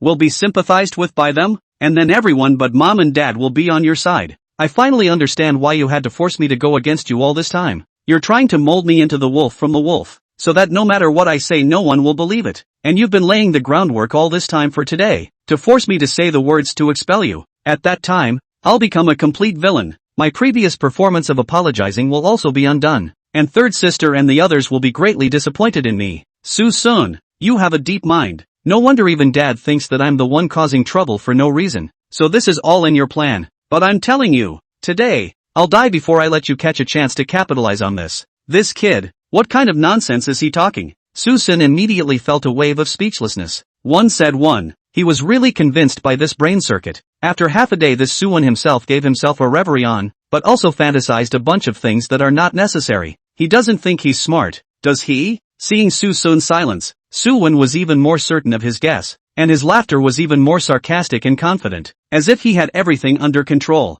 The fist itches. Seeing this underhanded look, Suson really itched his fists and longed for a fight. Still, he gave Suen a chance to speak on, wanting to see what other farts he could hold back. Ahahaha, Suhun, it's hard being poked through my purpose, isn't it? Are you annoyed? But don't worry, even if you beat me to death today, I won't open my mouth and say those words. Not only will I not say it, I won't let mom and dad say it. You just turn this house upside down and make as much fun as you can. Don't worry, I'll try to keep you in front of my sisters and say all sorts of nice things about you, and then I'll be the well-behaved, understanding brother just like I was before, and you'll be nothing but a hysterical, violent maniac. When you've made more of a fuss, when I've persuaded you more again, I'd like to see who will remain on your side. Angry? Angry? Resigned? You are not destined to be my match. Suson, I'm the only true young master in this family. Alright young master, watch my slaps descend. Saying that, Suson directly slapped with a set of continuous slaps. Suson,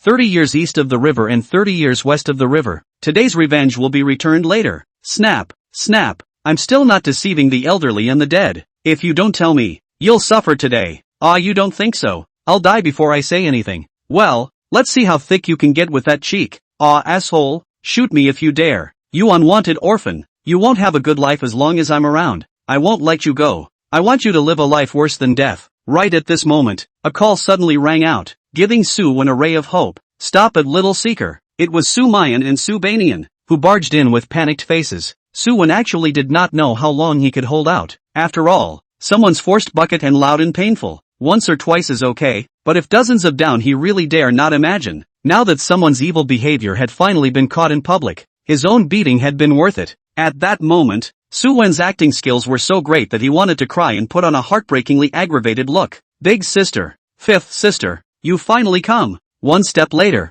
I'm afraid I won't be able to see you guys in this life, but who knows? Before he could cry a couple of times, Sumayan directly stepped forward and flung him a slap. As this slap went down, Suen's eyes widened and he was directly confused. No, I seem to be the victim, right? Chapter 82, Future Husband's Family. The Han family's doorstep. Big sister, did you hit the wrong person? I'm the victim here, Suson also said at this time. Yeah, why are you hitting him? He's taking a beating.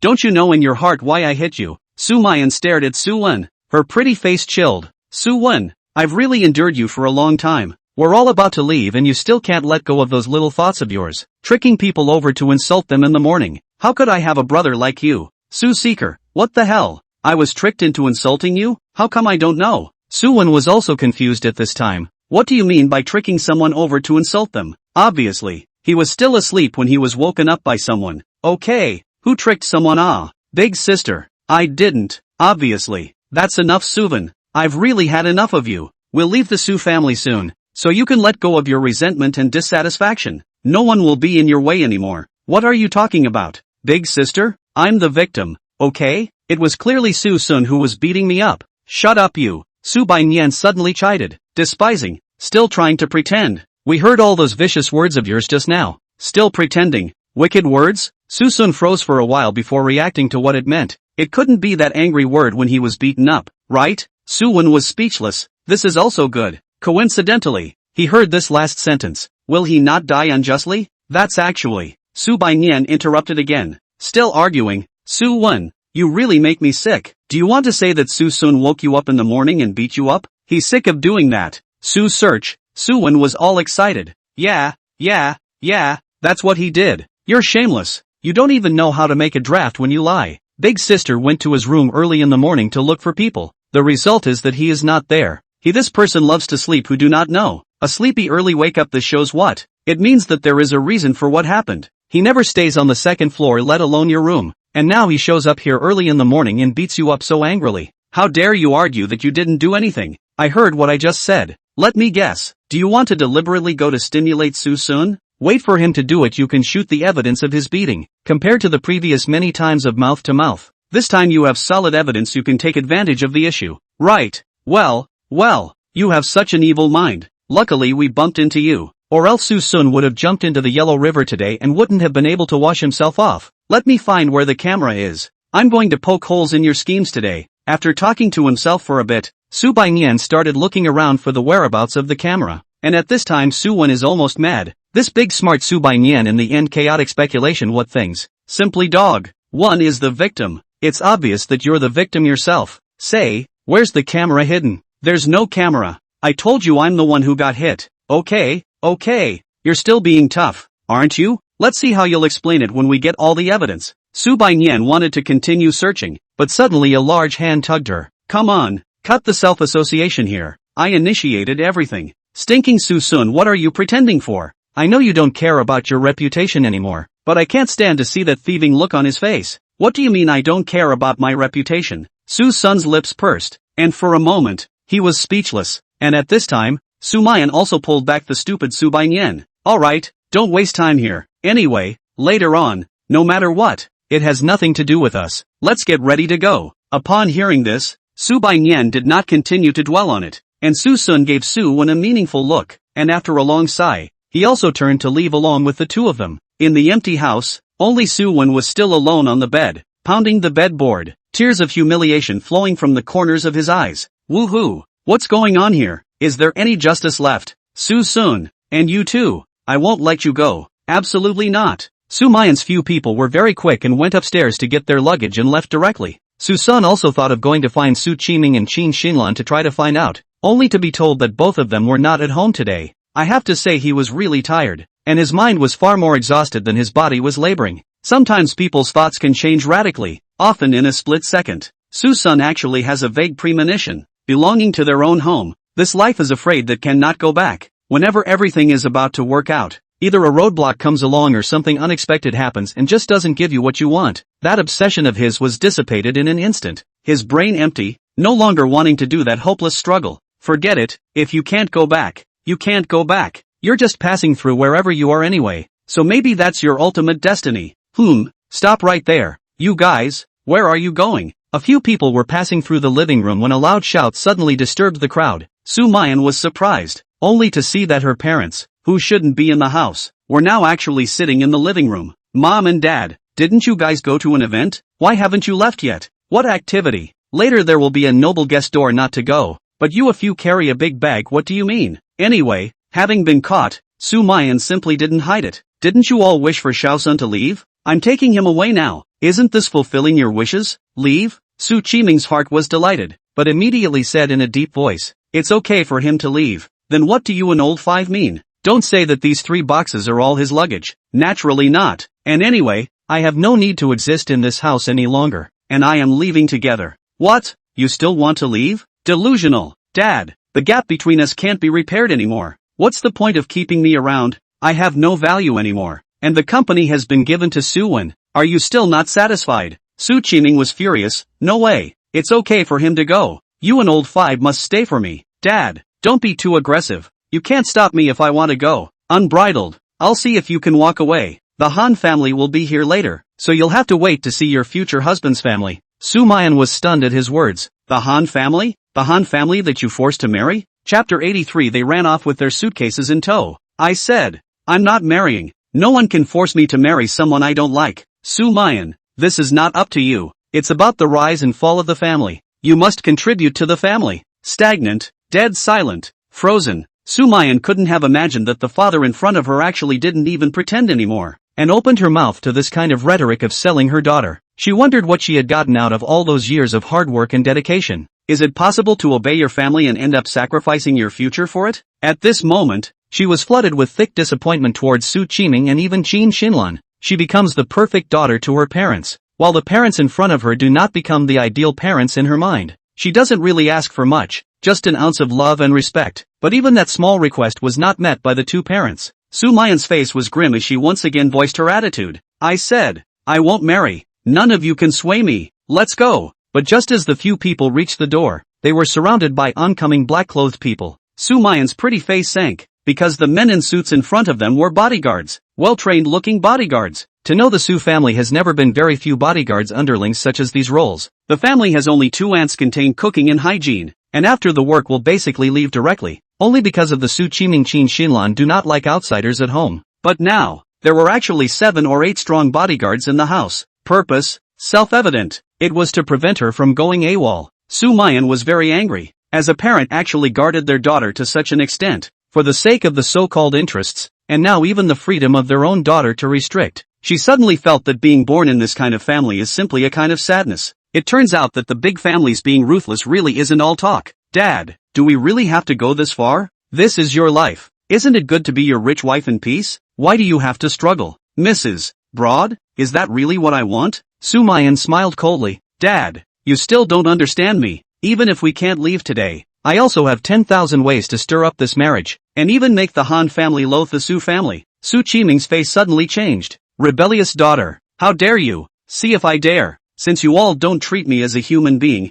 then why should I have any regard for you? You'll definitely regret if you don't let us leave today. Su Qiming's heart was huffy, but he had to pay attention to the seemingly threatening words. What he wanted was for Sumayan to marry into the Han family peacefully and gain the support of the Han family. If she didn't cooperate and was even detested by the Han family, that was something he definitely didn't want to see. Without coming to the final moment, he had hoped that Sumayan would cooperate properly. Helpless, he spoke again. I said Suson could go. I never said I would stop him. Sumayan's eyes sank. Who will take care of him if he leaves? If we have to go together, I will never let him be alone. Sumayan, don't you go too far. What's wrong with me just going overboard? You can continue to stop it, but if I won't speak up and offend the Han family when they come later, then don't blame me. You're threatening me. So what if it is? Either you give up the Han family, or you offend the Han family. You choose one. The atmosphere was once again at a standstill, with both sides not budging. Seeing that the situation was not right, Qin Xinlan rushed out to speak. Na. Mom, shut up. In an instant, Qin Xinlan's face was as ugly as a fish in her throat. At this point in time, Su Qiming also saw Sumayan's determination, and although he was displeased, he still made what he thought was the biggest concession in order to be able to make him cooperate. All right, you may go. Old Five left with him to take care of him, but you must stay. In an instant, Su Baiyan fell into a daze, obviously truly hurt by these words. Surely, she was inferior to her sisters, and even more so, she hadn't shown much talent, so she was going to be the first one to be given up? She was a little sad, and a little glad that she had prepared herself for this early on, so that it wouldn't be so hard. Che, I'll just go. No way. It's not certain who will take care of who if they both go. It has to be all 3 of them. At this moment, Su Qiming's patience was completely exhausted. Alright then, I'd like to see if you guys can leave today. With that, he turned around and sat back down on the couch. His posture with his back to a few people was proof enough of his confidence. So what if Suson can fight? Can he still beat 8 professional bodyguards at the same time? Expectedly, a few people did make their move after all. Su Qiming heard a scuffle and a cry of alarm, and he knew that this was Sumayan's few people forcing their way out. The 2 of them couldn't see the situation at the door from where they were, and Qin Xinlan asked with some uneasiness, Old Su, what if things get out of hand? Make a fuss? It's nothing more than laying a hard hand on that Suson kid. As for those 2 rebellious girls, those bodyguards have their hearts in the right place. In a few short seconds, the commotion outside the door subsided, and also finally came a howl of pain. Su Qiming snorted coldly with confidence, feeling that Suson was just making a mole crashing into a tree. How can one man fight 8? It's a fool's errand. You see, it's only been a few seconds and that sinner is screaming so hard they're taking their lives. As soon as the words left his mouth, a bodyguard hurriedly ran over. Su Qiming shook his head and sipped his tea, not even lifting his head. How is it outside? Has it subsided? Su Don, subside, discontinue. It's good that it subsided, so bring the people in. That, I'm afraid I can't bring in. What do you mean? Do those two rebellious girls still want to resist? No, it's the brethren who were all beaten down by that Suson. They've run off with their suitcases. Bam! The teacup landed on the ground. Qiming violently got up with a shocked face. What did you say? Chapter 84, My boss she ran away. On the road, an S-Class Mercedes kept chugging along in the traffic. Sumayan drove the car with Suson and Subayan, aimlessly traveling along. Although several people have made plans to leave home, and have expected this situation, but the sisters do not know where to go after leaving the home where they have lived for many years. Big sister, are we leaving Jiangchang? I don't know. So are we going to stay in a hotel or buy our own house to live in? I don't know. Actually, I still want to stay in Jiangcheng. As long as I can avoid some of my family, I can still continue to stay and live here. I don't know. You don't know why you are driving so fast. Suson was speechless and yelled from the main car. You don't even know where you're going and you're still taking me on a road trip. Find a place to stop and think about where you're going first. The car stopped on the side of the road and a few people got out to get some air.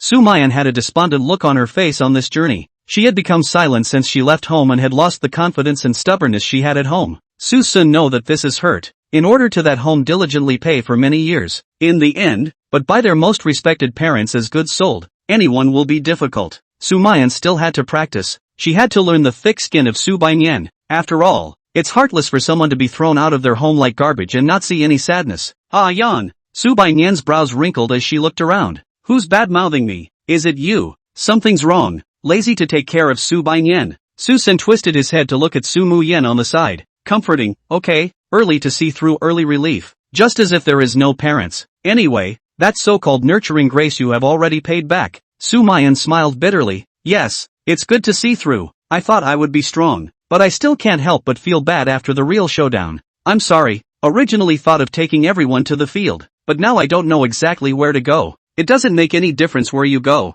It doesn't make any difference to me anyway, but you really need to learn from Subayan. The front foot has just been thrown away by the family as useless. The back foot has already begun to shop and consume with gusto. This resistance to pressure, simply invincible. Subayan was not happy when she heard this. What do you mean? Are you complimenting me or damaging me? Of course I'm complimenting you. How could I possibly want to undermine you? Don't fart. You must be undermining me. If you know, why are you asking me and making a fool of yourself? Bastard. I'll tickle you to death. The words didn't come out right, and the two of them just inexplicably fought. But even though Subayan had the upper hand, how could that meager strength be a match for a grown man, let alone that opponent being Suson? Suson merely sidestepped and dodged, and with a bump on his back, Subayan was directly squeezed against the car window glass and could not move. Aha, get up off me. I can't breathe. Isn't this able to talk? It's better to be honest. Aw, you asshole. Give me a rise. Ah ha ha ha. Where the hell did you get so much strength from? I'm sorry,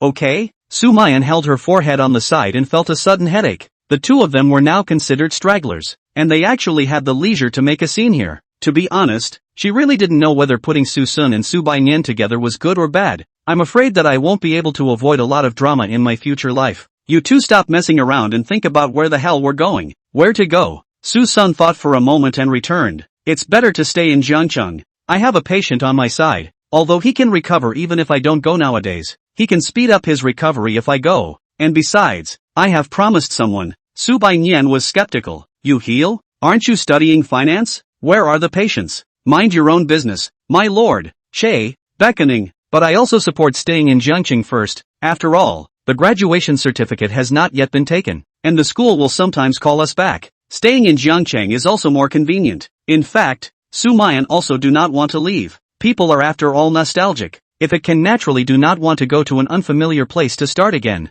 Although in Jiangcheng will inevitably be subjected to the intrusion of the Su family. But the Su family is not a handful. As long as pay attention to some, life can still go on peacefully. After some thought, Sumayan agreed to the duo's proposal. Alright, since we all want to stay then we'll stay. So let's go find a new home now. Su Qiming was still furious about Sumayan's running away. Immediately the Han family will arrive. But the protagonist of the day has suddenly run away. Opportunities are never to be met. Sumayan's marriage is still the initiative of the Han family side. The young master of the Han family and Sumayan had a one-sided relationship. Then the cold female president was full of interest, but has been rejected. Coupled with the Han family has no industry in Jiangcheng cannot be too much contact. Until Su's recent major accidents, that Han Young understand the opportunity to take the initiative to express the will of the parents. Contact Su family. and Su Qiming for this is like snow, and the charcoal behavior is undoubtedly full of joy. After all, the Tang group side of the attitude he could not figure out, although the cooperation seems to be close, but the right to speak all in the Tang side. In case of an accident there he sues back to the liberation of the night,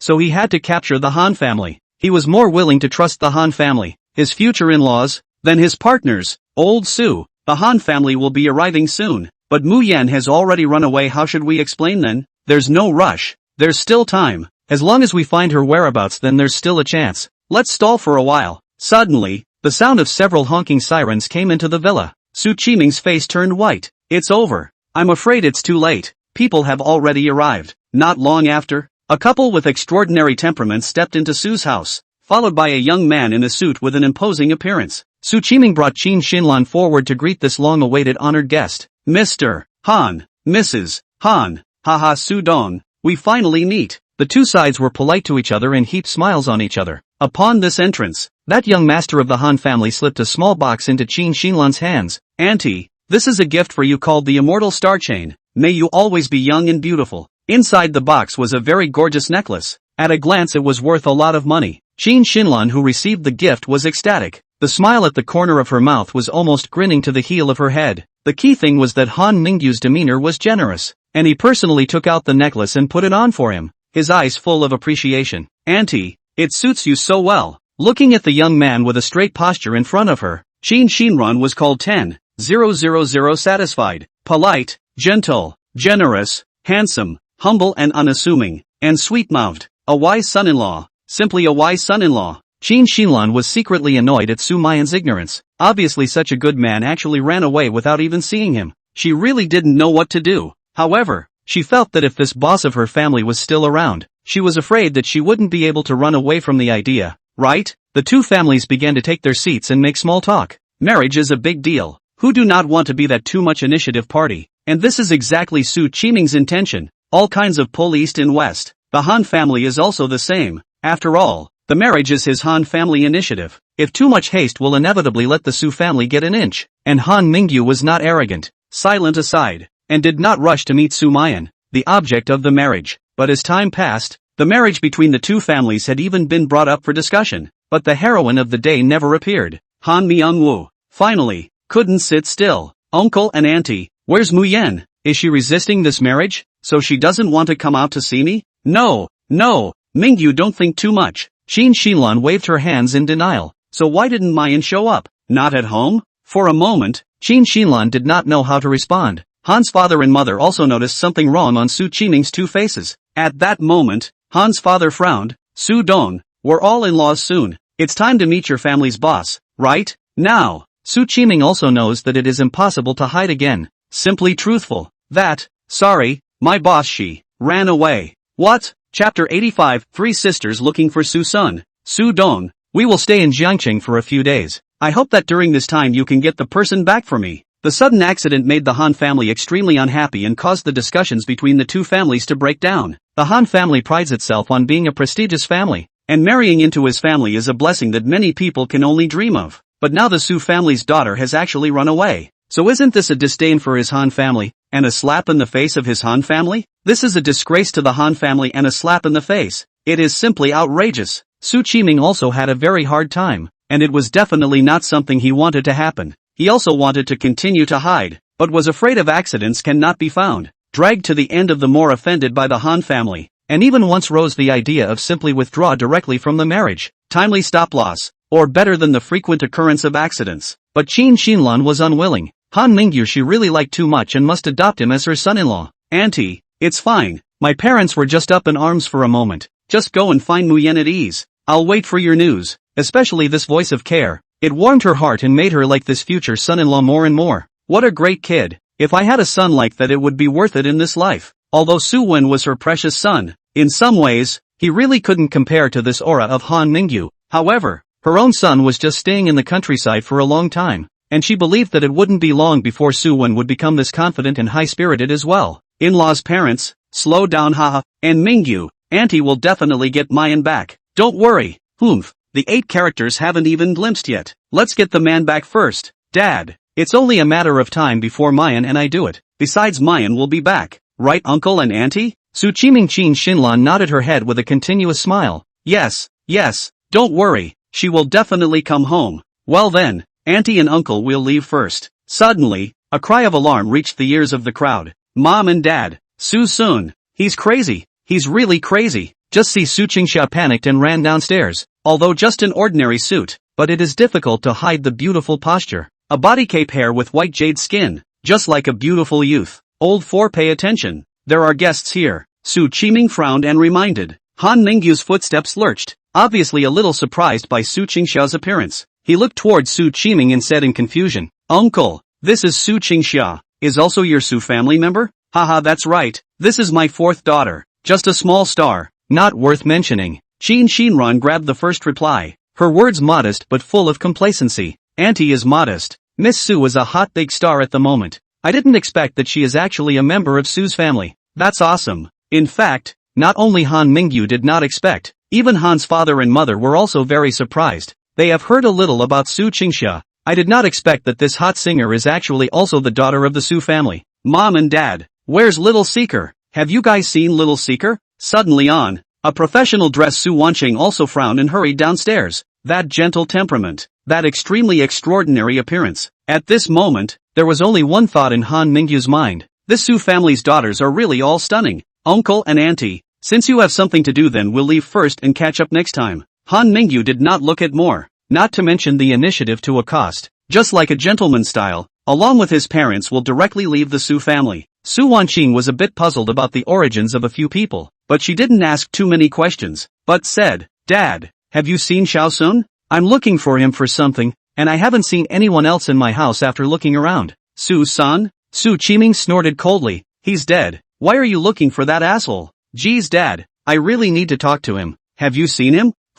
Saw? Of course I saw him and, the words came to an abrupt end as another searching voice came. Mom and Dad, where did Susun go? Have you guys seen him? The crowd turned their heads to look. Su Xianro covered her neck and frowned as she walked slowly, her mouth also chanting about Susun's whereabouts. Su Qiming felt a sudden surge of fire. People and even if people are not actually have such a strong sense of presence, shouting, one by one, they're all like the ones who don't have a tutor. They can't see that there's an honored guest at the door and they're still yelling, that is not in. What is there to look for? Usually do not see you and he said a few words, now looking for what to look for. Su Shinru's neck-rubbing movement was given a beat, genuinely puzzled by these words. Dad, what guest? I'm just asking about Susun's whereabouts. Why are you so angry? Guests? The guests are gone. Or can I not be angry if I'm pissed off? Su Shinru felt puzzled, but she didn't bother to argue with it. She is now more concerned about the whereabouts of Susun. After all, she has just been knocked out. What consciousness? Susun in the end did not know. She needs to ask a clear, so as to make the next step. Dad, I'm not going to argue with you. Have you seen Susun? If you have, just say so. If you haven't, forget it. So seek. Again, does he have magic in him? One or two of them are looking for him every day. Never mind. I won't ask. You'd better calm down. With a dark sigh, Su Shinru turned to leave, but after she left Su Wanqing and Su Qingxia were still there, and the two continued to ask questions, asked more. Su Qiming was also annoyed. The cup slammed, yelled, find what to find. That little has already left the Su family. He won't come back in this life. Instantly, Su Shinru's footsteps lurched and she turned back violently. Dad, you drove Xiaosun away? Didn't we agree not to interfere with each other and coexist peacefully? You should at least ask my opinion before you make a decision. Chapter 86, A New Home in a Misconstructed Situation. What's the point of asking your opinion? Do you still want to keep him? No, at least he is the one I brought back. The family really can't accommodate him. I can send him away. Why did you kick him out without saying a word? Our big Su family, is this all we have? Enough. It's none of my business that he left on his own. Haven't I put up with him long enough to be angry? What? Going off on your own? The atmosphere went quiet. Not only was Su Xianro astonished, even Su Wanqing and Su Qingxia looked at each other with great surprise. Several people were puzzled as to how Susun, who had been doing well lately, would suddenly leave without warning. Is it hard to believe that it's because of Suyen? But hasn't Suyen's planted evidence been exposed time and time again? And they were all favoring Susun's side, so there was no reason for Susun to suddenly leave, right? No, it wasn't without warning. Several people coincidentally thought of the morning's events. Could that be the problem with Susun's departure? Su Wanqing suddenly said, Dad, what's going on? How did he suddenly leave? How should I know? I can't wait for him to leave. Not only did he leave, But your big sister and fifth sister left with him early in the morning. They all ran away. What? Big sister and fifth sister also left? Su Wanqing was shocked. No, what are the two of them leaving for? Suddenly, she remembered her parents' incredibly chilling words that day, and also the forced marriage of her eldest sister. Everything clues were strung together at this moment, and Su Wanqing instantly understood something. So Dad, those guests just now were the ones you arranged for Big Sis to marry? Big sister refused in vain, so she left with Suson, who had long wanted to leave, and fifth sister also ran away along with her, right? Although he did not get the affirmation, but seeing his father's displeased look, Su Wanqing had already gotten the answer he wanted. His oldest and fifth sisters, whom he had lived with for years, were actually forced to leave by the family, and the younger brother whom he had harshly neglected for years had also left in a state of disillusionment. This family, how did it come to this? There was occasional friction in the family, but that shouldn't have been the result, should it? For a while, Su Wanqing felt empty in her heart, and also felt that this home was empty. There was even the slightest hint of strangeness about the family and a strong suspicion of the parents. The parents in front of me. Are they still the parents they thought they were? Why else would they be so strange? By the way, old four, what was all that about you just running down here in a panic saying that Suson was crazy? Su Qiming's sudden inquiry pulled the silent Su Qingsha back to reality. She gave an ah before replying. No, nothing. It's just that Suson's morning, ran to my door and scolded me. It's actually nothing. Su Qiming was furious and snorted coldly. This asshole. He's gone and still has to show off his power of speech. That's all he's got in his life. Oh yeah. Su Qingsha ultimately did not tell the truth. Anyway, the people had left. She did not want to keep this family clamoring, and it seems that Suson didn't do anything excessive after he fainted in fear, and now it seems that it was probably just a prank before he left. But wouldn't it be a normal routine to force yourself to say the words before you leave? Why did he leave without saying it? Is it really too late to stay? Mom and Dad, you guys have to do right by me. I've just been Su, brother's son. He beat me up. Second sister, third sister, fourth sister. I really didn't lie this time. Look at my face being beaten.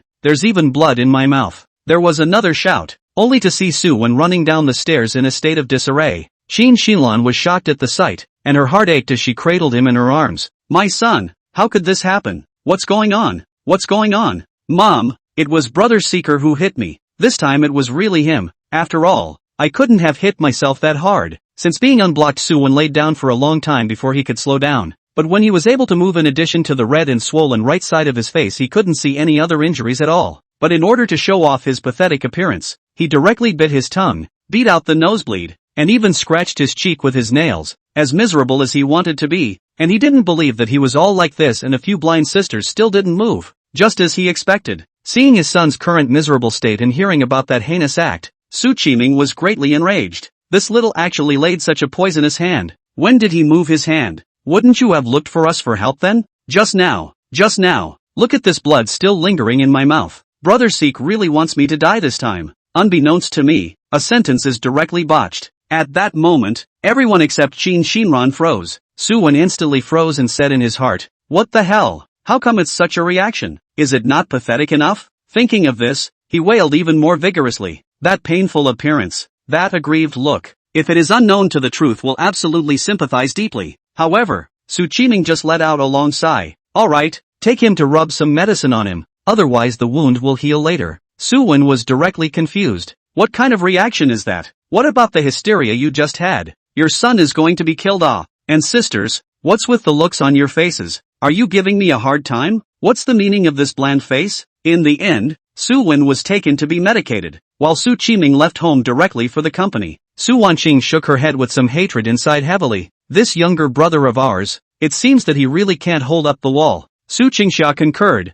Yeah, he's afraid that he doesn't know that Suson left early in the morning. And just now, alas, Suwen's planting of evidence the crowd has been accustomed to, lazy to care more. The sisters are more concerned about the ones who left home. Su Wanqing added, big sister fifth sister left in a momentary sulk. Want to come back can come back at any time, but Shaosun left this time for fear that really can't come back. Third sister, do you have any ideas? Thoughts? I think it's great that he's gone. Some people have places they can't fit into for the rest of their lives, and it's best if they don't come back for the rest of their lives. What? Is that what you've been thinking? Third sister? Then why did you bring Shaosun back? It's just that I don't want him to embarrass himself out there. Since I can't discipline him, simply give up. At this moment, Su Wanqing looked shocked. seemingly having a hard time believing that this was the words spoken by his always gentle and elegant third sister. It was also at this moment that she seemed to have reacquainted herself with Su Shinru. Third sister her. When did she become so cold and heartless? Su Qingxia obviously had a similar opinion.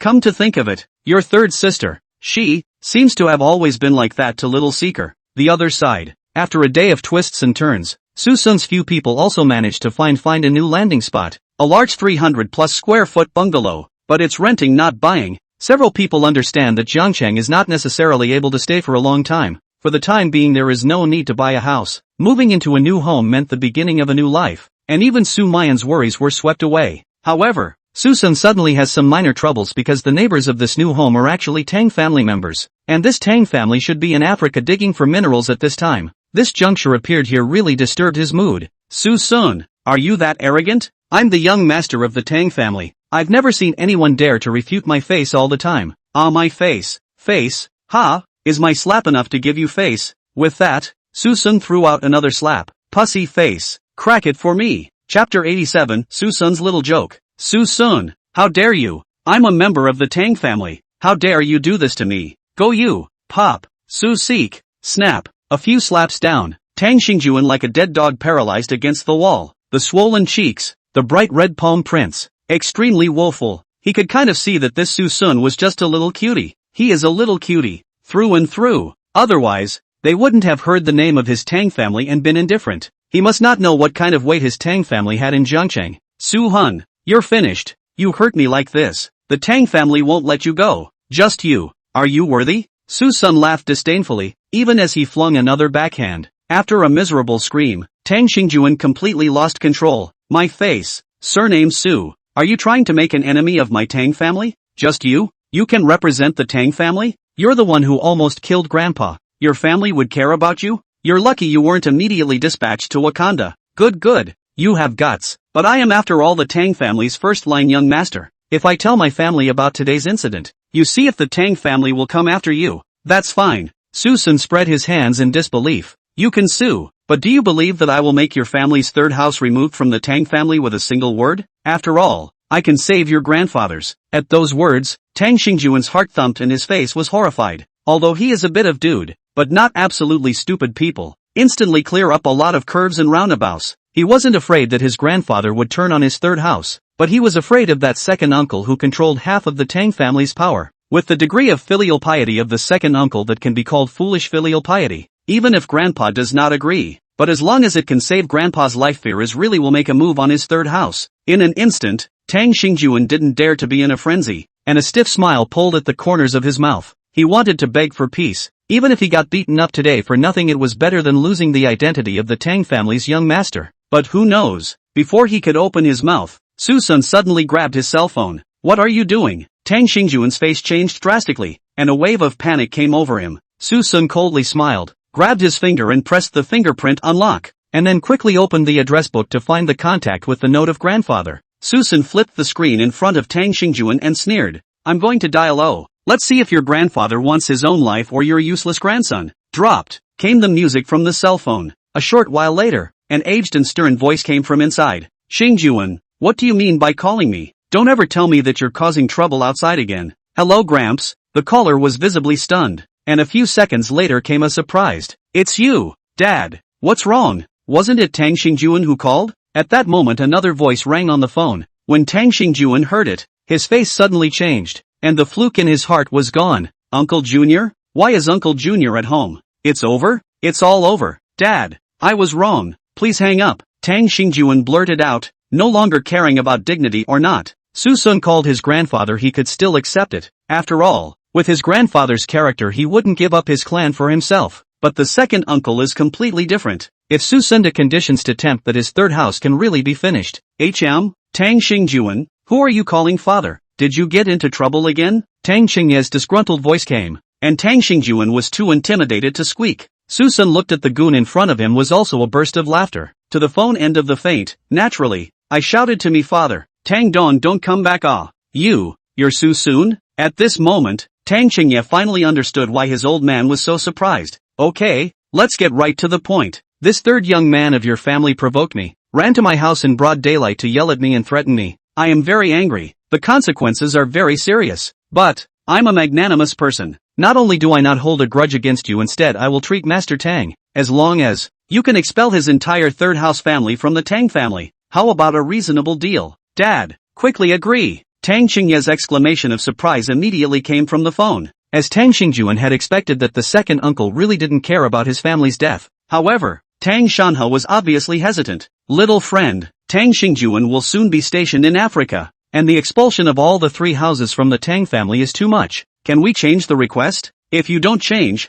I won't say more. I'll give you 5 seconds to think. 5, 4, 3, 2, 1. After reporting the 4 numbers in an instant, Suson sighed. Since Master Tang values love and justice, I respect your choice, but I hope that your Tang family can restrain your offspring, or else it won't be as simple as being taught a lesson. So I won't see you again. Little friend. Wait. There was a snap and the phone hung up. To be precise, it was the cell phone that was directly smashed in half on the ground by Suson. Seeing Tang Xingjuan's 6-headed appearance, Suson slowly squatted down and said with a kind smile, "Don't be afraid. In fact, I'm just playing a small joke with you. I won't save your grandfather. Don't worry, but your grandfather is really sentimental. He would rather die than give up on you. So you can continue to be your Tang family's young master, but you have to stay away from me in the future. Do you understand?" Understood. Tang Xingjuan nodded frantically. Good to know. Good to know. Take your junk away and neatly disappear for me. Yes, yes. Picking up the pieces of his cell phone,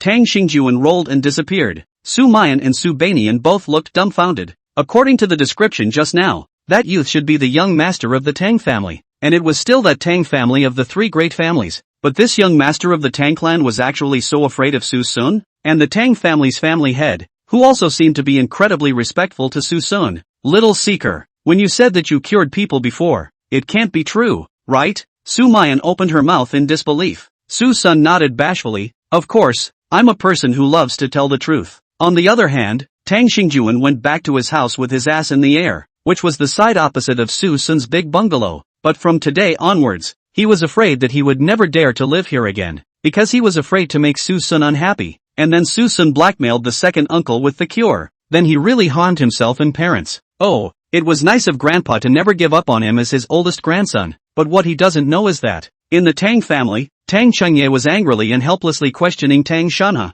his father. Dad, what the hell were you thinking? You're dying and you're still thinking about some bull ***** family. You think about people, but they are the ones who caused you to be without medical care. What did Tang Xingjuan do that you have forgotten so quickly? Besides, Lao San has been uneducated since he was a child, enjoying himself all day long, and her daughter-in-law is also a snobbish gold-digging shrew, which is why she raised such an incompetent son as Tang Xingjuan. If Lao San's family is gone, it's not like they're going to die, so why are you protecting them? Tang Xingye was really angry. It was obvious that he was dying, and he was considering a family of useless losers, wasting his hopes for once. This old man of my own family is really old and confused. Although the words are hard to hear, Tang Shanhe actually understands this reasoning, just that he also did not expect Suson to be so direct. After all, I'm the Tang family's spokesperson. How can I abandon my clan and abandon my interests? At least, I also have to maneuver a bit. Who knows? He hung up before I could finish my sentence. In a flash, Tang Xingye's eyes gradually widened. So, Dad, you actually agree? You're just too embarrassed to be too direct? Tang Xingye is really convinced, and engaged in half a day is afraid of being criticized. Want a roundabout tactic? But they can't wait if you try to be pedantic. Tang Xingye can be counted on to understand what that sentence of dead-face living suffer in the end means. His own old man is not this way? Second, you'll contact him again, with full authority to represent my opinion. Dad, called, that Tang Xingjuan kid's phone is off. Shut down? Tang Shanhe's face instantly changed. This sinner, at the loss of me just thinking about him. He turned his head and ignored me. He really wants me to die. Tang Chengye was already angry, and when he heard this, he instantly went to his head and shouted, "Come on people, bring Tang Xingjuan back to me, and Tang Shuyu, bring both of these assholes over to me." Chapter 88. Sure enough, it was still because he had rejected his confession. On the second day of the stay, after another day of tidying up, the house had gradually taken on a hint of home. This is mainly due to Subainyan's various purchases on the internet, and various objects to decorate the house in a cozy and full. On top of that, there was no shortage of 3 people working together, one to buy, one to pack, and one to do the hard work. The one who tidied up and cleaned up was naturally Sumayan, and the one who did the hard work was also naturally Suson. For the various big bags and small bags and even tables, chairs, and cabinets that Subayan bought, Suson got to exert all his strength. Nowadays, Suson had entered the realm of emptiness and selflessness, and it could be said that at this point, he had completely fallen into numbness. After 2 days of struggling with his thoughts, he finally overcame that obsession in his heart. Since you can't go back, you don't go back, you take one step at a time, and you don't continue to force yourself. Now it's kind of the beginning of a new life, so it's better to enjoy this new life ahead. And one of the things he figured out was to swing for the fences. Completely and utterly swing for the fences, lie down and sleep when he had nothing better to do, and have his food and water delivered to him. A proper wasted life. In the evening, a video ringtone disturbed the peace of several people. Big sister, second sister came to video. The video was of Su Evening Qing. She just came over to inquire about the situation. She didn't need to raise a fuss at all. That fifth sister, no need to disturb big sister. I'll just talk to you. It's okay, big sister is right across the hall from me. It's okay, I'll have a chat with my big sister. Lao Air, receiving the cell phone. Familiar faces, familiar people. Now it is a different environment. Sumayan is quite emotional. How is it at home? Nothing happened right. When are you planning to come back? Big sister? Video lighting dim, but can clearly see Su Wanqing dressed in uniform, sitting upright, obviously not yet washed up to sleep. It is also dim lighting, will be her brows of worry reflected deeper. Sumayan gently sighed. There is no intention to go back for the time being, at least, not for these few months. A few months? Is it hard to believe that you guys are really going to abandon this family? What home? Home in name only? But is it still my home? But after all, okay Dick, I know you're worried, but we're having a good time over here. If you miss us just phone and video more. As for the rest, we'll see later. Invisibly, it was as if there was a barrier between the sisters. Once the wordlessness has become today's few words. Once no matter how much the face of the Cold War did not affect each other's feelings. But now just separated 2 days is to become so strange. Both sides knew that it was each other on different teams. And it was only a thought that created the present result. Su Wanqing now really very difficult. The family just less 3 people as if people empty. Become so cold. But obviously before the sisters have their own business often not in. But once upon a time there is no such feeling of vacancy. After a moment of silence, Su Wanqing spoke again. Big sister, where is Xiao Sun? How is he now? Xiao Sun? Sumayan seemed to be surprised that Su Wanqing would take the initiative to care about Su Sun, and paused for a moment and said, he's very good. He just seems to have changed back to his old silent self. Changed back to the old days? For some reason, Su Wanqing thought of Su Sun's words yesterday. Could it be that it was because of her refusal? Can I talk to him? Forget it. Better next time. Who do I think it is? If it isn't second Miss Su? As soon as she remembered yesterday's events, Su Wanqing felt embarrassed. So much so that she didn't have the courage to talk to Su Sun for a moment. But she didn't expect Su Sun to be right next to Sumayan, and took over the cell phone as soon as she could. I can't help it. I'll take it. But when she saw Su Sin in the video, she was violently stunned. Because at this time Su Sun looks incomparably disheveled. Hairstyle disheveled. Short-sleeved exposed belly. The collar was tugged slender drag, also incomparable wrinkles. And there is even a hole in the left shoulder. It was especially disheveled when he was lying on the couch with potato chips stuffed in his mouth and giggling with a fat happy water. And the cell phone camera just happened to catch a pile of garbage next to him. And the corners of the mouth actually grew a circle of stubble. The squinting eyes are more like 8 lifetimes without a good night's sleep. The whole thing was as shriveled as it could be. Su Wanqing covered her red lips in shock, her beautiful eyes trembling, her heart incomparably shocked. You should know that Su Sun was able to maintain a decent appearance even if he went crazy before. And he had never been so unkempt even before that difficult time. In just 2 days. How did you end up like this? Say something. I'll hang up if you don't. Hiccup. I still have to watch TV. Lin Lan's Revenge. Hiccups are so good. You've been drinking? Su Wanqing furrowed her willow brows. Su Sun hummed. Had some. A small sip. Su Sun, how did you become like this? Where did your previous spiritedness go? Spirited? Su Sun gave a cut and said disdainfully, can that thing be eaten? I can't even get what I want. What's the use of being spirited? So you just gave up on yourself? Being a bum who eats and dies? Su Sun immediately frowned, thinking that Su Wanqing was probably sick. How does eating chips and drinking a drink make me a deadbeat? Is going out in the middle of the night to move bricks the only way to get ahead? Stay out of this. I don't care to talk to you much. I'm going to watch TV. Wait, you don't hang up yet. Su Sun was puzzled. What's wrong again? So seek? Aren't you the one who didn't get what you wanted? But you were perfectly capable of picking up where you left off. But now you're halfway there. Is giving up on yourself going to get you everything you want? After pouring a large mouthful of Coke and burping loudly, Suson rubbed his stomach and lazily said, don't lecture me here. If you promised me in the first place, there wouldn't be so many things to do. Then you should have promised me otherwise you can still educate me here?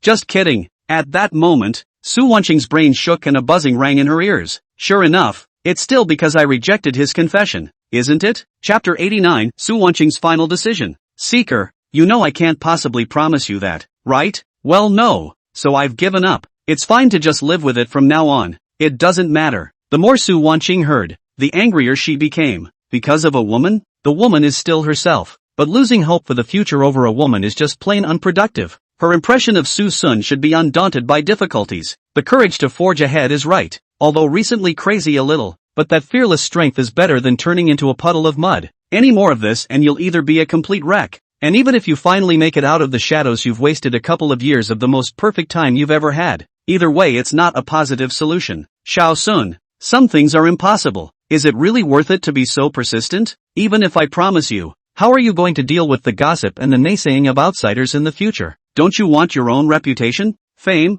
Suson froze. What does this have to do with reputation? Suddenly, it dawned on him that this should refer to his own treachery. So he said, it doesn't matter. I saw through it a long time ago or I wouldn't have done those things. I just want to go back to that home where I belong again. What's wrong with me? The more Su Wanqing heard, the more angry she became. She felt that Suson had already reached the point of madness and bewilderment. And go back to that home where you belong? The two of them? Not to mention the matter came to fruition. Even if the family alone knew about it, someone would never want to return to the Su family again. No way. I can't promise you that. Since you want to go home, you have to stay within bounds. You can't go over the line again, you know? I don't know, but don't worry. I'm laid up and just want to swing for the fences at the moment. You've been beaten and scolded, and now you're telling yourself to keep a sense of proportion? Where have you been? What are you doing? Suson immediately felt funny, although his own hands did overstep the bounds. But which time was it not those two old guys who were looking for trouble? He was just forced to fight back, so it's not really overstepping, is it? Okay, don't ever contact me again.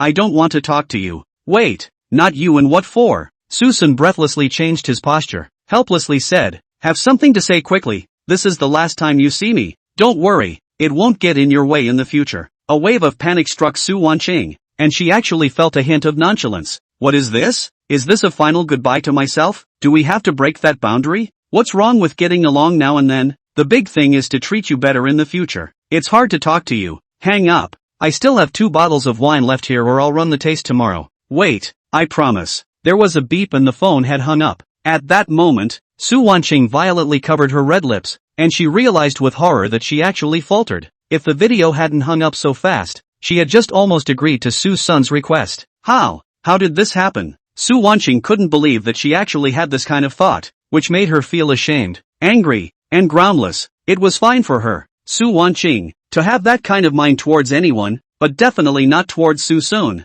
whom she only treated as her brother. But then again, Suson's decadence was something she was extremely ashamed of. Moreover, Suson is at least a famous university student with a bright future. It would be a pity if he is ruined here. After all those years of living together, she couldn't just let it go. You have to know that Suson usually never drinks. Now a few cups of wine to ease his sorrows, even if 2 bottles at once? Whether it's white or red. This is for a non-drinker who is afraid that something will happen, right? Su Wanqing was distracted for a while. No, something has to be done. He can't be made to last. He has to be reorganized. Suddenly, an idea came to her mind. Seeker wants nothing more than long-lasting companionship. And besides lovers, family can do that too. Su Wanqing understood that she could give Suson a chance to live together, but would not admit the relationship between the two. Nor would she let the two behave excessively. She believed that Suson was not so shallow, and also respected herself, or else with that out-of-control look at that time was afraid that he would have been impulsive.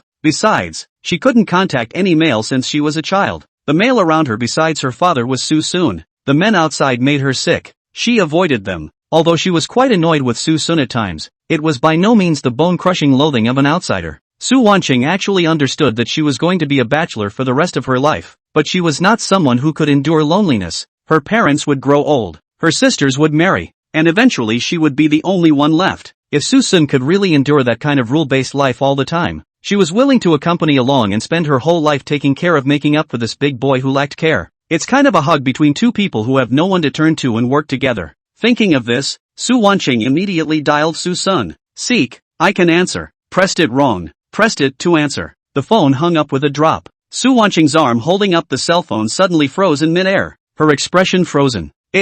You've given up on yourself? A small home for 3 on the other side. Su Baiyan curiously stepped forward, frowned and asked, "Who is it? Why do I hear a woman's voice?" Su Wanqing. What a sicko. I guess she's trying to educate me again. But why do I hear her trying to promise me something? Twice now. Suson fell into thought. That's so. The second sister is also really. People are gone and still can't change the problem of preaching. Or the big sister is good. Ha! She's simply wonderful. Okay, pass me my pineapple beer. Receiving the drink, Suson couldn't help but spit it out. It's awful. The wine isn't wine and the drink isn't drink. I honestly don't want to drink either of these cans. What the hell did you buy? Su Baiyan rolled her eyes. It's good enough to buy you a drink, but you're still picking and choosing. What do you mean pick and choose? This is your compensation, okay? Look at how my collar has been ripped by you. It's become a big V-neck, and the hole on my shoulder that you bit out. People who don't know would think I can't afford to buy clothes. Sao Hun, you've grown a beard, yeah? Don't get off the subject, being that you're annoyed every day. Don't blame me. You're obviously the one who's unkempt. Look at your cocktail head and beard, and this garbage all around you. Do you know what you look like right now? You look and feel smelly right now. Suson could no longer bear it. Suddenly yanked over Su Baiyan knee frame, followed by his arm raised high. You don't like me, do you? You ripped the clothes, you threw out all the garbage, and you actually dislike me? Look at the poem. Chapter 90. Su Qingxia couldn't endure, no need to endure anymore. Another plain and simple day. Warm sunlight through the window, reflected in the bed. Suson's face, hazy, he subconsciously covered the sun, and rubbed his sleepy eyes. Listless got up. Today's season has gradually into the fall, but the climate is still hot. A short-sleeved shorts at home are hot. Suson also did not care that there were still 2 women in the house, wearing the short sleeve that was torn into an undershirt by Su Baiyan last night. A pair of fiery red floral pants. Breathlessly went up to the table to eat, stepped 1 foot towards the chair, and extremely uninhibitedly ate the delicious breakfast. Nowadays, the 3 of them were all considered hobos, and Sumayan was used to being busy, so she took care of breakfast. After living together for so many years, Suson really didn't know that Sumayan actually had such a hand. After all, the previous Sumayan, not to mention cooking for others to eat, sometimes it is also the youngest of him to take care of its appetite. All kinds of trouble. Suson, it's not that I'm talking about you. Can't you clean up your act? You are about to become a beggar, you know? Too lazy to clean up. Image is the most useless thing to me. Suson silently dry rice, but that originally round eyes are as if they cannot open. A glance at the half-asleep half-awake. Su Baiyan was disgusted and took out her cell phone to secretly take an ugly picture of him nowadays, intending to send a circle of friends to mock him. Suddenly a pair of chopsticks knocked on the back of her hand. Su Baiyan stifled a grunt of pain, and met her big sister's serious gaze head-on. You're not even honest when you eat a meal. You want to get beaten up again, don't you? Don't come to me to take over for you if you get beaten up later. At those words, Su Baiyan could only put down her cell phone resentfully. Except she didn't make this friend circle, but sent a photo to the small group of only 5 sisters. Meanwhile, several people from the Su family were having breakfast. Su Qingxia was playing with her cell phone and was the first to see that picture. Seeing the scene where Suson was secretly photographed, suffice it to say that the moment she clicked on the photo she was momentarily confused, subconsciously wondering which one it was. After taking another look she realized that it was actually Suson. It's that Suson who was a great rebel against the Big Dipper. It's just that Suson's now this shriveled up appearance was a world away from the wild energy he had before. Second sister, look at this. I'm not looking, and don't play with your cell phone during dinner. Forget it if you don't look at it. But Suson, nowadays, you are afraid that you don't want to see this appearance, similar to a beggar. In an instant, Su Qingxia's cell phone was snatched by Su Wanqing. And my phone? I'm not playing just yet. How? More haggard. Ha? What did you say? Second sister? Nothing. Putting down such a sentence, Su Wanqing got up and left. Su Qingxia felt puzzled at once, but did not continue to care, just silently took back the cell phone. However, she had just retrieved the phone before she could warm it up, when it was snatched from her palm again. Third sister? It's okay, I'm just looking. Su Xinru returned the phone after merely scanning it, not showing any surprise, but just saying with a smile on her face, Xia, I heard that you're about to release a new album? How's the hit song coming along? Not to mention okay. I mentioned Su Qingxia straight guilty of melancholy. Alas, originally confident, but since listening to Su Sun's songs, I realized that my songs are all some garbage. I have not been able to find once that kind of self-confidence feeling. How could I? You're the first place winner in a singing contest. You're more than capable of writing a song. At those words, Su Qingxia felt even more ashamed. Writing is able to write, but Suson's song has already pulled up my and even the public's tastes. Am I still going to write a song that's even better than that? The audience is already not buying it. So, I heard that little seeker wrote you a lot of songs. You can go to him for help? He still remembers what happened last time. He won't help me. The more Su Qingxia thought about it, the more angry she became. And she remembered the scene when she was tricked by Suen. But if he hadn't listened to Suen's bull **** and acted impulsively in the first place, he wouldn't have gotten into such a stalemate with Suson, and he wouldn't have lost so many divine songs. For a while, the anger that had been easily suppressed surged up again. If not for the fact that her parents were still around, she really wanted to go up and give Suen, the liar, a few slaps. But nowadays, one can only endure. By the way, Xia, I heard that Xiaowen also wrote a song for you, so if you really can't do it, you can go find our brother, he will definitely help you. Instantly, Su Qingxia's face turned ugly. Third sister, you're afraid that you didn't hear the whole news. The song Suen wrote for me was stolen from Suson. I was cheated by him at that time and almost went to Suson, and that's why Suson has been holding a grudge against me. Suen is a liar with no strengths who goes around swindling people. What?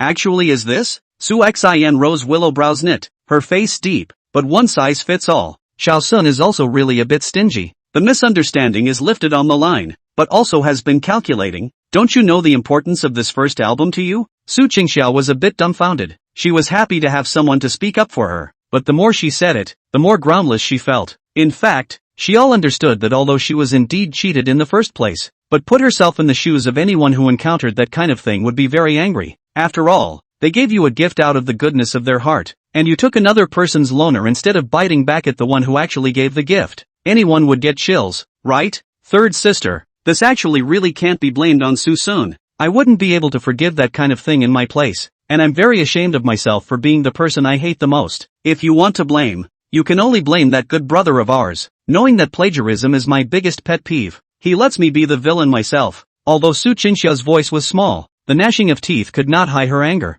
Su Xinru's face slowed down, and she raised her eyes again to look at Suen across the table, helplessly saying, then according to what you said, little one has indeed gone too far. This is not just a plagiarism matter. It's pushing you towards the fire pit. It's a good thing things were caught early. If it had been later there would have been a million eyes watching you staring at your mistakes when your new album was actually released. Top stream little flower plagiarism. If this name is planted on you, then you won't be able to continue to chase your dreams in this life, and even your future life will be a nightmare. The gossip, the slurs, the cynicism, the disdainful disdain, or the unstoppable cyberstorms. It's suffocating to think about. When it came to this last sentence, Su Xinru's heart would thump with every paragraph Su Qingxia said, and her face would instantly become a few points harder to see. Just saying it with her mouth felt horrible, and if it actually happened to her, she didn't dare to think about it anymore. However, Su Xian patted her shoulder and added with a smile, now that this matter has passed, I'm sure that Xiaowen also knows that he's wrong, so you mustn't go back to bothering with him, ever.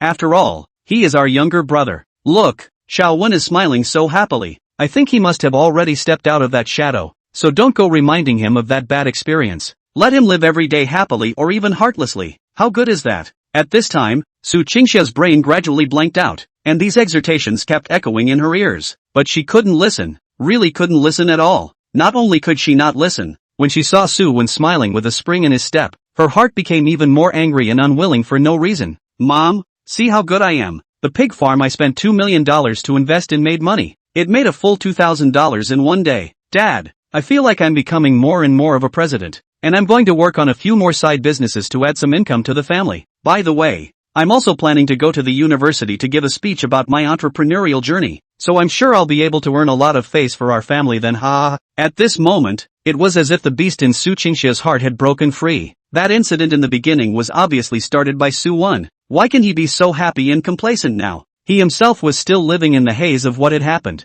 and what made him so quick to put it behind him. Xia, what's wrong with you? Don't be impulsive. Xiaowen is the apple of mom and dad's eye, so you can't hit him or scold him. I can't scold him. If you can't bear it anymore, you don't need to bear it anymore. What do you mean? You can't beat the flesh of your heart? Su Qingxia, doesn't believe in this. In an instant, a small bowl with some hot porridge was just thrown towards Suen. Ah, who attacked me? Chapter 91, Third Sister, this family is lucky to have you. Lao Si, what are you doing? Why are you smashing your brother? Yes, Xia, what did your brother do to offend you? How can you hurt someone on purpose? What if something bad happens? the couple painfully protected Suyen, their precious son, one glaring angrily, the other constantly wiping the remnants of the rice porridge from their faces filled with concern. Seeing this, Su Qingsha became even more angry, as if there was a flame in her heart with nowhere to vent it. Mom and Dad, it's okay, I don't think fourth sister meant it. When these words came out, Su Qingsha felt a sense of déjà vu. Wasn't this what Suwen used to say all the time when Suson made a mistake? Turns out, this feeling is so annoying. Su Qingsha truly appreciated the disgustingness of Suwen's green tea, and it was only at this time that she could have a trace of empathy for Suson. She suppressed her voice. Suwen, why is it that I'm still fretting over my new song while you, the culprit who caused my new album to fizzle out, can be so happy? You don't want to be happy if I'm not happy. For a moment, all three people on the opposite side were confused. Is this a rehash of old scores? Suwen was extremely speechless in his heart. When did this happen? And he still took it out to talk about it after such a long time. There is no end to it, right? He could see that Su Qingsha was emotionally out of control due to an imbalance in her heart. So, instead of hitting back head-on, he said pitifully, I'm sorry fourth sister. I was the one who got carried away in the first place. I was the one who wanted to attract your attention too much, because you were my idol all along. A beam of light during that time when I was poor. I really, confused for a moment. It's all because of me that fourth sister is like this now. If it wasn't for me, Brother Sun would have written you so many new songs. It's only right for you to blame me. As long as you're happy, even if you hit me and scold me, you'll be fine. Suwen is worthy of being a natural tea study, and the ability to take the open retreat and the dark arch is perfect. These words Su Qingsha sounded like a guilty apology, and if an outsider heard it they would only feel that he was so pitiful. But Su Qiming Qin Xinlan two people is another feeling. Here is Su Qingsha's nothing to do. Is she an aggressive? Also her ability is not able to hysterical. First the inexplicable rehashing of old scores, and then the unforgiving emotional outburst. What's this all about? Isn't it all because you're mad because you didn't get Suson's new song? The two of them were a little disappointed, and it was simply uncharacteristic for them to spawn on their own brother just because they couldn't get someone else's stuff. Alright, it's all old news. Don't worry about this chicken scratch. Lao Si, turn around and I'll find a musician to help you out with your new song. At those words, Su Qingsha was shocked. Dad, old stories? Chicken scratch? She said incredulously, how long has it been since that incident nearly ruined my life? And you're making light of it? Then what are you going to do? If you don't make an issue out of it sooner or later, and only think of accountability after so long has passed, aren't you purely looking for trouble? Su Qingsha instantly became furious. It's not because you guys were protecting him plus so many things happened behind him. Otherwise how could I possibly settle the score with him only now? Look at his playful face. How does he look like he's paying for a mistake? Enough. Not enough. What gives him the right to spend all day enjoying all the benefits like nobody's business while others have to bear the brunt of the problems he's caused? It's not fair. In fact, strictly speaking, Su Qingsha is the one with the straightest temper among the five sisters. A little bit on the spot. Originally, she just wanted to give Suwen a bowl of rice to vent her anger, but her parents' favoritism really chilled her and made her completely lose control. Either Suwen gives her back a new song again or go get the punishment she deserves. Suwen has done so many bad things lately. I think Dad you should unload his position in the company and cut off his allowance. Otherwise he won't make any progress in his life. Damn it, what is this Su Qingsha mad about in the morning? Undoubtedly noticing, the corner of Su Wen's mouth flashed with an arc of indignation. Su Qingsha's seizure in the morning was not even a problem. She actually wanted to target herself. It seems that in the future, she will have to make this fourth sister suffer. Su Wen didn't reply. He didn't want to continue to softly arch the fire because Su Xin Ro was still on the side. He didn't want this third sister who was the best to him to notice the difference and produce even the slightest bit of antipathy. But if he doesn't speak up, there are those who speak up for him. Qin Shinran immediately stood out with a dark face, a displeased look on her face. Old fourth, I know you feel unbalanced because Suson didn't write a song for you, but you can't take it out on your brother, can you? Instantly, Su Qingsha's pair of beautiful eyes snapped wide. Mom, is that how you originally saw me? You think I have nowhere to spread my fire so that's why I'm angry at Suwen? Or else, isn't it? In one sentence, Su Qingsha completely collapsed. She immediately lifted the chair and raised it high above her head, but after all, she didn't have the kind of guts that Suson had, and was so scared by Su Qiming's cold stare that her hands went limp and the chair clattered to the ground. Just like that, she had a belly full of grievances with nowhere to vent them and didn't dare to vent them, wiping her tears and running straight away. It's a good thing Suson isn't here, or else the high and low would have to say, what a waste. But although the person ran away, but today's scene she firmly remembered in her heart, disappointed in her parents to the extreme, but also hated Suwen. Sha. Su Xin Ro's face showed sorrow. Her words were in a state of desire. Xia is also really. This kind of small matter is actually so calculating. It's really too unintelligent. Yes, one by one. They're getting less and less like that. If only everyone was as steady as you. Lao San. Su Qiming grunted in anger. Yes. If we all had our Xin Ro being so understanding and looking after the big picture, this family wouldn't have become what it is today. For her parents' compliments, Su Xinru merely returned a smile. They are also just impulsive. Sooner or later they will come to their senses. Well, I'm full too, so I'm going to go check on Natsu before she messes up again. Well, you go ahead. Su Qiming nodded. Upstairs, Su Qingxia's bedroom. As soon as she entered the door, Su Xinru held Su Qingxia in her arms. Xia, you are aggrieved. Mom and Dad, they are just too much. It's obviously Xiao Wen's fault. They are actually blaming you. Third sister is incapable, just now didn't dare to speak for you. Don't blame third sister. At these words, Su Qingxia shrank in Su Xinru's arms with tears falling like rain. Third sister, this family is lucky to have you. You don't have to blame yourself. Everyone knows that you are soft in nature. How can I let you accompany me to suffer? I only hate myself for having empty resentment but not enough guts. I suddenly envy Suson for being able to make decisions for herself. Chapter 92, The Scrapper Suson. Seeker, are you okay now? Which one of you is it? Which one are you again? Never mind the garbage phone, I'm hanging up. Su Xinru. Who? I don't recognize it. It's really a spam call. The call ended with a drop. Su Xinru dumbly holding the cell phone. The expression gradually fell into stagnation, and the pair of gorgeous eyes as if losing focus as dull and godless. Just mute straight ahead. On the other hand, Suson hung up the phone and then lazily lay on the sofa drinking soda and watching TV, and on that bare belly, he put half a bag of potato chips that he had left over. Suson had drifted all his life, and only then did he realize that being an invalid turned out to be so cool. You don't have to do anything. You don't have to think about anything. You have to be clothed and fed. A cool word. Alright, second sister. Don't ask. Big sister won't let me talk. At the same time, Su Baiyan was also making a phone call, but this careful look of stealing sense. Fifth sister. It's fine. It's me you're telling and no one else. I'm your second sister. It's hard to think I'd still harm you, isn't it? I just want to go and see you guys. I really can't. In case I leak the secret, big sister will kill me. Listening to this whispered conversation, Susun was quite curious and spoke breathlessly. Who is it? I'm done with my water. Pass me the drink in front of you. Su Baiyan scared impatiently. No time. Can't you see it's busy? Just take it. It's right next to you. You won't move yourself. Don't take it. I'm too lazy to move. Count me in. I feel like I'm already oxygen deprived. I need to get some fattening water to pump up my oxygen. Are you bored? You do nothing but eat, drink, and sleep all day long, and I have to do everything. I'm getting tired of you. What? Has it come to this? Susun's voice was breathless, and the other end of the phone could only pick up intermittent messages, but what Su Wanqing heard alone was enough to send a shock through her body. Eating, drinking, and sleeping, to the point where you can't get out of bed or move, and even need oxygen? How serious is this? Susun sensed the temperament change after the whole person. What appearance she is clear. The whole person can be used incomparably stubborn, never bowed down to describe, but even so, now actually also so humble, begging for the help of the fifth sister. I am afraid that is really out of the question.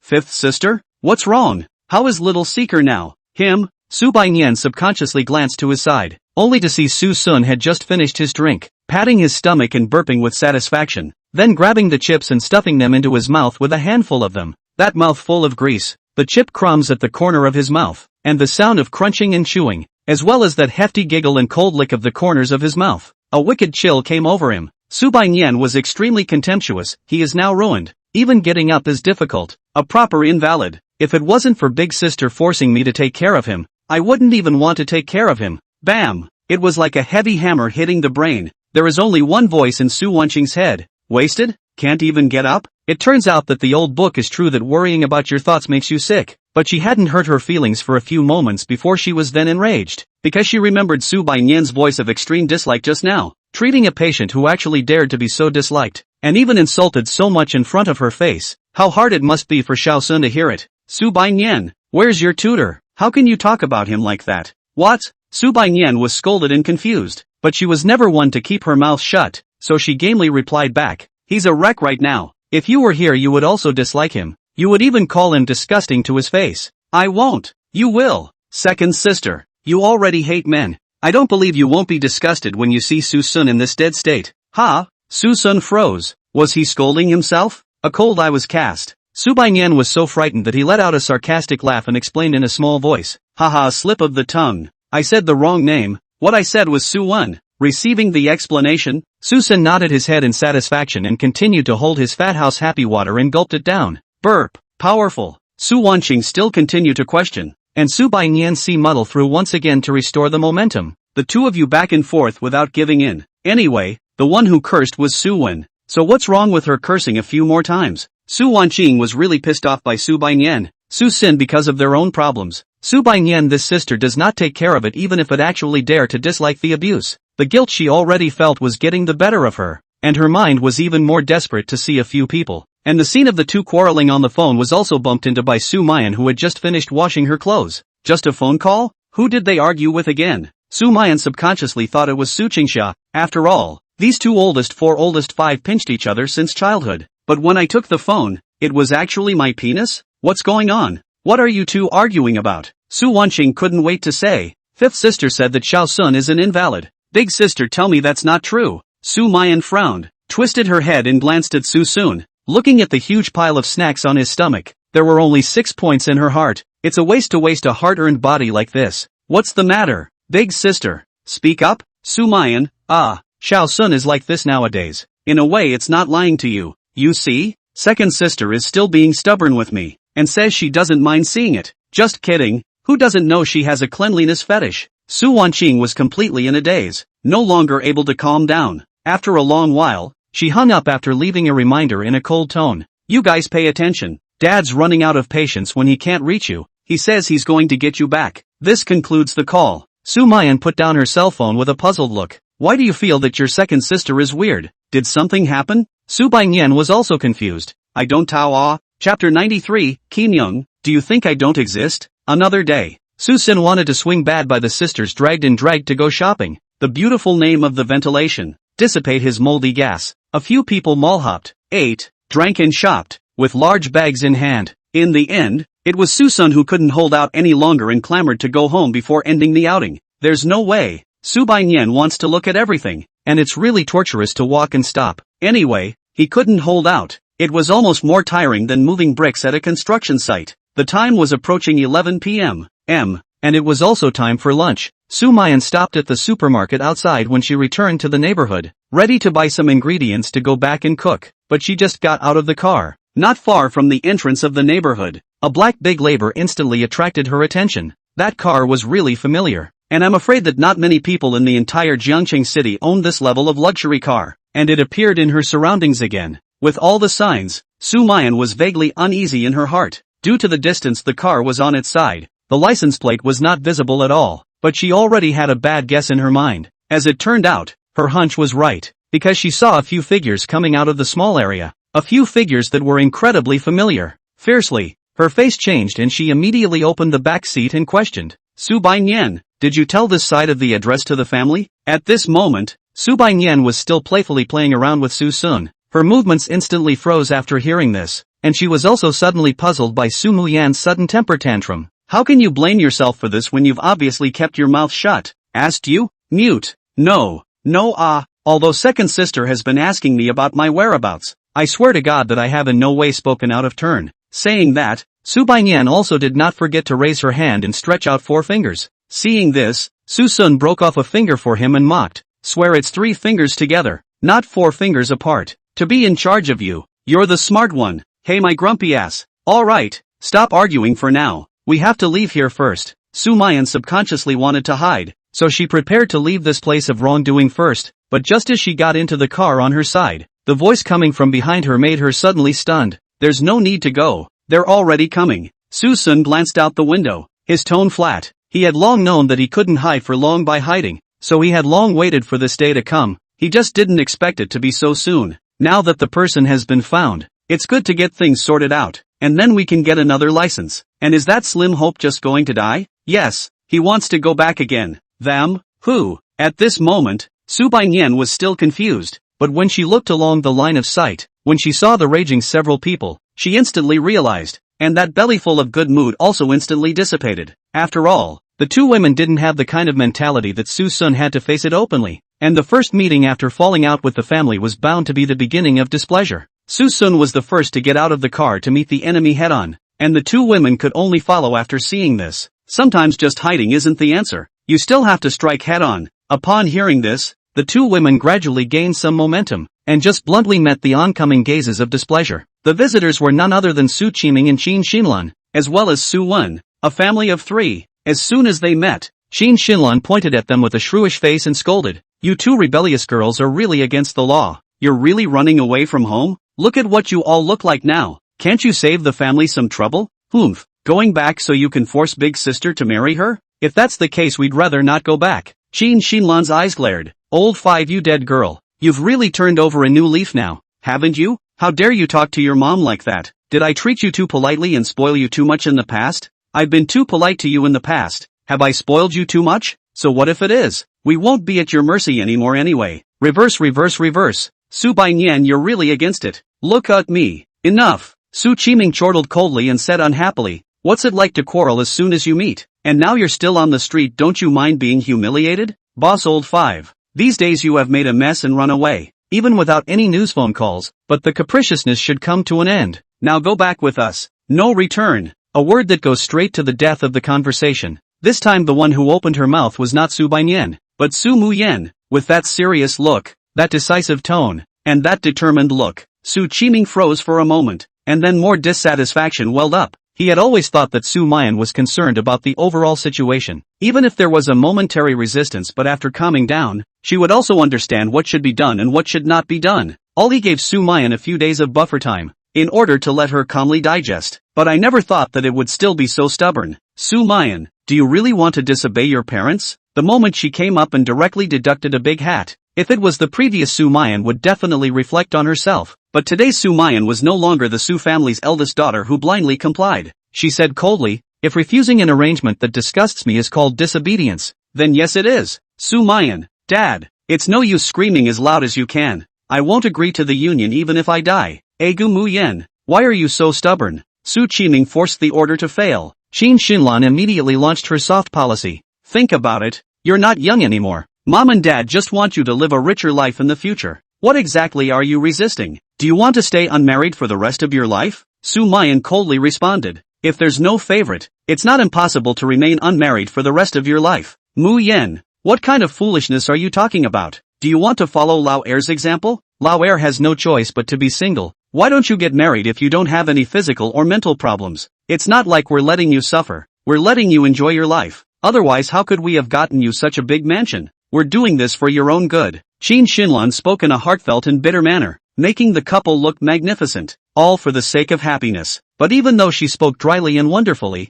Sumayan just wasn't moved, as if she would fall into the wolf's den if she agreed. The two of them were screaming. In the end, Qin Xinlan even felt her throat almost smoking, and she was angry from the heart for a while. "I don't care. You have to agree even if you don't. Today's meal with the Han family has already been scheduled. You have to go over there with us." Sumayan's face darkened. After wasting half a day's effort, "It's really for the Han family." She laughed, as if she had been disappointed long ago, and there was a faint irony hanging in that laugh. "So you've already made an appointment with someone. So what's the point of going to all this trouble? My opinion doesn't matter anyway, so why act like it's for my benefit here?" The two men's faces suddenly turned ugly. However, Sumayan didn't give the two a chance to have an attack and once again made her attitude clear. "I'll say it one last time. This marriage, I'm not getting married. I think you're really against it." With a loud shout, Su Qiming couldn't bear it and was so angry that he subconsciously slapped his face. Seeing that the slap was already only centimeters away from her cheek, Sumayan had also closed her eyes in agony waiting for the pain to hit her. But suddenly, a big hand firmly clamped down on the wrist of that slap, and before Su Qiming could react, he only saw Suson sneer, and kicked out with his backhand.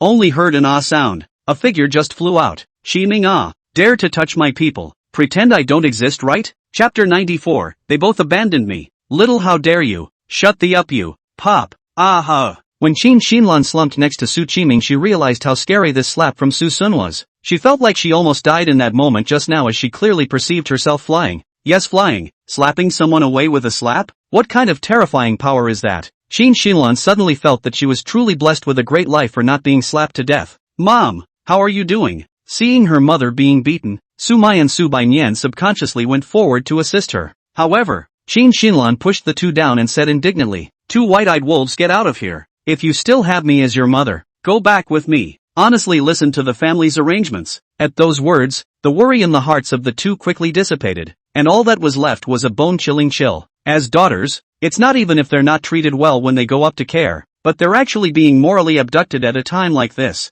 Is there really any love in your eyes other than profit? Is this really something a mother could do? Before the duo had a chance to grieve, they felt their entire being float away, only to see Susan yanking on the collars of the two, and picking them up one by one as if they were little chickens. People don't even care about you guys anymore. Why do you still come up to them? There was a moment of silence from the sisters. Seeing the situation, Qiming even more fire. Small almost blurted out again. Good at the sight of Qiming scared and hurriedly covered her mouth. As expected, after the after the sound, he saw Suson's eyes flash sternly. That was close. I'm glad I didn't let the talk. However, what the two did not expect was that Suson flew up and kicked the two together. Qiming is actually implicated. If he is not too close to Qin would not be rolling on the ground. The key to the scene was also seen by many passers-by. At that moment, a wave of humiliation hit his face, and Qiming nearly lost control. Suson, what the hell are you doing? She's already stopped cursing. Why are you still doing it? I didn't do it? How dare you argue? Now you don't even have the courage to act like a man of honor? I move my feet. Upon seeing this innocent and sincere expression, Qiming almost spat out blood, covering his chest only to feel a blockage hit his heart. However, Suson added, who said she didn't curse? I've already heard the sound of crickets cricketing me in her heart. It's a reflex on my part. Don't blame me, ha. The voice of the heart? Conditioning? In that instant, Qiming's brows were furrowed. His face was grim, and the choking pain in his heart was becoming more and more obvious. He felt as if he appeared to have been really pissed off and had a heart attack. Dad, what's wrong with you? Mom, are you okay? Suddenly, Suen looked nervous and came to the front of the two people, assisting the two people full of heartache and aggression. Eyes hidden tears. Suddenly, he looked up at Suson again, looking sad and righteous. Brother Son, how could you do it to Mom and Dad? This big public you have to consider. Considering what? Considering that I almost forgot about you and didn't beat you up. Ha! Strong hands crack skulls. After saying that, a large hand directly pressed Suen's head and then knocked down heavily. I told you to mind your own business. I told you to be a smart ass. The swelling on your face hasn't gone down yet. How dare you play these little tricks in front of me? Are you deliberately giving me heads? Then I'll take it with a smile. Drive me. Being pressed on his head and knocked on the ground 7 or 8 times in a row, Suen only felt his brain dizziness, and his entire body almost floated. The most serious is his forehead, light knocking the ground even if, in favor of knocking a small stone, impartial directly in the middle of the forehead opened a heavenly eye.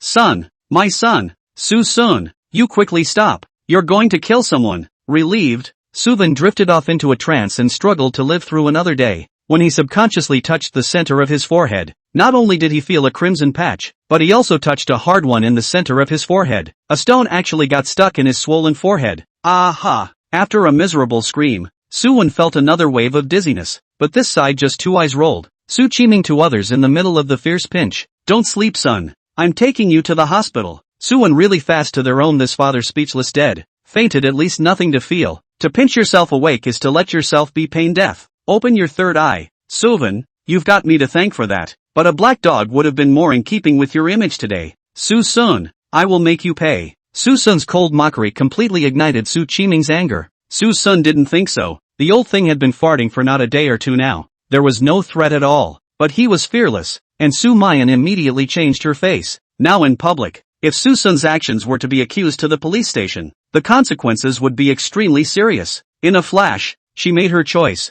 Wait, I'll go back with you, provided you don't.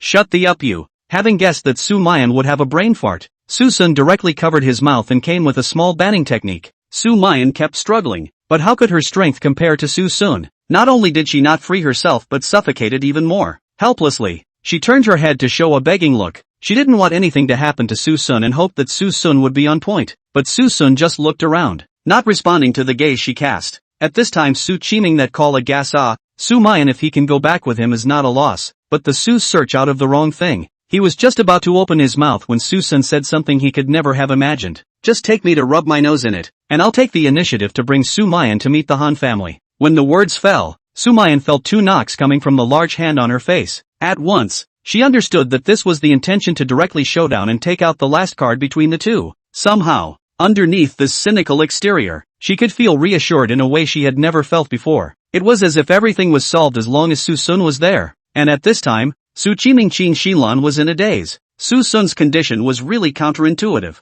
and the two of them subconsciously thought that Suson was trying to go and stir up the marriage between the two sides. But on second thought, with Suson's six-parent character fearing that he wouldn't mind his own business, and his own boss was there to discuss a major life event, what qualifications and status did he have to stop him? Although Suson's presence upset the two of them, the greater good was at stake, and they had to go to this meal at the Han family at noon. Okay, I promise. I hope you don't screw up. Don't worry. I swear to God I'll never do it, or else I'll never be born. After hearing this, the two of them are more at ease. After all, Suson's greatest skill is to do it. All dare to take such a poisonous oath and still afraid of him messing up? Can't he use his mouth? The two hearts disdain. Suson this mouth gas people can be, but if really to the point of the mouth will not be a word on the hands to hurt people. The marriage seems to be secure today. Alright, you guys send me the location. We'll go up and get something and go over right away. Sumayan suddenly opened her mouth. Take something? Qiming's face sank. No, you don't need to take anything, just follow us directly. Don't worry, since I promised I won't run.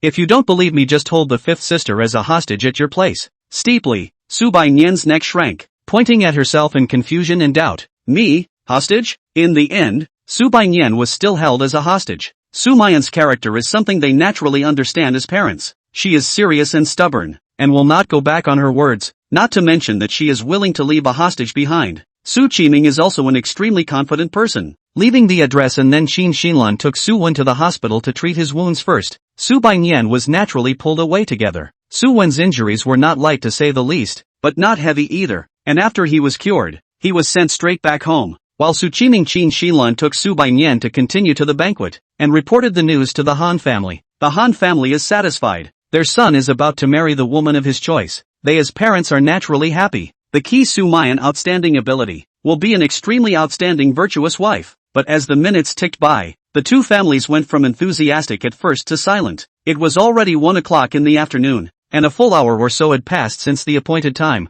Finally, the Han family couldn't sit still and raised their voices to question what was going on. Qiming's phone still couldn't reach Sumayan, so he had an ugly face and asked Subainyan to contact what was going on over there. As a result, the news obtained not only made the rest of the people rise up in anger, but also made Subainyan dumbfounded on the spot. They abandoned me. Chapter 95, giving the Han family a blowout opening. Suson and his duo went out of the house immediately after they returned home. As for what they took, naturally, it was the marriage license for both of them. Now that it had reached a point where it was unavoidable, the most direct way was to let that Han family die. And these two red books could not only discourage the Han family, but also put an end to Qiming's various similar intentions in the future. Once and for all. Of course, that doesn't rule out the real kind of shamelessness, but if it really came to that point, Suson could only break it with his strength. Seeker, if we're all here, why don't we go in? This is late. Work for many years, making Sumayan time concept is extremely strong, but over can give Suson speechless. A brain crash just popped over. If we're late, we're late. Why do we have to be on time just because they tell us to be on time? It's so humiliating.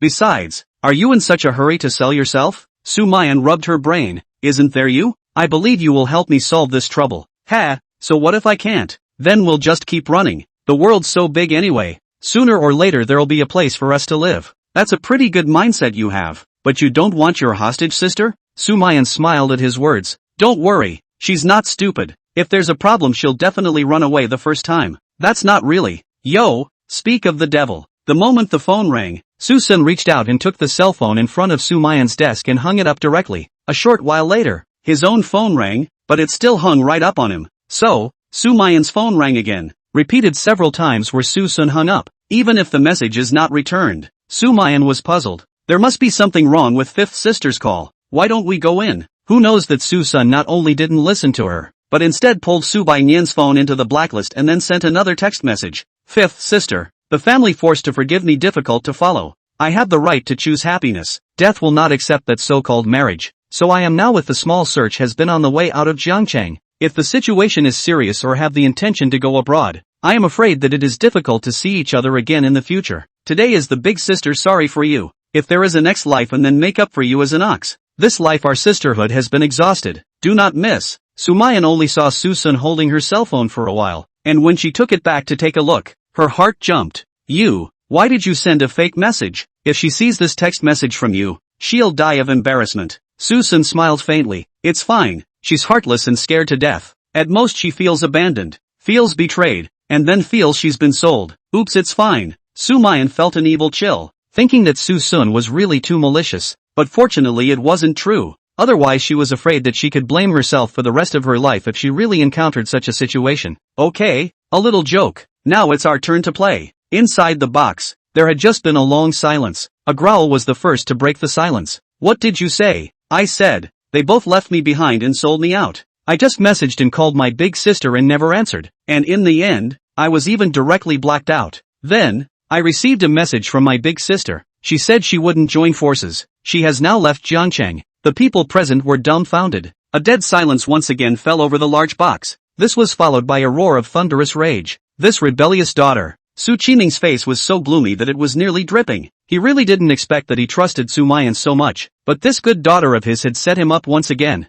Obviously it wasn't like this before. How did you become like this now? Sudong, do you want to give me a reasonable explanation? Why is this different from what you said? At this time, the Han family is even more angry. Just a mouthful of in-laws called. Now simply cold face. Qiming is like a fish in the throat. Really did not know that this kind of accident would happen, and could only say, obviously. She said good, and I did not expect. It's, Qiming, are you playing our Han family like a clown? How many times has this happened? I'm sorry in-laws, this was really an accident, but don't worry, I'll get her back. Enough, there's going to be a few more times to make a scene. Even though it's my son who has a crush on your girl, it doesn't mean your Su family can tease us like this. No, really, I don't care if you guys have it or not. You must call your daughter over to me today, or suffer the consequences. Qiming had never been so humble to anyone. Even when facing a big family like the Tang family he had never been pointed at and scolded like he was today. He was full of resentment, but he had to compromise reality, simply because he needed the Han family's help.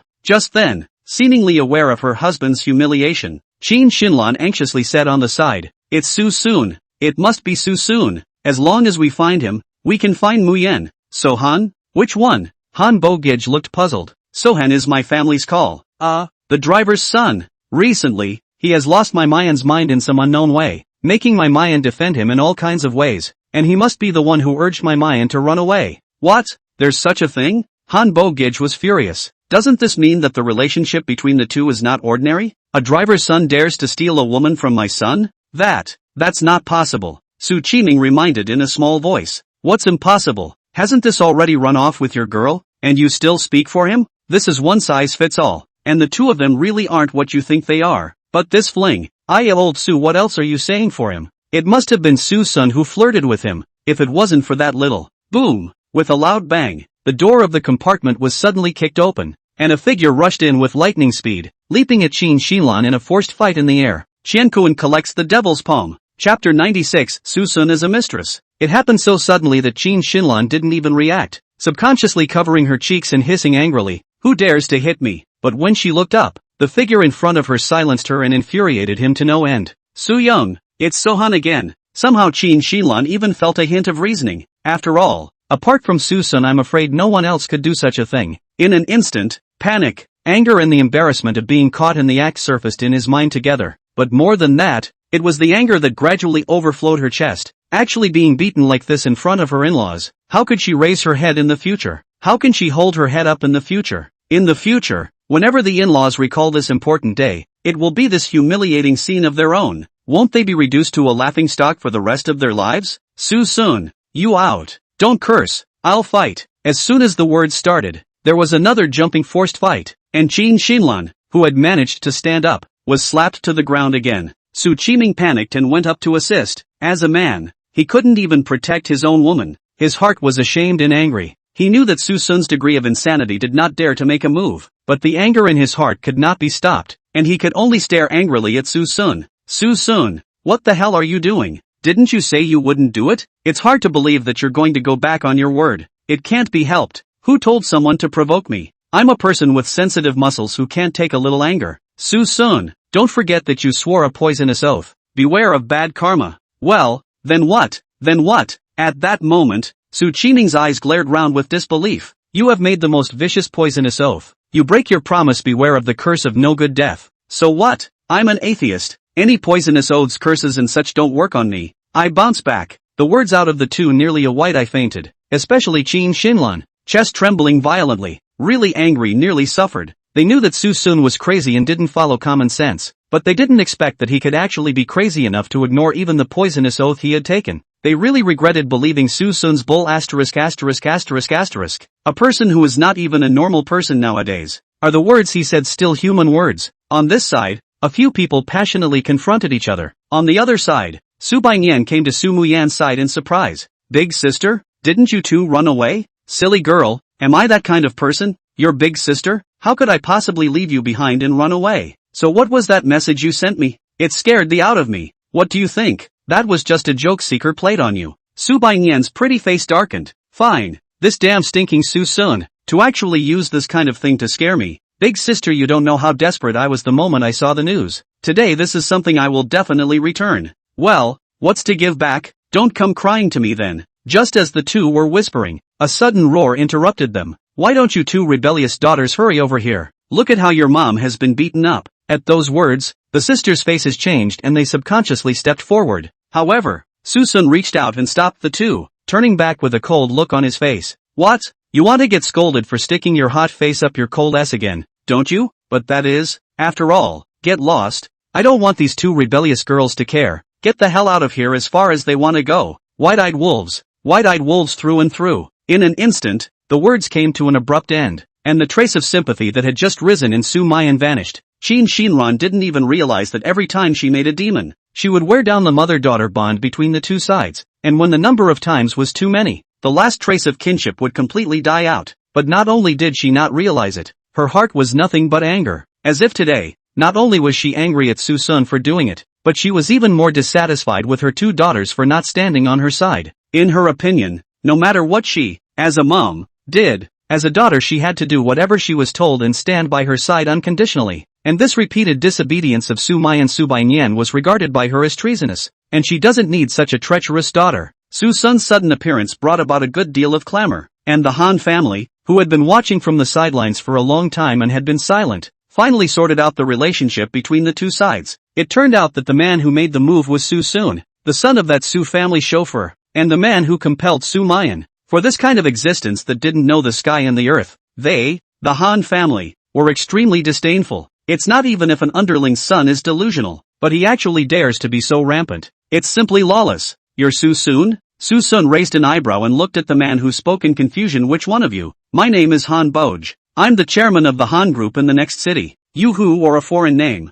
Hamburger? Your name is Hamburger? What did you say? Han Boj's face suddenly changed. He actually always knew that his name would produce ambiguity, but with his status no one ever dared to make such a comment. But now he was actually insulted to his face? Kid, do you want to die? Instantly, Susun's eyes went cold. So, you're a very overbearing person? I've always treated people kindly, but if they mess with me, I won't stop. So what? What did I provoke you to do? Just because I called out your name? How can you be so precious? You don't even let others call out your own name? Then why do you even have a name? Han Boj was furious. Kid, how dare you mention this? Then, he laughed back in anger. Fine. I can let this matter go with you, but you actually dare to snatch a woman from my Han family. You've got a lot of guts. What? Susun put on a puzzled face. Robbing your Han family of a woman? How come I didn't know there was such a thing? Kid is still pretending. If it wasn't for you Sumayan, how could you have repeatedly refuted my Han family's face 3 times? With a hiss, Susun touched his chin and became even more puzzled. When? Sumayan is your Han family's woman. Does she know it herself? Parents' orders, matchmakers' orders. This is her destiny. It's also the result of the two families' deliberations. She can't escape it. Oh, so you guys are planning to force people? The two families have been married for a long time. What kind of coercion is this? Instead, it's you, the interloper. Aren't you ashamed of destroying the future couple's beautiful affair? Han Boj did not come up to use the background power to press people, because he understands the youthfulness of today's young people. Some people just like to rise to the challenge, even if it is hard. Even some of these exciting behaviors can be complacent by considering themselves defiant. So he used moral condemnation to force Susun to compromise, so that Susun knew what to do. After all, but anyone with a little bit of face would not do that kind of unethical thing to ruin a marriage. It's just that he didn't even realize that Susun didn't accept moral attacks at all. As soon as he finished speaking on his side, Susun on the other side laughed out loud as if he had heard some kind of joke. The smile was full of sarcasm. The laugh was full of contempt. Han Bogij became furious. Kid, what are you laughing at? Is it honorable to be a mistress? Junior? With what qualification do you call me a junior? With a snap, Suson's laughter withdrew and violently slapped the 2 red books on the table. Watch this, we are the legal couple. The real junior is your Han family, this precious son of yours. Now it's my turn. Hamburger, your family is mistresses. Is it honorable? Chapter 97, The Han Family's Undying Heart. My name is Han Bogi. I know. Hamburger. I said my Chinese name is Han Bogij. Nonsense. The Chinese for hamburger is obviously hamburger. I'm a 211 finance student. This English class is still not difficult for me. Kid, are you looking for nothing? What do you mean there's nothing to worry about? I just call your name and call it nothing to do? Is it not possible for people like you can only bite a certain dong boss flattery? Kid, you're rampant. What's there to roar about? You're the only one who can yell. What's wrong with me calling you names? You middle-aged hamburger. Suson, you asshole. How dare you speak to Mr. Han like that? In a flash, the Palman tents suddenly appeared. Between the flashes of lightning and fire, Suson a catapulted backward, jumping and tottering turn, fiercely slapped on Su Qiming's face. Since when is an adult conversation a worm worthy of interrupting? How dare you speak out of turn? It seems you've forgotten how much my slap hurts. Su Qiming roared in anger. Suson, this is what you forced me to do. I won't let you go. Ha, how? Do you want to use the entire Su clan to suppress and target me? So what if it is? Use that line of yours. So what? With a loud snap, Suson shot out directly. What? I call you that what? I told you to do that. Then what? Su Qiming roared. Snap. So what? So what? Snap. What the hell? Keep on whacking. Snap. Suson just slapped a howdy-do, pumping Su Qiming to stiffen up in a row. Shin Shinlan on the side were scared silly. The heart that called a dare not say anything, can only silently watch their years-old partners suffered some face massage. Sumayan and Su Baiyan at this time in the heart of mixed feelings. Su Qiming is, after all, their father. As a daughter, Sui's watching her father was beaten more or less a little treason, but the duo didn't step forward to stop them, because they didn't want to endure another hot-faced to cold-ass experience. Big sister, are we considered unfilial daughters? Dad is being slapped and we're here doing nothing. I feel like we're being a little bit ungrateful now. Sumayan comforted with a slight bitterness. It's alright, they are the ones who disowned the 6 relatives first. Can't it be that you still want to be disliked and abused for helping with good intentions once again? The sound of the sisters' conversation was not too loud and not too small, and it just happened to reach Su Qiming's ears, making him want to vomit blood in depression. Obviously dislike has been your mom, not me. You guys come to help me pull this little away, ah. At least you can also get a few less slaps, ah. Yet no one could hear the call of his heart, nor did he get his 2 daughters to come up and stop him. At this moment, Su Qiming really hoped that Suson could make some strength. After all, after fainting, he would not know anything. But Suson did not make much effort, just moderate strength, just one after another on his face. Extremely humiliating, but just when he was in despair and couldn't stand it anymore, a miracle actually happened. A suit cuff suddenly appeared, and the palm that repair grabbed Suson's wrist. Suson froze. What? You also want to try my exclusive massage? Enough is enough. See it through. What did you say? I say, just see it through. Uncle Su is an elder after all. It's just too much for you, a junior, to make a move on an elder. That's fine. How about you take the beating for him and let go on my end? At once, Han Mingyu froze for a moment. He had thought that it was just a joke, but after he saw Suson's serious and expectant eyes, he realized that the man in front of him was actually for real. Ha ha ha, just kidding, don't mind it. Suson patted Han Mingyu's shoulder, then drew out a chair and sat down on his own, ignoring the strange looks around him. Han Mingyu's gaze sank, realizing that Suson wasn't a reckless man, as if he had some kind of backbone behind him. But seeing Suson so arrogant, Han Bogij, who was his father, almost didn't hold back, but Han Mingyu reached out in time to stop him. Alright, let's all calm down first. The focus right now should be on what's on the table. This brother Suson seems to have given us some great surprises. Only then did the crowd move their attention back to the 2 marriage licenses on the table. Shin Shinlan climbed up from the ground. When she saw the 2 red books, instantly her face changed drastically. She snatched them and surveyed them in horror. Upon confirming the contents inside, her entire being was instantly dumbfounded. How can this be? How could you 2 have gotten a license? No way. This must be a fake. It must be a fake. Immediately afterward, Su Qiming also grabbed the red book to check it, and was instantly met with a black face. Then there was Han's father, Han's mother, and even Han Mingyu. Suffice it to say, almost everyone was shocked. Especially Su Qiming and Qin Shinlan felt that the heavens had played a huge joke on them. and both felt that this was just a fake, a ploy used by Sumayan to escape the wedding. But no matter how much one denies it, the contents of the book look like they're true no matter what. Han Bo-gij became angry. Sudong, do you want to give me an explanation? Why did the two of them get me the license first? I don't know.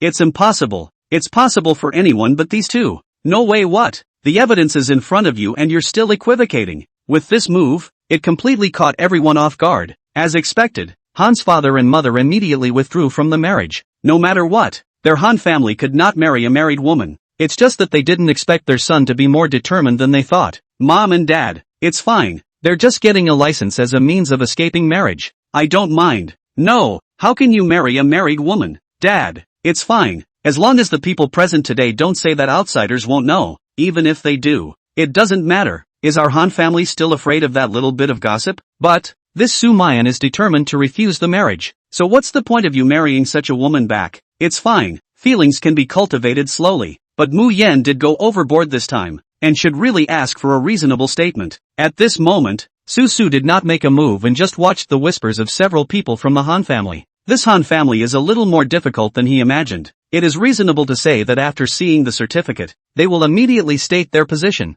And now they do not state their position shows that they are definitely still not dead. But this is no longer dead. Heart is useless. With him and the Han family today will not be able to achieve the purpose. How's it going? Have you discussed it yet? Is it going to be an annulment? A few of you from the Han family, you don't want your own son's knowledge of 3 is 3 to get out, do you? Chapter 98, Extremely Calm. Han Mingyu. Famous families. The most taboo is to be others behind the back of chewing the root of the tongue. More cannot allow others to slander. If their own son passed out this kind of reputation, then in the future the circle can still hold up their heads? Han Bo-gij retorted with a cold face. Don't you dare argue here. So what if you got your license first? It's our two families that had the marriage contract first. You're still a third-party interloper. I have a license. The two families agreed that the door is right for the family. Everyone knows this. Even if you make rumors others won't believe your bull. I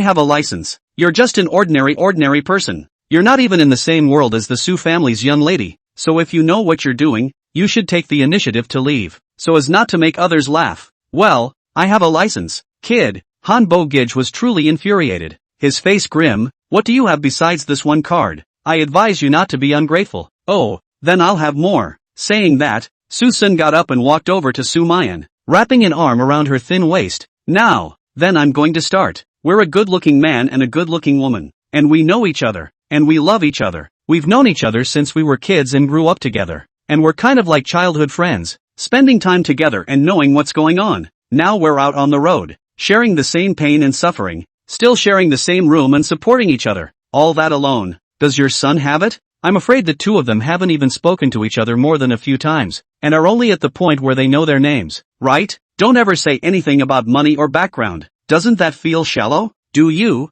the Han family, think you can get everything just because you have money? Think that my Mayan can be bought away with money? Yen look at the husband your good parents chose for you. People think you're a gold-digging woman and want to buy you with money. Sumayan's cheeks burned at this intimate address and gesture, but she understood that today was not the time to be shy, so she went along with the words. I, Sumayan, will not care about those false ones. I only need the ones that are good to me as well as the ones that I like, and nothing else matters. 2 uncles and aunts. I don't know your son and I can't be that gold-worshipping daughter-in-law in your hearts. Han Boja's face changed. Don't listen to him. I didn't say that. It doesn't matter anymore if you say it or not. I can already see your intentions very clearly. A strong twisted melon is not sweet. I hope this is the end of it. The Han family is all gloomy. Qiming Qin Shilan's 2 faces were also very ugly. How could they not accept that Sumayan and Suson had done such a strange and humiliating thing? Even if Sumayan wanted to repent the marriage, even if she went to a beggar, whoever it was couldn't be Suson anyway. Qin Shilan pointed at Sumayan trembling. Mayan, do you know what you've done? How could you do? What?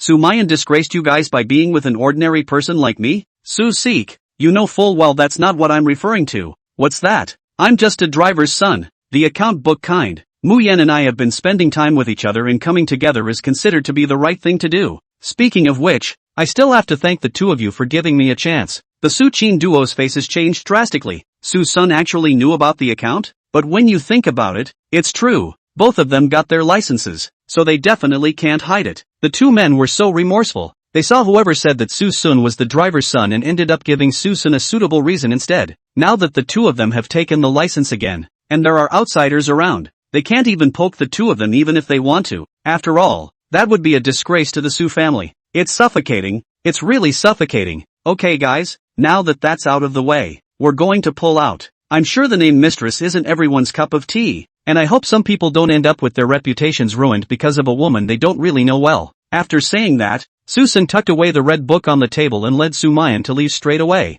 leaving a dashing back. However, the two had just disappeared into the doorway when Susan immediately turned back. Idiot, what are you still standing there for? Let's go. As soon as he yanked over Subayan, Susun once again left a sprightly back. At this moment, the people in the box looked at each other with a dead silence. It can be said that Han's father and mother were on the verge of an outbreak, but in the end, Han Bogi held back. Susun was right. He couldn't let his son's reputation be ruined because of a woman he wasn't familiar with, or even affect the family's reputation. A woman don't want it. Mingyu, this Sumayan doesn't deserve to be in my Han family. Turn around and mom and dad will find you someone prettier than her. Han Mingyu smiled faintly. Dad, do you think I'm that shallow? Since Mayan and I are not meant to be. Forget it. Han's father and mother were suddenly relieved, but also felt heartbroken by their son's understanding. Obviously his own son's looks, body, education, ability and background are all impeccable, so such a good man is actually still disliked? It's so ungrateful. That,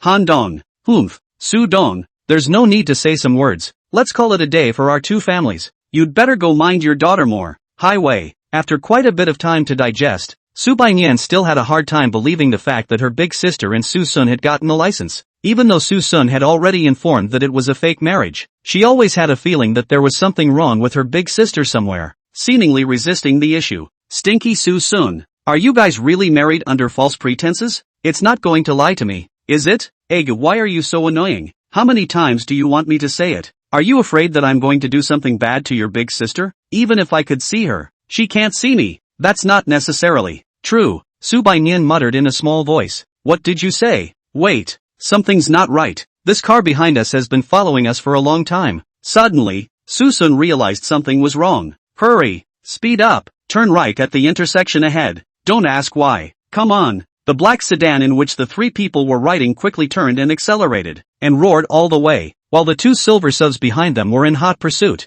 Sumayan also gradually realized the seriousness of the matter, and silently drove the car towards the small road under Susun's instructions, heading into the suburbs. Stop the car. The car jerked to a halt as it passed an artificial forest, and without saying a word, Susun dragged the two of them out of the car and rushed them into the narrow, dense forest. Go back down inside the woods. Before the two had a chance to reply, they saw Susun return to the driver's side and drive away, and the sisters could only watch them leave from the shadows. But not for a while. There was a loud explosion in the distance, and then the sisters saw a burst of fire in the direction of the distant sky. Chapter 99, One Move in a Second. Boss, they stopped. Looks like they know there's nowhere to run. Everyone out of the car. Something's wrong with the boss. Why did that car turn around? Not good. He seems to have accelerated. The leading big man sniffed and looked over. His face instantly shocked. Just now was also chased by their own car around now actually turned around, but also accelerated towards this side, which is obviously do not want a life intends to come to a life for a life. Quickly, everyone on board, turn around. On the other hand,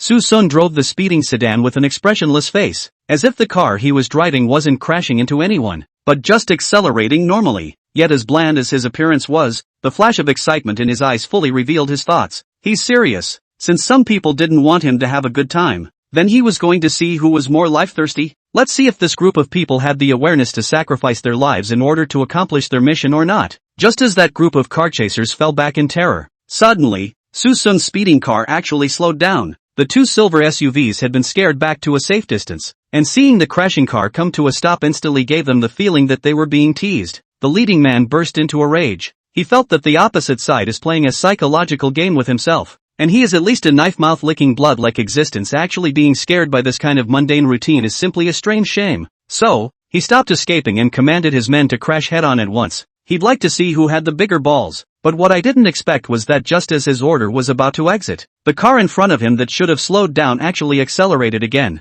faster and fiercer than before. More suddenly, duck! At that instant, the big man cried out in terror, and subconsciously was backing up to avoid, not caring about what hit his face or not, because it was as if he felt the god of death beckoning to him. Before he even had time to be afraid, he heard a loud bang, and another SUV that reacted a little late was hit head-on, sending up a burst of fire. Shocked, horrified, terrified, several people got out of the car and looked at the scene of the explosion not far away. Their hearts poofed wildly and a chill ran down their spines. 10 members working together, and just all of a sudden half of them are gone straight away? Although they had come with the purpose of collecting their lives, they still lamented that the other side was truly a bunch of crazy people when they saw such a scene of their own brothers being killed back. Otherwise it wouldn't have taken 2 women to fight to the death. Boss, what should we do? We've lost 5 brothers at once, and the key 2 women are also dead. How are we going to deliver? The purpose of this group of people from the beginning was a man named Suson. As for the 2 women around them, there was no intention to see blood at all. It came out of nowhere, and instantly disrupted their plans. That kid is tough enough, let's just tell it like it is. But, there were 1,000 instructions over there not to hurt those 2 women, but they're all dead. Will we still get paid? And now you're thinking about your crappy payoff. It's gotten too big this time, and we still need that side to clean up our mess for us, so we'll just have to tell it like it is. Who's going to take care of your aftermath?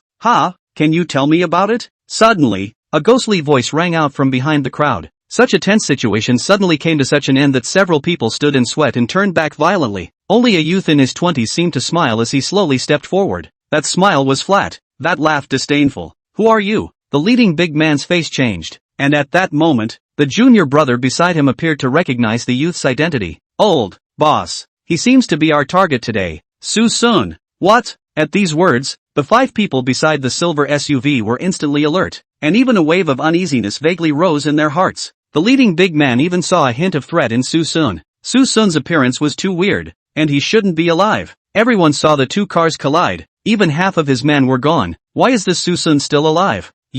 Are you a human or a ghost? Suson revealed an amiable smile. Of course I'm human, but thanks to your blessings, I almost died. The leader asked again. What about the 2 women? They're dead, and you should be happy that you've succeeded in your goal. Dead. Something even more unacceptable to several people happened. Their target for today didn't die. Instead, the 2 who shouldn't have died.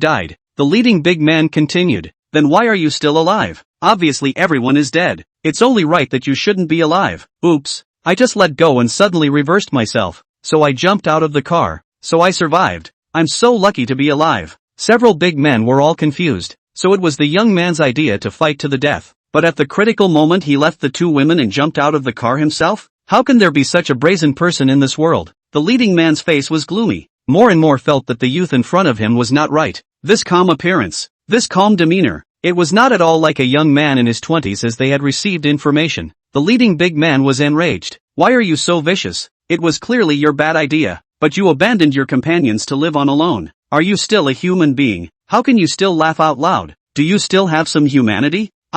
Isn't it all because you guys forced it out? I also have no choice in the matter. So as long as I solve you guys to avenge him, then they didn't die unjustly. What did you say? The next second, the crowd saw Suson move. That leisurely pace, that always calm demeanor, everything was so in control. The big man was in a state of shock and disbelief, but on second thought he was laughed at by his own cowardly thoughts. It's just a brat, not to mention him alone, but they have 5 other trained professional fighters at the moment. What's a little youth to fight with? Kid, obviously you run just fine. Have to come out to find what existence, then you give me another death. However, before he finished his harsh words, he only saw Suson snatch the iron rod from one of them, and as he flung it seemingly smoothly, almost simultaneously, the heads of the 4 men all suffered a heavy blow, and they fell to the ground in unison without a sound. At that moment, the leading big man looked horrified, and a monstrous fear swept through his body. Seconds. Chapter 100 Car Accident Explosion. Big Sister's license plate. At this point, the big man was already completely filled with fear throughout his body. This time the operation counted himself as a full 10 well trained to 1 against the existence of the crowd. But the other party was so glib, and even just slightly out of the way to make him a lightweight all of a sudden. This level of ruthlessness and decisiveness was unheard of in his life. To know that he never intended to play any cat and mouse game, come up as directly to move the reel. In the moment of seeing Suson appeared has been instructed to go down manpower and iron bar ready to go. And even he himself will also be personally out to solve the battle of the lightning fast and furious. The lion's fight with the hare is also with all his strength is interpreted by him in the best way. He simply didn't believe that Suson could take even a single move from them. However, the truth is just so unbelievable. With just one move, in turn, the 4 people on his side fell to the ground at the same time. Seeing this horrifying scene, The big man froze in place, his hands holding the iron rod trembling slightly. Watching Suson slowly walk towards himself, the big man even felt a fear he had never felt in his life. It was simply unimaginable for him, a person who often licked blood from the knife's mouth. He stammered, "You, what are you doing? You've already succeeded in your revenge. Do you still want to drive out the whole world?" "Of course not." The corner of Suson's mouth was playful. "As long as you are willing to tell me the mastermind behind it, I will let you go. After all, I've already gotten my revenge, haven't I?" The big man hesitated for just a second before Suson let out a long sigh right after. "Alas, I knew that your kind is most credible preferring to die. Never mind, I won't ask. I'd better give you an honorable departure." "What?" As that iron rod was raised, the big man's pupils shrunk. How could he not imagine that someone would actually be so unorthodox, not even giving a chance to react? If he asked, he might still be able to talk tough and maneuver a wave, but it was the first time he had seen a direct action without giving a reaction, and he was really afraid. "Wait," I said. "I don't know who's behind it." "Then you'd better be on your way." Wait. But I know the one who contacted us was Brother Tiger in the north of the city. The Tiger who is known as the Underground Emperor. One of the 3 big families in Zhengcheng. The Wu family, I think you also know. That Wu family is the underground to make a fortune. And that Tiger is the second youngest person in the Wu family. I really didn't lie to you. Other than that, I really don't know anything else. The big man's legs went weak and he fell to his knees in supplication, looking up with eyes full of hope and compliments that longed for a way out of life. He was truly regretting taking the job. In front of him, this is a real madman. The kind that doesn't say anything to karma people. He has never seen this kind of ruthless person in his life. He really wants to live. He had thought that he would get Suson's forgiveness if he took off with his plate. After all, if you do a good job, you will meet in the future. And he had already exposed the name of Tiger and the Wu family, so he thought that Suson would be afraid of 2 points. However, he once again saw Suson's disappointed sigh. His eyes gradually began to panic. Don't you come over. Alas, though you have told the truth, it is as good as nothing. You had better accompany your brothers down. Wait, I can take you to Tiger." With a muffled sound, the last lone member of this 10-man squad went on the road with them. Looking at the mess on the ground and the fire not far away, Suson's eyes were ghostly, and his heart actually retrieved the fervor and impulse that hadn't appeared for a long time. After playing a lot of small talk, it's time to get real. The Wu family? That's interesting. I just don't know if it's the handiwork of the Su family, the Tang family, or that Han family, but whoever it is, find you in 3 days. Afterwards, Suson left the scene. He didn't bother to deal with those bodies at the scene because some people were definitely more anxious than him. Certain people sit back and think they are in control and definitely don't want to see an accident of this magnitude happen. And he favors the opposite. So Su Seeker ran to the law enforcement office to call the police and voluntarily confess, because he was merely driving in a car that was robbed and then forced to stop for murder by the thugs. He got scared, so he drove and forced his way out of the car and accidentally got into a car accident. There is no surveillance on that road, 2 silver cars directly blocking the left and right dual carriageway, and his car was driving normally on the right, so he can't be blamed for the accident. As for the dead people, it had even less to do with him. It was the group that had a disagreement and killed each other. Plus, how could he, an ordinary college student, kill 5 strong men with 1 blow? Moreover, 2 of them are still fugitive wanted criminals who have actually had human lives. The police have suspicions, but there is no evidence, nor have they found any fingerprints of Suson on the bodies of the several people who died. So Suson had his case temporarily closed for self-defense against murder for money. After all, a handless college student and the evil group of fugitive wanted criminals. Naturally, a harmless ordinary youth like Suson is more likely to be trusted. But a new suspect was also implicated from the several people who died there. Several people did not kill each other, but were killed in a single blow. The leader of that group and another had been a mercenary abroad for many years, and those who could possess the ability to kill many people with 1 blow or even kill such mercenaries in seconds were definitely similar characters, even those who were professional killers. For a moment, a non-existent professional assassin came into the attention of the law enforcement agency and even the rest of the world. Suson left the law enforcement bureau after making a statement, saying that he had to wait for notification, but in fact there would be no more opportunities to come over here without any surprises. Now that it's okay, it's time to get down to business. But before that there was still a trip home, and I don't know if the 2 went back yet. Coming to the side of the road, Suson took a cab and headed for home. After arriving home, she realized that the 2 women did not come back, which made him a little strange. It is reasonable to say that Sumayan's car destroyed her, as the owner of the car will certainly receive the police notification. Why the delay in the appearance of the 2 women? And now why did not come back? He called Sumayan, but Sumayan's phone had actually been unreachable. Then he called Subayan again, only to get the news that they went back to the Su family to question. Su's house half an hour ago. Su family people each ended their busyness have returned home. The only few people left at home although gathered in the living room, but the atmosphere is surprisingly depressing. Everyone actually understood why, but everyone unanimously chose not to poke at it. But there are always surprises, and a sudden insertion of a news item on the TV directly shattered the tranquility. The latest news is that a vicious incident has occurred on Taimei Road near the Qinai Forest Park. According to reliable information, 2 silver SUV chased and robbed a tail number 6688 black car, which there are 2 criminals for the fugitive murder of the most wanted criminals. Criminals vicious. After forcing a stop in the black sedan is up to the idea of murder. Black sedan owners fled in panic. Due to the thugs blocking too much lead to the sedan crashed into one of the SUV, a violent explosion. Rumor has it that the accident casualties have reached at least 5 people. Follow-up casualties are still being counted. The Su family members who heard this news were confused, and some even stood up immediately in shock. Qin Xinlan didn't understand why Lao Er was so agitated and was still wondering, "What are you doing, Evening Chang?" Staggering and scaring Xiaowen. At this moment, it could be said that the faces of everyone else except Qin Xinran and Suwen were very ugly, including Su Qiming, who also had a shocked look on his face. Su Wanqing looked at her mother, her heart clenched violently, and hoarsely asked, "Mom, do you know whose license plate 6688 is?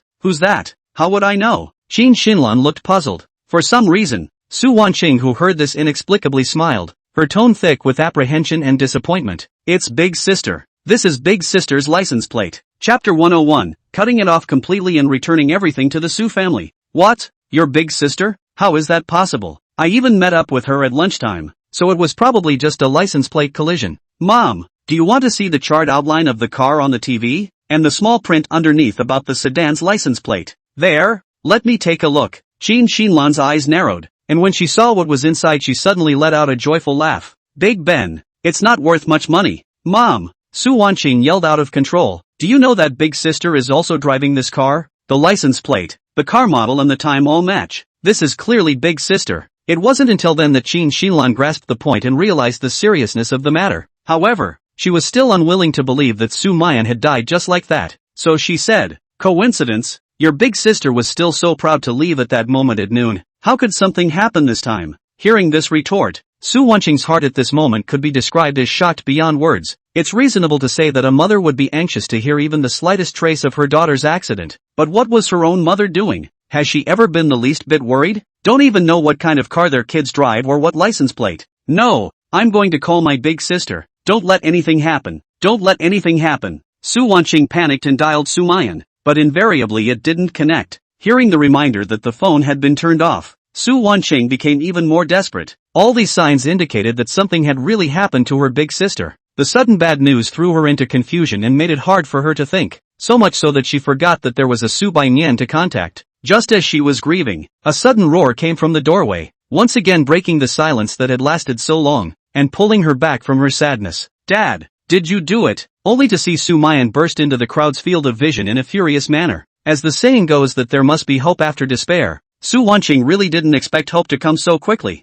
and her big sister actually didn't die. "Big sister, you're okay. Get out of my way." As soon as she pushed away the ushering sisters and several people, Sumayan came straight to Su Qiming, her eyes red and full of resentment. "Dad, why are you so cruel? Why do you have to kill him? Can't you stand him?" "Big sister, what do you mean?" Su Wanqing suddenly had a bad feeling rising again. Sumayan's eyes moistened as she said, "You'll have to ask our good father what he's done." "Dad, what does big sister mean?" Su Wanqing was terrified, and probably already had a guess in her heart that it wouldn't be. At this time, Su Qiming had a puzzled look on his face and was also infuriated by the questioning of his 2 daughters. He didn't bother to respond, just grunted coldly, but the more this attitude intensified the speculations of the two. At that moment, tears fell from Sumayan's eyes and her face was filled with disappointment and grief. She went to the scene of the accident at that time, and when she saw the skyrocketing flames and the several charred corpses, she was actually in a state of collapse. It was one of the worst accidents she had ever seen, and the hero of the accident was actually someone close to her. Why is this happening? She couldn't believe it and thought it was a huge joke from God.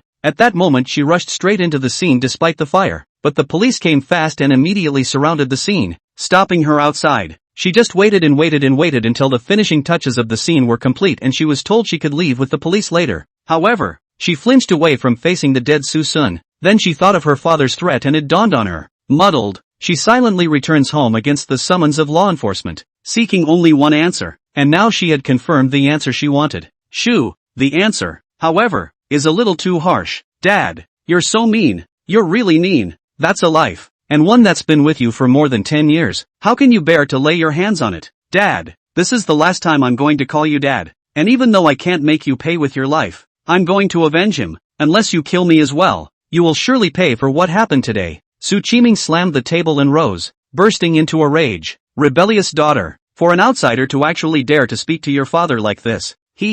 Sumayan smiled miserably. Outsiders? If I am surrounded by ruthless people like you, then I would rather choose those so-called outsiders. Reverse, you're so against it. So what if I am? Don't forget that fifth sister and I were in the car when you made your move. If it wasn't for Little Seeker's advance warning to drive us off, we would have been among those who died. Since you're so desperate, then we won't show you any more mercy in the future. Big sister, it's useless to talk more with them. We'll go our separate ways in the future. Sumayan tucked back her cell phone and tugged Sumayan to turn around and leave, while also muttering in a low voice, "Right, big sister, we seem to be in a hurry." Suson, he seems to be. What do you mean? At this time, Qiming was so angry. The two rebellious daughters came back and left in a dignified manner, really treating his Su family as a vegetable market that comes and goes as it pleases. Stop right there. You too. Sumayan's face sank as she said unwillingly, "What?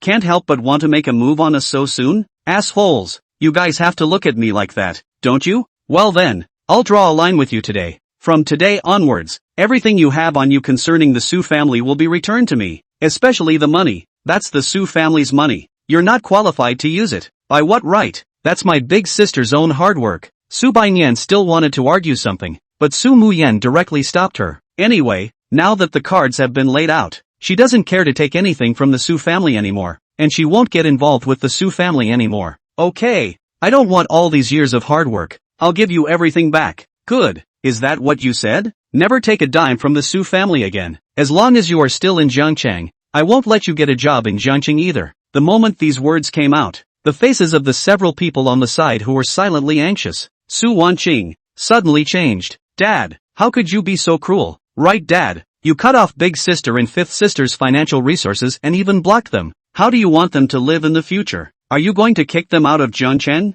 The sisters' pleas for mercy had no effect, and with one of Qiming's phone calls dialed out, a transfer message had already been sent to Sumayan and Sumayan's cell phones. They know that it won't be long before the money they have on them will be recovered by the Su family. Sumayan is still a little heartbroken, but Sumayan doesn't care at all, and she only wants to completely sever her relationship with the Su family. What was done was done. What was returned, and the two men lingered no longer. When they left, the three Su Wanqing sisters followed, looking sad and kept asking Suson what was going on. But Sumayan just returned a cold look at these inquiries, as if she wanted to completely sever the bond between the sisters. Su Wanqing was incomparably heartbroken. This was a look she had never seen in her big sister's eyes. How cold, determined. Su Shinru was also very panicked, full of the news of Suson's accident, like a magic sound around the ears. Unbearable. Big sister, what's going on? Did something really happen to Little Seeker? Why don't you say something? Sumayan smiled coldly. Lao San, does it make any difference to you whether something happens or not? You never cared about him anyway. Only leaving such an indifferent reply. Sumayan left the Su family with Sumayan, and this departure was also a true farewell to the Su family. Looking at the departing back, Su Xian froze in place, lost in thought. Her ears kept surfacing that sentence. You never cared about him, but did I really not care? Jiangcheng, Emperor Jin Hotel. The Han family came to Jiangcheng this time. In addition to the marriage is also considered to be with the task of inspection in Jiangcheng. The hotel is naturally not a secret. Waiting for the two girls to go home in between, Suson did not idle, but took this time to go to the Han family to ask something to promote communication. With a creak, the door to the room opened and light filled the dimly lit room. The suited figure in the doorway unbuttoned and hung up his coat as soon as he entered, not noticing that an uninvited guest was sitting on the couch by the window. Hello, young Master Han. Chapter 102. Only suspicion, not proof, is needed. The sudden sound caused Han Myungwoo's movements of hanging up his clothes to freeze, and he slowly turned back to find a figure that shouldn't be here. But he was only slightly surprised for a moment before quickly regaining his composure. Calm and collected. This was the first evaluation Suson gave to the man in front of him. With the current reaction, this Han Mingyu has no suspicion for the time being, but the person has a few interesting points. So Han, why did you show up here? No, I should ask if there's something wrong with you showing up here? Suson smiled faintly and opened the door. Yes, there is something. Just after we met and left at noon, I encountered an intentional murder. 10 burly and strong men acted together. It really scared me to death. I don't know if you have any clues to appease my wounded and fragile heart? What? There's actually such a thing? Han Mingyu's brows furrowed as he said with a serious expression. Brother Suson, I'm sorry that such a thing happened, but what do you mean by running to ask me now? Thinking that I did it? Don't be nervous, it's just a little bit of a suspicion. After all, it's just a little too sudden for something like this to happen at this point in time. As he spoke, Suson surveyed Han Mingyu's expression, doubt, surprise, and that hint of exasperation. No matter how he looked at it, he didn't see even the slightest hint of weakness on his face. With that, he lazily lay down and looked at the ceiling and then said, how can I put it? I've only had disputes with 3 people or forces so far. A to me cannot tolerate 100 resentment, but also to me also have some fear. The probability is not the courage of this, and they have not yet to the point of the dog anxious to jump over the wall, especially someone extremely love feather. Will never be so fanfare to stir up the fire, and early do not do it late, but this time to do it, it really should not be. There's another one with an even deeper background. They had begged me but were rejected by me. They might have a grudge because of that, but judging from the way they're beating a dead horse at the moment they should still have their hearts in the right place, and they shouldn't be able to touch me, who might be their only lifesaver. Of course, nothing is absolute. I'm not some kind of prophet, it's impossible to guess everything, but compared to this last suspect object, the suspicion of the first 2 is really very, very small. As for this last one, he took the initiative to climb the family, but was given the go-ahead. But he didn't make things difficult for everyone when he encountered this kind of thing, and at first glance, he was a sensible and well-spoken master. But it so happened that just as the matter was settled on the front foot, I, who had been safe and sound, was inexplicably attacked on the back foot. It's too coincidental. It's just too coincidental. Young Master Han, could it be you, or your Han family's handiwork? A silence fell on both sides of the table. Han Mingyu's face was bland the entire time, hanging silk, faintly puzzled, as if he was just listening to a heavenly story. But suddenly, a burst of laughter from him broke the silence, a laughter that carried sarcasm and a hint of disdain. So how did this connect with me? Simply because of your suspicions? I've never met you before, so why would I want to go after you? Because you're jealous. With one word, the smile on Han Mingyu's face froze. Suson continued, if it were normal, suspecting you would indeed be a bit far-fetched, but you're just too calm. Not at all like the style of a person who has taken the initiative to ask for a relative 3 times. First, the connection between the Han and Su families was first mentioned by your Han family and so eagerly. This too, general luxury families have their own arrogance. The Han family is much stronger than the Su family. In fact, only need to take the initiative to put a wind to the Su family's recent successive turmoil will certainly tend to be like a rush. But on the contrary, your family of 3 in person to the door, invisible shaped your Han family's weak side, which can be, and I understand that the cloud city of a hegemony of the Han family is too big a difference. This third, to your kind of family if you personally invite marriage was rejected on will be incomparable humiliation. And my family Yen repeatedly refused even put you Han family pigeon you can endure. Shows that you this Han family young master to her desire for a long time. And even don't care about the family dignity of the kind. But on the contrary, showdown when you are too calm. Calm unlike words. Originally, I thought that I had met a really cultured and understanding of the rights and wrongs of the rich and powerful, but it is still too coincidental that an accident happened just after we left. It's not like I don't have anyone to hold a grudge against, and it's just that I've been hit with this since your Han family arrived. It reminds me of the old saying that a dog that bites doesn't bark because you don't even know when you've been bitten. Young Han, can you explain it to me clearly? I'm all ears. Upon hearing this, Han Mingyu only sighed softly, the corner of his mouth pulling out an even more disdainful and contemptuous arc. He remained silent, but instead took out a bottle of red wine from the cabinet and poured it into a glass, shaking the glass and walking over to Suson and handing it over. Drink some? It tastes good. Suson didn't hitch a ride, just silently looking at the smiling tiger in front of him, measuring and gazing. Seeing this, Han Mingyu smiled helplessly and could only bring back the wine glass and take a couple sips himself, saying faintly, I don't know what you're talking about. But this is all just baseless speculation on your part, and I'm not going to go along with your wild suspicions without evidence. Yes, but you didn't deny it either. Suson said coldly. What difference does it make? It doesn't matter whether I deny it or not. What matters is whether you have proof. Of course there's a difference, because I'm a person who only needs suspicion, not evidence. Suson's voice lurched, slowly rising. Han Mingyu, but you're still too confident. I've already gotten the answer I wanted. So what? Han Mingyu shook his red wine, his face full of disbelief. Do you dare to act recklessly without evidence? Then be careful that you not only don't get justice, but instead, you'll be deeply involved and lose more than you gain. Young Han, is that a threat? Han Mingyu nodded slightly. Well, it can also be taken as a small warning from me. People, only when you're strong enough can you make decisions for yourself. Otherwise, you're just a toy to be teased. At this time, the laughter in Han Mingyu's eyes was even greater, and although he didn't directly admit it, the sneer in his smile was already completely disdainful of covering it up. He boldly to the bed to sit heavily, while drinking red wine, while the window seems to mumble, people or need to know the difference between the class, but also need to know that is not your after all, the wisdom to retreat, in order to get a new world, or one day in the darkness do not know Well, that's a good point, next time don't say it again. Don't worry, there won't be a next time. I believe Brother Su is a smart man and won't give others a chance next time. No, you misunderstood. What I just meant was not concession, but offense. Han Myungwoo froze for a moment, and before he could react to what that meant, he felt his shoulders being grabbed in the next second. Suson sneered, his palm gently pinched, only to hear a click of bone cracking. A hiss of pain also rang out immediately. I've said that I'm a person who only needs suspicion and not evidence to do things, and if you dare to be so confident in front of me, then you're afraid that you don't know my character yet. In that case, keep your arms and legs. Chapter 103 Han Mingyu's shock.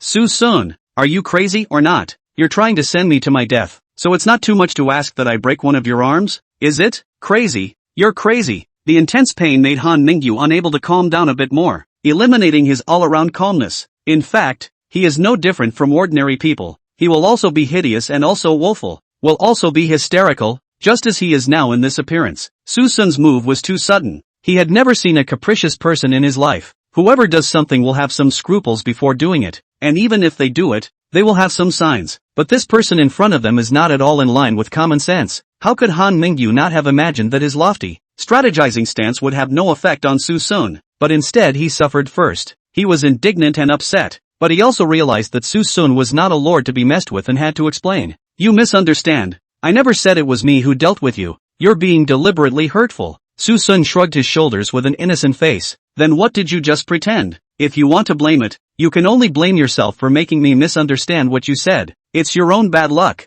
Han Mingyu's pupils quaked at his words. Suson, don't be too wild. What are you screaming for? There's still a leg to go. You'll be screaming in no time. What else do you want? Han Mingyu was once again startled, looking at Susu's face full of cold smiles. A wave of fear covered his once unperturbed heart. Suson ignored him and instead made a swinging motion at his thigh, followed by raising his arm high. At that moment, a never-before-seen fear instantly struck his entire body, and Han Mingyu hissed, "What the hell are you doing? I can overlook it if you stop now. Don't go too far. Said I'd waste an arm and a leg on you, so naturally I had to finish the job. I said it," Han Mingyu yelled. "I'm not the mastermind behind this. What's the point of you getting back at me here? As I said, you can only be blamed for your own words leading to misunderstandings. Besides, whether you did it or not you know in your heart." The words were cold, and Suson moved. Han Mingyu was filled with fear, and subconsciously used his other intact arm to go forward to block. But it turned out that Suson's hand was a fake. As Suson violently kicked out, there was a crunching sound of bone cracking.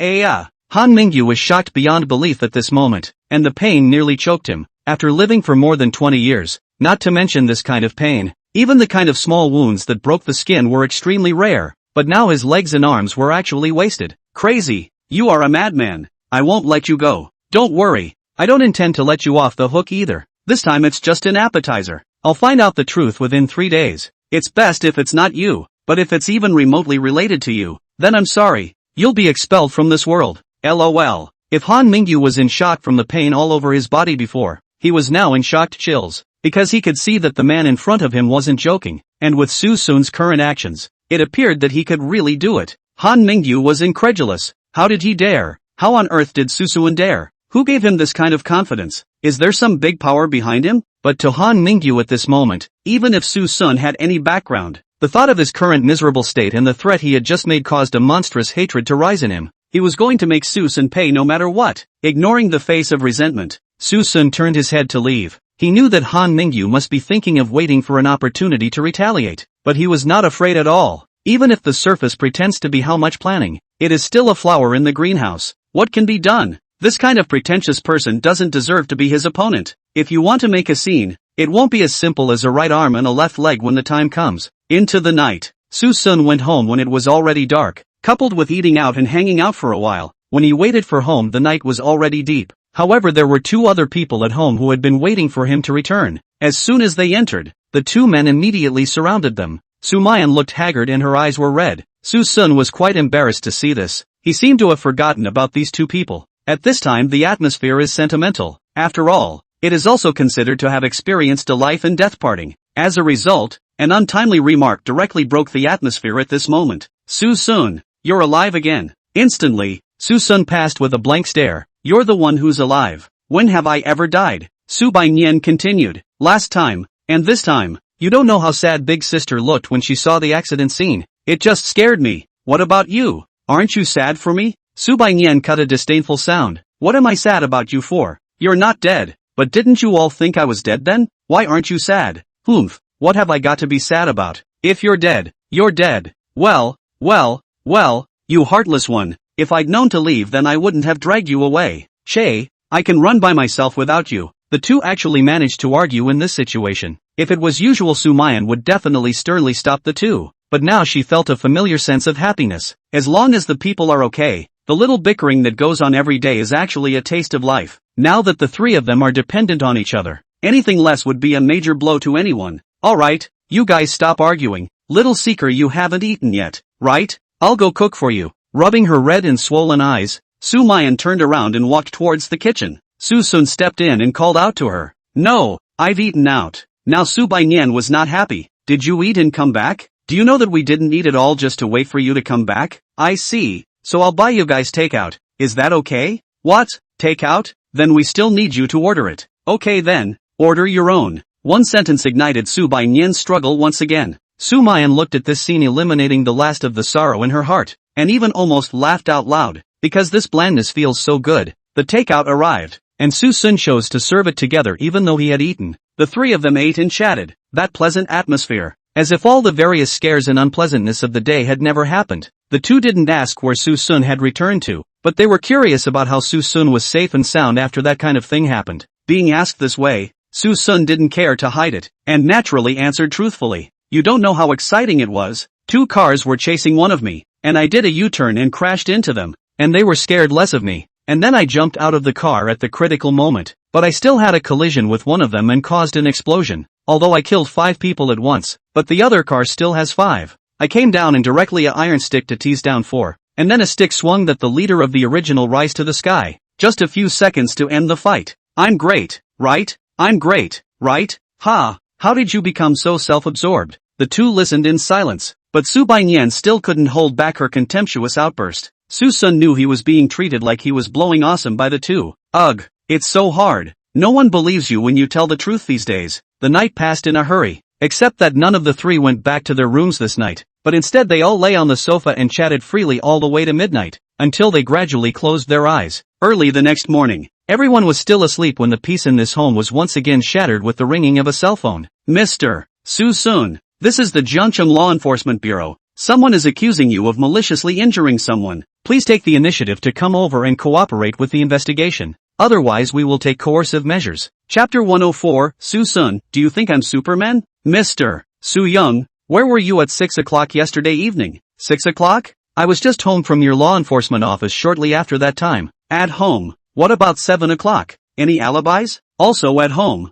Does evidence surveillance count? What's the point of looking at the surveillance? My son has already identified himself. He's the one who ruined my son's arm and leg. Why don't you all hurry up and put him on the spot? This gentleman, please calm down. Don't jump to conclusions before the results are in. Calm down. How can you tell me to calm down? It's my son who's wasted, not yours, right? My son has a bright future ahead of him, but now that he's a wreck, how can you ask me to calm down? Han Dong, although you're not a small person, but this is Jiang City, not Juryun City. We only talk about evidence in our work, and from all the surveillance videos, Mr. Suson has nothing to do with this incident. Han Bogij became furious. What? How is it possible? Can't it be that my son was injured by a ghost? That's how you do things. Han Dong, please watch what you say. All of us have rewatched the surveillance 3 times for this. Not only the video from the defendant's home, but also the surveillance video from his neighborhood and the hotel where the incident took place. But no matter how you verify it, you can confirm that Mr.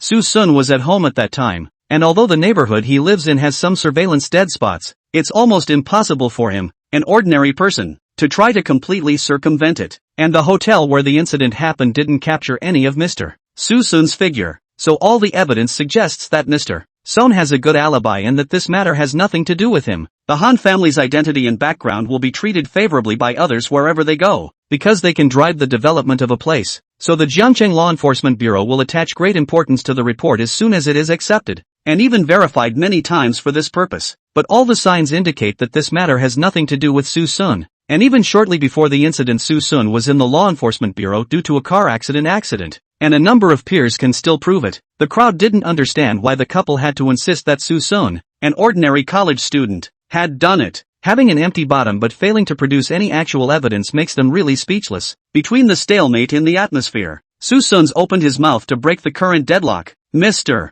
Constable, I've been shouted at for so long. I still don't know what happened to this young master of the Han family. So tell me specifically, at least to let me die with a clear understanding of the situation. Right? Heavy words. It has been proven that this matter has nothing to do with you, but you have the right to know what happened. The lead enforcer put away the record and slowly said, this Han Dong's son was wasted his right arm and left leg. He was in a coma for a whole night. Early in the morning we received a call to the police, so we shouted for you to come over to verify. I'm sorry for delaying your time. It's fine. This is what I should do as a law-abiding citizen. Suson waved his hand and said with a curious face, but, to what extent is this young Master Han injured? If it's a general fracture, I do have some good bone-setting medicine here. Kid, stop crying cat and mouse here. Chairman Han Bo-gi, please be quiet. Only after the cold voice, that law enforcer continued. Thank you for your kindness, but it's no use. The victim's arm was powder fractured. It's the real powder kind. And the entire calf bone was shattered into fragments. I'm afraid it's very difficult to repair it.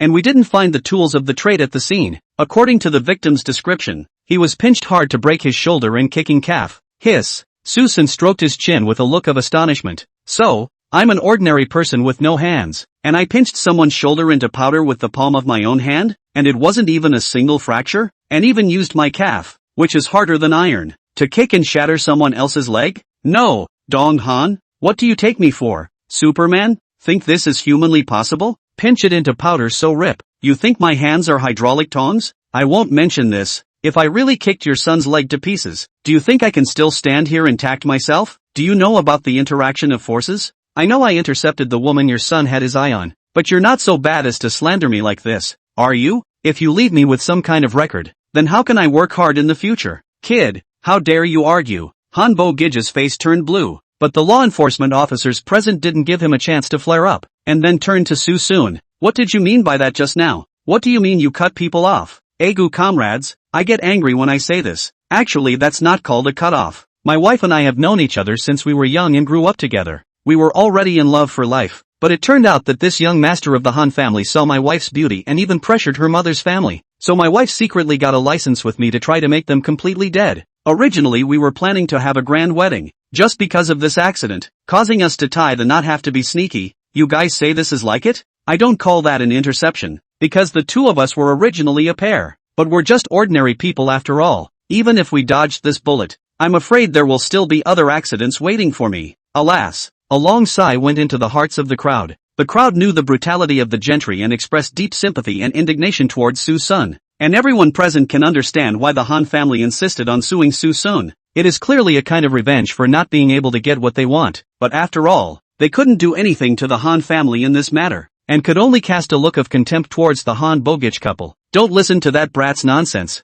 Our two families are joined in marriage, and it was clearly him who brought people to run away in the first place. Han Bo-gij almost exploded in anger at this time. Did not expect Suson at this time actually bit back. But this kind of rhetoric not only did not meet with the approval of the crowd but even more certain Suson's claim. In the end, Suhen released without incident, and Han Bo-gij's angry roar still echoed within the law enforcement bureau. Of course, it was none of his business how angry the old guy got. All he had to do was throw a provocative smile at him and it was enough to piss him off. Su-seek, Chapter 105, Big Sister. What's wrong with Little Seeker? Han Bo-gij, you're suspected of intentional nuisance. We're going to take coercive measures against you. That's how you guys do things. Why don't you arrest him? Arrest me for being a whistleblower. Why me? A whistleblower? Hearing the commotion behind him, Suson was instantly happy. This Han Bo-gij really took this as his home. Give you some face, you are Han Dong. Do not give you face even if your identity is big. Send you to squat for a few days is not impossible. Just as Suson was about to walk out of the enforcement bureau, A sudden call came from behind him. Mr. Suan, please wait. Officer Liu? Anything else? Don't take that the wrong way. Just something to remind you of. Last night at about 10 o'clock, 3 women with the name Su came to claim your body. Ha? Suson was stunned, thinking that it couldn't be Su Wanqing and the 3 of them, right? So he said, then what did you say? Tell them I'm not dead? No. Yesterday's accident was too serious. The top was furious and ordered us not to disclose any news of the follow-up to the outside. So we didn't tell those people truthfully. But I see they are quite anxious and keep saying that they are your family members. But this is a little inconsistent with your information. So they let them go and contact the owner of your accidental car, so that it doesn't bother you. But if there are any problems, there is also a middleman who can solve them. Oh, that's right. Thank you then. You're welcome. This Officer Liu handled the situation very appropriately and took good care of some unknown situations. It's just that Suson hadn't planned to play dead. Even if he told the truth, it's nothing. He's not afraid of those women anyway. Little Seeker, you're finally out. What took you so long? Just after walking out of the law enforcement bureau's gate, Sumayan and Subayan walked head-on. Susun was a bit surprised. Didn't I tell you guys to wait at home? Why did you come over? Subayan jumped the gun and said, it's not that big sister is worried about you since you haven't come back for such a long time, so she came over to take a look. So, but it's okay, I'm out. Well, it's good to be out. Let's go home. At this moment, Sumayan finally had a reassuring smile on her face. Sumayan's car was gone, so the 3 could only take a taxi home. On the way, Subayan also read the car was burned. Too much of a pity. Even if it is taken to sell, money can also sell a few million. Susun thought it was a good thing that the car was gone, because the car had a locator on it. How did you know? Subayan was shocked. At that, Susun clenched his fists. Punching your old man at noon yesterday forced it out. Sisters. After returning home, Sumayan, who was a home cook, immediately started cooking. Due to the suddenness of the incident in the morning, Susun didn't even eat breakfast when he left, and the sisters also forgot to eat due to their worries, so the lunch was enjoyed by several people. At the dinner table, Subayan spoke curiously. Stinking Susun, why in the world were you called to make a statement? Intentional injury? That morning I heard right? Sumayan's movement to clip the food was lulled, silently raising her eyes to cast a puzzled look. There are some words that she has actually been pressing in the bottom of her heart, but for fear that Susun did not want to say, so she did not say much. It was just that Susun didn't cover up as much as she wanted to, and told the truth very frankly. The sisters listened in amazement. Han Mingyu was wasted? You know, they just saw the intact Han Myungwoo the day before and he was wasted at night? The Han family is basically not involved in Jiangcheng. Han Mingyu also came to Jiangcheng for the first time not long ago. It is reasonable to say that there are no enemies. Who would lay such a cruel hand? Isn't it a bit too scary? Having your shoulder crushed and your calf kicked off. Is that the extent of what one can do? Big sister, you're so ignorant. There are a lot of things in this world that science can't explain. Besides, isn't there one beside us? Subayan glanced towards Susun, narrowed his eyes, full of measure. Someone's 500-pound table said to lift it. More than 20 floors of steps said to jump. People not only find, the floor was also cracked by him. I doubt. Well, yes, I did it. Am I awesome? Susun sometimes really admired Subayan's brain circuit, always being skewed by her. Hiss, this stupid old 5 can't be as smart as a fool, right? But hearing him admit it, Subayan's suspicions just now instantly dissipated. Shay, just you. Do you have the guts to do such a thing? You're a bit stronger, but you're a hydraulic press. Can you crush bones into powder with one hand? Susun shrugged. It can't be helped. The Han family really thought it was me. They thought I was so powerful and invisible that they decided I was the culprit. With a snap, Subayan slammed her chopsticks on the table. They are clearly taking advantage of the opportunity to take revenge. Anyway, that Han Mingyu is already ruined. And if they can't find any evidence, they'll just dump the pot and take revenge on you. This family is really vicious. Well, they are really vicious. Actually trying to plant evidence on me? An innocent ordinary youth. It's really vicious. Yeah. The two of them counted the crimes of the Han family with righteous indignation, while Sumayan on the side was amused and helpless. Suddenly, the phone rang and her smile faded when she saw the caller on it, because this caller light had called no less than 7 or 8 times this morning, and she even had the intention of blacking him out. What are you doing again, Lao-san? Big sister, what happened to little Seeker? Did something really happen to him? How many times do you really need me to say this? You've watched the news. You've been to law enforcement. What answer do you really want? Yes. All signs point to the fact that he is indeed dead, but neither side has personally admitted that he is dead, and even if he is, I want to see his body. Good then I'll give you a clear answer. He's dead. He was burned beyond recognition and was dragged off to be cremated right then and there. Don't ask again. There was an instant silence on the other end of the line. Just as Sumayan was about to hang up the phone, a breathless voice came from the other end. Where are the ashes? What? There should be ashes for cremation. I want his ashes. Su Shinru, are you finished or not? Sumayan didn't want to tell the truth because she wanted to take the opportunity to let Suson completely leave the Su family's field of vision. But as a result, this third sister of hers is here aggressively instead. In the end, what kind of trick is she up to? I said, I want his ashes. For a moment, Sumayan thought she had misheard that sentence just now, but this one she was sure she hadn't heard wrong. His own three sisters are not asking to see the ashes. But the ashes? Sumayan was instantly furious. A person who grew up with all kinds of harshness, how is he qualified to come towards himself to ask for any ashes? Nope. He loved the sea and scattered him in it. Big sister, you can't fool me. I can't believe he just died. I'll find him. Su Shinru, what the hell is wrong with you today? I advise you not to disturb his peace. You don't get to say, I'll find him. There was a drop and the phone hung up straight away. Looking at the black-screened phone, Sumayan suddenly had the urge to laugh. It was the first time since she was a little girl that she was pissed off by Su Shinru, and she was still pissed off. Instead of trying to make up for it when he had the chance, he was preoccupied with his so-called brother, and now that he's gone, he's obsessed. Who is it? Big sister? Your third sister. I don't know what's in her head. She insisted on seeing Xiao Sun. I said he died and became ashes, but she asked me for ashes? You say angry. Hey,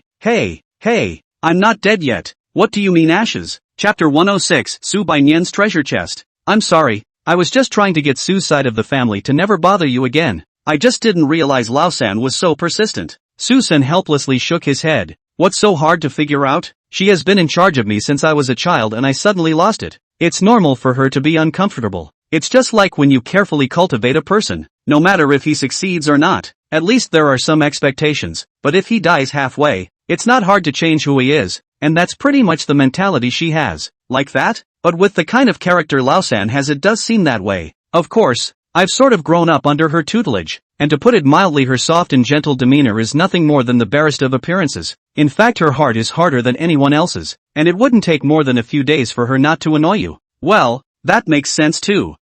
Listening to the conversation between the two, Su Bainyan, however, frowned at this moment and fell into thought. How does this I feel? Doesn't seem to be what you guys are talking about? Oh, what's that like? Suson opened his mouth curiously. I feel it's rather like a kind of possessiveness. Thinking back, the third sister seems to have always had this kind of possessiveness towards you. Even when I stayed with you for a long time she would get upset. According to you, it's true that it does, but controlling would be a more appropriate word. After all, that's how I've been controlled by her. But that unhappiness of hers isn't directed at you. It's directed at me. Because even a little bit of happiness on my part would be devastating to her.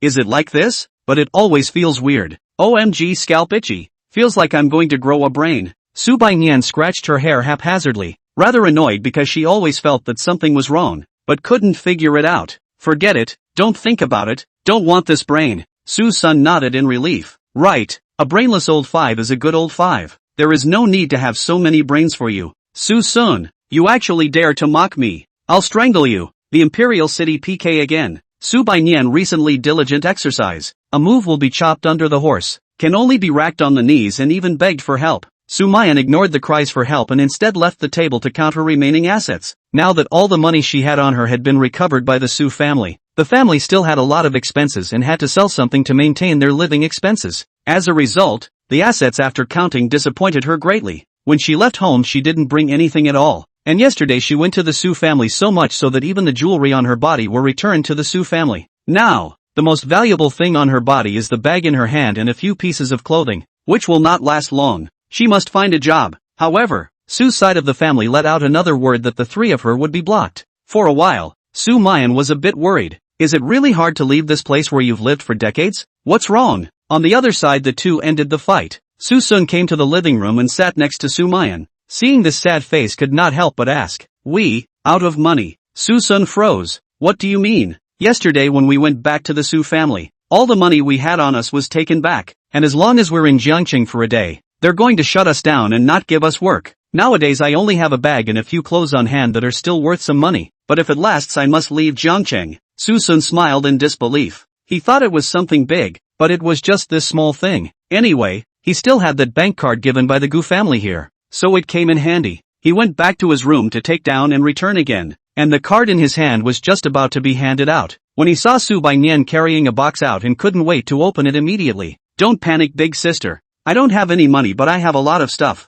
I've brought all my treasures with me. Just see a suitcase of all kinds of jewelry, souvenirs, dolls and expensive bags, and even a few limited edition watches. At a glance is worth a lot. Just the contents of this suitcase alone add up to tens of millions. I'm afraid, this little vault of yours can be all are some limited edition. How much can it be sold, right? Suson also did not expect Sumayan to come to such a hand, which is a random thing that he once did not even dare to think about. Sumayan was also quite surprised. At that time when she left home, Sumayan was dragging 2 boxes and she still thought it was in the way. Now on the contrary, it is a solution to the family's urgent needs. However, she was a very stubborn person. The thought that this was the Su family's money made her feel bad, but thinking about the current situation, she couldn't do it for the sake of the discomfort in her heart, so that she didn't care about the deaths of the people around her. Seemingly seeing her entanglement, Sumayan explained, "Big sister, although I am very heartbroken, but special times for special things you don't have a burden. Most of the things in here are what you gave me." "I gave it to you?" Sumayan was a bit surprised.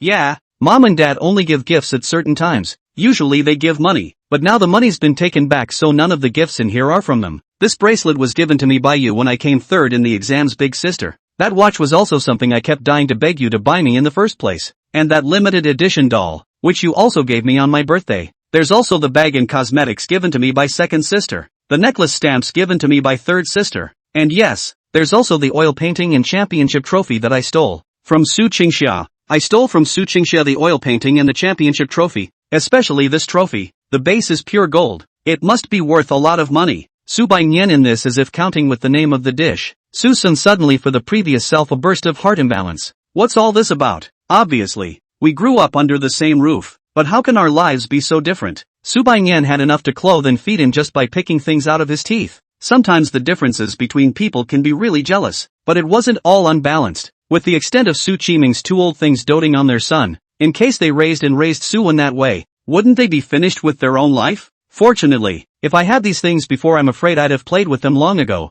wouldn't I?" Although the voice was small, this muttering from Suson was still heard by Sumayan. At once, she blushed, because she heard it as envy. "If I had these things before, I'm afraid I would have died of envy." For a moment, thick guilt assailed his body. The moment she thought of the kind of days Sumayan had lived, and the moment she thought of the kind of days Suson used to live, Sumayan thought of all the things she had been, and also felt a moment of extremely unbalanced fall. "Put this crap of yours away. I don't want to see them again." Slamming the box shut, Sumayan returned to the room without looking back with a face full of anger. Suson was instantly confused and looked aside in confusion. "No, what is your big sister smoking?" Sumayan was still carrying a crooked-necked dog in her hand, and shook her head in confusion at the words. "I don't know how to could it be that big sister doesn't look at these treasures of mine?" Chapter 107, Young Master Han. "We meet again. Are you asleep?" "No sleep and I'm coming in." "Nope, you come in." As soon as he entered the door, Suson saw that pretty face with reddened eyes. He knew that Sumayan should have just cried. Suson has roughly guessed some. Too many things have happened recently, leading to Sumayan's mind becoming more and more sensitive. Perhaps some thoughtless words will make her evoke those bad echoes. Suson gently sighed, came straight to her side and sat down, calmly said, "Some things are over when they're over. It's okay to stick to the past, but you shouldn't be sad about it. It's better to think about other people's problems compared to blaming yourself." "What are you saying? Why can't I understand?" Sumayan puffed and laughed, but the laugh was forced. Seeing that she did not want to dwell on this topic, Suson stopped talking and went straight to the point of shoving the bank card in his hand into her hand. Sumayan froze at this, somewhat not reacting to what this meant, but when she surveyed the bank card in her hand, she realized that it was actually a supreme black card, and this kind of bank card could only be handled if the verified assets exceeded 10 billion, and you can't have an empty card in there. You have to store at least hundreds of millions. In other words, Suson has a bank card of hundreds of millions of dollars today. Sumayan was shocked. What does this mean? For you, since you don't want to use the Su family's money, then use this. There should be quite a lot in there. Even if you mingle for the rest of your life, it will be enough. Seeing Suson speak so frankly, Sumayan was even more shocked. She opened her mouth in disbelief, even with a hint of uneasiness. Where did this card come from? There aren't many that can handle this card in the entire Jiangchang, the only 3 major. Suddenly, Sumayan remembered the joke Suson had said at that time. Take care of your family and cure your illness. Wasn't that a joke? She was shocked beyond belief. Little seeker, when you said you cured Elder Gu, it can't be true. right? Suson nodded calmly. Of course, I'm a person who never tells lies. This is the payment from the Gu family. Relax. But, no buts. If you believe in me, don't be burdened. Let you take care of this and that. Don't you want to let our family drink the northwest wind? Unbeknownst to him, this casual family of three deeply touched Sumayan's heart. Sumayan's heart rippled with emotion, melancholy, and happiness. It turned out that the three of them had become a real family long ago in Little Seeker's heart. But Susun wishes to be like this. Sumayan heart is more and more bad taste. The more can recall once all kinds of inaction. Little Seeker, obviously I used to neglect you so much. In the end everything still depends on you. Don't you hate? Want some compensation? That hate she didn't dare to say out loud. She was afraid that she would actually hear that word hate, even if it was a joke. And she didn't want to taste that inner stabbing feeling again. Upon hearing this, Susun, who had walked to the doorway, had his footsteps stumbled, and said with a hint of a joke, compensation? You've already given me a replacement. What compensation do you need? I only hope that you can be obedient in the future, and do what I say. Then I'll thank God. After all, I'm still expecting a divorce, and it's not a good idea to keep dragging it out. So I'll go and get it over with in a couple of days. Su Seeker is back on the divorce program. Sumayan, on the other hand, was in a trance at this time, and the words she had just said kept echoing in her mind. Because the compensation Susun wanted was just too simple, so simple that she was even a little ashamed, and if that was all it was, then she was willing to give that compensation. I will, and I will spend the rest of my life making this amends. What the hell? Why does it feel weird? Doubtfully glancing back, seeing Sumayan's expression as usual, Susun turned around and left without further thought. It was this night that the gears of both men's destinies quietly began to turn. The next day, Suhan left the house on the pretext of going to work. Su Baiyan thought he was going out to have fun yelling to follow, but the result was an ass whipped down suddenly honest at home. After leaving home, Susan first went to the Gu family to treat Elder Gu's leg. After many treatments and medicinal prescriptions, Gu Tianwei went from being able to originally gallop 20 centimeters to a few meters today. Originally, this progress would have taken at least 4 or 5 more months, thanks to Su Sun's recovery therapy to be so swift. After the treatment of the leg, Su Sun did not stay too much, but inquired about some news of the Black Tiger Gang and borrowed a car to drive to the so-called Black Tiger Gang. Han Mingyu was smart enough that Su Sun didn't find any clues from his cell phone that night, not even a single doubtful contact. This point alone is enough to prove that Han Mingyu was very cautious. Although he didn't find any direct evidence from Han Mingyu's side, he did check the cell phone of the head of the hire on the day of the accident and found a highly suspicious Jiancheng number. Susan quickly locked the location of that machine owner in a restaurant in the territory of the Black Tiger Gang, waiting for him to go to the toilet gap directly sneak attack a set of human body sparing. I can only say that it is worthy of the Black Tiger Gang origin. The mouth is very hard. A half-dead are not willing to open their mouths. There is no way. Susun also can only repeat the same technique to check his cell phone. The result is empty in the phone. Haha boy. You look for it. You look for the sky, you can't find who it is. The fat man known as the Downhill Tiger let out a weak scoff, while his smile instantly froze in the next second. For some reason, the call records and messages that he had originally deleted cleanly now actually all appeared inside his cell phone. Susun did some more searching and also found one of the Cloud City numbers, and Han Mingyu was from Cloud City. With this point, Susun already had an answer in his mind. After leaving the restaurant, he found another gaming hotel and used the computer there to hack directly into that Cloud City number. That number was an ordinary bar owner who couldn't be any more ordinary. Not to mention him, even the relationships around him didn't have anything to do with Han's group, and he didn't have anything to do with the underground forces in Yunchang. And the question arises that such an ordinary person can contact the underground forces in the next city. Is it really just an ordinary person? After having a clue, Susun immediately drove to Cloud City next door. This time he didn't get rough, but chose to reason things out and just let it out that there were violations in the bar owner's bar, especially certain erotic dealings. The bar owner was indeed not an ordinary person, but a high-ranking member of the Sang Black Tiger Gang who had washed his hands in gold for many years, and the current leader of the Black Tiger Gang was none other than his former companion. Through this boss, Su searches for an old man named Uncle Fu, who, in turn, was the former butler of the Han family, but it wasn't Han Mingyu who contacted Uncle Fu, but Han Mingyu's current secretary. Susun smiled, going round and round. This Han Mingyu was really cautious, but what's the point of being more cautious? The connection is still checked. Susun actually understood what Han Mingyu was going through so much trouble for, because if anything happened, he could dump the blame on the secretary's head. After all, he never gave orders. But Han Mingyu doesn't understand Susun,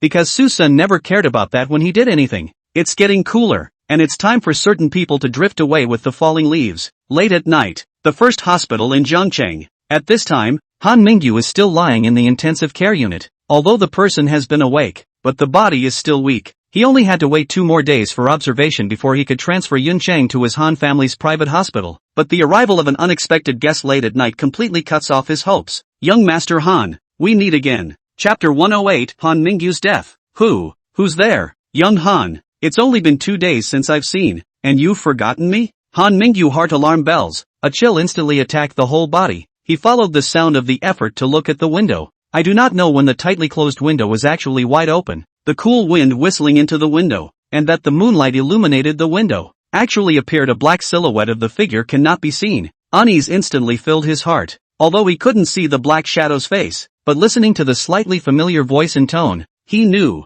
Suson had come. You, what the hell are you doing? Suson relied on the window, admiring the traffic outside, seemingly muttering to himself, this VIP ward has a nice view. It's just that there's no protection around the window. It's very convenient for others to jump out of the window to do their business. Han Mingyu's heart thumped and his tone was tense. Brother Su, we have no cause or enmity. There's no need for you to affect yourself because of a momentary impulse. Isn't it good for us to live in peace? The ghost-like voice came again. You also know that we have no grievances, so why do you want to put me to death? No, I didn't. You're mistaken. Suson was unimpressed. Besides, even if I am impulsive, will it affect me? Do you think I dare to come without the certainty of getting out in one piece? It's like 2 days ago when I obviously wasted you with my own hands, but did I catch any of my handles? Suson, with a low roar. Han Mingyu's psychological defense was instantly shattered. He gritted his teeth and said, I know you're a bit capable, but don't go too far. This is a complete misunderstanding. It wasn't me who moved you at all. If you stop here, I can forget about it. But if I'm hurt in the slightest, my Han family will surely chase you to the ends of the earth. Really, do you think I'll be afraid? Suson moved.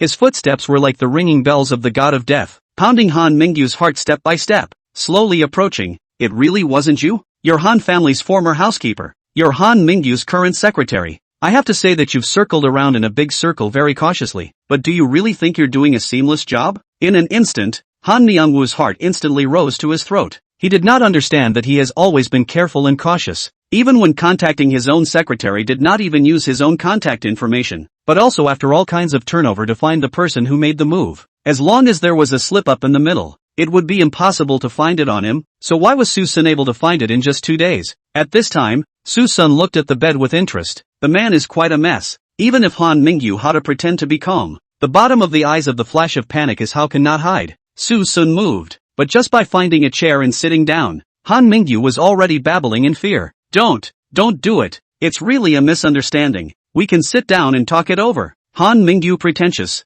thinking that everything can be mastered. But when the real death came, he had to admit that he was really afraid. Susan puffed and laughed, her eyes playful. Sit down and talk. Haven't I already sat down? Yes. Han Mingyu revealed a pleasing face that he had never seen before, and struggled to pile up smiles to explain. You're mistaken. You're really mistaken. It really wasn't me who moved you. I don't know what's going on either. And how does your secretary explain that? It's him who's been trespassing. It must be him who's been trespassing. I haven't had any contact with the Cloud City side in these days since I came to Zhongcheng. How could I possibly contact him? Susun raised his eyebrows. But that's your secretary. We don't know each other. And why would he do such a poisonous thing to someone he's never met before? Oh, I get it. If it's not you, then it's your parents who did it. What? Han Mingyu hadn't even reacted yet, and Susun had already led the culprits towards his parents. Well then, since you didn't do it, I can let you off the hook. However, that mom and dad of yours will have to bear the corresponding price. Now you say, did your parents do it? Maybe,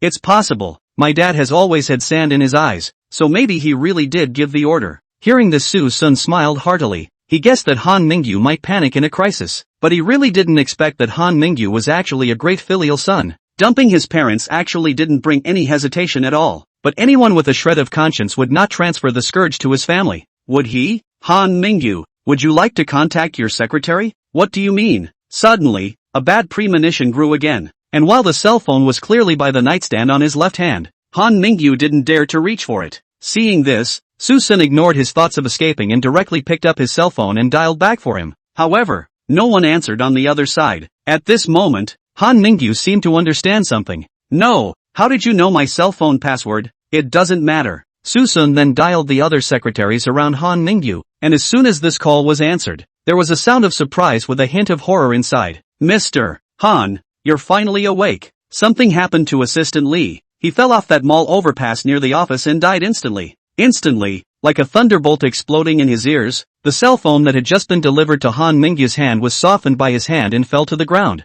Special Assistant Lee is dead. Your most trusted secretary is dead? Sohan. It must be Sohan. Suson's decisiveness far exceeded his imagination, and Han Mingyu suddenly began to regret his impulsive behavior, because this time he actually kicked a brick wall. But there was also a hint of fluke in his various panics, because that secretary is dead. That means that there is no evidence of death. As long as it is determined that he did not do it, Suson will have no evidence to take himself. After all, verbal transactions are the hardest to criminalize. Suson, it wasn't me. It really wasn't me. Why did Special Assistant Lee die? Who's going to prove my innocence if he's dead? Brother Su, you can't lay your hands on me without evidence. Otherwise you yourself will definitely suffer from the implication. There is a deception in this. Both of us losing will only allow the black hand behind the scene to reap the benefits. Suson laughed. Are your parents the ones behind this? You are really a great filial son. You can even dump your parents in order to stay alive. No, that's not necessarily true. My Han family has made a lot of enemies. It could have been planted by someone else. Not necessarily my parents. Han Mingyu, are you afraid? Ha? The sudden turn of phrase caused Han Mingyu to freeze, and for a moment he didn't understand why Susan asked this. Know why I keep listening to your explanation? Because it would be too cheap to do it directly, and the only way to make you realize what kind of person you've really offended is to make you feel fear step by step. It's almost time to send you on your way. No, you can't move me. Han Myungwoo struggled laboriously, but the pain all over his body made him powerless to resist at all. It wasn't me. That was my secretary taking matters into her own hands. You can't do anything to me. Han Mingyu, what's true can't be false. You think that the so-called evidence can save your dog's life, but to me, it's just a ridiculous excuse. Come on, send you on your way. A large hand silently attacked, slowly reaching for that mouth and nose. Han Mingyu panic suddenly felt a sense of suffocation attacked. He wanted to resist, but that intact left hand is how to peel off the face of the palm. Can only feel the gradual dissipation of sanity. The VIP ward comes in late at night, and Han Myungwoo's parents come with a midnight snack to take care of their son. The two didn't disturb their son when they saw him sleeping, but sat around gossiping in whispers, angry at the unknown culprit. Gradually, the two found out that something is wrong. The wards of the needle can be heard actually not accustomed to not a hint of breathing, and even a little bit of the body to move the sound are not. The couple slowly moved forward, only to have a sound of glass shattering at their feet. The two picked it up and it was actually a cell phone. The two were uneasy in their hearts, and slowly uncovered the quilt, and under the moonlight, a rather hideous face emerged in front of the two. Two mournful wails followed. Son, Chapter 109, Tang Shanha re-embarks on the Su family. Mr. Suson, may I ask why you went to Cloud City yesterday? The Magic Cloud Mall in Cloud City is offering a limited edition patty dog on sale, and I'm grabbing the dog. Then where did you get your car? According to the vehicle information, that seems to be the Gu family's car, right? It's the Gu family's. Mr. Gu wants to take me as his son-in-law, so what's wrong with me using his car?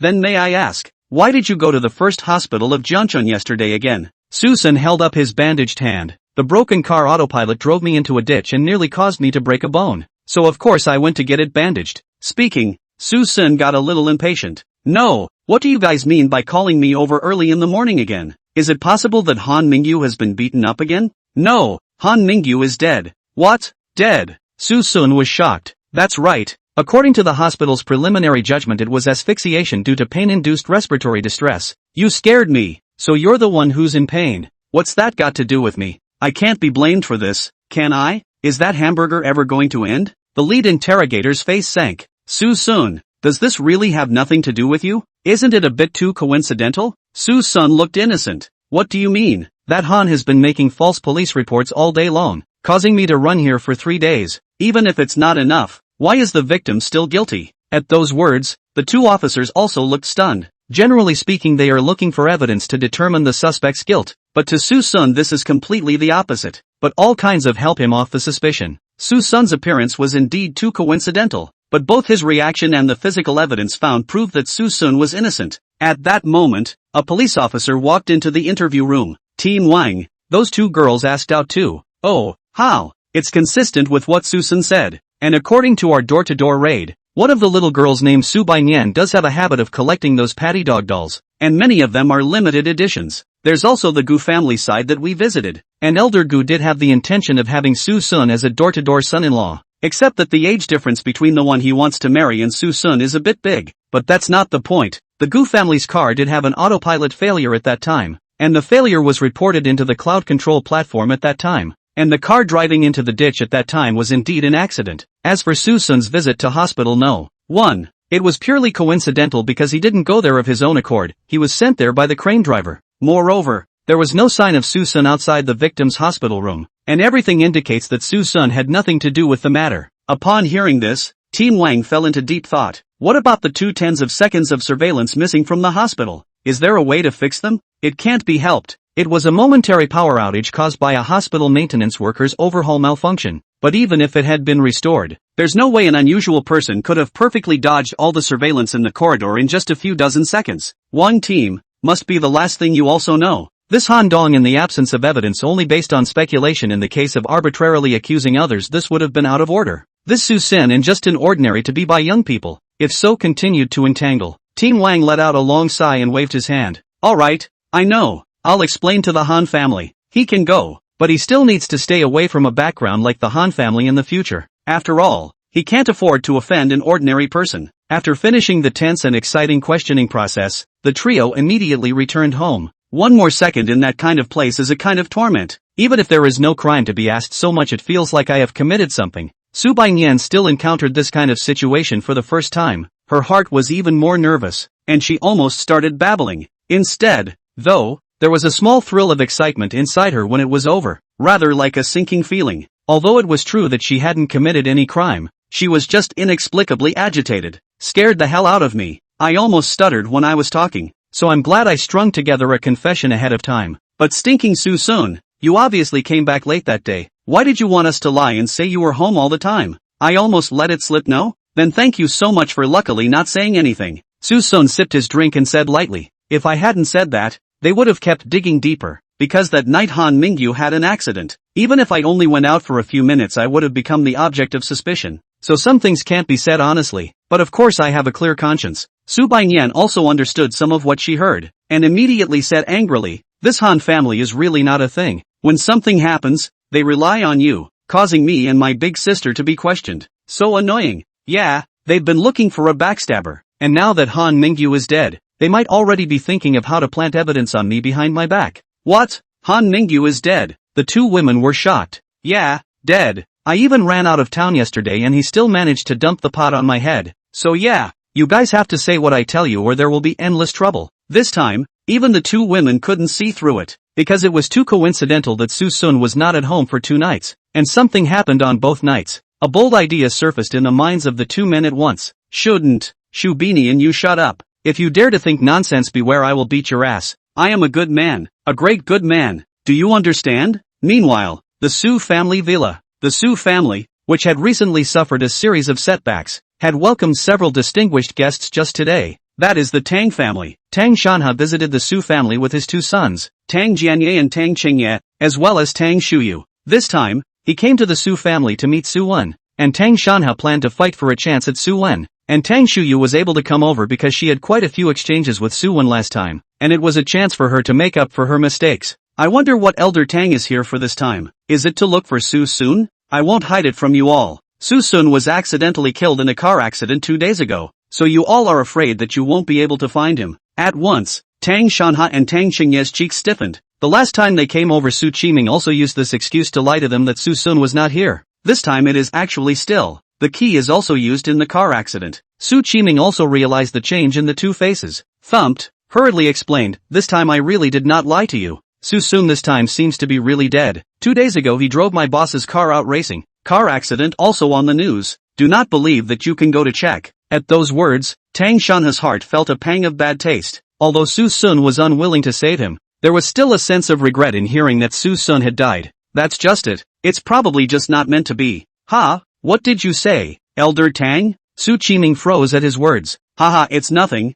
I didn't come here to look for Su Sun this time, but to look for your son, little friend Suwen. Chapter 110, Probing Oddities. Su Sun's Experiment. Su Qiming was a bit surprised. He thought that when the Tang family came to look for their own son, people came to look for Su Sun. He thought that people came to look for Suson, as a result they looked for their own son again. Of course, he was very happy for Suyen to have more contact with the Tang family. After all, Suyen or the entire Su family really needed the Tang family as a network. Master Tang, wait a moment. I'll call that kid down. Fine, but if little friend Suyen has something to do, there's no rush for us to wait a little while. Nothing. What could he be up to? He's been idle lately. Soon Suyen was called to the living room. In fact, he was very surprised when he heard that the Tang family had come to look for him. He realized that his usefulness to the Tang family was gone, and now the Tang family was coming back to him for what? It couldn't be that they were still looking for a cure for themselves, could it? Hello Grandpa Tang, and the two uncles, and hello Sister Shuyu. Good, good. Little friends, sit down.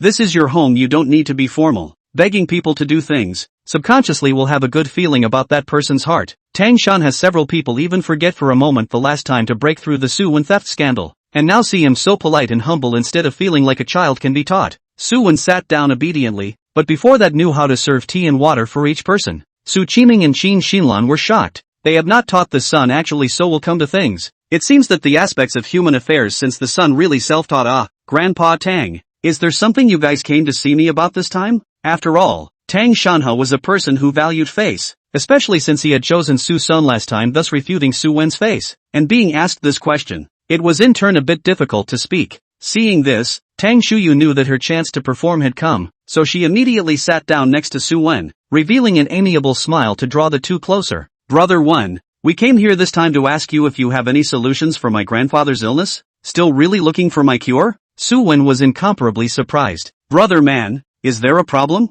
Or are you not willing to help us? You've seen the performance of the Tang family, and even stepped up your efforts to help your Su clan get through the hard times. You can't forget how good we are. Suyen face skin taut. No, Shuyu sister, you misunderstand. If I can help me, of course, as a horse first. Just you all know, the last time that prescription is I take my search, brother. I actually can't do anything. If there is no law who do not want to admit their incompetence, but for Suyen at this time, it is always impossible to pull the scalp in hard. Now that Suson was dead again, he really had no way to help Elder Tang cure this whatever it was. A wave of disappointment ran through Tang Shanha's heart. Sometimes really good things thrown in the crowd instead of no one to recognize the goods. And Suyen in the first place can take Suson's prescription to fill the number should be to understand a little doorway. He had thought that Suyen would be able to answer questions slightly even if he couldn't cure. But he didn't think that he really didn't know anything. Tang Qingye and his father had the same idea. After hearing Suyen's incompetence, he was instantly anxious. Little brother Suyen, when you were able to see at a glance the extraordinary nature of that prescription, you must have known some pharmacology. Is there really no way at all? I'm sorry, I really can't do anything. Suyen had a difficult look on his face and regretfully said, if my brother Seeker was still alive, I would have gotten a way to save Grandpa Tang from him no matter what. But he's dead, so I can't do anything about it. What do you mean? What do you mean you can cure Suson if he's alive? Tang Chengye didn't understand. Because I was sure I could convince him to help Grandpa Tang cure his illness, but no one expected him to. Alas, the Tang family isn't stupid. There's no such thing as the last name Suven's Bull *********. I'm afraid the real way to convince is to steal it, right? If Susun was alive, maybe Suyen could really steal some life-saving method. But today, there is no hope. Seeking to no avail, Tang Xingye's last vestige of goodwill towards Suyen vanished. He is really more and more disgusted Suyen this kind of cock and bullies. No skill, all rely on stealing. On this also want to take the benefits of his Tang family is simply a fool's errand. A meeting that was supposed to be a happy one went sour. The Tang family came with full expectations and ended up leaving in ashes. Su Qiming didn't expect to end up in a situation where he was embarrassed to leave the scene, and he could see that Tang's family was clearly unhappy. At that moment, he became displeased with Suyen in his heart as well. Little one, didn't you say that you followed some high-ranking person? You really don't have a clue about Master Tang's illness? Even if you don't, you can't refuse so bluntly, right? Suyen looked helpless. Dad, what am I supposed to do? Do you want me to practice medicine indiscriminately, and then who's to blame for the deaths? Su Qiming had a lump in his throat. Indeed, even no treatment was better than treating a dead man's high power. In case the Tang family was angered, that would be bad. It was just that he didn't understand why this Tang family thought Susun could cure Elder Tang's illness. It was clear that Susun had never even touched any medical stuff before. At most she knew a little massage. How could she give the Tang family this illusion? Is it possible that this kid is out and about? Late night, three-man hut. The night was already late. Sumayan and Su Banian had already fallen into a deep sleep, while Susun was at this time writing something in his room. At dinner he learned from Su Baiyan and Su Wanqing's call that the Tang family had visited their home to seek medical treatment, and that it was Suyen who was begging. It reminded him of the oddities in Suyen. Now he would have to do some experiments to figure out the quirks. He wrote a whole bunch of herbs and proportions of preparation on a piece of paper,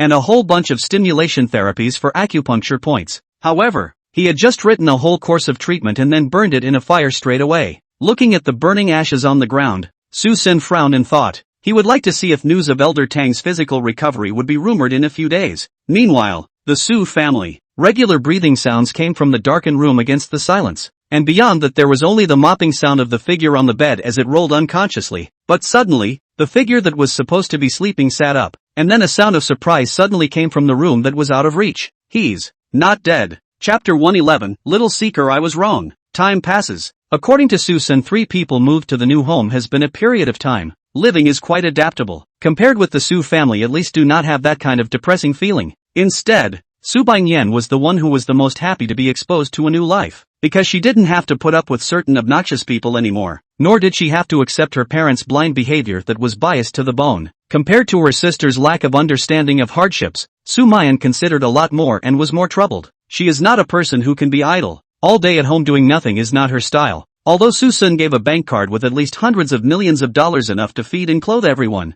but she still wants to improve the current situation with her own efforts. So, she keeps submitting resumes and applying for jobs these days, thinking that she can get a second wind by working. Originally, with her education, qualifications, ability, where to go or other people grab their heads cannot be snatched talent, but days of running around trying to get in, but not a single entry notice. She understood that this was the Su family striking out. The Su family still had some power in Jiangcheng. Apart from the 3 great families, it was one of the most important existences. Wanting to seal a person couldn't be simpler, probably long expected. Sumayan was not even too angry, just a kind of disappointed helplessness. It was something her so-called father could do, something that could not be questioned, could not be challenged for authority, or even his own daughter would be targeted. What's wrong? Why do you look sad again after a trip out? Seeing this sad face, Suson walked straight to sit beside her. Feeling the air conditioning slightly cool, he then draped the blanket behind him over the two, tugging at the blanket on her body. Sumayan twisted her head to reveal a reluctant smile. It's fine, it's just that job searching has failed again, so I'll try again tomorrow.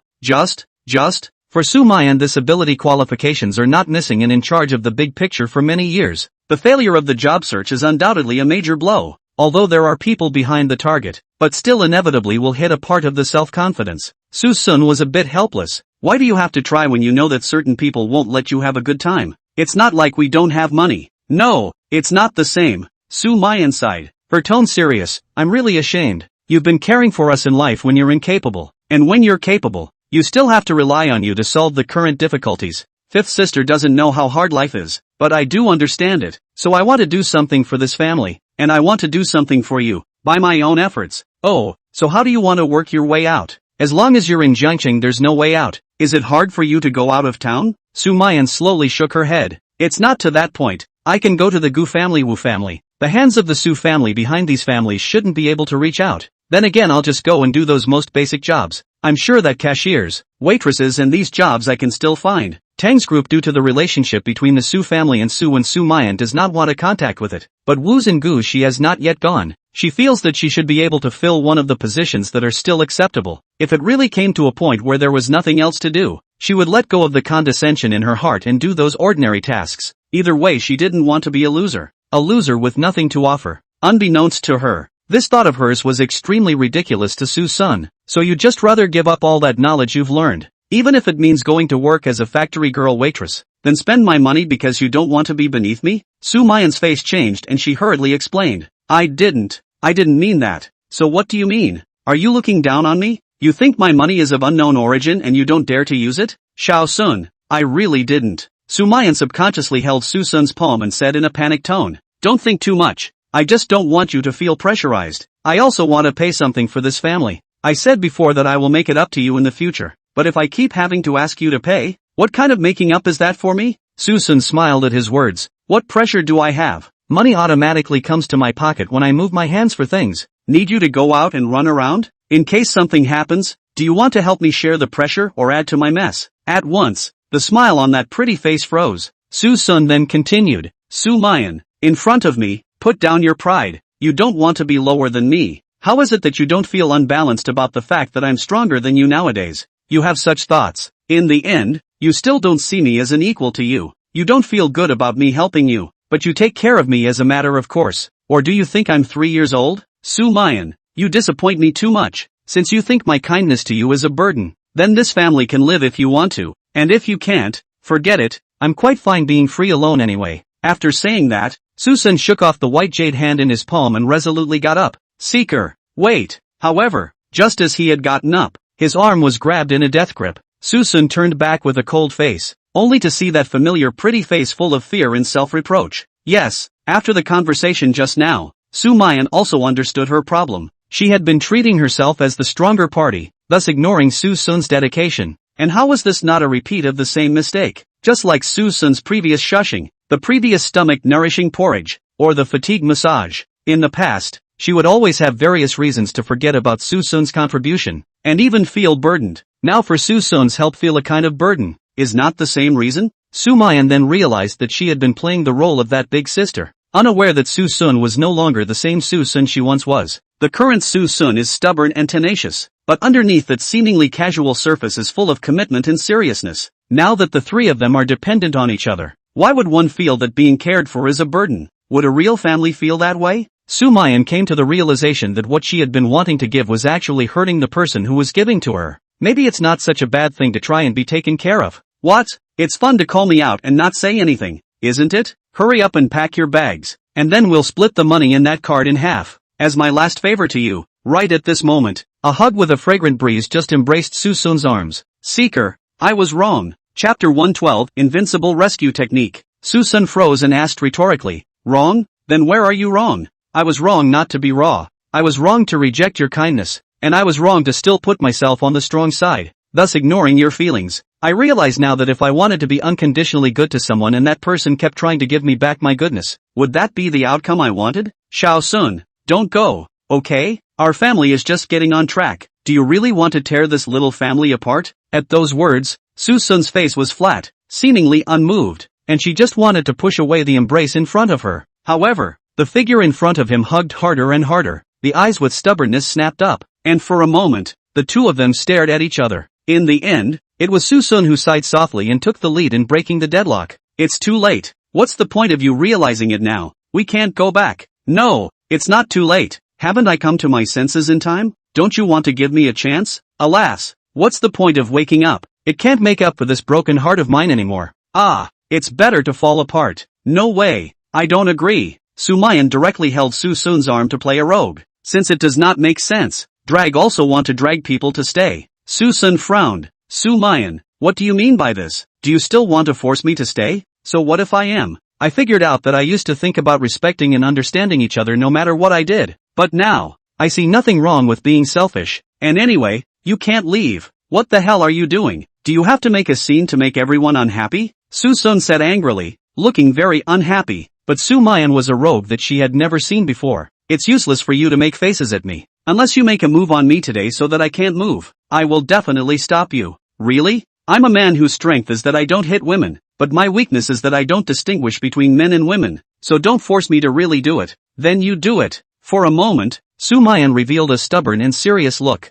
This led to a good while of silence between the two. Suson seemed helpless and still made a compromise, but he also made a small request. It's fine if I don't leave, but can you put down your so-called condescension? Stop being so forceful in the future and try to accept other people's opinions? Better yet, listen to me? Yes, I won't make that mistake again. Okay, then can you stop treating me like an outsider and hanging around all day making amends or not making amends? I never treated you like an outsider. Very well, then the last one. Then can you be gentle? Don't put on a cold face all day? Of course, to that stupid girl Subayan you can continue to show your big sister's majesty with a cold face. That's naturally fine. Good, let's hug it out then. I'm not leaving. The two embraced each other, and right in the unseen corner, the corner of Suson's mouth suddenly grinned with a flickering arc. Sumayan's natural invisibility was just a feeling that this familiar figure in front of her was so reassuring. Nowadays, this home is also considered to be completely free of problems. As long as Suson doesn't leave, then the future can be created by everyone's hands step by step,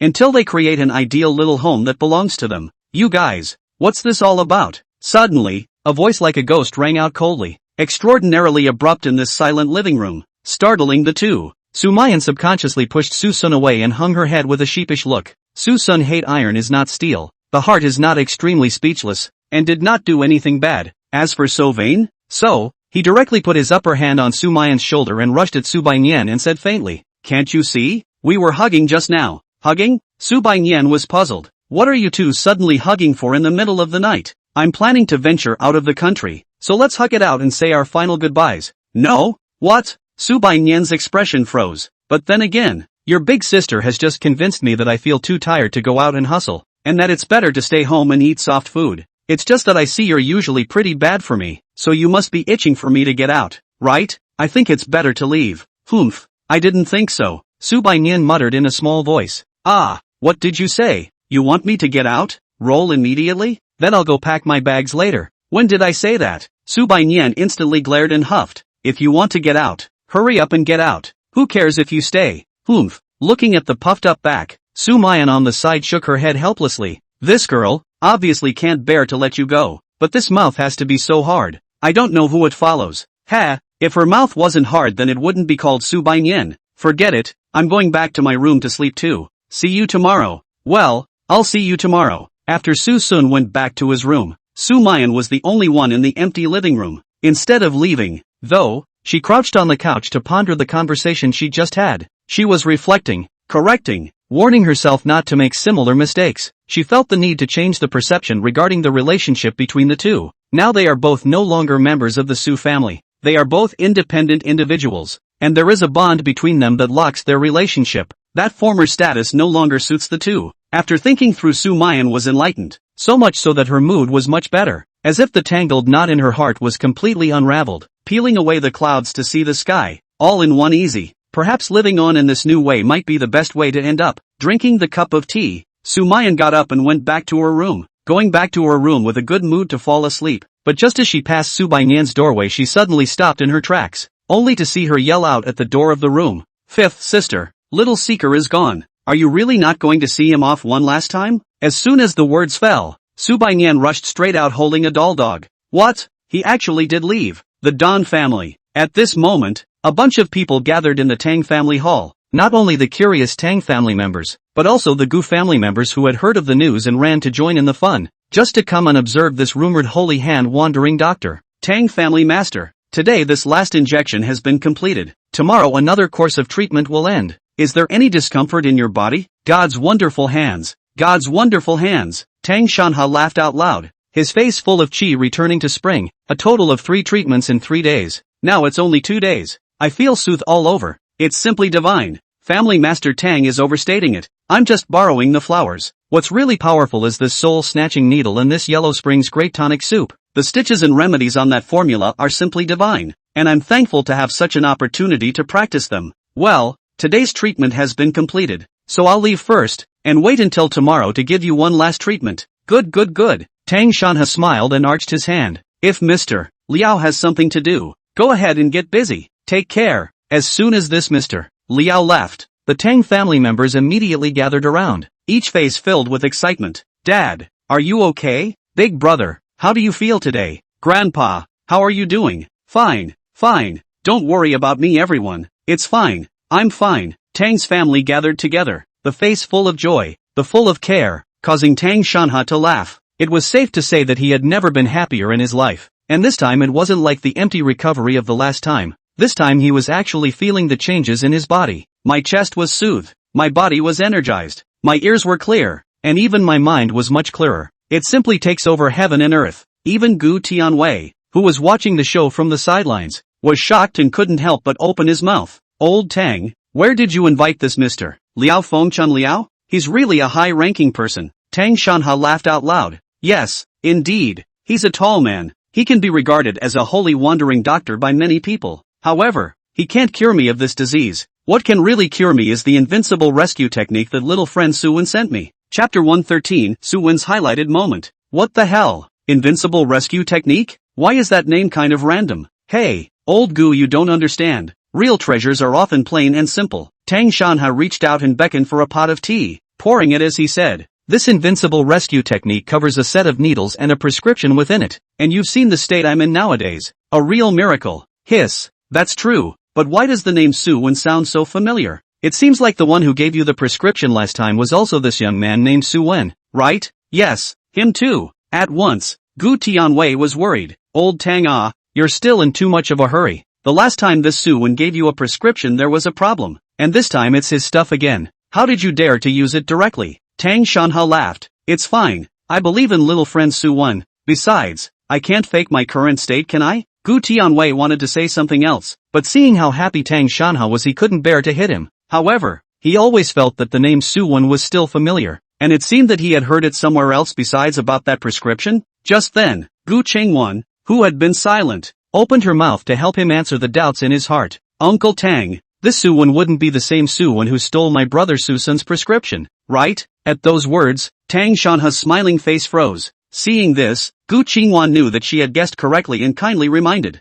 Uncle Tang, this Suyen steals from others to take credit for himself. One can only imagine how low his character is, and he has already cheated you once last time, and now he doesn't know where to take a so-called life-saving formula from. Uncle Tang, you shouldn't trust him so easily. Why didn't Tang Shanha know this? But Suyen was his lifesaver nowadays, so he was naturally willing to help him rebut a bit. One size does not fit all. This time he shouldn't be stealing. After all, the Suson he could have stolen from has died in a car accident, and he has no place to steal from. This time it should be the real thing. When these words came out, not only did Gu Qingwan look puzzled, but Gu Tianwei on the side also looked confused. No, who told you that my brother Suson died in a car accident? He even treated my leg 2 days ago. What? Tang Shanha snapped. He's not dead? Then why did the Su family say he was dead? Then why hasn't he gone to your Gu family during this period of time? Gu Qingwan explained. Suson's younger brother did have a car accident some time ago, but he was lucky that nothing happened to him, and he's come to my Gu family recently, only that he just left straight away after each errand without lingering too much. Uncle Tang,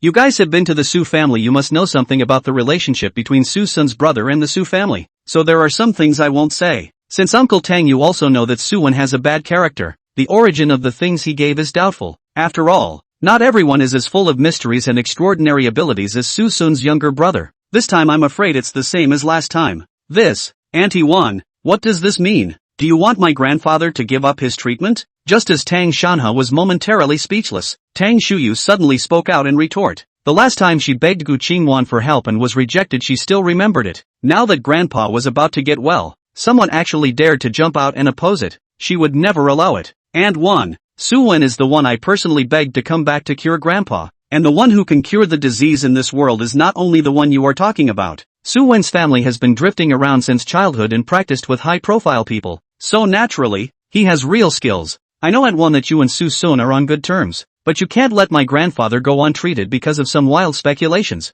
can you? I didn't mean that. It should be cured, but you have to be wary of certain villains taking advantage of the situation, lest your grandfather be deceived. And one, you've gone too far with this. Tang Shuyu snorted coldly and said with a cold and contemptuous face, not everyone is like Suson who sees death and saves lives. No matter what Suyen saved Grandpa, it's a favor to my Tang family. Or is it that Auntie Wan that you think that Grandpa is old and dim-eyed and short-sighted? I didn't mean that. Gu Qingwan frowned slightly. No, then don't interfere in my Tang family's affairs. In case certain bad words reach my brother Arwen and break someone's heart, then won't my Tang family lose their manners? Upon hearing this, Gu Qingwan gently shook her head, only feeling that Tang Shuyu was not shallowly poisoned. Obviously, she grew up as a cheerful and optimistic little girl, so delightful, but now she is so narrow-minded and jealous. As you wish. I'm just kindly reminding you. Since you don't want to listen, then forget it. But why Suson didn't help Uncle Tang with his treatment? I believe no one knows better than you. What did you say? Shuyu,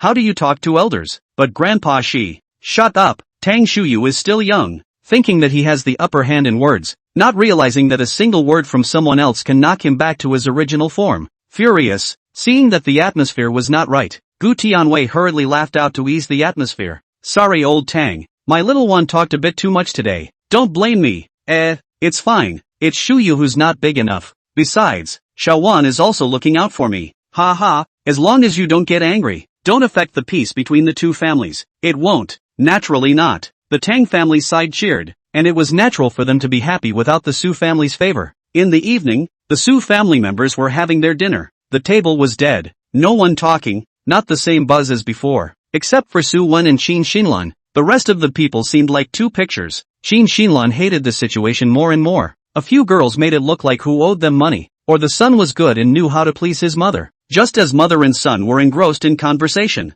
a loud, hearty laugh came through the door, from far away. Ha ha ha, little one, you are truly worthy of being my son, worthy of being my Su Qiming's son. Su Qiming directly picked Suwen up from the dining table and gave him a big hug. If not for the fact that both of them were male, he was afraid that he would have kissed him. Qin Xinran pulled the two apart with a disgusted face and said in disbelief, Su Qiming, what are you mad about again? What's so exciting? Excited? How can I not be excited? Su Qiming grabbed the red wine on the table and gulped it down, with an excited look on his face. 2 days ago, the Tang family withdrew their capital, but as a result, yesterday Suyen went to the Tang family, and guess what? I'm not guessing. Without guessing I'd say that this afternoon, the Tang family not only resumed their investment, but also gave us 2 parcels of land. That's an open lot in the center of the city. It's an inch of land. I didn't believe little man yesterday, but he really gave me a big surprise. Ha ha ha ha, Su can now not only turn the corner, but even go to the next level. What Han family?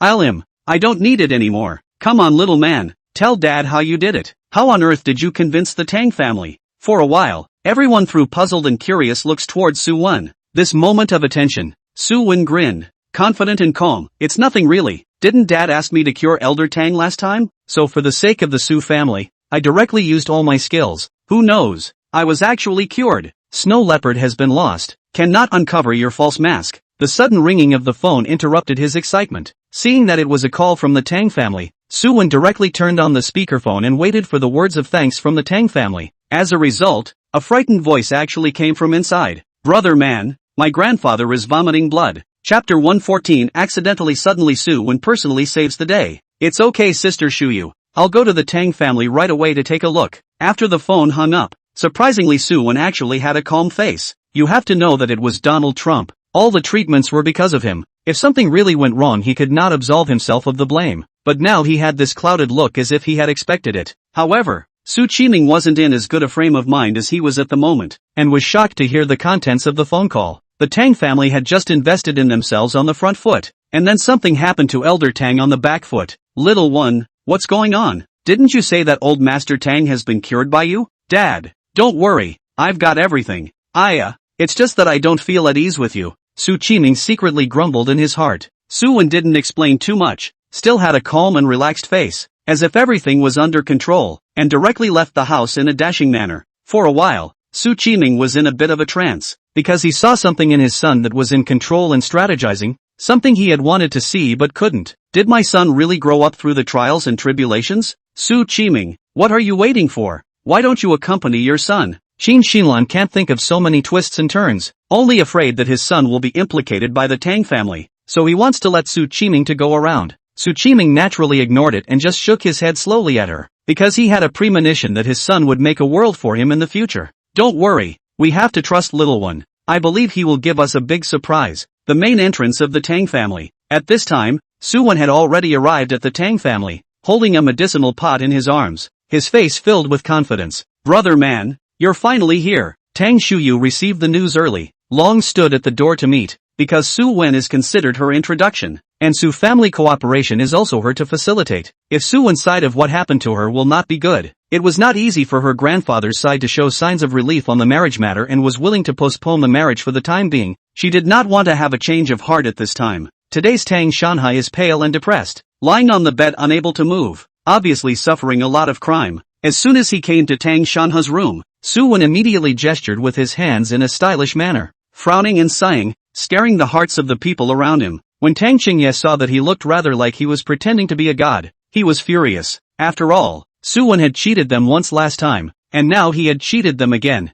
and this time it was even worse than the last time. He was just about to open his mouth when he saw a smirk suddenly appear on Suwen's stony face. So it is. As these inexplicable words rang out, Suwen immediately greeted the people around him to go get him a bowl. Concerned about his father's safety, Tang Qingye dared not obey, and ran to the kitchen in a hurry to get a dinner bowl. Receiving the porcelain bowl, Suwen immediately opened the medicine jar he had carried and poured out a bowl of black medicinal liquid with a pungent herbal odor. Seeing this light-hearted appearance, Tang Qingye froze for a moment. Could it be that he had really misjudged him? Don't worry everyone, Grandpa Tang is a sign of healing. It's only when it's broken that it's replaced with a new life. This is the light returning spirit herb liquid that I purposely boiled down, just waiting for this moment to happen. With this bowl, along with tomorrow's treatment, Grandpa Tang will be completely cured. After saying that, Suen handed the bowl of medicinal liquid to Tang Shuyu. Shuyu, go feed Grandpa Tang the medicine. Remember, not a single bit should be wasted. Tang Shuyu smiled gratefully, because she knew that this was Suen purposely giving her this chance to perform, so that she could re-establish a good image in front of everyone. When Grandpa woke up, he would be able to know that she, his granddaughter, had contributed to this critical situation. Even the slightest good impression today would be invaluable to her today. Tang Shuyu was careful and serious, feeding her grandfather the medicine one spoonful at a time. That bowl of medicinal liquid could be said to have an immediate effect, and just after drinking it on the front foot, Tang Shanha violently coughed on the back foot, but it didn't last long. As the coughing got more intense, he actually spat out a mouthful of black blood. The crowd was alarmed. Suven, what did you feed my father? Why is he vomiting black blood? Tang Chunye was furious. Before, the old man, no matter how serious, has never vomited black blood. Now this scene must be that there is something wrong in the medicine. Is it hard to believe that it's poisonous? Tang Chunye, who thought of this, immediately grimaced. Dad, take it easy for a second. It's not what you think. Tang Shuyu, you shut up. I should have never listened to you and let him come over to treat your grandfather. For his daughter's discouragement, Tang Chunye didn't care. He swore that but if anything went wrong with the old man today, he would make Suen pay the price. And this daughter, with her repeated mistakes, can be dispensed with. But in the face of Tang Chunye's anger, Suen not only didn't have any fear, but instead, a strong disappointment arose. It was as if it wasn't him who had done something wrong, but Tang Chunye. Uncle Tang, I didn't want to get more involved in karma, but I saw Sister Shuyu's face and was willing to come over and help Grandpa Tang. If you don't trust it, then why have you come to me? Is there not even that much trust? The old master has become such a demeanor. How do you ask us to trust you? Tang Chunye's face turned blue. Alas, the practice of medicine most avoids not being trusted and looking ahead in everything. How do you expect me to heal better? This black blood is Grandpa Tang's heart blood that has been stagnating for many years, and is also the root cause of his many years of hidden illnesses, which has led to Grandpa Tang's pulsing weakness and heart-strangling and suffocating sensation. It's also because of the weak blood supply in old age that the blood can't fall back throughout the body and supply the brain, which is what causes Grandpa Tang's thoughts to drift away every day, disheveled and powerless, with a wilted look. Now that I'm just removing the source, I didn't expect you guys to react so strongly and actually believe me so little. Since you don't believe me, then forget it. This time consider me to be charitable, and we'll have nothing more to do with each other in the future. Instantly, Tang Chunye's face changed. He had always thought that Suen was just foxing around on the basis of other people's stuff, and this speech just now seemed to really be something. Though clouded, he didn't understand, but he still grasped the point, which was that he had misunderstood someone else. The most crucial thing was that he saw his own old man's face become visibly rosy and his breathing gradually calmed down. Suven, he doesn't seem to be lying. Chapter 115, Sumayan's possessiveness. Dad, what are you waiting for? Brother man is leaving. How can you talk about him like that? At those words, Tang Chunye instantly returned to his senses, and only then did he see the back that had gradually left. At once he blushed guiltily, and with haste and heaps of smiles went up to stop the departing figure. Little brother Suen, just now it was me who spoke nonsense in my haste. You don't mind. I am willing to make amends for this matter and apologize. I only ask that you don't take it personally with me. Tang Dong, there's no need. This time to help you was originally me going against the teacher's training. In the future let's pretend we don't know each other. No. Brother Suen, don't say that. We haven't repaid the favor you've done to my Tang family. How can we pretend we don't know each other? Yes. At this moment, Tang Shuyu also couldn't help but come out to concur. Brother On, you've done my Tang family a great favor. My Tang family can't thank you enough. Just now it's just a momentary rush of emotion from my dad, so you can just forgive him, okay? My father really knows he's wrong. I'll make sure he makes it up to you, so please forgive him, okay? Seeing Suen in a tangle, Tang Chunye couldn't help but be pleased. So this stupid daughter of his was still somewhat useful. So, he immediately took out his chips. Brother Suen, Tang Group is willing to form an exclusive strategic partnership with you, Su, and is willing to tilt its resources unconditionally towards Su. What do you think? It's all said and done, and any more pretentious drama would be overkill. Thus, Suen sighed. Alright, this is over, but forget about this. What strategic partner? Your Tang family has already helped my Su family enough. I can't be greedy anymore. Su, little brother, you say this. We are a win-win cooperation, and with your kindness to my Tang family this return is nothing. It's settled. That's good. Seemingly calm surface without waves. In fact, The hidden depths of Suyen are about to go crazy with joy. With one move to retreat, he held the Tang family to death. He was simply a genius. In fact, those literary words were all memorized from his healing prescription. This was because the healing formula had long predicted that Master Tang would experience this kind of breakthrough,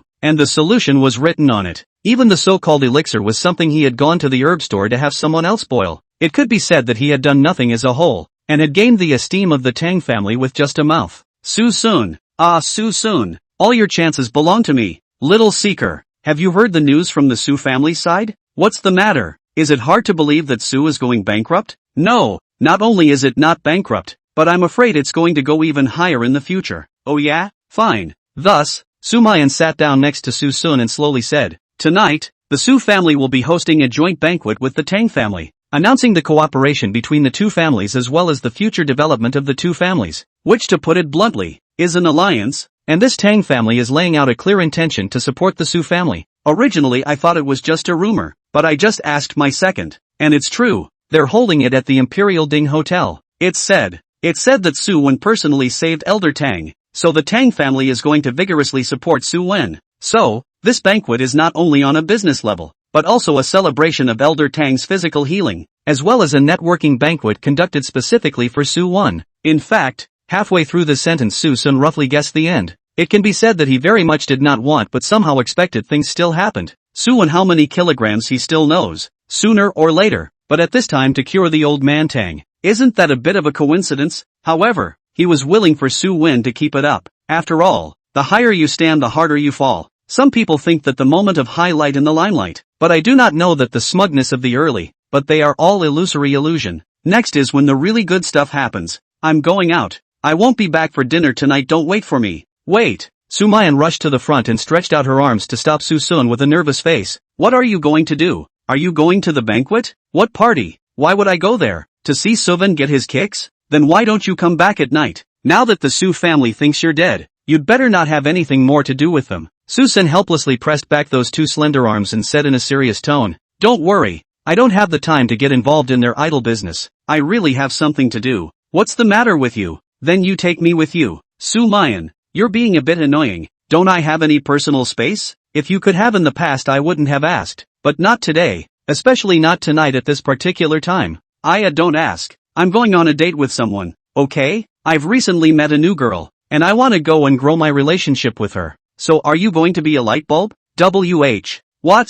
Don't bother talking to you. Let's go. With a bang, Suson closed the door, and Sumayan stupidly froze in place, her expression mute and her eyes empty. She wondered why her heart was clogged up when it was clear that Seeker had a love life of his own and she should be happy about that. Even, actually felt a twinge of betrayal, knowing that the two had been licensed and shouldn't have at least gone to another woman before their marriage was dissolved. For a moment, a possessiveness that had never existed before crept in. Sumayan herself didn't realize that her silver teeth were clenched nowadays, and that cold and proud face presented a face full of unwillingness. What are you gawking at the door for, big sister? Well, a familiar call brought her thoughts back to reality. Sumayan instantly returned to her senses and smiled awkwardly. Fifth sister, what's the matter? What is it? Subayan had a puzzled look on her face as she surveyed. Rather, what's the matter with you, big sister? Why do you look so sullen? And you're still standing there staring? It's a good thing it's daytime and not nighttime. Otherwise how frightening. Haha, have you? There is, big sister.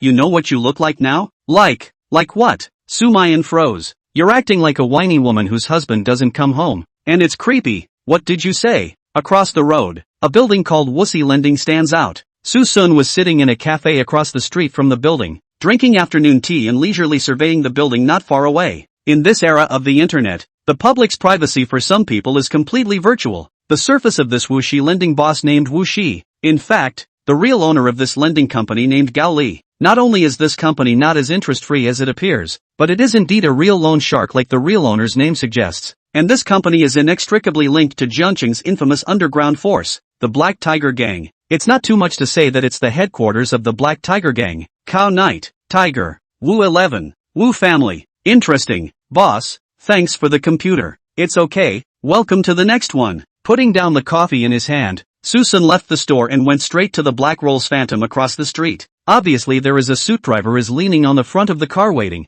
and Suson in the back of it's as if with no seat like so opened the back seat to sit in the grandiose. Chapter 116, you don't want anything to happen to your wife, do you? Wu Dong. Party B's side has been waiting for a long time. We still go to. Well, don't go. Go meet the client first.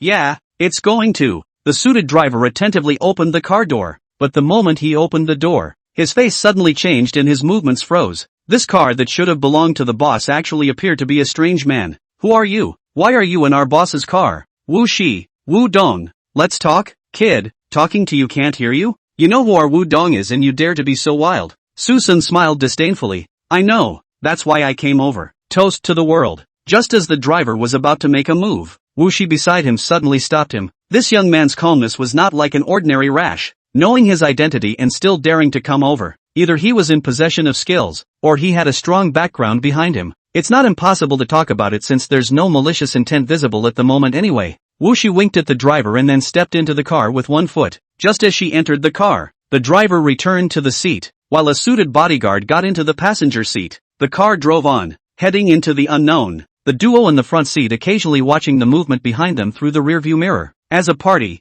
Wu Shi is not as nervous as her subordinates, but instead hitching a leg against her chin and sizing up Suson with interest. It was reasonable to say that the person who had requested her would definitely be the first to speak, but the youth beside her didn't say a word and didn't care where they were going, which piqued her interest. Little brother, I wonder what you're looking for from me. Do you want to ask for cooperation, or are you looking for a job? Not many people are as bold as you. Interesting. Suson slowly shook his head. Neither. None of them? Then is it possible that I was approached to borrow money? Seeing as you're so interesting, I'm willing to lower the interest rate for you, as long as you can afford to pay it back. Neither? Then what's the point of you barging into my car all of a sudden? Is it possible that you have a crush on? I've come to find someone named Tiger. Almost instantly, the smile at the corner of Wu Shi's mouth came to an abrupt end. The playfulness in his heart towards Suson no longer existed, and there was only a strong vigilance. This company of hers had no relationship with the Black Tiger gang on the surface, and even fewer could know about her relationship with Tiger. So why would this young man in front of her know? Wu Shi smiled faintly and pretended to be puzzled. What are you talking about, handsome? We don't have anyone named Tiger in our lending company nah. Are you looking in the wrong place? Suson swept a glance at her, and the next moment the words he uttered were like thunderbolts directly exploding in her ears. Yes, his name is Gao Li, the real boss of this company of yours, and also the husband of your Wu Shi's, the licensed kind. In an instant, Wu Shi had the idea of making a move. She had been through all kinds of fights for so many years and was considered to have learned by heart, so she naturally knew quite a lot of boxing and kung fu. No matter what the origin of this young man in front of him was, he had to be taken down first. However, before she could make a move, she heard Suson coldly say, "Don't make a move. Making a move won't do you any good." But Wu Shi still didn't care, holding her fingers into claws and attacking Suson's neck. Suson has never been a being who upholds equality between men and women, ignores gender, and only has opponents in his eyes. Just saw him backhand fling. That grabbed the white bone claw will hear click sound. With that, his big hand reached out and directly pinched Wu Shi's neck. With a seemingly random upward lift, Wu Shi's head hit the roof of the car directly with a burst of dizziness. The bodyguard in the passenger seat was just about to make a move when Suson slapped him over and directly slapped him in both eyes. The driver immediately braked when he saw the situation was bad, but as soon as he turned around, an uppercut came, and the whole person was stuck in the gap between the main passenger side of the car and fainted to death. In less than 5 seconds, all 3 people in the car were surrounded by Suson alone. Wu Shi's head was dazed, but she was also shocked in her heart. How terrifying to be able to control 3 men of extraordinary skill in a few seconds in such a small space. Who is this young man in front of me? What, exactly, are you doing? I told you I'm looking for Goliath. Don't my ears work? I'm not going to tell you. And besides, he's not in the country right now. I didn't expect you to say that, and I can't believe he won't show up when I've wasted his wife. What? Wu Shi was horrified in his heart. This unorthodox outburst was really beyond his expectations. Wouldn't a normal person have to keep asking questions back and forth a few times? How come the guy in front of me didn't even try? Just thinking about it, Suson's palm had already begun to make a force. Not too strong, just in time to be confused. Wu Shi only felt a suffocating sensation instantly surging through her entire body, and all of a sudden, she was incomparably terrified. This youth in front of him was not at all trying to waste himself. Looking at this situation, he was afraid that he would directly kill himself, and I don't know what a two-timer's mouth is about. He's a boss-like character who needs you, a woman, to protect him. Isn't that a joke? Do you know why I'm looking for him? A bunch of ungrateful ones ran to kill me because of him, and you think you can take the heat for him. I didn't want to spill the beans, but you two were deeply in love, so I'm sure he would have come looking when he got the news that you were dead, right? No, don't. Suddenly, the shackles around her neck completely disappeared, and Wuxi gasped for air, looking at the man in front of her in horror. She was really scared. Not only was she scared of this careless behavior of Suson, but she was also scared that her husband had messed with such a man. I'll contact him for you. But, what's going on? Is it convenient to talk about it? Wuxi gasped. It's really quite simple. He helped some rich young master find someone to hunt me down, and I'm very upset. There must be some kind of misunderstanding. We can discuss it. It doesn't matter. Just go ahead and call the guy for me, or I'll find him myself. Just not much of a talker at that point. With that said, and especially with the threat of death, Wuxi had to contact Gaoli. She wanted to tell Gaoli that there was a strong enemy coming by means of hints, and told Gaoli to take precautions early. Just before the words were spoken, Suson snatched the cell phone and said in a cold voice, "Tiger, right? You don't want your wife to have any kind of accident, do you?" Chapter 117, Suen, the star of tomorrow. Who are you? The phone caller was instantly furious. He had never been threatened by anyone in his entire life, especially with his own wife. Seeing that the opposite side was a young voice, Gaoli subconsciously thought that it must be the henchman of some enemy, so he was not polite at all in his tone and said viciously, "Kid, I advise you not to move the woman beside you, or else you can't afford the consequences." Yoo-hoo! Who knew that only heard a yoo-hoo sound? Susun slapped at Wuxi, and the loud and clear sound of a slap and a cry of pain followed. Gaoli was furious. "Kid, are you looking for death?" There was another pop, this time harder and louder than before. Gaoli was completely enraged. "You seek death, pop, boy, snap, wait for me, I'll never spare you." Susun heaved a sigh and gave Wuxi a sympathetic look, as if to say how could you have such a stupid man. Wuxi's heart thumped as a wave of panic instantly struck her, and in the next second, she felt a fiery pain once again on her face. "Aha, boy, you really pissed off, Goliath. You shut the up. We'll get a divorce if you say that crap again. Sissy, shut up." Gaoli was furious and had a mouthful to say, but Wuxi had spoken, so he simply could only keep his mouth shut. Seeing this, Susun nodded his head in satisfaction and spoke out faintly. "Isn't this right? Your wife is my hostage and still dares to threaten like this? Afraid that your wife is too comfortable, right? You, Goliath, can't understand human language, can you? Do you intentionally want to see me being beaten to death by him alive?" Fearing that the person on the other end of the phone would speak out again, Wuxi hurriedly spoke out to stop him. "No." Gaoli tensed. "No, then shut the up and get a clue. You're not the hostage, are you? It's not you who's a hostage, is it?" Susun was instantly happy. Before he could make a move on his side, these two were arguing first. It seems that when it comes to life and death, husband and wife are not always on the same page. This what, Tiger? Learn more from your wife. See how smart people are. We'll avoid the front for the time being. Thanks to your encounter today as me. Otherwise you just those words your wife is afraid of long gone. Young man, don't go too far. Gaoli forced down his anger and said, "After all, this is a hatred between me and your boss. There's no need for you, a little brother, to make enemies all around. Like this, how about you come to work by my side, and I'll give you a few times the pay you had before." Is there a misunderstanding or something? Where did I get a boss? Just me? What? You alone? Yeah, it's just me. Your men ran after me the other day. I'm just here today to make a claim. Give you half an hour to ransom your wife or you know what? Gaoli was a bit confused. His own people running after people? How can you go after someone and not know it when you haven't done anything over the line for more than half a year on your own hand? Little brother, isn't it a misunderstanding of something? To say smashing and fighting and whatnot is naturally there, but going to kill someone I'm sure there isn't. No? Susun's eyes sank as he said meaningfully, "Can it be that those two wanted criminals and 7 or 8 thugs didn't appear out of thin air? What wanted man?" Suddenly, Gao Li's heart stuttered. He remembered. It couldn't be the group that died in a car accident a while back, could it? At that time, he received an order from above to find a group of people to deal with a brat. Shouldn't. Inside an unknown office somewhere in Jiangchang, Gao Li's face was gloomy and ugly. At that time, he merely received the order and casually ordered it down, not caring at all who the kid to deal with was, only knowing that the top was also entrusted by someone else, the young master of the Han family in the next Cloud City.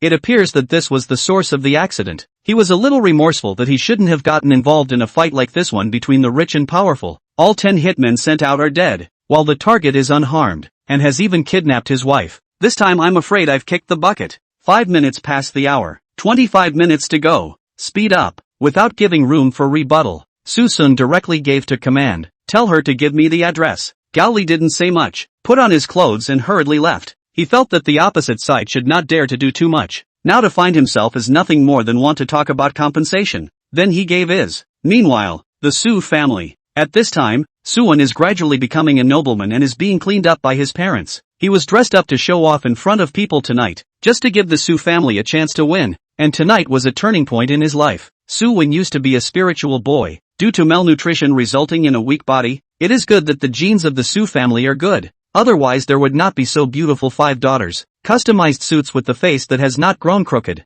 adding a few points of temperament. Looking at her masterpiece, Qin Xinlan patted Su Wen's shoulder with satisfaction and straightened his collar again, proudly saying, "My son is just handsome. Today is the beginning of my son's fame in Zhangcheng." For boasting, Su Wen is naturally happy to accept. After all, he also feels so. He feels that he is different. Not at all the crooked dates outside can be compared. Tonight, he is the first noble young man in Zhangcheng. Su Qiming was also on the sidelines with eyes full of relief, looking forward to the evening when the banquet would begin. Because after this night, his Su family would step into a new level. However, some people were happy and some people were sad. For Su Wen's various behaviors, some people were naturally unwilling to believe it. That was Su Wanqing and Su Qingsha, who was anxious because of Su Wen. Just as if before they would have turned a blind eye to Su Wen's manifested aura due to him being their brother, or even silently agreeing with it. Now after witnessing so many of Su Wen's pitfalls, it was hard for them to believe and unwilling to believe that Su Wen had any skills. To put it bluntly, Su Wen used to be a that sneak. He didn't even finish his studies, and the little half year he came back didn't show any talent in some areas. So what was he going to do to cure others of Master Tang? The two of them always felt uneasy in their hearts, always feeling that something would happen. And seeing their parents' complacent appearance now, they knew what kind of result it would be if they were to poke holes in their happiness. So, it was only possible to swallow certain words back in silence. But the sisters didn't seem to be on the same page, and the suspicions of the two of her didn't seem to affect Su Xinru in the slightest. Second sister. Why do you think third sister is so nice to Su Wen? Normally she's such a smart person. How come she's starting to be blind just like mom and dad? Alas, I don't know. But how is your third sister's behavior not fueling Su Wen's arrogance? With mom, dad and your third sister protecting him, I'm afraid Su Wen will be even more talkative in the future. It's so unpleasant. I now realize why big sister and old five left. Is this home still a place for people to stay these days? Yes, little seeker is dead now, but it seems as if it's taken for granted to them, and this family really doesn't have any human feelings at all. As soon as they talked about Suson, two people began to hurt, although the previous they occasionally friction, but after all,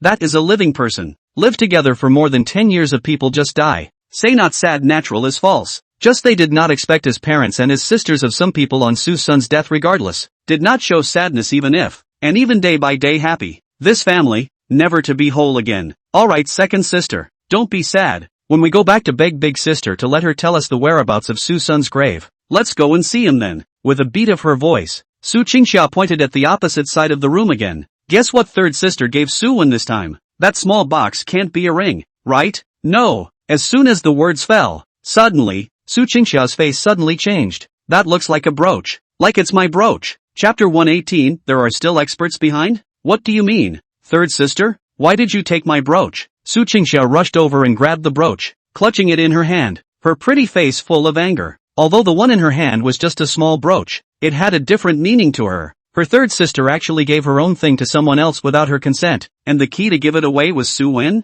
Doesn't she realize how badly Suven fooled himself? Xia, it's just a brooch. I gave it to Xiaowen since he said he liked it. Just a brooch? Su Qingxia laughed in exasperation and disbelief. It's a brooch made by my idol Biza himself. It's his recognition of me and my motivation to move forward. And you actually say it's just a little brooch? Do you know what a brooch represents? He only gave this kind of brooch to 3 people in his life. And everyone who receives this pin represents his recognition, which is sometimes more convincing than those so-called music awards, an honor that every musician begs for. You actually took something of mine and gave it to him? I'll put up with anything else, but it's this brooch. Third sister, you've gone too far. Upon hearing this, Su Xinru's face changed, obviously surprised by this, and hurriedly stepped forward to calm her agitated sister. She held Su Qingxia's hand with a guilty face. I'm sorry Xia, I didn't know that this tiny bra was so significant to you. I thought it was just an ordinary decoration, and when I saw Suyen keep chanting about it I took it to him. However, I've given away all my things. Xia,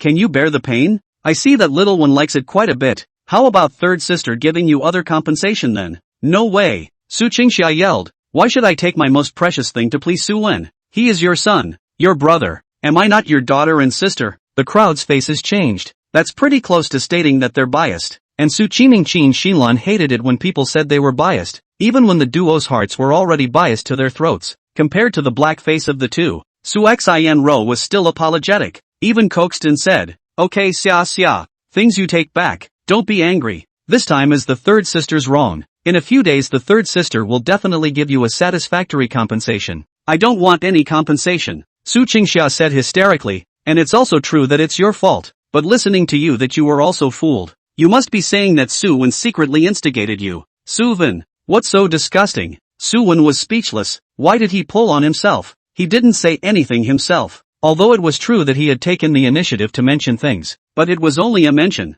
What was the meaning of third sister's words just now? Make it look like you're flirting with her to get something and causing misunderstandings. However, as soon as this suspicion came out of him, it was completely dispelled by Su Xinru's next words. Xia, you misunderstand. Just now is my slip of the tongue. This thing is my initiative to give Suyen. I see that he is very suitable for this brooch. Thinking to let him bring this brooch tonight to our family to fight. When these words came out, Suwen's heart was touched for a moment. It's true that it's still third sister who's good, but I actually doubted her myself. I'm really not a thing. But the more he said this, the more Su Qingxiao was certain that these words were an excuse to absolve Suyen, because she knew the character of this third sister of hers, acting carefully and treating people thoughtfully. If it wasn't for Suwen's urging, how could he take his own things and give them to Suyen? For a while, her disgust for Suyen once again added a few points. Right at this moment, Qin Xinlan suddenly opened her mouth with a face full of disbelief. What master gift? Isn't it just a brooch? What's wrong with giving it to your brother? If it's a big deal, I'll give it back to you when I come back tonight. Why are you so stingy? Su Qingxia's eyes widened. Mom, do you mean I don't know enough? Is it really because I don't let him wear it? It's obviously because none of you have considered my feelings when doing things. We're all family. Why care about so many details? Qin Xinlan skimmed her mouth, feeling that Su Qingxia was making a big deal out of it. Su Qiming also said at this time, Old Fourth, no matter what, masters are more important than family members. If you have any opinions you can completely say them in private. Do you have any regard for your brother's feelings when you make a fuss here? Su Qingxia instantly laughed. It is clear that one's cherished values are being ignored, but in the end it is all one's fault instead. For a while, her eyes were sour, her eyes contained hidden tears, and finally she couldn't hold back the grievances in her heart and ran out. Xia. Su Xinru glanced toward Suyen and the others in a difficult manner, then chased out without looking back. Su Wanqing also turned a cold face to the family of three in front of her at this time, full of indignation. Mom and Dad, you guys are really too much. That's fourth sister's honor, and you guys are actually making her honor sound so worthless. No wonder big. Never mind, I'm going after the fourth sister. Just before she left, Su Wanqing had another footstep, turned back and rushed at Suyen with cold eyes and warned, put away those little thoughts of yours, or I won't let you go. Just as she left in front of her, Suyen wiped her tears with a face of grievance in the back. Mom, what did I do wrong? I'd better leave this home. No son, it's not you that's wrong. It's the world. North of the city, a tavern box. The two of them sat across from each other at the narrow table, Suson sipping a small drink and eating small dishes, while across from him sat a burly man with a face full of pits and a face of implacable anger. If he hadn't seen it with his own eyes, Gao Li would have a hard time imagining that this brat in front of him, who looked to be in his early 20s, was actually the rightful owner of the threat against him. He lived more than 40 years for the first time he encountered such a thing. If he spread out this tiger's name is afraid to be laughed off by others. Young man, where is that woman beside you? She went to talk business. I said my target is you, Suson said as he chucked a small dish. Okay then, so tell me straight, what exactly is your agenda? Simple. I just want to know why you sent someone against someone I don't even know? Or, there are still experts behind you? Gao Li's face was stunned. There's no point in talking about this anymore. Tell me, what compensation do you want? Ugh, another tough talker. But don't you know that people's subconscious reactions are often the truest opposite? What?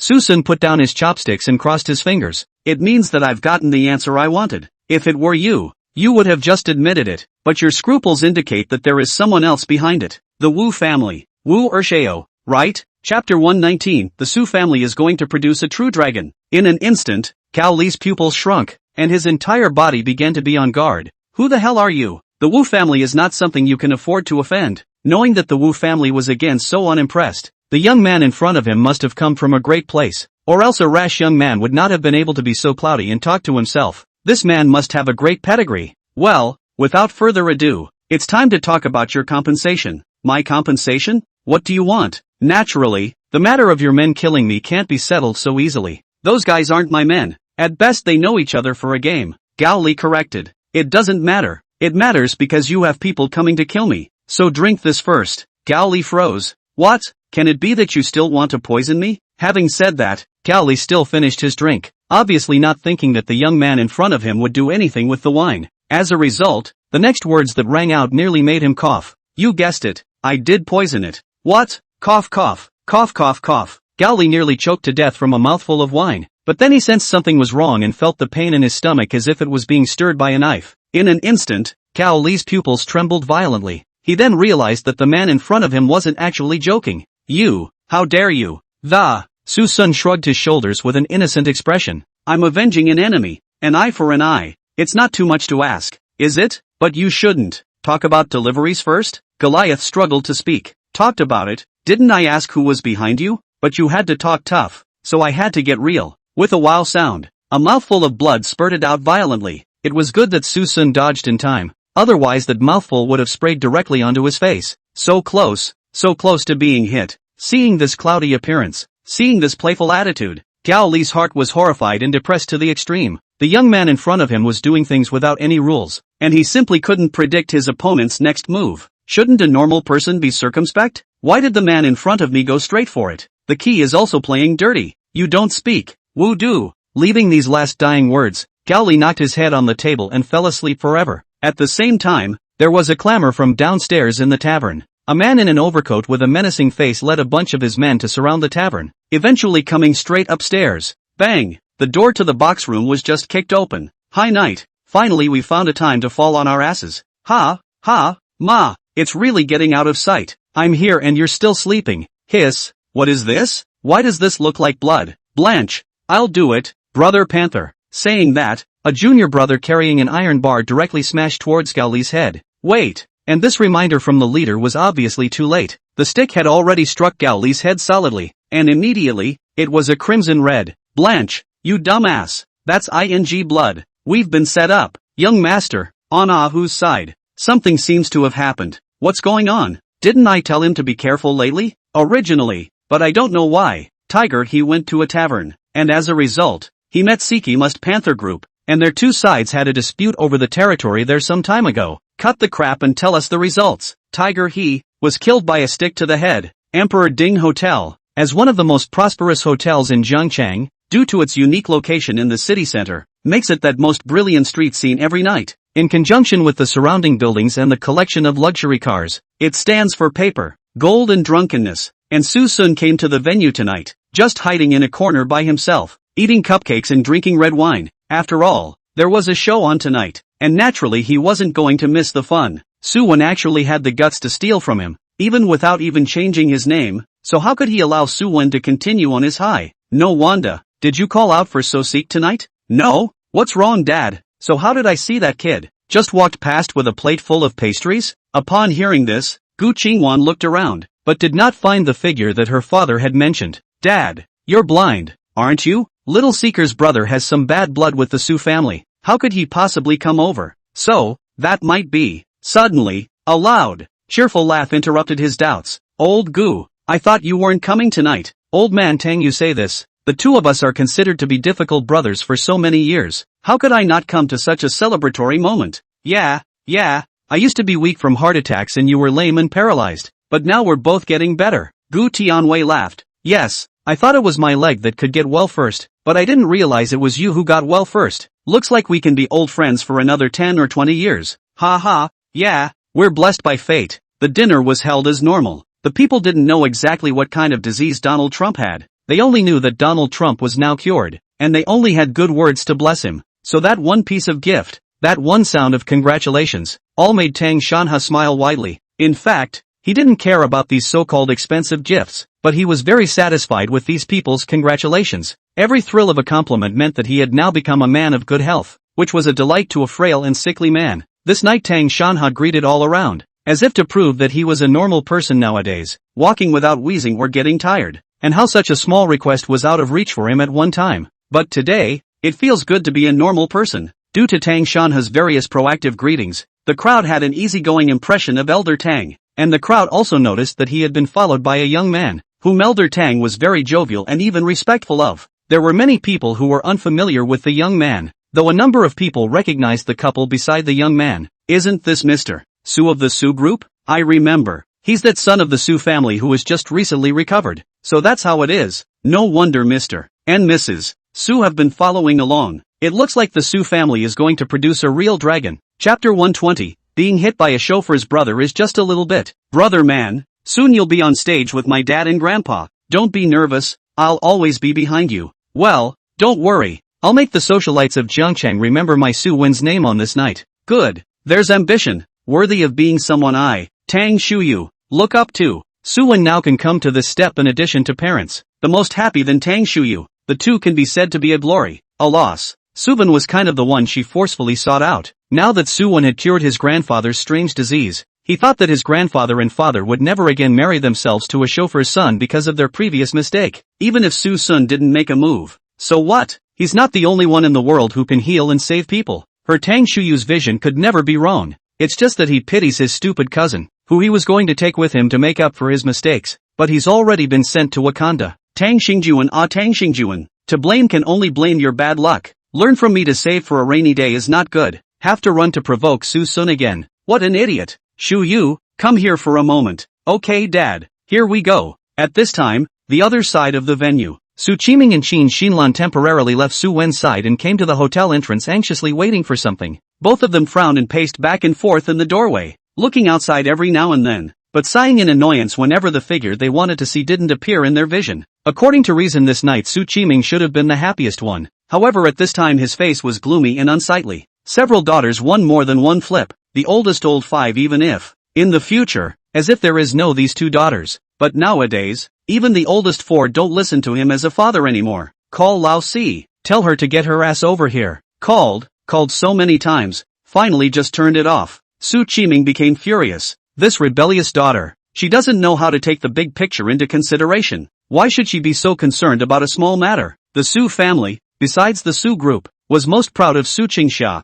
the big star. What an exaggeration of celebrity influence. With the help of the Tang and Su families Suyen can stand in Jiangcheng. If there is Su Qingsha, the daughter of a big star, Suyen is not only the object of discussion in high society, but also the focus of attention of ordinary people. He wants to make Suyen an all-around talent. To put it bluntly, with those brainwashed fans of Su Qingsha, no matter what Suyen did in the future, he would have his own great Confucian to defend him. And Su Qingsha's appearance tonight could also act as a signature endorsement for the future cooperation between the Tang and Su families. The benefits of all these things added up were fermented by public opinion, and a star of tomorrow was born. But on the contrary, Su Qingsha, the daughter, didn't listen to orders. If he didn't come, the effect he wanted would be greatly reduced. So how could he not be angry? Old Su, what should we do then? Why don't we ask Evening Qing to drag her here? Penis? Humph, she's kind of flipping out now too. Calling her the third is more like it. It's just that old 3 is too soft-natured and can't necessarily shout down that rebellious daughter of old 4. Besides, it's too late now. At this moment,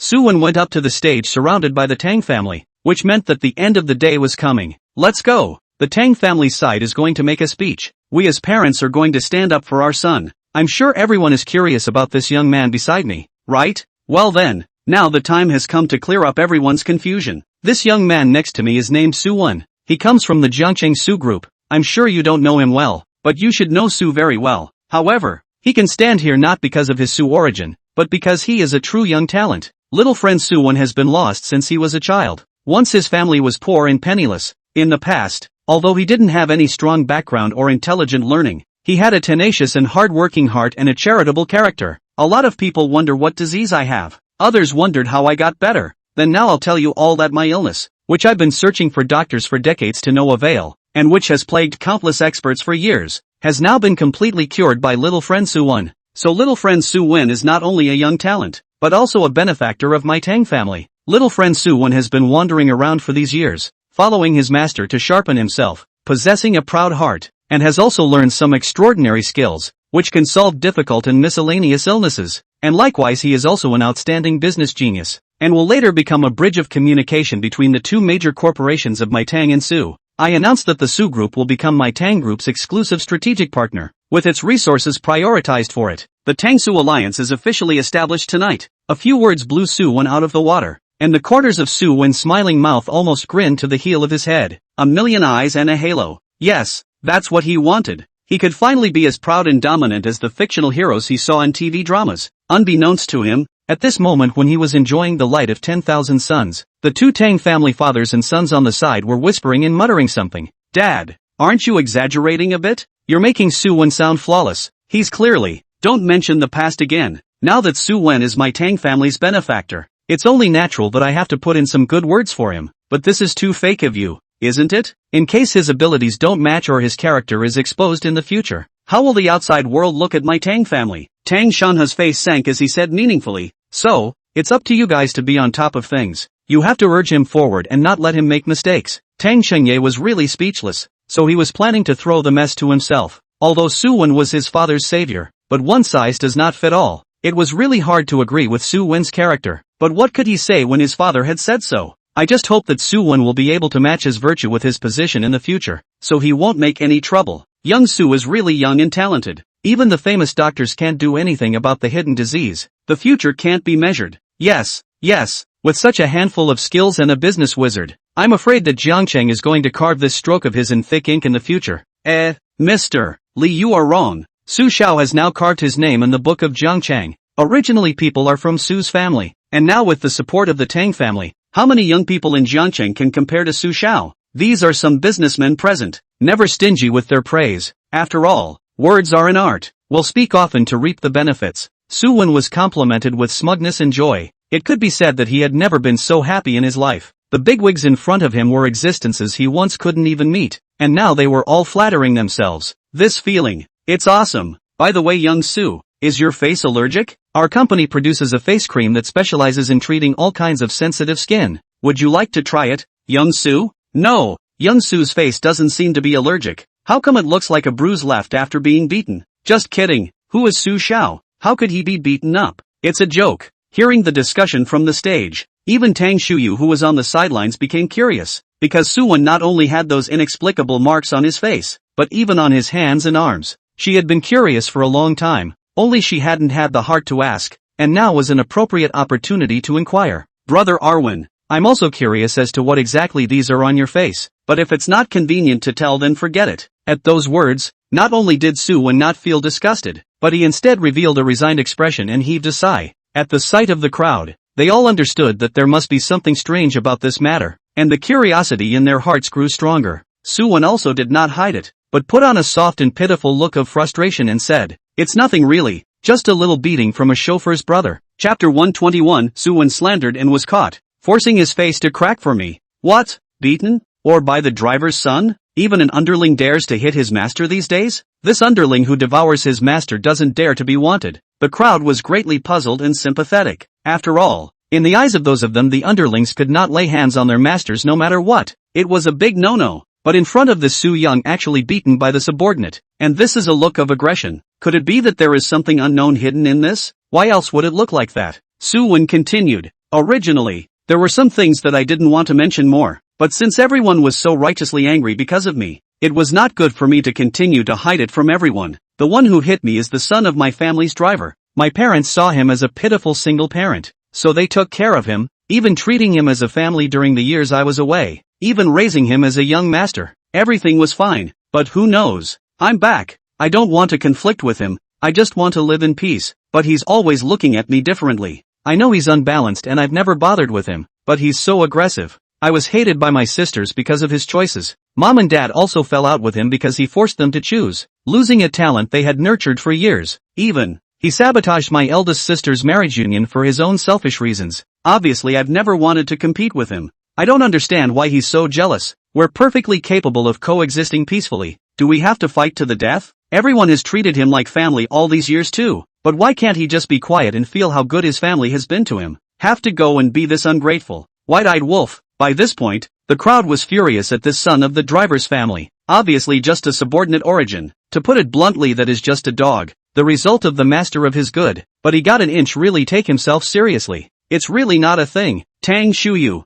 who was on the side, also sympathized deeply and was filled with righteous indignation after hearing this. She knew Suyen better than these people present, and could instantly guess who the person Suyen was talking about was. It's definitely So-seek. In the past, she heard Suyen say that Suson had once bullied him, and she didn't expect that he would be so shameless as to try to take over the nest. And it was really too kind of his own brother Arwen to be beaten up like this and not take it out on him. Instead he was all about him. Brother Arwen, don't be sad. That Suson is no good. Nowadays you and him are one heaven and one earth. He won't be able to catch up with you in this lifetime. This is the price he pays for bullying you. Suyen rubbed his reddened eyes and said in a despondent tone, Sister Shuyu, it's not what you think. There might just be some kind of misunderstanding between us. I still hope that we can sit down and have a good talk about it, and it's best to clear up this misunderstanding. Suyen, Tang Shuyu was instantly anxious. Stop being so sanctimonious. He bullies you all day long. Why are you still speaking up for him? He's at best just an underling of your family. It's fine if he gets an inch. Why do you as the young master of the main family have to put up with his evil behavior? It's okay, Sister Shuyu.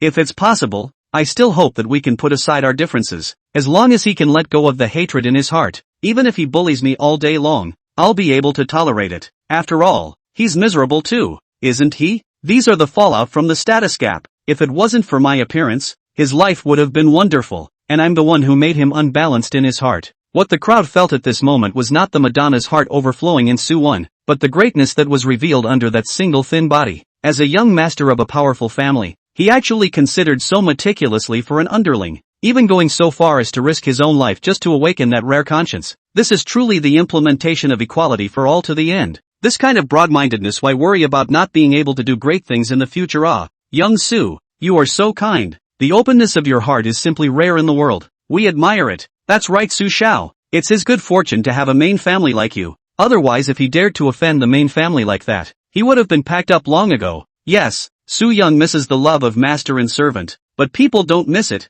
Sometimes too good to people, not necessarily get all the return. Raw rice. He is taking himself as the Su family's real young master.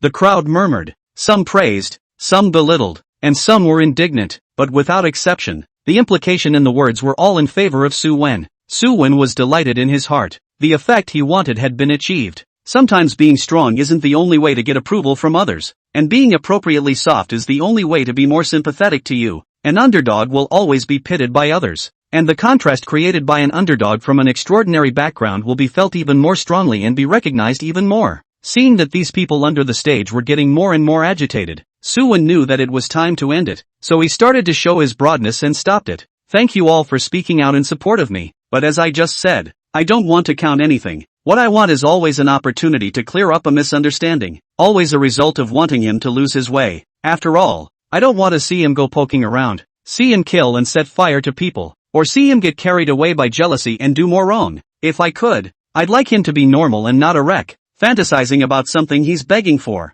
Generous, really generous. This was another reaction from the crowd that struck a chord of admiration. To be bullied all the time and still be willing to be so considerate is truly a kind-hearted person. Yet the crowd had not yet had time to raise their voices in praise again, only to see a figure like a cannonball pouncing on Suyen amidst everyone's jaws dropping. Pussy face, give me the crack. Chapter 122, Old Man Tang. You won't be spitting blood from anger with one sentence, right? Suson. This familiar sudden fright, this familiar riotous figure. Suyen was startled. How did Suyen end up here? It's hard to believe that he's been here the whole time. Wouldn't he have heard everything he just said? Suyen completely panicked. The pain in his body as if he had been knocked apart could not suppress the tension in his heart. He smiled awkwardly and was about to open his mouth when an oncoming slap with a wine came his way. Normal people, right? Clear up the misunderstanding, right? So that's how you're making me up when you get the chance. Then I, the abnormal person, will have to show you what it means to have a misunderstanding that can't be undone. Don't. Brother Seeker, I was wrong. Snap. Aha. I told you to start rumors. I told you to make trouble out of nothing. You've just recovered some of your pussy face and you've forgotten the pain, haven't you? I'll teach you a lesson then. Don't. Snap. Aha. The large venue was silent. The only thing that rang out was the loud gusts of slaps. Su-seek, aren't you dead? Su Qiming Qin Xinlan was greatly shocked. The sudden appearance of Suson, who had risen from the dead, was not even a problem. He actually dared to beat their precious son in public. Stop it, you little. Don't curse. Rohan demon shattering fist. My teeth. Seemingly as a reflex, Suson subconsciously threw a punch. With just one punch, Qin Xinlan had two of her teeth dry and shattered. covering her mouth as she fell to the ground and curled up, struggling in pain. Qiming regretted it. He should have covered this stupid woman's mouth just now. He helped Qin Xinlan up, his eyes filled with the flames of indignation. But even before he opened his mouth, a growing soul had already surfaced in front of his eyes. War trample. Ah, my face. The couple just fell to the ground in unison. Disgraced in front of so many socialites, Qiming realized a terrible truth. That's when Sosik evolved. Sometimes no longer needing a command, just a look to put it into action. After the two old ones fell to the ground, Suson was not idle, and continued to yank up Suwen's collar and slapped him one after another. It was also at this time that the crowd finally reacted, and the scene was instantly enraged. Where did this kid come from to be so bold? How dare he even offend someone the Tang family has their eyes on? The young man is so bold. It's not even a matter of the younger ones hitting, it's a conflict between their juniors, but he actually dared to hit even the elders. It's outrageous. No, why does this young man look so familiar? Isn't this the same person who was caught red-handed cursing at Sudon last time? Qiming's last beating had caused a lot of jokes. A few of those who were present at the time recognized Suson, but the rest were more likely to issue accusations against Suson.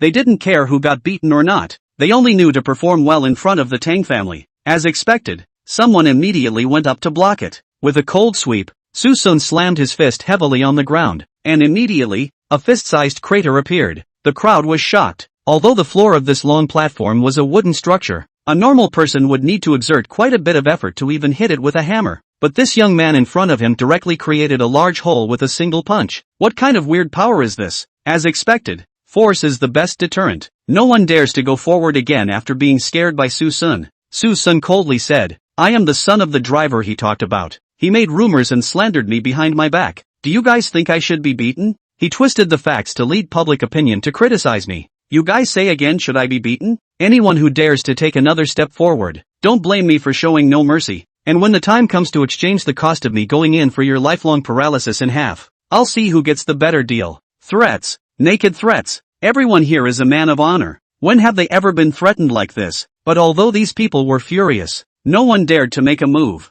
At the same time, there were also gloating comments from some of the people who had nothing to do with the food. Both sides in the end, whose words are true and who is false is not yet known. But this Su family is also really unlucky. Twice behind the back of the choreography of others, twice caught. What luck, ah! Yes. The last time Su Dong scolded this young man to his face we could not persuade. The result was beaten that called a miserable his son's son to follow his father's example. The result was also caught in the bag. Really unlucky, ha! Qiming was lying not far from that, discussing several people at this time. And when he heard this, he was so ashamed and angry that he nearly fainted from anger. Even if such a humiliating thing happened once, it actually happened again. God, are you kidding me? At the moment, the whole field was Susun's home field. Suwen's mouth was swollen, and as a result, no one dared to come forward to help. He tried to beg for mercy, but he didn't even have a chance to open his mouth. Only the sound of snapping ears surrounded him. He was desperate. Could it be that he was going to be beaten to death here by Suson today? Just as the fire of hope in his heart was about to be extinguished, a figure with the light of hope suddenly appeared. It's Tang Shuyu.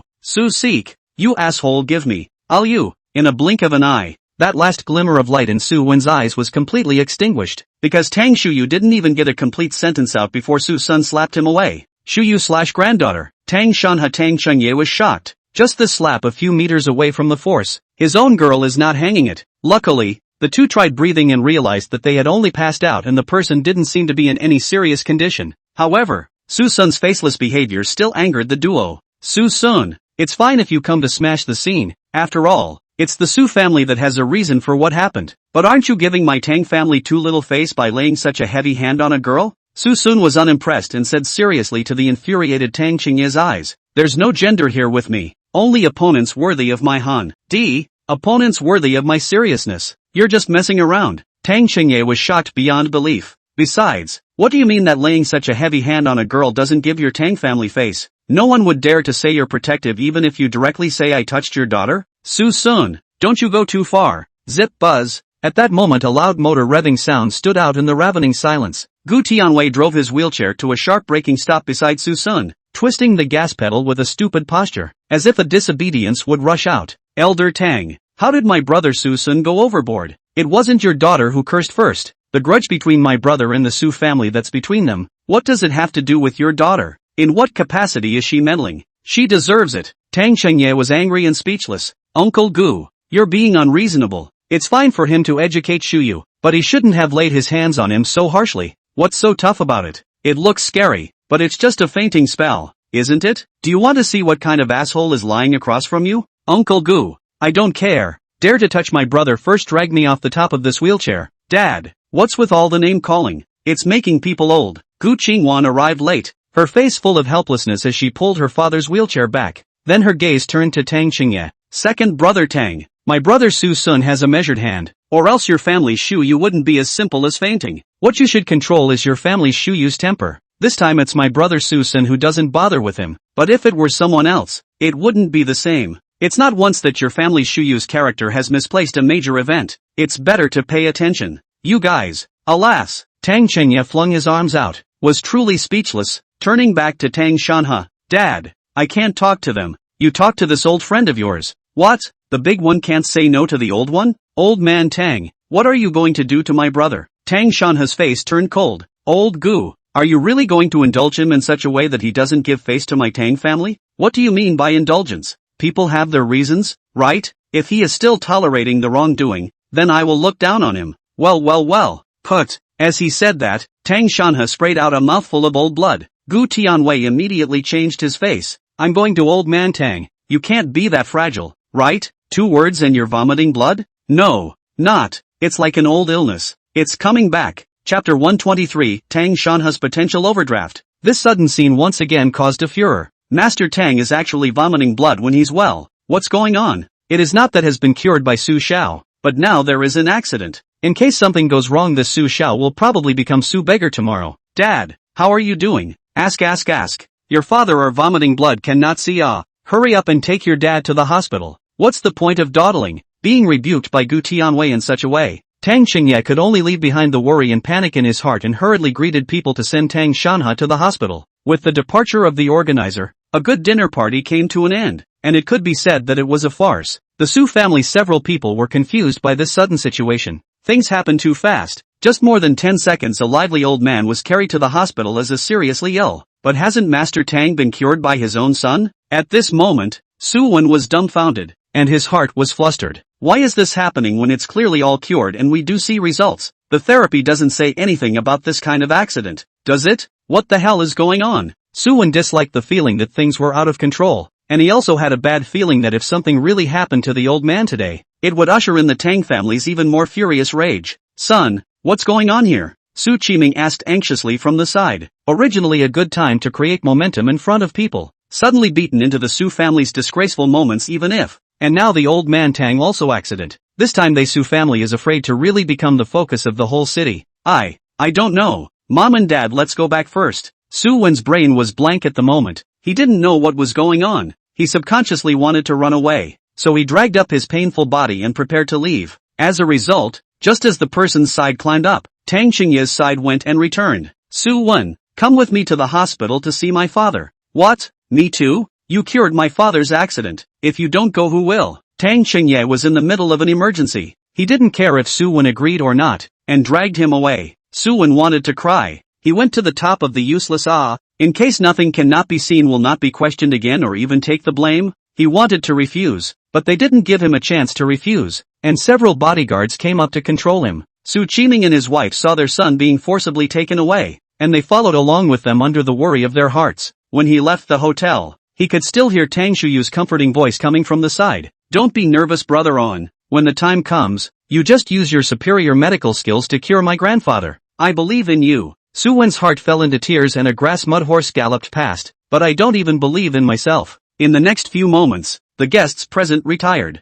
Gu Qingwan pushed Gu Tianwei and prepared to leave as well, while Suson followed the two. Little friend, it turns out that it wasn't my eyes that were blurry at first. The one I saw was really you. Oh, the old man saw me? Gu Qingwan smiled and said, yes, my father said he saw a young man carrying a large plate of pastries and said that was you. I didn't believe him at the time. Then in that case, the old man has a pretty good eye. Humph, that's for sure. I'm not old enough to be blind. Gu Tianwei had a smug look on his face, then added, but you kid didn't tell us about coming. What if you were thrown out by certain people looking for a fight? How humiliating that would be. Suson smiled at his words. Isn't there, you guys? When the time comes, I'll just say that I'm coming with you guys. Ha ha, you kid is really nonchalant. I like your straightforward character. However, your sudden appearance tonight can't really be to dabble in a meal, right? Well, more or less. Mainly because I heard that Master Tang's illness has been cured. I came over to see which one of them is the masterpiece, but I didn't expect it to be an external strength. Master Tang is afraid that he is guilty. He didn't believe it when other people said this, but when Suson said this, it must be not far from the truth. At once, Gu Tianwei's face sank. Two people have known each other for many years, as the top families in Jiangcheng mutual neighbors, and two people for the end of the world, are suffering from hidden diseases. Old friends suddenly accident he is unwilling to see. Above all, he can very much empathize with what it's like to gain hope and fall back into despair. How hard it would be for old man Tang to know that he wasn't cured at all. Turn around and go to the hospital. After the car turned around, Gu Tianwei turned to Suson by his side again and said, "Little friend, can you accompany me to the hospital?" Suson nodded. "It's fine to accompany you, but I won't make a move. You should know that. Don't worry, I won't make it difficult for you, but you are after all a superb healer. Even just mentioning a little bit of tiny advice might be a chance for old man Tang to turn his life around. Well, if it really comes down to it, I'm still willing to give a little reminder. Only, I'm afraid I don't need to do more than that at all. Doctor, how is my father?" As soon as the door to the operating room opened, Tang Shuyu couldn't wait to welcome him. At the same time, some of Tang's family members who received the message also rushed to the hospital, all looking nervous. In the face of so many expectant gazes, the doctor took off his mask and just sighed heavily. Seeing this, a bad premonition arose, and as if Tang Shuyu had already guessed the outcome, his expression instantly dimmed by a few points. "Don't worry family, the person is not life-threatening and has been resuscitated. Really, don't get too happy though. The patient's condition is very strange and we can't check the root cause of the problem, but what we can see is that he's getting weaker and weaker in this short hour, and his heartbeat is obviously weakening a lot. As for the family's claim that the patient would have been alive and kicking, it is very much like a scene of some old people coming back to life, where the patient overdraws his potential and is afraid that he will no longer have the strength to act in the future." What? Tang Shuyu was like a lightning strike, his ears buzzing. The doctor shook his head helplessly and continued, "If I remember correctly, this patient has come to our hospital many times, and now that his adrenaline is severely overloaded, I'd like to ask you if you've given him any certain medicines or foods that contain stimulants? If so, it's best to stop immediately, otherwise you're draining his life force, and once the potential is completely overdrawn, even just lying in bed might be a luxury." The doctor left, but those words kept echoing in Tang Shunyu's ears. A flashback? Serious adrenaline overload? I see. No wonder a dying old man suddenly became alive. It turned out to be a forced overdraft of potential. Tang Shuyu was remorseful. He had been foolish and had finally made a stupid mistake. For the sake of that little bit of slim hope, listen to the slanderous words of the villain. Suen is a falsehood. Chicken and dog thief. They know it well. Why would they believe him? A low, angry roar resounded steeply through the empty corridor. Suyen, I won't let you go. Chapter 124, The prescription was stolen by me. I was tricked by Suson.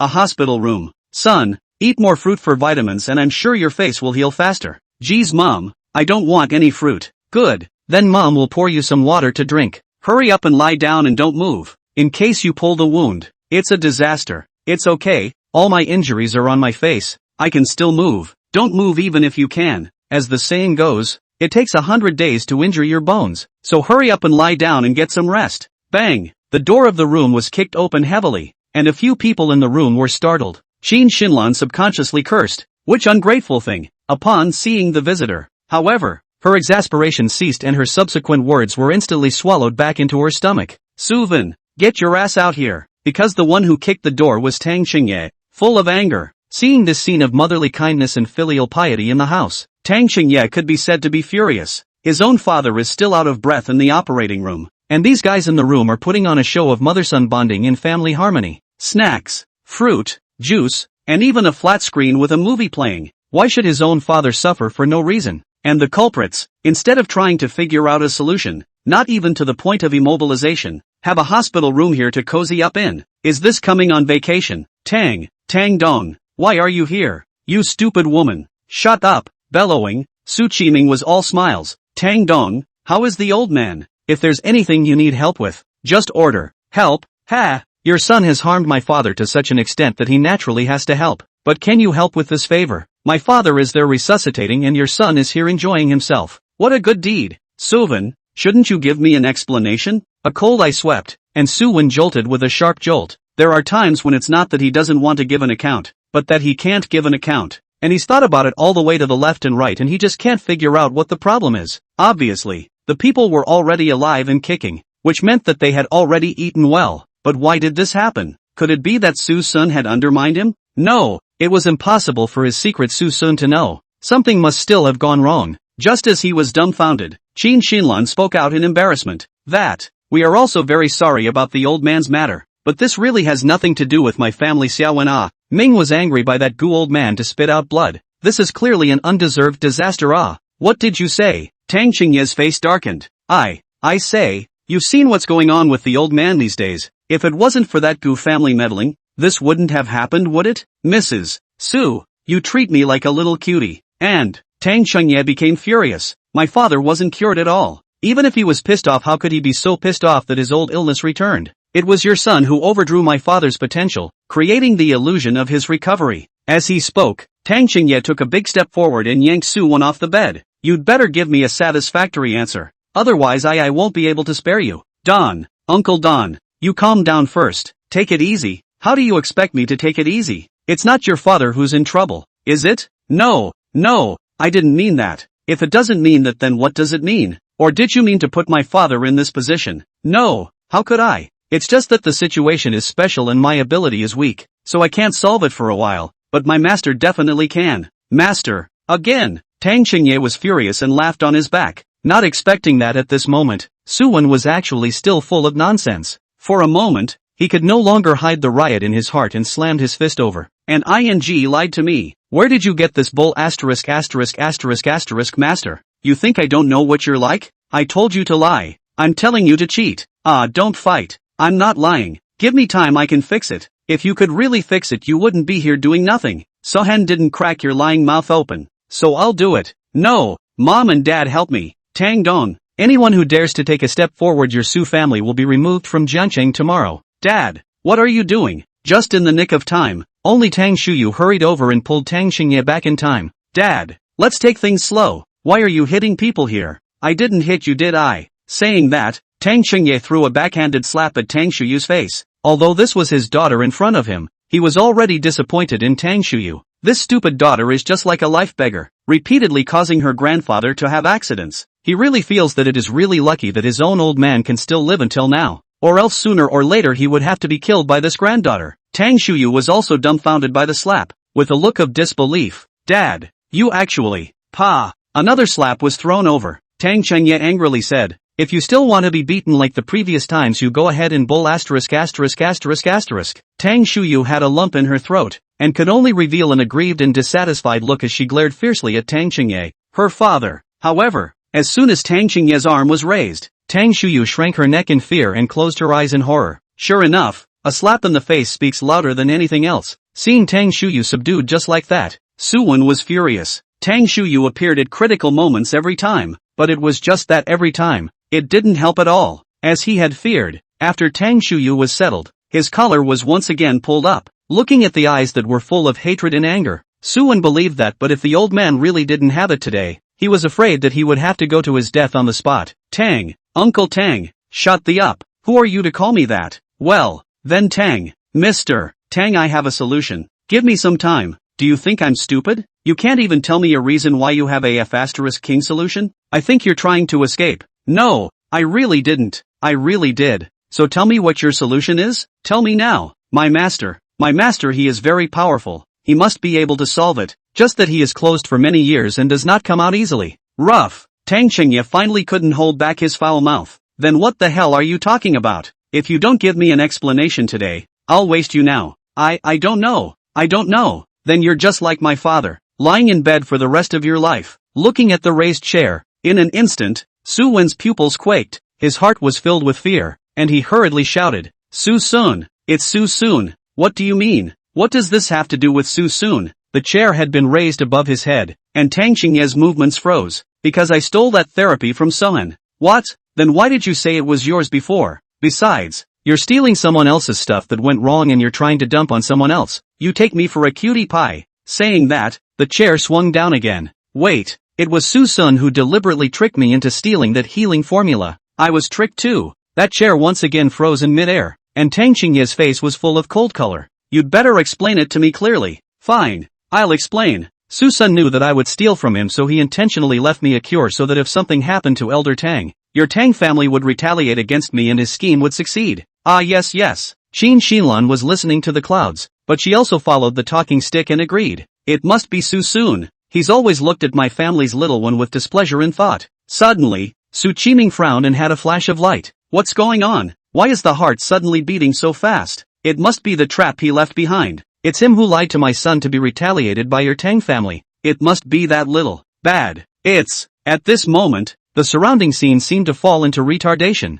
Qiming didn't even have time to stop Qin Shinlan from opening her mouth, subconsciously twisting her head to look at the doorway, her pupils gradually dilating. As expected, bang, the loud bang, the door of the room that had just been closed, was once again kicked open. Damn it, Qin Shinlan, watch me swing my giant palm at the pig's brain. Chapter 125, Suen being dismantled, Tang family's revenge. Aha! A wail resounded through the ward. At this moment, the whole room was silent. Everyone was surprised and stunned by Suson's sudden appearance. Even Qiming, who was already accustomed to it, couldn't help but feel a tremor in his heart. Angry and fearful, Qin Shinlan was so dizzy that she hadn't even reacted to what had happened, and when she rose from the ground and saw the visitor, she was jolted and her head cleared for a few moments. Suson, she wondered, what kind of luck is this? Why does this little suddenly appear every time she curses? You, don't be arrogant. I'm going to call the police to arrest you. Go to court and sue you. I'm going to make you go to jail.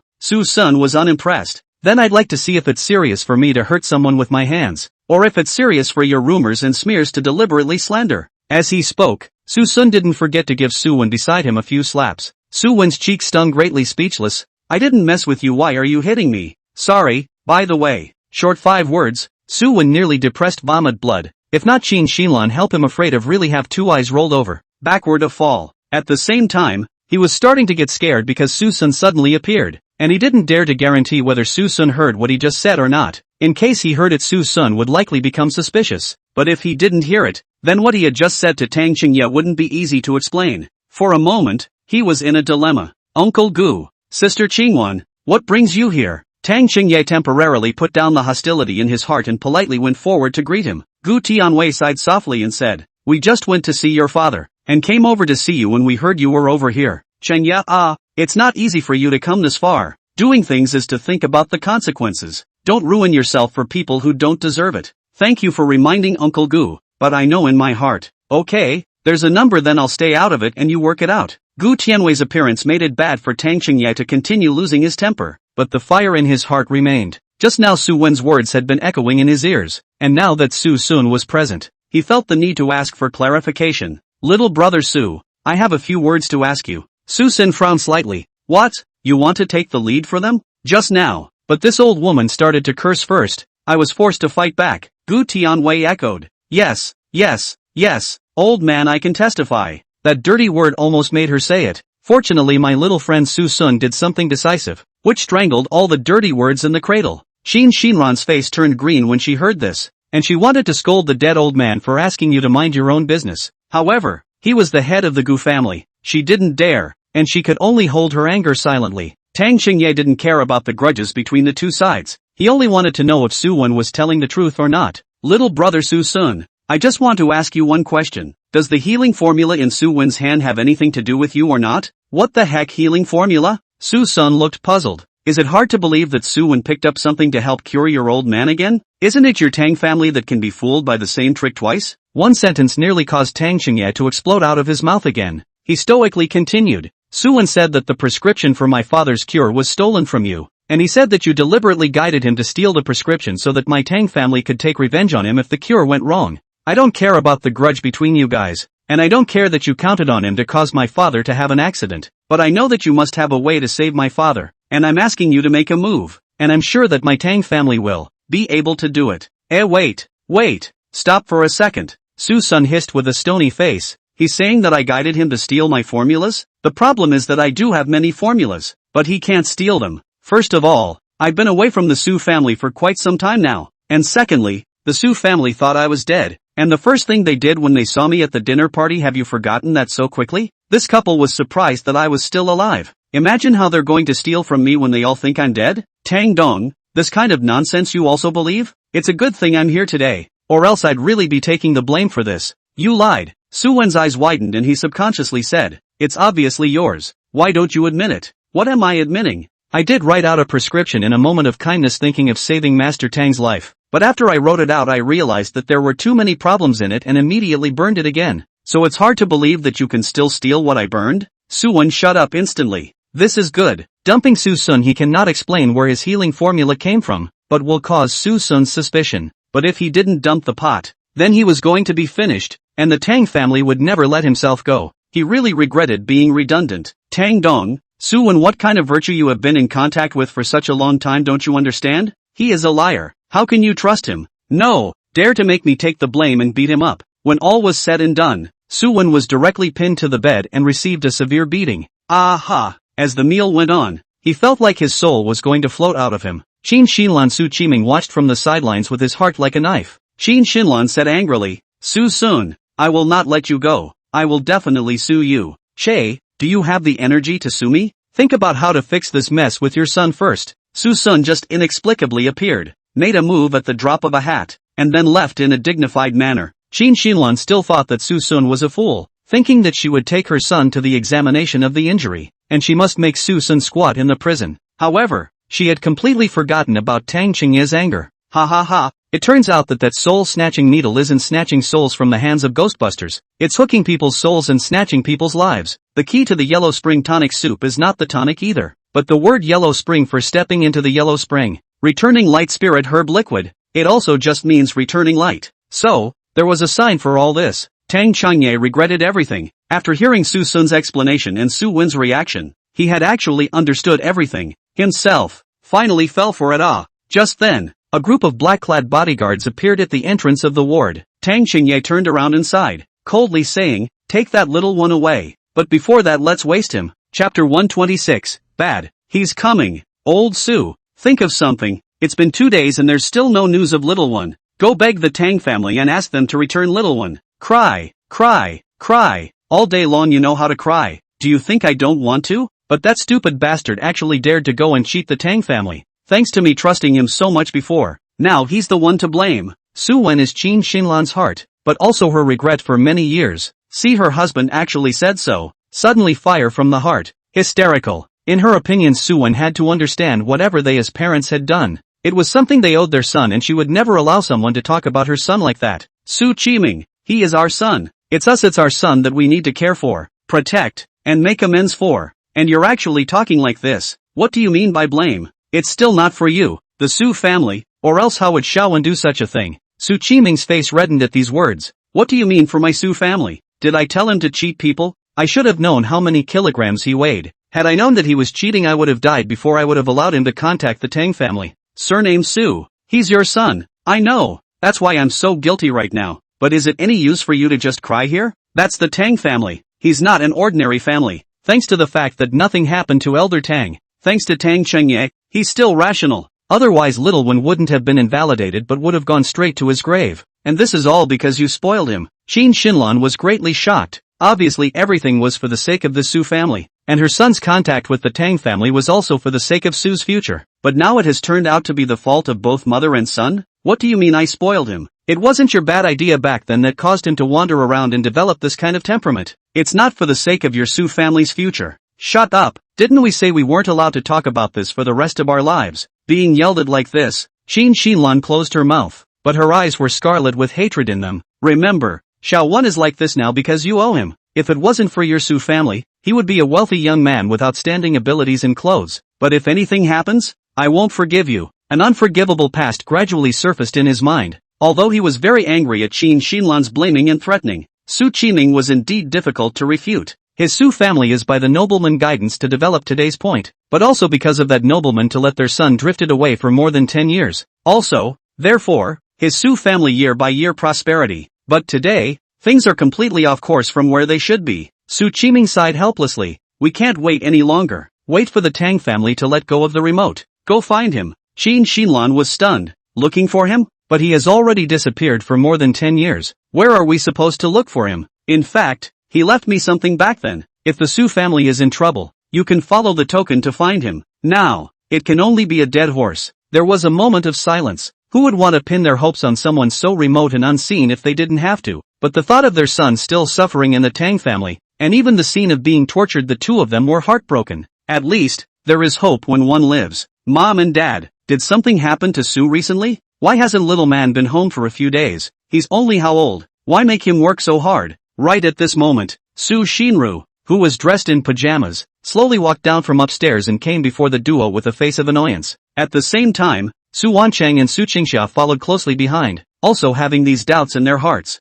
Su's wind rumors ultimately can't be hidden, even if a few people don't care about the home industry, but inevitably there is some information flowing into the ears. Mom and Dad, is there something wrong with Su? Why is it that my law firm side has received so many cases about Su's lawsuit violation termination? Hearing Su Wancheng's words, Su Shinru once again opened her mouth in a grave manner. Yes, Dad, my team cancelled all the cooperation about Su, and the higher-ups even demanded to ban any contact with Su in the future. Otherwise, even I, the main designer, will be kicked out. What's going on at home? Su Qingxia had actually received the news that all the artists under the agency she belonged to were not allowed to have any cooperation with the Jiangqing Su clan, even if she was the daughter of the Su clan. If Su Qingxia had been in the past, she definitely would not have been able to accept this unreasonable request, but nowadays, she was already disappointed in this family, and the request issued at this time gave her a suitable reason to reject her family. Seeing that his daughters had opened their mouths, coupled with the fact that things would be exposed sooner or later anyway, Su Qiming didn't intend to keep it under wraps and could only tell the truth. Of course, Suen's fault was minimized by them, only saying that it was a mistake in the medicine that Elder Tang accidentally misused, and Suen was also invited to the Tang family for treatment due to his negligence. The sisters were silent. This brother of theirs, a few people still know clearly. Really, just negligence was invited to treatment? He hasn't come back for 2 days. I'm afraid something has happened. Only Su Shinru, a face of relief. I knew that Xiaowen is a responsible person. This kind of mess are willing to take over. In the future, why ever can not do great things? Qin Xinlan gave a stiff smile. Yes, it's obvious that it's not your brother's fault, and he's still brave enough to admit it. There are a few people in this society who are as responsible as he is. Su Qingxia was on the verge of vomiting from listening to this, especially when she heard these words from her parents who were mindlessly bragging about Suen. A piece of and still blowing it out of proportion. Don't want to dismantle it and end up getting more and more aggressive. What courage to admit. I think it's being held back by the Tang family, isn't it? Qin Xinlan's face changed. Dead girl, how do you talk? What?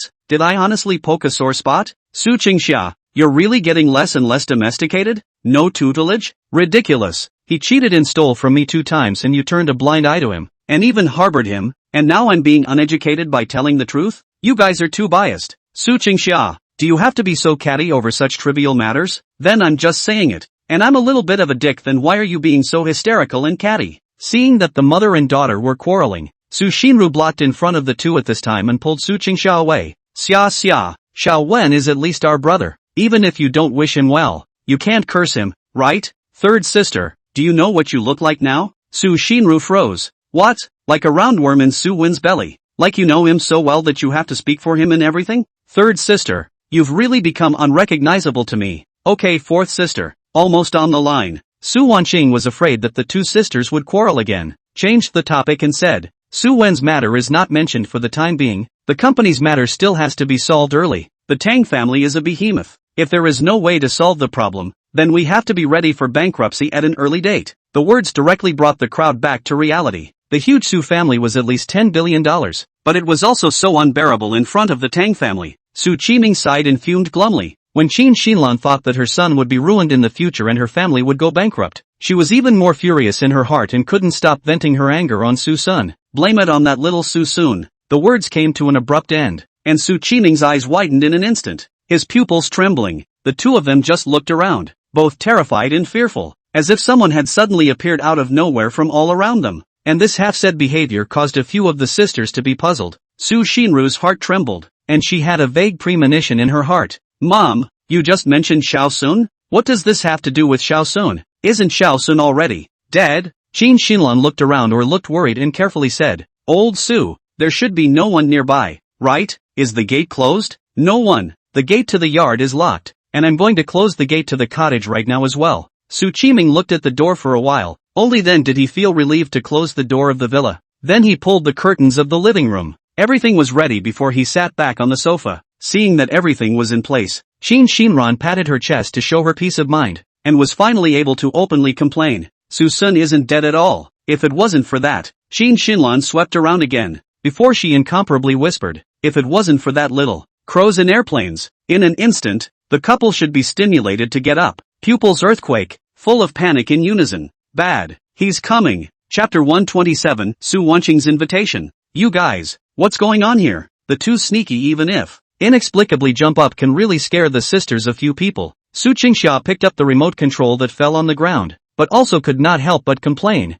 Originally also wanted to find a TV to look at it, but the result was that the two people so messed up also did not have the heart. Facing the strange gazes of his several daughters, Su Qiming Qin Shinlan froze in place, his face full of embarrassment. The two of them looked at each other and saw the word embarrassment in each other's eyes, and it was only then that the two of them realized that their fear of Suson had already been engraved deep within their hearts. The atmosphere was eerily silent for a moment. The two of them had managed to slow down, but when they thought about how they had been so humiliated in front of their daughter, Qin Shinlan couldn't help but be furious, and that cathartic outlet was naturally Su Qingxia, who turned on the TV. Su Qingxia, you're going to die. Nothing to watch on TV? What's wrong with watching TV? You guys have to control even watching TV. Su Qingxia was full of defiance. Look.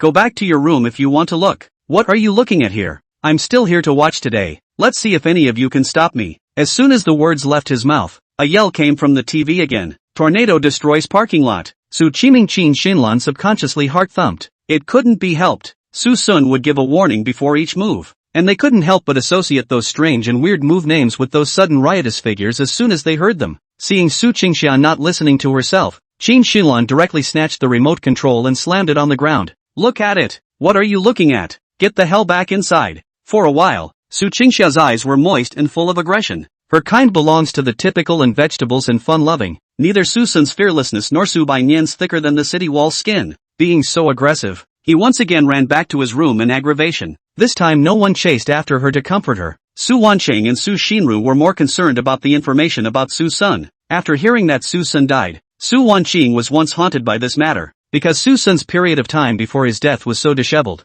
so vicissitudes, just like a look of loss of meaning to life. She wondered at the time why Suson could be caught up after leaving her big sister and fifth sister behind and driving herself instead. Why did you get caught up in a car accident by two large vehicles when you were obviously driving alone with even more nothing to worry about? Big deal. And desperately trying to make a run for it? At that time, she felt that Suson was afraid that he had already stored the will to seek death, and that's why he was planning to leave everything behind and welcome death. Now, hearing the news of Suson's return from the dead again, how could she not be excited? Su Wanqing said somewhat eagerly, Mom, don't sell the story. What exactly does this have to do with Shaosun? Qin Shinlan frowned. Speaking of this white-eyed wolf makes me angry. The dinner party was going well. Who knew that he suddenly ran out to stir up trouble? That dead old man from the Gu family argued with Master Tang in defense of that white-eyed wolf, and as a result, Master Tang vomited blood in anger. What do you think he had to do with it? So, little Seeker isn't dead at all? A touch of joy gradually surged in Su Wanqing's heart.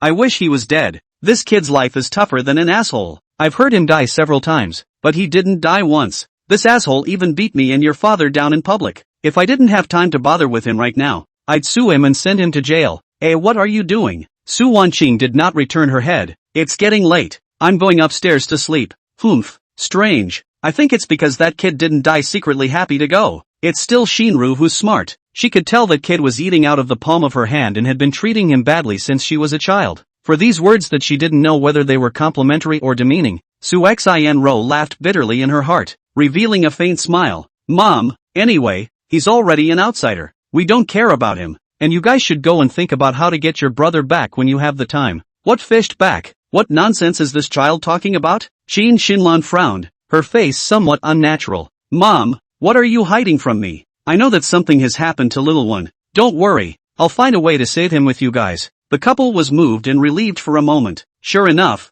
the only one of the 5 daughters who could ultimately be counted on was the oldest, and the other ones but half as understanding as this one. The hearts and minds of this family were not united. Upstairs, bedroom. Su Wanqing was still digesting the information she had just received, and she was really happy from the bottom of her heart after confirming the news that Suson was still alive. Originally, she for Suson's confession is with resistance, and even anger, thinking to give Suson a chance to communicate. If it can dispel his mind is best, not to dispel later. But when she heard the news of Suson's death, she realized that she actually didn't hate Suson's initiative that much, but just couldn't get over her own hurdle in her heart. He himself could correct it step by step, but Suson obviously couldn't wait that long. At that time, she swore that if Suson was fine, she would be willing to give Suson an explanation even if it was on the spot, and also as an explanation for herself in the future. Therefore, after going back to her room and struggling a bit, Su Wanqing immediately called the video to the best deceiver. Su Baiyan, second sister? What's the matter at night? Fifth sister, we haven't seen each other in a while. I want to go to dinner with you.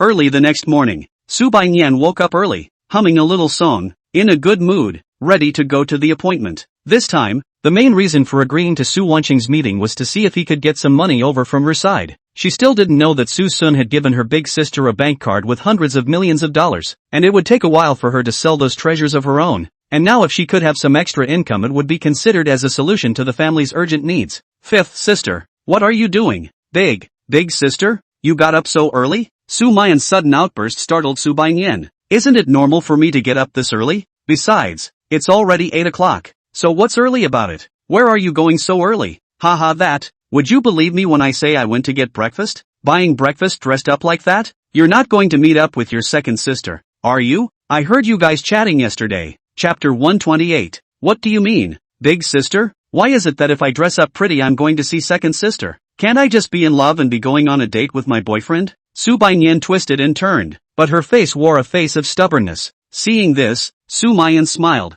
That's good. Then you don't need to secretly date. Call your boyfriend to the house now, so that I can have a long look. What?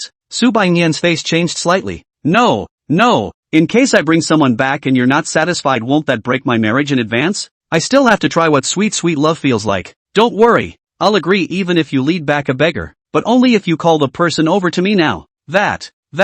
It's better not to meet the parents so early. Hey, my cell phone. Without paying attention, the cell phone in Su Baiyan's hand was snatched by a hand. Tapping the screen and skillfully entering the password, Sumayan flipped out the chat messages between the two and coldly said, your boyfriend's name is Su Evening Ching? How is this a woman's name? Seeing things exposed, Su Baiyan simply didn't pretend anymore. A big sister. Just going out for a meal is nothing to be afraid of. Sumayan reached out and viciously poked Su Baiyan's brain. Just this pig brain of yours. In case one of you doesn't pay attention and your second sister finds out our address, do we still have peaceful days? What's to be afraid of? Mom and Dad can find us in this neighborhood, and sooner or later they won't be able to hide it from them, and just find our neighborhood. Besides, with their character, they've already fallen out with us and will never find us again. And do you think I'm simply afraid of Mom and Dad? I'm afraid of Little Seeker and them getting into trouble again. Little Seeker has passed away in their eyes now, so let's continue to give them such an impression. What if you get both sides involved again and both sides get into trouble again?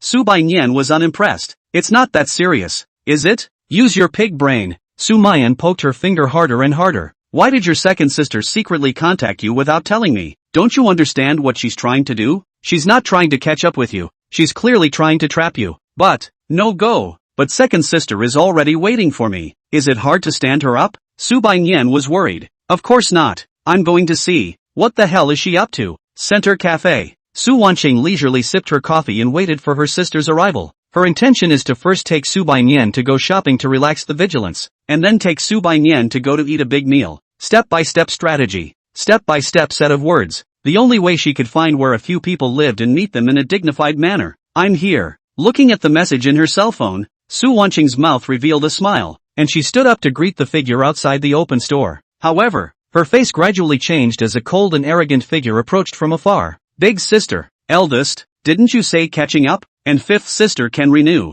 Why do you have such a face when you see me? This side of the little family of three. Su Baiyan was left at home and did not dampen her intention to leave home. While Suson was still sleeping, she sneaked into Suson's room and took away the charging cell phone. Just as she got her cell phone and was secretly pleased with herself, suddenly a big hand grabbed her wrist and her whole body was yanked onto the bed. For a moment, the two of them looked at each other. Looking at the cold eyes in front of them, Su Baiyan's heart panicked to death. You're awake. Running to steal my cell phone in the morning. This is called invasion of other people's privacy. Do you know that? Su Baiyan shook her head in panic. No, I definitely don't have such thoughts. My cell phone was taken away by my big sister. I just wanted to make a call. Phone call? To whom? This, I can't say. Can't talk? Then take your punishment Wait, I said. It's the supermarket phone. Suson froze. Supermarket phone? Are you applying for a cashier job? Asterisk asterisk asterisk asterisk off you. It's third sister. She's sending me her new design of silk pajamas.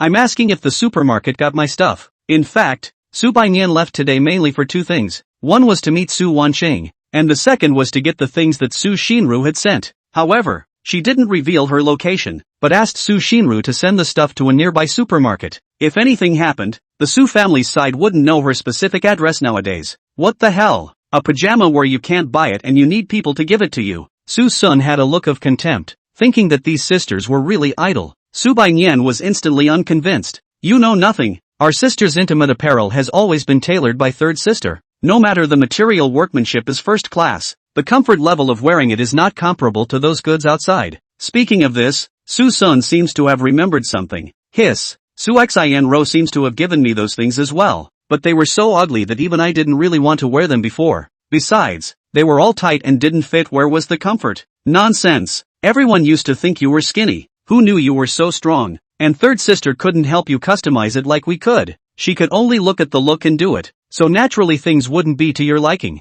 So, in the end, you're still not attentive. After pushing Sumayan away, Suson rolled over and continued to fall asleep. Take your delivery. Don't disturb my sleep if there's nothing else. Hey don't worry, I'm off then. Holding the cell phone, Sumayan left with satisfaction, weighing the things in his hand, but also could not stop secretly pleased. Stinky Susun. Originally just wanted to make a phone call. Since you neglected your cell phone, don't even want it. Then I would like to see what secrets you have in your cell phone. But when he clicked on Susun's cell phone, only then did he realize that Susun's cell phone was clean as a whistle, and there were no more friends except for the college class group and the contact information of their 5 sisters. How? To not be so withdrawn. I can't believe I don't have a single other contact. Unbeknownst to her, Susun's cell phone can be so clean, thanks in large part to her good third sister, Su Xinru. At the supermarket outside the neighborhood, Sumayan has returned home holding a small box. Not far from her, a black-skirted figure watched in unhurried silence. Finally found you. Yunnan Province. 10,000 miles deep in the mountains. After a day of airplanes and drives and all kinds of running around, Qiming and Qin Xinlan finally followed the instructions to a deserted and dilapidated Taoist temple. Surrounded by rare people, dense forests,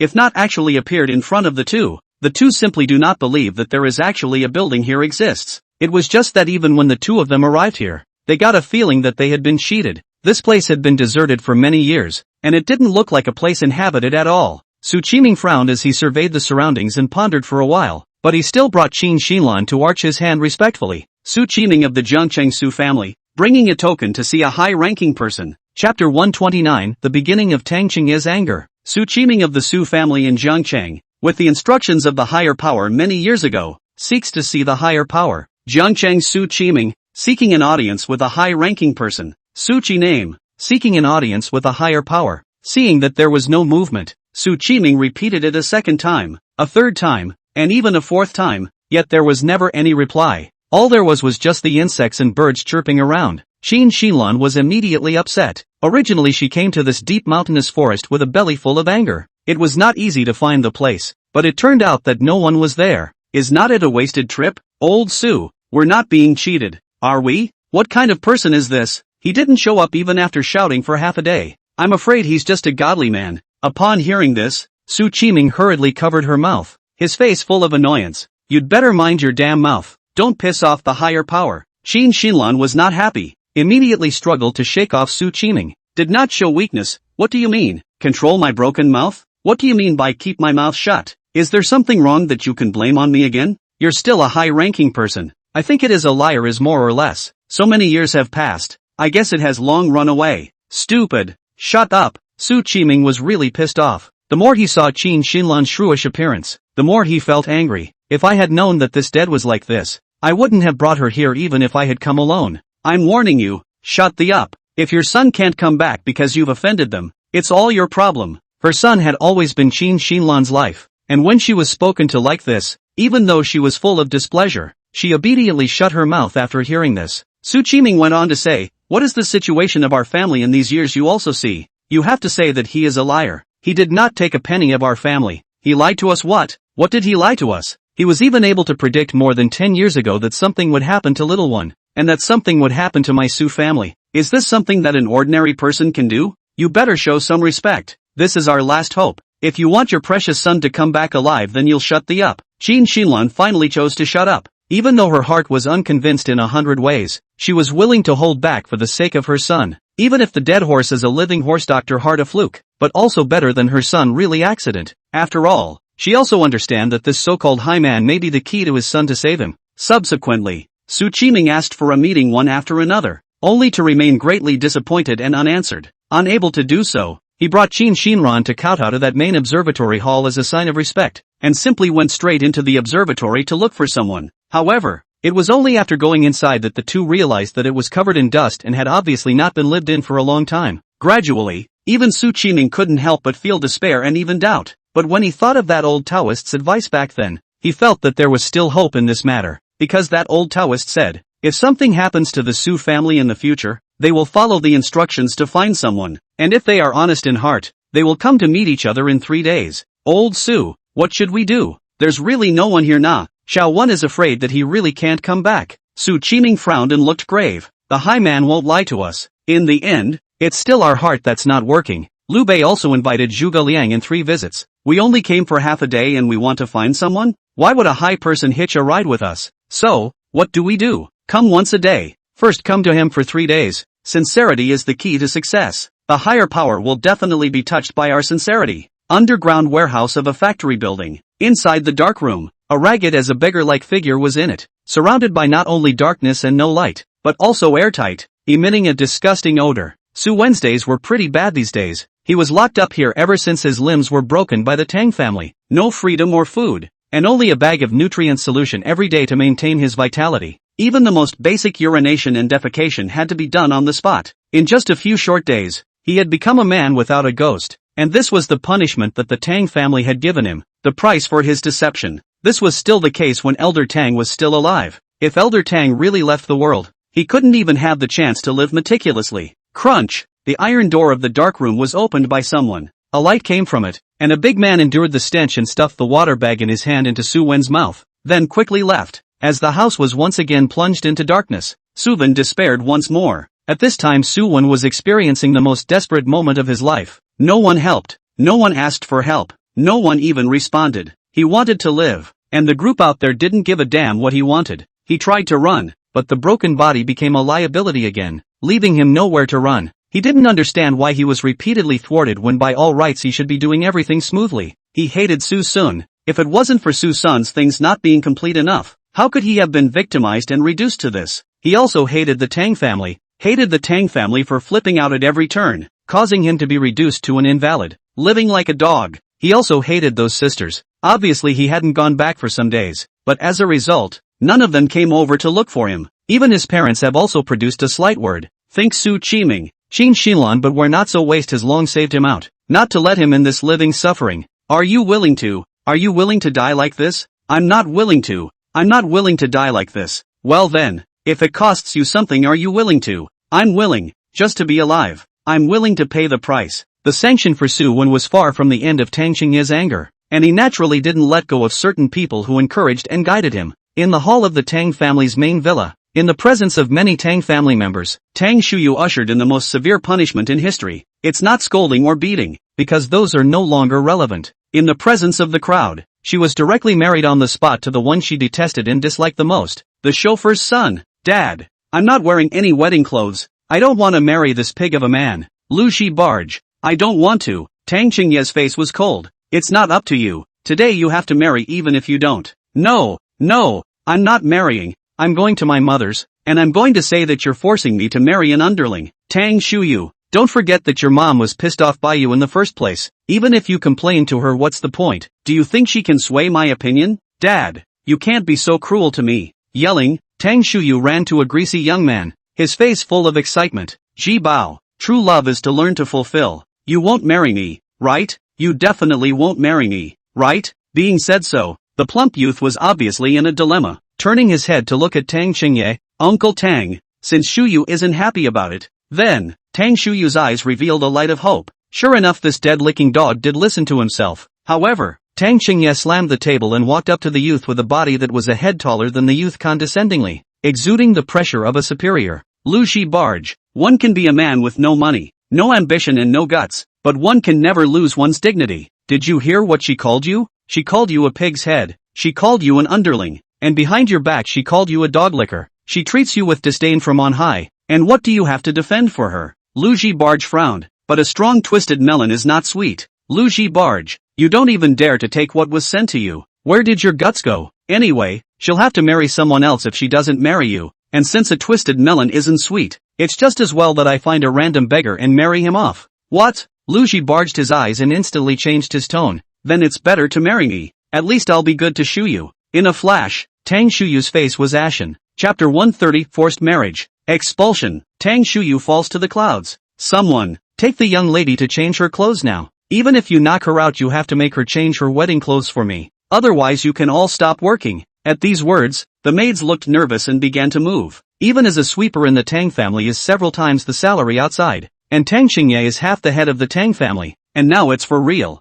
They don't dare to disobey. Therefore, even though they used to be coy to Tang Shuyu, today's crowd didn't care and dragged Tang Shuyu, $1,000 lady, back to her room. You guys let go of me. I said I'm not wearing it. Miss, if you resist again, don't blame us for using coercive measures. It's better to be obedient so as not to make the second master angry again. After 20 minutes of dawdling, Tang Shuyu was eventually brought down in a red dress. Originally, the maids wanted to make up for her, but since makeup is not as controllable as dressing, and the slightest mistake on the face is like a car accident, they gave up the idea. However, with Tang Shuyu's posture, even with a plain face, wearing that red shohao also has a unique flavor. Lu barged are going to look dumbfounded. Today's Tang Shuyu quite a feeling of fragmentation. The thought of how many years of begging for the goddess finally want to become their wives. He cannot help but be excited in his heart. Old Lu, Ji Bao. Nowadays what is the situation of my Tang family you have seen? It is not suitable to organize a wedding ceremony. If you want to make a big event, when you go back you can feel free to feast guests.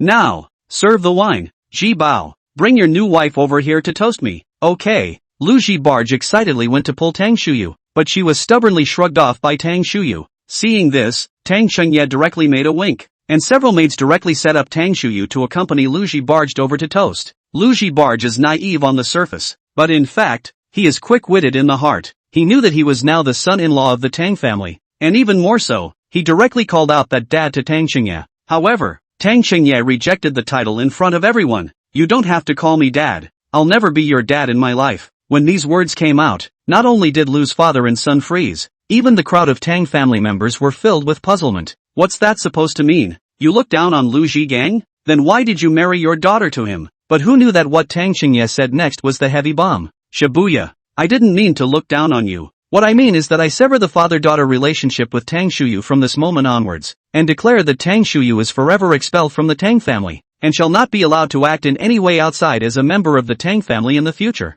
So, I won't let you call dad because Tang Shuyu isn't my daughter. She's an orphan now, and from now on, she's a member of your Lu family, and has nothing more to do with my Tang family. These words were undoubtedly a thunderbolt blowing in the ears of the crowd. Even Tang's family didn't expect Tang Xingye to be so ruthless that he didn't even want his daughter. It's bad enough that your daughter married a driver, but to cut off your relationship is just breaking people's backs. Now the crowd finally understood why Tang Xingye insisted that Tang Shuyu put on her wedding clothes to toast him. This was clearly to be the last time for Tang Shuyu to be the mother's family, and also the breaking of the wine between the two of them. Tang Shuyu had been dumbfounded and was filled with stupefaction. When she managed to snap out of her shock, a wave of abandoned anger instantly welled up in her heart. Obviously, she is the daughter of the Tang family. Why is she not a child of the Tang family if she marries someone else? I'm not convinced. I am resolutely unconvinced. I'm not a member of the Lu family. I'm a member of the Tang family. I'm a member of the Tang family. Tang Xingye's face was expressionless.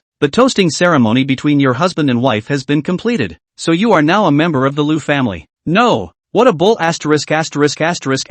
ritual. It's futile. We're not a couple yet without a license. As soon as the words left her mouth, 2 red books were thrown in front of her. At that instant, Tang Shuyu's pupils quaked, trembling as she picked up the red book with the large gilt letters. A marriage license? How is that possible? How can I have a marriage license with him when I obviously didn't get a license with him? Tang Xingye's fingertips knocked on the wooden chair armrests. Looking majestic, my Tang family is the top family in Jiangcheng. If I can't do this on behalf of a small marriage license, then what face do I have to sit on this position? Finally, Tang Shuyu panicked. A panic that was even more intense than the previous few times instantly struck. The father is for real this time. The marriage license has been taken. is really not giving himself away back. At once, her legs went limp, and she rolled and crawled to Tang Shuyu's feet, hugging her thighs, full of remorse. Dad, I was wrong. Don't drive me away. Don't drive me away. Will you? Ms. Tang, please behave yourself. I'm not your father anymore. Besides, with what you've done, you don't deserve my forgiveness.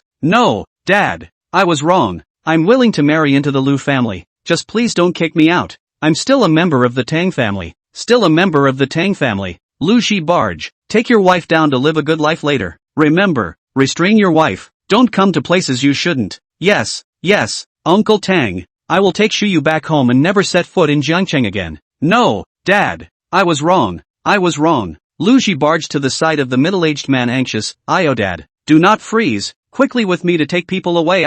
Oh, well. The once-spirited Tang Shuyu had been taken away by the Lu family's father and son just like that, and that mournful wail still echoed in the ears of the Tang family's crowd. Tang Xingye was the number 2 person in this family after the old master. Many people were dissatisfied with Tang Xingye's decision, but they didn't dare to bring it up at this point so as not to touch the mold. Suddenly, Tang Xingye's gaze coldly swept towards his family's oldest. Tang Liye and his wife were immediately shocked to their core. It's a good thing that Tang Xingye, the second brother, didn't say anything, or else they would have been afraid of suffering today. 2 people are really glad that their son ran fast. Lu Shi barged at least is also a brand name university graduates. If their own son was also randomly find a person to marry, I am afraid that can only be recruited to a spirit of the little sister-in-law. In contrast, fighting lions and tigers in Wakanda is quite nice. What? Tang Shuyu was really married off? And expelled from the Tang family? Yes. Second brother Tang witnessed the marriage on the spot to sever the father-daughter relationship on the spot. Shuyu, that girl left the Tang family. I'm afraid she'll be mediocre for the rest of her life. Hiss. It is also regarded as self-inflicted. But this Tang Lao heir for ancient times is also a lord. The daughter said don't admire. It also can't be helped is that one is the father and the other is the daughter. Either side he has a hard time choosing. But there is one side with too many wrongdoings. He can only choose to abandon the wrong side. But little brother seeker, don't worry about it. It has nothing to do with you. Suson instantly raised his eyebrows. What am I bothered about? It wasn't related to me in the first place. Alright, I don't have the problem of actively taking the blame. Chapter 131, the master appears? Who are you talking to on the phone? Holy, that scared me. Suson was shocked and jolted for a moment, breathlessly looking at Sumayan behind him. It's not enough to walk without a sound, but to talk suddenly behind your back at night can scare people to death, right? Suson glanced breathlessly again, only to realize that Sumayan's brows were slightly furrowed, seemingly a bit unhappy. Can't it be that Su Baiyan pissed her off again and came to me to vent? Who were you just talking to? It seems like a woman? Sumayan asked again with an expressionless face. Suson nodded, not as if. Indeed. Sumayan didn't expect Suson to be so frank and asked again. Who is that woman? A friend. A friend would call you little seeking brother so intimately? It's not because. The words snapped. Suson turned back again, a face of speechlessness. Why am I explaining so much to you? You ask less. The more this attitude, the more Sumayan felt that Suson had a ghost in his heart. It couldn't help but remind her of the incident 2 days ago when Suson went out to meet his girlfriend. It couldn't be that the woman she just talked to was the new girlfriend, right? Some bad reveries arose in Sumayan's mind, listening to the caller on the phone. The woman was addressing her younger seeking brother, who should be older, but listening to that voice, she shouldn't be much older, at most about the same as herself. Seeker's life used to be so monotonous, and now he's out on a date and chatting so gleefully in the middle of the night. Is it possible that they've already expressed their feelings for each other? Otherwise they wouldn't be chatting so vigorously here at night. Sumayan's heart messed up. If it was just hard to hear Suson go out on a date last time, then this time it was undeniable worry. She felt selfish, but she didn't want Suson to have an outside girlfriend from the bottom of her heart. It's like having your stuff taken away from you in the middle of the day. With a tangled and curious attitude, Sumayan finally opened her mouth. How long have you been with that woman? Ha? What the hell? Suson froze. Sumayan gave a somewhat stiff smile. I mean, how long have you guys known each other? How is that woman? Is her personality good? Oh, you mean that. It's been almost a month since we met. As for her character, she is gentle, sensible, and treats people with a dripping sense of humor, and is very comfortable with her. Sumayan's heart thumped. That feeling of something being snatched grew stronger. So, is she pretty then? Beautiful. Let's just say, the type that countless men have been haunted by at first glance. So she and I. Who's prettier than my fifth sister? Su Baiyan? Suson instantly smiled disdainfully. I dare not say if it's more than the face, but in terms of the whole, that little brat Su Baiyan takes the head comparison. What did you say?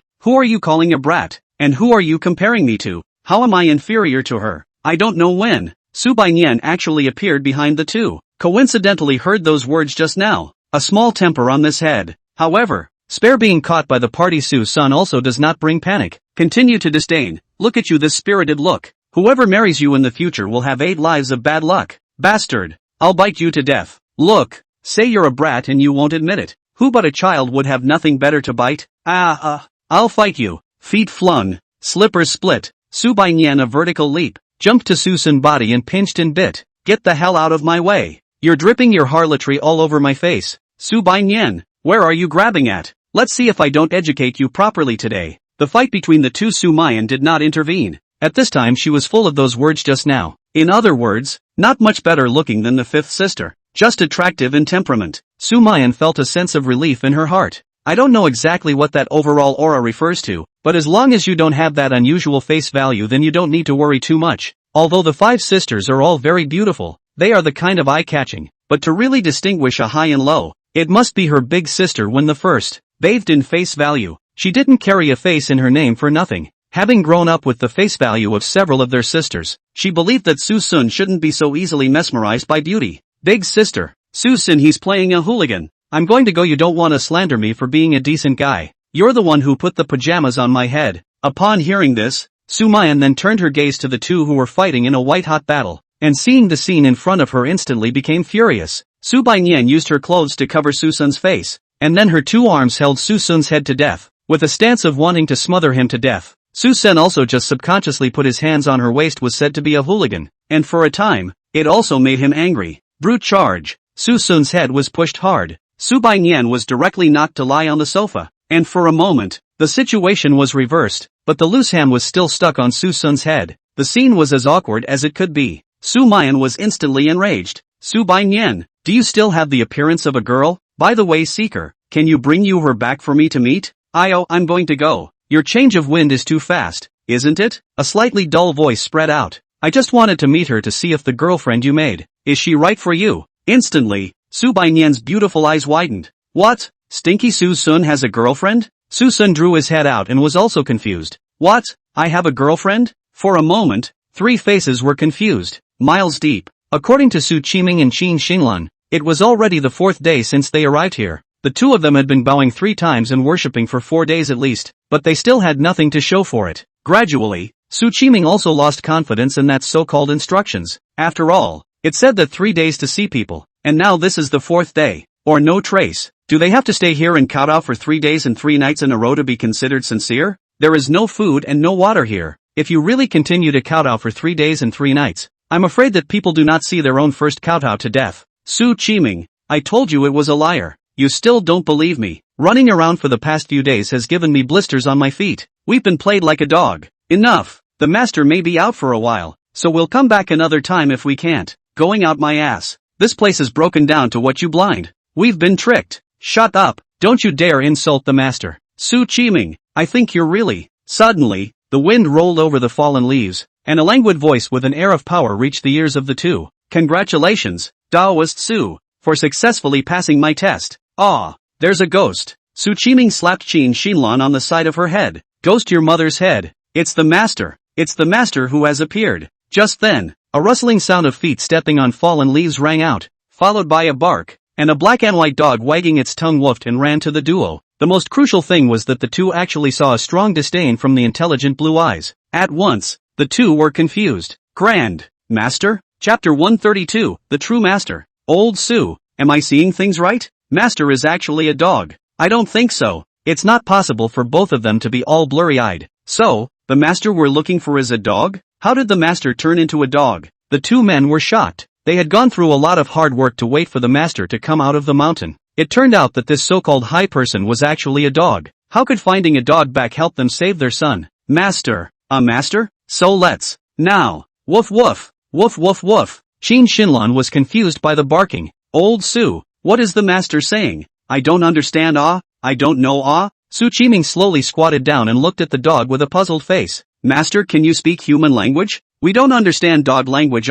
Unbridled. Suddenly, a roaring perimeter with anger rang out, and the 2 men were scared and alerted in all directions. Who's there? Come out to me. Where did Xiao Xiao dare to haunt this place? You two assholes. Got a brain problem, is that it? Qin Xinlan held Su Qiming's arm in horror. Old Sua, he cursed us. He actually cursed us. Quickly let the master go up and bite. No. It's quickly go up and collect him. Collect him. I think you two are really sick. Can't you hear me? His heart thumped. Su Qiming then reacted to the fact that this was not the voice of the master. Thus, Su Qiming subconsciously bent down and stroked the dog's head. Qin Xinlan, it seems that we have misunderstood. Two dumbass. I'm really going to be pissed off at you guys. Turn back for me. Upon hearing this, the two of them turned their attention behind them, only to realize that a white-bearded old man was staring at them aggressively. Su Qiming's pupils shrunk. This white-bearded old Taoist in front of him overlapped completely with the figure he had seen many years ago. Wasn't this the same high person who had left him guidance and guided his Su family's wealth many years ago? Master,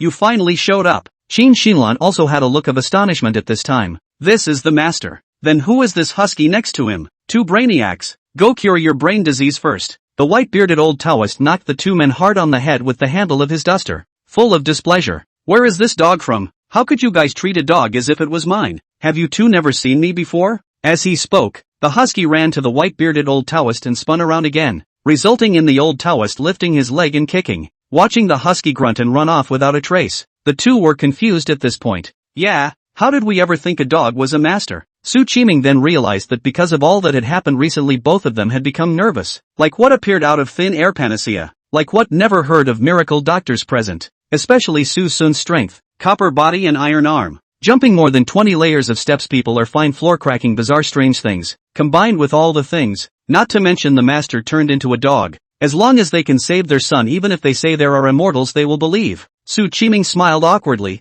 Sorry master, for making a joke. This is more than a joke. You two. Ugh, forget it. Let's just get to the specifics. Seeing that the two were so stupid, although the white-bearded old Taoist was furious, he didn't bother to continue pursuing the matter and directly cut to the chase. The two men then remembered the main event and told each other everything that had happened recently. And after listening to the two, the master's face gradually became grave. You guys are saying that Suen's kid hasn't been doing well since he came home, and he's been frustrated in his endeavors instead? And now he's even in a life-threatening situation? Su Qiming nodded his head repeatedly. Yes master, didn't you say that my son would be on a level playing field when he came back, and that my Su family would be on the upswing? But why is it different from what you predicted? Impossible. Absolutely impossible. This kind of thing can't reasonably go wrong. Su Qiming said helplessly. Master, everything I said is true. My son was quite normal when he first came back, but somehow, everything has quietly changed, all in a bad direction, especially from the beginning of that Suson's drastic change in temperament. The Su family has repeatedly had accidents. Until nowadays it's in danger.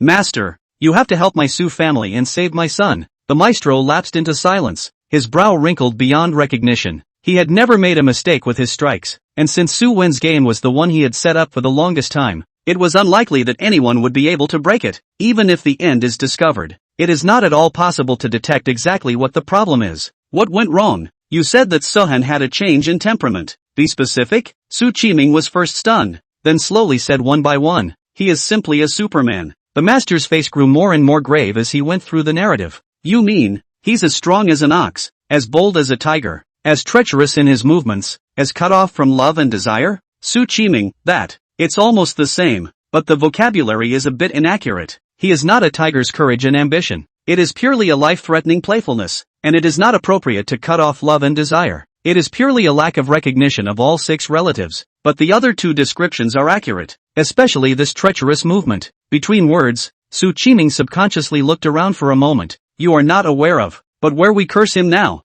I'm really afraid that he will suddenly appear to give me a punch, just as if I were to shout at him now. Enough! I'm not listening to your bull ***** here. The Grandmaster clearly thought that Su Qiming was talking nonsense, and his heart grew more and more dissatisfied. Have come to such a crisis point, still do not tell the whole story, but also in this nonsense. In the end, do not know the priorities. You say he can directly overturn a table of more than 500 pounds and crack the ground with 1 foot. Do you take me for a little cutie? Say such words to fool me. That's why I said, he's simply a super. Enough. I don't want to hear your bull ***** here. All I want to know right now is why he turned out to be the great rebel you say he is. Did you guys ever treat him badly? Hearing this, Su Qiming and his wife subconsciously glanced at each other, obviously a little weak. However, Su Qiming was thick-skinned and said without blushing, no, we are very good to him, and we respond to his requests. Is that really so? The Grandmaster's face sank. Qin Xinlan, with a smile on her face, also chimed in.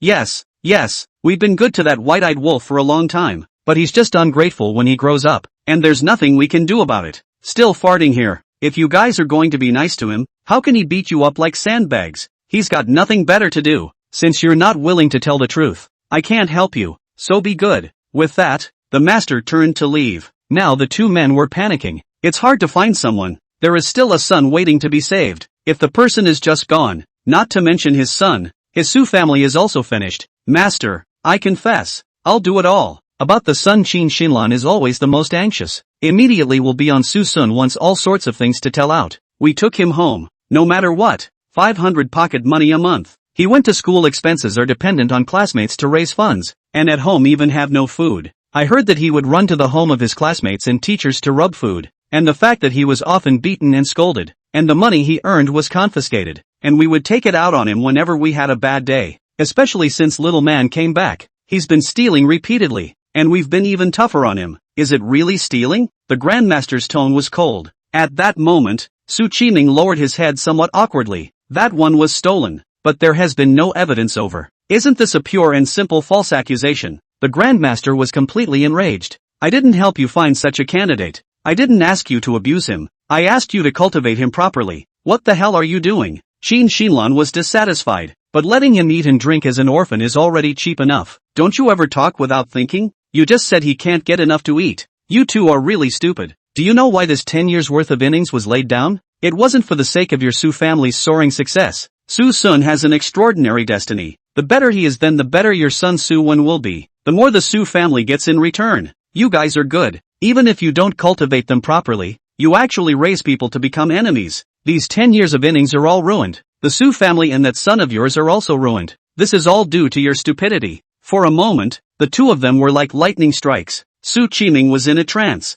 What do you mean? When you asked us to cultivate him properly back then, it wasn't because of his pitiful words of sympathy? Chapter 133, Stolen Success. How did I meet you too? Old me's reputation for a lifetime is going to be ruined in your hands. Don't you understand the principle that you have to give something to get something? Do you think your son can come back from his suffering and be promoted to the next level? Your son's fate is not worthy of him. Only when someone bears the burden of loss will your son receive the so-called favor. I went through so much effort to switch the two's destinies. The better Susun is, the more chance your precious son will get from him. It can be said that your son is robbing him of his future. Result: instead of raising Susun properly, you guys raised him to the point of turning against him. Then whose future will your son rob in the future? Rob you too. The two were confused. Was this some kind of pie in the sky? Does this fate refer to destiny? Can a person's destiny still be switched? Does that mean a son who wants to be successful actually needs to steal someone else's destiny? This kind of words undoubtedly subverted the two men's cognition. The two men at most thought that it carried a bit of metaphysical elements, but this had completely exceeded the understanding of ordinary people. Su Qiming was in a trance. Master, then why didn't you say it earlier back then? If you had said earlier, we would have cultivated Susun properly. You don't understand the principle that heaven's secrets cannot be divulged. Once I say it, there will be a change in the underworld, and then it will be uncontrollable. Understand? Understand? Then how can we say it now? Qin Xinlan suddenly came to the rescue. Instantly, the master's face turned blue. It's not because the bureau was broken. What effect does it have nowadays if you say it or not? After a few words, the two were silent. In other words, their years of planning were ruined, and their own son was afraid that he would never be able to become successful again? Suddenly, Qin Xinlan seemed to have thought of something, and her face lit up with joy. Master, truthfully, no. Look, although Susun has turned against us, didn't you say that their destinies have been swapped? If Susun achieves anything in the future, won't my son still be able to enjoy the benefits? Upon hearing this, the master immediately became enraged. But once he thought that it wasn't worth it to get angry with the two idiots in front of him, that full-blooded anger turned into a heavy sigh. The reasoning is so reasonable. But Susun must bind the Su family, your son, in order to obtain the complete chi. But now there is no room to turn between you and Susun, even if there is an effect. I'm afraid that only part of it, until it gradually disappears. What? Then that means Susun won't be able to leave the Su family for a while? Qin Xinlan was shocked. Well, at least, no words of severance can emerge from the mouths of the two of you, but I'm afraid it's too late for that now. But you must remember that you must not continue to target him, or else this luck exchange technique will be completely ineffective, and my path to renewing my life will also be completely cut off. Ha, what did you say, master? As he spoke, the Grandmaster's voice grew fainter and fainter, and neither of them heard what the Grandmaster muttered in the last sentence. The Grandmaster just coldly swept a glance at the duo and coldly grunted. Take me to that Tang family. Let's get that stupid son of yours back first. And that Suhen. It's about time I met this unstable element. Ah, gee, who's reading me? Why is it so cold? Who turned the air conditioner down so low? Subai. Thinking with his toes that this must be Subai Nian's prank, Suson subconsciously went to pull the blanket on his body, but the result was that the touch that came from him was not right, and he realized that he was actually straddling someone. When he opened his eyes, the stunning sleeping face in front of him scared him and made him giggle. Sumayan. No wonder when I fell asleep, I felt like a ghost was pressing on my bed and couldn't breathe, but it was the people who were pressing on me. Sumayan. Sumayan? Mu Yen. Yen Yen? Are you awake? Get up. My feet are numb. Wife. Daughter-in-law? Do you hear me? Wake up later. As if receiving instructions, Sumayan's tightly closed eyes suddenly opened. For a moment, the two men looked at each other, and the atmosphere fell into an embarrassed stillness. Suson just pulled his hand away from that waist. That half-empty position was quite a bit of being caught in the act, so he put his hand back. This one was rather more wrong. Suson smiled awkwardly. I just want to leave. Don't misunderstand. Well, I know. Now that I know you're out of the way, my legs are numb. After the two of them separated,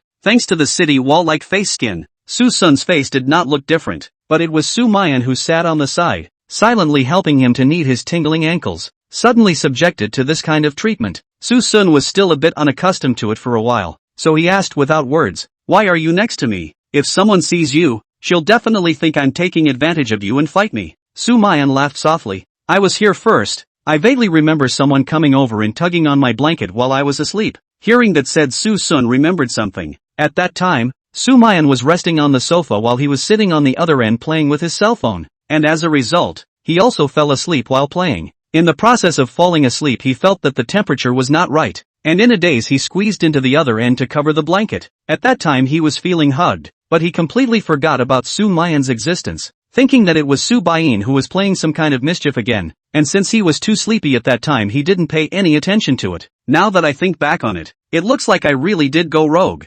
No, what kind of hooliganism is a legal couple? What's a legal couple doing? Ha ha, I'm a little sleepy. We're at least a licensed couple. You shouldn't be offended by a little physical contact, right? Well, not only no, but it's down to earth.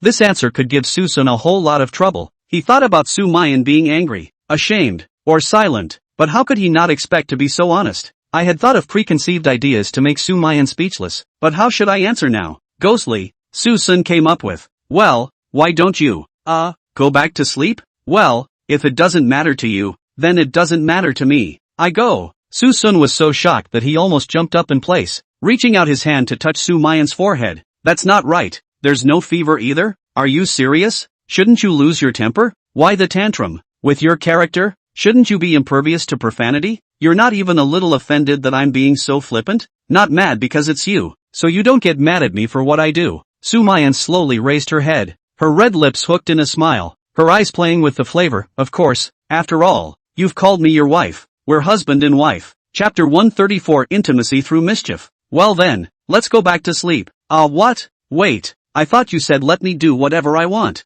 Then what's the wait? In Sumayan's astonished eyes, Suson directly hugged and reclined back to the sofa. The two men embraced each other across from each other, squeezed into the still expansive couch. At this time, Sumayan's cloudy appearance finally changed, and began to resist the struggle and also became shy and twisted. Looking at the cheeks that were red through in front of him, Suson smiled disdainfully. Dare to poke fun at yourself. You really can't tell the difference between a big and a small king. He'd like to see who ends up embarrassed when it continues. Seeker, wait, I was just kidding. Sumayan feebly pushed and shoved the chest in front of her. Suson coldly smiled, and with one hand, he imprisoned her hands, and with his other hand, he pulled over the wide blanket. Seeing that the blanket covered her torso and even her head, Sumayan finally began to panic. Don't seek small. I'm not sleepy. You get some rest and I'll leave you alone. This is a good time for us to bond. After all, we're a couple. Sumayan instantly blushed. Seeing this, Suson continued. Don't worry, we only sleep vegetarian. If you feel cramped tell me.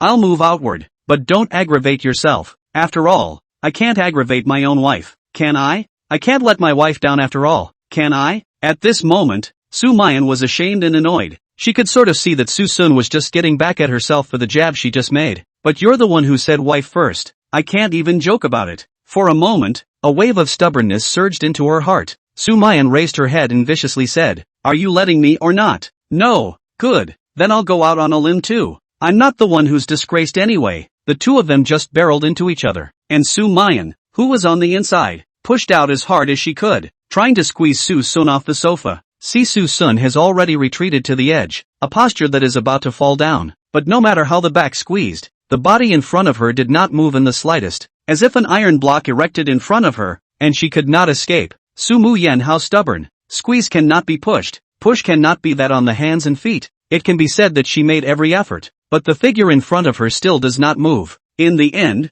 it seems that the fight is tired, that eyelids are heavy, gradually fainted. Suson slowly opened his eyes and straightened the somewhat messy broken hair in front of him. It turns out that women who have always been strong can be childish. Evening. Ah! What are you guys doing? The two were awakened by a scream that pierced their eardrums. Suson rubbed his ears with some annoyance, breathlessly opening his eyes. He saw the face in front of him that was filled with panic. Subayan had wanted to see Suson's sorry state of being frozen into a dog, but she came out to find a scene that shocked her. Suson is not only wrapped in a blanket, but also holding a big sister in his arms, not to mention being frozen. Now the two here are afraid to be covered in enthusiasm. "You guys, why are you guys sleeping together?" Suson smiled disdainfully. "Legal couple. What's wrong with sleeping together? What? You guys are obviously fake. How could you? So what? Can't a fake become real? I'm not getting divorced for the rest of my life. I haven't had a single friend of the opposite sex in all my life, so I might as well make do with what I've got." Subayan was greatly shocked, and Sumayan believed it. Is this what seeker really means? Does he have the same idea as himself? To support together and live like this? Sumayan immediately stopped Subayan splashing and rolling around, and said in a stern tone, "Did you adjust the temperature? Did you hide the air conditioner remote control? Subayan, do you have nothing better to do? Big sister, your focus is wrong, right? The focus is Suson. He wants to take advantage of you. What's wrong with him? There's nothing wrong with him at all. Do you know that he slept so hard that his body was stiff? If I hadn't wrapped the blanket around him to warm him up, what would have happened to him? What if something had happened to him if I hadn't wrapped the blanket around him and warmed him up? That, exaggerated," Suson warned in a small voice. "It's not an exaggeration at all. Subayan, don't blame me for pulling these pranks on me in the future. Don't blame me for really taking the family law into my hands. But big sister, Suson just, how dare you talk back? Get your ass back to your room and no dinner tonight." Sumayan, this hand of anti-client can be described as powerful. Subayan was ruled submissive, although there is not convinced but also do not dare to say anything, and is full of the problem of tonight's dinner. Seeing Subayan being forcibly repatriated, Suson had to show her a thumbs up. That's 3 words of diversion, and it's really night admiration. And don't you laugh. I haven't gotten to you yet about this afternoon, so what do you want? Not let me eat either? Haven't thought about it yet. Let's talk about it later. With a vicious glare, Sumayan turned around and entered the kitchen. The next day, the Tang family, as soon as Su Qiming and the others returned to Jiangchang, they hoofed it and brought the master to the Tang family. A few people brought a very fighting spirit with them, yet it was a bad start, and they couldn't even enter the Tang family's door. How many times have I told you guys? You liars are not welcome in the Tang family. Get the hell out of here as far away as you can. Who are you? What qualifications do you have to stop me? I want to see Tang Dong. I want to see my son. Who am I? My name is Tang Liye, the 3rd oldest of the Tang family. Hurry up and get as far away as you can. Don't force me to call someone to evict you. Qin Xinlan interjected unhappily. We came here with a master to save Master Tang. Time is life. Do you want to delay Master Tang's condition? I'll you. Tang Liye threw a slap at Qin Xinlan's face and said angrily, "The old man is my own father. How dare you put such a big hat on me? And a master? Yusu family wants to come anew and on my father again, is that it? Give me a beating on this couple." For a while, a group of bodyguards swarmed up, and Su Qiming Qin Xinlan was pressed on the ground and rubbed in various ways. The masters that the two had brought with them stood calmly, shaking their heads and sighing in an air of superiority. Immeasurable Heavenly Father, fellow Daoist, the people have been scolded and the anger has been taken out. Can you let me see your family's principal? Tang Liye's eyelids flicked up. Forgot about you, Nubizi, didn't I? Someone come, give me a good treat for him. Without saying a word, the master turned his head and ran. And at this moment, the two of them, Su Qiming, were completely confused. Master, this is running away? Chapter 135, The Tang Family's Choice. The Grandmaster's sudden run was unexpected by everyone. Even Su Qiming didn't expect it. He had thought that the master would come and solve the fight in a profound way, and then enter the Tang family in a dignified manner, but the person just ran away. Where was a bit of the highbrow demeanor in this? Tang Li, yes, see this scene, people are laughing silly. Originally saw the old man a mysterious and unpredictable look, also thought it was really what masters. Cell phone are put on the hand situation is not right, immediately call for support. Together really is a magician. But this leg is really sharp. 70 or 80 years old appearance of this physical quality is afraid to have a fight with the horse master. He didn't call for anyone to go after them because there was simply no need. Right now it was better to beat up this couple first. If it wasn't for the Su family, his own son wouldn't have been sent out to the prairie to fight with lions and tigers. Everything is the fault of these two couples. Tang Li, yes, smiled coldly. Is this your bottom line for coming to my Tang family today? Unfortunately, your backbone ran straight out the door. Looking at the unsuspecting group of people, Su Qiming, Qin Xinlan and the two of them immediately panicked. Now they are lambs to the slaughter. This really was beaten out of what, good or bad, with the Tang family's attitude towards them as afraid to really call the sky, call the earth. Qin Xinlan was incomparably panicked. Old Su, quickly think of a way. We won't need a liar, right? How did the master run away? How do I know? There must be a reason why the master ran away. We have to trust him. If he's a liar, why did he come all the way back with us? Besides, we didn't give him any favors. But the master asked me for $1 million in exit fees. What? Su Qiming's pupils shrank. You said he asked you for money? Then did you give it? Gave. At this moment, Su Qiming's face was like ashes. His body's strength seemed to have been drained through and through in an instant. It's over. We're afraid that we've really been cheated. Ha ha ha, laughing my ass off, two idiots. Seeing as how you've been conned as well. Let's beat you guys a little bit harder. Give it to me. What? In that instant, the light in the eyes of the two men completely dissipated, followed by a mingled wail that resounded at the entrance of the Tang family estate. Meanwhile, inside the Tang family estate, a white-bearded old Taoist paraded around the Tang clan in a dignified manner, and from time to time, people around him cast puzzled glances at him. However, the old Taoist not only didn't hide in the face of the survey, but instead took the initiative to ask questions to the people around him from time to time. That calm demeanor, that casual gesture, making many people in the Tang family think that this was to cure their own old man. In the end, under such a chain of asking for directions, the white-bearded old Taoist managed to arrive at the villa where Tang Shanhe was staying. Of course, his arrival also caught Tang Xingye's attention. Because of his father's accident, Tang Xingye was unmotivated by the company's affairs, and he was already at home at a loss, but he actually received a message from his subordinates that the invited master had gotten lost in the manor. The high rollers are lost? But a high-ranking person had come, so how could he, the half-head of the Tang family, not know about it? He had thought that this was another list of what the Su family had been up to, but after arriving at the scene, he realized that the visitor was merely a person. The old man was full of confidence, his crane hair and white beard, and he had the air of a tall man like in a TV series. Tang Xingye's face sank. Who are you? It seems like my Tang family hasn't invited you, right? The white-bearded old Taoist stroked his beard and laughed. Old Taoist Wusho. You can call me Master Wusho or Taoist Wusho. Master without ribbon? Tang Xingye pondered for a moment. The name was very unfamiliar. Many rumored masters in his memory did not match it. He was just about to make a drive, but what he heard next shook him. Tang Changye, the second son of the Tang family, built into the three sons of the three sons. You are not ashamed of this word, Chang. The Tang family started by your father, looking to your brother to build, and hope that your family to become, hoping that your brother to establish. But your brother does not have the ability to build change, and your brother does not have the ability to stabilize the family business. Only you. Take over the responsibility of both sides, so that the Tang family can truly move towards success. Changye, the key lies in this word Chang, both success and failure. It can be said that the success or failure of the Tang family is in your hands. Your father, Tang Shanhe, with his mountainous aura, should have had the image of expansive gulping, and combined with what he has done over the years, it is a phase of great fortune. However, the problem arises in you, a Chang character. Although through your hands the Tang family has been a great success, but the real root of the Tang family is the accumulation of your father for many years, and when I look at your face, I see that you have the aura of the Furies around you, and the fact that your Furies are not you yourself means that there are unfavorable presences around you that are detrimental to this family. To put it bluntly, there's a roadblock beside you that will block your Tang family's chi, but I just surveyed your Tang family's layout, and the gap in the 8 points of the place of gathering blessings is now being gradually restored, which indicates that you've recently made some major choices to eliminate this bogeyman. Poor, can you say wrong? Tang Chengye was greatly shocked, and at this point his mind only had one constantly repeating exclamation.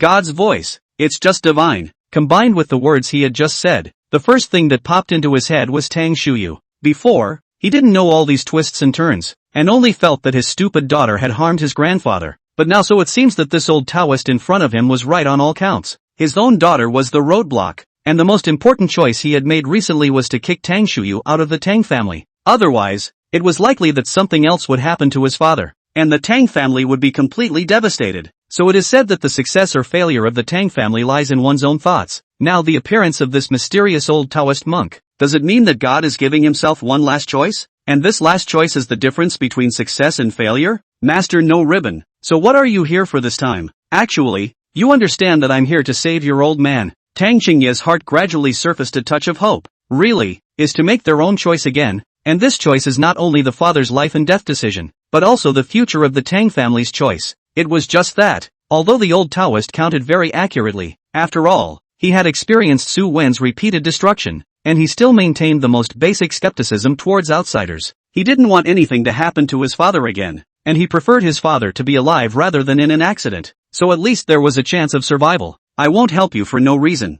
I need $1 billion of veneration money to build the Taoist temple, and this will be considered a good karma between us. As the saying goes, you don't get paid for what you don't get. What Tang Qingye was worried about before was that this old Taoist taking the initiative to come to the door was just too much of an anomaly. Where in the world there is no desire for people. The old road if really do not want anything he rather dare not let the old road. If the old road also have selfishness, that means that it is an exchange of interests. That will also certainly go all out. The most important thing is that the old path is so confident. Okay, I promise you. Chapter 136, The Small Minds of the Gu Family's Father and Son. Gu Family. Suson was applying needles to Elder Gu, and after this time, he only needed to come back one last time. Then all the treatments would be finished, and it wouldn't be long before Elder Gu could walk like a normal person. Pulling off the silver needles, Gu Tianwei only felt a hot current hovering over his legs, a sensation that was metaphysical and extremely comfortable for him. This time was the most effective since the first leg treatment, and he wanted to try to see if he could walk independently without holding on to anything. So he braced his hands on his wheelchair and tried to get up on his own accord, and when he got up shakily,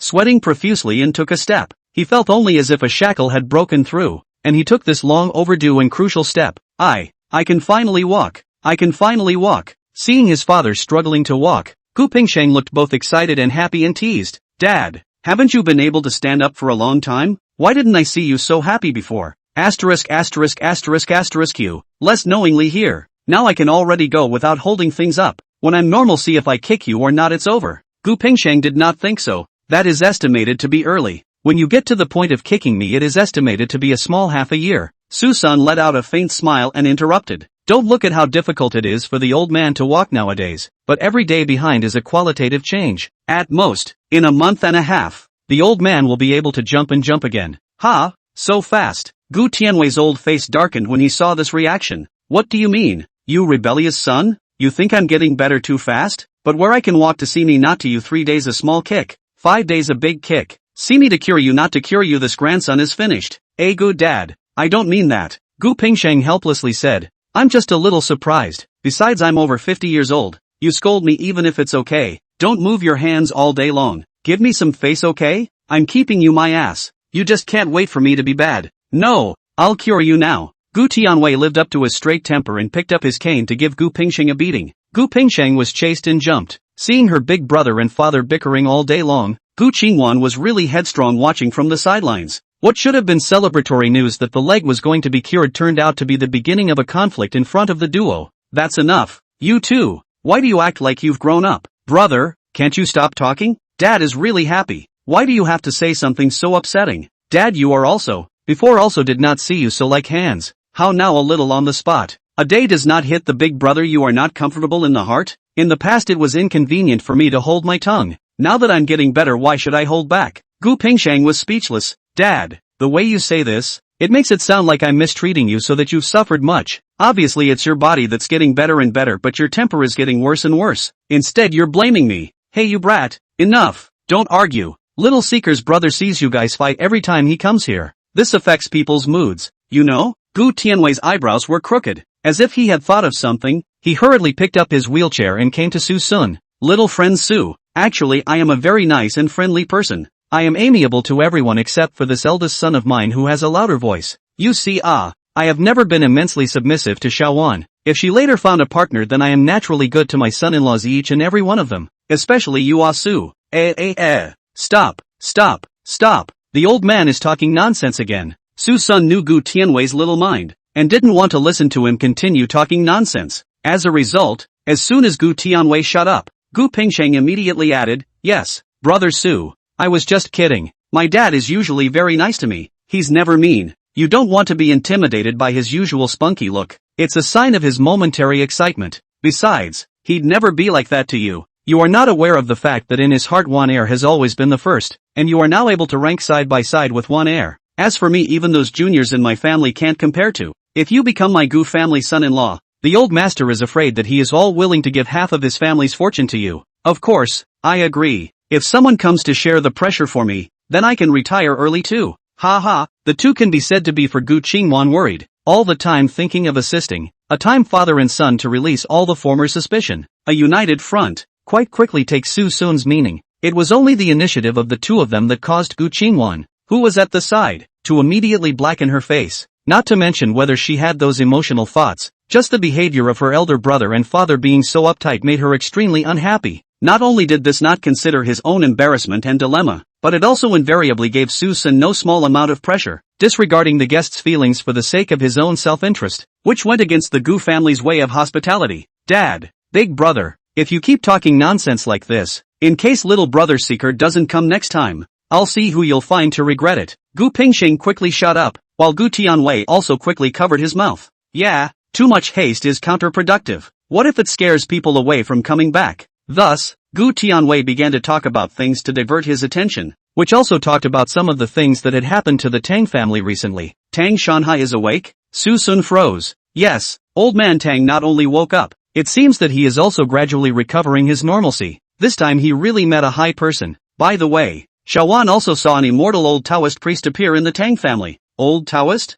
Another one invited by the Su family? Gu Qingwan nodded her head and explained. It shouldn't be. I saw Tang Erjie treating him with great respect when I was out for a walk that day. That person should be the master that the Tang family has been talking about lately. And if there's a relationship with the Su family, I'm afraid that Tang Erjie won't believe it at all anymore given his temperament. Suson also kind of understand. Tang Shuyu, this bogeyman, has been driven away. So the old man Tang, this great blessing of the phase, turned his hand to find a high person. Sure enough, there is a divine providence in the underworld. Dad/Grandpa, we're back. Just as several people were talking, a pair of two people who appeared to be father and son came before Gu Tianwei with faces full of excitement. It so happened that at this time, Gu Tianwei was still practicing his walking, and this scene was very common for ordinary people, but it was a complete shock to this Gu family. Dad, not only can you stand up, you can actually walk. Seeing the two, Gu Tianwei's old face was delighted. Yang Nian, hi Ba, you're back. Yes, Grandpa, it's only been 2 months since I've seen you, and you're already walking. I'm sure Grandma's spirit in heaven is blessing our family. None of that old woman's business. It's purely my own luck. No, it's your aunt who gave me the power. Otherwise I'd still be paralyzed. Yes. The youth turned his head to Gu Qingwan and handed over the exquisite gift box in his hand. Little auntie, this is a gift from me to you. I wish you to grow younger and more beautiful. Thank you, Haiba. Receiving the gift box, Gu Qingwan guffawed. Gu Pingxing joked aside. Great nephew, what about mine? How come there's no gift for me? You still need it, uncle? I only have Qing Yu's gift here, so if you want it, take it for your sister. That said, this is. At those words, Susun, who was playing with his cell phone, raised his head. It was also at this time, the moment he saw Susun's face, the smile at the corner of the youth's mouth suddenly froze. Gu Qingwan was a bit surprised. Hi Ba, you guys know each other? Chapter 137, one word, sent to the prairie. That stiffness fleetingly passed. Gu Haiba very generous and decent initiative to shake hands. Indeed no, we are classmates. Long time no see Susun students. Gu Tianwei suddenly realized. I almost forgot. Hi Bo, you're also a student of Jiang University. For this unexpected joy, Gu family is very happy. Engaged in half the family actually has been a Susun's classmates, but gave a few people a kind of pro added to the illusion of family. However, for Gu Haiba's initiative to greet him, Susun put down his cell phone, his hands around his chest, his eyes teasing, and had no intention of shaking hands at all. Gu Qingwan realized that something was wrong. Her willow brows knitted. Is there something unpleasant between you two? Hai Bo, are you bullying people based on your status? Gu Haiba looked innocent. Injustice, little aunt. What kind of person am I you still don't know? Susun's classmate might just be a bit of an accident. Saying that, his eyes sank, looking at Suson with a hint of meaning in his gaze. Suson student, am I right? Don't feel a sense of discrepancy due to our status to each other. We are friends, aren't we? As long as one is not stupid. I'm sure no one will not understand the meaning of the words, but what Gu Haiba didn't expect was that Suson really didn't understand. For a while, his face was a bit ugly. Suson not giving him face was already enough to make him unhappy, but what he said next was even more of a public uncovering of his cover. We're not friends, to be precise. I used to be sort of your recipient, didn't I? The famous young master Gu. What? Instantly, Gu Qingwan's pretty face turned cold as she questioned. Haiba, what's going on? Little ant, you know my character well. How could I possibly bully someone for no reason? It must be that he did something chant? But I'm curious. Suson, how did you get into my Gu family? Are you worthy of it? Suson's shoulders shrugged. I'll help my old grandpa cross the street, and then your grandpa will invite me over for dinner. Can't I? What? You're trying to hold a favor hostage. What meal? I'd say it's more like rubbing your nose in it. You don't deserve to eat under the same roof as me. As soon as the words left his mouth, an iron fist just slammed over. What am I? I'm punching you in the face right now. Suson mounted Gu Haiba is a fist massage. These years as you behind the back rubbing ostracized me to say bad things about me. Is not it that you look for a lady was rumored? So my part-time job is to leak the secret. If I sent the wine is not you shriveled also want to blame me. Eat my iron fist. At this moment, Gu Yongyan on the side looked dumbfounded. Whose ministry is this that is so brave? In front of his Gu family, he dared to beat up his own son like this. This does not take the Gu family seriously. Is not taking himself seriously. You little bastard dare to hit. Ah pooh. With a backhanded punch, Gu Yongyan was hit with acid in his mouth just before he arrived. Suson disdainfully said, didn't beat you up did I? Really gave you face? Gu Haiba was greatly shocked. Was this still the Suson he knew? How did he become so cross after not seeing him for a few months? He had just thought he had dodged a bullet when the rain of fists fell again. For a time, wailing was everywhere. But this is still the Gu family after all. Gu Haiba is still full of energy and hysterical. Suson, you're finished. Dare to make a move in my Gu family. You're finished. It's simply outrageous. Gu Tianwei shouted. Gu Haiba's face was overjoyed. Grandpa quickly teach this bastard a lesson. Pick him up. Okay. Snap. Gu Haiba was thrown to the ground. And at this moment, he was completely confused. What just happened? What happened? Why did Grandpa hit me? No Grandpa. Did you hit the wrong person? Gu Pingxing came in front of him at this time, condescending with a gloomy face. Seeing his eldest uncle so furious, Gu Haiba's heart was once again happy. Eldest uncle quickly. Snap.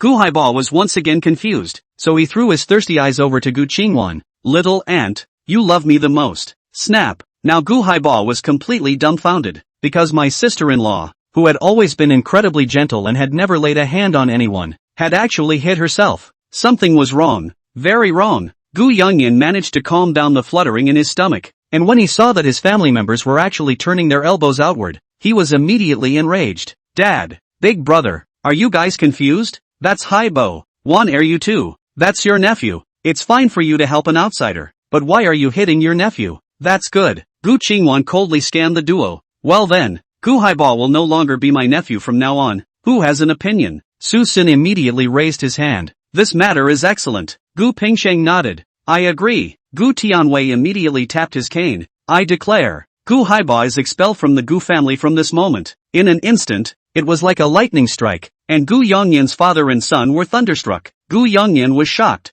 You guys, this is serious? Recently, the Tang family's Wakanda Vibration Crystal project is just short of people, so Gu Haiba will go over there, and it just so happens that his good brother, Tang Xingjuan, is also there, so the two of them can join hands to defeat the enemy when they encounter lions and tigers in the future. Come on people, take Gu Haiba to the airport right now, and he's not allowed to come back to the family again. It was at this moment that Gu Haiba realized what it meant to be ill-fated. One word? You've been sent away? As he was dragged away by the bodyguards, he kept shouting, I don't accept it. He's just an orphan, a poor man. You must have been cheated by him. Gu Pingsheng rushed up and slapped him. You sinner! Your grandfather's leg was cured by him. How dare you insult my Gu family benefactor like that? Go to the prairie and put maggots in his sigma for me. Give him a good brain tonic. No, I just came back from abroad. Don't go abroad again. Little auntie save me. Little auntie quickly help me beg for mercy. Gu Haiba, all people have to pay for their mistakes. That's what I once taught you. And second brother, if you're not satisfied,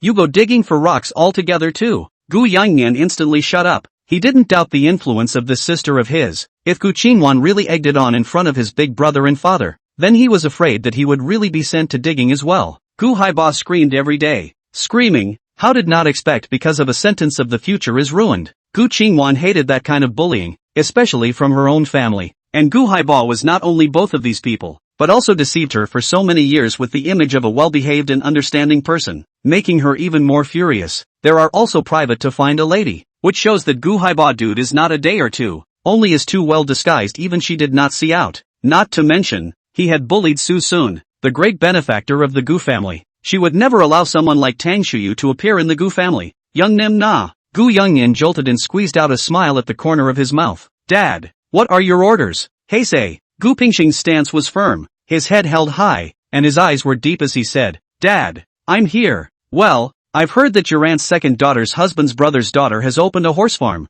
and it's rumored to be short of a breeder, so help the oldest two go and get in on the job. Yes, promise to finish the job. Instantly, Gu Yangyan's smile twitched and his voice trembled. Dad not so much. Chapter 138, a small request to put Suwen away. Tang family master, how have you been feeling these past few days? If there is any discomfort in your body, do not hide it. Thank you, master. I'm fine today, although I'm not as energized as I was before. But this regular recovery seems to be what suits me best. Master Sholas is really a high-level person. You're welcome, Tang family master. You and I are also destined to be together. That's why I'm willing to help you. And right now I still have a small request. For a while, the Tang family members fell silent and washed their ears. They had seen the ability of Master Shadowless in the past few days, and he could be considered a true master. There was no so-called needle application, nor boiling of medicine. Simply by kneading techniques in pills, the old man's body was more than 1 day, and the old man's health is not as good as before when he is almost instantly alive, but gradually, which is in line with their impression of the common sense of a patient's recovery. So naturally, they were willing to hold great respect to try to fulfill the sudden request of Master Sholas. However, the moment the master's request came out, the crowd changed their faces, only because his request was associated with some bad people. I need you to release Suven, immediately. What? Tang Chengye's face immediately changed. Impossible. This is by no means possible. That crook caused my father to suffer so much, so feel free to ask for anything else, master, but this is absolutely impossible. Suyen is my disciple. What? One word and the crowd was silent. Master Sholas was actually Suyen's master, which caused the crowd to once again have a feeling of being deceived. The Grandmaster actually had a relationship with the Su family, and he even hid this relationship to come and treat the old man. At this moment, Tang Chengye's face instantly turned gloomy. It wasn't just that the master was hiding the relationship, it was that he remembered when Suyen had said that his master could fix the mess. Instead, he thought it was a Krakow at the time, and instead of believing it, he wasted him and locked him up. If he had trusted Suyen one more time and allowed him to find his master, would the outcome be completely different today? Or was the father's torment the result of his own vacillation? However, only for a moment, Tang Chengye felt ridiculous at this absurd idea. With Suyen's credit at that time, if he really believed in him again, it would be a real old fool. Seeing that no one responded, Master Sholas laughed and spoke once again. It's true that my disciple's level is not good, but didn't I come to fix his mess? I can't mind if he gets a bit of punishment, but he can't die. If you have figured it out, send the person back to the Su family. Master, are you threatening me? Master Sholas slowly shook his head. I'm exchanging conditions. Besides, I'm only negotiating with you guys after curing the old man. I'm more sincere in comparison. That 1 billion is not needed. It's better to release Suyen. At this moment, Tang Chengye finally understood that he was still cheated. In front of this no-ribbon master from the beginning did not want that the so-called 10 billion, in the first place, is to let down the guard, so as to come to cure the disease. Tang Shanha sighed softly and reached out to pat his shoulder, signaling him not to be angry. Although the master did cure his father, yet this deceitful behavior was like a thorn in Tang Chengye's heart, making him extremely unhappy. Chengye, I know you're angry at the Su family, but this has nothing to do with the master, and the master helped them out of this mess. Now that Suyen has been punished, and the Su family is dying, let's give this face to the master. Father had spoken, and Tang Chengye dared not disobey. Just before he could say anything, Master Sholas made another demand that was an inch too far. Make up for those losses in the Su family as well, or at least get them back to where they were. Wide acceptance of the 8 sides of the gas. Gulp the weather of luck. Luck will often gradually rise until it reaches a peak, but if a supposedly affluent family suddenly declined, that luck will be completely dissipated. The Su family couldn't decay. If it did, the part of luck belonging to Suyen's body would be completely powerless. then his layout for all these years would be ruined. Hearing this, Tang Shuyu was instantly enraged. Master, I'm grateful that you saved my father, but you dare. Second, say yes to him. What? But Dad, promise him that it's worth it to trade my life for a complete Su family. Eldest, are you going to sue or not? As a lawyer you don't even have the idea to do it for your parents. We really raised you for nothing. Can Mom stop it? It's not as simple as you think. Trying to sue a family that big. Do you think you can do it with just a mouth? Then you go and have the entire law firm sue the Tang family. You are the Heavenly King law firm, one of the best team of lawyers in the country. The evidence of the injuries on our bodies is overwhelming. If we can't get them down, we'll have to make them suffer a little bit. I can't sue. Not to mention that I'm not the owner of the law firm. Even if I am, who are they to offend the Tang family for me? Besides, if it really counts, the consequences of that Tang family counting on Suyen's cure is more serious than beating you guys up. Su Wanqing, I see that you're just too much trouble. I really raised you for nothing. Enough. Su Wanqing was really forced beyond endurance by Qin Xinlan. Don't hang on to raising all day long. You never cared about me as much as Big Sister or even Sun. If you don't see me, the big deal is that I'll pay back the money you've raised for all these years. From now on, it's a clean break. Su Wanqing's words can be said to completely ignite the anger. The bits and pieces that happened during this period of time would have let Qin Xinlan hold a bellyful of fire with no place to vent it. It's okay to be bullied in front of outsiders, but his own daughter actually dares to speak to him like this. There's simply no justice. Against all odds, the Su family's oldest two are unfilial to their parents. I knew this family couldn't rely on anyone but Xin Ro. I should have given you all away back then. Then you go find her. Su Wanqing eyes red, emotionally out of control. In the end, who is taking care of these days paralyzed in bed you? And who didn't even go to work at the hospital home to run back and forth to cook for you guys, accompany you to talk, for you to vent? Where is your daughter Su Xinru? Why haven't you seen her these days? She went to work, Qin Xinlan said slyly, so I can leave my job to take care of you guys. Why can't she? Isn't she your best daughter? That's because, Su Wanqing, how dare you talk to your mom like that? Splat. With a sound, a bright red palm mark suddenly surfaced on Su Wanqing's fair and nearly transparent face, touching her hot cheeks. She felt a stinging pain, and all of a sudden, Su Wanqing laughed, a laugh that was full of self-deprecation, sadness. 2 of the 5 daughters in the family have run away, and one of the parents has disappeared in an accident, and the other is unwilling to intervene in a bet, so only he is doing his job. But in the end, what you get in return is not a half appreciation, nor a word of the most basic concern, but a raw slap? Su Wanqing was suddenly confused. What was the point of staying in this home? For the sake of that so-called family? But is there any love in this family? Although she wasn't subjected to direct pressure like her big sister, it might not have been a bad thing to excuse herself from the house in the first place instead of suffering day and night in it. The moment she turned around, Su Wanqing's teardrops fell, but she was unwilling to shed a tear or show an ounce of tenderness in front of her parents. With her mother's hysteria and her father's sitting on the fence, she didn't want to be continued to be looked down upon by these two. It's okay, it's time to end this. Inside the living room, Qin Xinlan was still calculating and cursing because of Su Wanqing's resistance. Obviously, his body and even his head were bandaged, but his mouth was still so sharp and he could not stop chanting. At that moment, a white-bearded old Taoist swaggered into the villa just in time to hit the gun. Qin Xinlan's eyes glazed over. Wasn't this the godly man who had tricked them? It actually came to their home. So she ran at her opponent with a limping stride, waving her hands about to grab at her opponent. How dare you come over here, you dead liar. Chapter 139, Suen returns to the Su family again. How dare you? What are you doing? You shrew? You liar, how dare you resist? Let's see if I don't scratch you to death today. Roll. Ha. A slap passed. Qin Xinran was directly slapped to the head. How could she not imagine that this seemingly thin old man in front of her actually had so much strength? After reacting, she covered her cheeks and her anger rose. Su Qiming, why are you still frozen? Watching your wife get beaten up? Wusho was getting more and more annoyed the more he saw Qin Xinlan and couldn't help but say, Shrew, if you keep it up, you won't be able to see your son anymore. Son has always been her lifeblood. This son mentioned, Qin Xinlan is like being stepped on the tail of the cat instantly exploded. My son has long been unable to see. Would have counted on you to go fishing. The result is that you this liar actually ran away. You also my son. You returned my son. Stupid. If I don't run am I going to be stopped there like you guys? Then how else am I going to save Tang Shanha? Fiercely, Qin Xinran's waving claws froze in midair. You, what do you mean? You have a reason to run away? Crap, didn't you see that there were people stopping you? If I had stayed there with you guys, then how else would I have entered the Tang family to save people? How else am I going to gain the trust of the Tang family? Qiming was not as foolish as Qin Xinlan,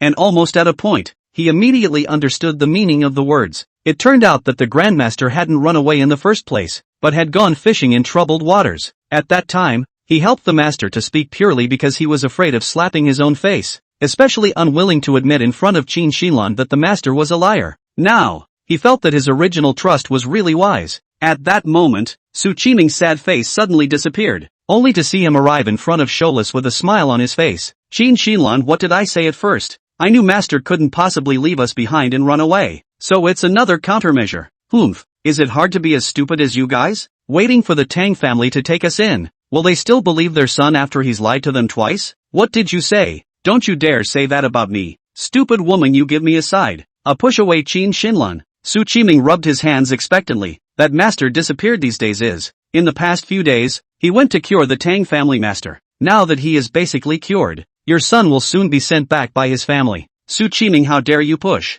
Ha, what did you say? Little one will be back soon? Qin Xinlan immediately smiled with joy. Ha ha, I knew that master was extraordinary. Master made a move that was absolutely watertight. This change of face is faster than turning over books can give no ribbon despised. Glanced at the cold after saying, you also do not be happy for too long. Your son cannot come back in one piece is still not certain. Ha, what do you mean? Qin Xinlan froze at his words. Literally, pray your son still has his arms and legs. As the words fell out of his mouth, both husband and wife changed their faces. Yes, Tang Chengye had left a cruel word in the beginning. With the Tang family's retaliation, his son was afraid that it would be a miracle for him to be alive now, right? Qin Xinlan immediately panicked. Master, you must save little one. If my son is ruined, then his life will be ruined. This I naturally know. If it's a broken arm or leg, this is fine. But if it's a missing arm or leg, then I'll have a hard time. After all, I don't have the ability to live and die. Bam! The couple was struck by lightning. Missing an arm or a leg? If the son comes back without arms and legs, what's the difference between that and being dead?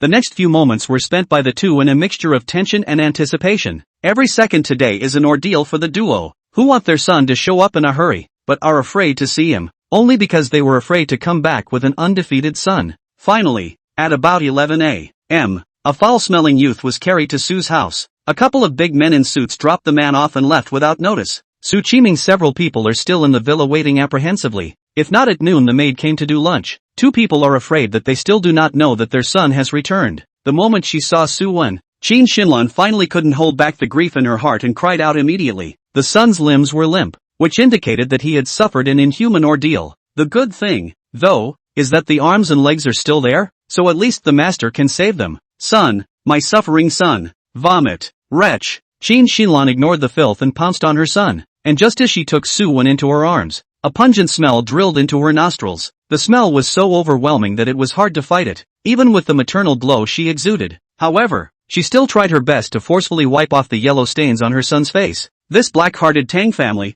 tossing my son around like a man or a ghost. What are some of these things on his face? No ribbon's cold voice suddenly rang out. Asterisk asterisk asterisk asterisk. This is, what? In that instant, her stomach was like waves churning in the sea, and Qin Xinlan immediately ran to the side and vomited profusely. Wretch, wretch, vomit. Ribbonless disliked it, flung his sleeve and turned around to go back to the house, only leaving behind a sentence. Clean him up, so I can treat his injuries. On the other side, this side of the three-man hut, Suson was enjoying a rare moment of solitude, taking advantage of the gap between the sisters' departure from home to observe the economic situation, and he planned to find something for Sumayan to do, so that she wouldn't have to spend all day in a state of delirium. However, it would save a lot of steps if they could take Su directly. This way Sumayan would not only be able to return to her previous life, but also make those two old things furious. Su's current main makeup products, said to do, Suson intends to start directly from Su's supply chain to start. This was not checked, and once he did, some things surprised him quite a bit.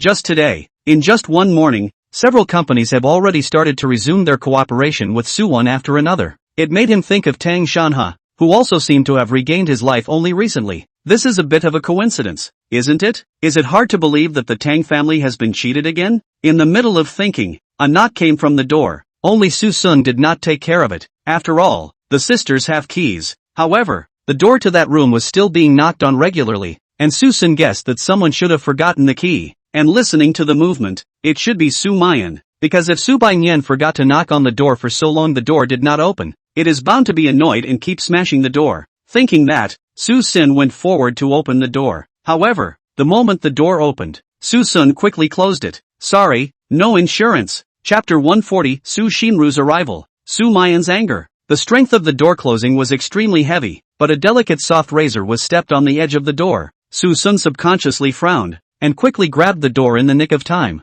The door, open again. A black-skirted figure ignored Suson's strange gaze and walked into the house in a dignified manner. She looked at Suson and pursed her lips. Little Suyen, you really still can't bear for me to be hurt. Suson rolled her eyes. Don't flatter yourself. How did you know about this place? Nothing, hurry up and leave. Leave? I specifically picked a time when the two of them weren't here to see you, so how could I leave? What? A body with a fragrant breeze crashed straight into the arms, feeling the temperature in front of him and meeting the thoughtful gaze. For a while, Suson was a bit confused. Su Shinru, what do you mean by that? Quickly untie me. It was hard to find you. Let me hold you for a while. Hug your ass. Are you trying to figure out if someone carrying a camera is going to come right through the door later? Seeker, do you know how sad I was when I heard you were dead? It's great that you're still alive today. Are you listening to me or not? Don't make me rough you up. Am I that kind of person in your eyes? Is it hard to believe that I'm not even qualified to hug you? Suson froze. Are you serious? It was really just a hug? Seriously? Then we'll cuddle later. Let me close the door first so outsiders don't see the embarrassment. If people want to see it, let them see it. I don't care. I have so-called. Suson seriously suspected that Su Shinru was possessed, just for a period of time not to see how this whole person with a change of a person like, even. He actually detected a hint of obsession and sickness in Su Shinru's seductive and beautiful eyes. No, what's her obsession with me? What do I have to be obsessed with? Suson was puzzled. The previous Su Xian hadn't shown this kind of emotion to herself either. Is it possible that you don't know how to appreciate it until you've lost it? Closing the door to the room, Suson pushed away the figure in front of him, yet Su Xian still hugged him like a wombat. Suson frowned. Su Lao-san, there's no end to it, is there? I don't want to make a move on you after not seeing you for so many days, but don't give me an inch. Seeker, I really miss you. What do you miss me for? Do you miss the old days when you used to control me? Times have changed, and I'm not going to obey you anymore. I know, but I just couldn't help it in the first place. I wanted to keep you firmly tied to me. Su Xian's words had the meaning of a tout, yet it was so frightening in Suson's ears. What kind of person would make such a grand statement about wanting to control others? I'm going to you. You're not really getting a nervous breakdown, are you? Bad. I seem to know where the obsession in your eyes comes from. You're trying to make me your slave for life. No, I didn't mean that. I just... Stop. Suson's gaze sank as he sized up the woman next to him. Tell me how you found this place first? Wouldn't really run this way to observe the movements waiting for the two of them to leave before taking advantage of the situation, right? Upon hearing this, Su Xian covered her red lips and gently laughed. What are you thinking? Do you really think I'm some kind of psycho? It was Fifth Sister who told me that Big Sister would go down to buy food and cook at this time, while she herself would also run to buy milk tea to drink every other day. But discovering your residence was indeed using some small means. Suson slapped his thigh violently. I knew it was this stupid girl. What's the matter, Seeker? Aren't you welcome? A sudden breath came from his ear. Suson twisted his head to look at the woman with a smile at the corner of her mouth in front of him. And only one word came to mind. Heartfelt white lotus. At once, he reached out and pushed away the head that wanted to lean over, his hands against Su Xian's shoulders. Talking is talking. Men and women are not related. A little bit of distance, okay? Besides, if you don't leave, the two of them will be back. I'll see how you can explain. Explain? What do I have to explain? I just came to see you. I didn't do anything wrong. Those words could give Suson a whole lot of trouble. Yeah, people are just coming over to visit and not doing anything bad. And they're sisters, so it does seem like there's no need to explain. Nope, what are you doing visiting me? Suson's face sank. Until this point he hadn't realized that he would always unintentionally fall into Su Xian's rhythm when he faced her. Just like before, as if it had become the norm. Times have changed a long time ago now, so why should I be so obsequious? Suson snorted coldly and dragged Su Shinru towards the door. Just throw the person out. Why waste so many words? As if she had expected it, Su Xian just let out a giggle to go along with Suson's tugging and pulling, and it was only when she was thrown to the doorway that she spoke once again. Little Suyen, I'll come back again, and I'll make you willingly be taken care of by me for the rest of your life. What kind of scary fart are you making here? Think that's going to scare me? Get out of here you. Suson reached out and pushed. Su Xian seemed to have been subjected to inertia and fell backwards, only to hear a click, like the sound of cloth tearing. Oops, a big hole in it. Seeker, You don't want me to get naked and be seen when I go back, do you? Suson didn't think so. Where is it broken? Aren't you fine? Suyen Ro turned around with a smile, only to see that a split had suddenly appeared at the waist, all the way down, and the entire back of the long skirt was dangerously close to opening up on both sides. Indecent exposure ignored, Susan helplessly averted her head. Then what do you want? Is it hard for you to wait here while I go buy you clothes? Suyen Ro's hands covered the skirt behind her, shook her head with a smile on her face. Quite a playful and moving beauty. Don't need to be so troublesome. I'm about the same size as my big sister. Just find me a piece of my big sister's clothes. Susun nodded and compromised. Okay, then I'll go get your clothes. Wait, do you want me to change outside? I'll just go in and change myself. Okay, whatever. Snappy. Susun led Suyen Ro to stop at the door of Sumayan's room. He believed that it was only a piece of clothing. Even if Sumayan found out, it should not be a big deal. So, he didn't think much about it and let Su Shinru go into the room by herself to pick out some clothes to change into. Suyen Ro also did not wear traces. In less than 5 minutes she changed into a white dress and successfully walked out, and also waved a circle in front of Susun. Well, isn't it pretty? Pretty. You look pretty in beggar's clothes. Can we go now? Ha, count that as a compliment. After a few more brief words of exhortation that Susun felt annoyed with, Su Shinru left completely. Just shortly after she left, Su Baiyan, who was holding a large bucket of milk tea, and Su Muyen, who was carrying 2 large bags of ingredients, were also fully loaded at the same time. Susun didn't tell the two about Su Shinru's arrival, and just skimmed right over it as a small episode. But who knows? Sumayan went back to her room to change her clothes after cooking, when suddenly, the half of unfamiliar black rope under her pillow attracted her attention. When tremblingly pinching up that small piece of black bud, the fire in Sumayan's heart completely erupted. Susun, get your ass over here. Chapter 141, I'll take care of you anyway. What's wrong? What's going on? What happened? Hearing the commotion, Susun immediately pushed the door and barged in. Su Baiyan also naturally followed behind at the sound of the voice. Seeing Su Muyan's furious appearance, she couldn't help but show a gloating expression to Susun. Ha ha, someone's going to be unlucky. Big sister is furious. Susun flicked a finger on her head. Just you talk too much. In the arch fire to clean you up. Su Baiyan still wanted to talk back, but Susun's arm lifting instantly scared her to the point of shrinking her neck. After solving the hilarious-looking ones, Susun leisurely went up with a puzzled face. What's wrong? Yelling I thought something was wrong? Su-seek, what the hell have you done? Su Baiyan giggled. You're finished. Big sister address have changed. Die aside. Another finger was flicked over, and only then did Susun say breathlessly, what did I do? I didn't do anything? Still weaseling. What the hell did you do in my bed today? What the? I didn't even come into your house. What did I do? Then explain to me how I'm missing one of my clothes. Inwardly thumping, Susun didn't expect Sumayan to realize that her clothes were missing so quickly, and immediately revealed an awkward yet polite smile. I lent it to someone else to wear. You're not going to be bothered with me over this little thing, right? I can't believe you took my clothes and gave them to someone else. Wait, as far as being so petty, it was my fault for getting ahead of myself. I'll find a way to pay you back. You think it's just a dress? What the hell did you do in my bed today? What did what? Susun was also getting tempered by this succession of inquiries. You have something to say. Don't beat around the bush. Good. I didn't want to make it too clear. As long as you voluntarily admit it, it's fine. But you're actually playing dumb here. As she spoke, Sumayan's right hand hidden behind her back violently threw out a black cloth and directly threw it onto Susun's face. Confused, Susun took off her face, and when she saw what was in her palm, her eyes widened. What are you doing? You can't just throw something like this of yourself around even if you're angry. It's not mine. If it's not you, it's me. What? Not yours? Instantly, Susun froze on the spot, and a figure immediately surfaced in his mind. Su Shinru. Damn it, how could Su Shinru change her dress and leave this here? Seeing this silent look of Susun, Sumayan understood that she still guessed right and couldn't help but smile obscurely. Didn't you say you didn't have a girlfriend last time? Then how are you going to explain it to me this time? Bringing someone back is fine, and I can barely tolerate wearing my clothes, but you guys actually did that kind of thing in my bed. You disappoint me too much. Nak doma de. Susun stretched his arm straight, 5 fingers spread out, made a gesture to stop. You say that kind of thing? I'm a decent person. Don't slander me. Then tell me what's going on. Do you have to get all naked to change your skirt? And you're still holding on to that thing? Sumayan came up and was about to snatch that thing and throw it away, and Susun subconsciously threw it towards the bed when he saw it. Sumayan once again became angry, and threw it on my bed. You don't think it's disgusting? I still think it's disgusting. You can't mess around anywhere but in my bed. Is it a demonstration for me? Wait, you misunderstood. I didn't misunderstand. I really didn't think. That's your oldest. I can't believe you're one of those. Ha! Sumayan instantly froze. Who are you talking about? Su Shinro?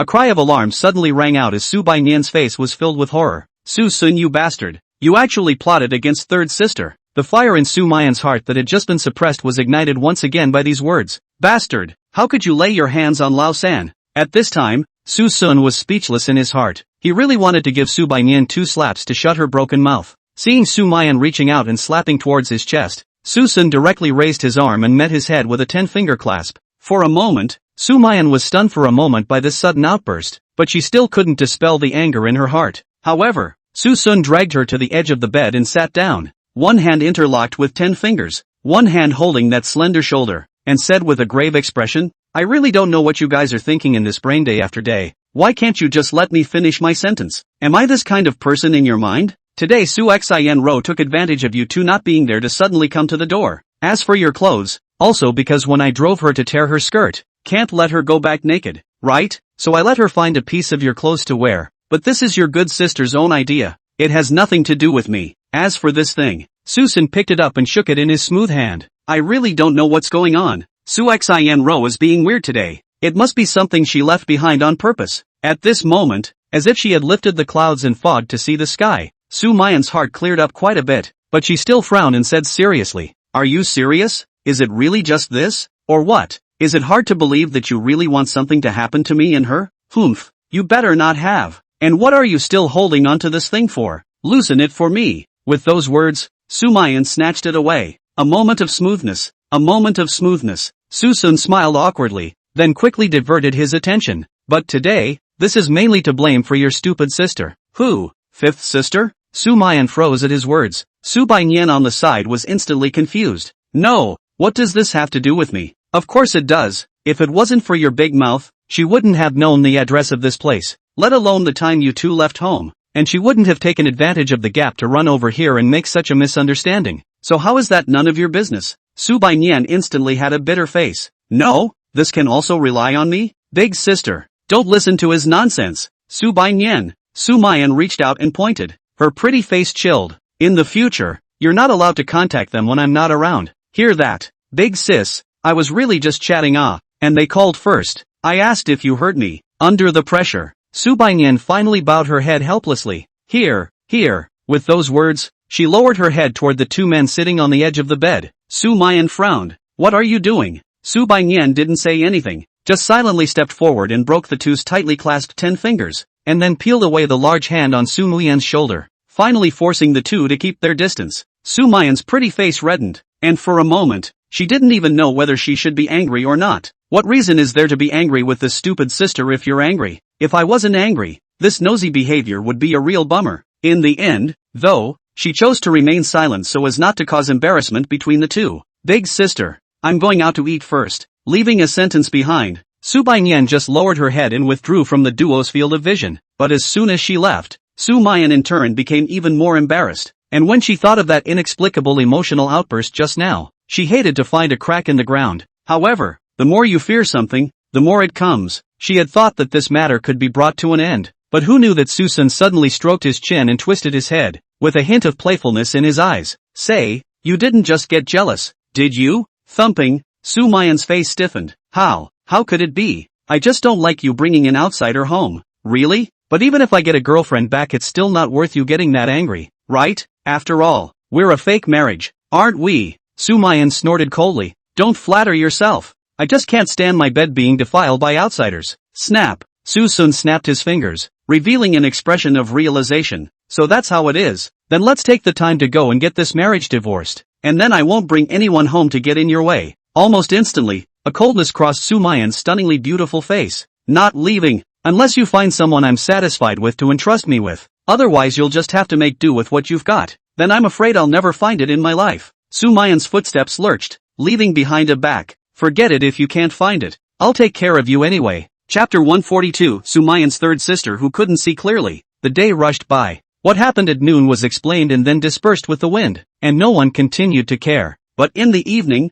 just as several people were sitting in the living room while taking a break, A phone call hooked everyone's thoughts back to noon again. It's Su Xinru, in the way of her big sister's order. Even though the phone rang, Su Baiyan didn't know whether to answer it or not. Answer it? She's afraid her big sister will be angry. But you can't answer it, can you? She was afraid that her third sister would be worried. Su Baiyan twisted her head to look at Su Muyan, only to see her big sister staring at herself with an icy face. Being stared at like that, she was even more afraid to answer it, letting the phone ring on the coffee table. Who? Sumayan asked coldly. Third sister, Lao San? As soon as she saw that it was Su Xin Ro's caller, Su Muyan couldn't help but think of what happened at noon. She didn't understand why Su Xin Ro had to leave a misunderstanding if she just came. Was it really caused unintentionally? Or was it a deliberate attempt to plant evidence to try to sow discord between a few people? But recalling all the things Su Xinru had done, the third sister in her impression had always been a gentle and amiable person, and shouldn't have done such a thing. For a moment, she couldn't see instead. Sister, are you going to answer it or not?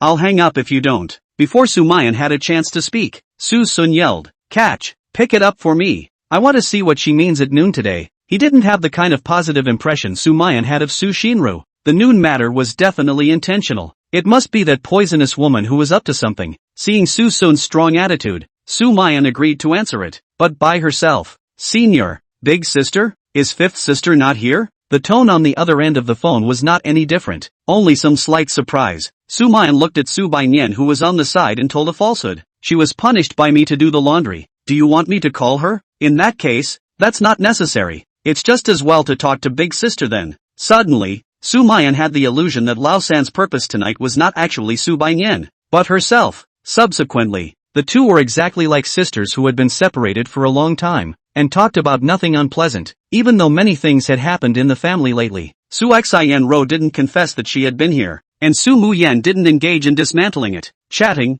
an inadvertent mention made Su Xinru ask about Suson's recent situation, and the two began to focus on Suson and began to climb the conversation. So, it's good that Seeker is doing well, but is he next to you? I'd like to talk to him. Sumayan smiled and shook her head. No, he went to his room, but the truth was that Suson was right next to him, and Suson who heard this was also a bit surprised, and for a while he didn't understand what Sumayan meant. It's just that both of them didn't expect that this comment was exactly what Su Xinru wanted. Big sister, why do I get the feeling that you've been looking sad? Did something happen? Or did Shaosun make you angry? Upon hearing this, Sumayan's pretty face turned cold. Don't mention it, he's been very out of sorts lately. He even brought a woman back to mess around today, and it's very likely that he's still in my room. Su Xinru was a bit surprised. Really? Then big sister, didn't you ask him what's going on? No, what do you want me to say about such things? I cringe at the thought of having something like that in my bed from another woman. He's such a disappointment to me. Su Xinru suddenly became silent, as if she was in thought, and as if she didn't know how to comfort, and Suson on the side was extremely speechless. What does this mean? Do you want to criticize yourself to get the opposite side's words? But he was still beside himself, so it was too much of a disgrace. Finally, a voice came out from the other end of the phone again, but this time it was obviously much more serious than before. Big sister, I don't think it's suitable for little Seeker to live with you guys anymore. Ah, what do you mean? You've seen his behavior these past few months. It can simply be described as lawlessness. Even though you've been taking care of him, he still disregarded your feelings and even brought someone back to mess around. I suggest you expel him from the house. Expulsion from the family. Isn't this a bit too serious? Sumayan furrowed her willow brows. It's not serious at all. He's beyond saving. Get rid of him. But big sister. He's not the same little Seeker he was back then. Staying by your side will only be a destabilizing factor. I suggest you cut ties with him completely. Sumayan was in a bit of a trance. Originally she wanted to set up a conversation and figure out what Su Xinru was really up to, but the more she talked, the more she couldn't see clearly what Su Xinru really meant. Could it be that it was really just to drive Shaosun away? But wouldn't that be too heartless? Was she the third sister she remembered? Big sister, don't hesitate. Try to set aside the relationship as good for both sides. If you're really worried about him, I can properly help him out some. What?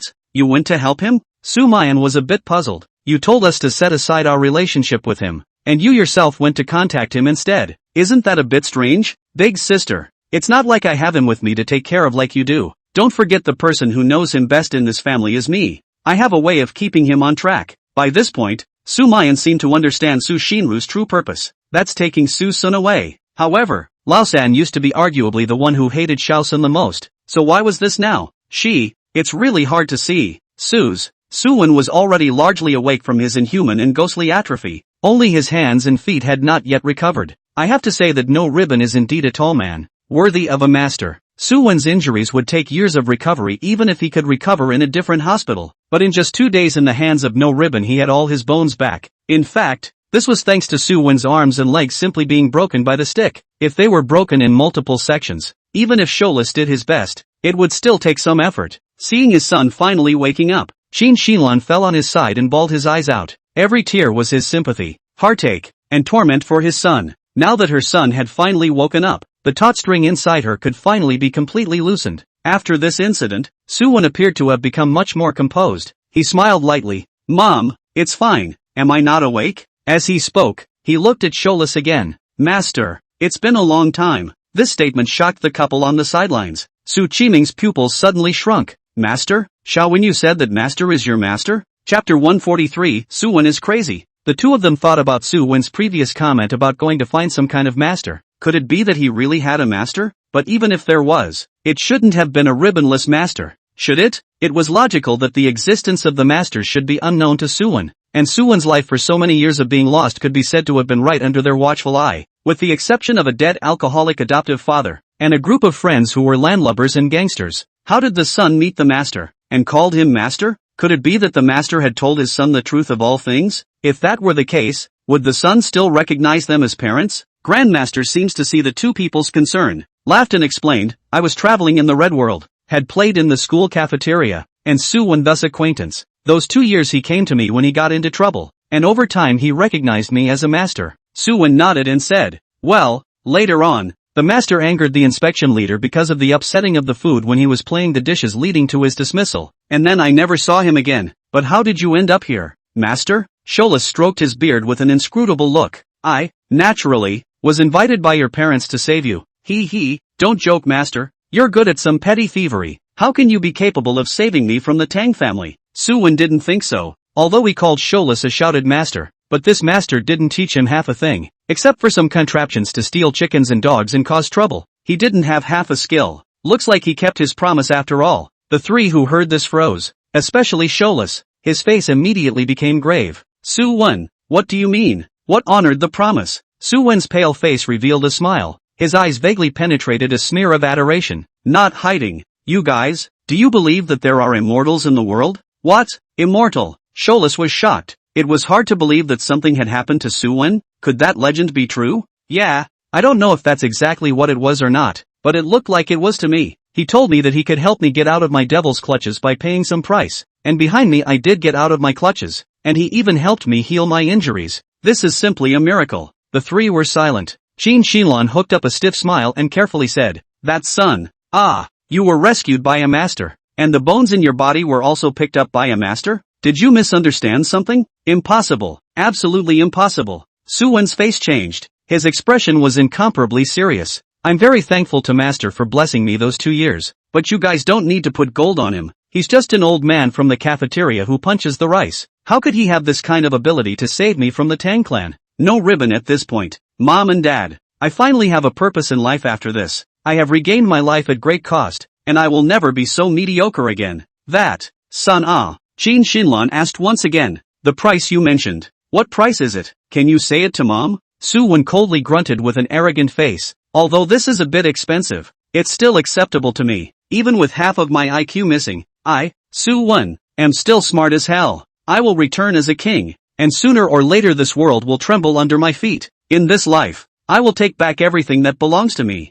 The sword cuts through the wind and clouds, and the fist pounds the underworld. There are billions of living beings in the world, but I am the only one who can claim the title of king. Emperor 1, man evergreen. Ha ha ha, ha ha ha, ABA. Bad. This kid has gone crazy. Sholas' pupils shrank, and in the next second, he only saw Suyen's eyes spinning madly. Su Qiming Qin Shinlan completely panicked. "What's going on? How did my son become like this? Master, what happened to my son?" Sholas pointed a finger at Suyen's head to make him faint, and his entire body was instantly furious. "Crazy? He actually went crazy. Master, don't be ridiculous. My son is fine, how can he be crazy?" Qin Shinlan was unwilling to believe it. "Crap, do you know what he just recited? This bastard has read too many novels and thinks he's the return of the immortal emperor? You say he's crazy or not?" "What?" Suddenly, The eyes of Suyen, who had just been rendered unconscious, snapped open and chanted once again, the top of the pretense, forcing the world. With me, Suyen, there is heaven. Me, I am the nightmare of the world. Behold the king of my resilience. Open. Bad. It's getting worse. No Ribbon's face changed drastically. Quickly hold him down for me. Don't let him move anymore. What? Suyen is crazy? What? Suyen is stupid? Su Lianqing Su Qingxiao was full of shock. They just didn't come back for 2 days. The family actually had such a big thing happen again. Not only is Suven back, but people are going crazy. This family, it just keeps getting scarier and scarier. Third sister, you can't be saying this on purpose to try to get us to sympathize, right? How could Suwen go crazy when he's fine? Su Xian Ro sighed helplessly. You guys weren't around for the past 2 days and don't know how miserable little one was when he first came back. His body was broken all over. His whole body was shriveled up. It's estimated that he was driven crazy by the Tang family. How is it so scary? A wave of uneasiness surged through her heart. Su Qingxia gulped and worried. Since the Tang family holds such a grudge against Suwen, will it involve us? We're also members of the Su family. They won't make a move against us, right? Su Xinru shook her hand to show her comfort. Don't be afraid. As far as we can see, the Tang family isn't that unreasonable. There's a head for every grievance. We shouldn't be implicated. Well, you guys just got back, get some rest. I'm going to go get some medicine for little man. Wait, what kind of medicine are you going to get him? Isn't he in the hospital? Su Wanqing suddenly called out. These are the herbs that master ordered. After buying the medicine, I still have to personally boil it up and send it over to them, saying that this will stabilize little Wen's condition. Still need to personally boil it? Su Wanqing's face sank. Old third, can't you see what's going on at home? Don't be obsessed. Don't care about that so-called younger brother anymore. Hurry up and quit, lest you yourself get hurt. It's okay, second sister. I'm sure little man will remember me well. Is that what I mean? It's fine. I'll leave first. I still have to go and give Shaowen boil the medicine. Meanwhile, the hospital. Su Qiming and his duo had just walked away in the front foot. Suwen woke up in the back foot and was having a friendly exchange with the few nurses in front of him. Hey woman, are you interested in getting to know this young man? You're awake. What kind of words are these? This young man comes from a scholarly family, is rich in learning and full of experience, and as the golden Buddha of merit of the underworld of the Pantheon is in charge of the 100,000 ox heads and horse faces of Mount Olympus. There is still someone in the world who can make me muddled. Nurse, let's prepare for electroshock therapy. What? You're Zhang Liao, the electric shock kid? Chapter 144, What's wrong with Su Lao Si in broad daylight? Suwen's situation today could be said to be very bad. On the surface normal, but in reality, he was already delirious. He was not only hospitalized, but also had his brain stimulated using electroshock therapy on the advice of a guru. Qin Xinlan was puzzled. Her son was obviously confused. Why did she need electric shock therapy? Wouldn't this make the computerized son less conscious? As a result, the master came to say, do believe in science. The only way to bring him back to normal is to stimulate the central nervous system of his brain. The couple almost rolled their eyes in speechlessness. Having seen this god-awful tactics of the master, they were actually told to believe in science? This is not a farce. Getting inquired by the hospital and remembering the master's advice. Seeing Suwen become delirious again, Su Qiming had to ask the hospital to start electrotherapy. Suwen foolishly thought that this was the arrival of his realm-breaking thunder tribulation, and screamed for the lightning to come more violently. The many medics were speechless, but satisfied him. Step it up. His eyes cleared up a bit just now. So it seems to be working. How dare you make my father suffer from this thunderbolt? When I break the mirror, I will definitely break the sky. The situation is not right. I'm going to fall. After some treatments, Qin Xinlan looked hard and sympathetic. After returning to the ward, looking at Su Wen's pale and weak appearance, she could not help but weep. The son suffered for so many years, it was not easy to find back. It should be a happy and carefree life. But since the return, every day is living a hell of torture. Did I do something wrong in my past life to make my son suffer so much? Whoa, it's all my fault. I shouldn't have listened to the master's bull ***** in the first place. Shut up. Su Qiming was so frightened that he quickly covered Qin Xinran's mouth and said angrily, you stupid woman, don't talk nonsense. What if the master hears you and angers the master? He's not there, what are you afraid of? Besides, pissing off is pissing off. It's clearly his fault. Am I wrong? Stupid. Who's going to save little one if you piss him off? Don't forget, my Su family can be what it is now after the master's mention. Otherwise you can't be as beautiful as your rich wife. What do you mean? It's hard to believe that it's all my fault and you're not even remotely responsible. I'm too lazy to break it up with you. If you don't want your son to be well, then by all means curse. but be sure to let Master Jean hear you, so you can live with your crazy son for the rest of your life. Su Qiming, what do you mean? You dislike your son, don't you? I'm not. I'm just warning you. You are. You just resent your son. You're just a thin-skinned man. That's enough. This is a hospital. Go home if you want to make a scene. What? Are you ashamed of yourself? But I don't mind. I want the whole world to know what kind of person you are. That's enough. It's over, isn't it? Just as the two were about to quarrel, the door to the room thumped a few times, and Su Shinru walked in carrying a small pot of medicine. Mom and Dad, why the fight again? Can't anything be said properly? Su Qiming snorted coldly. Ask your mom. Ask him what the hell he wants to make a scene about. Su Qiming, what do you mean? Egu. Mom, stop arguing, okay? I've just brought the medicine over here. Hurry up and feed it to little one. Upon hearing this, the two of them then put their attention on feeding the medicine. Su Qiming took the jar and went up to feed the medicine, not bothering to continue arguing with Qin Xinlan. Suan was still unconscious now. Su Qiming could only pour the medicine into a cup, picking up a spoon and sending it into Su Wen's mouth one bite at a time. Seeing how rusty his movements were, Qin Xinran grabbed the spoon to feed him personally. Seemingly hearing his mother's murmuring whispers in his ears, Su Wen's mouth moved and subconsciously began to actively cooperate with the medication. Gradually, Su Wen also showed signs of sobriety, and did not say any more nonsense. It was simply an immediate effect. Su Qiming can be said to be more and more impressed with no ribbon. The master said that Su Wen would be treated with electric shock as soon as he spoke nonsense, but with this current situation to say, I'm afraid that there is no need to be so tortured. Master is indeed a master. It's only half a jar of medicine and it's already going to be fine. It looks like little one is saved. Dad. Well, I am. Dad. I want something. Okay, you say it. What do you want Dad to go by? Su Qiming rarely revealed a loving fatherly expression. I want. Recovery pill. Vein protection pill. Recovery pill. Still want. Sending you a newsletter. I miss you so much. In a flash, Su Qiming's face changed drastically. Quick nurse. My son. He's having another attack. Quickly call him. Midnight. Suyen woke up again from his lethargy. To be precise, he woke up struggling from the prickling and dry heat all over his body. It's just that at this time, Su Qiming and Qin Xinlan were not around. While his mouth was dry at the moment, he was dizzy, and he was calling out to the heaven and the earth.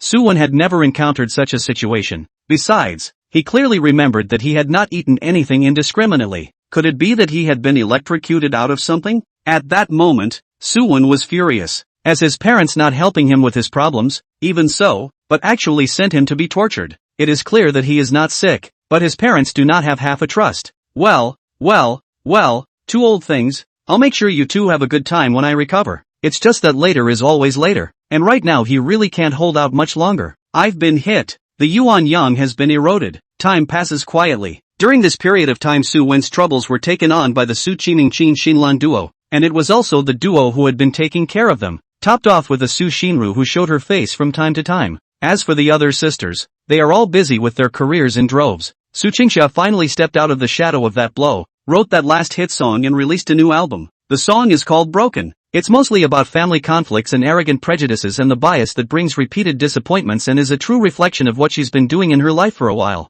It's the real that often impresses, and upon release of this new album, the title track from it swept the charts. Countless people empathize with this, and countless people are outraged by it. Su Qingxia had once been so envious of Suson's creations, and now she was able to stir up a storm on her own. She now realizes that even if she doesn't have a proud talent, she can write amazing songs that resonate with authenticity and heart. Qingxia, can you tell us about your creative concept for this song? How did you write such a song that made countless people weep? At the book signing, looking at the countless media and fans under the stage, Su Qingxia no longer has the same shiny self-satisfaction that she once had, and what she has now is only composure and introspection. Where once she went down this road is nothing more than a desire for fame, today is what choosing to go down the song path really means. That's writing great songs. Su Qingxia raised the microphone, looking around with a trademark smile at the corner of her mouth. Actually, I can write this song thanks to a man named Suson. If it weren't for him, I wouldn't have realized how ludicrous my level of destiny was, nor would I have been pressured so as to forge ahead,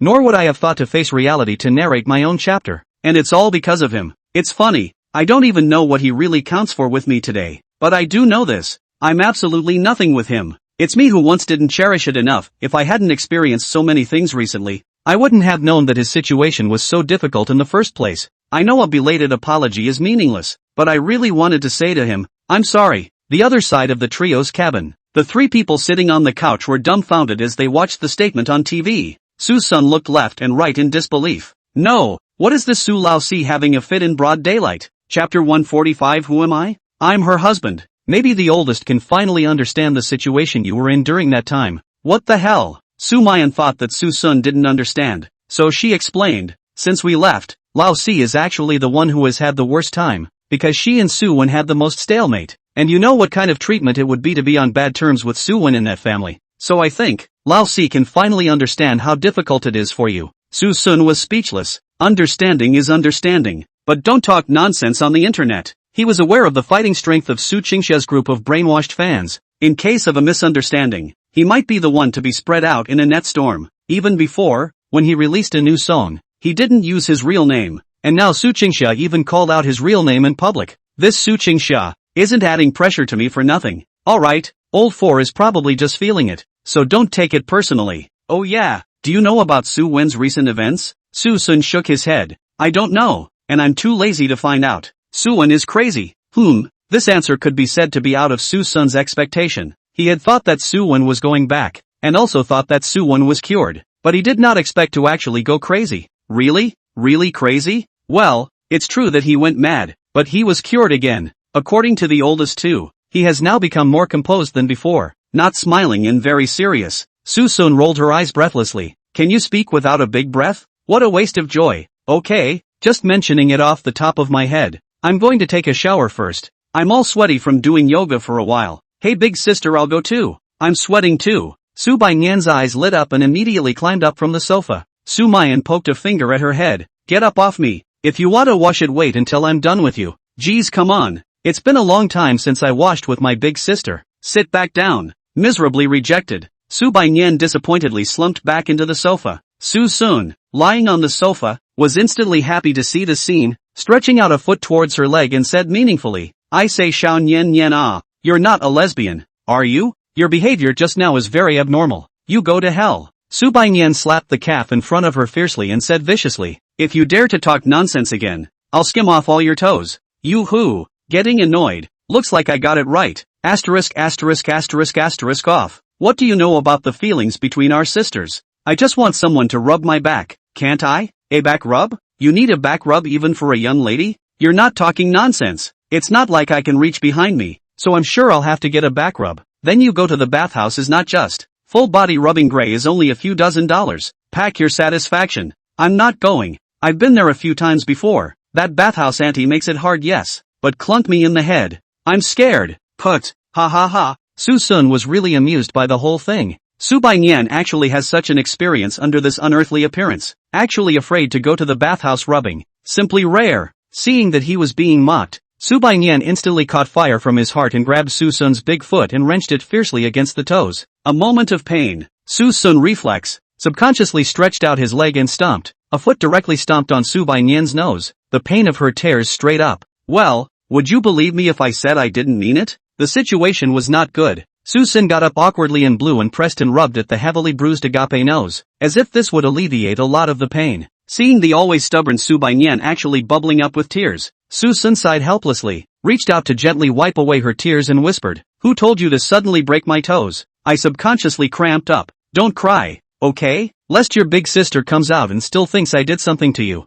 That's what you did to me. How dare you kick me? How dare you kick me in the face with your dirty feet? Su Baiyan said angrily. Don't be ridiculous, but I wash my feet every day. And you're sophomoric. Whoa, I won't live. I'm disfigured. I'm not done with you for the rest of my life. You apologize to me. Okay, I'm sorry. I was wrong today. Stop howling. It's stinging my ears. Suson wiped her nose again and wiped her tears, speaking carefully, just like coaxing a child. It couldn't be helped, although Su Baiyan usually owed a little bit, but now this watery and pitiful look really made people feel sorry for her. Moreover, Suson also understands that his kick is indeed a little too much force. Did not put a foot to kick the nose. Ask you were lucky. A little girl crying and complaining is also normal. It was hard for the tears to stop, but the wet eyes, clenched teeth, and tight little face really made him a bit overwhelmed, as if he was a negative person who had done something bad. What is it going to take for you to be satisfied? Is it hard for me to kick you back? Then I'll tell you it's impossible. Want a hug? Ha? What? Suson was confused, and for a moment he suspected that he was hallucinating. It wasn't until Subayan repeated it again that he was sure there were no hallucinations. I said, "Want a hug?" "No Nyan ah, don't scare me. Is this something you can say? I'm having a hard time. Can't I get a hug to comfort me?" "Oh, so that's it. I thought you'd been kicked in the head." With that, Susu spread his arms and slowly attached himself, intending to use his warm embrace to sensitize the resentment in Subayan's heart. But who had? Just at the moment when their cheeks were close together, Subayan suddenly flipped her face. Subayan actually bit towards Suson's nose. Suson reacted quickly and immediately turned his head, although his nose escaped, but his face was bitten solidly. "What are you doing? Get your mouth loose. Bashang, let's see if Wajintan doesn't bite Wash and I'll you up. Don't make me get rough. La ah, attack fear attack." Saying that, Subayan's hands and feet, the whole person like a wombat tightly set up on Suson's body, especially the pair of slim little arms, tightly embraced, fearing that Susun would break free as a result. Susun is simply convinced. He knew that he should not believe this dead girl. To make half a day is to take advantage of the opportunity to retaliate. He was able to push Subayan away fine, but there was no guarantee that he would not get a piece of flesh bitten off his face, unless he ate up Subayan's jaw with one punch. But he couldn't do that. Mac or rub. Subayan, you better be able to keep your mouth shut or I'll have your ass later. Great. Then the nest won't let go for an episode. Just as the two men were at a standstill, a sudden phone call caught the duo's attention. The two of them twisted their heads and glanced at the ringer. The ringer was Sumayan's cell phone, and the caller was an unknown number. "Knock it off. I'll take a call first." "Buline, I'll take the call first. In case there's something important for your big sister." "Wobbly tube. Mud, what kind of stubbornness are you?" "Never mind. You'd better keep it up." Fortunately, Susun's arms were long, and he reached out and barely reached the cell phone, and answered the call in an annoyed tone. "Mayan, she's not in right now. Took a bath." "You, who are you? How did you know she went to take a shower?" Susun snorted coldly. "Who am I? I am her husband." Chapter 146, One Wuji, am not crazy. "What, hubby?" A shocked voice came over the phone. "Mu Yen, married?" At this time, Susun Subayan also realized that something was wrong, and the two of them used their afterglow to silently glance at each other. Susun raised an eyebrow, as if asking, "Who is this person? Do you know?" Subayan frowned, indicating that he didn't know either, and then continued to exert his strength. "Ouch, my face. Can you let go? Can't you see I'm on the phone?" The caller was shocked again. "What do you mean? Did Mu Yen come over? What are you guys doing now? If not you, then who?" One mouthful of Mu Yen. "Is my Yen familiar with you?" "Who am I?" "My name is Qinyu. Mu Yen must have mentioned me to you." "Qinyu?" Susun looked puzzled. "Where did this come from? Never heard of him." "I'm hanging up. I don't want to talk to you." "Wait.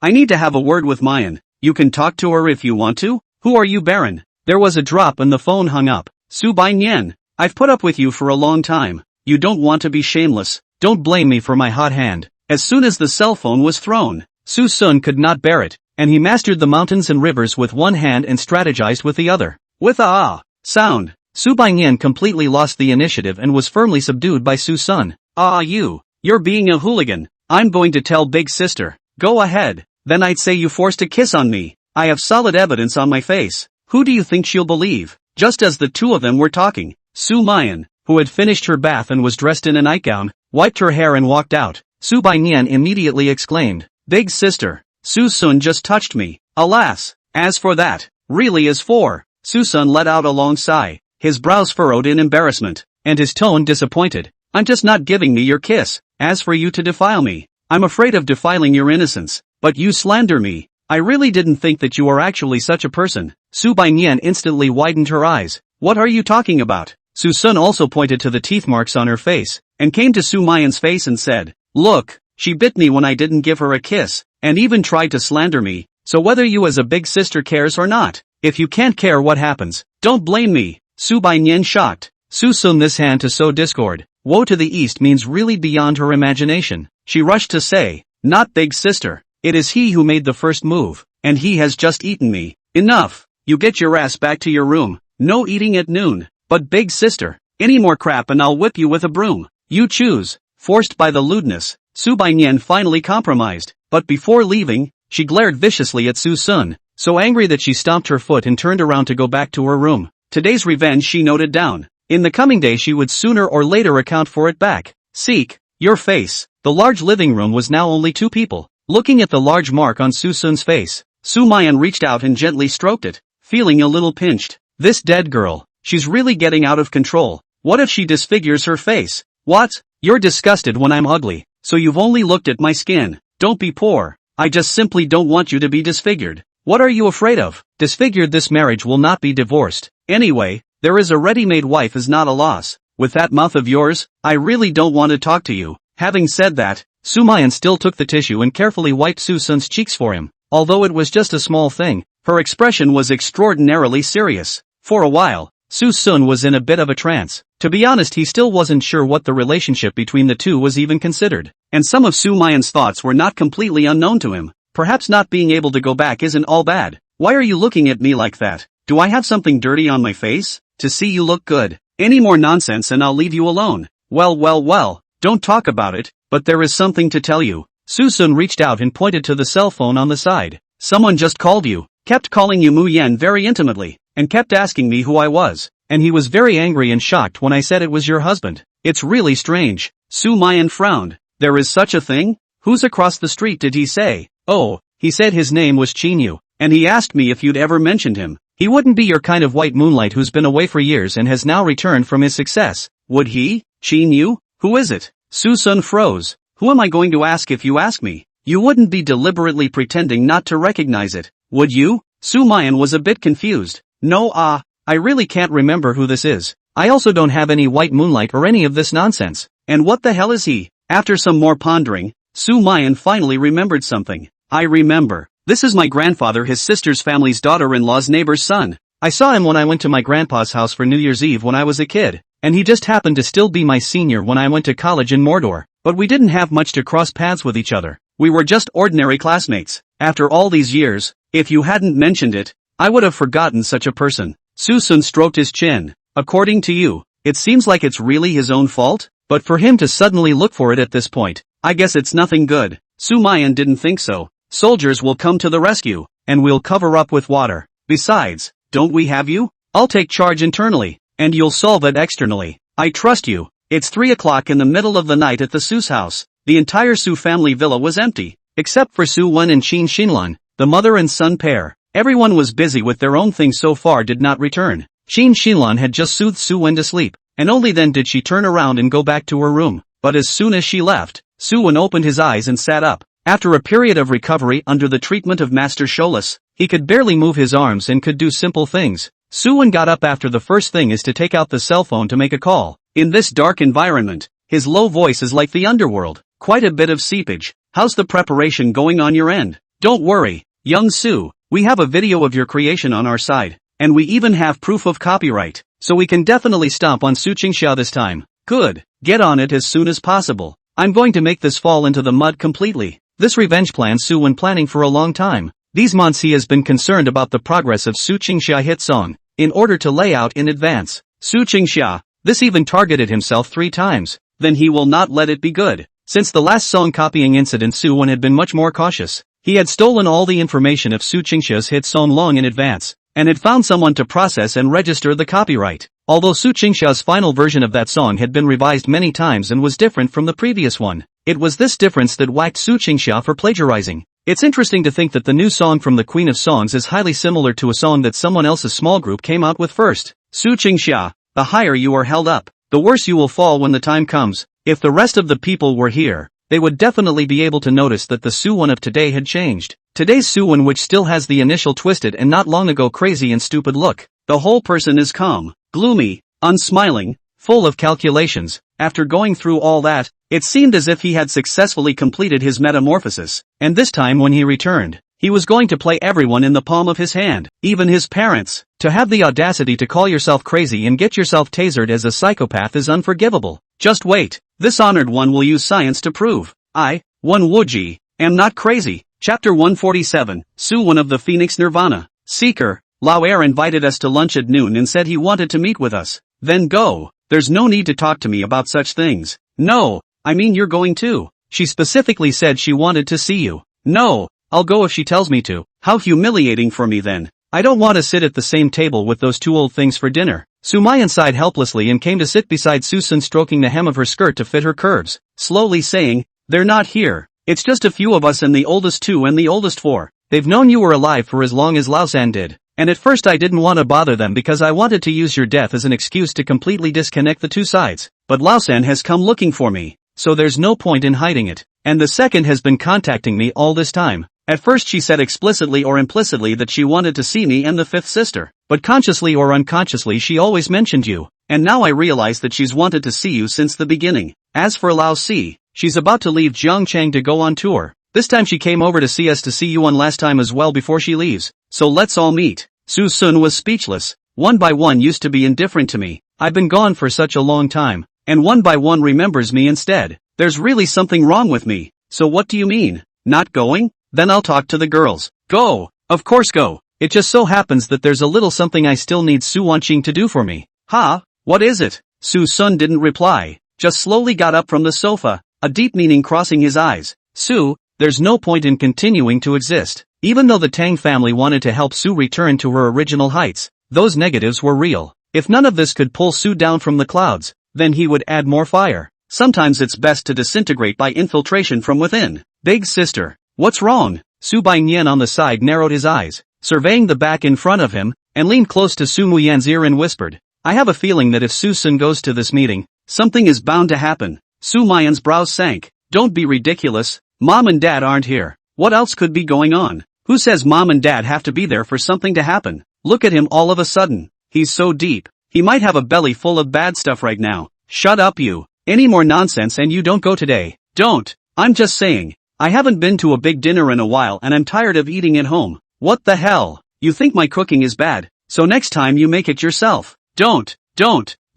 Of course big sister's cooking is delicious. It's just that a change of appetite once in a while isn't a bad choice. You'd better think so, or I'll make it impossible for you to eat at home, or outside. Looking at her big sister's cold face, Su Baiyan held Sumayan's arm and smiled curtly. Of course, my purpose is just to change my appetite and not to eat a big meal. In fact, Suson will also cook. If he can do it for me to eat is not impossible. You know what? The pig's feet stewed in yellow wine he makes is delicious, especially the bean curd in it. It tastes like crab. Hearing this, Sumayan was also a bit nostalgic. Yeah, he used to cook for us in the past. It seems like he hasn't cooked for a long time. Big sister, I have a plan. As long as you don't cook, it doesn't work. He'll order takeout if I don't cook, and he still won't do it. Egu, listen to me. What I'm saying is that if you pretend to be sick and don't cook, then you'll say that outside food is unhygienic and that if you want to eat at home, he'll definitely have to cook for you. Really? That'll work? Trust me on this. I want to. Too. What do you want to?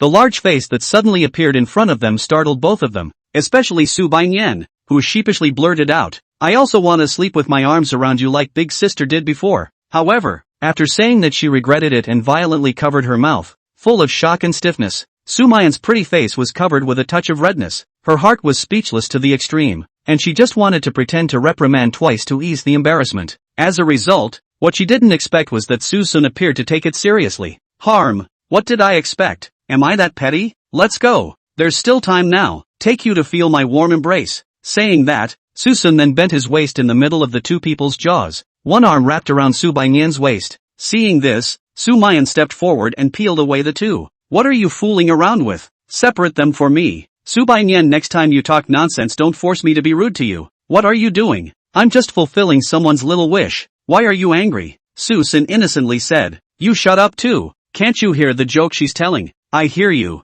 So I'm kidding. She's not in a hurry you are. At once, Sumayan's heart trembled and a wave of embarrassment swept through her body. Suen's gradual improvement can be said to be the Su family's biggest joy in recent days. Looking at more and more calm son Su Qiming more and more happy. Although there was a little less smile on his son and a hint of boyishness. As his son he should abandon those useless things to focus on his career. However, Qin Xinlan was quite troubled by this matter. Although her son had become normal, she always felt that he was not as happy as he used to be. Is this the price of growing up? A short period of time and transformed a big sunny young man to such a point. The creation of Su family villa entrance. A large area of sunlight through the doorway irradiation. Sprinkled in the door along the wheelchair youth body. Golden brilliant illumination. The youth's back appears to shine. Suyen sat on the wheelchair, his eyes gleaming as he looked at everything in the compound. His fingertips tapping regularly. His expression serious, deep and cold. Son, it's sunny here. Let's go inside. Qin Xinlan stood just behind him. Seeing that her son had been in the sun for so long, and tried to push him back inside, She had just stepped forward to grip the handle of the wheelchair when Suyen raised one hand and wiggled it twice very languidly. Son, it's okay mom, don't worry about me. Just treat me like a normal person. If I care too much, I'll think you're sympathizing with me instead. I don't want to be an invalid. Suyen's right hand rested back on the armrest, his fingertips lightly tapped the button, and that wheelchair leisurely turned around, then slowly drove towards the house. During this time he always had a faint light smile on his face, but other than that there was no expression, and he didn't even look at Qin Xinlan, his mother. More than once, Qin Xinlanren suddenly felt a stabbing pain in her heart. Obviously in the past, her son had so many words for himself, but now he was so silent, which made her detect a hint of estrangement. Qiming felt that Suyen was in such a good state, and as soon as he saw Qin Xinlan humming there again, he couldn't help but let out a cold snort. With this grunt, Qin Xinlan immediately cast an angry look. Eyes met, sparks flew. Suyen shook his head helplessly, sighed softly, and said faintly, Mom and Dad, you guys stop arguing, just think of it as letting me clear my head for a while, okay? Fine. We won't quarrel. We won't quarrel. The two men agreed, their faces pleasing to the eye. Suyen nodded in satisfaction as the wheelchair slowly moved forward until it stopped at the cabinet at the stairs. Suyen took a pass of documents from above, then came to Qiming's side and handed it over. Qiming was stunned at the sight, but he couldn't help but feel happy when he saw the big words on it. 5 years of layout and 3 years of construction. Su's future plans. What he was happy about was not at all whether Suyen could make any effective programs. It was that Suyen had this heart, this determination to lead Su into the future. What? Did you make this? Well, did it in my spare time, hoping it would help the company. After the words, Suyen's shallow smile, without any invitation, sailing wheelchair aside to close his eyes in contemplation. Qiming looked at that called a relief. Reborn in the fire. The Phoenix Nirvana. Son, this is a real rebirth, So he opened the planner with excitement. I believe that postpartum care for sows starts with the prenatal period, when sows should gradually reduce the amount of feeding 4 or 5 days before farrowing, with the aim of reducing abdominal pressure. Chapter 148. Su Qingsha was pissed off by Su Baiyan. At once, the two men's smiles froze. Qin Xinlan stiffened her face and wondered aside, that old Sua. Although I do not know much about business, but our family's main industry is not cosmetics? This pig farming, don't you ask? Questions aside, you can't knock little man's self-confidence. Upon hearing this, Qin Xinlan looked to the window and nodded her head at Suyen, who was contemplating with his eyes closed. Yes, we can't hit our son's self-confidence. Our son is only weak in his ability. As long as he has this heart, he will surely be able to do great things in the future. Second and fourth, what are you going to do? Suddenly, Qin Xinlan's words changed, and she stepped towards the door in a hurry, only to see Su Wancheng and Su Qingsha fully armed, in a stance ready to go out. What are you two doing? Why don't you stay home and run around on a day off? Su Qingsha frowned. Can't we go out shopping? Is it hard to stay cooped up at home all the time? Seeing her daughter talking to herself in this tone, Qin Xinlan instantly fumed. You dead girl. You're going to be gone for half a year. Can't you stay home with your mom? Isn't it enough that I've been home for so long? Besides, even if I were home, what would we have to talk about now? Su Qingsha, is it because you've gotten a little bit of results lately that you've become more capable? How dare you talk to your mom like that? That's all I'm going to say. So listen if you like, or forget it. Well. Seeing that the situation was not right, Su Wanqing hurriedly came out to interrupt the two. Fourth sister, you say less. Mom, you don't mind your own business. We are just going to have a meal. Do we have to report this little thing to you? You've turned against it too, haven't you? Penis? Enough! Su Wanqing suddenly roared, scaring Qin Xinlan into place. Mom, I know you've been in a bad mood lately, but don't take it out on us. Fourth sister, let's go. It was only until the two people's backs drifted away that Qin Xinlan froze and returned to her senses, unable to resist cursing. These two white-eyed wolves, it's really a waste to raise them. Su Qiming shook his head helplessly. Alright, what's the point of yelling? You're making a fuss when they go out for a meal. Do you have to force the two of them to leave as well? What do you mean? Su Qiming, is it my fault again? You're the one who's been arguing with them all day. Is it my fault? Seeing his parents arguing again, Suyen on the side seemed to not hear at all, also seemed to not want to take care of at all. He slowly opened his eyes. The corners of his lips curved in a very shallow arc as he silently watched the departure of those two figures through the window. If I hadn't heard your calls, I would have been fooled, but it's just as well. Counting the time, public opinion should be fermenting. Zenhachi Grand Restaurant. Su Qingsha, meet the beginning of your ruin. Suyen drove the wheelchair and slowly the doorway. Little man, where are you going? You're not fully healed yet. Suyen didn't stop, leaving only a figure that disappeared around the corner. Mom, I'm going out to get some air. No need to follow me. Zenhachi Restaurant. After some twists and turns, the sisters as well as Suson meet again. It's a joy to be reunited after a long time. And the person you've been longing for is by your side. But there's an inexplicable awkwardness to it. Su Qingxia remembered the previous misunderstanding so far shameful, especially after the strong words of reasoning behavior is to make her in front of Suson have a kind of lifting up the head of humility. Su Wanqing is on Suson when the confession of the things nagging, but also some of her fight for a few people in exchange for the opportunity to meet. The intention is to want to give themselves also give Suson a final explanation, but really see the person, but so hard to open the mouth. Suson was puzzled. No, aren't you guys eager to see me? How come one or two of you didn't squeak when I came? So seek. Right. I'm sorry. Also, it's great that you're still alive. Su Qingxia didn't know where to start. Opened her mouth and came directly to an apology. The words uttered made her heart feel a lot better. Suson greeted a few people and sat down. Flirting. I heard everything you said on TV. I can't thank you enough for mentioning my name. It's really fluffy. Su Qingxia felt that Suson was being sarcastic, but she felt that she was not qualified to retort and just silently piled on the smile. Now that home she has completely seen through, and also understood how rare and precious Suson's sincerity was in the beginning. She was the one who had destroyed this true heart, and she had no right to flaunt it as she had done before. Yoo-hoo! Our big star Su also has times when she can't talk over people? If you keep this up you won't be afraid of people realizing that your little white flower persona is faked. Su Baiyan. Shut up, don't force me to slap you. Of course, the object of her humility didn't include Su Baiyan. She didn't feel half sorry for this stupid sister. Where's my trophy? Su Baiyan, you better explain to me where my gold trophy is. Su Baiyan's head shot up, her eyes glancing around. What trophy? I don't know what you're talking about. Still pretending. You just left and I lost the trophy. Who took it if not you? Who else would want it but you? Che, we are penniless nowadays. We need to use some external things to make money. Your trophy was sold by me. Pure gold sold a lot of money. Just solved the urgent needs of several of us. What did you say? Su Qingxia slammed the table. You sold that trophy of mine? Do you know what that means to me? I'll strangle you. After saying that, Su Qingxia really did do it. Su Baiyan was pinched with her mouth open and her face reddened, but she still said forcefully, so what? Big sister and I rely on your broken trophy to sell for money to live. Could it be that you can't even give this contribution? Can't you ask me for money if you don't have it? Is it no long mouth? Why are you selling my trophy? BA. I want. Do you give it No. Then what the hell are you talking about? Catching the opportunity, Su Baiyan instantly counterattacked. The two sisters just strangled each other. Luckily this was a private room. Otherwise the scene of the two fighting would definitely be on the hot search. Su Qingxia said angrily, I don't give it to you because I'm afraid you'll spend it recklessly, but I'll give it to big sister. But you don't even ask. I see that you've really been nourished and wasted all these years. Do you think big sister would be kind enough to reach out to you for money? And can you believe me if I ask? Even if I believed you would definitely not give it to me, I'd have to take matters into my own hands. Su Baiyan, I'm definitely going to strangle you today. Chapter 149. Susan angrily kisses Su Wanqing in public. Watching women tearing each other apart was just wonderful.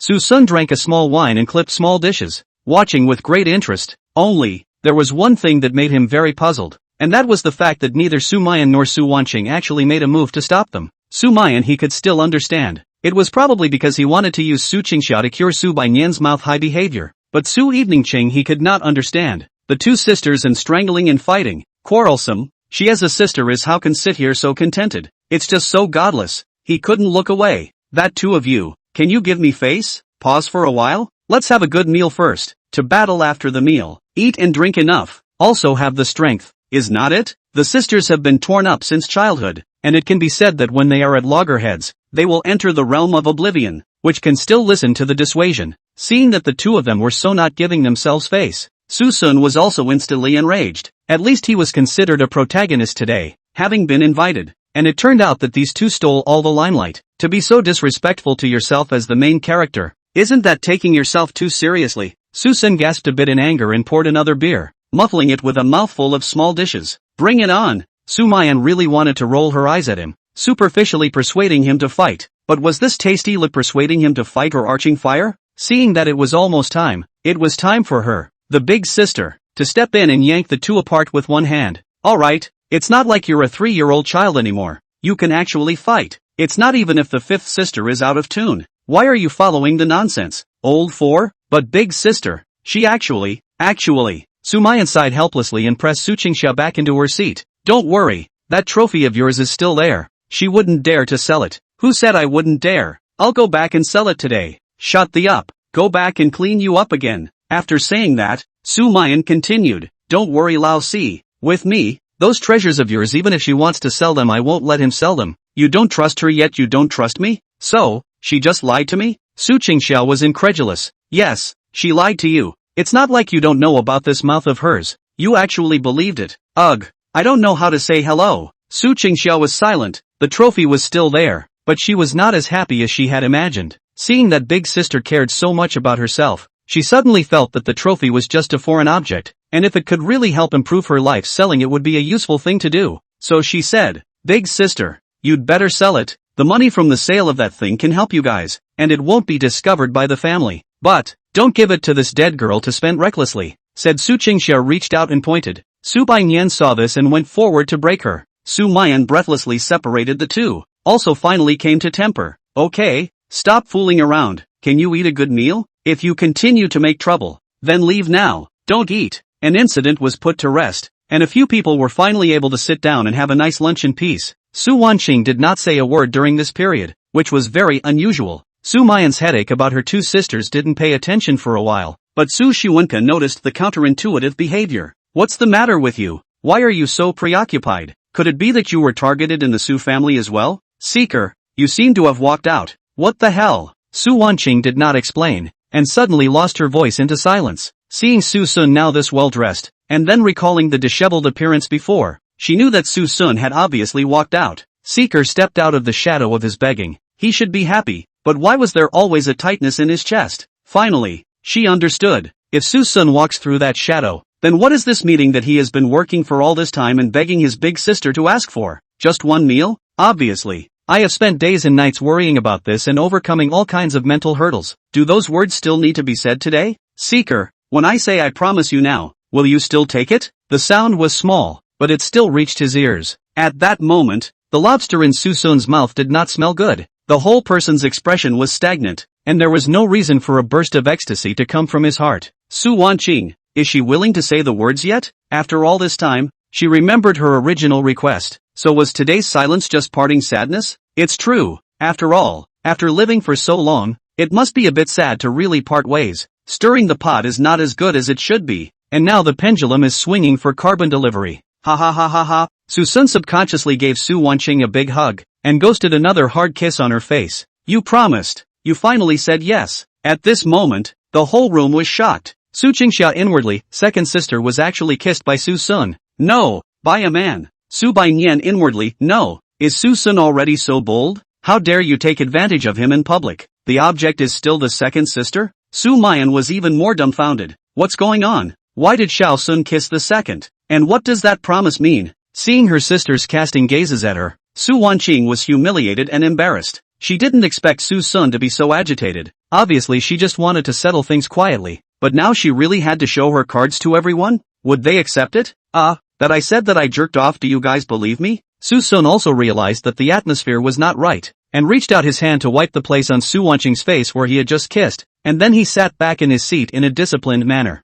Bad. Got carried away and forgot. Made Su Wanqing so embarrassed. She won't regret it, right? That. I was wrong just now. Don't give me hope and then let me down. Seeing Su Sun's sudden humility, Su Wanqing suddenly had some bad taste, so it turned out, he was still worried that he would reject him. But how can you take back what you've already said? Seeker, I promise you, but some things will take a long time for us to change, and I hope you'll let me get used to it. In order to fear that the sisters would become suspicious, Su Wanqing added, eldest sister, since you have seen it I won't hide it. In fact, Shaosun wanted me to go over and live with you guys a long time ago, but I didn't agree. But all the recent events at home made me completely determined. I hope you can promise me. At this moment, Sumayan was full of surprise, and several people both felt that something was wrong, but they couldn't tell where it was wrong. After all, Susun's reaction was just too abnormal, and Susun didn't care about this latter excuse at all. He had been pondering the previous sentence. Why try to get along when you're going to kick yourself out? If I really can't let go, do I still leave? Chapter 150, Paparazzi surround Su Qingxia. After a meal,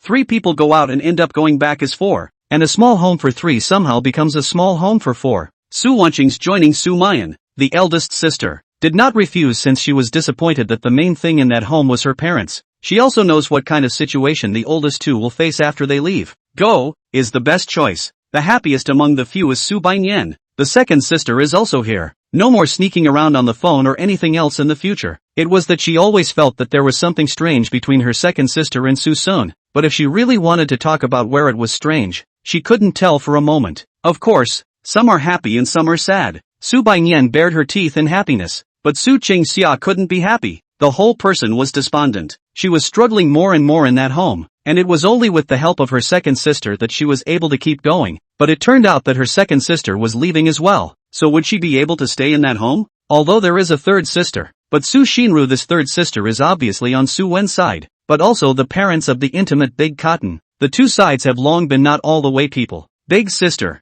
what's the matter? Something's up. No need to stammer. No, it's fine. Su Qingxia also wanted to come to the side of a few people, but in the end, the words did not come out. She was about to leave Jiangcheng after all, and would be able to focus on her career and get away from that home, so there was no rush to bring it up when she came back next time. A few people were full and ready to leave the restaurant. Just as they passed through the lobby on the first floor, the entertainment news on the big screen attracted the attention of the crowd. Explosion. The popular new top-stream diva actually plagiarized the folk singer's hard-earned work. Is this a distortion of human nature or a lack of morality? This program is for the fuzzy singer how to protect their copyright, and the root cause of plagiarism by the titular songstress Su Qingxia. Shocked. Total shock. Everyone stopped in their tracks and coincidentally cast their eyes on Su Qingxia, who was frozen in place in a daze. Suson, on the other hand, was a bit playful, thinking how Su Qingxia was so unlucky. It can't be that she's been tricked again, right? The gazes around her seemed like sharp swords. Even though she was fully armed with a mask and sunglasses, Su Qingxia still felt that she was recognized, making her feel uncomfortable. She had thought it was just some bull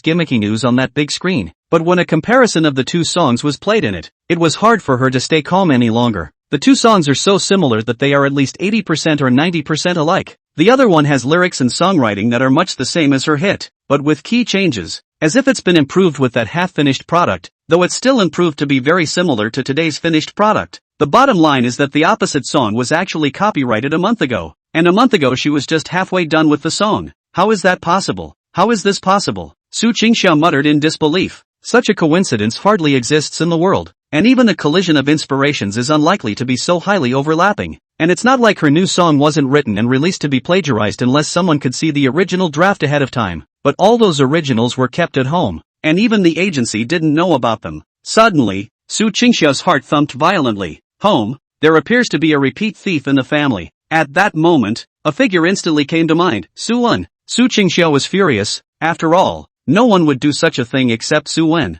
and she kept the original draft in her room, right before releasing the new album, without even deciding if she was going to release it or not, and the outside world was even less aware that she had written this new song. And yet Suen knew. There's also this condition that screws up. It dawned on Su Qingxia that Suen had always been the kind of nagging villain, and with all the recent conflicts with himself, how could he do nothing? So, it's here waiting for itself. At this moment, Su Qingxia gritted her teeth and was furious, but before she could continue to be angry, the bad situation reappeared. That's Su Big Star. I think you can sneak out. Look at that group of carrying cameras and microphones outside. This suddenly appeared. It's not going to be a movie, right? Upon hearing this, several people had looked through the glass wall outside the outer store, and Su Qingxia also stared wide-eyed, seeing the group of figures outside that had hurriedly arrived. The paparazzi and reporters. How did they get here? Su Qingxia panicked. This coincidence appeared she could be sure that it was Suen who was up to no good, so she immediately turned around intending to leave through the back door. However, it was already too late. After all, she was a popular top streamer. Appearing here had already aroused the suspicion of many people, and now that I don't know who shouted out that it was Su Qingxia, those who wanted to be sure of their identities immediately surrounded her, and it was this moment of blocking that the group of reporters had surrounded. Su Qingxia, do you know that your plagiarism incident has caused an uproar on the internet? Yes, Su Qingxia, why did you plagiarize? Didn't you once say that you hated plagiarism the most? Why did you turn out to be the one you hate the most? Yeah, don't you explain why you plagiarize a bunch of bottom singers? People are even having such a hard time living for their dreams, while you plagiarize others' work to shine. Do you have a heart? Or do you not even know about this? No, it's not at all what you guys imagined. That song was original from my personal experience. There's no way I could have plagiarized it, Su Qingxia anxiously explained. Queen Su probably doesn't know, right? Other singers have already released the creator's entire record. That is a young man word by word on the revision of Personally Write Down. The timeline is far earlier than your hit song. How can it be that you personally created? Youth. Almost instantly Su Qingxia thought of Suen and angrily said, "You've all been tricked. It's him who read my manuscript and pretended to write it himself. He's just deliberately taking revenge on me." Queen Su Gu. What do you mean by that? You're being a bit conspiratorial. People have no grievances with you. Why would they retaliate against you? This involves my family matters that have nothing to do with you, and I will defend my rights and interests through legal means, as well as punish any rumor mongers. So Queen Su Gu is speechless? Or are you trying to force down this storm through your own identity? These paparazzi reporters were obviously not intimidated, and did not listen to Su Qingxia's threats at all, and kept pursuing the questions. Sumayan's few people could only protect Su Qingxia behind them, trying to separate the two sides as much as possible. Several ladies. May I ask who you are to Su Qingxia? She is deeply involved in the plagiarism controversy. Is there anything about you guys in this? Unsurprisingly, Sumayan's several people were also miserably pursued by the object of questioning. As the commotion became bigger and bigger, the surrounding crowd of onlookers became more and more numerous. After all, it's not often that celebrities and paparazzi confront each other on the spot. Seeing that Su Qingxia was being guarded and the few women in front of her were unwilling to answer, the paparazzi reporters moved their targets again and again and again. The target, naturally, was Suson, who was a few people away. May I ask you, sir, if you are also one of their conspirators? And what role did you play in this incident? Suson frowned. The old man honestly as a melon-eating crowd can be pulled to me. At once, his little violent temper just surged up. Originally, I just wanted to be a quiet, beautiful man. So why did you guys have to force my hand? In a flash, Suson moved, and that arm swept like a shadow, like the momentum of stirring mountains and rivers. Dare to shoot the old man. Give me broken. Chapter 151. Suson overpowers the whole field by himself. My equipment. How dare you break our equipment? My camera. There's so much more celebrity gossip in it. It's the key to me being crowned king of the paparazzi. And you smashed it. Looking at the debris all over the ground, it could be said that everyone was dumbfounded. How could they not have imagined that someone would actually make a direct move without saying a word, without even giving the slightest chance to react? For a paparazzi, the hand of the camera is their gun. The gun is gone, they later how to go to war. Asshole. I want you. Give me away you. A paparazzo was about to make a move in anger, but Susan slapped him in place. Rampant. Simply rampant. There's no more heaven for murder in broad daylight. The crowd of paparazzi were deeply disgusted by Susan's violent behavior, and since they couldn't beat him, they morally criticized him. Susun didn't bother, but silently pulled out his cell phone and dialed a number. Hello, Gudong? I'm Susun. I'm at the Jinhaochi Hotel. I saw your goose badge engraved on the waitresses here. This is your goose property, right? What happened to me? I've been beaten up. The old tragic kind. You have to come and save me. Otherwise they're blocking me from leaving. Meanwhile, the Gu building. The solemn conference room was quiet. The crowd watched and waited, waiting for the chairman of the board of directors to finish the phone call after the continuation of the speech. But who knows? Gu Pingsheng put down his cell phone and snapped with a loud bang, slapping the table in front of everyone, and then an angry roar resounded through the room. Martyr dared to hit my brother Su. Everyone put down their work. Get your men together. Go to Zenhachi restaurant to get him. Everyone jolted into silence. The crowd vaguely remembered that the last time the chairman was angry was the last time. That time, Gu's had a power-grabbing change, and since then all the directors have been out of the news. Inside the restaurant, Susun was still circling around with the group of paparazzi, and during this time, he encountered those who still wanted to make trouble directly with an iron fist. The paparazzi not only had their cameras smashed, but even their microphones were shredded to prevent them from having a recording function. Susun even asked the other person to take out his cell phone in a very humane way and checked it again. This kind of behavior was so rampant that the crowd screamed. But Susun's force value was clearly there again, and no one dared to resist with it. The dozen or so paparazzi tried to flee, but all stopped in their tracks as a figure on the retreat stood there. At this moment, it wasn't their group of paparazzi who were blocking the others, but Susun alone blocked their group of paparazzi. The people dared to be angry but dared not say anything. Not to mention they did not understand where in the world this freak came from. How could he do things so out of the ordinary? But this group of people were, after all, news diggers, with mouths most adept at making things up, and the combined speeches of the crowd soon incited the anger of the surrounding gourd eaters. Susun became a demon king in their eyes, an unapologetically violent person, and many people began to denounce him. At that moment, Susun's eyes turned cold. He, for one, did not accept moral criticism. Cure them for forgetting about you guys, right? Since you love to meddle, I'll make it impossible for your cell phones to take pictures. Smash me. Suson is like a god of war. There is a counting one, but any dare to take out a cell phone to shoot to snatch over is to the ground a fall. All at once the floor was filled with the sound of snapping cell phones breaking. The crowd could be described as both shocked and angry, and for a while the group's anger reached its peak. Quite a few people began to team up and take action. No matter what, they had to beat up this rampant kid in front of them first. It's just that they overestimated their abilities. Before the group could even react, there was a fiery sting and a loud slap on their faces. Who am I? Where am I? How did I get hit? That was the first thought of many, confused and puzzled. Kid, you're rampant. Get up off the side.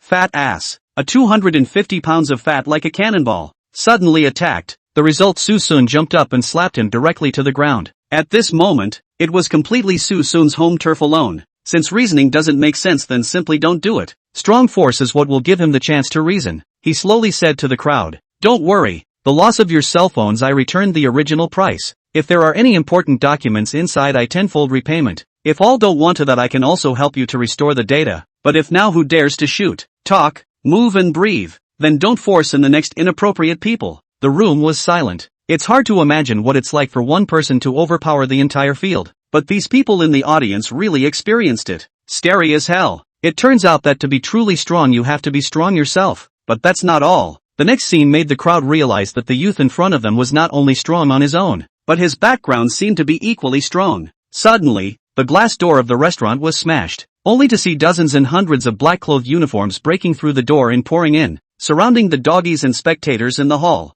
Among them, a middle-aged man with black hair but gray temples slowly came forward, surrounded by several people, scanning the crowd with a cold face. Who dares to strike here? Him. In an instant, everyone pointed at Suson. However, Suson pointed at the group of doggies without any panic. Him, and yes him, they're the ones who just beat me up. Gu Pingsheng was furious. Arrest these guys for me. Dozens of suits and shades acted in unison, and each of those dozen paparazzi reporters was honored with the control of 4 bodyguards. For a moment, a row of question marks floated above those heads. They were all confused. No, it's obvious that we're the ones getting beat up. How come we're the ones getting arrested? It was also at that moment that an exclamation of surprise came from the crowd. Gudong! This is Gudong of the Gu Group. Mr. Gu Group? Wouldn't that mean that the middle-aged man in front of him was Gu Pingsheng? Gu Pingsheng's name was so loud, and the crowd also came back to their senses from their confusion, and finally realized why this middle-aged man looked so familiar. The doggies were even more dumbfounded and full of shock. We're just here to grab some news.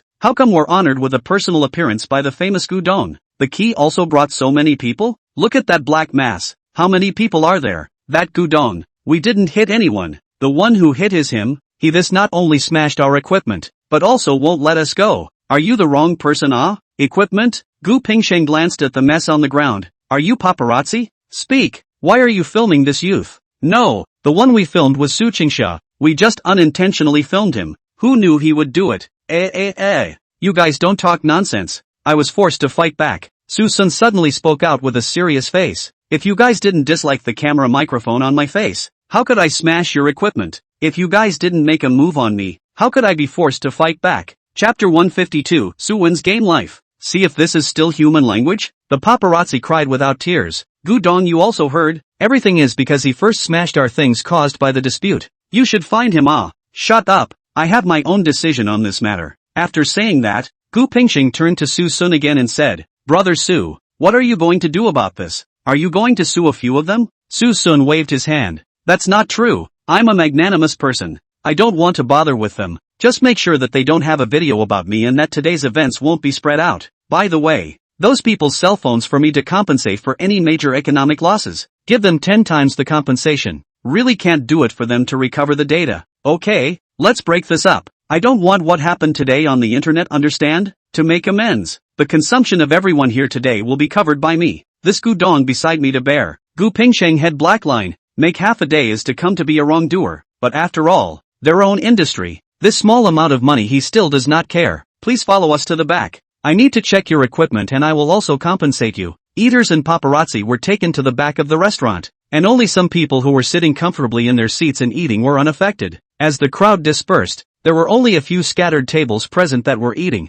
and Suson's few people also planned to leave there. But just then, a regular sound of applause reached the ears of the crowd. Wonderful! Just wonderful! I didn't expect to solve the problem so thunderously. I really underestimated you guys. What a familiar and annoying sound. Sumayan looked around, and the sisters were also looking for the source of the sound, and by this time, Suson had already walked towards a back in the corner and slapped that back's head with a slap just like that. Don't bother with you and you're still up for it, aren't you? What's with the high and mighty? Who knows? That back didn't even return his head, lifting a pair of chopsticks against the attacking palm, blandly self-conscious. Suson's movements lurched and looked at the wheelchair youth in front of him in a measured manner. This goods seems to have some changes. Nowadays all learn to control their own emotions. Seems to experience so many things hard really changed a lot better. But what does that have to do with him? Suson slapped off his chopsticks and slapped his ear then slapped at that head. Suyen, you're pretending to be Nima. This time, his head knocked heavily on the table. Suyen shook off his somewhat dizzy head. Without the kind of fear and anger after being beaten in the past, he suddenly covered his face and laughed out loud.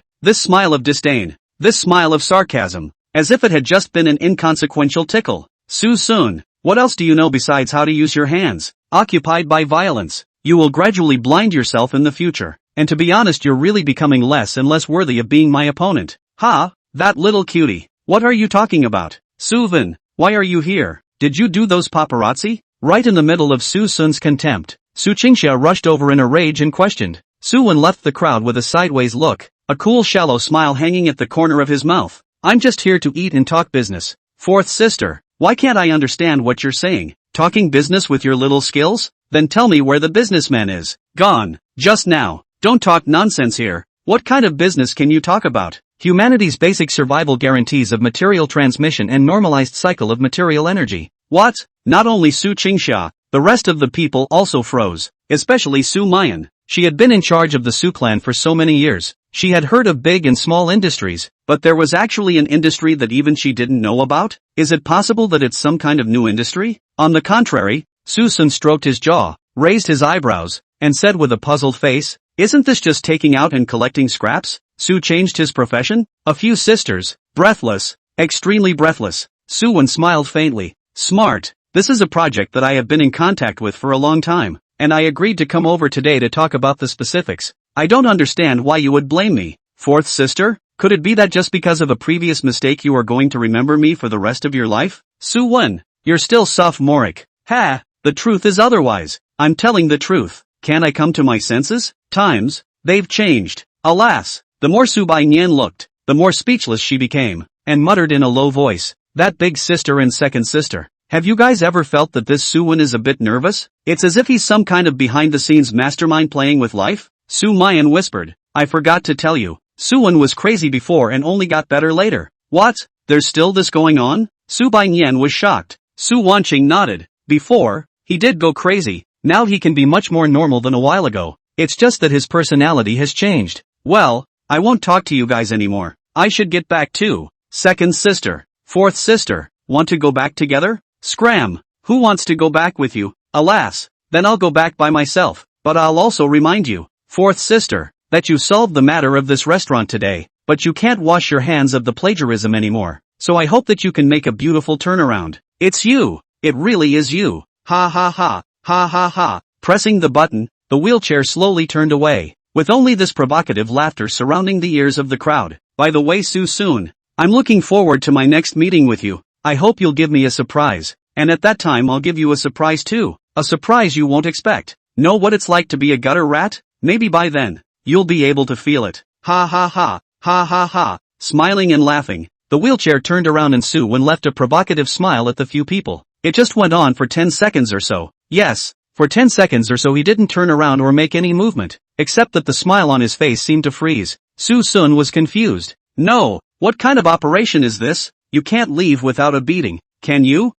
It seems like his wheelchair motor ran out of power. Su Wanqing explained. How do you know? Because I'm the one who bought the wheelchair here, and the power loss cue light just flashed. At this moment, the corners of Suyen's mouth stiffened more and more. Suson, on the other hand, craned his neck, clenched his fists, and slowly stepped forward with his fists clenched. Suyen shook his head helplessly. Why bother? What's the point of bullying a wastrel like me? Because it's cool. Alas, all perceptions are illusory. A different perspective may open the clouds and fog to see a different world. Speech is civilized, but you're still afraid, right? Suson coldly smiled and raised his arm. Don't worry, I'll be gentle. Force face, give me, crack. Crack. Alas, you still can't control it after all. Snap, snap, snap. Dare to let this emperor suffer this strange shame. When I summon the 7 gourd girls and the divine dragon to practice the 8 strange techniques, I will surely release the guardian spirit to make you look good. I'll release the guardian spirit to make you look good. Make me look good. I'll make me look good. This sun must not be capped. Chapter 153, Late Qing. Let's talk about a deal worth tens of billions of dollars, right? Big sister. You guys must have spent a lot of money for such a big house, right? Su evening Qing some surprise. She always thought Suson a few people are crowded in an old broken small. After all, a few people on the body of the savings have been taken away from the family. Hold up a common neighborhood room. But at present, afraid of the sisters 5 people all over are more than enough. Sumayan smiled and poured water for everyone one by one, explaining, this house wasn't bought. I didn't plan to live in it for a long time in the beginning, so I rented it. Su Wanqing picked up her glass of water, but this 250 square foot large flat, even if it's rented, it's quite a lot of money, right? Big sister, don't you have no savings left? And dad also blocked you guys in Jiangchang. Is it hard to really rely on 5th sister to sell things to live? It's better for her to keep those treasures for herself. Sumayan shook her head and smiled, casting her gaze aside again. We don't have any money, but Xiao Sun does. The expenses of this family now depend on him. What? Little seeker? Yeah, he gave me a bank card with at least $100 million on it. We're all dependent on him now. What?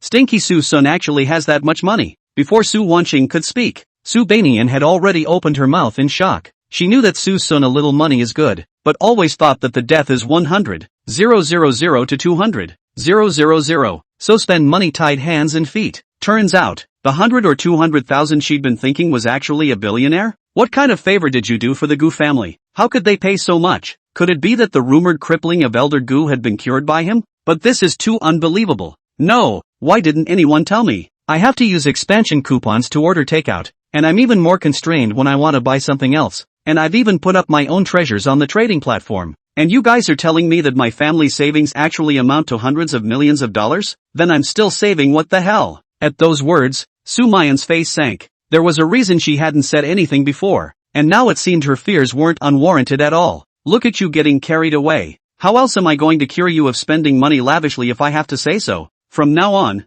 you can spend as much as you want on small money, but don't think about big money. No, big sister. Should we be so inhumane? What do you mean by small money? What do you mean by big money? I spent a few thousand, tens of thousands should be considered small money, right? After all, we do have 100 million it. You think so? From now on, you have to report to me if you go over $100, or you'll sell those treasures of yours for money, and then no one will care what you want to buy. Ego big sis. Love it or leave it. Humph, that's not your money. Why should you make decisions for Suson? Su Baiyan muttered in a small voice. Sumayan's face suddenly changed. What did you say? Tell me again. What say what? Big sister, you heard wrong, right? Su Baiyan beamed her little mouth and angled her head with an innocent face. But after all, she was the younger sister brought up from childhood. How could Sumayan not know the small thoughts in Su Baiyan's heart? Immediately, he warned, don't think of going to Little Seeker in private. You'll see if he'll give it to you. And your second sister, she won't meet your unreasonable demands either. So go ahead and try.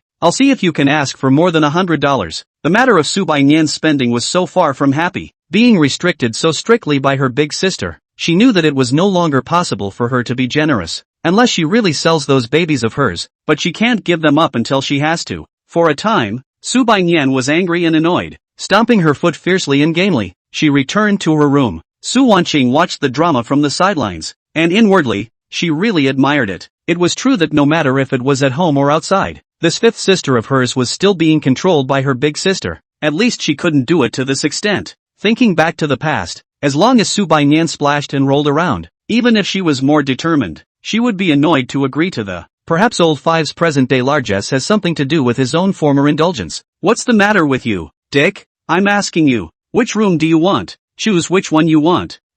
Which room? That room then. Su Wanqing casually pointed to the innermost room. Suson froze. That's my room. Are you going to stay in it? This sentence was meant to be a rhetorical question, but it turned out that Su Wanqing took it as an inquiry and weakly nodded. Also, it's also fine. A row of question marks surfaced in their heads. Suson and Sumayan were a little dumbfounded, but Suson then some playful. This Su Lauer's probably confused head has not reacted, but Su Wanqing, if you want to come is not impossible. Just some words in the restaurant did not say out. but can take advantage of this opportunity to talk about the night by candlelight. Okay, as long as you don't mind. What else do I mind if you don't? No. Who knew that while the two parties had agreed, Sumayan had sternly refused. Eldest, did you not hear what little seeker just said? That's his room. Is it possible that you want him to change his room for you? Besides, aren't you not allowed to touch men? You're staying in the room where Suson stayed. You'll go to the one next door to the fifth sister. It has a lot of space and good lighting. It suits you.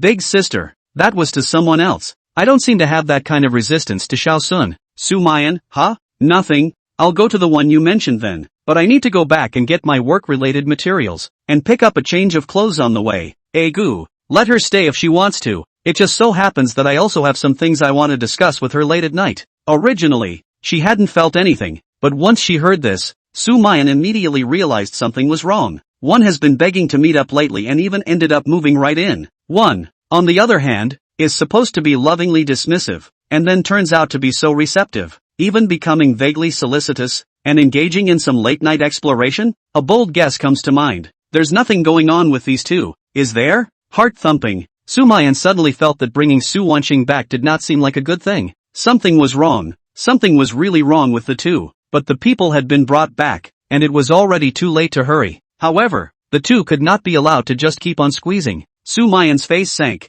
No, don't you understand that men and women are not related? It's settled. Egu, why are you meddling? Why are you so anxious when neither of us is refusing? If I say no, I can't. You're not harboring any crooked thoughts by being so urgent, are you? Then I can't agree even more. I'm a decent guy alright. Definitely not what you think. After saying that, Suson then whispered to Su Wanqing, who was at the side. I'll go to your room tonight. I have something to say. This murmur caused waves of shock to flood Su Wanqing's heart. Obviously, he said he'd take it one step at a time, so why is Seeker in such a hurry? Just so impatient? No.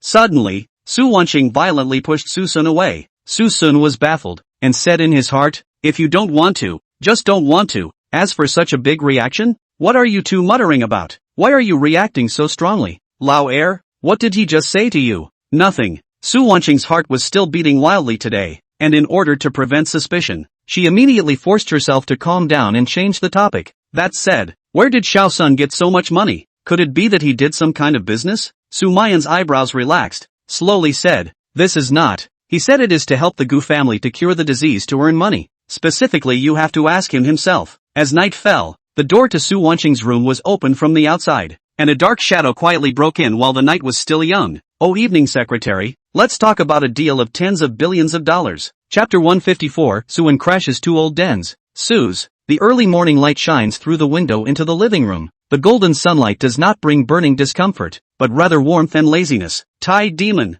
come to me. Leaning against the window, feeling the warm morning sun, Suwen lay comfortably in his wheelchair, listening to the radio opera and resting his eyes. Qin Xinlan was sitting on the sofa not far away. Seeing her son in this state was both anxious and distressed. My son hadn't said a word since he got back yesterday, and it was clear that underneath the seemingly calm exterior was a forced calmness. If it is possible, she would like Suwen to tell all the grievances like before, or better than to hold in the heart to suffer in silence to come to a high strength. Old Su, son, when the hell is this going to end? What should we do? Su Qiming frowned. What do we do? Xiao Wan is not surprised by anything nowadays. This is the style of a heir to a powerful family. What do you mean? Look at my son's face. It's swollen like that and he's still calm. There must be something wrong. Don't talk nonsense here. Xiao Wan has gotten better. Is it hard for him to yell and scream about everything like he used to and go around pretending to be pathetic and aggrieved? Then does he still have any manhood left? Men, you can't grow up until you've been hurt. What do you know? What do you know? I don't care.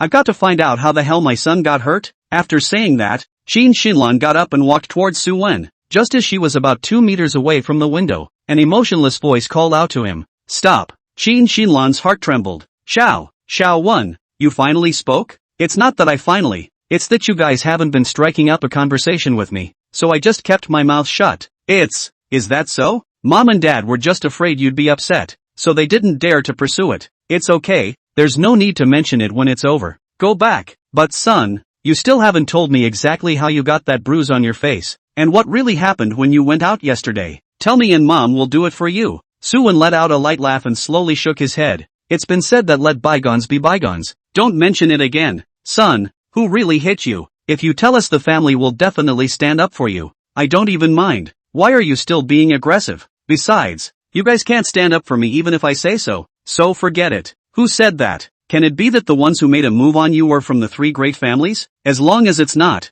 there's no one in the entire Jiangcheng that our family dares not mess with. Not. Since it's not, then what's there to be afraid of? Your father and I will make sure that the other party pays for it. At those words, Suwen's eyes suddenly opened, deep brown and godly under the sunlight. It's Su Sun. Qin Xinlan shut up instantly. At the same time, Su Qiming, who was not far away, silently dismissed the idea of interjecting himself. That's right, both of them were wary of Su Sun. Although the two of them now hate Su Sun to the bone. But Su Sun, what character they know, no matter what, don't want to die type. Even if you can make Su Sun pay the price, this Su family is afraid to pay the loss. What's more, today's Su clan has yet to be completely stabilized, and Su Sun has fallen in with the Gu family, so it's not certain who will suffer when the time comes. Seems to have anticipated the parents' reaction. Suwen calm and wave free, no anger, just a faint smile. This thing on the past, get a beating for me is nothing, but let me feel some fun. The game, to play slowly to be interesting. Son, what are you talking about? A bad premonition suddenly grew. Qin Xinlan's heart panicked. Son, you mustn't go to Su Sun. You can't fight him. You'll suffer. What did you say? I don't know which sentence touched the thunder point. Suwen immediately rose up in anger, gritting his teeth with a gloomy face. You said I can't fight him? This immortal will crawl at the age of 8 and speak at the age of 10. 20 years has successfully completed 9 years of compulsory education, and since then, he has been fighting for his whole life, and has become the #1 dog leg in billions of worlds. You say I can't fight a mere mortal. It's simply a great shame. As the words fell, Qin Xinlan immediately froze on the spot, and Su Qiming Swish had gotten up and yelled. Recently no electricity, he went crazy again. Quickly find someone to call him. What? Electrocuting me? The thunder tribulation is coming. I haven't made a foolproof plan yet, I don't want to fall. Two-legged divine chair. Quickly take my father out of this place. The motor roared, and the wheelchair that Suwen sat in began to rampage. The large living room, a venue for his racing. Qin Xinlan didn't react and was directly knocked over in place. Su Qiming was furious, but just as he got up from the sofa in front of him, the wheelchair hit his legs very forcefully in the back. Ah! For a moment, the entire living room was filled with wails of pain. At noon, Su Wanqing, who was working, received a call from Su Xinru, second sister. Can you come to the hospital? Mom and Dad have been bumped into the hospital. What? What's going on? Weren't they at home? How did they get into an accident?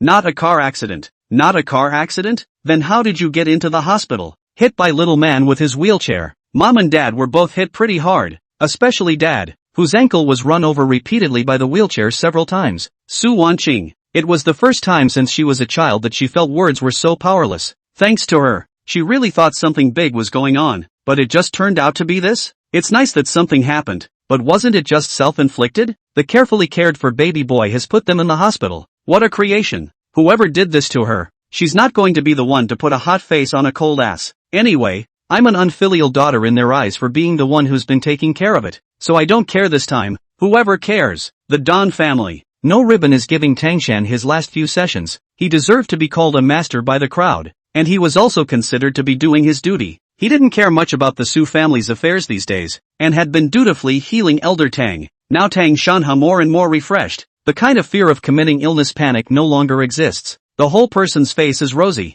obviously younger. Master, I can live again, and it's all thanks to Master's godly skills. Don't be polite, Tang family master. If you take someone's money, you should do your best. That's not true, Master. My Tang family didn't pay you anything. Helping the Su family recover is the best reward for me. The rest is unimportant. Upon hearing this, Tang Shanha let out an exclamation. For the Su family to be able to obtain you, Master, as a nobleman, is a blessing they've cultivated in 8 lifetimes. Shola smiled without saying a word, though the upturned brow clearly showed that it was very much taken in by the words. Oh right, Master. I have another request here. Tang Shanha added. Well, please speak, Tang family master. I wanted to ask, do you sell that black pill? I have a friend here. He also has some health problems, and knowing my situation he wants to beg for some pills that the master gave me to take. Of course, feel free to mention the price. It's not a matter to him. Not for sale.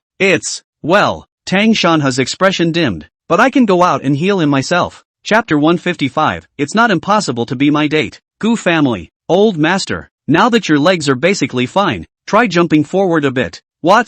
Jump a little? Although I can walk on this leg, but it is also simple to move. or a little soft. I want to go down from this step. This shall not give me a half dead I'm going to fall half to death if I go down these steps. Just jump and it's over. It's called desperation. The only way to make this leg of yours feel the pressure it will recover completely. What the hell? What kind of sense is that? Don't you care? Just listen to my boldness and give me a go you. Hey no wait. Let me. I hashtag and percent hashtag. Suson's divine hand could startle Gu Qingwan and Gu Pingxing at the bottom of the steps. It was more than 20 steps, and it would be a problem for an ordinary person to jump down, let alone an old man with weak legs. Gu Pingxing subconsciously wanted to help, but Gu Qingwan reached out and stopped him, shaking her head slowly at him. He knew what his sister meant and was willing to trust Suson, and had no choice but to watch his old man fall down the stairs later. Anyway, if something goes wrong Suson can still be cured. No panic. On this side, Gu Tianwei actually stepped on several steps in a row with inertia, but due to the increasing speed of the descent, the whole person stepped on the air and directly rose up in the air.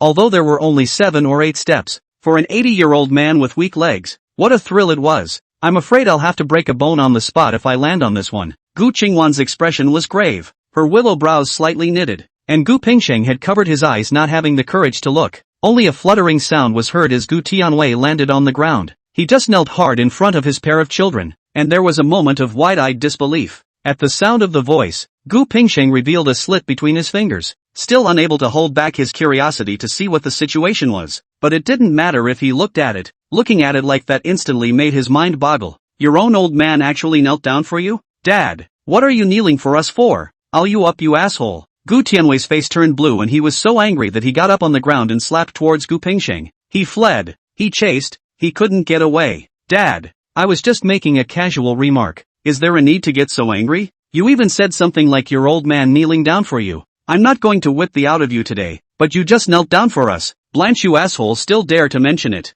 I'll whip you to death. Just as the two chased each other, the excitement in Gu Qingwan's eyes gradually turned into wetness. She couldn't remember how long it had been. It seemed like her father's leg had been broken when she was a child, and she hadn't expected to see her father able-bodied in her lifetime. Suson slowly came to his side, drew out a tissue and handed it over, smiling at the jostling duo. How is it? I'm not bad at this level, right? Well, more than being able to. My expectations used to be that as long as I could recover, not to mention a year or even 10 years, I would have been satisfied even if I could simply walk. And now, a month and a half and you're already alive and kicking. Little seeker brother, you're simply a pleasant surprise. It's still you who has discerning eyes. Who else would believe a brat like me? And, aren't you going to interrupt those two? Gu Qingwan nodded, which calmed her agitation, and then shouted at the duo. Stop it for a moment. Don't you guys realize that something is wrong? Gu Tianwei was unimpressed. What's wrong? What's wrong is that this kid is getting more and more licentious. It's not right. The words came to an abrupt end, and father and son froze in place. In that instant, a flash of ecstasy surged across Gu Pingxing's face. Dad, you can run. You can run. Yeah, oh, not only can I run but I can jump too. I can even chase you. Haha Dad. Recovered. You finally recovered. The heart disease that has plagued you for so many years has finally been solved. Yeah, Heisei, I've finally recovered. Dad. Heisei. Dad. Boss. Dad. With joy in his eyes, Gu Pingxing spread out his arms, ready to give Gu Tianwei a big hug. But who knows? Pop sound. A slap so thrown over. At that moment, Gu Pingxing was confused, his entire face filled with disbelief. Dad, why are you hitting me? I finally smoked you. I told you to run. At this moment, Gu Pingxing was practically vomiting blood in depression. I was so excited for you that I was almost in tears. And you threw me for a loop? Looking at her father's smugly smiling face, and then at Gu Qingwan and Suson on the other side, a wave of shame and exasperation surged up. Dad, you're so full of it. I'm over 50 years old. Can't you give me some face? What's there to stay? I'm still your father when you're 80. Dad, don't you go too far. Why are you yelling so loud? Do you want to beat up your father? Come on. My face is right here. Let's see if you dare to do it. You. Gu Pingxing raged for a moment in anger, and in the end, he was so directly angry that he whisked his sleeve away. He can see, his father is good, but more and more out of tune. I'm afraid the future is guilty. It would be better to limp. No Dad, are you as angry at Big Brother so much for that little thing? Gu Qingwan spoke helplessly. What's pissing him off? He's the one who's mad at me. He's probably still cricketing me behind my back. You guys, I'm too lazy to care. It's a good thing I'm at home. Otherwise I'd definitely have to give it a go outside. Gu old man legs well is a big thing. In order to celebrate, The Gu family can be said to be able to call all the people to call back, ready to noon at home to organize a family feast as a celebration. Suson also naturally was left to rub a meal. Looking around, dozens of people come to the Gu family for so long, are not as many people as today's day to see. Even those juniors don't go to school, directly called back to congratulate the old man. Grandpa, your leg is actually healed? When did it get better? Why did you only tell me today? While the crowd was raising their glasses and celebrating, a wonderful young girl burst into the crowd's view in a fiery hurry. Gu Tianwei's face was delighted, immediately getting up to greet him as he took his seat. Xingyu, you're finally back. Grandpa misses you so much. Grandpa, you haven't said anything back yet? I'm not going to be the last in the family to know about this, am I? Which is not true. This leg of mine has just healed in the morning. I didn't say anything before because I wanted to surprise you. You're the first person I notified after I recovered. Humph, that's more like it. The young girl with long sleeves and jeans was amused and giggled. And from the conversation between the grandparents and grandchildren, it was obvious that the old man liked this granddaughter very much, which was an expression that Suson had never seen on Gu Tianwei's face before. I think this is Gu Pingxing's daughter who is studying outside. Suson was watching the girl, and the girl had similarly noticed Suson. She asked in a low voice, Grandpa, who is that little brother next to Auntie? He doesn't seem to be from our family. He's actually at the table with us. He can't be a noble young man from any family, right? What kind of noble young man is worthy of being compared to him? He is the future son-in-law of my Gu family. What? And his own age is similar and can sit on the main table, afraid that is also for their own object. Gu Qingyu face changed, but in an instant will be replaced by a hint of squirming. Weakly said, however, he looks so gentle and so handsome, when my object is not impossible. Put. A mouthful of old wine spewed out at this from Gu Pingxing on the side. Chapter 156. You have to call him uncle. Hey Gu Dad, what are you doing? I just bought these clothes. Ahem. I'm sorry, but Qingyu, do you want to guess why that young man is sitting next to your aunt? Why? Gu Qingyu looked across the room in confusion and came to a realization. I know. I knew Auntie was the best for me. This must be the person Auntie picked out for me. Keep your voice down. When it was too late, Gu Pingsheng had already blocked it with one of his big hands. Gu Qingyu was a little out of breath, struggling and biting the large hand in front of her before she was able to break free, and then turned to Gu Tianwei with an aggrieved face. Grandpa, look at my dad. Shhhhhhh. Gu Tianwei lowered his index finger to his lips, hurriedly made a gesture to silence his voice, and whispered, Little Auntie, shut up. Don't let those two across the street hear you, especially your aunt. Be careful, she won't be happy. How could it be? How could someone as gentle as Auntie be upset? Besides, it's even more impossible with me. Gu, my good grandson, are we talking about the same thing? I mean, don't talk nonsense in front of your aunt, and I'm not making this up. That wasn't nonsense you just said. That young man's name is Suson, and he's not the one for you. If not for me, then who? Am I not the only girl in my Gu family for 3 generations straight? Yes, you're the only one in the 3rd generation, but aren't there more in the 2nd? What? The 2nd generation? Didn't all my dad's generation have families? Is it hard for anyone to get divorced? Away from you. Gu Pingsheng slapped her on the side of the head and said breathlessly, Your aunt isn't a human being? She doesn't have a family yet. Your grandfather was talking about a son-in-law, not a granddaughter-in-law. What? Aunt? Son-in-law? At that moment, Gu Qingyu was filled with shock and instantly understood everything. That little brother is Auntie's date? But isn't Auntie not getting married? Who told you your aunt isn't getting married? She just hasn't found the right one. So, Auntie found such a young and handsome one? So Auntie likes this type? Gu Pingsheng immediately let out a low gulp. Shut up. You're allowed to look for a young man, but not your aunt? You don't really have a crush on someone else, do you? Then I'll tell you it's impossible. Gu Qingyu's face burst with embarrassment. As soon as she remembered how smug she'd just been, she couldn't wait to find a crack in the ground. But that kind of situation can't blame yourself. Present only their own age. An aunt usually so gentle and virtuous, how could not imagine actually will find us so young? Grandpa, Dad, the one across the street isn't trying to get a rich woman, is he? After all, the two are a bit old. Gu Tianwei's old face darkened. What are you talking about? The two of them haven't even gotten started yet. I would like to let him evening, but people are willing to.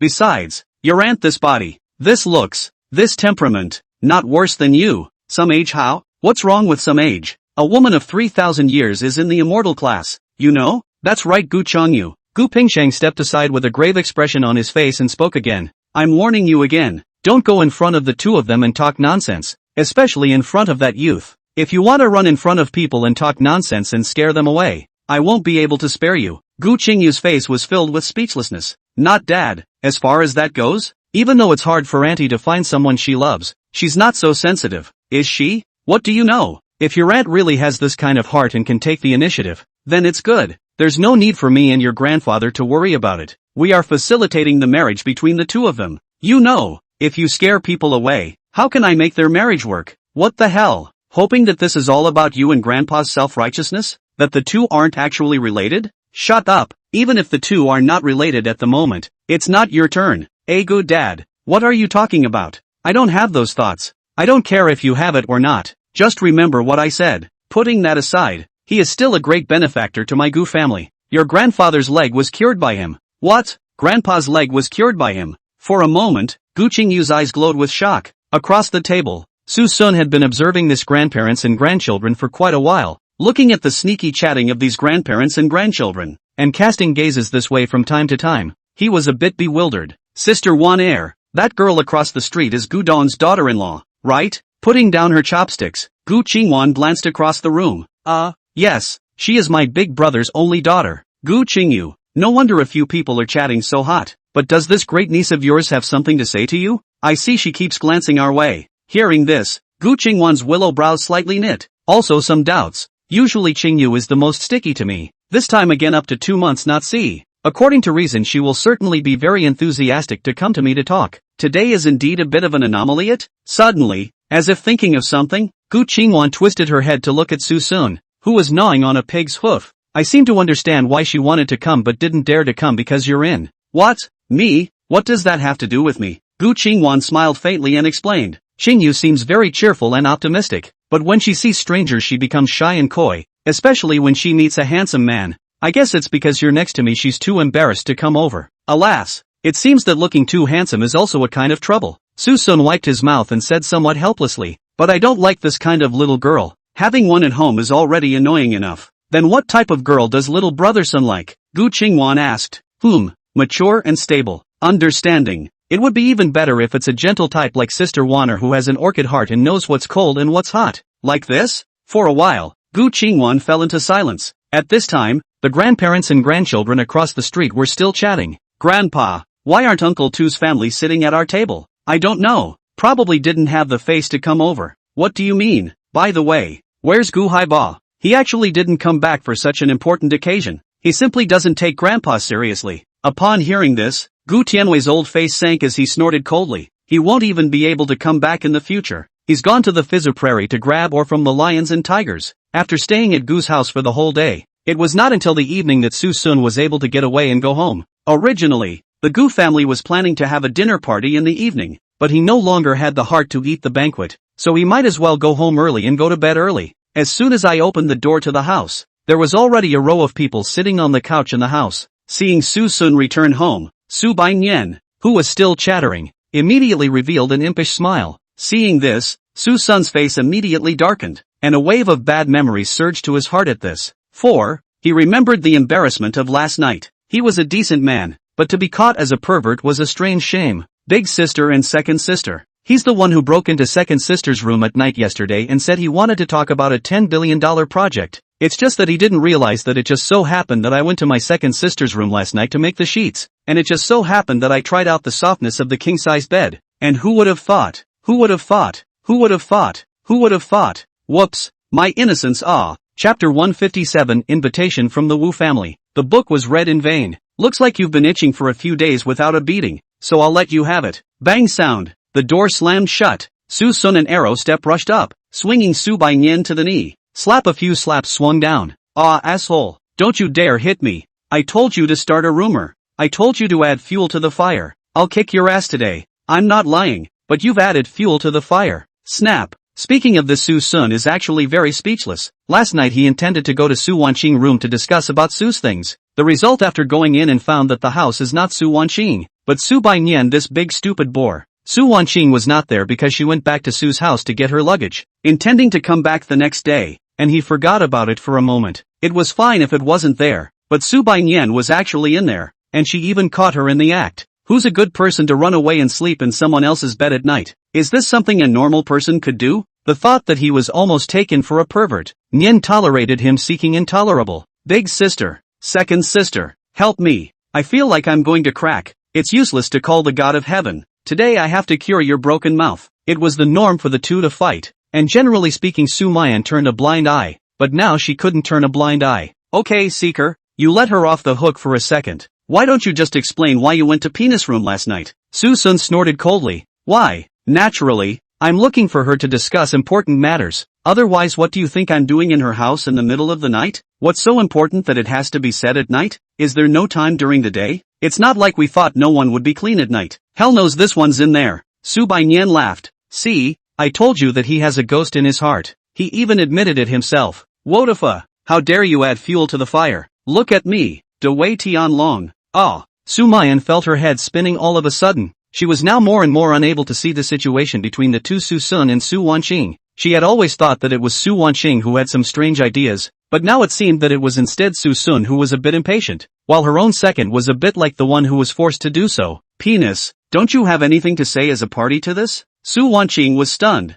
I need to say anything? It was your room that Seeker broke into last night. What do you think you're going to say? I, for one, don't know what to say. At this time, Su Wanqing is also a mess. She knows Suson's mind and understands his impatience, but Suson's degree of urgency is still far beyond her imagination. She is agreeable to the pursuit of Su search is good, but want is step-by-step slowly development. The two do not seek what intimate relationship, only to accompany forward enough. But now that Suson was in such a hurry, she really didn't know if she should refuse or comply. To refuse would again appear to make her consent a perfunctory one, but if she obeyed, she wasn't ready for that nowadays. And it was hard for her to accept having some physical relations, at least for a while. Even, there was some concern about the recklessness caused by Suson's intolerance. Su Wanqing was both embarrassed and despondent. The whole person was depressed to the extreme. She used to love reading romance novels and fantasizing about sweet love, but then the growing heterosexual resistance made her fantasies dissipate. Now, it's hard to meet people who are not resistant and familiar, and have crossed that hurdle in their hearts, only thinking of getting along for a long time,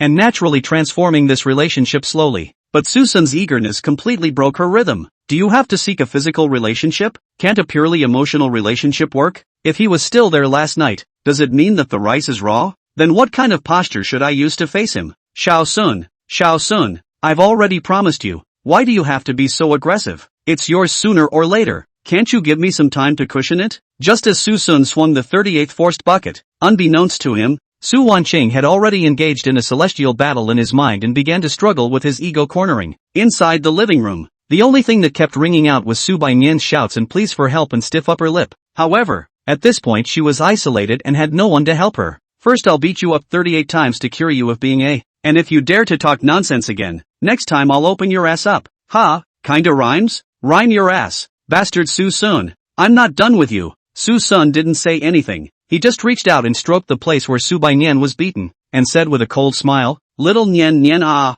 this hand of mine is itching again. Do you have any clue? Instantly, Su Baiyan's pretty face changed. Her face was full of smiles to curry favor. Haha that. I just said a joke. Not funny then forget it. Little Seeker, you certainly can't give up on the youthful and cute little Nian, right? Aha. Between words, Su Baiyan also did not forget to turn around and blink her big watery eyes, quite lovely and moving. However, Suson didn't eat this, and his arm jerked up. In a blink of an eye, a terrified howl rang out in this regard. Ah Suson, I'm not done with you. Warm sunshine on his face, Suson drowsily opened his eyes. It's a new day, and even though I'm not working at the moment, it's not a bad thing at all. I have to go out every other day. It's almost no different than going to work. Today is going to go to the Wu family. Suson vaguely remembered that the Wu family's second young master and his own still have some affinity, but he this time to go was not to solve the grudges, but was invited by the Wu family to go to see the doctor. It was a miracle that Gu Tianwei's leg was well, and the Gu family hadn't deliberately hidden it,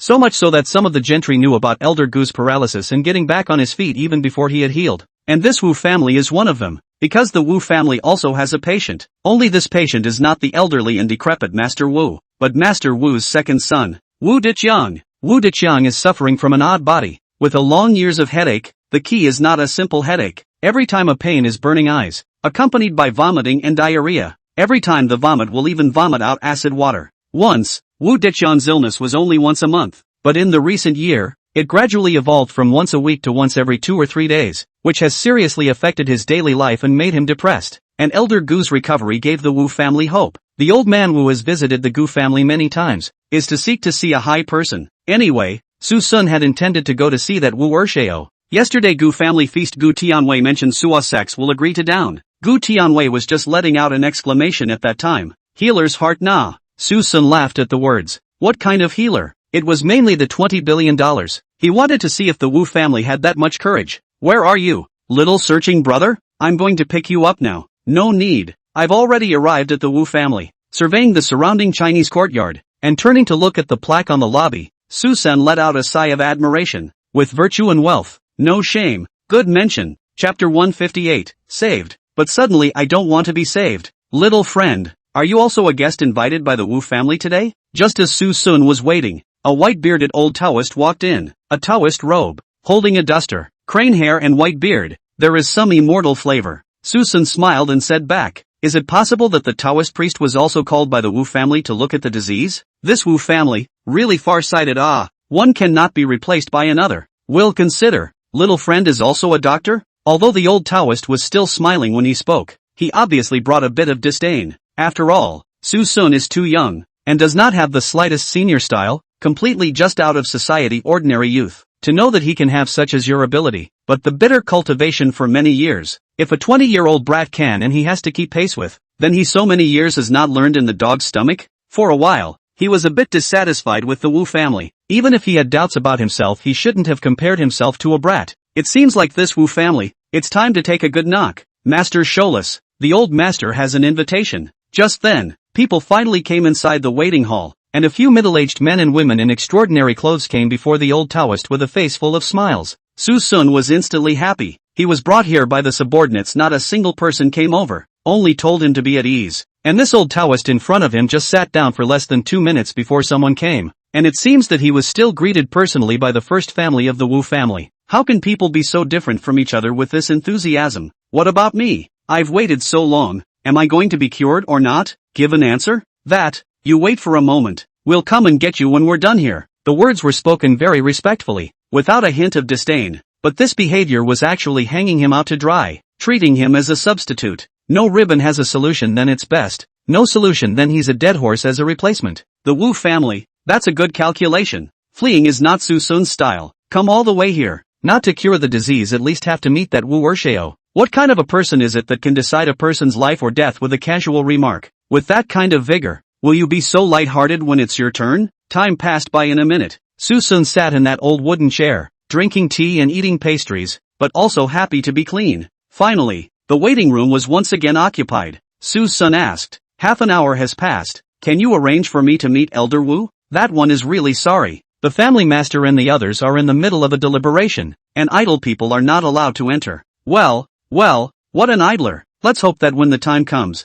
I won't beg on an idler like me. By the way, is your Wu family's second young master at home? Second youngest? He appears to be home today. Okay, go ahead. Time always passes unnoticed and another half hour passes. Yo, here we go again. Are you planning to see me? I'm sorry, I was just changing your tea. Something happened on the family head side. Don't worry, another hour passed. Ooh, man, here we go again. They can always see me this time, right? That I asked. It seems like something happened on the second master's side, so I guess it will have to wait a while. The messenger boy glanced at Susun and said with some hesitation, Why don't you leave? Family master, they obviously did it on purpose. I'm just a security. Apart from serving tea and water and passing a message, I can't help you. It's not a good idea for you to wait here dry. Susun laughed and waved his hand. No hurry. Those who accomplish great things don't stick to small things. It's not me who should be in a hurry. After the 4th hour of Susun's visit to the Wu family, it was also the 4th hour of waiting. That security brother is at it again and again and again. And this time he came with good news. Guest, the family master and the others want to see you. So hurry over. Waited so long for that. But who knows? Susun slowly poured a cup of water and sipped it carefully. Well, this tea is okay. If you want to see them, you can. Let them come and see me. If not, I'm leaving, after the deadline. The security guard who passed the message was shocked. After all, the man in front of him had waited for so long just to meet. And now that people finally came to shout as a result, he said he wasn't going to go? What's wrong with you? This is not the time to be a little naughty. In the Wu family these few years he also knows the style of the Wu family. Both underlings and guests are honored by the Wu family. What the Wu family says, that is what. If you don't want to go to the meeting, let alone shouting, I'm afraid you'll be thrown out on the spot. Right? Guest, don't gamble. The The Wu family won't agree to your request. They'll even kick you out. You might not even get your appearance fee then. Don't worry,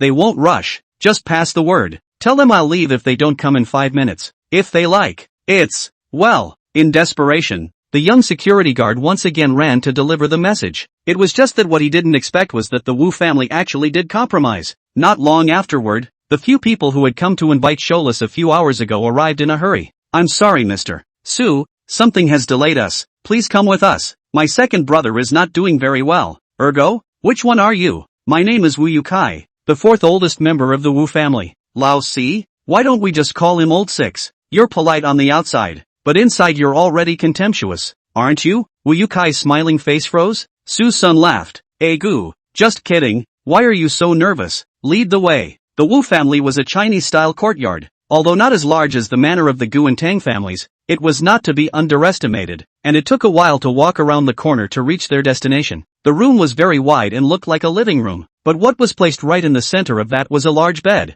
with a very slim man lying breathlessly on the bed, while around him stood a few scattered members of the Wu family. The very moment Suson appeared, an old man in his 80s immediately surrounded him. This is Mr. Su, isn't it? Long time no see. Suson nodded faintly without responding, only walking to the side of the person lying down to take a closer look. No ribbon was extremely disdainful on the sidelines. Pretend. How can a kid like you fix it if you can't? But next, Suson's sentence was directly shocking. You need me to cure such a minor illness? Saying that, Suson looked around and took a hairpin from the head of a woman from the Wu family. Just when everyone was unsure, Suson took that slender hairpin and stabbed it directly towards Wu Dichan's head. At this moment, the faces of the people present changed drastically. Stop. Stop it all if you want to save him. Since I'm called to cure you, you have to trust me unconditionally, or you'll have to find another job. Everyone was skeptical. After all, who cured a disease that had not been prepared by a hand? And who was like to lift his hand and stab it like this? It was Elder Wu who had the big picture in mind and immediately stopped the crowd. He could see the disdain in Suson, and he could also see the extraordinary in Suson.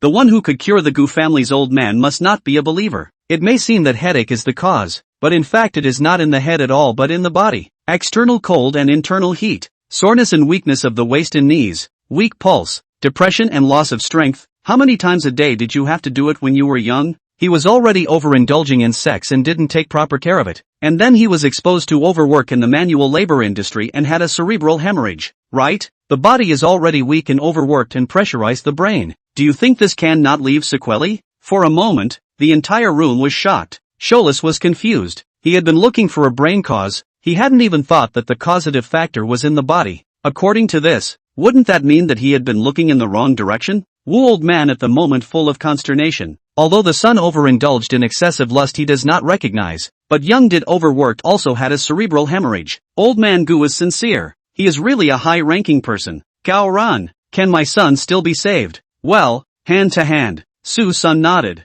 Good, that's good, but I suddenly don't want to save it. What? The Wu family members changed their faces. Chapter 159, The Wu family's remorse. Well, now that the disease has been seen to, I can withdraw. Suson didn't care about the crowd's strange gazes. He turned around and left. As he expected, just after he turned around and didn't take a few steps, the Wu family immediately surrounded him, especially that Elder Wu's face was full of smiles and flattery, which still had the faint condescension and disdain in that smiling face at the beginning. Mr. Su, please wait. As long as you are willing to save my son, the conditions are at your disposal. As long as they are within my Wu family's capabilities, do not save. Suson sighed softly, somewhat embarrassed. Master, tell you the truth. It's not that I don't help. It's just that I'm a person who strikes out based on my mood. So, no saving. The Wu family members were stunned at their words. They thought Suson had something to hide in not saving him, but half the time, he just didn't want to save him? Elder Wu was a bit anxious. Wait,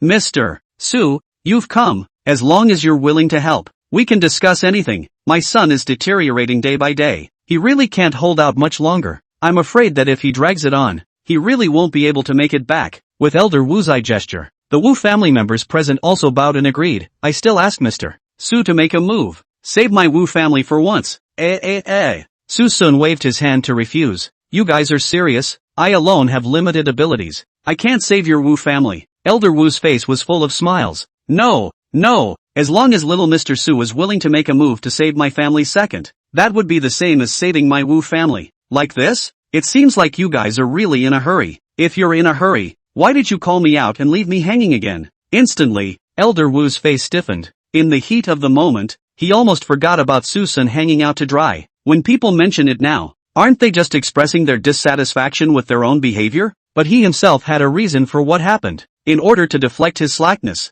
Wuantai instantly became furious and yelled at Wu Yukai and the others. Is it that you guys spoke out of turn to little mister? Su, did I explain that you guys should speak properly? Wu Yukai and the others were dumbfounded. Dad, we didn't say a single harsh word. We've always been peaceful. Then why is little mister Su so angry? It must be because you guys were slacking off somewhere. Dad, we really don't have. How dare you argue? Alright Elder Wu, just don't put on a show with me. Suson didn't want to see several people's one-upmanship and directly interrupted. The reason for today's situation must be clear to Elder Wu. Those who understand understand. I don't want to say more. If you don't understand it, forget it, whether it's a true ignorance or a fake ignorance. I'm also too lazy to dismantle it. I believe that Master Wu still understands it. Wu Antai's face was a bit ugly. He intended to take the initiative to bow his head to give Susun a bit of face, or to give both sides a step down, but he didn't expect Susun to be so faceless. But Susun is a capable man after all, and his son is counting on him.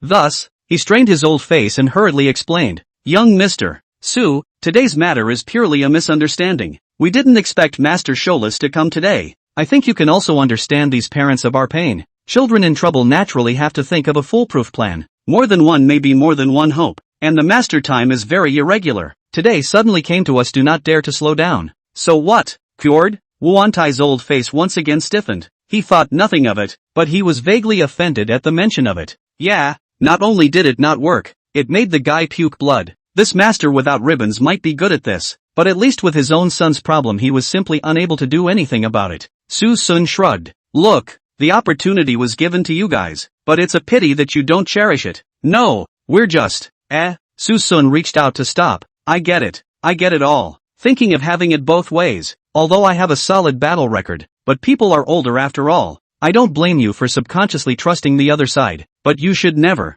have had such a condescending attitude. 4 hours. Do you know how I spent those 4 hours? In addition to drinking tea, is to eat pastries, and then not to play games. Do not know that I thought I came to dabble in food and drink dabble in the internet. This is an insult to me. Susun turned his gaze to Wushou again, spreading his fingers and pointing. Look at that. I arrived for half an hour and didn't see anyone from your Wu family, while this master just arrived for 2 minutes and your Wu family came. What does that mean? It means I'm not as skilled as I should be. It also means that we are not meant to be. In that case, then I'll take my leave. Just a few steps away, Susun suddenly turned back again. Oh yeah, you're right. You can't do nothing when you're here. The one on the bed won't live long anyway, so I'll let him feel what it's like to be a normal person for a day, just so I can account for the aftermath. Right-o will. Transfer the equity or whatever. As the words fell, Susun pulled out his $9 silver needle gift pack and drew out 2 of them and directly flung them out. The moment the silver needle entered his brain,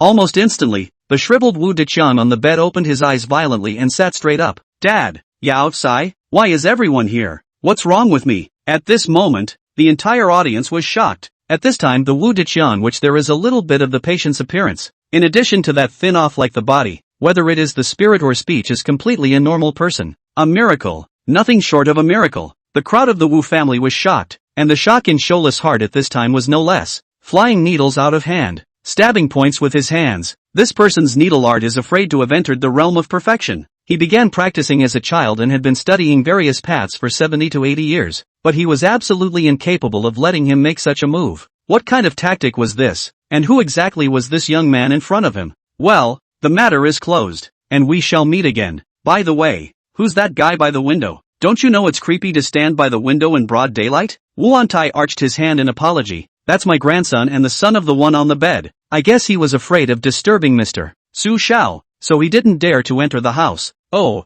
so this is second young Master Wu. Wuantai's eyes lit up. Could it be that Mr. Su knows my grandson? Don't know. Don't want to know. Go away. Wait, Mr. So, well, no need to send it. Seeing Susun just walk away, Wuantai was so angry. He didn't expect that his shrewd life, now he actually bet on the wrong treasure, and offended the real high person. For a while he looked at Sholas with some dissatisfaction in his eyes. On the surface immortal, but in reality, he was not even as good as a young man. What a waste. In fact, The most difficult for the Wu family is that if Susan go just go, then it is also even. Although Susan said some doorway but after all, did not make a move, they can just think of it as alarmist. But when Susan made his move, the situation was completely different. That meant that Susan was truly capable, and they could no longer deny Susan's ability. What great power is it to make a person who is seriously injured and dying refreshed with a casual strike? That's a real high roller. The Wu family members also reacted. Susan, this is not a good intention before leaving.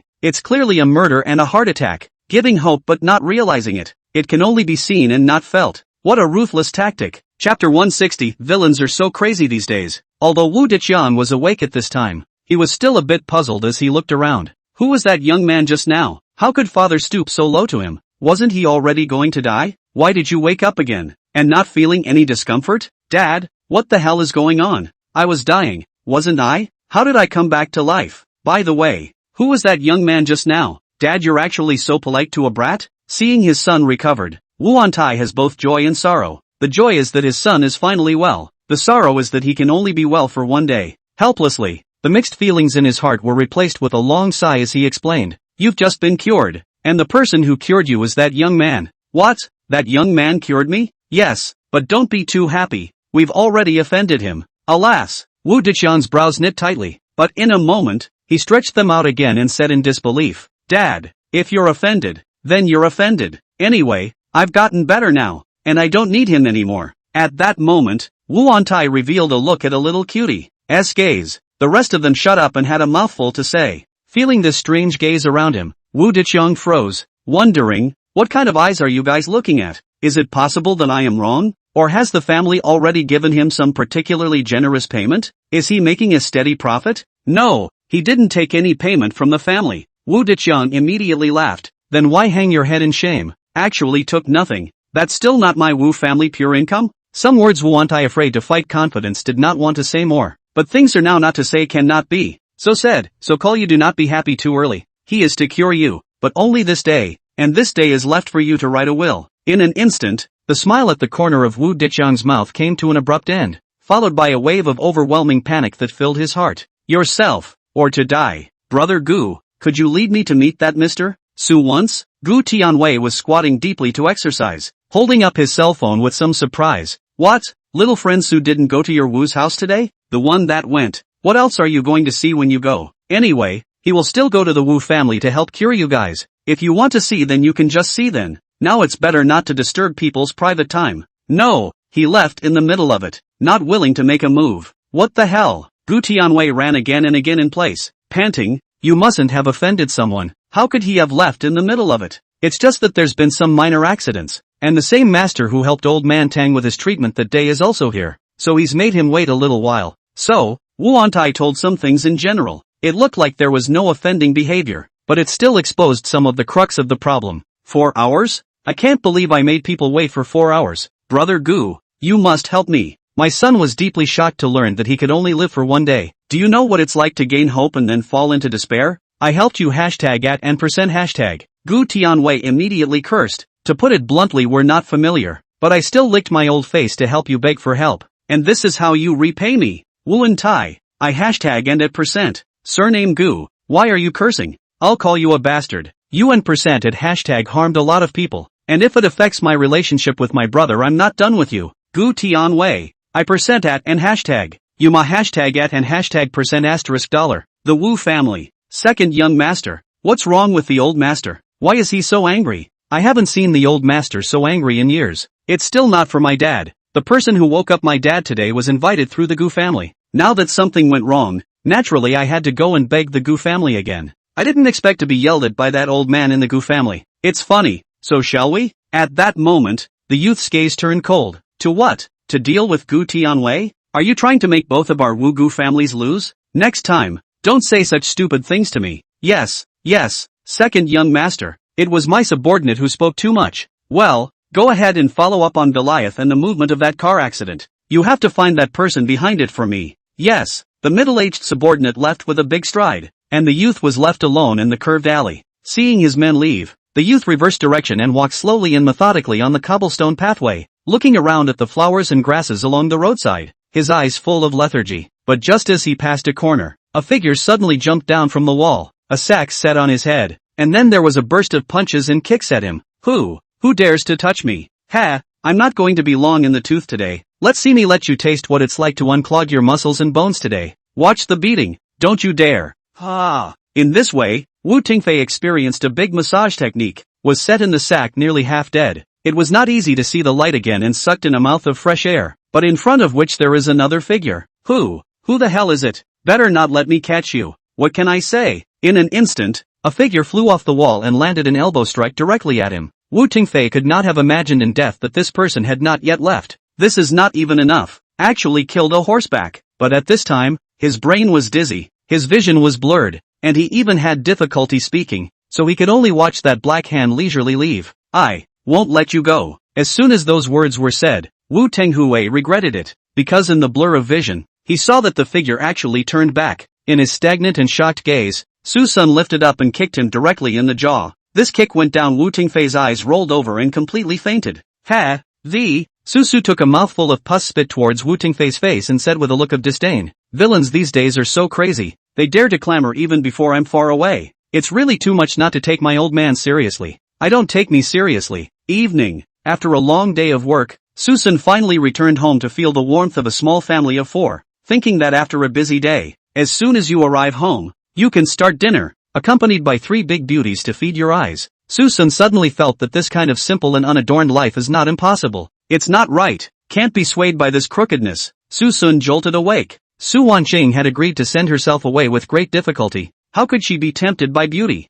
Su's search in the heart is a big ideal. No more is also a poem in faraway places. Cannot be a moment of comfort to the appearance of confusion. Thinking about this, Susun's heart became more and more determined for a few moments, taking advantage of the other two not paying attention, immediately winking at Su Wanqing, and again at Nianshi. "Don't lock the door tonight. I'll go to your room." Seeing this, Su Wanqing's movement to clip the food suddenly trembled. Her mind, once again, went blank. Chapter 161, Su Wanqing's final choice. Penis, what's with the shaking hands? Yes, there is. Su Wanqing shivered her chopsticks, her head hanging down, with an air of not daring to raise her head to see others. Sumayan is both speechless and helpless. This one is strange. Eat a meal are sneaky, with the same as a thief. This family really does not have a let her worry. She didn't bother to continue pursuing the matter, but instead turned her attention to Susun, who hadn't been seen for a day. So she reached out her chopsticks and put a chicken leg in Susun's bowl, wondering, "Little Sun, where have you been today? You've been staying away from home lately. What on earth have you been doing?" "Didn't do anything. Went to work." "What? Work? What kind of work are you doing?" Sumayan was incomparably surprised. Susun lowered his head to show off his chicken leg and said vaguely, "I'm easy in this class. If there's work, I'll try it. If there's no work, I won't do it. It's all up to me whether I want to or not." Sumayan's willow brows frowned slightly. "You wouldn't have run off to cure people again, would you?" "Well, not really, it's a visit at best. Maybe I won't want to heal if I'm not happy." Su Baiyan suddenly spoke out. "Humph, I think you're going to the pits." "Scratch that, you dead girl." Su Sin instantly got up and bent over, shoving the chicken leg in his hand directly into Su Baiyan's mouth. "I told you to talk too much. Eating can't even plug up this mouth of yours. You asshole." "Nope, where did you get Gunther?" Susun froze for a moment. It seems like I just bit it." "What?" Su Baiyan's throat gulped in disbelief. "I'll fight you. You actually fed me what you ate." Just as Su Baiyan was about to unveil herself, a sudden crunching sound interrupted her path of resistance. Sumayan slammed the table and frowned in displeasure. "Alright, I'll sit down and eat properly. What's all the fuss about?" "But big sis," he puts his with saliva, "you've eaten it all. Now what's the point of being melodramatic? Besides, you used to steal half of his snacks, didn't you? Sit down." "Oh, good." Su Baiyan black face a collection. Seriously dry rice. Just like that, under Sumayan's strong pressure control, a chicken leg fiasco was easily dissolved by her. The meal for the 4 ended peacefully without any further mishaps, but Su Wanqing was still distracted the whole time and didn't say a word. Su Baiyan was punished to wash the dishes due to her noisy behavior during the meal, while Su Muyan took advantage of the after-dinner period to mop the floor to eliminate her food. As for Su Wanqing, she sat on the sofa with Su Sun without saying a word. Su Sun just waited silently. As long as Su Wanqing said a word, he could go on with a wild blast, but Su Wanqing just didn't say anything, didn't make a sound at all, making him quite headstrong. Do you want him to take the initiative as a big man? Doesn't he want to lose face? What's wrong with him? Forget it, just take the initiative. It's been shameless for a long time anyway. Thinking about it, Susan suddenly moved next to Su Wanqing next to him. Su Wanqing was startled by this sudden situation, and her body stiffened a bit. Susun froze. As for that, are you that resistant to me? No, then just relax for me. I have something to ask you. Saying that, Susun subconsciously hooked his shoulders.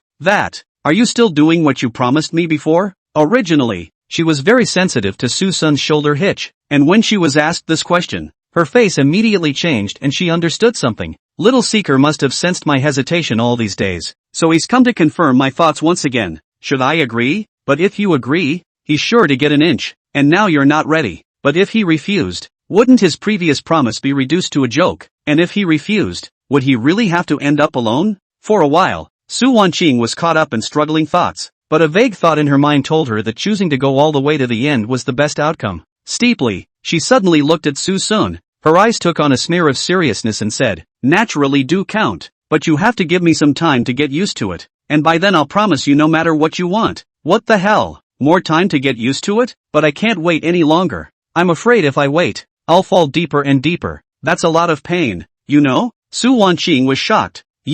Are you really in such a hurry? Nonsense. To be frank, I've been waiting for this day for more than 20 years. How else do you expect me to wait? But I'm really not ready for this, and I'm afraid that if it goes too fast I'll hate you instead. I really can't give you that promise. No, Susan immediately cried with a sad face. I can't wait. I really can't wait. I beg you to give it to me. Further delay, I'm afraid I'll really regret it. I'm already getting more and more degraded nowadays. Don't you realize that? I'm only in my 20s. I don't want to be a mess in the future. Evening Ching, little Evening Ching, little Ching Ching, even let me call sister again, though it's a bit inappropriate now. But, promise me, you are my hope today. I don't want to put it off any longer. Both of them have come to this point. The previous title is naturally not suitable anymore. Thinking about this, Su Wanqing fell into silence, struggling frantically between the ideal future and the bottom line. All those years he had treated him that way. He was so infatuated with himself and even saw himself as a hope. All these years, he did not even fulfill a small wish, and I still neglected him all kinds of harsh, although not as excessive as mom and dad, but no better. He'd promised him anyway, so maybe, it was time to let the older boy's heart do what it wanted for once. Let him realize that even though you are alone, there are people in the world who care about you.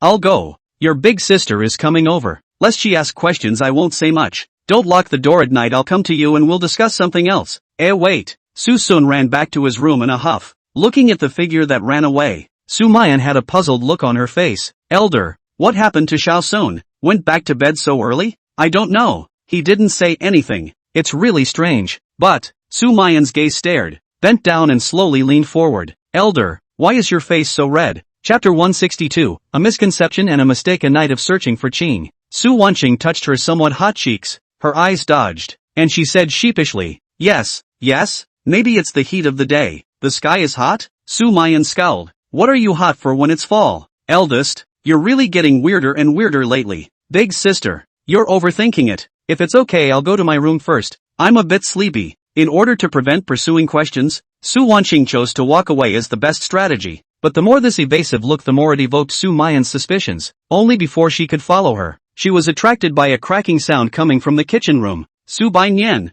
I just bought soy sauce today and you dropped it for me. Su Bainyan was full of panic and said at a loss for words. Yes, I'm sorry big sister. I'll go buy you a bottle tomorrow. Is this about a bottle of soy sauce? I just finished mopping the floor this afternoon and you messed it up for me again. Do you know how hard I've worked? You lick this floor clean, or you're not going to sleep. Oh no. Big sister, I'll be snoozed to death. I'll snore to death. Don't be poor. Hurry up and get me clean. Into the night, dim and silent. Suddenly, the doorknob of one of the rooms began to turn, revealing a crack that let in light from within. Susan closed the door softly, then tiptoed to the door of Su Wanqing's room. He had not forgotten the evening's engagement, and was now coming to have some discussion. He was just about to knock on the door when he seemed to think of something and the knocking jerked. It's the middle of the night. What if knocking on the door wakes those two up and causes a misunderstanding? Anyway, I've already told her. Just go straight in. So, Susun directly twisted the door handle and prepared to enter. He didn't care if Su Wanqing was asleep or not. Some words were bound to be said tonight,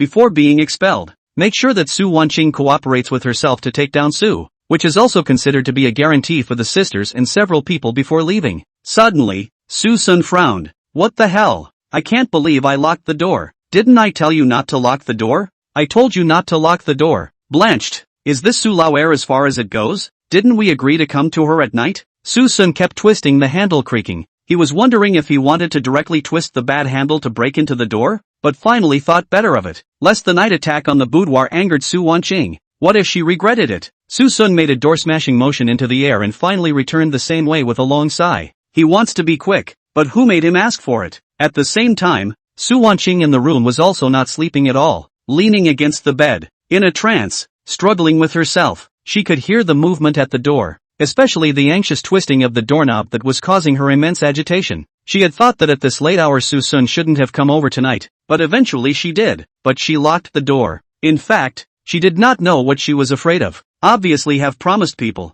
also made a decision. But there is no reason to panic. She just sat up and leaned against the bed, her eyes vacant and her mind all kinds of thoughts. Finally, after an hour, she made her decision. Su Wanqing lifted the quilt and slowly got up, finally leaving the room and coming all the way to the door of Suson's room. It has always been Xiao Sun initiative, and he has always avoided. If it is long so continue, then when can he overcome the heart? If time passes, I'm sure he'll be tormented to the point of madness by this if and when behavior, right? At this moment, Su Wanqing's thoughts were open-minded, and her heart surged with courage she had never felt before. Since the decision to move forward, then should not look forward and backward. Obviously they have always done things quickly and decisively, and how can they be in this emotional shrinkage? Squeak! A sound. Door. Open. Suson had gone straight to bed since he returned to his room, and now he had long since huffed and puffed. Through the moonlight, looking at that hazy and familiar face, Su Wanqing's heart poofed, seemingly apprehensive, but also with an excitement for the future. As long as the initiative Xiao Sun will be able to feel his own heart, then in the future the two people will never get along in an awkward situation.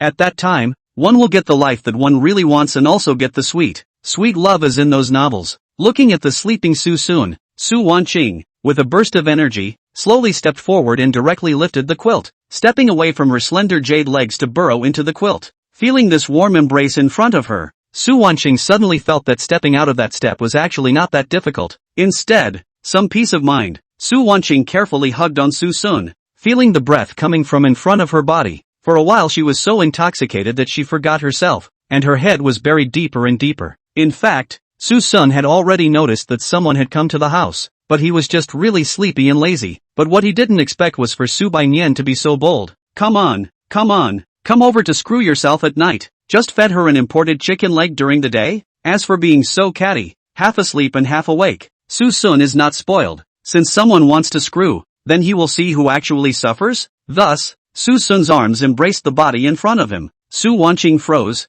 thought it was Suson waking up, looked up and found that it was still breathing regularly. However, Suson moved again, cupping her head and pressing it to his neck, and his palms stayed on his hair again to rub it slightly. Su Wanqing instantly understood that Xiao Sun was afraid that she had already known of her arrival. Originally, Su Wanqing thought that the two would just spend the night unannounced. Who had thought that Suson's behavior was becoming more and more excessive, even beyond the clothes. But whenever she was apprehensive and thought there was a next move, Suson favored to see it through. Su Wanqing's heart was sour. She actually had already prepared herself by coming over tonight, and had long understood the longing in Suson's heart. Obviously long ago the desire to deepen. The fear of angering themselves still chose to restrain. At this point, Su Wanqing realized that Suson had always had a fear of himself that he didn't dare to cross. If he really took it one step at a time, I'm afraid Xiao Sun would never dare to get close to him, right? Obviously having a demonic obsession, and still willing to give me the most basic respect. With that, it's enough. Then I will also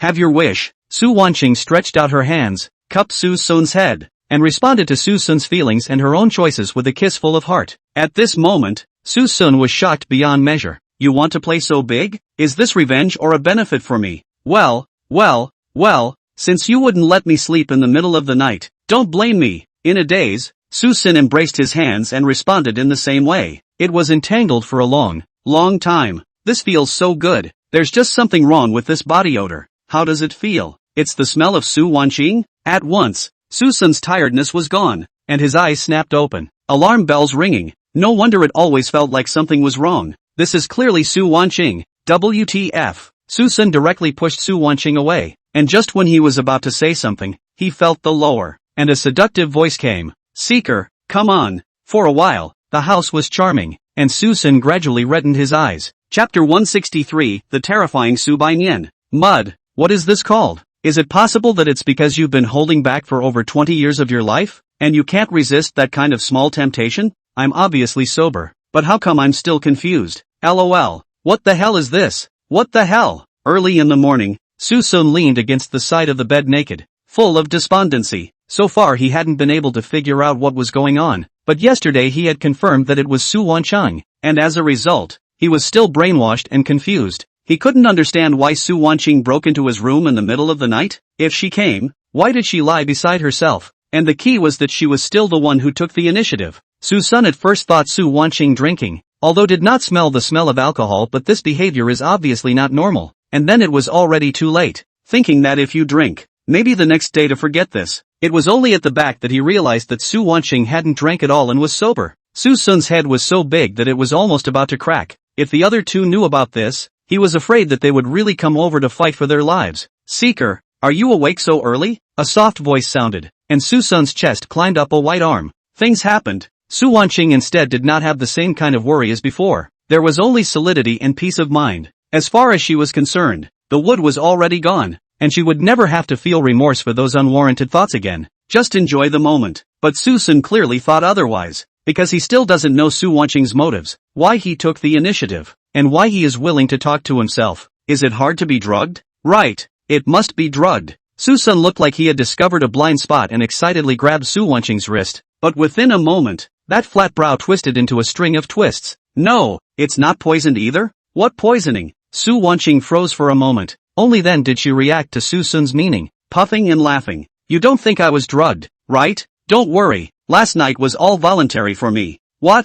Voluntary? It's over. It's even creepier. Suson swallowed his saliva, thinking that Su Wancheng wouldn't have had any thoughts about himself for a long time, right? Wouldn't he have planted himself? Seeker, from now on I won't shy away from your feelings. Suson was stunned in his heart. What the hell, mind? Remember the last time you confessed to me? I was actually totally freaked out by you at the time and even thought you were mangy. But on second thought, since I was a child I couldn't come into contact with any other male at all except you, and I sometimes really envy that kind of sweet relationship in novels. But I understand my own flaws. I am unable to get that kind of relationship, and this has always been a not so small regret in my heart. But your initiative gave me hope, and in hindsight I realized that I wasn't actually resisting my feelings for you, and that my resistance to you at the time was entirely because I couldn't get past the hurdle of our status. But then, I figured it out and became more and more grateful. I'm glad that you're not even in the household. I'm glad that you're not considered a Su family member. I'm glad that we know each other from day to day. And I'm even glad that we were in such a bad relationship before that I didn't have a lot of psychological pressure.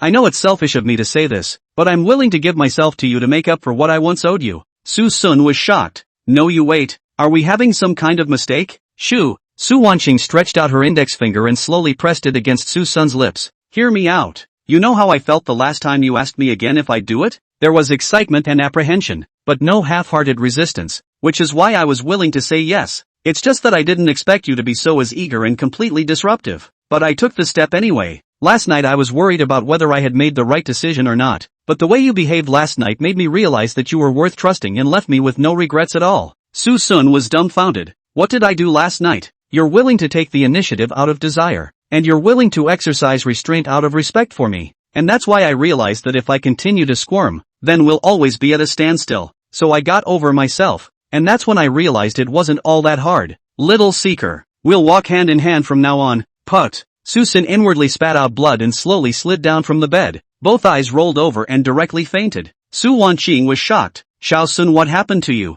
Don't scare me, Haha, it's okay, I want to be quiet. Suson finally realized that the two had been talking like chickens. He's talking about being evicted, while she thinks it's a confession. To be honest, if Su Wancheng didn't mention it, he almost forgot about it. Suson really hated to smash his own broken mouth. When what to do not good, have to start that broken idea. Originally, he wanted to use confession to make Su Wancheng go to loathe himself to drive himself away. Now well, the confession succeeded. Jesus Christ, this is a big joke you're playing on me. Seeker, what's wrong with you? You didn't just flip out afterward, did you? Suson got up violently and said in a serious manner, what are you talking about? In your mind, am I that kind of irresponsible person? I'm just trying to figure out how to explain it to everyone, especially these two at home. A move against the guest, giving Su Wancheng a guilty conscience. Right, I'm sorry, I'll find a way to explain at their place. You don't have to worry. It's okay. I'll take it up with you, but it's something we'll have to think long and hard about.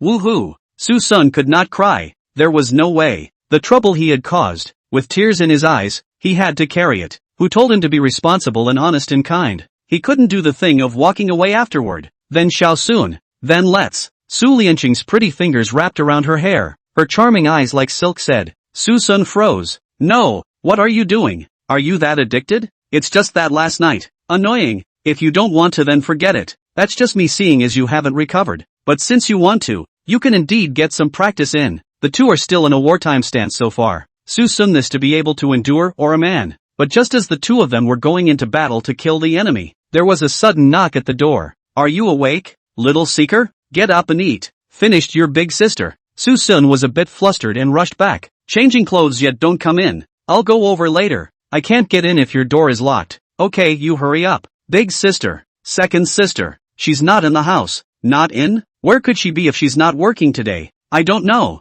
Her shoes are all there. Only the slippers are missing. And the second sister has a cleanliness fetish, so she shouldn't go out in slippers. And the family rooms have been searched all over, except for this room in front of her. As the words fell, the two in the room trembled with fear. For the first time, the duo felt that this apparently naive and dull old five could actually be so terrifying. No, horror is the right word. Yet more horror was yet to come. Hey big sister, I have the key to Stinky Susun's room here. Let's go in and see what he's doing right now he. As the doorknob turned, the duo was like a lightning strike. Done. Chapter 164, Su Shinru's kindness. Su's. Sholas logged on to the Su family again after a long absence. In order to check on Su Wen's condition, it was reasonable to say that Suyen would not finish as good as new under the nourishment of his medicinal soup, but at least he would be able to walk simply. But today's Suyen is still in a wheelchair, except for his arms, which are a bit sharper. No Ribbon's face sank. What's going on? Did you guys give him the proper medication as I requested or not? Su Qiming piled on the smiles and explained.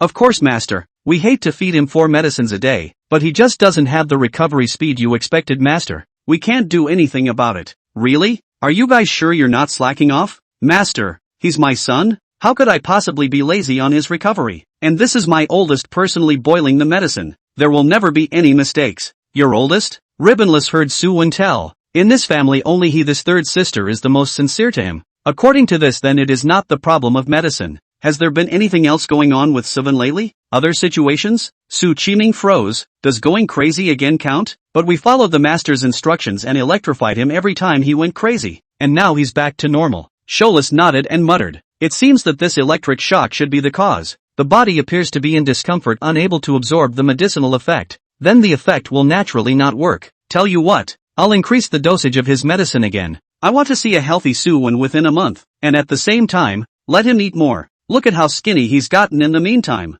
Yes, master. Alright, I'll just go ahead and get back in touch if I have any questions. Take care, master. Leaving behind a prescription, Sholas left straight away. Xinlan held the note in her hand as if she was holding a treasure, her face full of excitement. Old Su, look, the master has struck again. This time my son can definitely get better faster. Well, not only to let Wen body recovery, but also to maintain the most basic health. Free time you go to find a chef who specializes in making nutritious meals, so that they give Wen supplemental nutrition. Wen recently really thin a lot. You see the dark circles under the eyes. The scene shifted, only to see Suyen with a huge panda eye on his face, as if he hadn't had a good night's sleep in 8 lifetimes. Xinlan's heart was startled. Old Sua, is it just me? Why do I feel that little Wen's essence has gotten worse over the past 2 days? Hiss. It does seem to be a bit. Tell Lao San to buy more tonic medicine for him. Speak of the devil. Su Shinru had just boiled the medicine and walked out of the kitchen with a medicine jar, slowly coming to the side of the two. Mom and Dad, today's medicine is ready. Su Qiming nodded slightly. Well, you go. Let Wen grab the medicine and take it. This period of time has also been hard on you. It's okay, as long as my brother gets better. It's worth it for me to work hard. Su Shinru poured the Chinese herbs in the jar into a large bowl, then carried the bowl to Suyen by the window. Seeing that it was the third sister, Suyen took the medicine bowl without saying a word and slowly sipped it like tea. Su Xinro smiled, her face carrying a strong sense of care. Wen, don't be in a hurry. It's not urgent to drink it cooler. It's fine. It's not hot. Well, that's a good boy, little man, but make sure you drink it clean. Don't worry third sister. Even if no one said Suyen will drink it clean, The change in this period of time he himself can see. The hands and feet more and more flexible. Just need to insist on it, sooner or later will recover. He didn't want to be an invalid for the rest of his life. It's just that lately there's been something wrong, probably a side effect of the medicine. And every time I get to the middle of the night, my essence leaks out. What started out as once every 2 days gradually evolved into several times a night. Suven was bitter. And recently it seems that the stomach and intestines are still a little uncomfortable. But this medicine is very effective. Even if the body has discomfort, he has to drink it, just to change back to the once healthy self. Thinking of this, Suwen immediately dried another large mouthful. Suyen Ro looked at the side with great relief. Xiao Wen, you have really changed. If Big Sister and the others are still around to see how good you look like this nowadays, there's no need to rehash the past. Once I was a person they didn't care about. Now I'm a person they can't reach. And I don't need to beg for their approval. Well, right, you are yourself. Do not need to care about the eyes of others. Just a little sigh. If they are still there, how nice for everyone to get along. Third sister, there's no need to feel bad for them. It's their loss that they left the Su family. And although I've done a lot of wrong in the past, that's no reason for them to defect from the family and rebel against mom and dad. Suyen Ro nodded her head repeatedly. Xiao Wen, it turns out that you see more clearly than anyone else. I'm satisfied to see you like this. I think Su's will be able to flourish in your hands as well. Don't worry, I will. I will make the Su family among the #1 powerful families in Zhengcheng, so that those who hate me and loathe me will understand that I, Su Wen, can still obtain some achievements with only one person. Well, come on. Put. What's that noise? Suwen waved his hand and smiled bashfully. It's fine. Maybe you misheard third sister. Put. Kirikou. Put. In an instant, the stench rushed to the sky. Suyen Ro hurriedly covered her mouth and nose with a horrified face. Xiao Wen, you, ha ha ha, it's okay, people have 3 urges, it's no big deal to face your dilemma head on. I know such a reason, but you have 3 urgencies to tell me. Why not say anything? Su Xinru frowned, her face full of helplessness. Don't worry, since you're not even embarrassed, then I'll go and call mom and dad here. Don't call mom and dad. Su Wen's face changed drastically, sliding his wheelchair with a foul odor all over his body. Seeing the smelly source approaching towards herself, Suyen Ro was so scared that she backed away. Xiao Wen, it's not a good idea for you to be like this. It's not like I'm in a position to help you deal with it. Wait for me to go shout at mom and dad. Don't. You can handle it yourself. You're physically challenged, so you might as well wait. After saying that, Su Xinru shouted towards the Su Qiming duo at the back. Mom and dad, little man, he pooped his pants. What? The couple's faces suddenly changed. At this moment, Suwen wanted to cry, although he understood Su Xinru's good intentions, but after all, it was such an embarrassing scene that was discovered by his parents. Ha ha ha. At that moment, Suwen covered his cheeks and laughed up to the sky. It's fine. I can still fix this little thing. Crackle. Chapter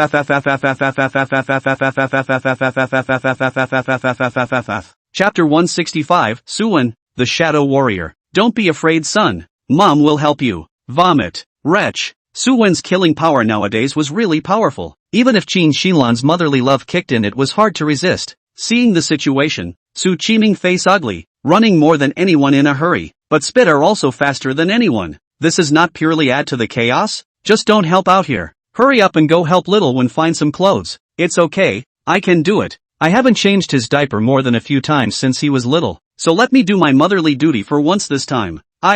Mom, don't add to the chaos. Suyen Ro rushed forward and pulled back, saying breathlessly, he's not a child anymore. What are you doing? You'll only make little one embarrassed, okay? It's better to hurry up and find some clothes. Upon hearing this, Qin Xinran wrinkled her eyebrows and felt that this statement was reasonable, so she immediately went upstairs to help Suwen look for a change of clothes. While Su Xinru was not idle, she ran to the bathroom to bring water and put it in. But really, when Qin Xinlan left, Su Qiming instead fell into another difficult situation. After all, when has he ever done this kind of thing? Despite having so many children, where has he changed a diaper once since he was a child? He hadn't changed it before, but now it was killing him to help such a nice big boy, especially with that foul odor. If he didn't have a strong tolerance, he was afraid that he would have to retch on the spot. Xiao Wen, don't need to feel embarrassed. We're all family. Dad will help you change your pants. Suwen slowly shook his head, grasping Su Qiming's outstretched arm with a faint smile. Dad, it's fine. This small matter I'll solve it myself later. It stinks, but also stay for a fart.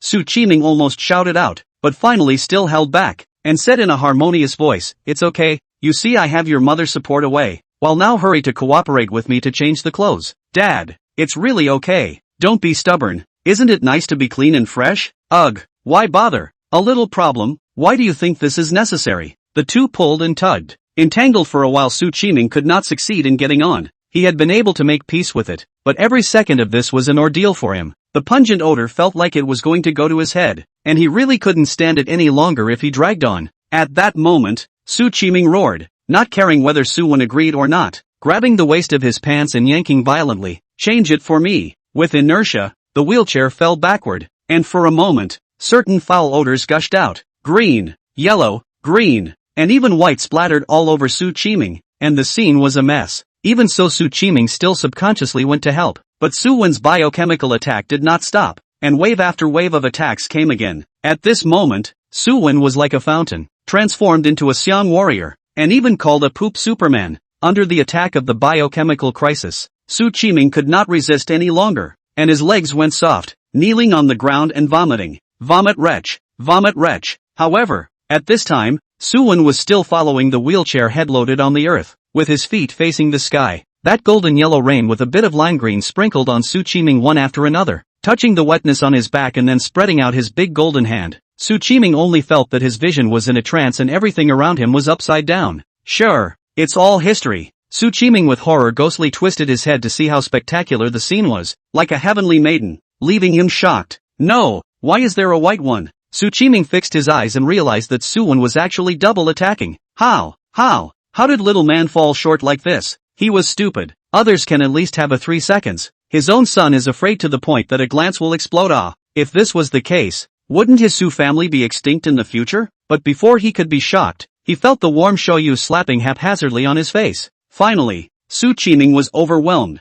His eyes rolled over and he foamed at the mouth, and he was directly smoked to death. Dad, I water end. Lao Su, clothes I brought. It's. The mother and daughter returned again, and when the two saw the scene they directly froze on the spot. It could be said that the shocking scenes they had seen in their lives were not even half as much as the one in front of them. The large, clean living room was now so foul-smelling and wretched that it was like an ancient battlefield. Why would they say ancient battlefield? Because the duo simply couldn't think of how exactly to describe the scene in front of them. Vomit. Suyen Ro had a wave of retching, and it was no longer difficult to calm down, putting down the water basin and covering her red lips to quickly run away. Shinrun, being a mother, slowly stepped forward, intending to take on this burden alone. Suddenly, a drop of water dripped on his face. It's raining in the house? For a moment Shinlan froze. When he returned to his senses, he only heard a gibberish ensue when completely exploded. Only a mournful howl could be heard, and Shinlan collapsed at that. Aha! Wretch! Wretch wretch wretch! In the evening,